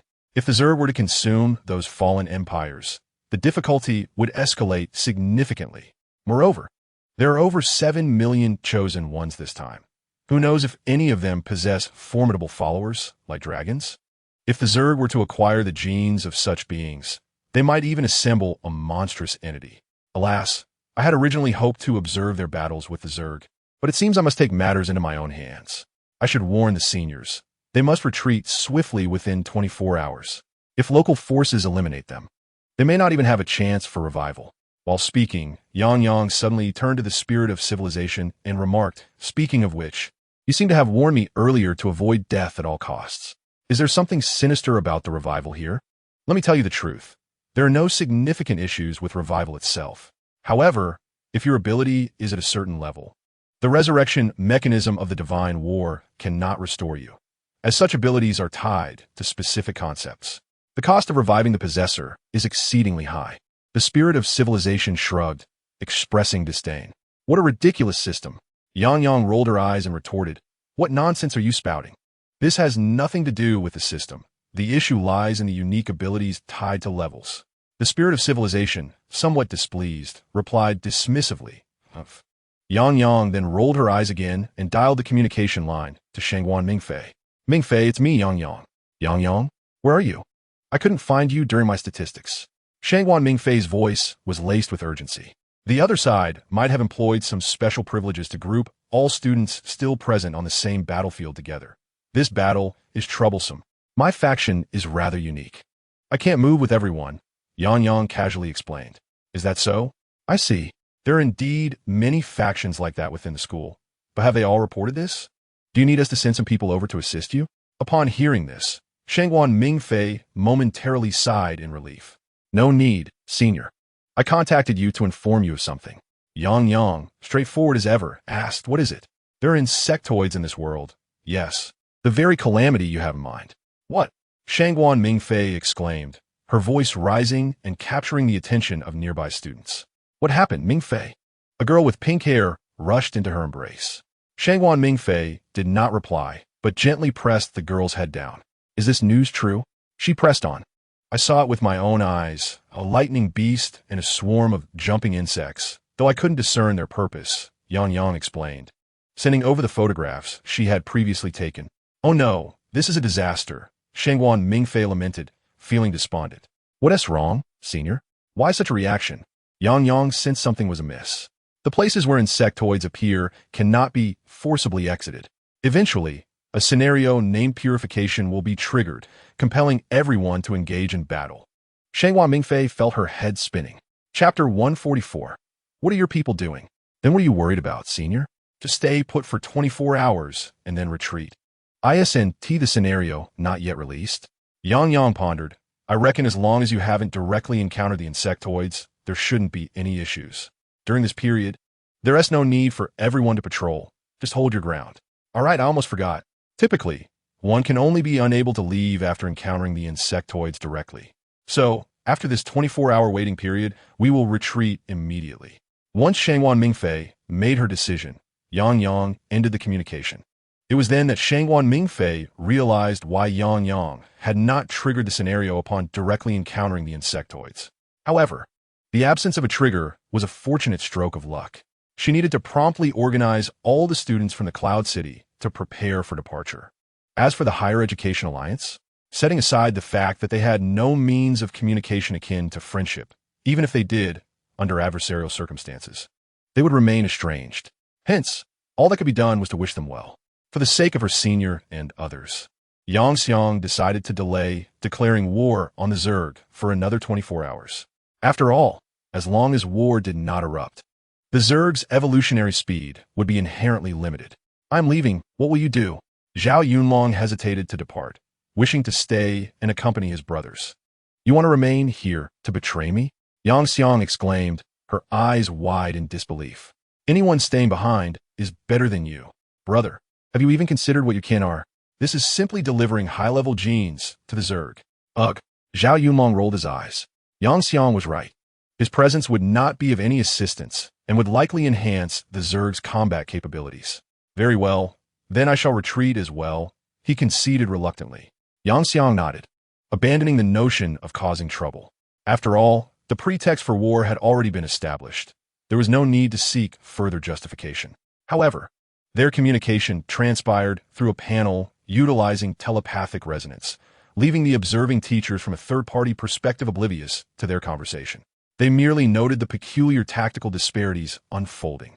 On the side of the Higher Education Alliance, preparations were in full swing, with a substantial reconnaissance force deployed, seemingly eager for conflict. In stark contrast, Cloud City bizarrely contracted all its forces. In the face of numerous adversaries, such a defensive maneuver might be expected, yet it was peculiar, given that they had previously engaged in vigorous battle preparations and set numerous traps. Yet a notable student named Shangguan Mingfei, having received some intelligence, caused all the students to exhibit unusual expressions, each recalling their kin and abandoning prior arrangements. This was indeed strange. "Hey, Su, old man, what is going on with your students?" one principal inquired, casting a glance at Su Run, the principal of Cloud City. "How would I know? Perhaps they have devised some unique strategy?" Su Ren was equally perplexed, having never witnessed such tactics before. "Let us observe quietly. As time passes, whatever arrangements they have made will reveal their true intentions," someone remarked. Indeed, regardless of the situation, how could mere students from a single school withstand the combined might of all our institutions? A visage of unmistakable arrogance adorned one individual. Yet those surrounding him paid him no heed. Their desperate measures were solely to prevent the city in the clouds from securing the top position this time. After all, if this continued, they would lose all semblance of dignity. The city in the clouds, despite falling to numerous rival institutions, would still hold a semblance of honor in defeat. Thus, in the face of such folly, a rational being could hardly maintain an air of superiority. The span of 24 hours may seem extensive, yet at times it feels fleeting. After an anxious wait, the inhabitants of the city in the clouds finally received the notification permitting their departure. In the next moment, each one of them, without exception, activated their exit protocol in the briefest time frame possible. At this juncture, they had fulfilled the criteria for leaving, and as their exit was non-combat related, they would neither receive rewards nor face penalties for this encounter. However, this spectacle left all observing instructors utterly astonished. They had departed? Was this truly them? The members of the academic alliance were left dumbfounded. Had they not engaged in mutual benefit negotiations for so long, only for the city in the clouds to abandon the fight at a whim? Where then could they hide their shame? After all, the external narrative would not cast the city in the clouds as timid or cowardly. Instead, it would blame the academic alliance for their unscrupulous tactics, while the abrupt exit of the city in the clouds served as a silent protest. "Su Run, you must provide us with an explanation." The ire directed at Su Run was palpable. What explanation could I offer? This is a decision made by the students themselves, and the war never stipulated that an exit mid-battle was prohibited, did it? Now that we have withdrawn, what do you propose we do? Must we engage in a brutal confrontation, resulting in significant casualties among students? Who decreed such a necessity? Su Ren narrowed his eyes, an aura of terror emanating from his presence. Those who had previously voiced their discontent were rendered speechless. "Very well, champions, it is time for you to distribute your rewards," the head instructor remarked, a smirk evident on his face. Just then, an individual noted an unusual occurrence. The people of the city in the clouds had not entirely withdrawn. They had left one behind. Why was that? A collective sense of confusion enveloped the onlookers as they turned their gaze toward both factions, only to discover that their third-party observational perspective revealed that one person still remained within the ranks of the city in the clouds. All present were left bewildered. Yet when the world announcement echoed, their eyes widened in terror. They had all departed, and now it was my turn to perform. Yang Xiang smiled. He had no intention of leaving, whether to expedite his own enhancement or to gauge the combat prowess of his legion. Departing was simply not an option for him. Subsequently, he revisited the earlier hints, but this time he chose to affirm his decision. Chapter 145, The Prelude to the Apocalypse War, World Announcement. Due to the influence of the End Crisis Swarm, the End Crisis Purification Protocol has awakened unconditionally. World Announcement. The original mechanical calamity of the Purification Protocol has been activated. Details: targets posing a threat to the world have been identified. The Purification Protocol is initiated. Eliminate all sentient life. World Announcement. The supplementary content End Crisis Purification Protocol is now live. World Announcement. The heart of the End Crisis Swarm is developing at an accelerated pace due to the influence of the Purification Protocol. World Announcement. Swarm activity detected in this world. The Expansion Pack Purification is now available. Expansion Pack Purification. The development of the swarm must be curbed. All chosen individuals within the corresponding world are forcibly summoned to wage a purification war. Engaging in the purification war cannot be evaded, avoided, or escaped. World Announcement. Under the influence of the End Crisis, all fallen empires and lost empires awaken unconditionally as planetary guardians. World Announcement. Detection of two opposing end crises within the same world. The supplementary expansion Apocalypse War is now accessible. World announcement. All factions will automatically join the ranks of the Planetary Guardians. Survival is your ultimate objective. Details. Survival is hopeless. Mission completion requirement. The Planetary Guardians must survive normally after the war ends for over 10 cycles.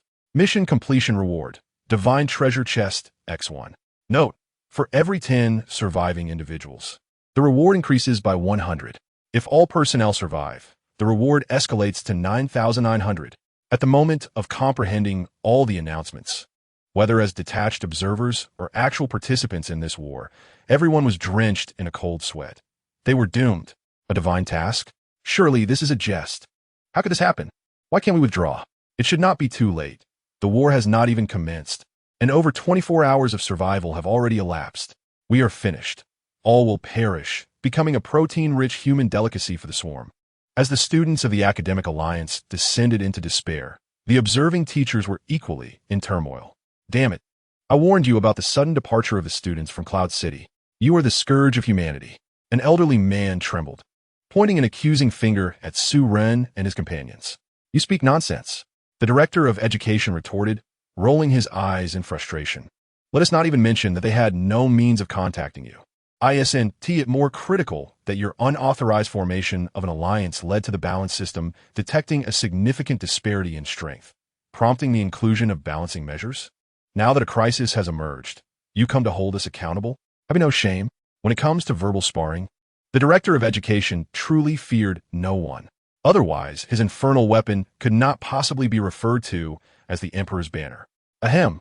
This is not the time to assign blame. What is paramount now is to devise a means to rescue the children. An elderly man attempts to mediate, but what nonsense. When he sought trouble with me just moments ago, where's your voice? Now that he has been rendered speechless by my retorts, you come forth to prattle. It is not the time to seek culpability.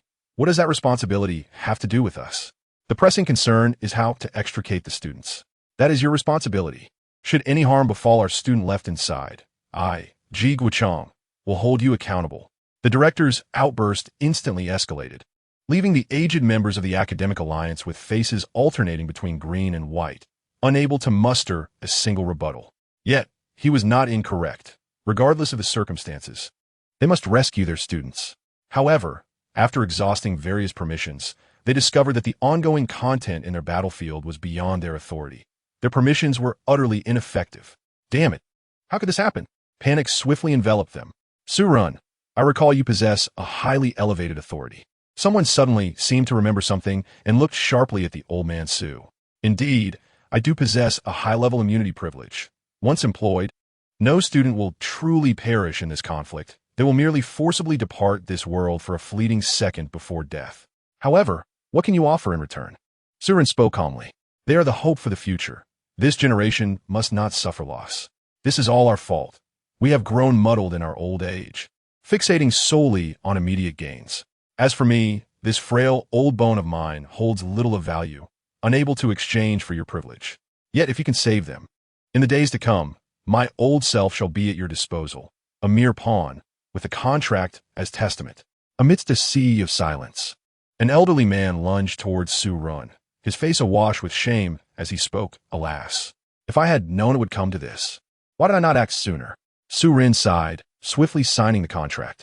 Though this old man may be impoverished, his combat prowess remains commendable.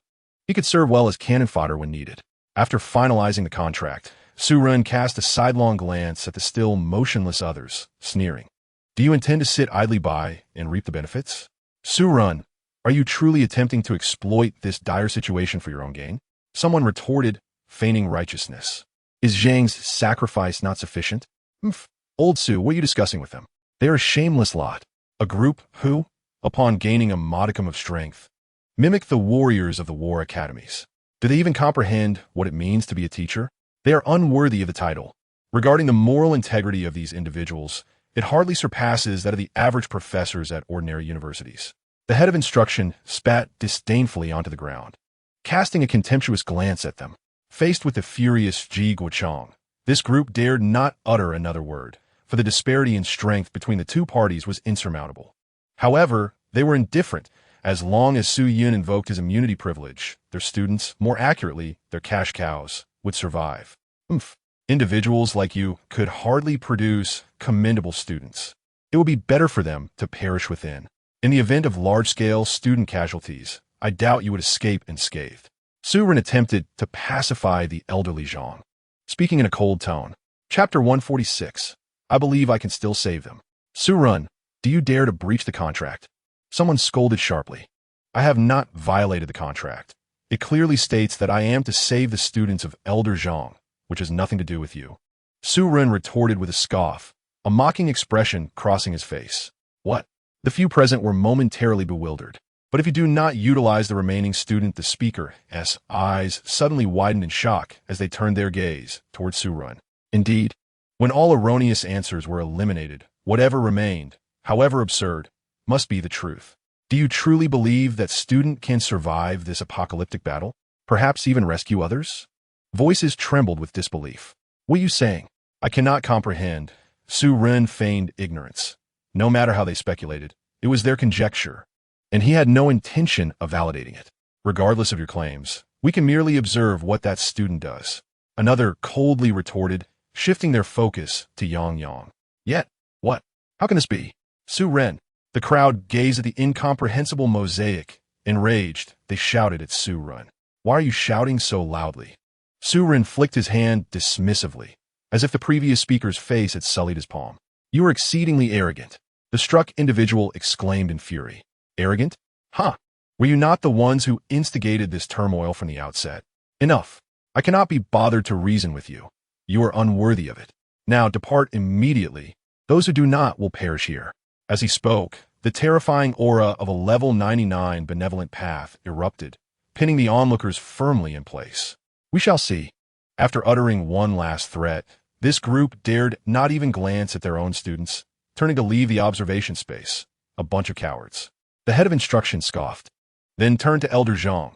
Let us depart. What follows is the highest secret of our school. Very well, let us go. Upon concluding his remarks, the director of education, accompanied by the elderly Zhang and other faculty members, ceased their third-party observations, leaving only the principal to quietly observe the unfolding situation in the realm of war. Suddenly, he inexplicably exclaimed, What on earth is that colossal mass of mosaic? I distinctly recall not having utilized such permissions. Meanwhile, within the war-torn world, not all members of the academic alliance were engulfed in terror. Some self-proclaimed geniuses remained brimming with confidence.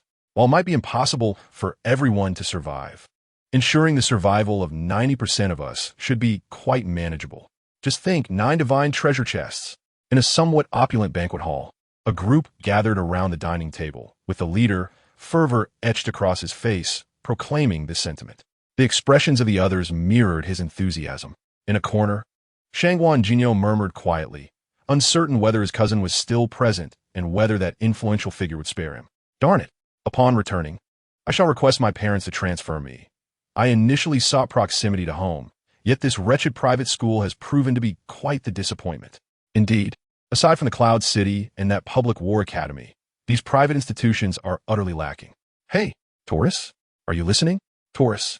Someone called out using Shangguan Jinyo's battlefield moniker. Shangguan Jinyo paused momentarily. As a member of our fallen empire, do share your thoughts, someone urged. Everyone. Enjoy your meal, he instinctively replied, glancing at the untouched food on the table. A brief silence ensued. Indeed, Jinyo is correct. We must nourish ourselves to face the battles ahead. Someone quickly interjected to ease the tension, for otherwise, the meeting would falter. As they convened, Yang had officially commenced the war against the insectoid species. A vast multitude of small titans and transformers surged forth like a tidal wave, confronting the equally overwhelming tide of alien insects. Within mere moments of engagement, countless jumpers fell as if mowed down like wheat. However, as one of the lowest-tier units within the swarm, jumpers were effectively cannon fodder. Upon their demise, the fungal carpet accompanying the swarm rapidly decomposed the jumper corpses, redistributing the nutrients back to the rear to facilitate the mass production of additional swarm units. As the war rages on, an ever-increasing number of Zerg units have joined the fray, seemingly to counter the long-range weaponry of the Purging Protocol. Behind the swarm, a multitude of spore crawlers has emerged. Creatures endowed with 4,000 remarkably robust muscles that can swiftly launch countless armor-piercing spines concealed within their chitinous shells. The sheer force of these projectiles is extraordinary, capable of easily penetrating 2 centimeters of specialized steel even at maximum range. However, despite their impressive damage, they remain mere spikes, lacking the explosive potential to inflict further devastation. For the Titans and Transformers, which are entirely mechanical and possess exceptionally thick specialized armor, these spines hold little practical effect, as they fail to breach their defenses. Upon discovering these ranged units, Yang Yang's Air Force took to the skies, a swarm of fighter jets and bombers swiftly darting across the heavens, unleashing a torrent of missiles and precision-guided aerial bombs. Boom! This species isn't as fearsome as our commander suggested, remarked a rather brash Transformer. The true terror of this race lies in their evolutionary capabilities. While we undoubtedly hold the advantage now, we must remain vigilant. Red Spider, embodying cunning and ruthlessness, maintained a cautious demeanor throughout the battle. They can't even land a hit on us. A brash Transformer suddenly realized that his body had been pierced by a strange green liquid. Damn it, it's acid. Red Spider glanced at the doomed Transformer and, wishing to end his suffering, granted him a swift demise with a missile. Red Spider, I believe I can still be saved. Boom. Chapter 147. A Test of War. Rest assured, the spark can be reforged, with their commander simultaneously mastering the leadership module and the spark source. The Transformers no longer feared demise. A mere physical destruction could be remedied with either of the 2 mechanisms. Should their entire form be rendered inoperative, their consciousness would revert to the spark source, allowing for revival simply by activating a mechanical body anew. After bidding farewell to a fallen comrade, Red Spider turned his gaze to the ground, where he observed peculiar creatures resembling fleshy tubes with 6 legs, launching a barrage of acidic projectiles towards them. Indeed, a curious sight, he mused, switching his weapon to unleash several precision-guided aerial energy bombs in response. Boom! Meanwhile, the ground forces encountered a new development in the battlefield. A multitude of corpulent creatures, reminiscent of enormous, walking pustules, emerged from the swarm. Upon identifying their target, they would huddle together and rapidly roll towards it, ultimately exploding and releasing a copious amount of corrosive acid that would erode the very metals constituting the Titans and Transformers. These peculiar entities posed considerable challenges for the smaller Titans and Transformers. Fortunately, the activation of energy barriers significantly mitigated their impact, while these creatures were particularly effective against metal. Their efficacy against energy barriers proved rather mediocre. As the war raged on, the swarm began to hatch an increasing number of insectoid units. Soon, a creature of considerable size, approximately that of a bull, manifested on the battlefield. Possessing remarkable self-repair capabilities, it could also launch a corrosive acid with explosive properties from a distance. This self-repair ability was disturbingly advanced, even when subjected to aerial bombardments that left them with only partial limbs. They could quickly revert to their original forms by drawing nutrients from the fungal blanket. This fungal blanket exhibited a terrifying regenerative capacity, swiftly replenishing itself even when ravaged by explosions. Switch to incendiary bombs. Red Spider commanded over the communication channel, surveying the situation below. Instantly, the bombs dropped by the Air Force ignited a vast inferno upon the ground. This conflagration rapidly diminished the swarm's combat effectiveness. Even the long-range attackers known as cockroaches, renowned for their rapid regeneration, lost much of their restorative ability due to the destruction of their fungal blanket. The limited nutrients they stored were insufficient to support their intensive self-repair. However, this state of affairs did not last long. After approximately 10 minutes, the flames that seemed destined to burn for days began to flicker out. The swarm had temporarily adjusted the composition of the fungal blanket. Now, when ignited, it produced a potent, extinguishing liquid that could even douse specially designed incendiary bombs. Is this what evolution looks like? How frightening indeed, Red Spider mused, reflecting on the recent events. Yet, we are merely conducting a tentative assault, not unleashing our full power. It remains uncertain how much strength this insect race has summoned in response. Red Spider, everyone prepare yourselves. I am about to initiate a temporary upgrade. Yang Zhang's voice resonated through the channel. He had reached the pinnacle of this world and was rapidly advancing through the technological tree, discovering a metallic substance capable of resisting the insectoid's potent acid. To avoid compromising the combat effectiveness of his mechanical legion, he intended to apply this metal as an acid-resistant coating for all mechanical units. Understood. The red spider promptly responded, and in the next moment, a radiant white light shimmered across all mechanical units. You intercept the acidic barrage from that artillery. Following the completion of upgrades, the red spider immediately targeted 2 disposable transformers, instructing them to test the efficacy of the acid-resistant coating. The 2 disposable units, without any hesitation, advanced towards the acidic onslaught of the spore crawler. With a resounding splat, in a mere instant, 4 large blobs of acid adhered to their forms. Reporting to Commander Red Spider, the new acid-resistant coating is remarkably effective. After confirming the absence of any anomalies in their bodies, the disposable transformers swiftly filed their report, exclaiming, "Well done. Everyone annihilate them." The Red Spider chuckled and issued another command. A similar scene unfolded on the ground battlefield. Having ascertained that the enemy's acidic attacks would no longer pose a threat, the small titans and transformers found their combat significantly eased. This change, it seemed, would soon catch the attention of the entire swarm's queen. After pondering for a moment, she hatched a multitude of flying dragons, preparing to engage the enemy's air force while simultaneously delivering aerial strikes against their ground units. The flying dragons resembled oversized bats, devoid of any fur, their bodies adorned with menacing zerg organs and a massive hollow tail. Within this hollow tail resided numerous symbiotic blade worms, exceedingly aggressive creatures that, when launched by the flying dragons, would swiftly split into several pieces and strike the enemy, demonstrating impressive armor-piercing capabilities. As they ascended, they immediately impacted the air force significantly. After all, at this moment, the air units had adapted to atmospheric combat, transforming into conventional fighter jets. Against such agile creatures capable of deftly altering their flight trajectories, the air units' cumbersome turns were painfully inefficient. However, this situation did not persist for long, as their commander had anticipated such developments. They had already assembled a special aerial combat battalion, an entire squadron of synthetic angels, targeting the alien insects for extermination. Icarus, with a calm demeanor, took the lead, unleashing a barrage of permanent homing air-to-air missiles, obliterating all flying dragons within her line of sight. Following her, the synthetic angels similarly launched a multitude of identical missiles, swiftly clearing the skies of the flying dragons. In that moment, the tide seemed to shift once more in favor of the Purification Accord. In truth, I pondered whether we should directly eliminate the Judgment Legion and swiftly eradicate the swarm, rather than resorting to such tactics of attrition. The spirit of civilization gazed curiously, observing Yang Xiang leisurely seated in a chair, fixedly watching the battlefield. Chapter 148. The true terror of the insectoid at present. This was merely a probing maneuver.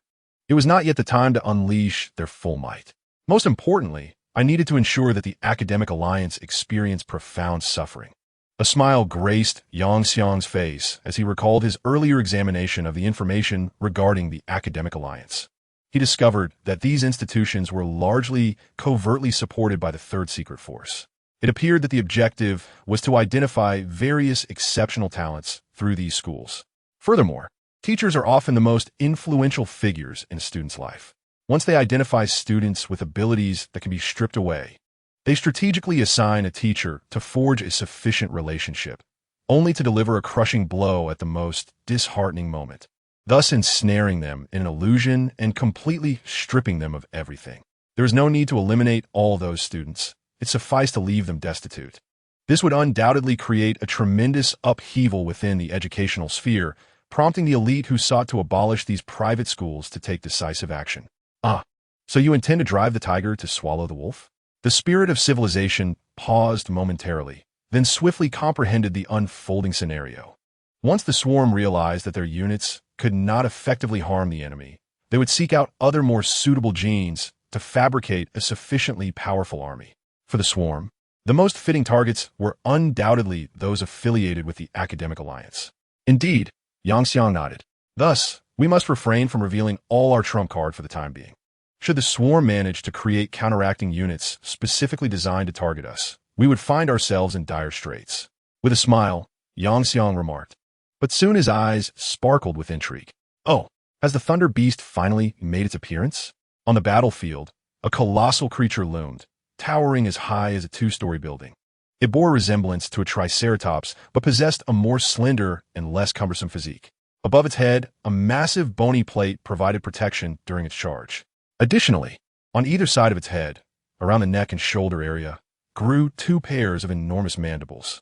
These mandibles, composed of monomolecular material, could effortlessly slice through the majority of metals, rare alloys, or even extraterrestrial substances. Faced with these behemoths, Yang Xiang finally ordered the army to deploy larger titans to combat them. Meanwhile, the insect queen, lurking behind the swarm, quickly discerned that even with a nearly full complement of troops, they remained unable to triumph over the adversary. After much contemplation, she resolved to create an entirely new breed of soldier, having already selected a source for the necessary genes from a direction to the west, where a multitude of peculiar humans resided. Their subordinates seemed to encompass a variety of strange races, which would serve as the finest biological material for her designs. Thus, the queen of the insects seized control of several nearby nests, assembling her swarm to prepare for an assault. Victory in war was not her aim.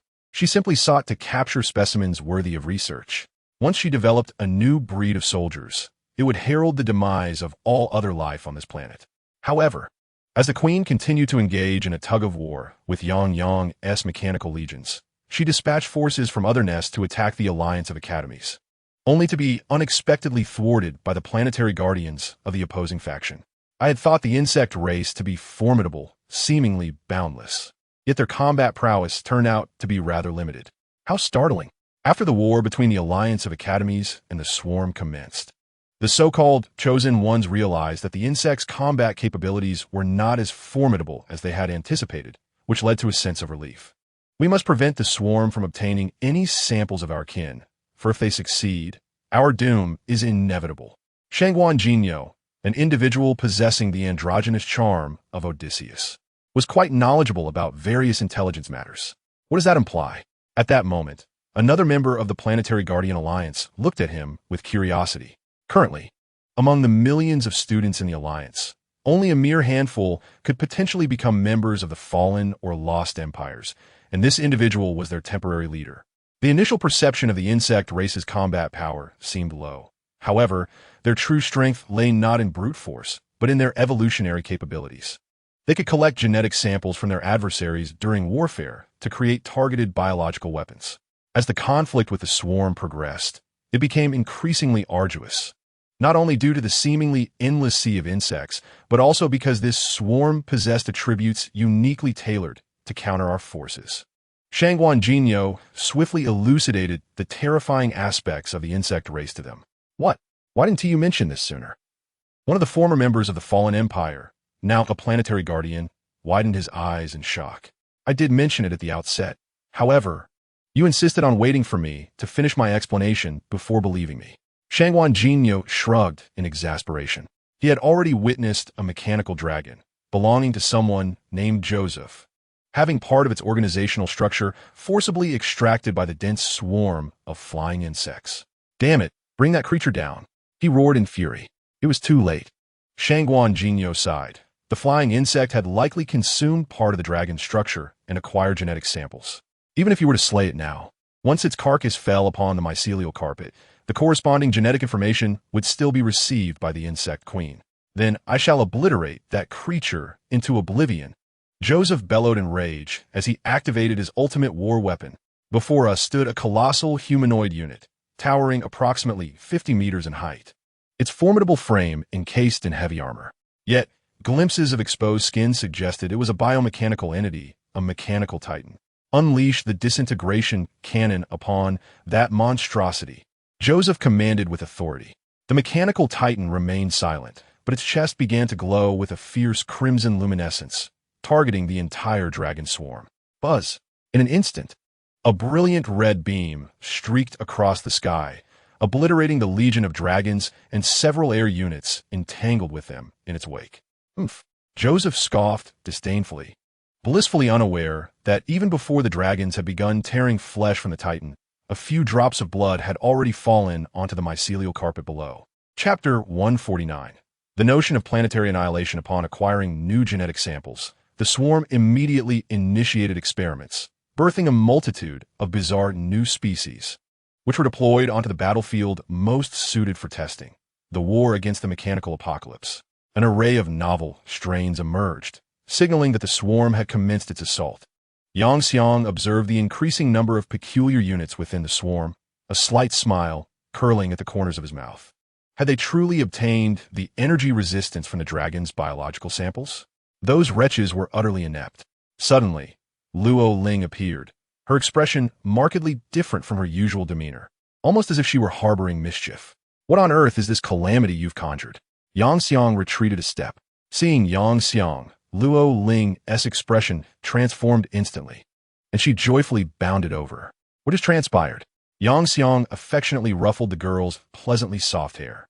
The enemy certainly cannot be treated as kindly as you. Luo Ling laughed delightedly. Is that so? Yang Xiang pondered, scratching his head, perplexed by the complexities of women. Meanwhile, the swarm, having optimized the new units validated on the battlefield against the mechanical disaster, dispatched them to confront the planetary guardians. The objective was straightforward: to acquire even more varietals of samples. In this conflict, the guardians felt an overwhelming surge of pressure. Though initially equipped with formidable cutting capabilities, their inability to engage aerial targets and their comparatively sluggish movement speed, especially against certain weapons of the Awakened Empire, rendered them at a disadvantage. Yet, after assimilating the dragon's genes, they now resembled entirely different beings. The newly emerged exterior tissue possesses energy resistance akin to that of a colossal dragon and is remarkably resilient, essentially rendering it impervious to their small arms and most medium-sized weaponry. The musculature throughout its form has likewise been supplanted by that of the dragon, endowing it with an even greater explosive strength, while its power has been significantly augmented. Coupled with an upgraded skeletal structure, the physique of the Thunder Beast has grown considerably larger. Most importantly, after embedding the genes of several races with long-range attack capabilities and deciphering their brains to extract pertinent memories, the swarm has learned to wield magic. The single-molecule giant blade of the Thunder Beast has seen further enhancement in strength and has been enchanted, now boasting even greater potency. Furthermore, the immense size of the new Thunder Beast allows for the coexistence of a multitude of a novel swarm unit beneath the armor plating of its head. Although this new unit is not particularly agile, it possesses an extraordinarily formidable magical attack capability, and the enchantment of the single-molecule giant blade is also attributed to their craftsmanship. Having undergone these upgrades, the new Thunder Beast has transformed into a veritable artillery platform on the battlefield, capable of charging forth with only a handful of entities able to impede its advance. This biological swarm can be produced en masse. Not only the Thunder Beast, but nearly all swarm units have received enhancements. With the incorporation of increasingly diverse genes, the swarm grows ever more powerful. Acid has ceased to be their primary means of attack. Even the exploding insects have evolved beyond mere acid explosions, now filled with vast amounts of raging fire elements and a substance reminiscent of molten lava, which not only possesses terrifying burning properties, but also corrosively devours everything in its path. In the face of such an infinitely evolving swarm, the planetary guardians, comprised of the Awakened Empires, have reluctantly dispatched an increasing number of more formidable troops. Meanwhile, other factions, which do not even qualify as part of the Awakened Empires, have long been prohibited from engaging in battle, for their combat prowess is inferior to that of the Awakened subordinates, and their ranks are a hodgepodge of various creatures. What if some of those not particularly strong, but genetically enhanced, were to bolster the swarm? Thus, it is deemed preferable to keep them subdued and compliant. However, due to the nature of the battlefield, their subordinates, aside from a few special summoned beings, cannot be retracted, as their domain of war lies here. It would be unwise to cast their own forces into the realm of reality. Consequently, amidst a thunderous roar, several commanders of the Awakened Empires were astonished to witness massive tunneling worms emerging from their fortress.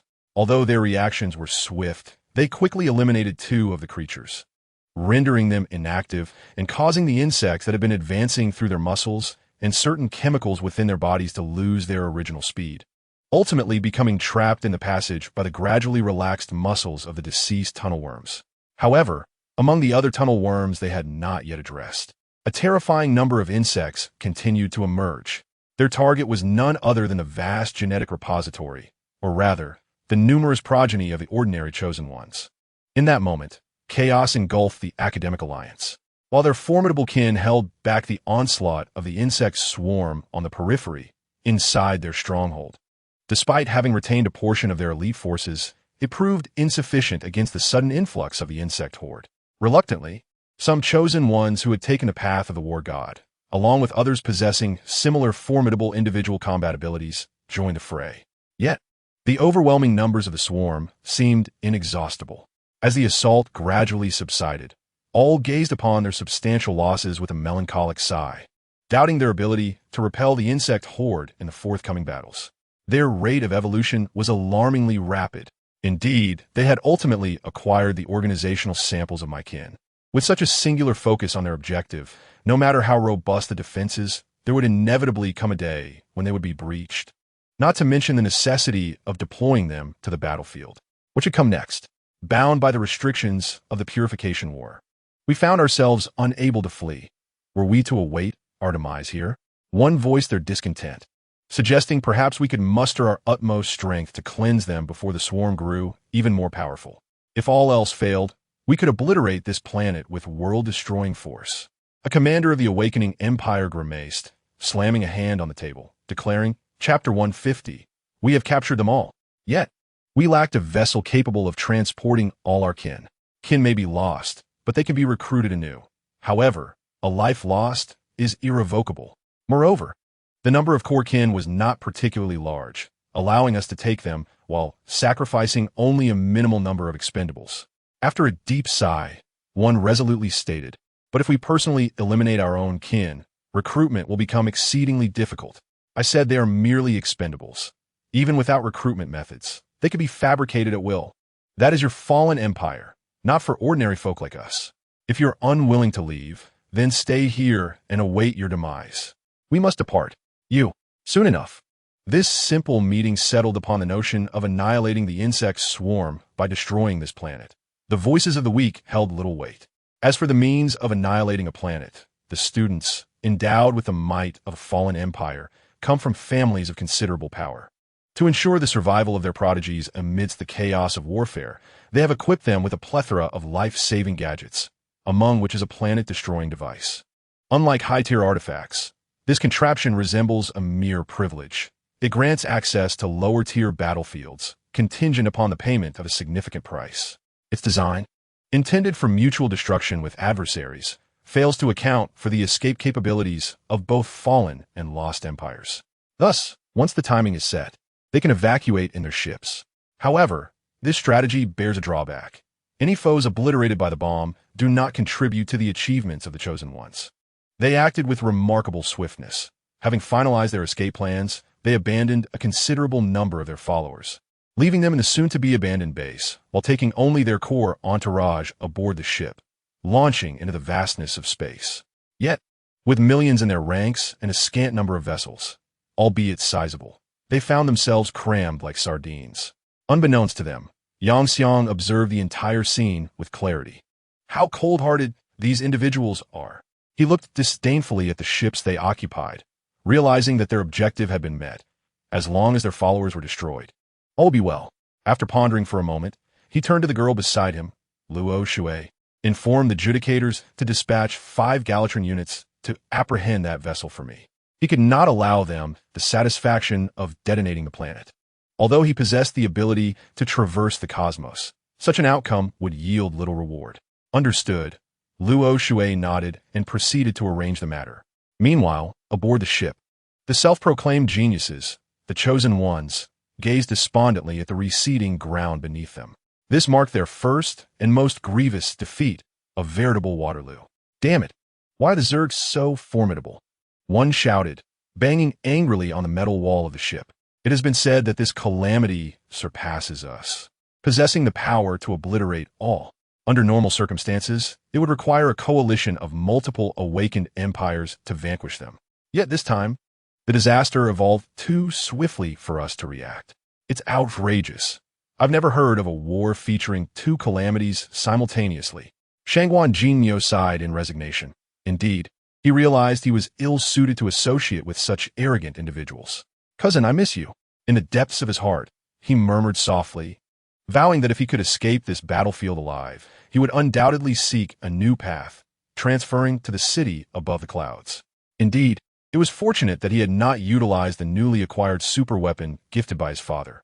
Otherwise, he would have suffered immensely in this degenerate and fallen empire, surrounded by unreliable individuals.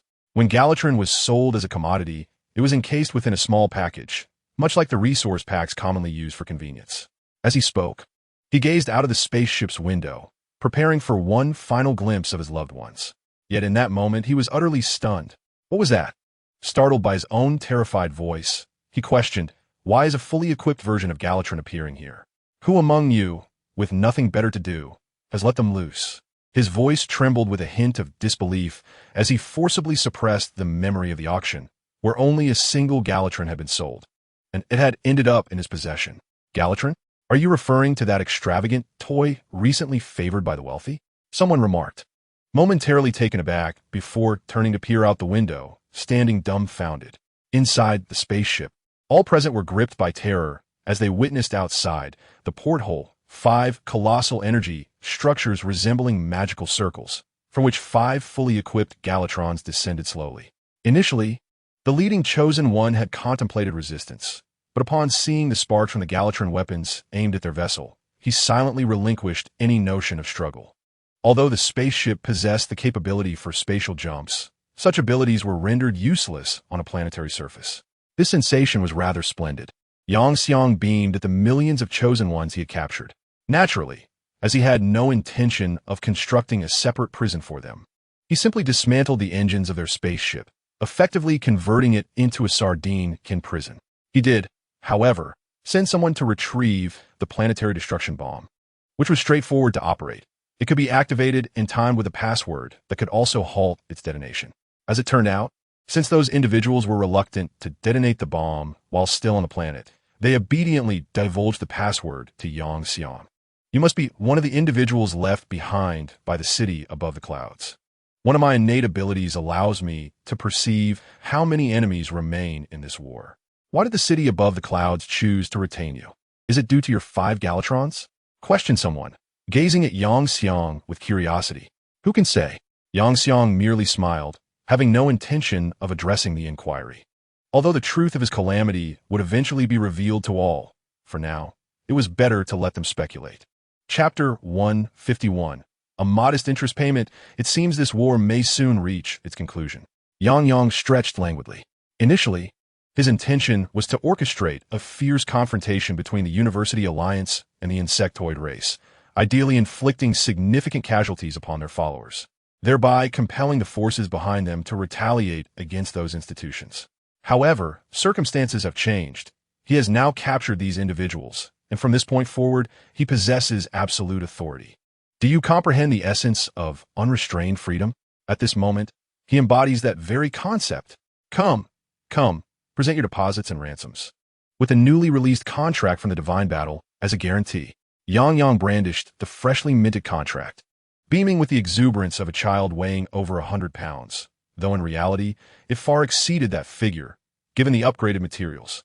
Although the original vassal contract had been nullified, agreements regarding certain benefits and other aspects remained intact. Moreover, the Divine Battle had specifically launched the latest version. As long as we sign the contract, we shall escape death? Someone timidly inquired. Indeed, this is merely the indemnity for defeat.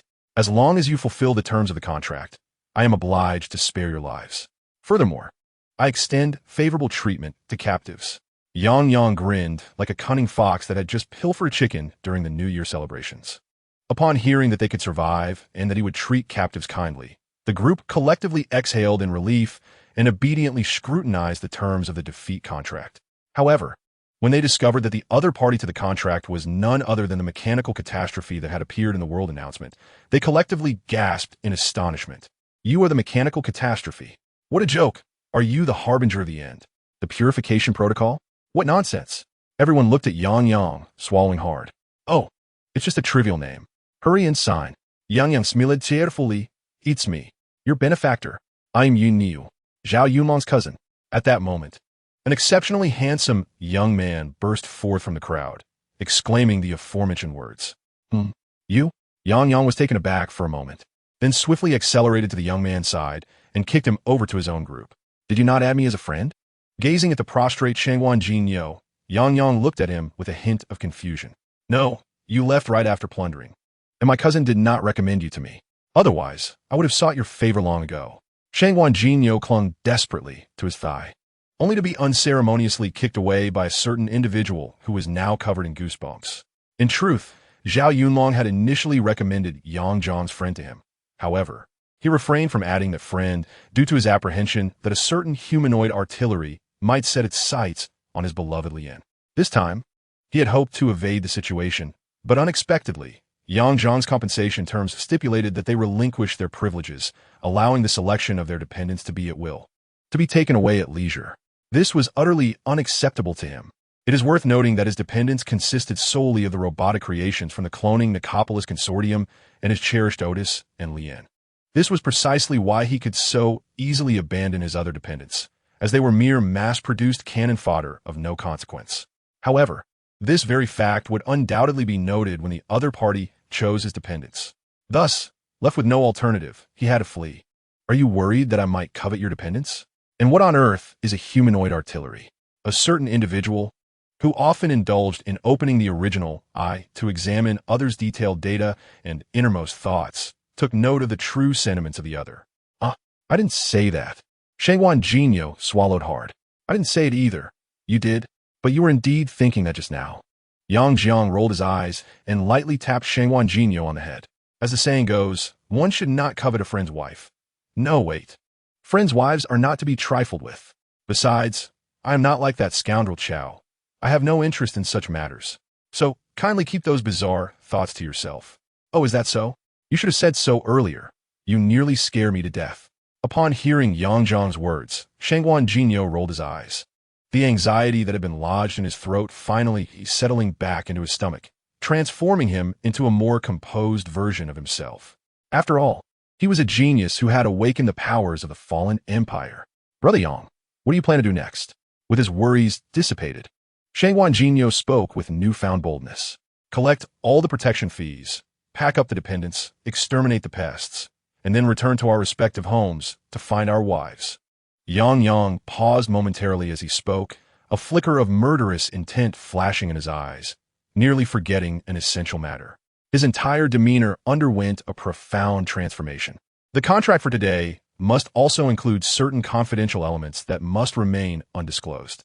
As he spoke, he cast his gaze toward the small faction within the crowd.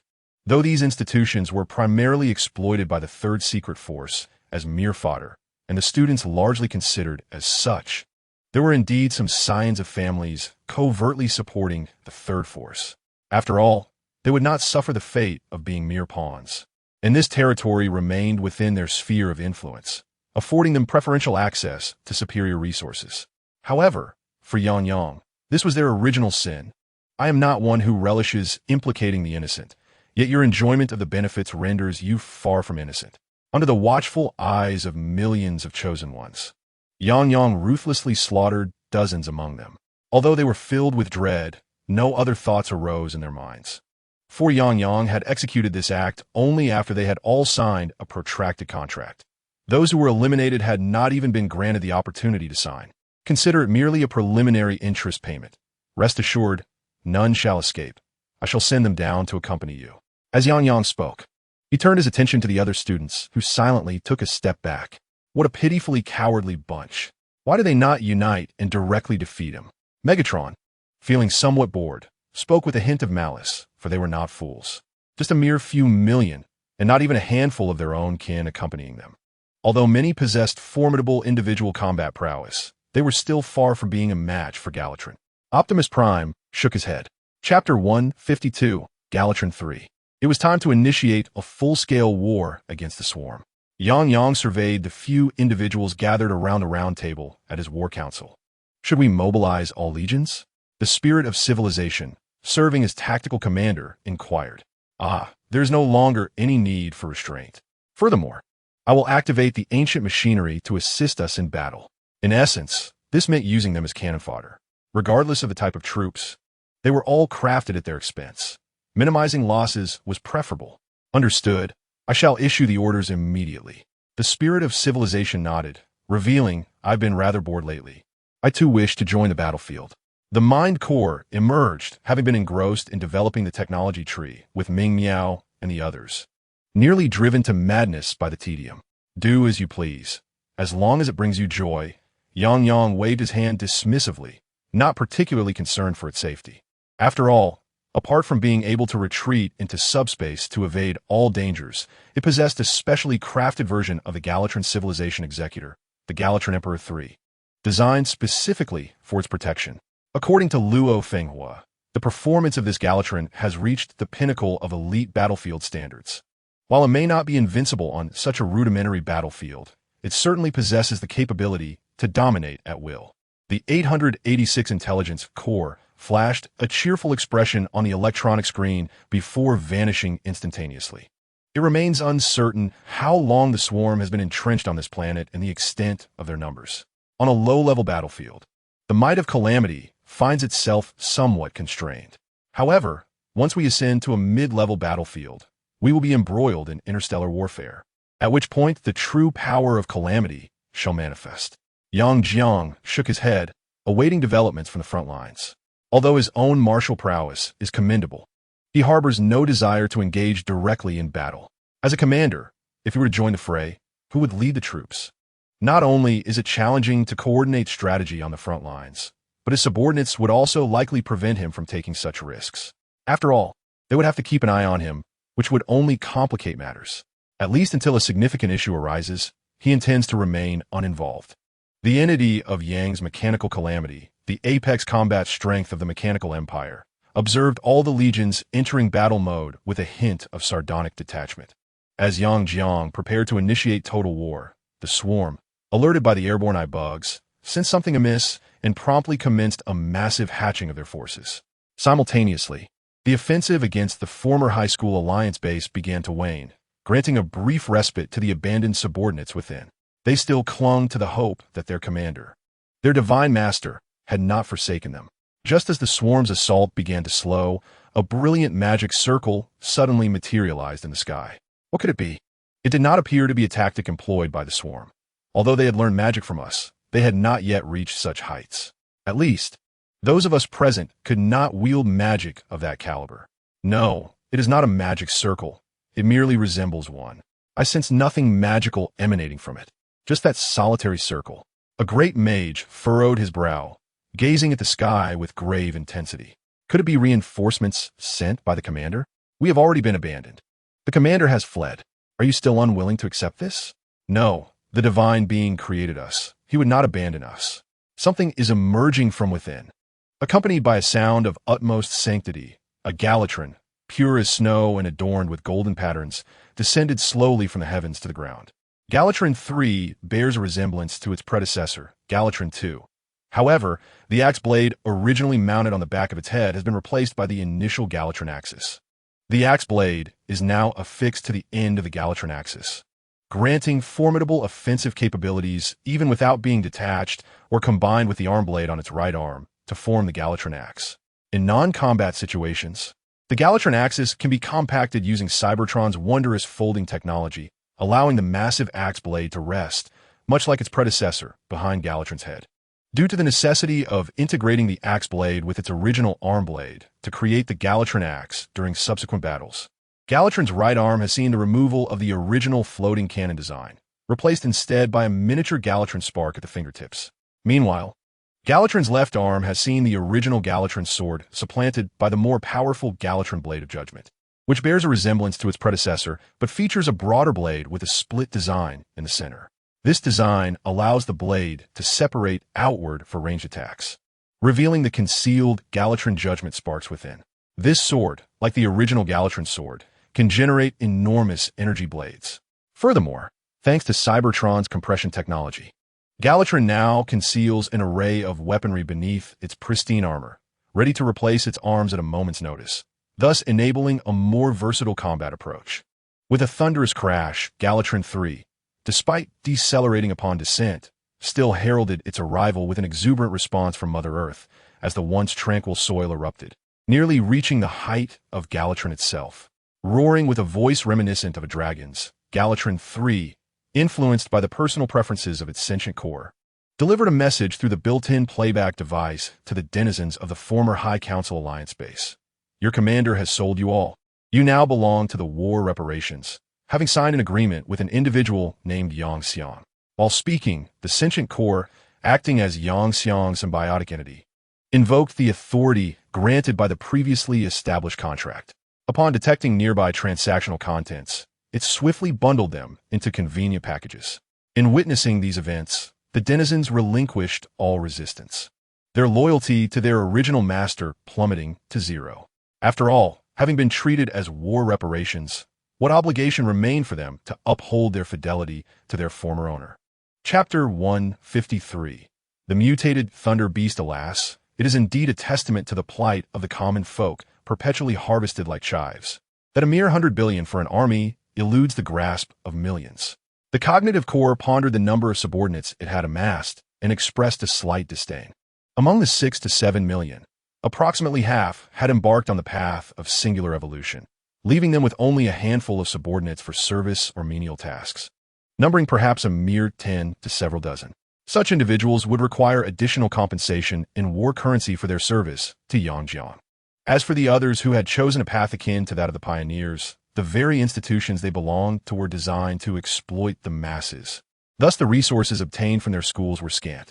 Consequently, the subordinates under their command numbered, at most, a mere 10 to 20,000. Yet, this figure represents the typical count for conventional chosen ones.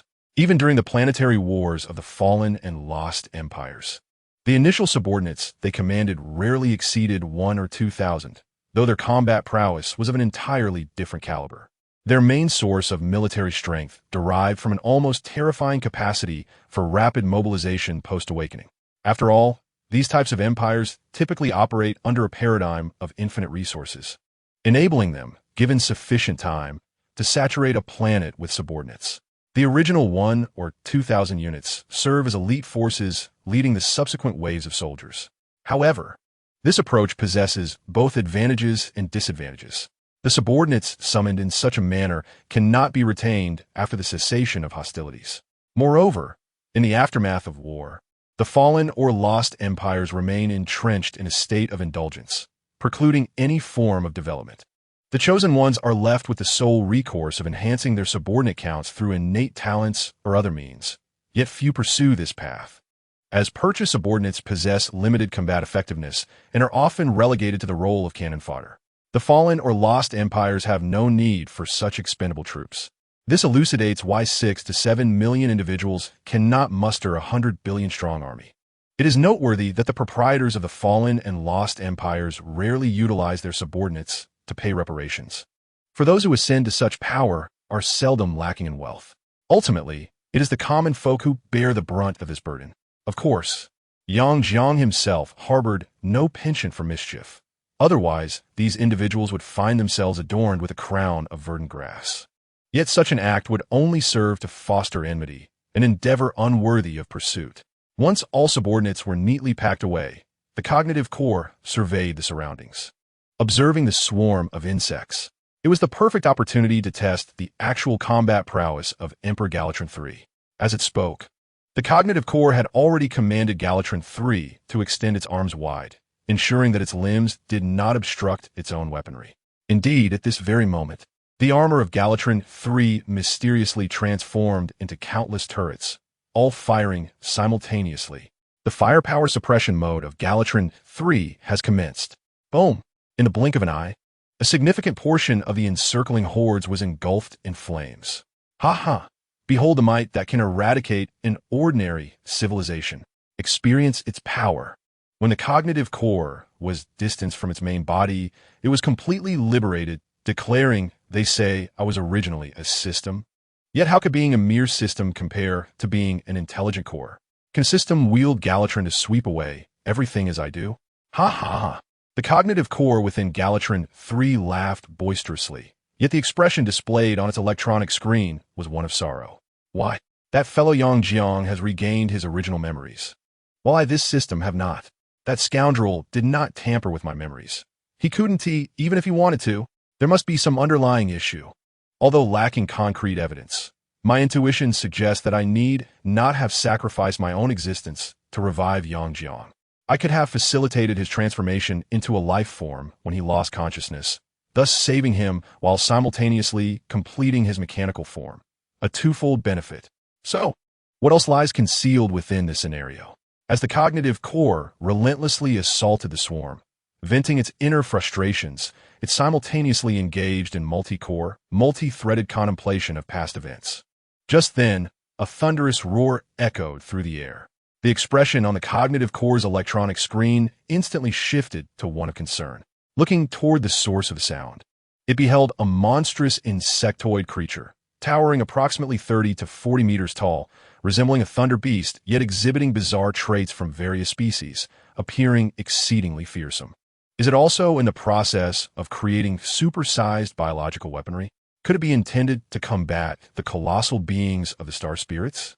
Through prior analysis, the cognitive core had surmised that this planet is likely a realm within a certain game, though it remained uncertain whether they had been transported here or if this planet had been conjured by divine warfare. Observing the approaching monstrosity, the cognitive core activated the Galatron Judgment Blade located on its left arm. A brilliant light emanated from it, gradually coalescing into a massive blade of radiance. As the grotesque creature charged forth, Galatron surged ahead as well, deftly evading its frontal assault before swiftly slashing through the creature's shoulder with the colossal light blade. It was as effortless as slicing through tofu. The gigantic, aberrant thunderbeast was cleaved in two from head to tail. Retracting the luminous blade, Galatron turned to observe the peculiar thunder beast slowly collapsing to the ground, stirring up a colossal cloud of dust. He raised his left hand once more, parting the Galatron Judgment Blade to reveal the sparks of judgment within. After accumulating a slight surge of power, a terrifying energy, replete with destructive potential, erupted forth. The instant it struck the carcass of the mutated thunder beast, a massive magical circle manifested. Boom! In a single blow, the enormous mutated thunder beast was reduced to ashes. Dear, reclaim some inorganic salt. The sentient core displayed a wicked grin on the electronic screen. Having dealt with the sizable debris, the sentient core directed Galatron's gaze towards the remaining swarm, which was preparing to flee. However, their escape speed was evidently no match for Galatron 3's velocity. Chapter 154, Total War. Following specialized optimization, Galatron Emperor 3's mobility was elevated from an original Mach 1 to an impressive Mach 15, far exceeding the capabilities of these insectoid creatures, whose running speed remained below the sound barrier. In fact, some of the relatively fragile jumping insects were utterly shattered by the powerful gusts generated by Galatron's sprint. While Galatron 3 was engaged in eliminating the remnants of the swarm, Yang Yang's main forces had already collided with the primary insect horde. A tide of expendable troops commenced their desperate melee. Nevertheless, thanks to their inherent capabilities, the small titans and mass-produced golems held a significant advantage against the mutated variants of jumping insects, bomb insects, and stinging serpents. The newly developed elemental bomb insects possessed immense lethality, capable of taking down small titans and mass-produced golems to some extent.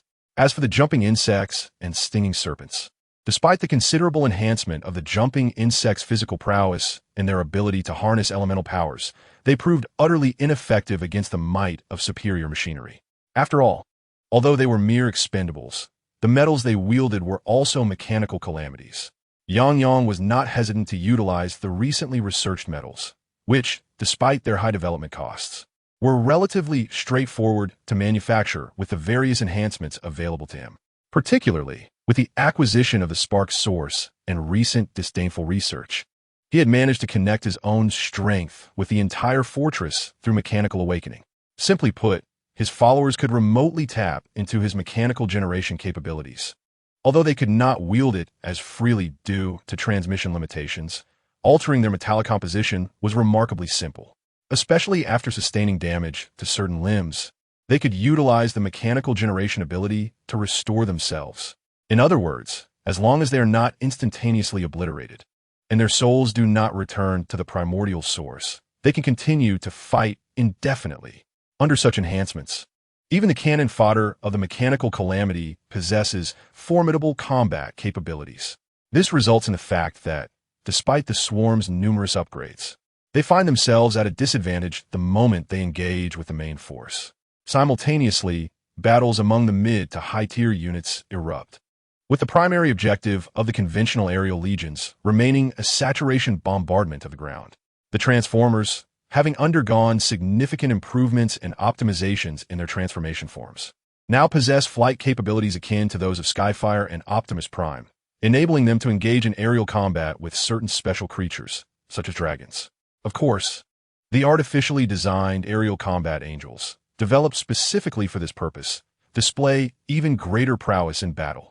Notably, Icarus, the daughter of Yang Xiang, almost instantly dominated the skies upon taking flight, even when faced with various new types of swarm units, such as the mutated griffins and colossal dragons. They were rendered incapable of even the most basic resistance under the onslaught of Icarus's planetary artillery. Was this power something she initially possessed or a recent discovery? Yang Xiang stood atop the fully transformed Grandmaster, gazing with curiosity at the immense fortress-like weapon emerging from subspace. What exactly have I created? As the master of machines and one of Icarus's creators, Yang Xiang swiftly analyzed every aspect of the fortress, discovering that this colossal structure also possessed transformation abilities. Alas, why are there so many massive constructs here? Yang Xiang rubbed his nose, recalling, didn't you say that bigger is better and more is beautiful? Everyone has been influenced by you. After Luo Shui, equipped with the specially designed battle armor created by Yang Xiang, chuckled and leaped into the fray, she declared, sister and brother-in-law have already set off? I'm going too. Following suit, Luo Ling, clad in armor, also jumped down. Wait, what are you doing, summoner? Yang Xiang shouted, extending his hand in vain, as Luo Ling, once in such a state, transformed into a frenzied berserker, consumed by bloodlust.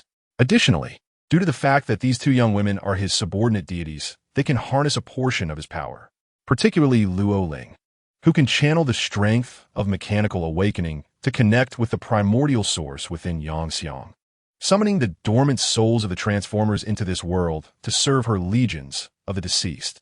Simultaneously, harnessing the mechanical prowess of Yang Xiang, she can boundlessly provide these Transformers with mechanical bodies. Under such enhancements, she herself embodies a specialized squad of Transformers warriors.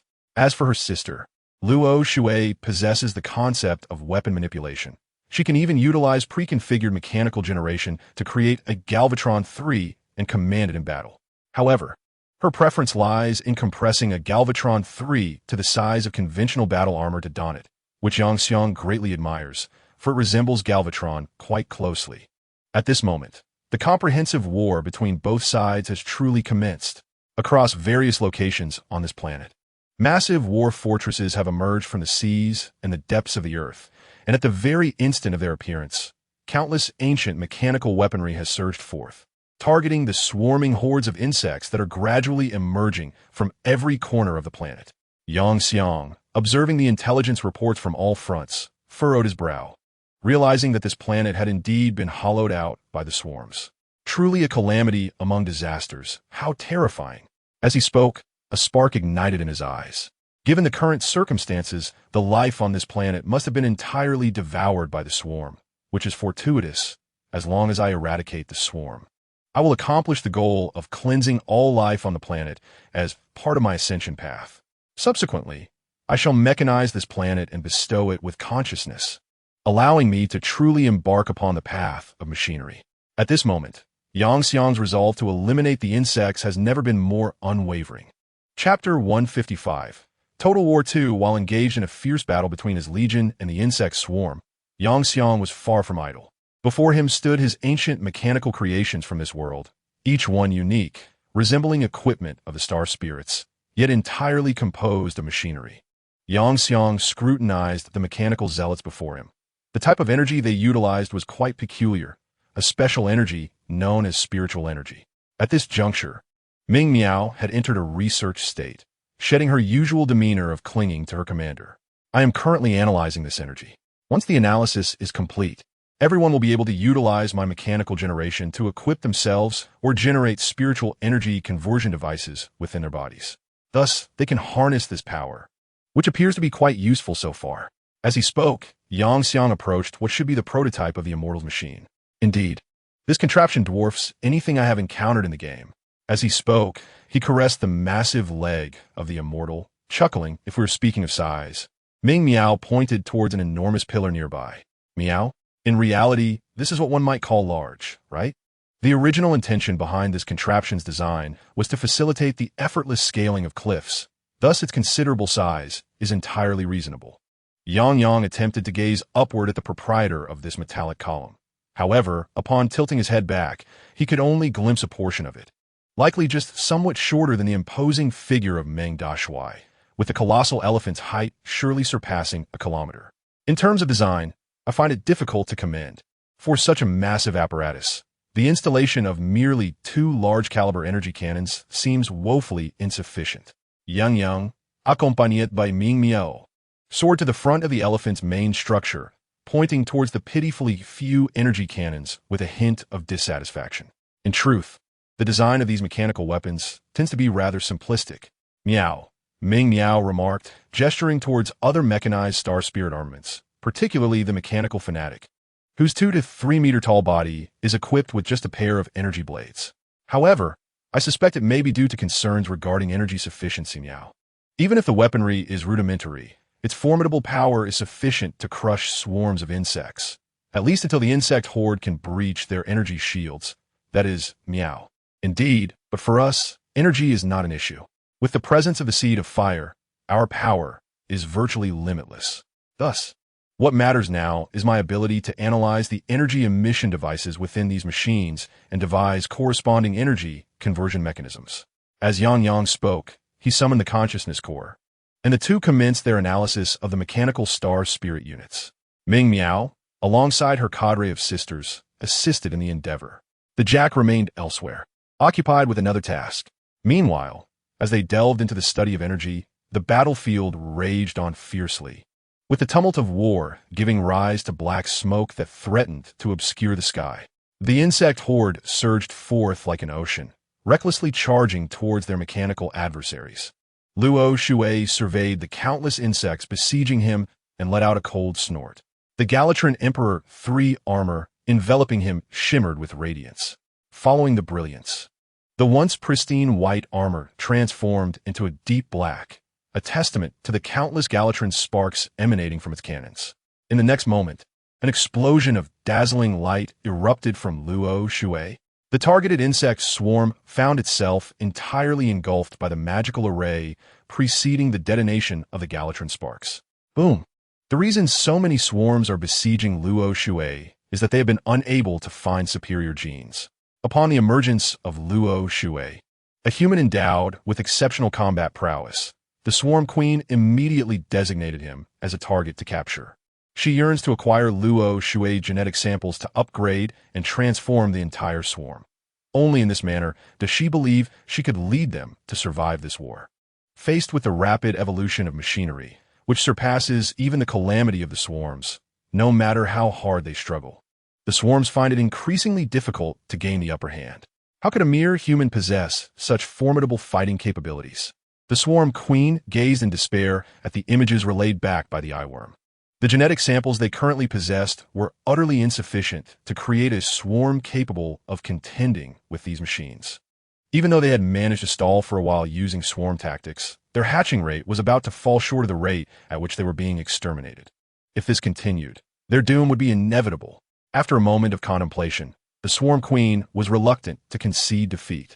She began to re-examine new genes and the exceptional genes that had survived countless verifications in the past, hoping to piece together a new type of swarm unit that could address the current predicament.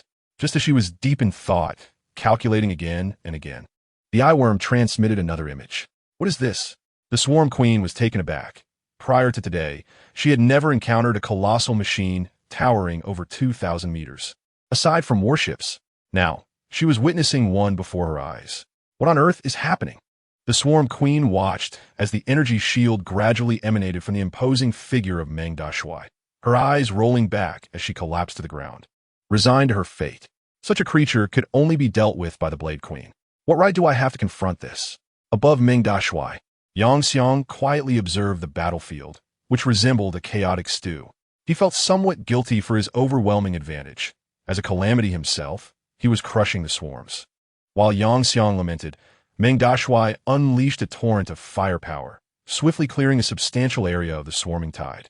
Simultaneously, with the appearance of magical circles in the sky, the most formidable legion of their mechanical calamity, the Galatran civilization's Judgment Legion, finally descended. Before landing, this group of Galatran released a multitude of Galatran sparks towards the ground, their dense magical circles nearly enveloping the entire battlefield. Boom! With just a single concentrated attack, the swarms suffered catastrophic losses. It is worth noting that this assault even blasted away the earth for over 10 meters. Although the resilience of the fungal carpet was remarkable, it could not withstand such a devastating blow. Due to the simultaneous destruction of the fungal carpet, a considerable amount of biomass was rendered utterly wasted at this moment for the Zerg, exacerbating the already strained logistics of the swarm. Chapter 156. The commencement of mechanical transformation. The Divine War updates once more. Although the mechanical calamity has decisively seized the upper hand in this conflict, the sheer numbers of the swarm remain a challenge that cannot be swiftly eradicated. Furthermore, Yang Xiang aims to eliminate the vast majority of life on this planet and transform it into mechanical units, necessitating even more time. He has opted to continue detaining the captives aboard their vessels, confining them within an ancient fortress to prevent any potential rescue by the Zerg. Apart from engaging in daily research on his technological tree with Ming Miao and the others, Yang Xiang occasionally indulges in festivities with the Shipgirls, including the participation of the two sisters, Luo Shui and Luo Ling. However, following these gatherings, the maidship girls invariably complain, for the aftermath of the parties renders the rooms exceedingly difficult to tidy. Oh, and notably, after each celebration, everyone tends to overindulge, leading to a day of fasting as a result of the excess culinary delights. This war has persisted for nearly a month, primarily due to the Zerg Queen's realization of the impossibility of victory, leading to a state of complacency. Otherwise, given the breeding rate of the swarm, it is likely they would have fought for about a year. Nevertheless, even in this context, the planet has been left ravaged by the dual calamities of war. The surface is bereft of intact land, and alarmingly, the swarm has extracted every resource available on this planet to sustain their combat effectiveness and logistical support, including all fossil and biological resources. Yang Xiang had scarcely intervened when the Zerg devoured all life on the planet. Furthermore, the interior of the planet has been thoroughly penetrated by the swarm, leaving this once mighty globe reduced to a hollow shell, enveloped by the countless dust and smoke generated by the conflict. Presently, without a gas mask, exposure to the air allows one to taste the remnants of dust transformed from the burning insects with every breath. In simple terms, this planet has been utterly annihilated. It is no wonder it is referred to as a calamity. Will every place I appear henceforth become such scorched earth? Standing amidst the now silent battlefield, Yang Xiang gazes at the ashes that nearly reach his calves. His words, though tinged with sorrow, betray no hesitation or confusion in his eyes. Regardless, he cannot afford the luxury of uncertainty. A multitude of dependents awaits his support. If he were to falter in his resolve, this family would be doomed. How much longer can this planet endure? Yang Kong cast a glance at the cat-like creature beside him, Ming Miao. The feline could endure for a considerably extended period, despite the Earth's crust being riddled with holes. A month's time was hardly sufficient for the insectoid race to completely deplete the planet's energy reserves. Though the planet appeared desolate at present, the abundance of ashes would soon nurture the emergence of new life. It was likely that, after several tens of millions to billions of years, or even longer, a new intelligent species would arise on this world. Ming Miao held a tablet that displayed the current state of the planet alongside various data. What a pity, Yang Kong mused. There aren't several tens of millions of years for them to evolve gradually. He shook his head, realizing it was time to commence the mechanized transformation of this planet and imbue it with consciousness. Although he lacked experience in this domain, The Sovereign Agreement contained blueprints for constructing planetary fortresses. Thus, while it pained him to act against the fabric of the universe, it was imperative that he proceed. Embracing the notion of incorporating directives into the manufacturing process at the heart of the Sovereign Agreement, allowing the planet to remain in a dormant state in his absence, Yang Kong embarked on the mechanization of the world. Conventional methods of alteration would be far too sluggish. After all, this was an entire planet.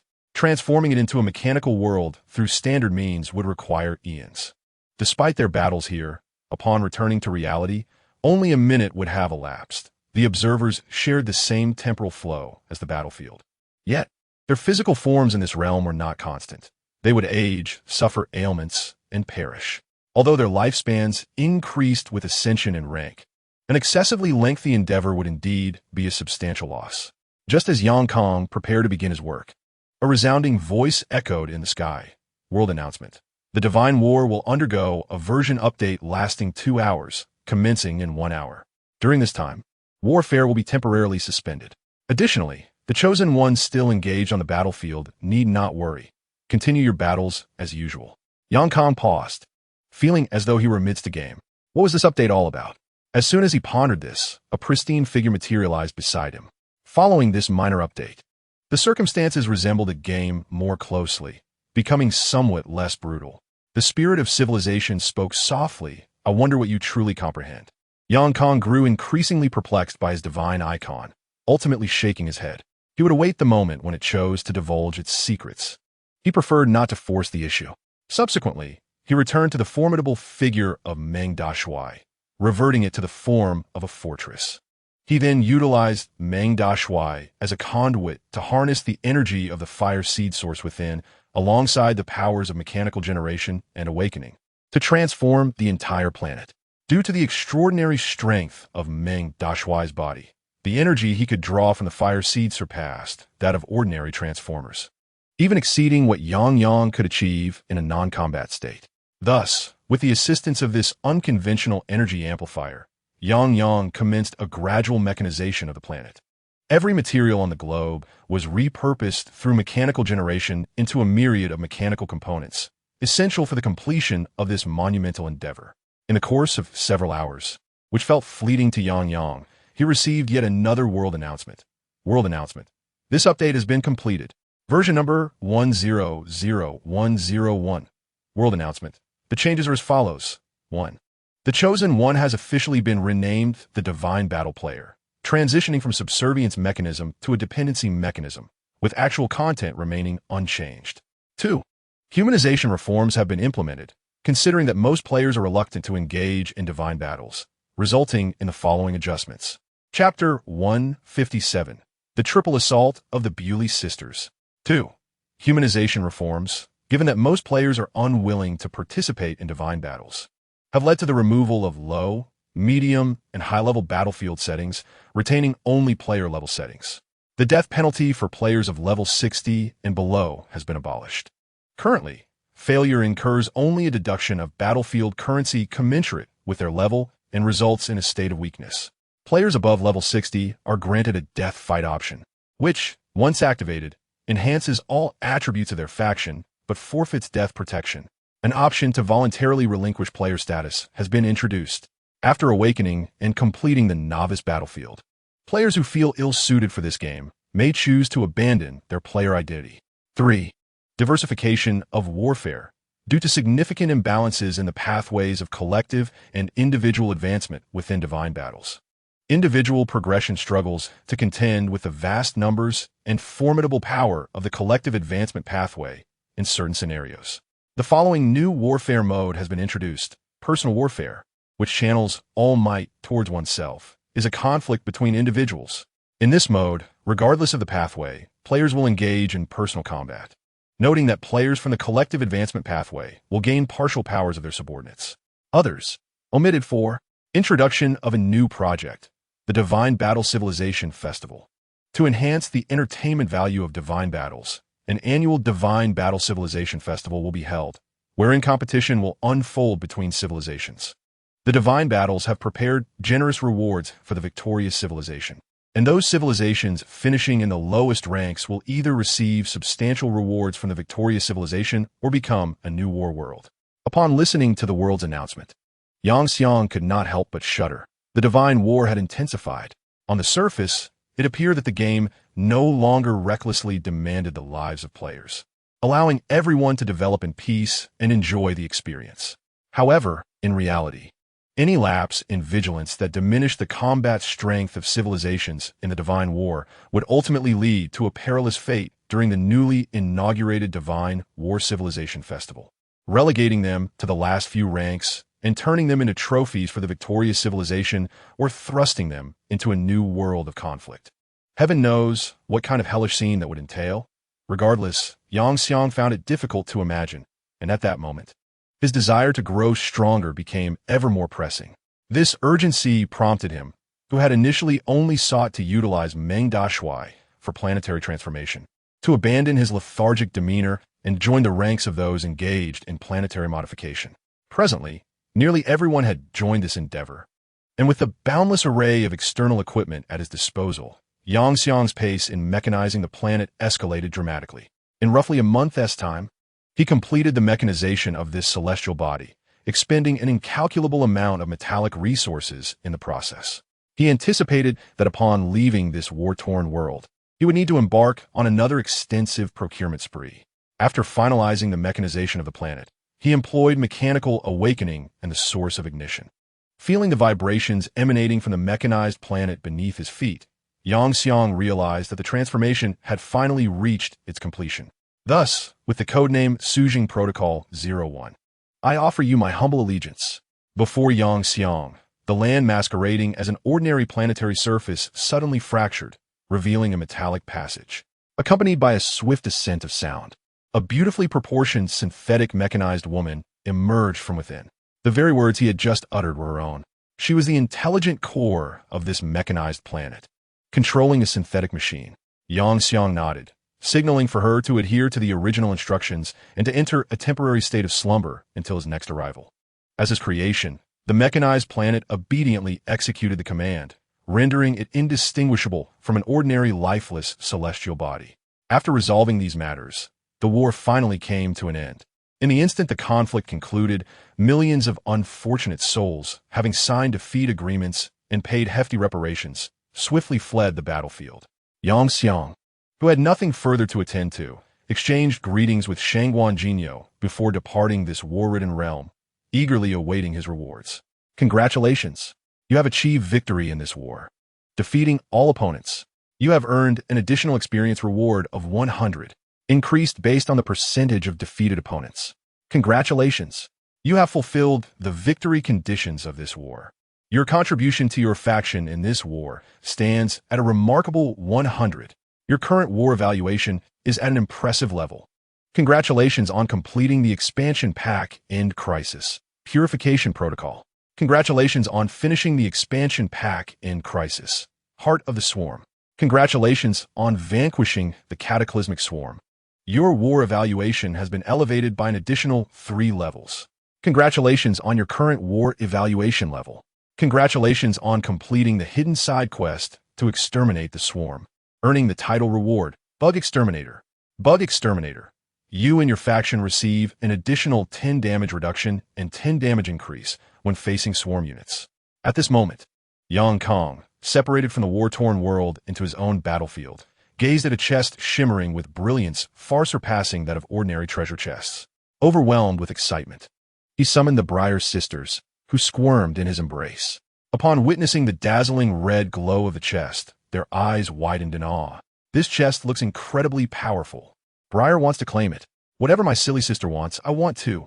I shall utilize my Super Meow Meow #1 to upgrade it. The 3 little ones leaped from Yang Kang's arms, encircling the resplendent chest, their voices overlapping in exuberance. They brandished wrenches, drills, and hammers high above their heads. Secret technique. Triple strike of the Briar's sisters. With a resounding clang, far louder than before, the originally brilliant chest began to retract its radiance, leaving only a faint sheen upon its surface, seemingly shedding its opulence, yet emanating a hint of extraordinary essence. It felt as though something remarkable was transpiring. Kong swallowed hard, fixated on the chest before him. His instincts whispered that this chest was now infinitely close to being divine. Divine, the kind of power that mere mortals cannot endure. Chapter 158. The Lost Treasure Trove. In truth, ordinary humans cannot withstand divine power. One must at least elevate their level and physical attributes. As various chaotic thoughts swirled in his mind, Kong swiftly cast them aside. Under the watchful gaze of those gathered around him, he slowly opened the chest, sensing an eerily familiar aura.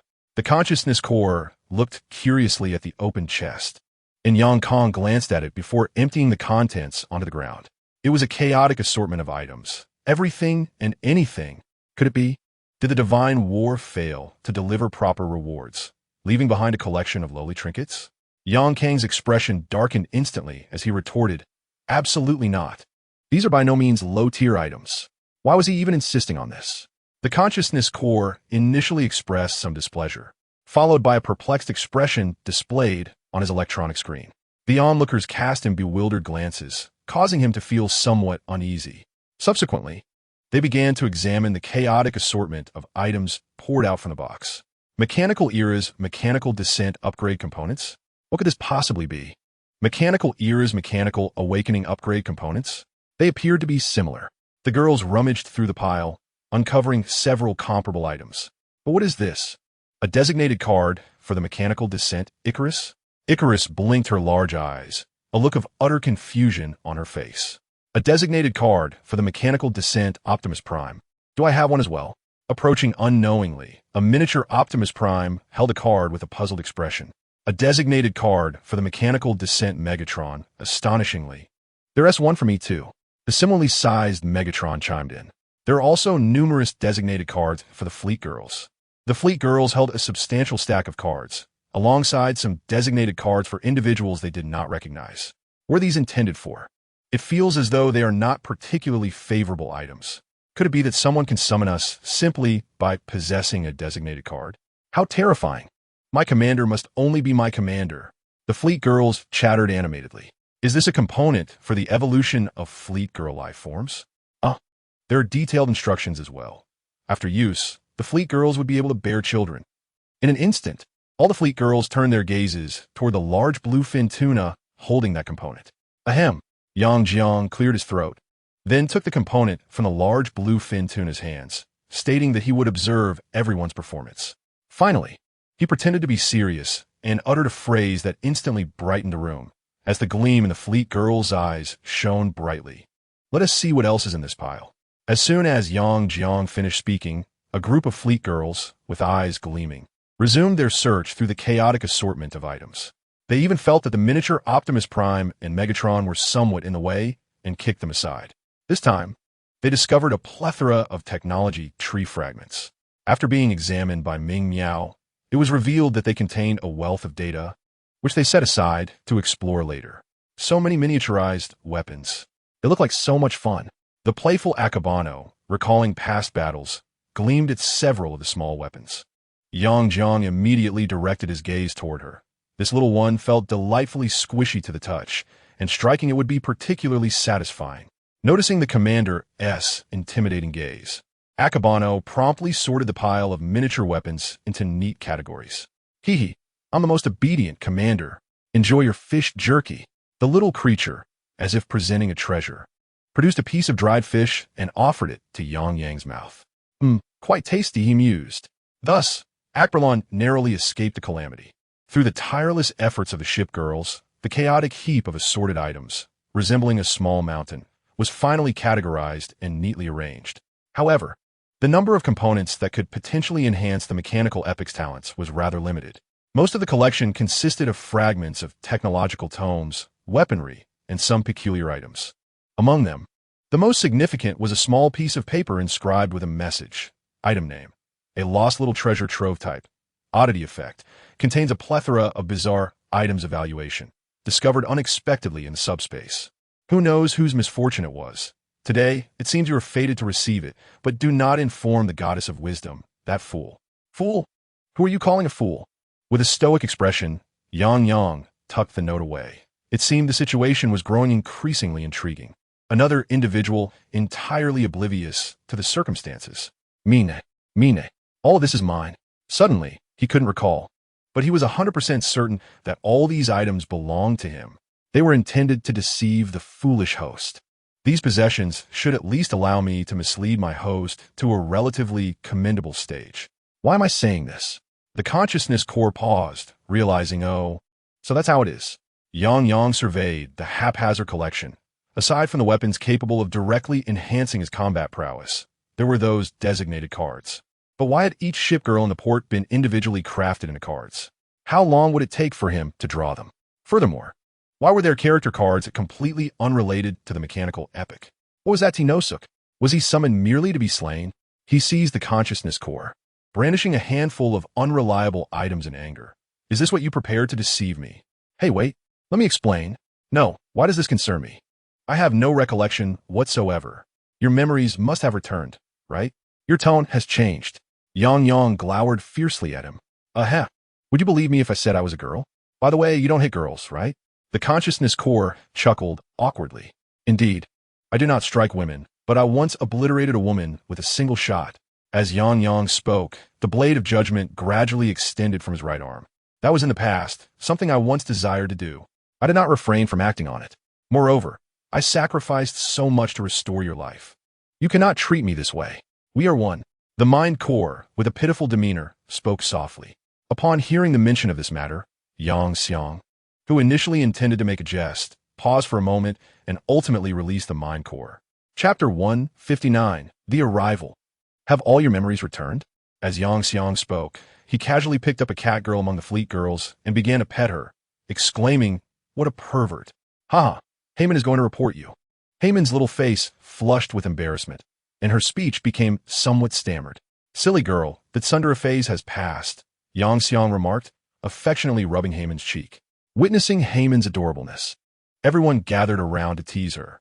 If that unexpected incident hadn't occurred, I truly wonder how long I could have kept the fleet girls under my control. The mind core floated over, expressing a hint of exasperation. You should stop dreaming.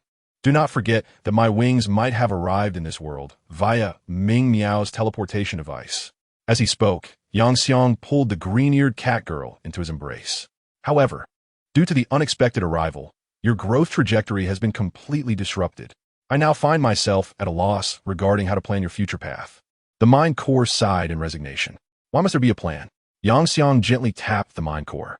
Indeed, you are quite the accident-prone individual. What astonishes me the most is that you somehow turned yourself into a calamity. The mind core suddenly let out a sigh. What is it?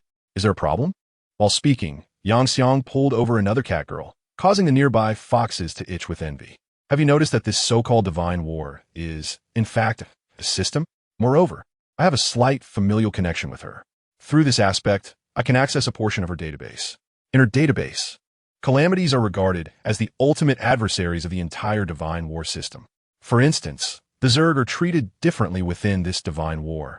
Upon confirming their existence, an unrelenting purging war must be initiated to ostensibly curb their development. In reality, this allows the swarm to acquire countless genetic samples, rendering them increasingly formidable. Since you embody the calamity within, you have yet to be targeted, but that may change soon. If you cannot survive this targeting, then you shall face death. The mind core expressed with a sense of inevitability. So, this targeting is akin to presenting you with a searing hot piece of meat. If you cannot even consume that, you deserve to be scorched by it. Yang's eyes sparkled briefly, yet due to my presence, the divine war commenced its updates. She revised her script, altering the predetermined outcome where players would defeat the calamity, transforming it into an open-ended development by removing the conclusion altogether. The consciousness core remarked nonchalantly, "Have you ever considered that I am also one of the players?" Yang chuckled.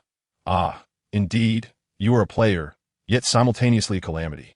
This explains why the governor initiated a second supplementary update, elevating other players to the status of calamities as well. She has bestowed the powers of the fourth calamity upon all players in advance. Is this her method of maintaining balance?" The consciousness core pondered. Wait, there's something I almost forgot to inquire. What is the ultimate purpose of the divine war? Yang voiced a question that had long puzzled her. to combat another system, one that has already fallen. One day, she will require all players to serve as her weapons against that entity. The consciousness core disclosed without reservation. Then why is she conducting the Divine War Civilization Festival? It is, of course, to accelerate your growth and power. In the eyes of the system, life is merely a form of currency, and she has never felt sorrow for those who fail, the consciousness core stated matter-of-factly. If that is the case, what caused the system to fall? Yang was increasingly perplexed. If the system lacked any concept of protecting life, what led to its downfall? Such systems compel their hosts to perform certain actions, threatening annihilation if they refuse. Their ultimate goal is to drain the world's essence to fortify themselves. While our systems aim for the world's essence, typically, a normal system engages in a transaction with the world's consciousness. Through the host, the influence gradually elevates the world, enabling us to acquire substantial amounts of the world's essence in a mutually beneficial process. However, fallen systems find this process overly tedious and time-consuming. They force their hosts to devastate the world, ruthlessly plundering the world's essence. Yang engaged in an extensive conversation with the Wisdom Core, covering a multitude of topics, most of which were elucidated, while others remained shrouded in uncertainty even for the Wisdom Core. Ultimately, they reached a consensus. The fusion of Yang with the essence of the system had precipitated an anomalous transformation within him. However, whether this alteration was beneficial or detrimental remained indeterminate.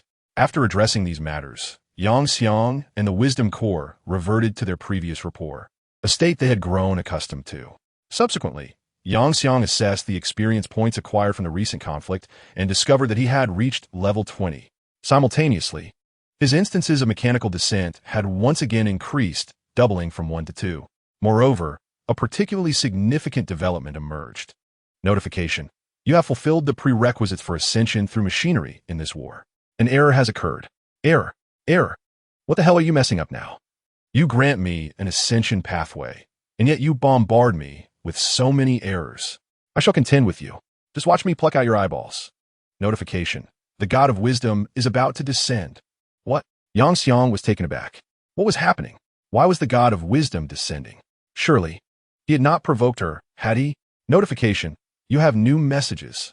Suddenly overwhelmed by the plethora of forthcoming events, Yang glanced at the new message before the God of Wisdom arrived, only to find it concerned the aftermath of his audacious heist against all the students of the High School Alliance. Chapter 160, Abercrombie. As an expression of exasperation crossed his face, a radiant light materialized beside him. Before the brilliance faded, a figure with flowing blue hair lunged forth from within. You'll see whether I pluck your eyes out. Just wait a moment. Yang huffed, glancing at the Wisdom Goddess, who was squatting beside him with a pitiful demeanor. Cradling her head, he then gave a thumbs up to the Spirit of Civilization, who had appeared unexpectedly. Your tactic is truly effective. Just a small feat. The Spirit of Civilization replied with a smile. How can you assist him, Sister Civilization? The Wisdom Goddess interjected, her face marked by grievance. He is my master. If I do not aid him, should I assist you instead? With a chuckle, the Spirit of Civilization playfully tapped the Wisdom Goddess on the head, adding a teasing warning. And why do you come down here? With your meager combat prowess, you might end up captured and turned into a warm weapon. That's impossible. I'm a goddess. I seem to possess little combat prowess. The Goddess of Wisdom initially intended to refute the Spirit of Civilization, but as she spoke, her own conviction waned. Cautiously, she glanced at Yang, reflecting on the very reason she descended to this realm, his gaze. While conversing with the Divine Combat System, he inadvertently generated a plethora of errors, startling both the system and herself. Moreover, I must inquire, this fellow cannot be particularly formidable, can he? Alas, he is indeed powerful. Furthermore, I must impart some distressing news. He is akin to a humanoid artillery. The Spirit of Civilization sighed, sensing that her dear sister was unlikely to escape this predicament. Rest assured, it is illegal to belittle the foolish. Had it not been for Luo Ling's mere stupor, I would never have dared to ridicule her. Yang shrugged. You speak nonsense. I am no fool. I am the Goddess of Wisdom. Upon hearing herself labeled a fool, the Goddess of Wisdom immediately bristled. You claim you are not a fool, yet how could you utter such words? A sensible person would exploit my reluctance to demean the foolish and evade calamity. Yang Xiang rolled her eyes, asserting, I'm the goddess of wisdom. How could I possibly be considered a normal person? I can never be a fool. It seemed that on this matter, the goddess of wisdom was unwilling to yield an inch. Yang Xiang regarded her with a peculiar expression, and the shipgirls shared a similarly odd glance before departing the room, accompanied by Anchorage, who was attempting to comprehend the very essence of foolishness. Suddenly, the goddess of wisdom sensed an impending danger. This is what you claimed, that you're not a fool, Yang Xiang remarked slyly. Instantly, goosebumps prickled the goddess of wisdom's skin, and just as she began to articulate a response, she found her mouth was silenced. 24 hours later, a blue-haired entity resembling someone named Aqua, as per Yang Xiang's understanding, tearfully returned to the divine realm. Meanwhile, Yang Xiang, after stretching contentedly, glanced at her notification. Notification. You have performed a data deletion on the goddess of wisdom, omitting 10,000 words, unlocking the following titles. Title: Night of the Gods. Details: this cannot be elaborated upon, but this night is not to be confused with another. Effect: mental enhancement of 50. Evaluation: scoundrel. Scoundrel, scoundrel, scoundrel. Title: Blood of the Divine. Details: this too cannot be elaborated upon. Effect: all attributes enhanced by 20. Direct contact with divine blood grants an enhancement of 13. Evaluation: scoundrel, scoundrel, scoundrel, scoundrel, scoundrel. Title: Beloved of the Goddess of Wisdom. Details: perhaps affection grows over time. Effect: ignorance of mental anomalies. Evaluation: what nonsense is this? Who would ever favor this scoundrel? What transpired yesterday? As Yang Kong gazed upon the system's prompt, he was struck by a profound realization. He had acted as a fool. How could he, with an abundance of shipgirls at his disposal, have descended to such a desperate state of hunger? What on earth had transpired? Yang Kang's mind raced, and soon his thoughts settled upon a piece of dried fish. A Bekulongbi. That very day, the unfortunate Akbalongbi was once again subjected to a beating, due to the singular nature of his communication with the goddess of wisdom. Yang Kong was at a loss as to how to reach her. Reluctantly, he tucked away his feelings of remorse, for the deed had already been done. Any apologies now would be futile. However, what left him utterly speechless was the realization of why that cursed dried fish possessed such formidable effects. It was of a superior grade, its efficacy operating on a conceptual level. In response to this perilous item, Yang Kong issued an immediate order for a comprehensive search throughout the harbor district, confiscating every last piece without exception. To his astonishment, the search yielded a staggering haul of several tons of various foodstuffs crafted from this fish, discovered in the quarters of the shipgirls and other locations. Were they conspiring to take his life? Trembling, he pointed at the mountain of fish products, incredulous at the sheer quantity. Where had they acquired so much? I report this.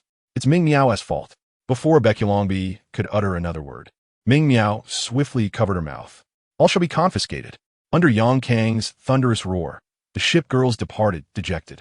Once this matter was resolved, Yang Kong finally turned his attention to another notification. Prompt: you have successfully ascended as a path error correction has been completed. You have been promoted to the original mechanic path. Prompt: due to your new path, your allocated free attribute points have been reset. Prompt: the free attribute points you gain per level have been recalculated according to your path. Your points have increased from 10 per level to 100 per level. The allocation method has changed from free distribution to equal distribution. Yang Kong stared at the prompt in disbelief. Was this a jest? The attributes awarded per level were now superior to even that of the girl named Luo Shui. At that moment, his status panel transformed into the following. Player: Yang Kong. Age: 18 level. 20 profession: path original mechanic race, human. Physique: 1800, with a title bonus of 20, spirit: 1785, with a title bonus of 70, the original gaze effect has been removed, talents: mechanical era, eye of the original, common skills, none secret skill, madness, chapter 161, the betrayal of the consciousness core. Yang Xiang glanced at his attributes, particularly the physique aspect, which he had not paid much attention to. Although it had significantly increased, its importance was diminished, as his physique would receive a substantial boost once he entered battle mode. An additional 1,000 points did not seem particularly impressive. However, his mental power had risen to over 1,700, nearing 1,800 points, greatly enhancing his mental energy and making the use of abilities like mechanical generation more effortless.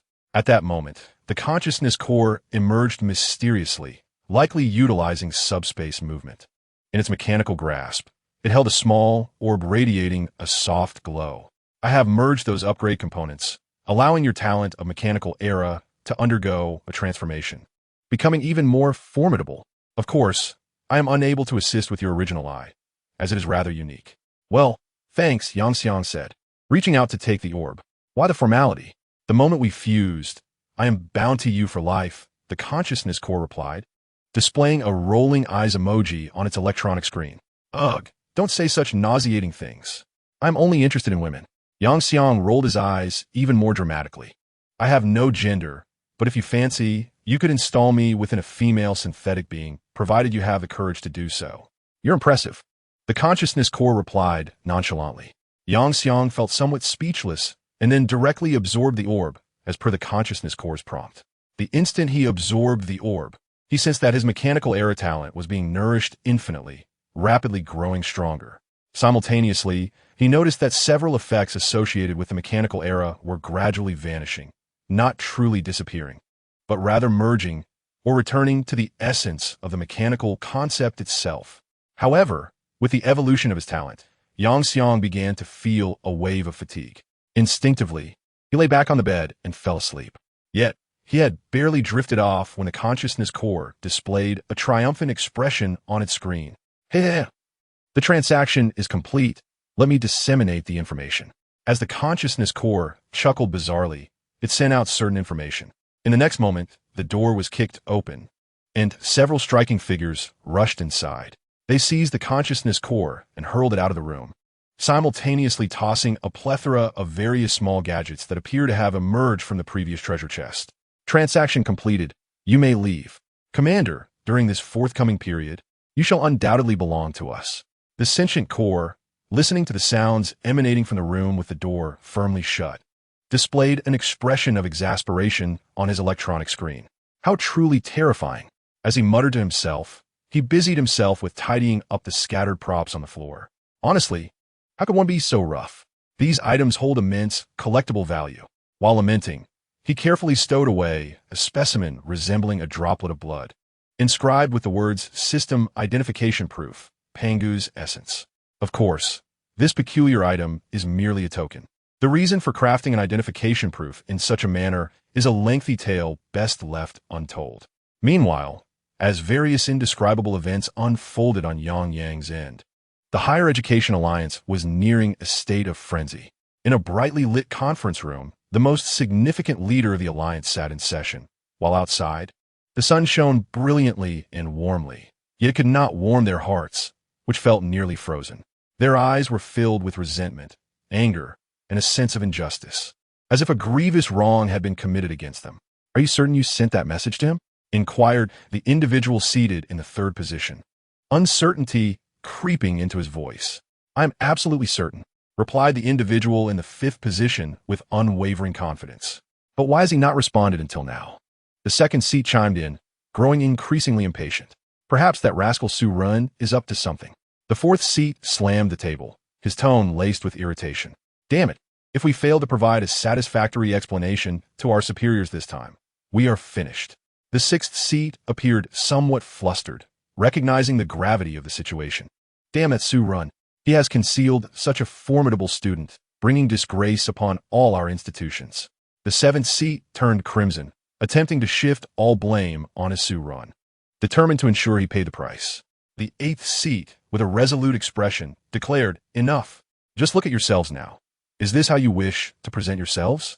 Seated at the head of the table, the individual who appeared to be the leader slammed his hand down in fury, splintering the conference table. He surveyed the assembly of pretentious individuals around him, seemingly ensnared in a fog of diminished intellect. Yet in truth, they were merely evading their own responsibilities. A wave of nausea washed over him. He recalled how, prior to the onset of the Academy War, these very people exuded an air of confidence, as if everything were under their control, a notion that now struck him as somewhat ludicrous. Initially, he had no desire to expose their clandestine alliance, wishing to obscure from the city above that they were colluding behind the scenes. Although remaining ununited would allow the city above to perpetually hover over them, it was a far more favorable predicament than the utter annihilation they now faced. At the very least, they could maintain a delicate equilibrium, ensuring that their private war academies were still recognized by the nation. Yet now all was lost. The entire coalition of higher education, comprised of millions of students, had been entirely subjugated by a single pupil. In this moment, regardless of the strength of that student, it underscored one undeniable truth. Their so-called coalition was nothing more than a farcical assembly. Following the second update of the Divine War, the ordinary players found themselves in an environment devoid of safety. Their situation had become exceedingly precarious, especially after the second update. The Divine War would inaugurate the so-called civilizational celebration, irrevocably integrating players as indispensable components of each civilization. Thus, if their civilization wished to avoid destruction, it was imperative to possess sufficiently powerful players to secure superiority in that celebration. Chapter 162. Awakening. After the leader spoke, the conference room fell into a swift silence, as they awaited Yang Xiang's response with bated breath. Regardless of the means, it was essential to recruit that student. Only then could they restore their lost dignity. Once the room was completely quiet, the leader spoke again, after a moment of contemplation, with unwavering resolve, declaring, by any means necessary. The expressions of those seated around the conference table were grave as they nodded in unison, prompting their subordinates to commence an inquiry into Yang Xiang's information. However, due to the confidentiality clause embedded within the contract signed by Yang Xiang and his captives, these individuals were unable to extract even the slightest hint of information regarding him from any source. What they knew thus far was limited to the heavily pixelated silhouette from the initial encounter. Even their means of relaying messages to Yang Xiang were accomplished through a mass dissemination to all students involved in the Academy War, as they found themselves bereft of superior alternatives. At this juncture, they had indeed pinpointed several individuals, based on intelligence relayed from spies stationed within Cloud City, detailing the profiles of students who were currently excelling. However, after scrutinizing these profiles countless times, they arrived at a definitive conclusion. The pixelated figure could not possibly be among them. The spies were only able to focus on the senior students, as their cognitive abilities remained intact, making it implausible for them to seek out a presence capable of subduing the entirety of the Academic Alliance's student body from within the ranks of the newly arrived freshmen. The solitary useful piece of information they had managed to unearth was an announcement from the Student Council of Cloud City, issued at the onset of their preparations for the war, which urged all to evacuate. The individual capable of editing such an announcement, even if not the pixelated figure themselves, was undoubtedly linked to them. Following this lead, they discovered that, apart from the management of various departments, anyone within the entire public relations department of the Student Council could amend announcements post-verification. Given the vast scale of Cloud City, the Student Council size was substantial, and with an entire public relations department, preliminary investigations revealed that several hundred, if not thousands, had the ability to modify announcements. Conducting a thorough investigation into the profiles and social connections of these hundreds or thousands was virtually impossible, as it would amount to an exhaustive examination of the entire student body of Cloud City. Consequently, they opted for the most straightforward, albeit rudimentary, approach, a comprehensive review of all students in Cloud City. The email dispatched by the Academic Alliance had already stirred considerable unrest within Cloud City, and coupled with Su Ren's publicity efforts, nearly all students were aware of the calamity that befell the Academic Alliance's contingent. After their exodus from the battlefield, they were first soundly defeated by the insectoid creatures, only to be subsequently captured by their inexplicably treacherous classmates. Initially, when confronted with this email, the students were engulfed in confusion. They found it far more credible to believe that a freshman, having only recently ascended to the intermediate battlefield, could vanquish everyone present than to accept the reality of the situation. However, driven by a sense of dissatisfaction with the University Alliance, the privileged students in the City of Clouds donned the guise of anonymity, boasting incessantly to anyone who would listen, deliberately obstructing the view of those spies. Yet, the formidable forces backing them rendered the members of the University Alliance helpless, causing them to endure discomfort and refrain from provoking further conflict. Amidst the tumultuous atmosphere enveloping the schools, Yang Xiang finally awakened in his solitary dormitory within the City of Clouds. What is happening? He struggled to rise from his bed, perplexed by his overwhelming weakness. Shouldn't the evolution of my talent enhance my strength, even if it does not manifest in the dramatic ways depicted in novels? The process of gradual control and adaptation should not leave me in such a feeble state. Muttering to himself, he made his way to the bathroom. Upon catching sight of his reflection, he was taken aback. "Who are you? How did you end up in my mirror?" The visage staring back at him appeared haggard, with deep-set eyes and pronounced dark circles, resembling someone on the brink of collapse. Initially startled, he soon realized that the figure in the mirror was, in fact, himself. "What has happened to me?" he pondered. Could the upgrade of my talent have drained my energy? He instinctively voiced his concerns, and, as he uttered the words drained, he felt a sudden emptiness in his core.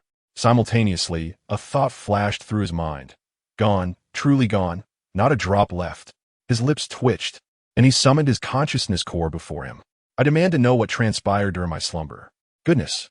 The consciousness core, witnessing the almost lifeless Yang Xiang, instinctively soared 2 meters into the air, colliding with the ceiling. "It seems you possess some knowledge." Yang Xiang regarded the core's screen, which displayed a somewhat guilty expression, and spoke with a hint of menace. The consciousness core attempted to defend itself, but Yang Xiang interrupted, activating the eye of primordial insight to unveil its true thoughts. "Guang, Alberta, are they among those delusional ones? How dare you take advantage of my slumber and betray me?" With a swift motion, Yang Xiang pulled the consciousness core closer. "By the way, it feels quite peculiar to use your harmonious name. Given your relationship, how could this be construed as betrayal?" The consciousness core offered a sheepish smile. "Curse you," Yang Xiang retorted. Yang Xiang rolled his eyes, gathering the remnants into a ball before sending it flying with a swift kick. Subsequently, he opened the refrigerator, frantically rummaging through its contents as he sought to replenish his protein levels. In the midst of this, he employed the eye of primordial insight to assess his own condition. Chapter 163. The Evolved Mechanical Era. Bypassing the majority of standard data, he focused on his status notification. Status: extremely weak. Effect: all attributes reduced by 90. Evaluation: deserved. Oomph. Sighing softly, Yang Xiang noted that aside from this status attribute, additional information surfaced. The reason for his presence in his dormitory was not due to the sudden goodwill of those deranged individuals. Rather, it was because Belfast had urgent matters to discuss. Upon discovering the door tightly shut and strange noises emanating from within, she swiftly deduced that the commander was under attack. In record time, she assembled the temporary made patrol of the port area, enlisting the aid of formidable allies like Emperor Friedrich to successfully suppress the deranged group and rescue their unfortunate commander. Of course, after securing the commander, they clumsily worked to thwart certain succubi, preventing further harm to him. Now, shortly after his rescue, Belfast had prepared nutritional supplements for him. Sighing again, Yang Xiang reflected, "In critical moments, I must rely on Belfast." He then examined his innate talents for the forthcoming mechanical era. Talent name: Mechanical Era. Details: I am a machine. Effect: the embodiment of mechanical concepts. Evaluation: which machine resembles a humanoid walking cannon?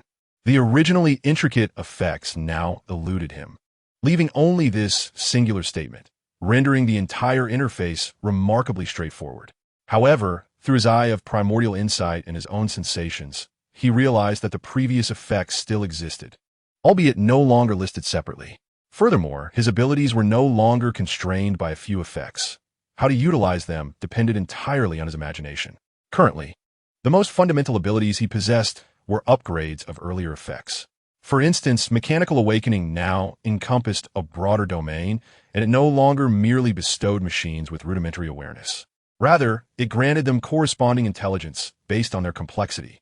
In essence, the more intricate the machinery, the higher its intelligence, potentially reaching a level of communication.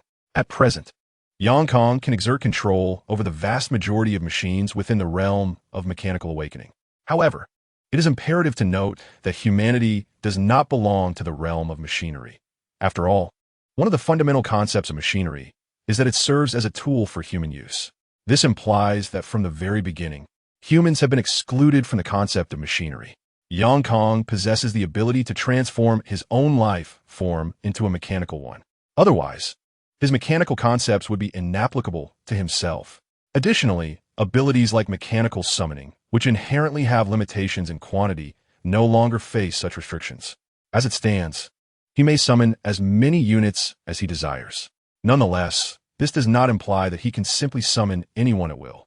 There remains a limitation in summoning corresponding mechanical life forms to this world, which is the bond. This is quite reasonable. While mechanical summoning appears to be a summoning ability, it fundamentally involves understanding space transfer as mechanical in nature, thus facilitating the relocation of the target. This is why the presence of a similar object is necessary, as it serves to provide a reference and narrow the search range. When Guang first executed mechanical summoning, he fortuitously brought Optimus Prime into existence, an achievement attributed to a fortunate stroke of luck, compounded by his innate talent, which grants him a hidden affinity bonus of 100 towards Transformers. As for the Shipgirls, there is little need for elaboration, as they are his wings, and their bonds have long since reached their zenith, each having sworn an oath. However, it is precisely due to the enhancement of his abilities and his understanding of the principles behind mechanical summoning that Guang can now transfer non-mechanical life units. Yet, the issue of bonds persists. For mechanical life forms, his abilities significantly elevate their affinity towards him, making the summoning of mechanical units relatively effortless. In contrast, summoning other types poses a considerable challenge. Speaking of which, what sorts of entities might one summon? Yang gently caressed his slightly parched chin, a consequence of significant nutritional depletion. At this juncture, he contemplated that the mechanical beings with whom he shared a stronger bond, or those with lesser intellect that relied purely on instinct, were the easiest to summon. After some reflection, he resolved to call forth several Transformers he was acquainted with, certainly within the confines of his current capabilities. Having grasped the concept of mechanics, he understood that summoning excessively powerful entities often resulted in their weakened states. This was due to the inadequacy of the transport channel he opened. Only a fraction of their power and consciousness could be conveyed. Consequently, if the bond was insufficient, the summon would not respond at all. Thus, to summon the primordial celestial master, he realized he must first establish a transport channel the size of a planet. With a resigned sigh, Yang proceeded to summon the less extravagant Transformers from both the Decepticons and Autobots to his war domain, instructing them to seek out Optimus Prime and Megatron. During this process, he summoned the Transformers in ascending order of size. After effortlessly calling forth the colossal Sacker Giant and the imposing Fort Max, whose height was reported variably as either 500 meters or 225 meters, he opted for the former. He attempted to summon the formidable Ironhide Dragon.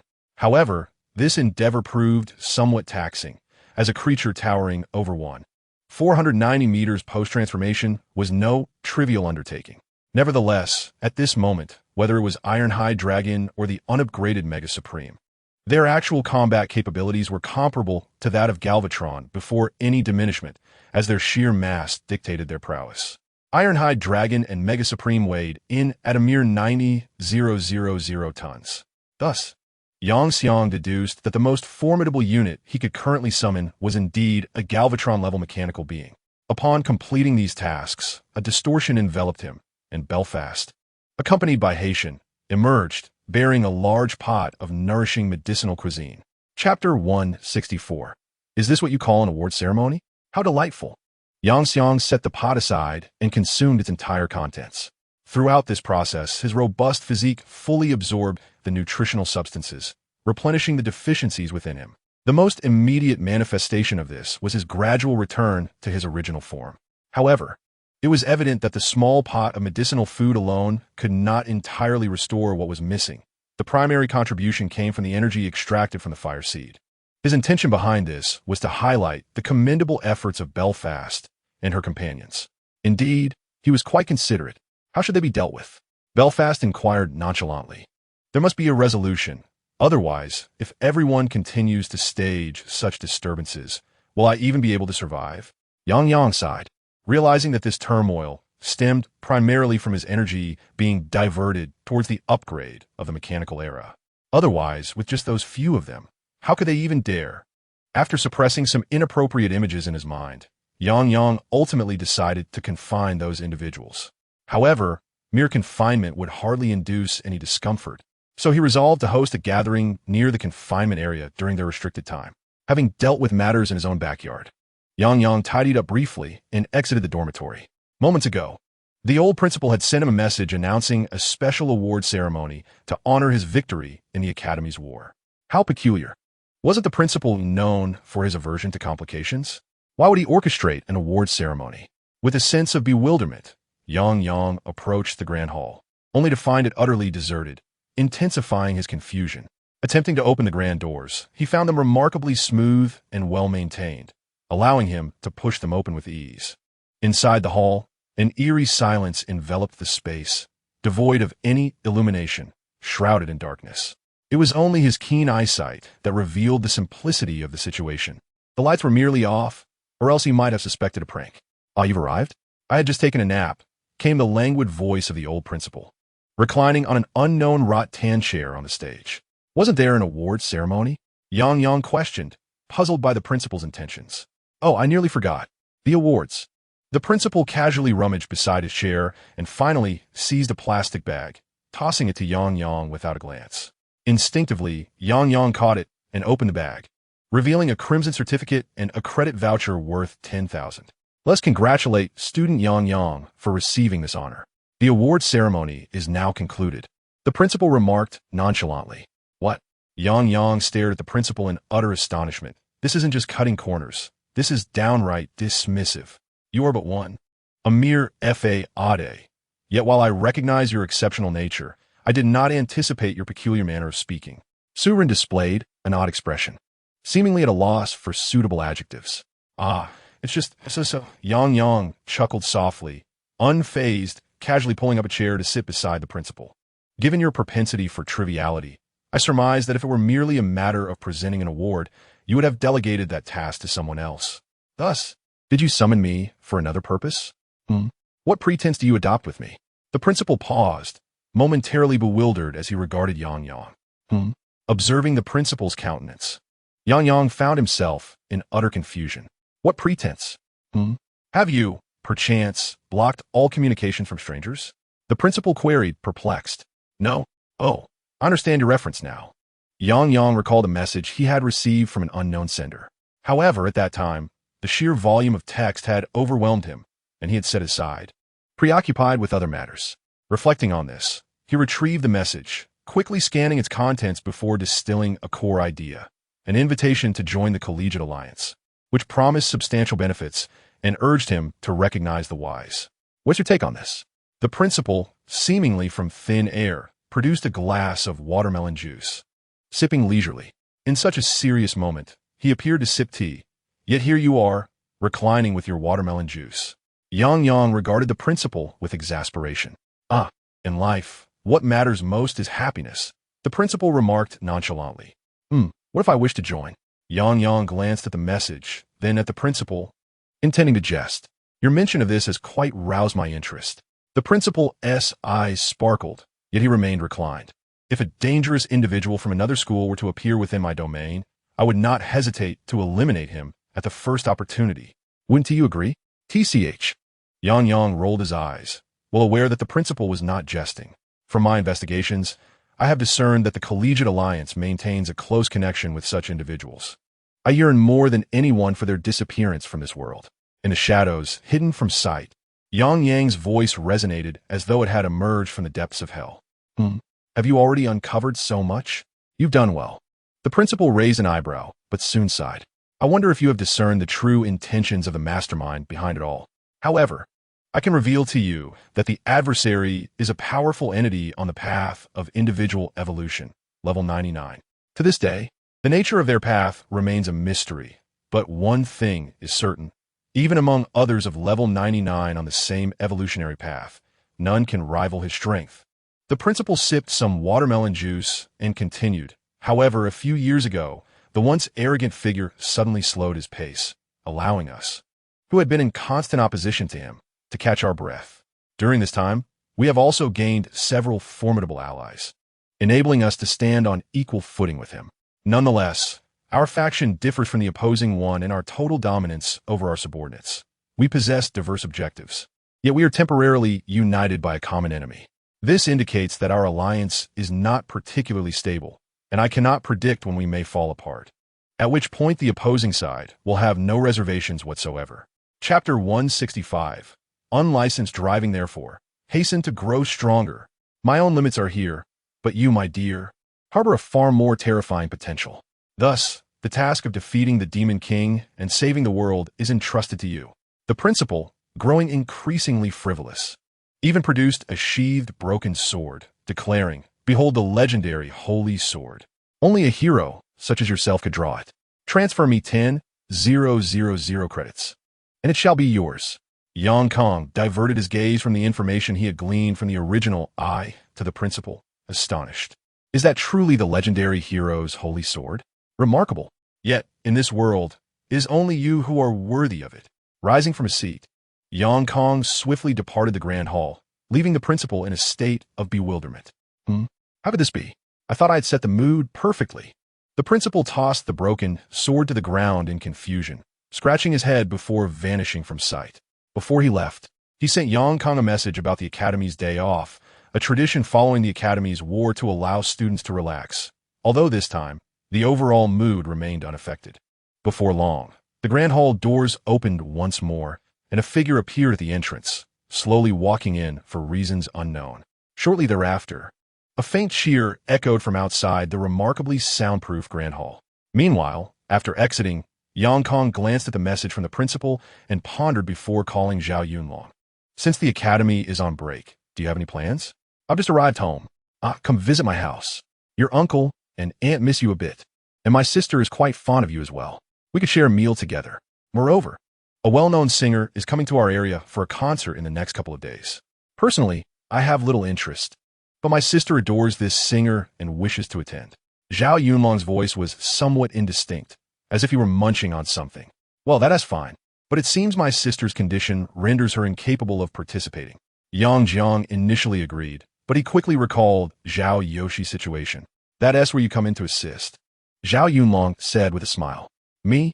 Yang Jiang was momentarily taken aback, but with the processing power of his current mind, he swiftly devised a solution. I'll simply equip my sister with a suit of armor. Once she dons it, she shall have no worries. Haha, I knew you could do it. I'll eat now. Signing off, Zhao Yunlong chuckled before abruptly ending the call. Yang Jiang shook his head in resignation and turned towards the Academy station. Due to the ongoing break, the City of Clouds had descended to the ground, allowing him to exit the Academy's barrier simply by passing through the station. Aunt, I've missed you dearly. Upon arriving at the station, he heard a somewhat familiar voice. How many times have I told you before coming here? You must call me sister. Another voice, even more recognizable, belonged to Shangguan Mingfei. Oh, I forgot. The other voice chimed in once more. At that moment, Yang Jiang finally spotted them and was momentarily stunned. Shangguan Jinyo? He actually came? However, he did not interrupt them. Instead, he boarded the departing train. In a short while, this train, traveling at speeds of several thousand kilometers per hour, conveyed him to his destination, his hometown, Mountain City. Although the train from the City of Clouds was a special one, due to its nature, Yang Jiang was deposited at the Mountain City train station. As he exited the station, Yang Jiang observed the bustling crowd, their demeanor markedly transformed from before. He smiled, noting that after the second update, the majority had chosen to withdraw from the battlefield. With the absence of the looming dread of perishing on the battlefield, most people once again brimmed with hope for tomorrow. Nonetheless, exiting the battlefield was not without its costs. At the moment of withdrawal, their domains of war would gradually close and could never be reopened. Thus, before departing, they had to manage all their dependents, whether by transferring them or bringing them into the real world. Anyone possessing a modicum of humanity would never abandon them in the war zone. Most opted for transfer, as many struggled to sustain themselves, let alone provide for a multitude of dependents. Of course, those dependents regarded as wives were an exception. Moreover, since their talents belonged to them personally, they would not vanish upon exiting the battlefield. Consequently, as long as they found work suited to their abilities, earning a living was relatively straightforward. Although at that time the money they earned was merely ordinary currency, they did not dwell too much on such matters, for it was their life, unrelated to Yang Xiang. Upon arriving outside the station, they disregarded a group of unscrupulous taxi drivers.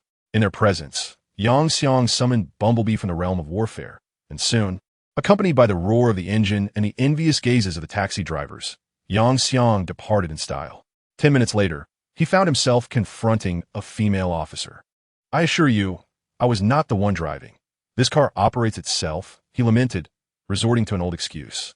"A self-driving car?" The traffic officer, wearing sunglasses, cast a familiar glance at Yang Xiang, a sense of recognition dawning upon her as she thoughtfully stroked her pristine chin. "Ah, it's you. Ju Ding Ding et Galim." Removing her mask and helmet. "Wait, you're that police officer from before." Yang Xiang's eyes brightened.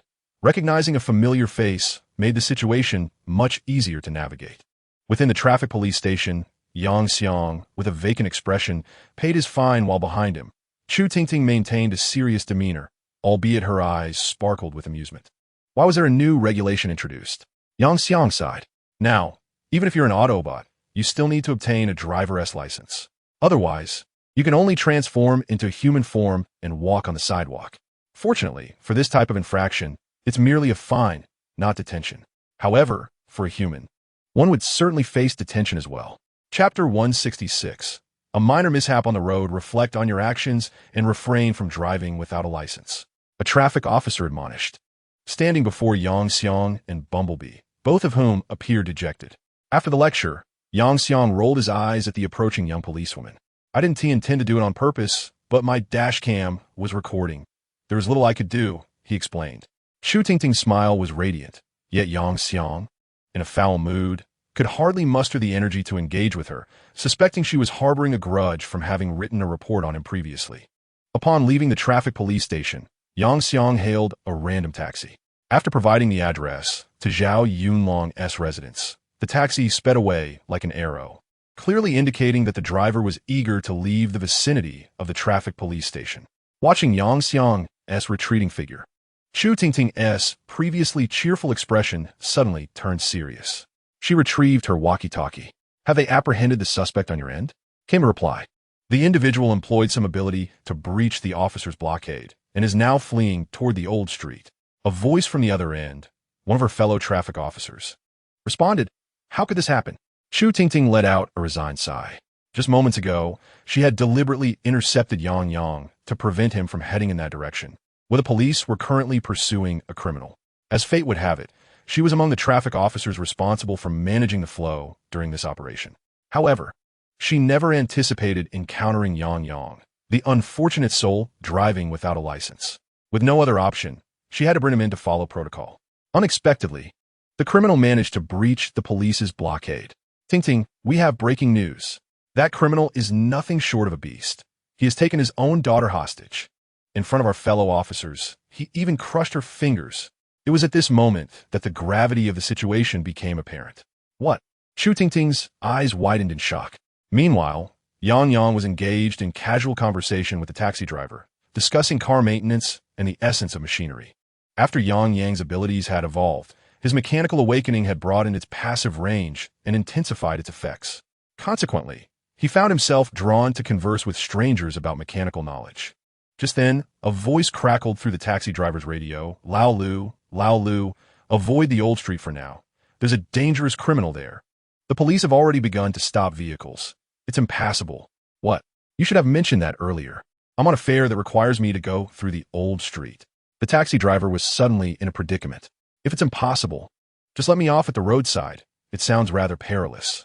Noticing the hesitation on the taxi driver's face, Yang felt it inappropriate to insist he take that route, especially since it was currently blocked.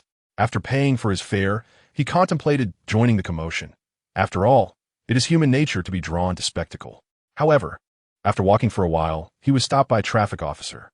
"Student, there's a situation up ahead. It's dangerous, and this road is temporarily closed." The officer managed to force a faint smile onto his serious face as he addressed Yang. "I see." Yang nodded, having anticipated such a scenario. Nevertheless, that did not deter him from remaining there to observe. "What? You can't see anything from here?" That was merely a limitation of ordinary vision. The original eye pierced through all nearby structures and obstacles in an instant, swiftly locking onto the vehicle of the fleeing criminal racing toward him. It's coming this way?" Yang paused momentarily, but the next second he caught sight of the little girl inside the car, whimpering softly, her hands grotesquely twisted. Upon witnessing those hands, Yang Yang's reflexes kicked in. This was not mere whimpering. It was the sound of someone on the brink of losing consciousness from pain. If this situation is neglected any further, the girl is likely to succumb to shock-induced death. Yang Kong furrowed his brow deeply, and then, as if noticing something, his eyes widened in astonishment. Were they father and daughter? He fell silent, yet within his gaze flickered a gradually frenzied hue. Having long lost his familial bonds, he yearned for them and loathed anyone who trampled upon such connections. The memories of witnessing his biological parents perish before his eyes had left an indelible mark on his soul, twisting it irreparably, even after his resurrection. However, as more girls, who shared an intimate closeness with him, began to appear, his heart started to mend. This prevented him from immediately transforming into a lethal force to obliterate that abomination. Nonetheless, considering his impending visit to Zhao Yunlong's residence, Yang Kong pondered and resolved to assist the police in a minor capacity. At that very moment of his decision, the vehicle driven by the criminal suddenly stalled and came to a halt. The mechanical awakening of the machine spirit was displeased. What in the world was happening? The fugitive's expression morphed into one of sheer malevolence as he turned to his daughter, extending his hand to pull her towards him. The vehicle had broken down, necessitating a change of transport, and the hostage must accompany him. However, just as the car came to a stop, a massive bullet was fired from an unknown building. Damn it! The man's expression darkened. He knew that once he halted, the police's contingency plans would be activated. Almost at the moment the bullet was about to strike him, he miraculously produced a shield from somewhere, placing it before him, which caused the bullet's trajectory to veer dramatically, allowing it to pass by harmlessly. Yet, what he did not anticipate was that the thick bullet, upon sliding aside due to the shield, suddenly detonated. From within emerged a terrifying multitude of finely tipped poison needles. The poisoned fugitive collapsed to the ground instantly. Just when everyone was about to relax, the assailant astonishingly rose once again. However, it appeared that the anesthetic still exerted its effects, rendering his movements sluggish. It became evident from his actions that he still intended to seize his daughter as a hostage. Yet, for this criminal who had already exited the vehicle and fully exposed himself, he became nothing more than a blatant target. Chapter 167. Is this the gift you sent to your sister? Soon, this individual was transformed into a pincushion by the multitude of tranquilizer darts shot by the arriving police. Yang Jiang, who had initially prepared to intervene, silently halted his advance. Since the matter had already been resolved, there was no need for him to take further action. Otherwise, he would have to follow through with the cumbersome procedures involved. As for the sudden surge of anger he had felt earlier, it was not directed at someone dear to him, so why should he concern himself? After all, one could easily meet their demise at the whims of fate in the next moment. Boom! Yang Jiang paid no heed to the chaos that had just unfolded. Seizing the opportunity amidst the disarray, he deftly maneuvered past the crowd and continued toward Zhao Yunlong's residence. His pace quickened, ultimately breaking into a run, and relying on his physical prowess. He found that ordinary vehicles could hardly keep up with him. As he sprinted, he soon exited the confines of the old street and arrived near a traffic light that appeared somewhat familiar. Why did it seem familiar? Perhaps it was due to the few sports cars idling at the red light, which sparked a sense of recognition. Today felt oddly peculiar. Why was he encountering familiar faces repeatedly? Yang Jiang pondered, but then realized that his hometown was relatively small. It was not surprising to see familiar individuals. However, compared to the past, some people and circumstances had undoubtedly changed. In the next instant, as the green light illuminated, a Wuling vehicle dashed through the adjacent lane that had not come to a stop, prompting the foolish drivers of the sports cars to chase after it. Thus, it appeared that some individuals had not changed at all. He shook his head and, utilizing his mechanical prowess, conjured a bicycle, one that required no license to operate. With that, he mounted the bicycle, which boasted a rocket propulsion engine, under the astonished gazes of the surrounding pedestrians. Boom! A few minutes later, Yang Jiang came to a steady halt at the entrance of Zhao Yunlong's community, glancing at the security guard stationed at the gate. He wondered if there had been a change in personnel. Shaking his head, he intended to enter the community directly. Stop! We don't allow entry here. Hey, you scoundrel! At least let me finish my sentence. Before the guard could complete his words, he witnessed Yang Jiang leap over the gate in an instant, disappearing from view. Oomph! I am no longer the person I once was. Next time, I shall return driving an Imperial Titan, and we shall see if they still demand a license from me. While speaking, Yang Jiang took out his phone and made an online appointment at a driving school. Upon arriving at Zhao Yunlong's doorstep, he discovered that Zhao Yunlong had been waiting there for quite some time. Why did you take so long? I encountered the police apprehending a fugitive on the way, which delayed me a bit. Oh, what an intriguing event. Do tell me all about it. Two individuals, arms linked, engaged in conversation as they stepped into the elevator. Before long, they arrived at Zhao Yunlong's residence, where his parents warmly welcomed Yang Kang inside. Upon entering, Yang Kang's gaze immediately fell upon Li Mengyun, who was accompanying Zhao Yoshi. Mengyun and I have already obtained our marriage certificate. We are merely awaiting the day to host a grand wedding. Zhao Yunlong remarked with a smile. Congratulations, Yang Kang said, patting him on the shoulder, his eyes brimming with envy. In contrast to Zhao Yunlong, his own situation was considerably more intricate. The thought of marriage was something he dared not entertain, fearing that the formidable fleet girls at home might tear him apart. Brother Yang Kang, Zhao Yoshi exclaimed, extending her arms in a gesture that begged for a hug. Although she was only a year younger than Zhao Yunlong, her frail physique made her appear even younger. In that moment, her adorable demeanor nearly overwhelmed Yang Kang with affection. By next summer, my sister will awaken. And at that time, you, as the elder brother, must not be stingy, Zhao Yunlong teased, to which Yang Kang carefully embraced Zhao Yoshi, cautious not to harm her.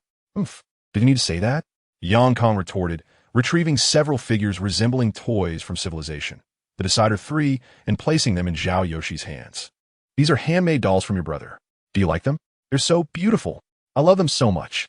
The girl beamed, holding the dolls close to her chest, her face radiating joy. This scene caught the attention of Zhao Yunlong's father, Zhao Wuhan, beads of sweat rolling down his forehead. As a person of authority, he was well aware of the significance of such items. Even without specific knowledge, he could discern the immense energy contained within those Galatron 3 figures. Instinctively, he forced a dry smile and remarked, I must say, Yang Kang, this gift seems a bit excessive. I don't have much money, so I could only make a few dolls to bring joy to my sister, Yang Kang replied, scratching his head with a smile. Zhao Wuhan glanced at Yang Kang, then at his daughter's delighted expression, and finally at the ominously powerful Galatron 3 figures. With a resigned sigh, he could only accept the situation. Meanwhile, Zhao Yunlong was already contemplating how to cling to Yang Kang's leg. Just stay here, Yang Kang rolled his eyes, knowing that Zhao Yunlong possessed formidable units of his own. While they might not be as powerful as the Galatron, they were more than adequate for the current stage. At that moment, Shangguan Mingyue emerged from the kitchen, presenting the meal she had prepared and setting it on the table. Let's eat first. Soon, everyone gathered around the dining table. I heard that you have a girlfriend now, Yang Kang. During dinner, Shangguan Mingyue, either intentionally or unintentionally, posed a question, to which Yang instinctively replied, indeed. She then inquired, why didn't you bring her to meet Annie today? Shangguan Mingyue's gaze gradually grew perilous. In her heart, she had already regarded Yang as her own son. In the past, whenever Yang needed to summon a guardian, it was Shangguan Mingyue who stepped in. Upon learning that Yang had a girlfriend, she couldn't help but feel concerned, especially since their original plan seemed increasingly unattainable. Yang found himself in a predicament, unsure of which girlfriend to introduce. I can't possibly bring them all, can I? Chapter 168. Abercrombie's Reckless Intentions. Zhao Yunlong nearly burst into laughter nearby. What are you laughing at? Shangguan Mingyue queried, puzzled by her son's sudden whimsy. It was primarily because he was apprehensive about bringing one home. Facing a chaotic scenario upon returning was daunting, and bringing them all would be overwhelming for their family. As Yang's close friend, Zhao Yunlong was well aware of the troublesome situation Yang found himself in. Shangguan Mingyue was taken aback. She could understand the individual words her son uttered, yet their collective meaning eluded her. It's just that I have a few girlfriends. Yang sheepishly scratched his head. Well, isn't it just a few more girlfriends? Most players on the collective ascension path tend to have a similar situation. And those who don't are like Yunlong, with hardly any human companions. Shangguan Mingyue maintained a composed demeanor and smiled, saying, once we've finished our meal, take me to your battlefield. I want to meet your little girlfriends. All right, Yang replied, observing his Aunt Shangguan's resolute expression, ultimately nodding in resignation. I hope they won't frighten Auntie. Out of curiosity regarding someone's battlefield, the group hastened their dining pace. Soon, after a hearty meal, they turned their attention to Yang.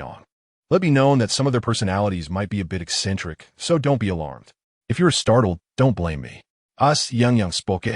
He activated the portal to his battlefield. Oh, come on. How strange can little Xiaokai's girlfriend be? Shangwan Mingyue chuckled, pulling her husband along while pushing her daughter's wheelchair into the portal. Observing this, Zhao Yunlong quickly followed, hoping to glean some benefits from his good friend's escapades. However, upon entering, they were greeted by a somewhat deranged voice. Why hasn't the commander returned yet? With intense gasps, I yearned to engulf this place in flames. Upon hearing this voice, Yang Xiang's lips twitched involuntarily, instantly recognizing it belonged to that troublesome phoenix. Only she, the quintessential Yander of first generation, would dare to be so brazen. Ah, little Xiang, your girlfriend seems to possess quite the personality, remarked Shangwan Mingyue, racking her brain to conjure a fitting phrase. Sighing, Yang Xiang then communicated through the shared mental network with the Shipgirls, informing them that she was bringing her aunt and uncle to visit. She urged them to tidy themselves before stepping out, especially a certain individual who notoriously shunned clothing. Today, she must don attire, and let us not forget another who eschews underwear. She too must comply today. The once lively harbor district became a flurry of activity upon receiving the commander's telepathic message. Almost everyone dashed to their quarters, hastily preparing themselves. Of course, one particular girl stood dumbfounded before her wardrobe, which contained nothing but cloaks, lacking even a single proper garment, save for a swimsuit. Meanwhile, others stared at their scanty outfits, pondering their suitability, knowing such attire was meant solely for the commander's gaze. In that moment, all the ship girls rummaged through their belongings, seeking their most modest garments.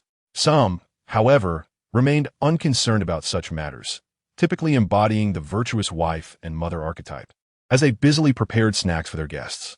Amidst the flurry, a mischievous little girl contemplated whether she should activate the air raid alarm. What are you doing here? A voice, authoritative yet not overly severe, resonated behind her. Mother Nelson, I absolutely did not intend to sound the alarm, Abercrombie exclaimed, springing to her feet in fright. Nelson was the one she feared the most. Why call her mother? Perhaps it was due to their strikingly similar prototypes, with Abercrombie resembling a miniature version of Nelson. Everyone is ready. Let us go, Nelson declared with her usual haughty demeanor. Mother Nelson, that attitude is quite outdated, Abercrombie quipped, attempting to provoke. You insufferable little brat. I've been displeased with you for quite some time. In that moment, Nelson could no longer contain her irritation. Help! Mother Nelson is out for blood, Abercrombie shouted, brandishing her 381mm 42 caliber energy cannon and sprinting away, coincidentally passing by Yang Xiang and the others. Mother? Little Xiang, you have a daughter now. Shangwan Mingyue widened her eyes, staring at the petite figure fleeing before her, incredulously exclaiming. It seemed there was no significant issue with such a statement. Yang Xiang, who initially intended to dismiss this notion, suddenly recalled his daughter Icarus. When did this happen? She has grown up so much. Shangwan Mingyue grasped Yang Xiang's arm tightly. Well, it must have been recently, but as you know, it's difficult to keep track of time on the battlefield. Yang Xiang scratched his head, overwhelmed by the unexpected events of the day. At this rate, he would end up pulling his hair out entirely. Wait, how could one bomb our child? Zhao Wuhan suddenly noticed that after Nelson realized he could not catch up with Abercrombie, he stood still, summoning his ship's equipment. Fortunately, before Nelson could fire, a figure had already apprehended the errant Abercrombie. What are you scurrying about for, little one? Hood beamed with a smile. I was wrong. I won't dare again, Aunt Hood. Abercrombie instinctively replied, and at once, a dreadful low pressure enveloped the scene. Hood's ship equipment gradually materialized, the ancestral modified energy cannon aimed squarely at Abercrombie's head. Zhao Wuhan, who initially intended to plead for the little one, silently closed his mouth, sensing that his words of intercession might earn him a shot. Chapter 169. The shocked Shangwan Mingyue and Zhao Wuhan. However, upon seeing her beloved commander, Hood casually tossed Abercrombie aside. Good afternoon, Commander. Yes, this is my sister Mingyue, and this is my uncle. You know this guy, my brother Zhao Yunlong. This is his fiancée, Li Mingyun, and this is my adorable sister Zhao Yoshi. You could just call her Xiaoxi. Yang Xiang hurriedly began to rectify the situation. Abercrombie discreetly stuck out her little tongue, realizing that her mischievous antics today were ill-timed, and obediently hid behind Yang Xiang. On the other hand, Shangguan Mingyue, who had nearly turned dark upon being referred to as aunt by Yang Xiang, along with Zhao Wuhan, began conversing with Hood. However, during their exchange, they scrutinized each other intently, one looking at the future daughter-in-law, while the other, having learned of the deep connection between the other and her commander, who could even be considered a godparent, examined her future in-laws. In this process, Shangguan Mingyue, who had already been navigating the battlefield for years, and Zhao Wuhan almost instantaneously noticed the vow ring adorning Hood's left hand's ring finger. This ring is also on Xiao Xiang's hand. Could it be that the girl before them is Xiao Xiang's most cherished person? She has even received the ring. It is undeniable that they are indeed a couple, as their thoughts seem to align so closely. However, during a conversation with Huda, they instinctively glanced at each other. And at that moment, they noticed that Abakran was circling around Yang Jiang, and she too wore a ring on her ring finger. In an instant, the notion of righteousness eclipsing familial bonds surged within them. Just then, footsteps echoed from a distance. As they looked up, their mouths slowly agape in astonishment. They beheld an astonishing sight, a legion of no less than 700 beautiful girls. Upon closer examination, they discovered that each of these maidens adorned a similar ring on their ring fingers. In that fleeting moment, their hearts raced as if they would cease to beat. For among this throng of beauties, many were indeed of the highest order of capital punishment. Observing the astonished expressions of their uncle and aunt, Yang Jiang sighed and softly remarked, "Those are the oaths of commitment. Beyond what you might imagine, they also possess the ability to forge a spiritual network among us. I regard those little ones as sisters or daughters, including this mischievous girl." As Yang Jiang spoke, he affectionately patted Abakran's head. "So that is how it is? You scared me. I was ready to sever ties." Both sighed in relief, but soon they pondered another matter. Why are there so many? After a considerable time, they finally grasped the nature of the relationship and bond between Yang Jiang and the Shipgirls. "I don't know how to express this, but as long as you are happy, that is what matters," sighed Shangguan Mingyue. "If your parents were to discover how remarkable you are, they would surely be in disbelief. I wonder if they will be overwhelmed when they eventually look after your children." She shook her head in resignation, then turned her gaze towards her precious daughter, joyfully playing with the Shipgirls, sighing once more. "By the way, Yang Jiang, where have Luo Shui and Luo Ling run off to? Aren't those two always clinging to you?" Li Mingyun, savoring the snacks brought by the royal maid, queried with curiosity. "They haven't been home for a while. They went back," Yang Jiang replied nonchalantly. "What? There are more." Zhao Wuhan felt a sense of failure in his existence. Shangguan Mingyue shot him a knowing glance, fully aware of what her husband was contemplating. It seems he would need to be disciplined upon their return. At the very least, he should consume 10 pounds of goji berries. "Oh, by the way, didn't Xiao she mention wanted to go to a concert? I specially crafted a set of armor for her, equipped with the finest life support device from my technological advancements. All she needs to do is wear the armor to experience the concert in person." Yang Jiang decided to shift the topic. "Really? Brother, you are amazing."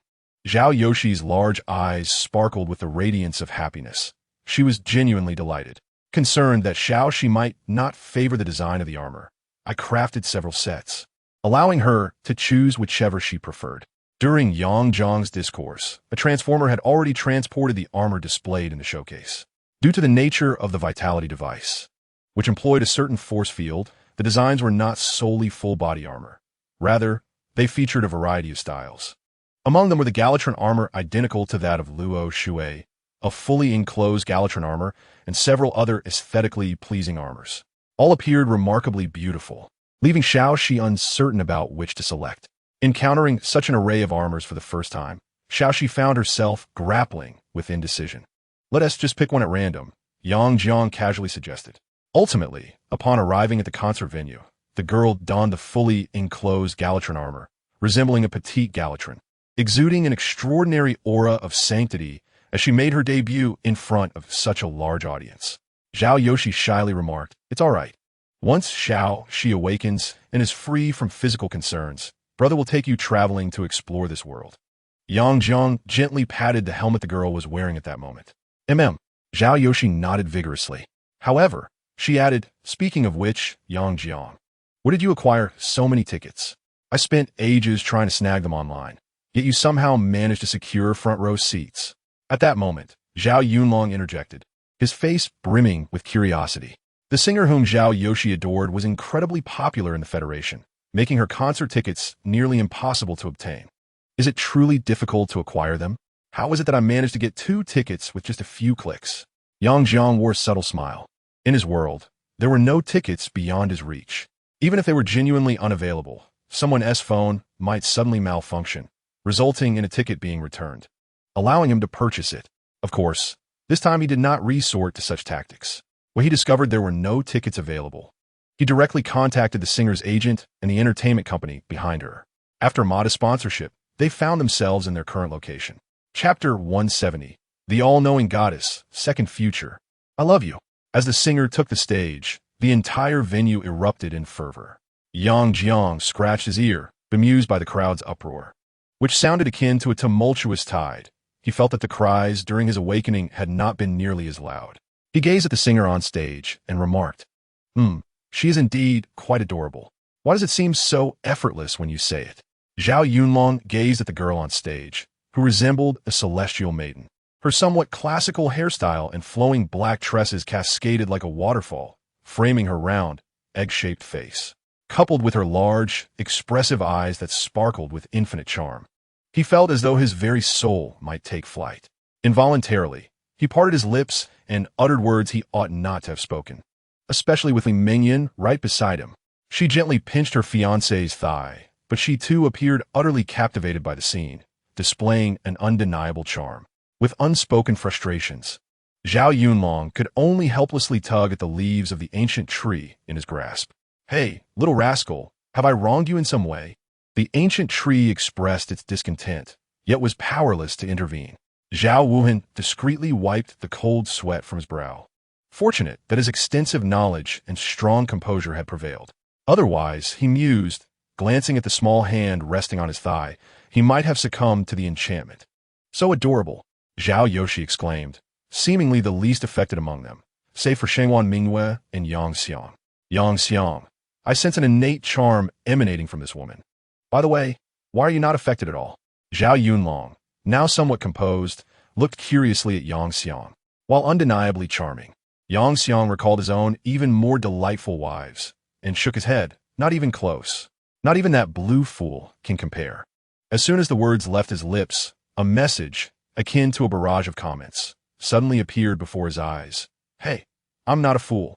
Yang Xiang paused, taken aback by the comment. After a moment of contemplation, he excused himself to the restroom. Once he found a secluded corner, he seemed to address the air. Let us converse. Converse about what? You wicked man, you pervert. Though that day had been unexpected, I trust you sensed it, as you are the goddess of wisdom. However, I cannot simply disregard what transpired. I will take responsibility for my actions. In truth, Yang Xiang was rather inexperienced in this regard. Despite having numerous wives, he had never truly been in a romantic relationship. Yet, the situation appeared surprisingly straightforward. For really? Then you must promise not to bully me again, especially not with those wretched eyes that disrupt my wisdom. Is it not fitting that she is the goddess of folly? Nevertheless, regarding my eyes, there exists another method to mitigate their influence. Yang Xiang acquiesced, recognizing that they ultimately bore his fault. Then wait for me. I shall descend at once. He paused, momentarily bewildered by the wisdom goddess's message. Was it truly that simple to descend to the mortal realm? At that moment, a soft blue light suddenly materialized beside him. When the radiance faded, a maiden of extraordinary sanctity and purity appeared, as long as one did not gaze into her eyes. What method is this? The goddess of wisdom exclaimed with excitement, embracing Yang Yang's arm, clearly vexed by the disturbance caused by the primordial eye. The final power of this eye is to manifest a brand new force through my will. Although I have yet to fully grasp it, I can wield a fragment of it. With this sliver, I have created an effect that allows us to share the ability to perceive the truth. However, due to the overwhelming nature of this power, it is said that even a human at level 99 cannot withstand it. Fortunately, as a deity, you are capable of enduring it. Yang Yang stroked his chin, realizing that this ability had been unlocked after the mistake he made that fateful day. In other words, for the primordial eye to unleash its full power. Divine strength or the slaying of a god is required. Really? The goddess of wisdom immediately brightened, casting aside her previous displeasure as if it had never existed. Was she truly so foolish? Observing the goddess before him, Yang's initial conception of deities had been utterly shattered. Nevertheless, he gently cradled the goddess of wisdom's face. Wait, the goddess of wisdom looked perplexed, but since they had already engaged in everything they ought to and not, along with her inherent wisdom, she did not resist. Do not close your eyes. With that, Yang pressed his left eye against her right, sharing a portion of the primordial eye's power. Upon fulfilling the necessary conditions, the world seemed to pause. Yang could sense that the once feeble goddess of wisdom was now surging with a terrifying force beyond his imagination, the power that transcended human comprehension, the divine might. Simultaneously, the youthful form of the goddess began to transform, evolving into a poised and commanding figure. What is happening? Yang questioned, somewhat bewildered. My power has been restored. Wisdom should embody omniscience. However, the force of omniscience was too potent and was inexplicably shattered at the inception of the wisdom divinity. Consequently, I, born from a fractured divine essence, naturally lost most of my power. But now, I have attained another form of omniscience. Perhaps, in the face of this altered state of mind, you should address me as the goddess of omniscience. The goddess of wisdom spoke softly, her once wise gaze now entirely absent, radiating an aura of unparalleled sanctity. Are you still the same as before? Yang primarily resembles the previous goddess of wisdom, although she possesses a more endearing charm. I'm undoubtedly far more intelligent and formidable than that Aqua. Moreover, she is merely a part-time goddess of wisdom, while I am the authentic one. Upon uttering these words, her divine aura swiftly dissipated, reverting to her original sagacious demeanor. Even her appearance transformed back into that of a youthful maiden, as if the world, once ensnared, had regained its rhythm. Chapter 171. The Invitation from the Second Future Hoof. Maintaining my previous demeanor feels rather peculiar. This relaxed state is much more comfortable. The goddess of wisdom chuckled, seemingly all-knowing. However, it feels odd to continually refer to you as the goddess of wisdom. What is your name? Yang immediately embraced her, prompting an exclamation of, let go. You insolent scoundrel. This is sacrilege. Yet, despite her words, she displayed no inclination to resist, perhaps having grown accustomed to such familiarity. Are you not going to answer my question? Yang inquired, affectionately ruffling the head of the goddess of wisdom, who, despite her vast knowledge, retained a rather naive disposition. I do not possess a name, or rather, my name is simply the goddess of wisdom, as I was born from the primordial essence of wisdom. The goddess of wisdom nonchalantly replied, Then perhaps you should be called Aqua. You bear an uncanny resemblance to her. Yang suggested casually. What? How could I, the illustrious goddess of wisdom, possibly adopt another's name? I have decided. From this moment forth, my name shall be Cerno. The goddess of wisdom. No, Cerno, struck a pose, laughing heartily. Yang's face twitched in response. That name is even less impressive than Aqua's. Nevertheless, while speaking, he exercised his authority to seal away his memories of Cerno. Dismissing the matter. Never mind that. I have finally descended here after such a long time and did not enjoy myself during my last visit. This time, I intend to have a splendid time. With that, Cerno took Yang's hand and returned to the venue. As for the concern of having only one seat, Yang fully utilized his financial prowess as a sponsor, creating an additional seat beside him, leaving the surrounding audience in stunned silence. Little Yang, who is this? Shangguan Mingyue inquired, her gaze fixed curiously on Cerno, while her mind whispered, could she be yet another of little Yang's girlfriends? Mere mortal. I am Cerno, the all-knowing goddess of wisdom. Even seated, Cerno maintained a posture of self-importance, embodying her own sense of grandeur. Shangguan Mingyue was momentarily taken aback, but soon regained her composure.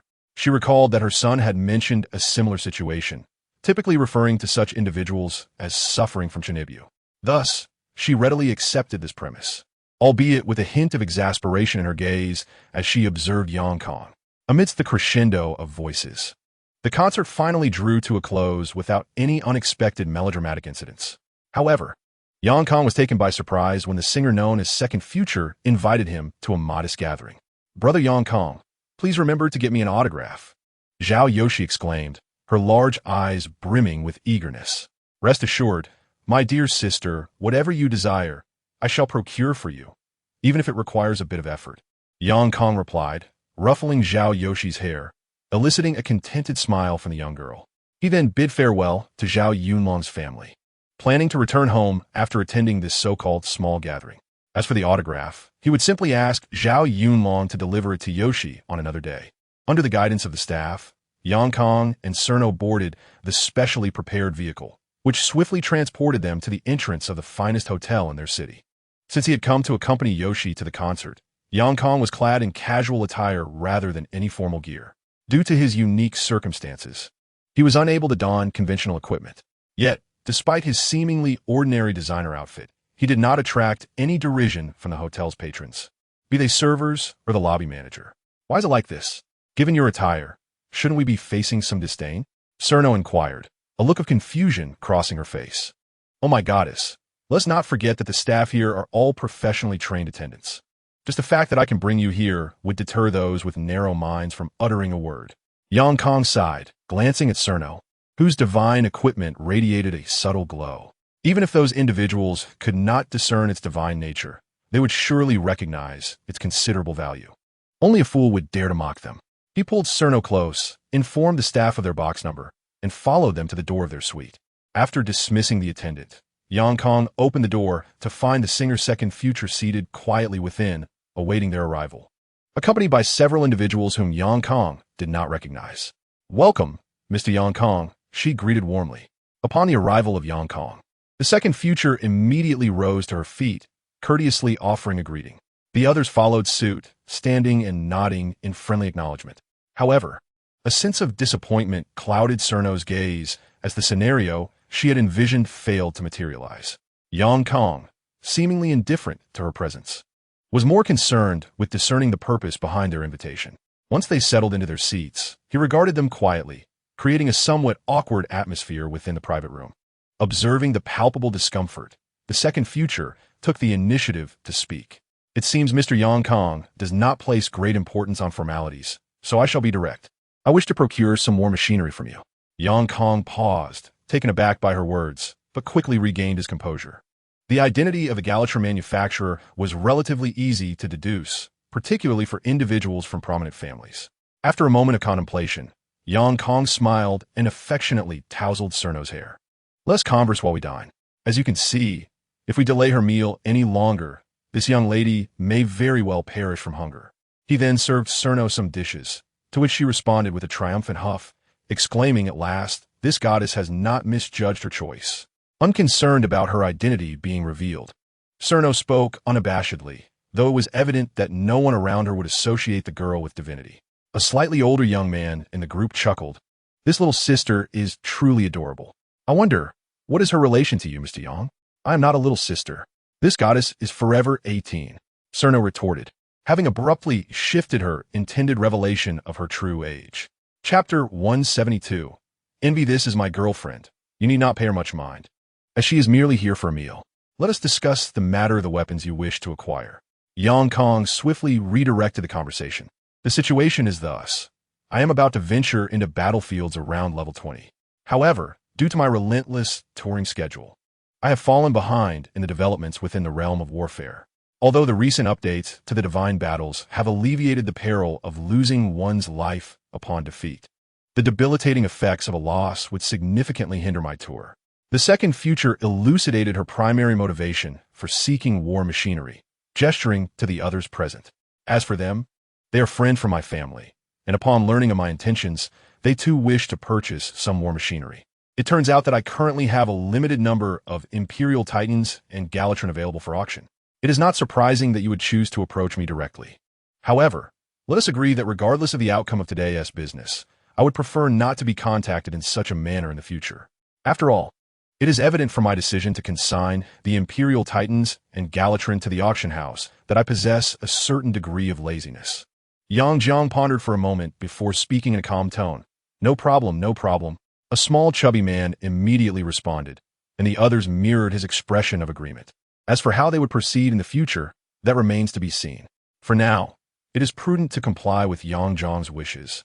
As we find ourselves in a seller's market, what he says goes. Opposing him would yield no results if he refuses to sell.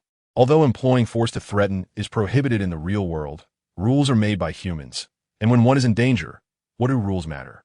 Even a counterfeit version can serve as an excellent vanguard on the high battlefield.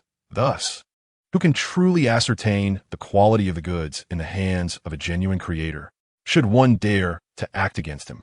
Who would not fear a swarm of Galatrons leveling the city in the next moment? To confront this individual in reality would require several level 99 elites, and one must be prepared for the potential devastation of half the planet. This explains why the 3rd Secret Division has refrained from provoking him lately. To truly eliminate him would necessitate the full mobilization of the entire division. Yet if they dare to take such action, other factions would not remain passive observers. After all, the enemy of my enemy is my friend. This indicates that Yang Jiang has become a formidable presence for the 3rd Secret Division. Their leader has even prepared for the eventual reckoning with Yang Jiang once he is fully ready. In the eyes of true power players, the level system of the Divine War holds little significance for technology-oriented players. Otherwise, the recent update would not have removed the battlefield level system in favor of a combat power matching system. Given this context, I am granting you 7 days. During this time, prepare your sincerity. I shall await you here in 7 days. With that, Yang Zhang's figure vanished into the subspace, casually taking along Cerno, who had nearly finished the meal on the table. Observing Yang Zhang's disappearance, the individuals in the private room fell into a brief silence before engaging in discussion. The sincerity that Master Yang Jiang speaks of is likely not battlefield currency. He probably does not lack for it at all. The chubby fellow scratched his head in vexation. Among the gathering, an elegant young man summoned a waiter, requesting the hotel to prepare another banquet for them. He then remarked, I believe that for masters of their caliber, those rare materials that are elusive and priceless should pique their interest immensely. This must certainly be true. However, I surmise that for a master like Yang Jiang, who embraces technology, some mechanical design schematics might also captivate his attention, wouldn't they? Suddenly, the cute second future, resting her hands on her head, exclaimed, Wait, I've just thought of something exceedingly important. A somewhat frail young gentleman interjected, What significant matter could you possibly conceive? You can't be suggesting that Master Yang Jiang is a lecher like you.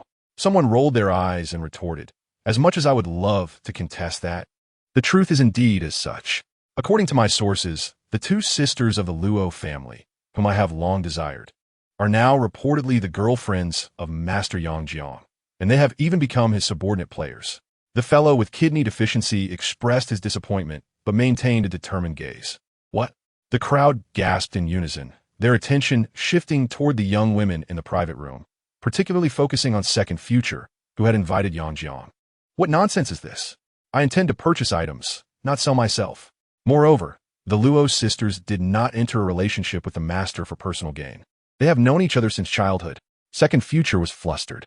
Just as their argument heated up, a sudden ripple of energy emanated from Yang Zhang's seat. And to their astonishment, he returned. Ahem, I hurried away and forgot something, he said, glancing at Second Future, causing her heart to skip a beat. In the next moment, he produced a hefty stack of photographs and some posters. These are pictures of my sister and the posters she collected of you. I trust you understand my intent. As he spoke, Yang Jiang revealed several styles of pens.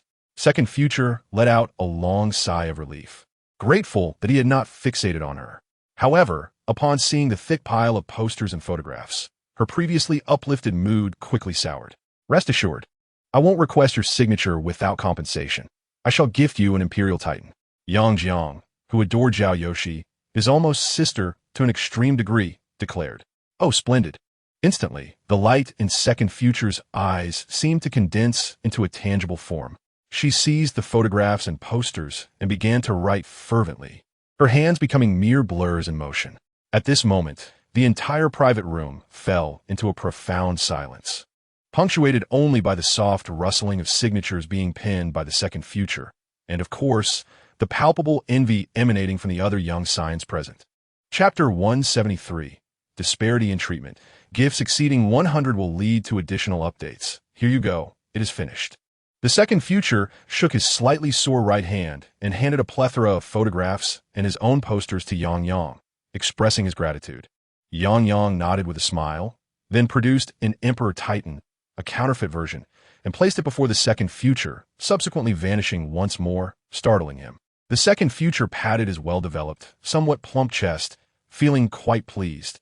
How wonderful it would be to become a star, a chubby boy remarked, his face full of envy. You should probably reconsider that. Among the group, someone cast a glance at him and immediately shook their head. Just then, a cacophony of mobile notification sounds erupted simultaneously, interrupting their playful banter. The crowd exchanged puzzled glances, each sensing an oddity in the air, and collectively pulled out their phones to check the messages, their expressions shifting dramatically. Meanwhile, upon returning home, Yang's phone also chimed. He glanced at the notification, his face taking on a peculiar expression. What does the Federation mean by this? Is it seeking to significantly increase the number of players? That makes sense. As the nation and civilization progress, survival necessitates a formidable player base. With that thought, Yang furrowed his brow deeply. Hey, why the long face over there? Are you upset that this goddess agreed to be your girlfriend? Pervert, lecher, irresponsible man, scoundrel. With Cerno's characteristic foolishness, she immediately misconstrued the situation. What are you thinking? Yang helplessly tapped Cerno on the head, then pointed at the message on his phone. By the way, did you foresee this during the last update maintenance? Or was this all part of your expectations? Huh? What? Cerno gazed at Yang with wide, astute eyes, but after stealthily reviewing the content on her phone, she placed her hands on her hips and adopted a rather boastful demeanor. This was all anticipated by this goddess, of course. Observing her demeanor, Yang recognized her deceit and shot her an amused glance. It must be the divine battle system's doing, right? What exactly is its objective? Cerno paused momentarily, her cheeks flushing, yet she promptly retorted, impossible. All of this was orchestrated by the magnificent Cerno. Is that so? Then, as one of the victims of the divine battle, I shall seek justice for myself. Yang lunged at Cerno. Was the previous 24 hours not sufficient? No, wait, I am not who I used to be. I now possess formidable combat prowess. I shall no longer fear you. Soon, the two engaged in a fierce battle, unleashing a torrent of energy that stirred a tempest within the room. However, amidst the chaos, peculiar sounds occasionally echoed. Fortunately, their clash did not disrupt the mobile phone, which continued to display the prior message to the citizens of the Federation. Although the second update of the Divine War has rendered participation relatively safe, the impending Divine War civilization celebration shall determine the fate of our entire civilization, both for our enduring prosperity and the happiness of our lives. Therefore, the following decrees are hereby enacted. 1. Area lockdown. All non-player personnel are prohibited from using any mode of transportation to cross provincial boundaries. 2. Hierarchical differentiation. Players shall enjoy greater privileges, while non-players will bear increased responsibilities. 3. Legal amnesty. Players will be exempt from most penalties. With the issuance of this message, chaos erupted across the Federation and other nations that echoed similar declarations. In that moment, disbelief engulfed the populace as they grappled with the reality that the state had elevated players above ordinary citizens, branding them as the so-called elite. Of course, this did not apply to nations that already had such a system in place. However, citizens from countries without such hierarchies were incensed, having recently emerged from the battlefield. Why should they be compelled to return to such perilous conditions? Regrettably, no matter how vehemently they resisted, the government's edict remained unyielding, even resorting to forceful suppression against those who protested. Regarding all of this turmoil, they received only a chilling pronouncement. From the moment the Divine War civilization celebration commenced, all players would stand at the forefront of civilization, safeguarding our society from descending into chaos.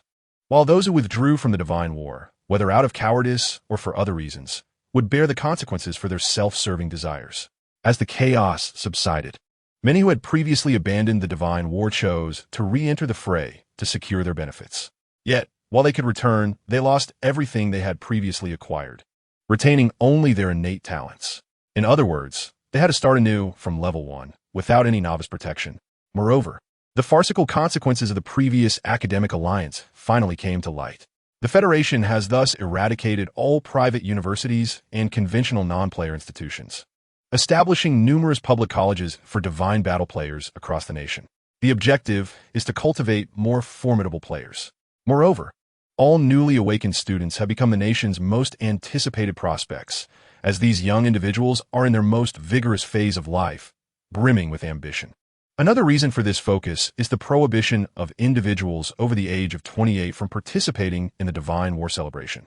This age restriction varies among different races, but fundamentally, it served to exclude all veteran players who have engaged in the Divine War for over 10 years. However, this does not imply that they are rendered powerless. The celebration is a contest meant for the youth, while these seasoned players await more advanced battlegrounds. As the smartphone screen dimmed, due to a depleted battery, the battle between Guang and Cerno gradually came to a halt, culminating once again in Cerno's defeat. During this encounter, Guang gleaned several secrets known only to the divine from her. In Chapter 174, titled The New Module of the Divine War System, Guang playfully tapped the backside of a certain foolish goddess, inquiring if she needed to return. Rising from the bed, he reminded her that he had mentioned the previous day that he was only responsible for the occasional maintenance of the Divine War system. Although the system lacks its own consciousness, the synergy among its various built-in modules ensures that no issues arise. Cerno turned over, lying on her side, and wrapped her arms around Guang's waist. Following a night of combat, their relationship had improved considerably, though such circumstances seemed only to occur with this particular fool. "Do you wish to stay?" Guang asked, his expression somewhat peculiar. It was not that deities could not descend for extended periods. Rather, he was an anomaly. For other gods, descending would entail significant challenges. In truth, she had previously possessed little combat prowess and did not need to maintain her divine domain, merely awaiting players to engage in battle. In essence, she was akin to an adjunct, devoid of authority or obligation, her only task being to occasionally gaze vacantly at the Divine War system. Although she utilized her divine powers to infiltrate the system and assess intriguing abilities or talents, it was precisely this that led her to inadvertently fall into Guang's grasp, ultimately entangling herself in his affairs. However, based on their exchanges during the previous night's battle, it was highly probable that she was influenced by her innate instincts. After all, the Eye of Origin is the sole entity in this world capable of augmenting her power. In other words, Guang's allure to the goddess of wisdom was naturally heightened by a factor of 100. At that moment, Xiang received a notification from the divine battle system. "Notice, a battle has been matched for you. Would you like to participate?" Has the divine battle begun to proactively match players for combat? Moreover, the option to choose whether to join is quite intriguing. Xiang recalled the previous information indicating that all players were required to participate in at least one battle every 7 days. Failure to comply would result in a reduction of their item exchange privileges within the nation and other punitive measures. Consequently, he promptly chose to accept the invitation. Given the current circumstances, the Federation's issuance of this new command did not seem particularly problematic. Although a significant class divide existed between players and ordinary people, one had to relinquish their identity as a player to become an ordinary citizen. Thus, in reality, there were hardly any ordinary individuals left. The Federation's intent was to compel players into repeated combat to enhance their martial prowess and thereby safeguard their civilization. This was, after all, a reasonable course of action. Once civilization faltered, not a single egg would remain unbroken beneath the fallen nest. "I shall venture onto the battlefield. You can amuse yourself at home. I'll return in just a minute," Xiang casually remarked. "Oh no, I must go too. Hee. I have longed to participate in the divine battle for quite some time. Count me among your ranks." Carino, initially nonchalant, suddenly remembered something and exclaimed excitedly, "All right then, as long as it makes you happy." Xiang was quite tolerant of fools. He then opened the war domain and led Carino inside. Simultaneously, within his family, the twin sisters, who were perpetually vexed by the incessant nagging of others, received notification from their own war domain that another battle was about to commence. Their figures faded away from the spot. These two girls really do not know what is good for them. The young talents I found for them are all scions from prominent families in the Federation's capital. They do not mind that these girls have previously served as subordinates. They are willing to accept them. Yet, these two ungrateful ones choose to pursue that impoverished lad instead. A woman, sharp-tongued and acerbic in demeanor, lamented as she gazed at the vanishing figures of the twin sisters, her words spilling forth endlessly as if she had been liberated. In truth, she had previously been silenced by Luo Shui, who had dislocated her jaw with a single slap when she uttered those words, due to certain matters remaining confidential. Most members of the Luo family were unaware of the substantial wealth Yang Xiang possessed, nor did they know that the various specialized machinery that sustained their commerce had been crafted by him. Ever since I entered, I've been listening to someone barking nonsense. Luo Fenghua finally returned after attending to the matters of the commerce. Seeing that loathsome individual, she displayed a cruel smile.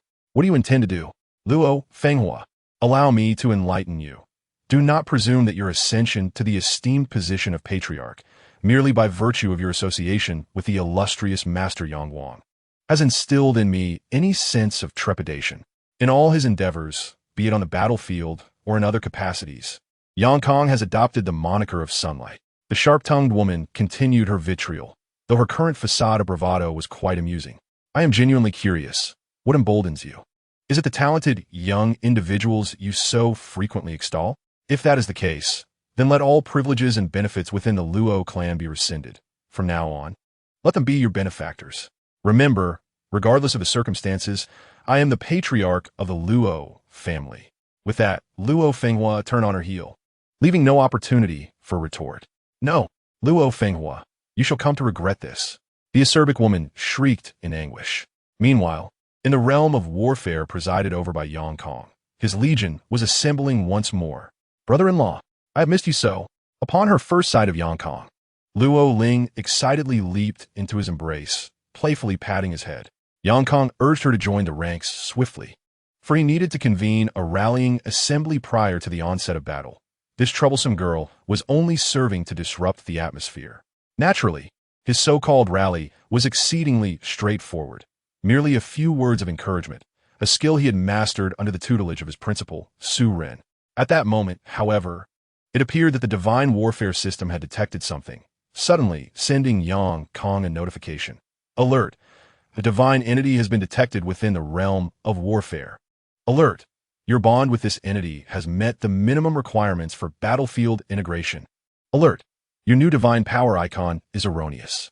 This entity is a living deity and cannot be incorporated as a divine power icon within the realm. Alert! As you have acquired a new divine entity. The divine warfare system's new module for the civilization deity has been activated. World announcement.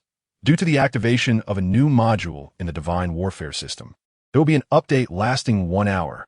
All players are advised to stay tuned. Chapter 175 Mode. An hour is neither too brief nor too prolonged. For Yang Kong, it felt as though he had merely indulged in playful moments with his girlfriend, sister, and daughters before the update concluded. The content of the update was rather straightforward, introducing a brand new entity, the civilization deity. Although it may appear divine and extraordinary, the actual enhancement in the realm of warfare is rather limited. Essentially, the augmentation is derived from the ethereal manifestations of corresponding deities, yielding an approximate boost of 10 in divine authority. However, the unit's most formidable aspect lies in its ability to amplify these effects through the increase of followers and the elevation of faith. This, however, proves to be a formidable challenge, as all vassals, regardless of circumstance, hold their true allegiance to their sovereign. Thus, their devotion to the civilizational deity remains superficial at best. Moreover, this module possesses an additional function, allowing players to gradually usurp the role of the civilizational deity and inherit their powers. Yet, embarking on this path inevitably leads to the confrontation and eventual subjugation of the deity in question. There exists, however, a notable exception, the goddess of foolish wisdom. Despite her status as the civilizational deity, her likeness and powers manifest within Yang Yang's domain. But rather than enhancing wisdom, her influence instead diminishes it. What have you done? Yang Yang exclaimed, vigorously shaking Cerno. I have no idea. This is unfounded slander, sheer defamation. I am the goddess of wisdom. How could I possibly induce a reduction in intellect? Cerno retorted, her expression brimming with disbelief. Just look at how my beloved anchorage has transformed. You must reverse this at once, dear sister. Yang Yang cradled Anchorage, who, due to certain issues, possessed a rather limited intellect, yet an undeniably alluring figure, and lamented deeply. Previously, Anchorage spoke like an infant, articulating each word with care, but now she merely extended her hands towards him, uttering teacher repetitively, driving him to the brink of madness. "Wait for me," Cerno exclaimed, realizing the gravity of the situation. She quickly unleashed her powers, transforming her appearance from that of a youthful maiden to a more mature figure. Instantly, the oppressive aura emanating from Cerno dispelled the civilizational deity's effect of reducing intelligence by 50, replacing it with a new effect, an increase in cognitive processing speed by 50, varying from individual to individual. Once everything was set right, Cerno reverted to her youthful form, having utilized her full power to stabilize the effects. Yang, witnessing Anchorage's restored intellect, finally felt a sense of relief. This child, upon her creation, had encountered some inexplicable issue, leaving certain informational modules unresolved and stunting her mental growth almost entirely. As she spoke, Yang gently ruffled Anchorage's little head. At that moment, the prompt from the divine battle unexpectedly appeared, yet there was something peculiar about it. Prompt: due to an error in the wisdom of the civilization's main deity. Error. Correcting. Error. Prompt: error correction completed. As your domain witnesses the projection of the civilization's main deity, the goddess of wisdom has likewise appeared, necessitating the following adjustments. The effects of the civilization's main deity's wisdom remain unchanged, but based on your existing bond with the goddess of wisdom. Your domain now includes a unique unit commander, the goddess of heat weaponry, wisdom goddess. Effect none. What kind of nonsense is this? Cerno was utterly bewildered. Wait a moment. Why do I feel that this prompt is rather odd? Yang glanced at the strange prompt, a look of perplexity crossing his face, before unleashing a primordial eye. Haha, no need to look further. It's merely my disguise. The figure of the spirit of civilization mystifyingly materialized from nowhere. And at that moment, the woman was rolling on the ground, clutching her belly. Sister Civilization? You're bullying me. Cerno's nose turned sour, and she immediately squatted down, cradling her head and weeping. Yang observed this scene, shaking his head in resignation. Yet, he chose to ignore them. Let them fuss as they wished, for his war was about to commence. With a distortion of the war domain, at that instant, they all transformed into light.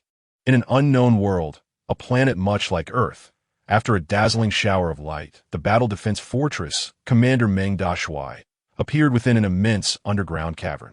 Welcome to the Divine Battle. You have accepted the daily combat match. You have entered the battlefield. After level 20, the number of participants in each battle will no longer be counted. Type of war this time: confrontation, victory conditions, successfully eliminate the invaders from Earth. Note: the evaluation of this war will be estimated based on individual contributions. Conditions for exit from this world: survive the first wave of the invaders' assault to exit. Wishing you a pleasant experience in this world. Note: there is still some time before the invaders arrive. Gaining the approval of the guardians of this world during this period will facilitate your success in this war. Attention, as this world is a mode. The relevant entries for various factions will undergo some adjustments. After reading the prompts from the Divine Battle system, Yang glanced at the entries for his disaster faction. He discovered that the entries no longer mandated the destruction of all life, but rather changed to the annihilation of all life except for allies. It seemed they did not wish for him to inadvertently obliterate Earth after defeating the invaders. Nevertheless, a mode indeed. It is my first time playing. Yang caressed his smooth chin, a subtle smile gracing his lips. Indeed, had it not been for this adjustment, he would undoubtedly have dismantled this planet, transforming it into a mechanical sphere, for he had already embarked upon this path. Naturally, perseverance was essential. However, he decided to first explore the circumstances of this world and ponder how he might earn the favor of those so-called guardians. With this thought in mind, Yang resolved to wander through this world as he usually did. After all, under the stipulations of the rectification protocol, his vast army remained immobile until relevant conditions were triggered. Thus, he would seize this time for leisurely exploration. Chapter 176. What kind of world is this? Yang figure materialized in a dimly lit alleyway. Before him stood 4 maids from the Royal Maid Corps. Although the alley was shrouded in darkness, filthy and chaotic, it was astonishing that it still harbored life. To be frank, had it not been for their vividly colored garments and the information provided by the primordial eye, Yang might not have noticed them at all. Who are you? The individuals quickly discerned their presence. their expressions rife with suspicion. Before dawn, they had surveyed this alley and found it devoid of inhabitants. Yet soon, they fixated on the royal maids, salivating at the sight. "Hey, beautiful ladies, how about spending a delightful evening with me?" One man whistled, completely disregarding Yang Kang's existence. Another even pointed at him, launching into a tirade of insults. Boom! Before he could finish his sentence, he was obliterated by the shell of an anti-aircraft gun. The others stood agape, their previously frivolous thoughts vanishing entirely in the face of the now smoldering artillery's intimidation. Why the silence, gentlemen? Have you grown weary from picking cotton? In truth, Yang Kang did not harbor a particular disdain for this race. His aversion was primarily directed towards the trash before him. After mocking them, he paid them no further heed. The men, now utterly petrified, merely watched as he and the maids passed, signaling them to unleash a volley of main cannon fire into the alley behind them. Boom! Though they were in a battleship form, the potency of their artillery remained unchanged. Additionally, due to the proximity, the maids seamlessly converted their main cannons into energy weapons. Even so, the targeted area was nearly melted into glass. However, after the barrage, Yang Kang furrowed her brow and turned her gaze towards the upper diagonal of the alley, where an eccentric figure clad in a red and blue bodysuit was binding several individuals with an indiscernible white object. Upon noticing Yang Kang's attention, the figure reciprocated the glance. "Hey, buddy, perhaps these individuals are not of the best character, yet we must entrust them to the law for judgment. Do you know what legal transgressions they have committed? Would you like me to enlighten you? Oh, by the way, those ladies are formidable. What was that sudden appearance of cannon? Oh my, why do they all have chains around their necks? Are you engaging in some form of roleplay? Or, oh my goodness, could it be that in this day and age, some still consider others as slaves? My friend, I believe you owe me an explanation. Otherwise, you may find yourself among those bound here." The eccentric in the red and blue bodysuit continued to chatter incessantly like a Gatling gun. "Peter Parker? Damn it. If I hear another word from you, I shall stuff a 460mm shell into your mouth." Yang Kang roared in fury, producing a massive shell seemingly from thin air. "All right then," Peter Parker responded, raising his hands in surrender. Yet in the next moment, an important thought struck him. "Hey, wait a minute. I'm your friendly neighborhood Spider-Man. Not Peter Parker. Fine, I'm Peter Parker. But, buddy, you can't be this volatile." Peter Parker, observing the enormous cannon behind Yang Kang as it prepared to load the colossal shell, wisely admitted his identity. "Did I not tell you to be silent?" Yang Kang retorted, retracting the cannon. "These are my maids, and the chains are merely decorative. Now, refrain from bothering me." With that, Yang Kang departed with her maids. Although she harbored a desire to eliminate those individuals immediately, she decided to momentarily forego that notion, considering Peter Parker's incessant chatter. Once Spider-Man bound those individuals at the police station, she would employ a space-based laser strike. After all, upon arriving in this new war-torn world, her Transformers would each assume their designated roles, such as positioning themselves in outer space as satellites. However, after taking a few steps, she suddenly sensed something amiss. Wait a moment, was that kid really Peter Parker? Could it be that I have inadvertently entered the Marvel Universe? Is the divine warfare system truly responsible for this? Is it as formidable as it seems? I recall that certain background elements here are extraordinarily impressive. Yang Yang's forehead was drenched with copious amounts of cold sweat, for the most terrifying event had transpired. Before him, a vibrant orange circle gradually materialized. "It appears you are one of the participants in this divine battle. Are you not?" Ancient One emerged from the circle, uttering knowledge that the native inhabitants of this planet could never have fathomed. "Rest assured, our universe has established certain agreements with the divine warfare system, and under normal circumstances, it shall not interfere with your conflicts." Observing the perspiration trickling down Yang Yang's face, Ancient One offered him a reassuring smile. However, the result was that Yang Yang's cold sweat only increased, as he could scarcely contemplate what constituted a normal circumstance. Surely, there was a place for him, the harbinger of calamity, within that context. The moment he beheld this woman, Yang activated his mechanical mindset. Otherwise, he would have found it exceedingly difficult to feign such timidity. "Fear not, Master Ancient One. I shall exercise restraint in my use of power. And this time we are in a mode where the enemy consists of external invaders, so you need not worry about me."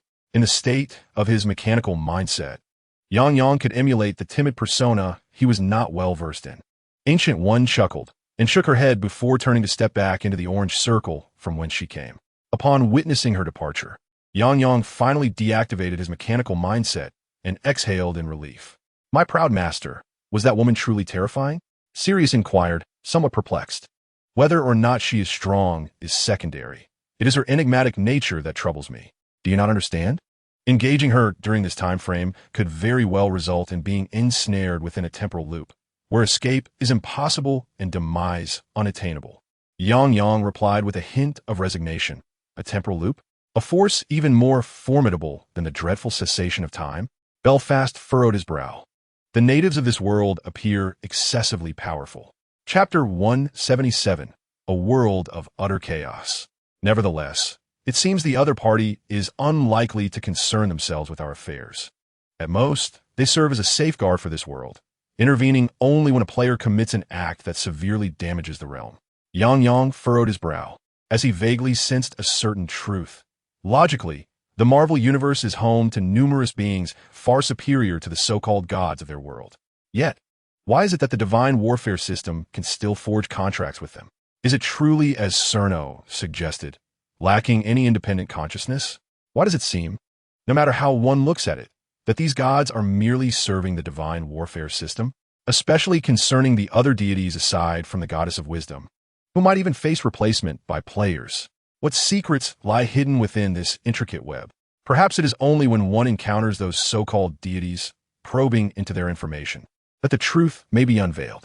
If they have indeed been influenced by the divine combat system, I should be able to discern it. As for Cerno, that foolish creature, even without interference, she would be oblivious to any underlying issues. Setting these concerns aside for the moment, Yang finds himself lacking the strength to pursue answers. The most pressing matter at hand for him is to avenge his parents, and he is also prepared to eradicate those who have meddled in his life. However, within the confines of the divine combat game, it is impossible to eliminate individuals in reality. Thus, he must locate their positions in the real world and annihilate them. Only after accomplishing these tasks will he have the disposition to delve into the truths of the world and the divine combat. For now, the priority is to conquer this battlefield. Come, my maidservants, we must ascertain the current date. Only then can we discern the identity of the so-called invaders we are to confront. As Yang spoke, he prepared to depart. Hold on. Are you out of your mind? A voice interjected. Is there really any need for contemplation? Did we not just witness a Spider-Man appear? If this were the era of the Infinite War, Spider-Man would have already met his demise. How could he still be present? The cognitive core manifested from the subspace, immediately confronting Yang with a retort. Are you certain? Surprisingly, Yang shook his head. I believe this world is far more complex than it appears. Do you not find that the age of the Spider-Man we just saw seems a tad advanced? As he walked, he remarked casually, I seem to have overlooked this detail.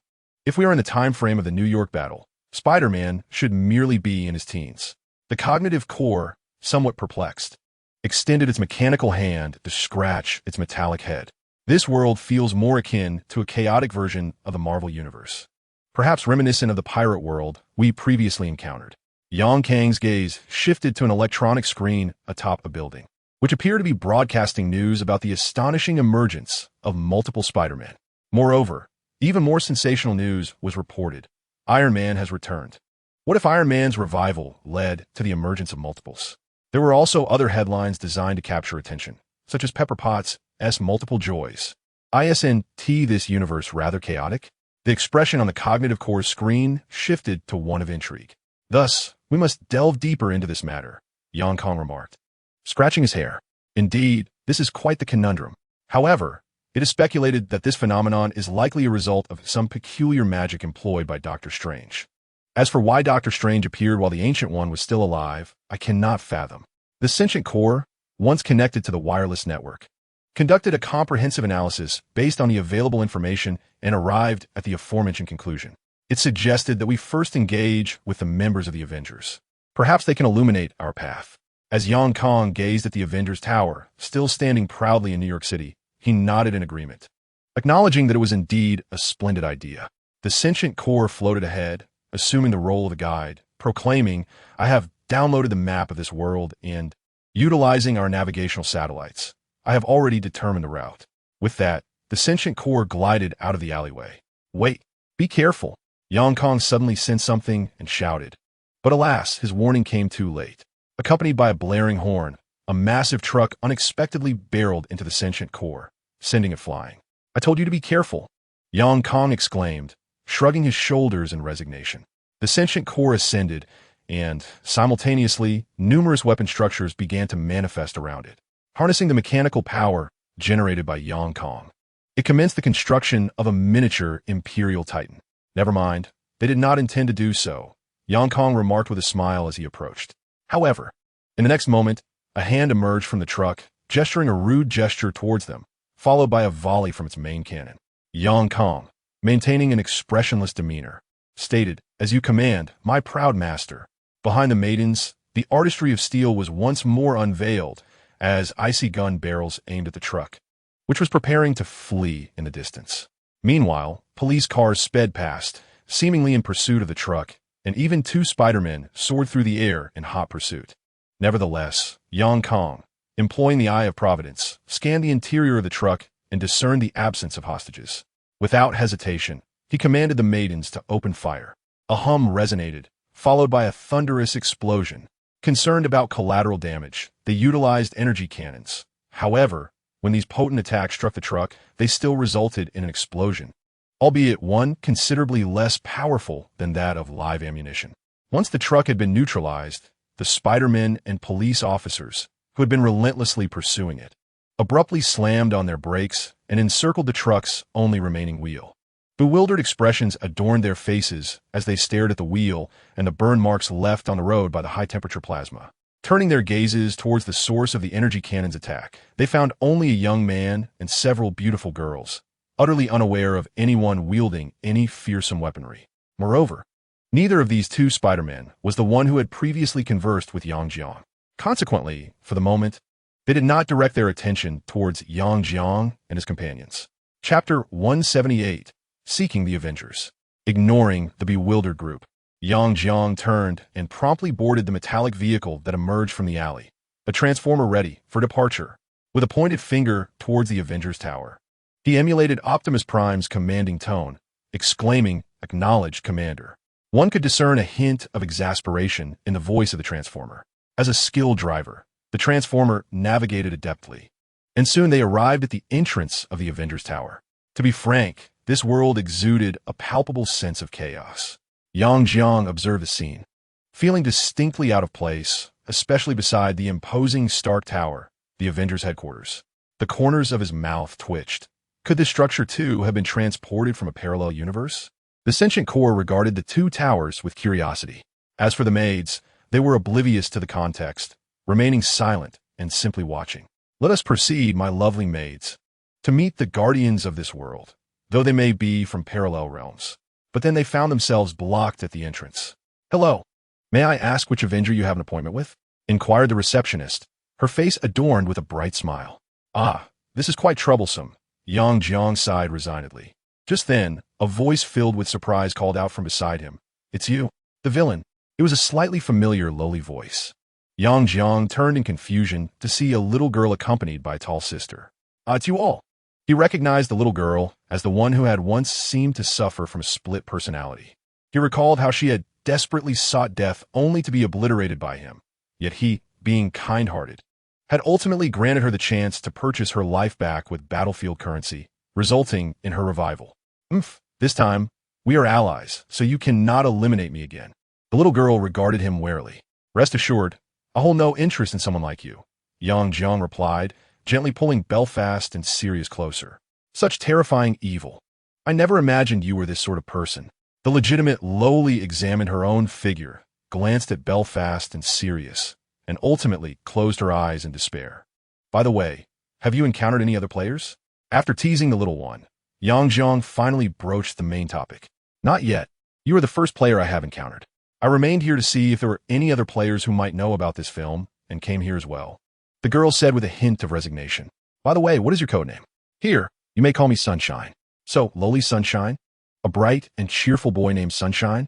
The young girl smiled and remarked, "If you interpret it that way, it's not entirely unreasonable." Yang Yang shrugged his shoulders, and at that moment, both of them abruptly turned their gaze toward the same direction. There, a woman with cascading waves emerged from within the Avengers Tower. She was undoubtedly the Black Widow. The girl's eyes sparkled with delight as she exclaimed, "This woman truly embodies the essence of cascading waves." Yang observed Natasha Romanoff's appearance, stroked his chin, and instinctively remarked, "My proud master, do you fancy that hairstyle?" Sirius's eyes lit up. "Not at all. Cascading waves implies more than just the hairstyle." Yang shook his head. "It carries 3 meanings." After the girl finished her playful comment, she and Yang advanced to intercept Natasha Romanoff. Upon hearing his words, the maids exchanged puzzled glances. Watching the woman display her alluring demeanor upon encountering their commander, they swiftly grasped the alternative implication of cascading waves. However, they could not deduce the other meanings. During this time, they had contemplated the matter of headlights, but after glancing at each other's lights and then at their own, they concluded that the other S headlights bore no relation to cascading waves at all. While the maids remained in confusion, Yang and the girl had successfully established a connection with Natasha. It was relatively straightforward. After subtly showcasing their abilities, they convinced her that they were aspiring recruits wishing to join the Avengers. However, relying solely on this aspect would only lead to being taken to a training facility. To truly integrate with the Avengers, more was needed. Hence, Yang casually mentioned that he could resolve the current chaos. The moment those words escaped his lips, it piqued Natasha Romanoff's interest. To be frank, the Avengers were quite overwhelmed by the ongoing turmoil. After all, the emergence of multiple entities was not limited to the Avengers.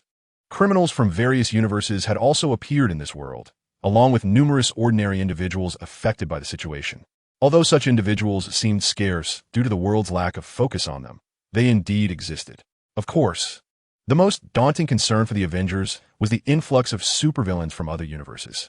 Their numbers were overwhelming, and the task of clearing them out seemed insurmountable.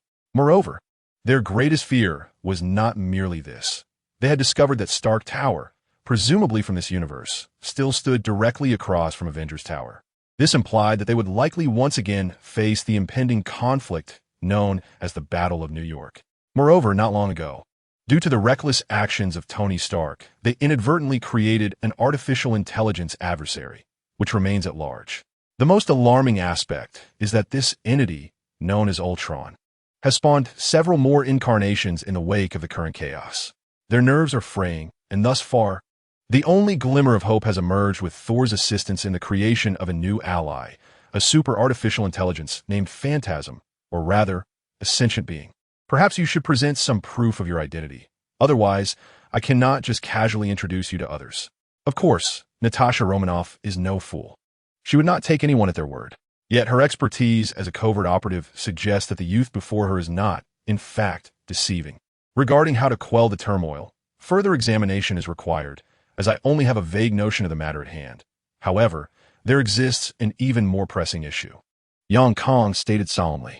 Chapter 179. The battle commences. Natasha Romanoff furrowed her brow. Utilizing her professional skills, she discerned that the young man indeed had something significant to convey. After a moment of contemplation, she decided to reach out to a portion of the Avengers. Regardless of any ulterior motives he might have, it was imperative to first address the most formidable individuals on this planet. "Follow me," she instructed, leading them toward the designated meeting room of the Avengers Tower, where a comprehensive security system was in place to thwart any potential threats at the earliest opportunity. "Thank you very much. By the way, I almost forgot to introduce myself. You may call me Sunshine." Generally, Yang Kong preferred to use his alias in the field, for although the pronunciation of both names is nearly identical, those unaware of his true name would find themselves unable to invoke any curse upon him. "You may refer to me as Black Widow." Natasha Romanoff promptly introduced herself by her codename, and soon they arrived at the reception room. Due to Tony Stark's immense wealth, even the space designated for receiving guests was exceptionally spacious, adorned with seemingly inexpensive tables. Moreover, perhaps because the Avengers had become rather idle, a multitude of them were already awaiting their arrival. However, when Yang Kong beheld them, his lips twitched slightly at the sight of the robust and portly versions of Thor, alongside Tony Stark adorned with the Eye of Agamotto and a floating ring on his hand. There was also the Playboy version of Tony Stark, as well as the more conventional iteration, in essence, A myriad of versions of himself from various timelines coexisted in that room. Upon catching sight of the maids, the playboy Tony Stark's eyes sparkled momentarily, but upon noticing the maid's demeanor towards Yang Kong, he quickly suppressed certain thoughts and instead entertained the idea of training a few maids himself. "Hey kid, now you can share what you know with us." In that room, two captains were present. Before one could speak, the other interjected, creating an odd atmosphere with their contrasting tones and attitudes. Observing the assembly of Avengers, Yang Kong and the young girl offered a brief explanation regarding the potential invaders and the assistance they could provide in resisting them. "We have already contemplated the situation you described. After all, my tower stands prominently," remarked a seemingly more composed Tony Stark. "However, we cannot ascertain how many forces the Chitauri will dispatch this time. We even suspect that the Chitauri might not be confined to just one world. Furthermore, we currently have another adversary, dear Mr. Stark. We've just created an entirely new enemy," someone remarked with irritation. "Yet, as a result, we have gained some external support. Have we not?" One of the banners stood up, seemingly attempting to mediate, gesturing towards the noticeably older Scarlet Witch. Observing the Scarlet Witch clinging desperately to Vision, Yang Kong suddenly pondered whether this woman might be one of the culprits behind the chaos engulfing this world. "I suggest you all cease your discussions for now. Loki has resolved matters on his end. The spatial portal is ready," the young girl stated, standing beside the floor-to-ceiling window, pointing towards a blue beam shooting into the sky with a hint of exasperation. "Oh, for heaven's sake!" He indeed altered the position of the spatial gate. Thor sprang to his feet, exclaiming, "Oh, you cannot say that. He is our brother, and for our sake, he even sacrificed himself." The portly version of Thor began to chatter excitedly, but at that moment, more blue beams of light shot skyward within his line of sight. "Well, he was adopted," the chubby Thor remarked, somewhat resigned. World announcement: invaders have emerged. The world channel is now open. Upon seeing the notification from the Divine War System, Yang Zhang's eyes lit up, and she promptly spoke a few words in the world channel, eager to rally all players together. However, after sending their messages, they suddenly noticed a small parenthesis next to the world channel option, indicating the total number of participants, which was a mere 2. The two of them quietly closed the world channel. "I'm off to mobilize my legion. We can discuss matters later," the little girl declared. And with the teleportation magic of the Grand Sorcerer beside her, she vanished from sight. "Is there no long-distance communication?" Yang Jiang wondered, glancing curiously at the spot where the girl had disappeared. Ultimately, she used telepathy to notify her followers from afar. Simultaneously, as the first soldier of the Chitauri surged through the spatial gate, a notification unique to Yang Jiang sounded, and at that moment, the calamity lifted all restrictions placed upon her. On the other side, all the Avengers and heroes who had arrived in this world for various reasons had gathered near the spatial gate. However, in comparison to the united Chitauri forces from multiple worlds, their numbers were woefully insufficient, barely reaching 100. Moreover, it seemed as though Ultron had conspired with the Chitauri army, as his mechanical legion surged forth like a tidal wave from every corner. Of course, due to the nature of his core programming, which aimed to usher in peace for humanity, he recognized that in addition to annihilating humanity, he also needed to eradicate every invading Chitauri force. Thus, at this moment, countless Ultron robots entered the fray, attacking on both sides. In a matter of moments, New York descended into chaos. With the overwhelming number of enemies, the Avengers began to retreat under relentless pressure. Fortunately, when the little girl's legion was teleported nearby to provide assistance, the situation improved, albeit only slightly. Chapter 180. The long-awaited arrival, however, it was merely a slight improvement. Unlike the original battle for New York, the spatial gates, opened by dozens of blue beams, now resembled a series of blooming chrysanthemums, gushing forth streams of black torrents. The number of adversaries is overwhelming. As a solitary individual, I cannot possibly endure for long. Where's the esteemed one? The young girl's expression is grave. She harbors serious doubts regarding the integrity of the divine combat system. Is it truly the case that such a multitude of foes has been assigned solely to her and that individual? It is imperative to recognize that, despite the Avengers' numbers far exceeding those of the original battle in New York, they are but a drop in the ocean compared to the vast enemy horde. Even a single volley from the countless Chitauri soldiers is capable of unleashing energy beams that rain down upon the cityscape of New York. Although the Girl-S mage group is exerting every effort to conjure defensive shields and unleash a flurry of magical attacks into the sky, their impact is minimal. The enemy S numbers have reached a critical mass. Furthermore, as the conflict persists, not only are the basic foot soldiers present, but the Chitauri S Leviathans, also their transport vessels, are emerging from the spatial gateways in droves. Alarmingly, as the influx of adversaries increases, the gateways themselves begin to expand, seemingly merging into one another. With the arrival of the Leviathans, the plight of the Avengers and the young girl becomes increasingly dire. For these Leviathans are not merely transport vessels as seen in the original battle. They are armed with an array of formidable weaponry. Damn it, must my first death after the game's update occur here? I refuse to accept such a fate. And what of that individual? What are they doing at this moment? Were they not relishing the fight against me before? Or have they vanished now? As the battle rages on, the young girl's descent into darkness intensifies. Her once charming Lolita dress gradually transforms into a gothic ensemble. Meanwhile, the captains, Black Widows, and Hawkeyes, as mere mortal heroes, instinctively rally to the young girl's side, leading teams comprised of soldiers with superior physical prowess, diligently dispatching Chitauri foot soldiers while striving to rescue trapped civilians in the vicinity. The sheer number of foes is staggering, and as the conflict unfolds, some street heroes, once ignited by fervor, are now contemplating retreat. Yet, glancing at the New York City nearly engulfed by Chitauri foot soldiers, they ponder, where could they possibly escape to? As a sense of despair permeates the hearts of the majority, the very ground trembles. What is happening? An earthquake? The timing could not have been more peculiar.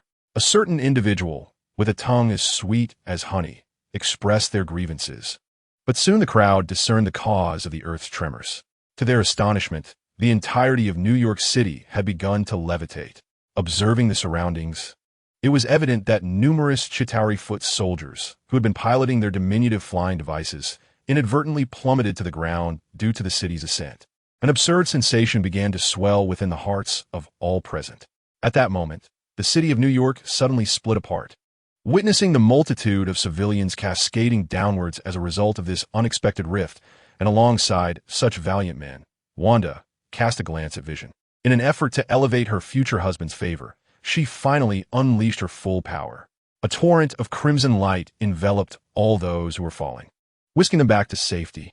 However, this also meant she was the first to observe the astonishing sight, the city's elevation and the primary cause of its splitting. In the vast chasm revealed by the city's ascent, the space within began to blur. Before long, a colossal cube, rivaling the size of New York City itself, began to rise slowly from within. As this enormous cube traversed the fissure formed in the city, it hovered above New York, and the once split city gradually reassembled, ultimately returning to the ground. At this moment, both sides on the battlefield halted their combat, gazing in bewilderment at the mysterious cube, which loomed as large as the city itself. With a flourish of theatrics, Loki, having inconspicuously arrived atop the Avengers Tower, glowered at the gigantic cube in the sky. Frustrated, he brandished his scepter, embedded with the Mind Stone, and without hesitation, unleashed a powerful energy blast. Boom! Alas! His assault was utterly insignificant in comparison to the colossal entity before him. Yet, his attack served as a signal. In that instant, nearly all Chitauri forces directed their fire upon the cube. Boom!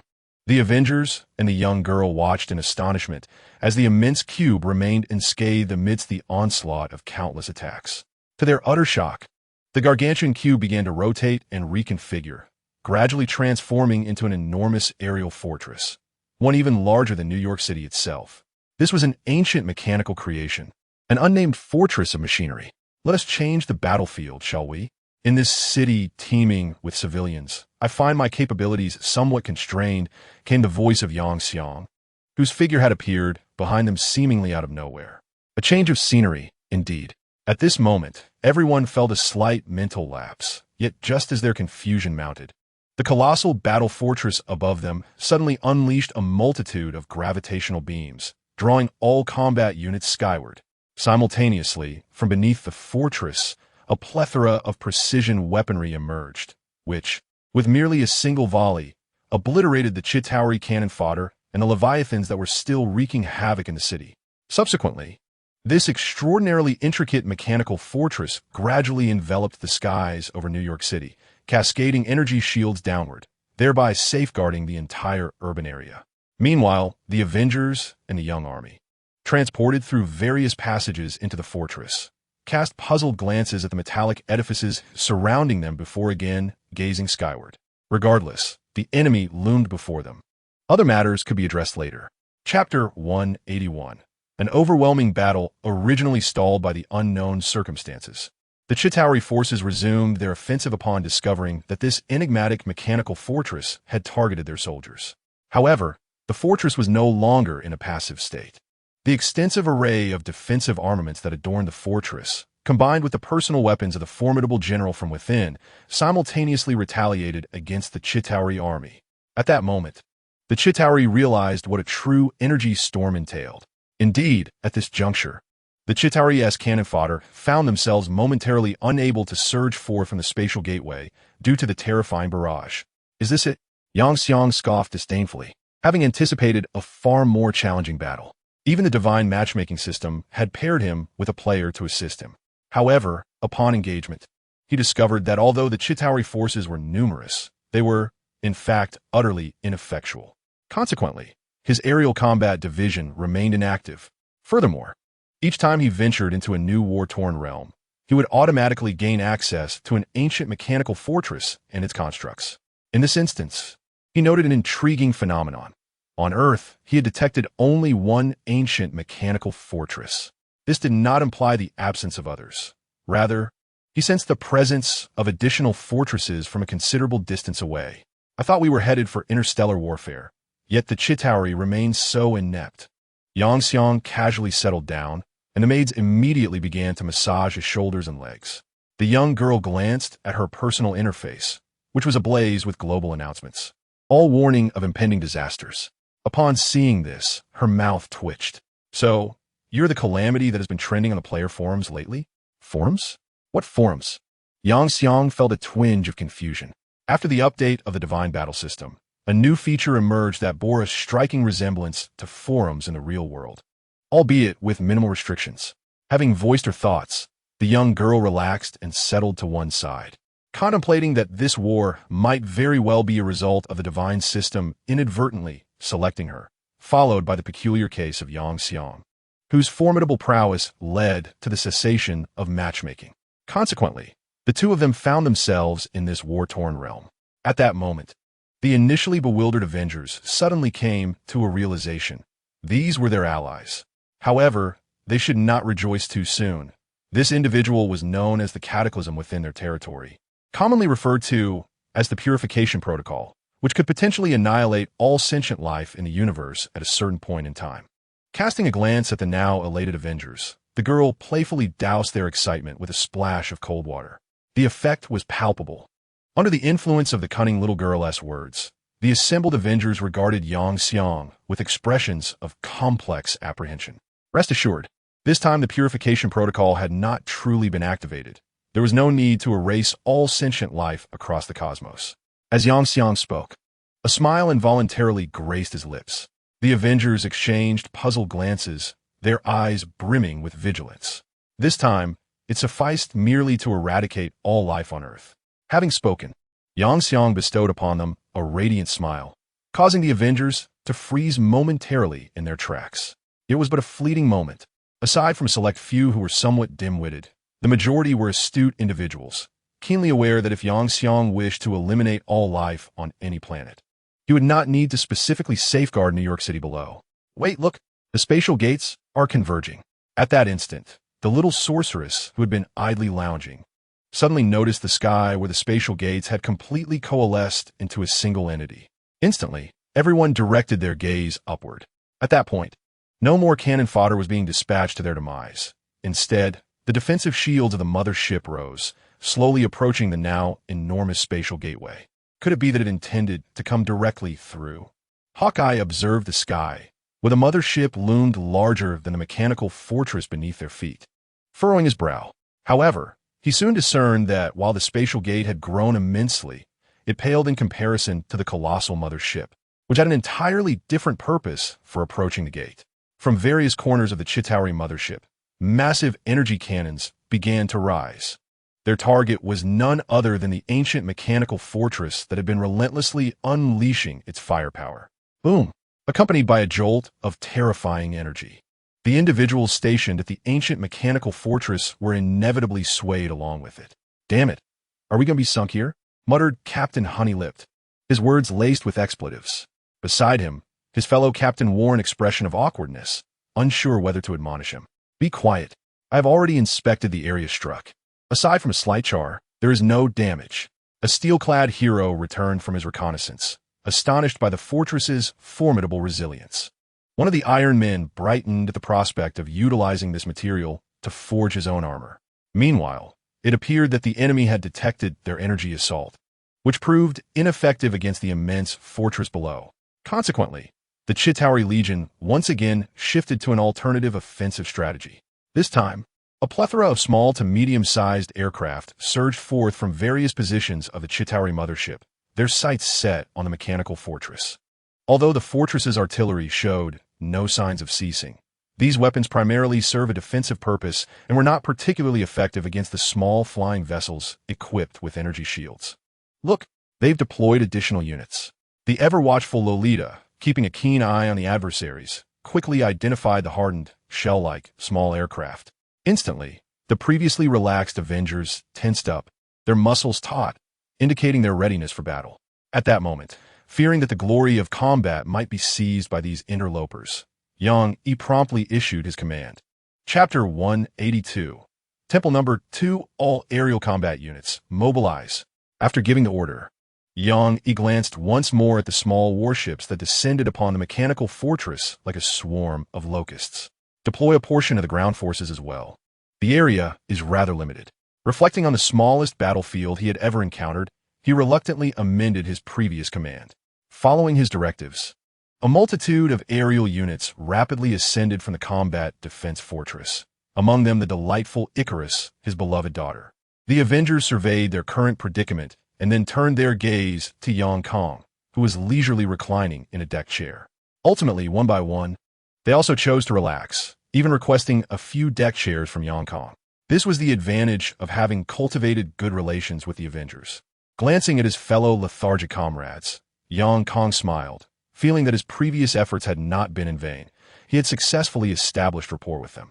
Consequently, this group of individuals refrained from returning to the battlefield, sparing him from their hindrance. Of course, Tony Stark still approached, but this time, it was not for a discussion about maids, but rather for a dialogue on scientific technology. This discourse also successfully drew in Dr. Banner. Guang gently wiped the sweat from his forehead, relieved that after his evolutionary leap in life, his memory had undergone a remarkable enhancement, allowing him to store information in storage devices. Otherwise, the knowledge he was on the verge of returning to the professors would have been irretrievable, let alone engaging in conversation with these two technological savants. Armed with a comparable number of degrees to Dr. Banner, Guang finally found common ground with the two. However, regarding his technology, which had become quite peculiar after merging various technological branches, it was utterly unexplainable in purely technical terms, inevitably intertwined with a hint of mysticism. Thus, for them to comprehend it fully would require considerable time, and due to their differing systems, they could at most draw inspiration from one another. Naturally, he could also glean some of the whimsical ideas they proposed. Boom! The robust version of Thor plummeted from the sky. As one of the representatives of muscle-bound intellect, he did not indulge in the delightful juices and snacks available. Instead, he opted to join Guang's ranks and continue the fight. Just moments ago, he had been struck from the sky by an energy cannon from a certain warship. However, undeterred, he swung his hammer in a couple of circles before soaring back into the air. Guang cast a brief glance at him, and then shifted his focus elsewhere. Whether it was the dazzling figure of his beloved daughter in the aerial battlefield, or the true, fearsome behemoth and colossal forces summoned by him through mechanical divinity on the ground, the sheer aesthetic of machinery far surpassed that of the muscle-headed fool.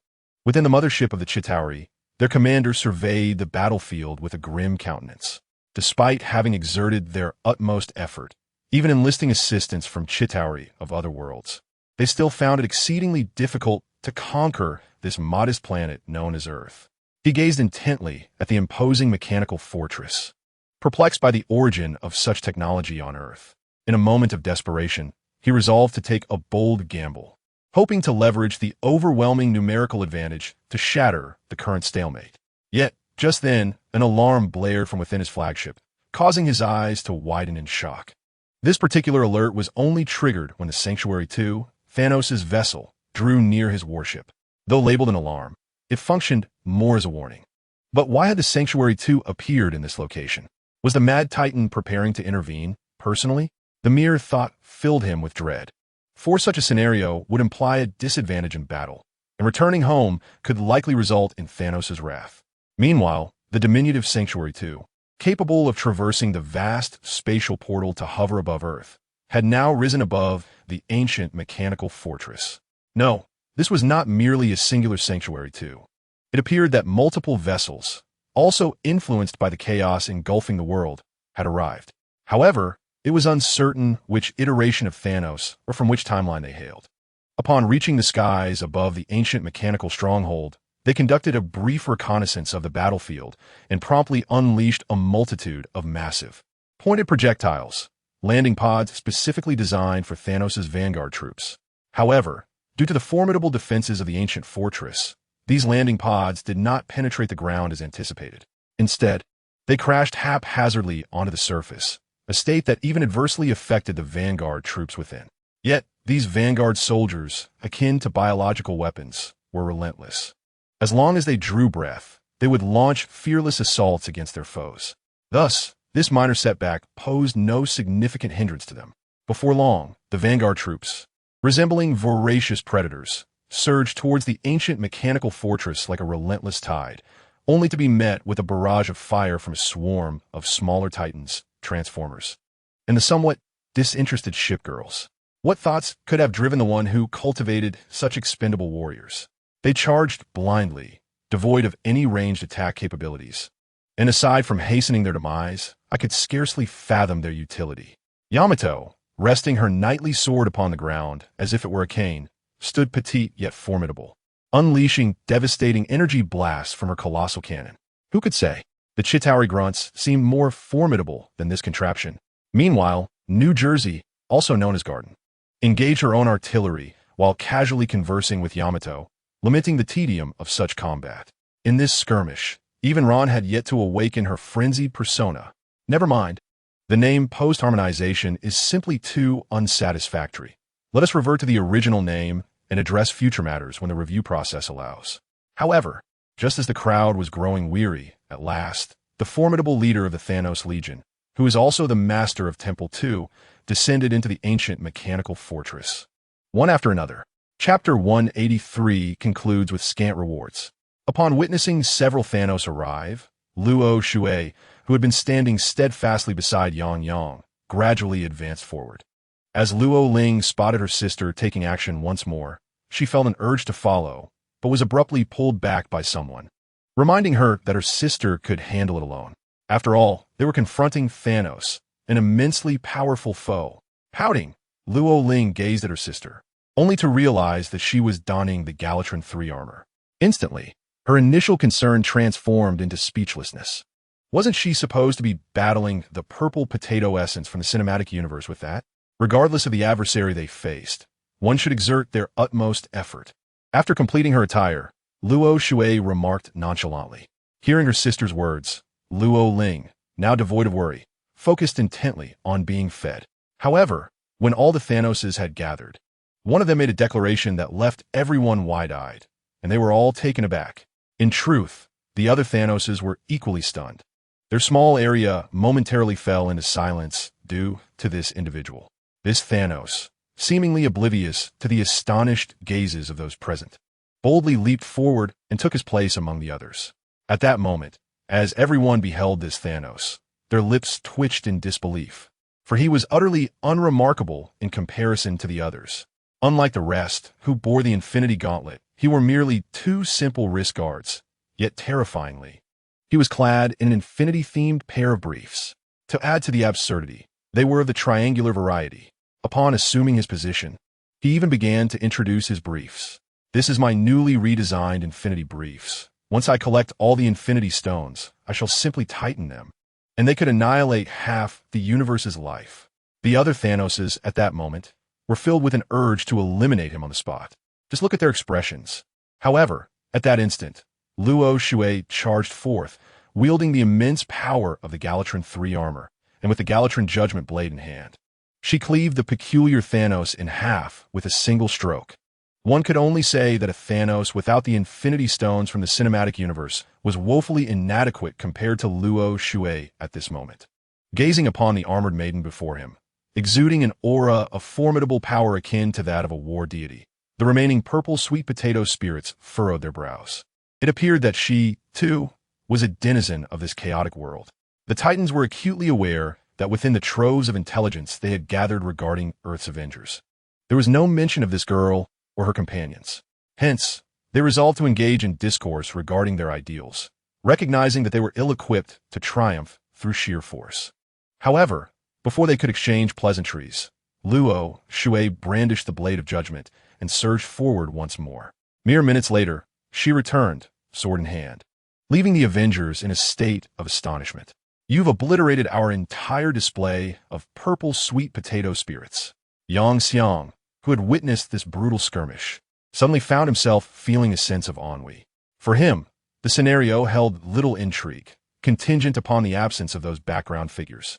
Contemplating this, Yang Xiang felt a twinge of apprehension regarding those background figures potentially breaching the accord with the gods and causing disruption. For reasons unbeknownst to him, an unsettling feeling gnawed at his heart. He beckoned to the formidable creature behind him, known as the fearsome dinosaur, which was fervently deploying aircraft. "Commander, please pause all operations." With a grand gesture, he pointed towards all enemy units on the battlefield. The fearsome dinosaur, exhibiting a refined demeanor, bowed gracefully before Yang Xiang and then turned its gaze to the fray. With an elegant yet slightly exuberant tone, it declared, "It is time for the curtain call. All mechanisms are now suspended."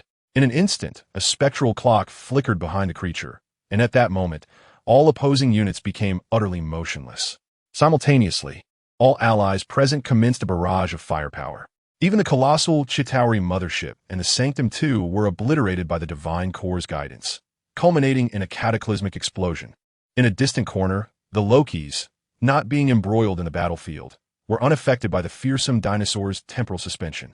Thus, they bore witness to the utter annihilation of their forces. At that instant, although the Tesseract continued to open spatial rifts, no armies descended.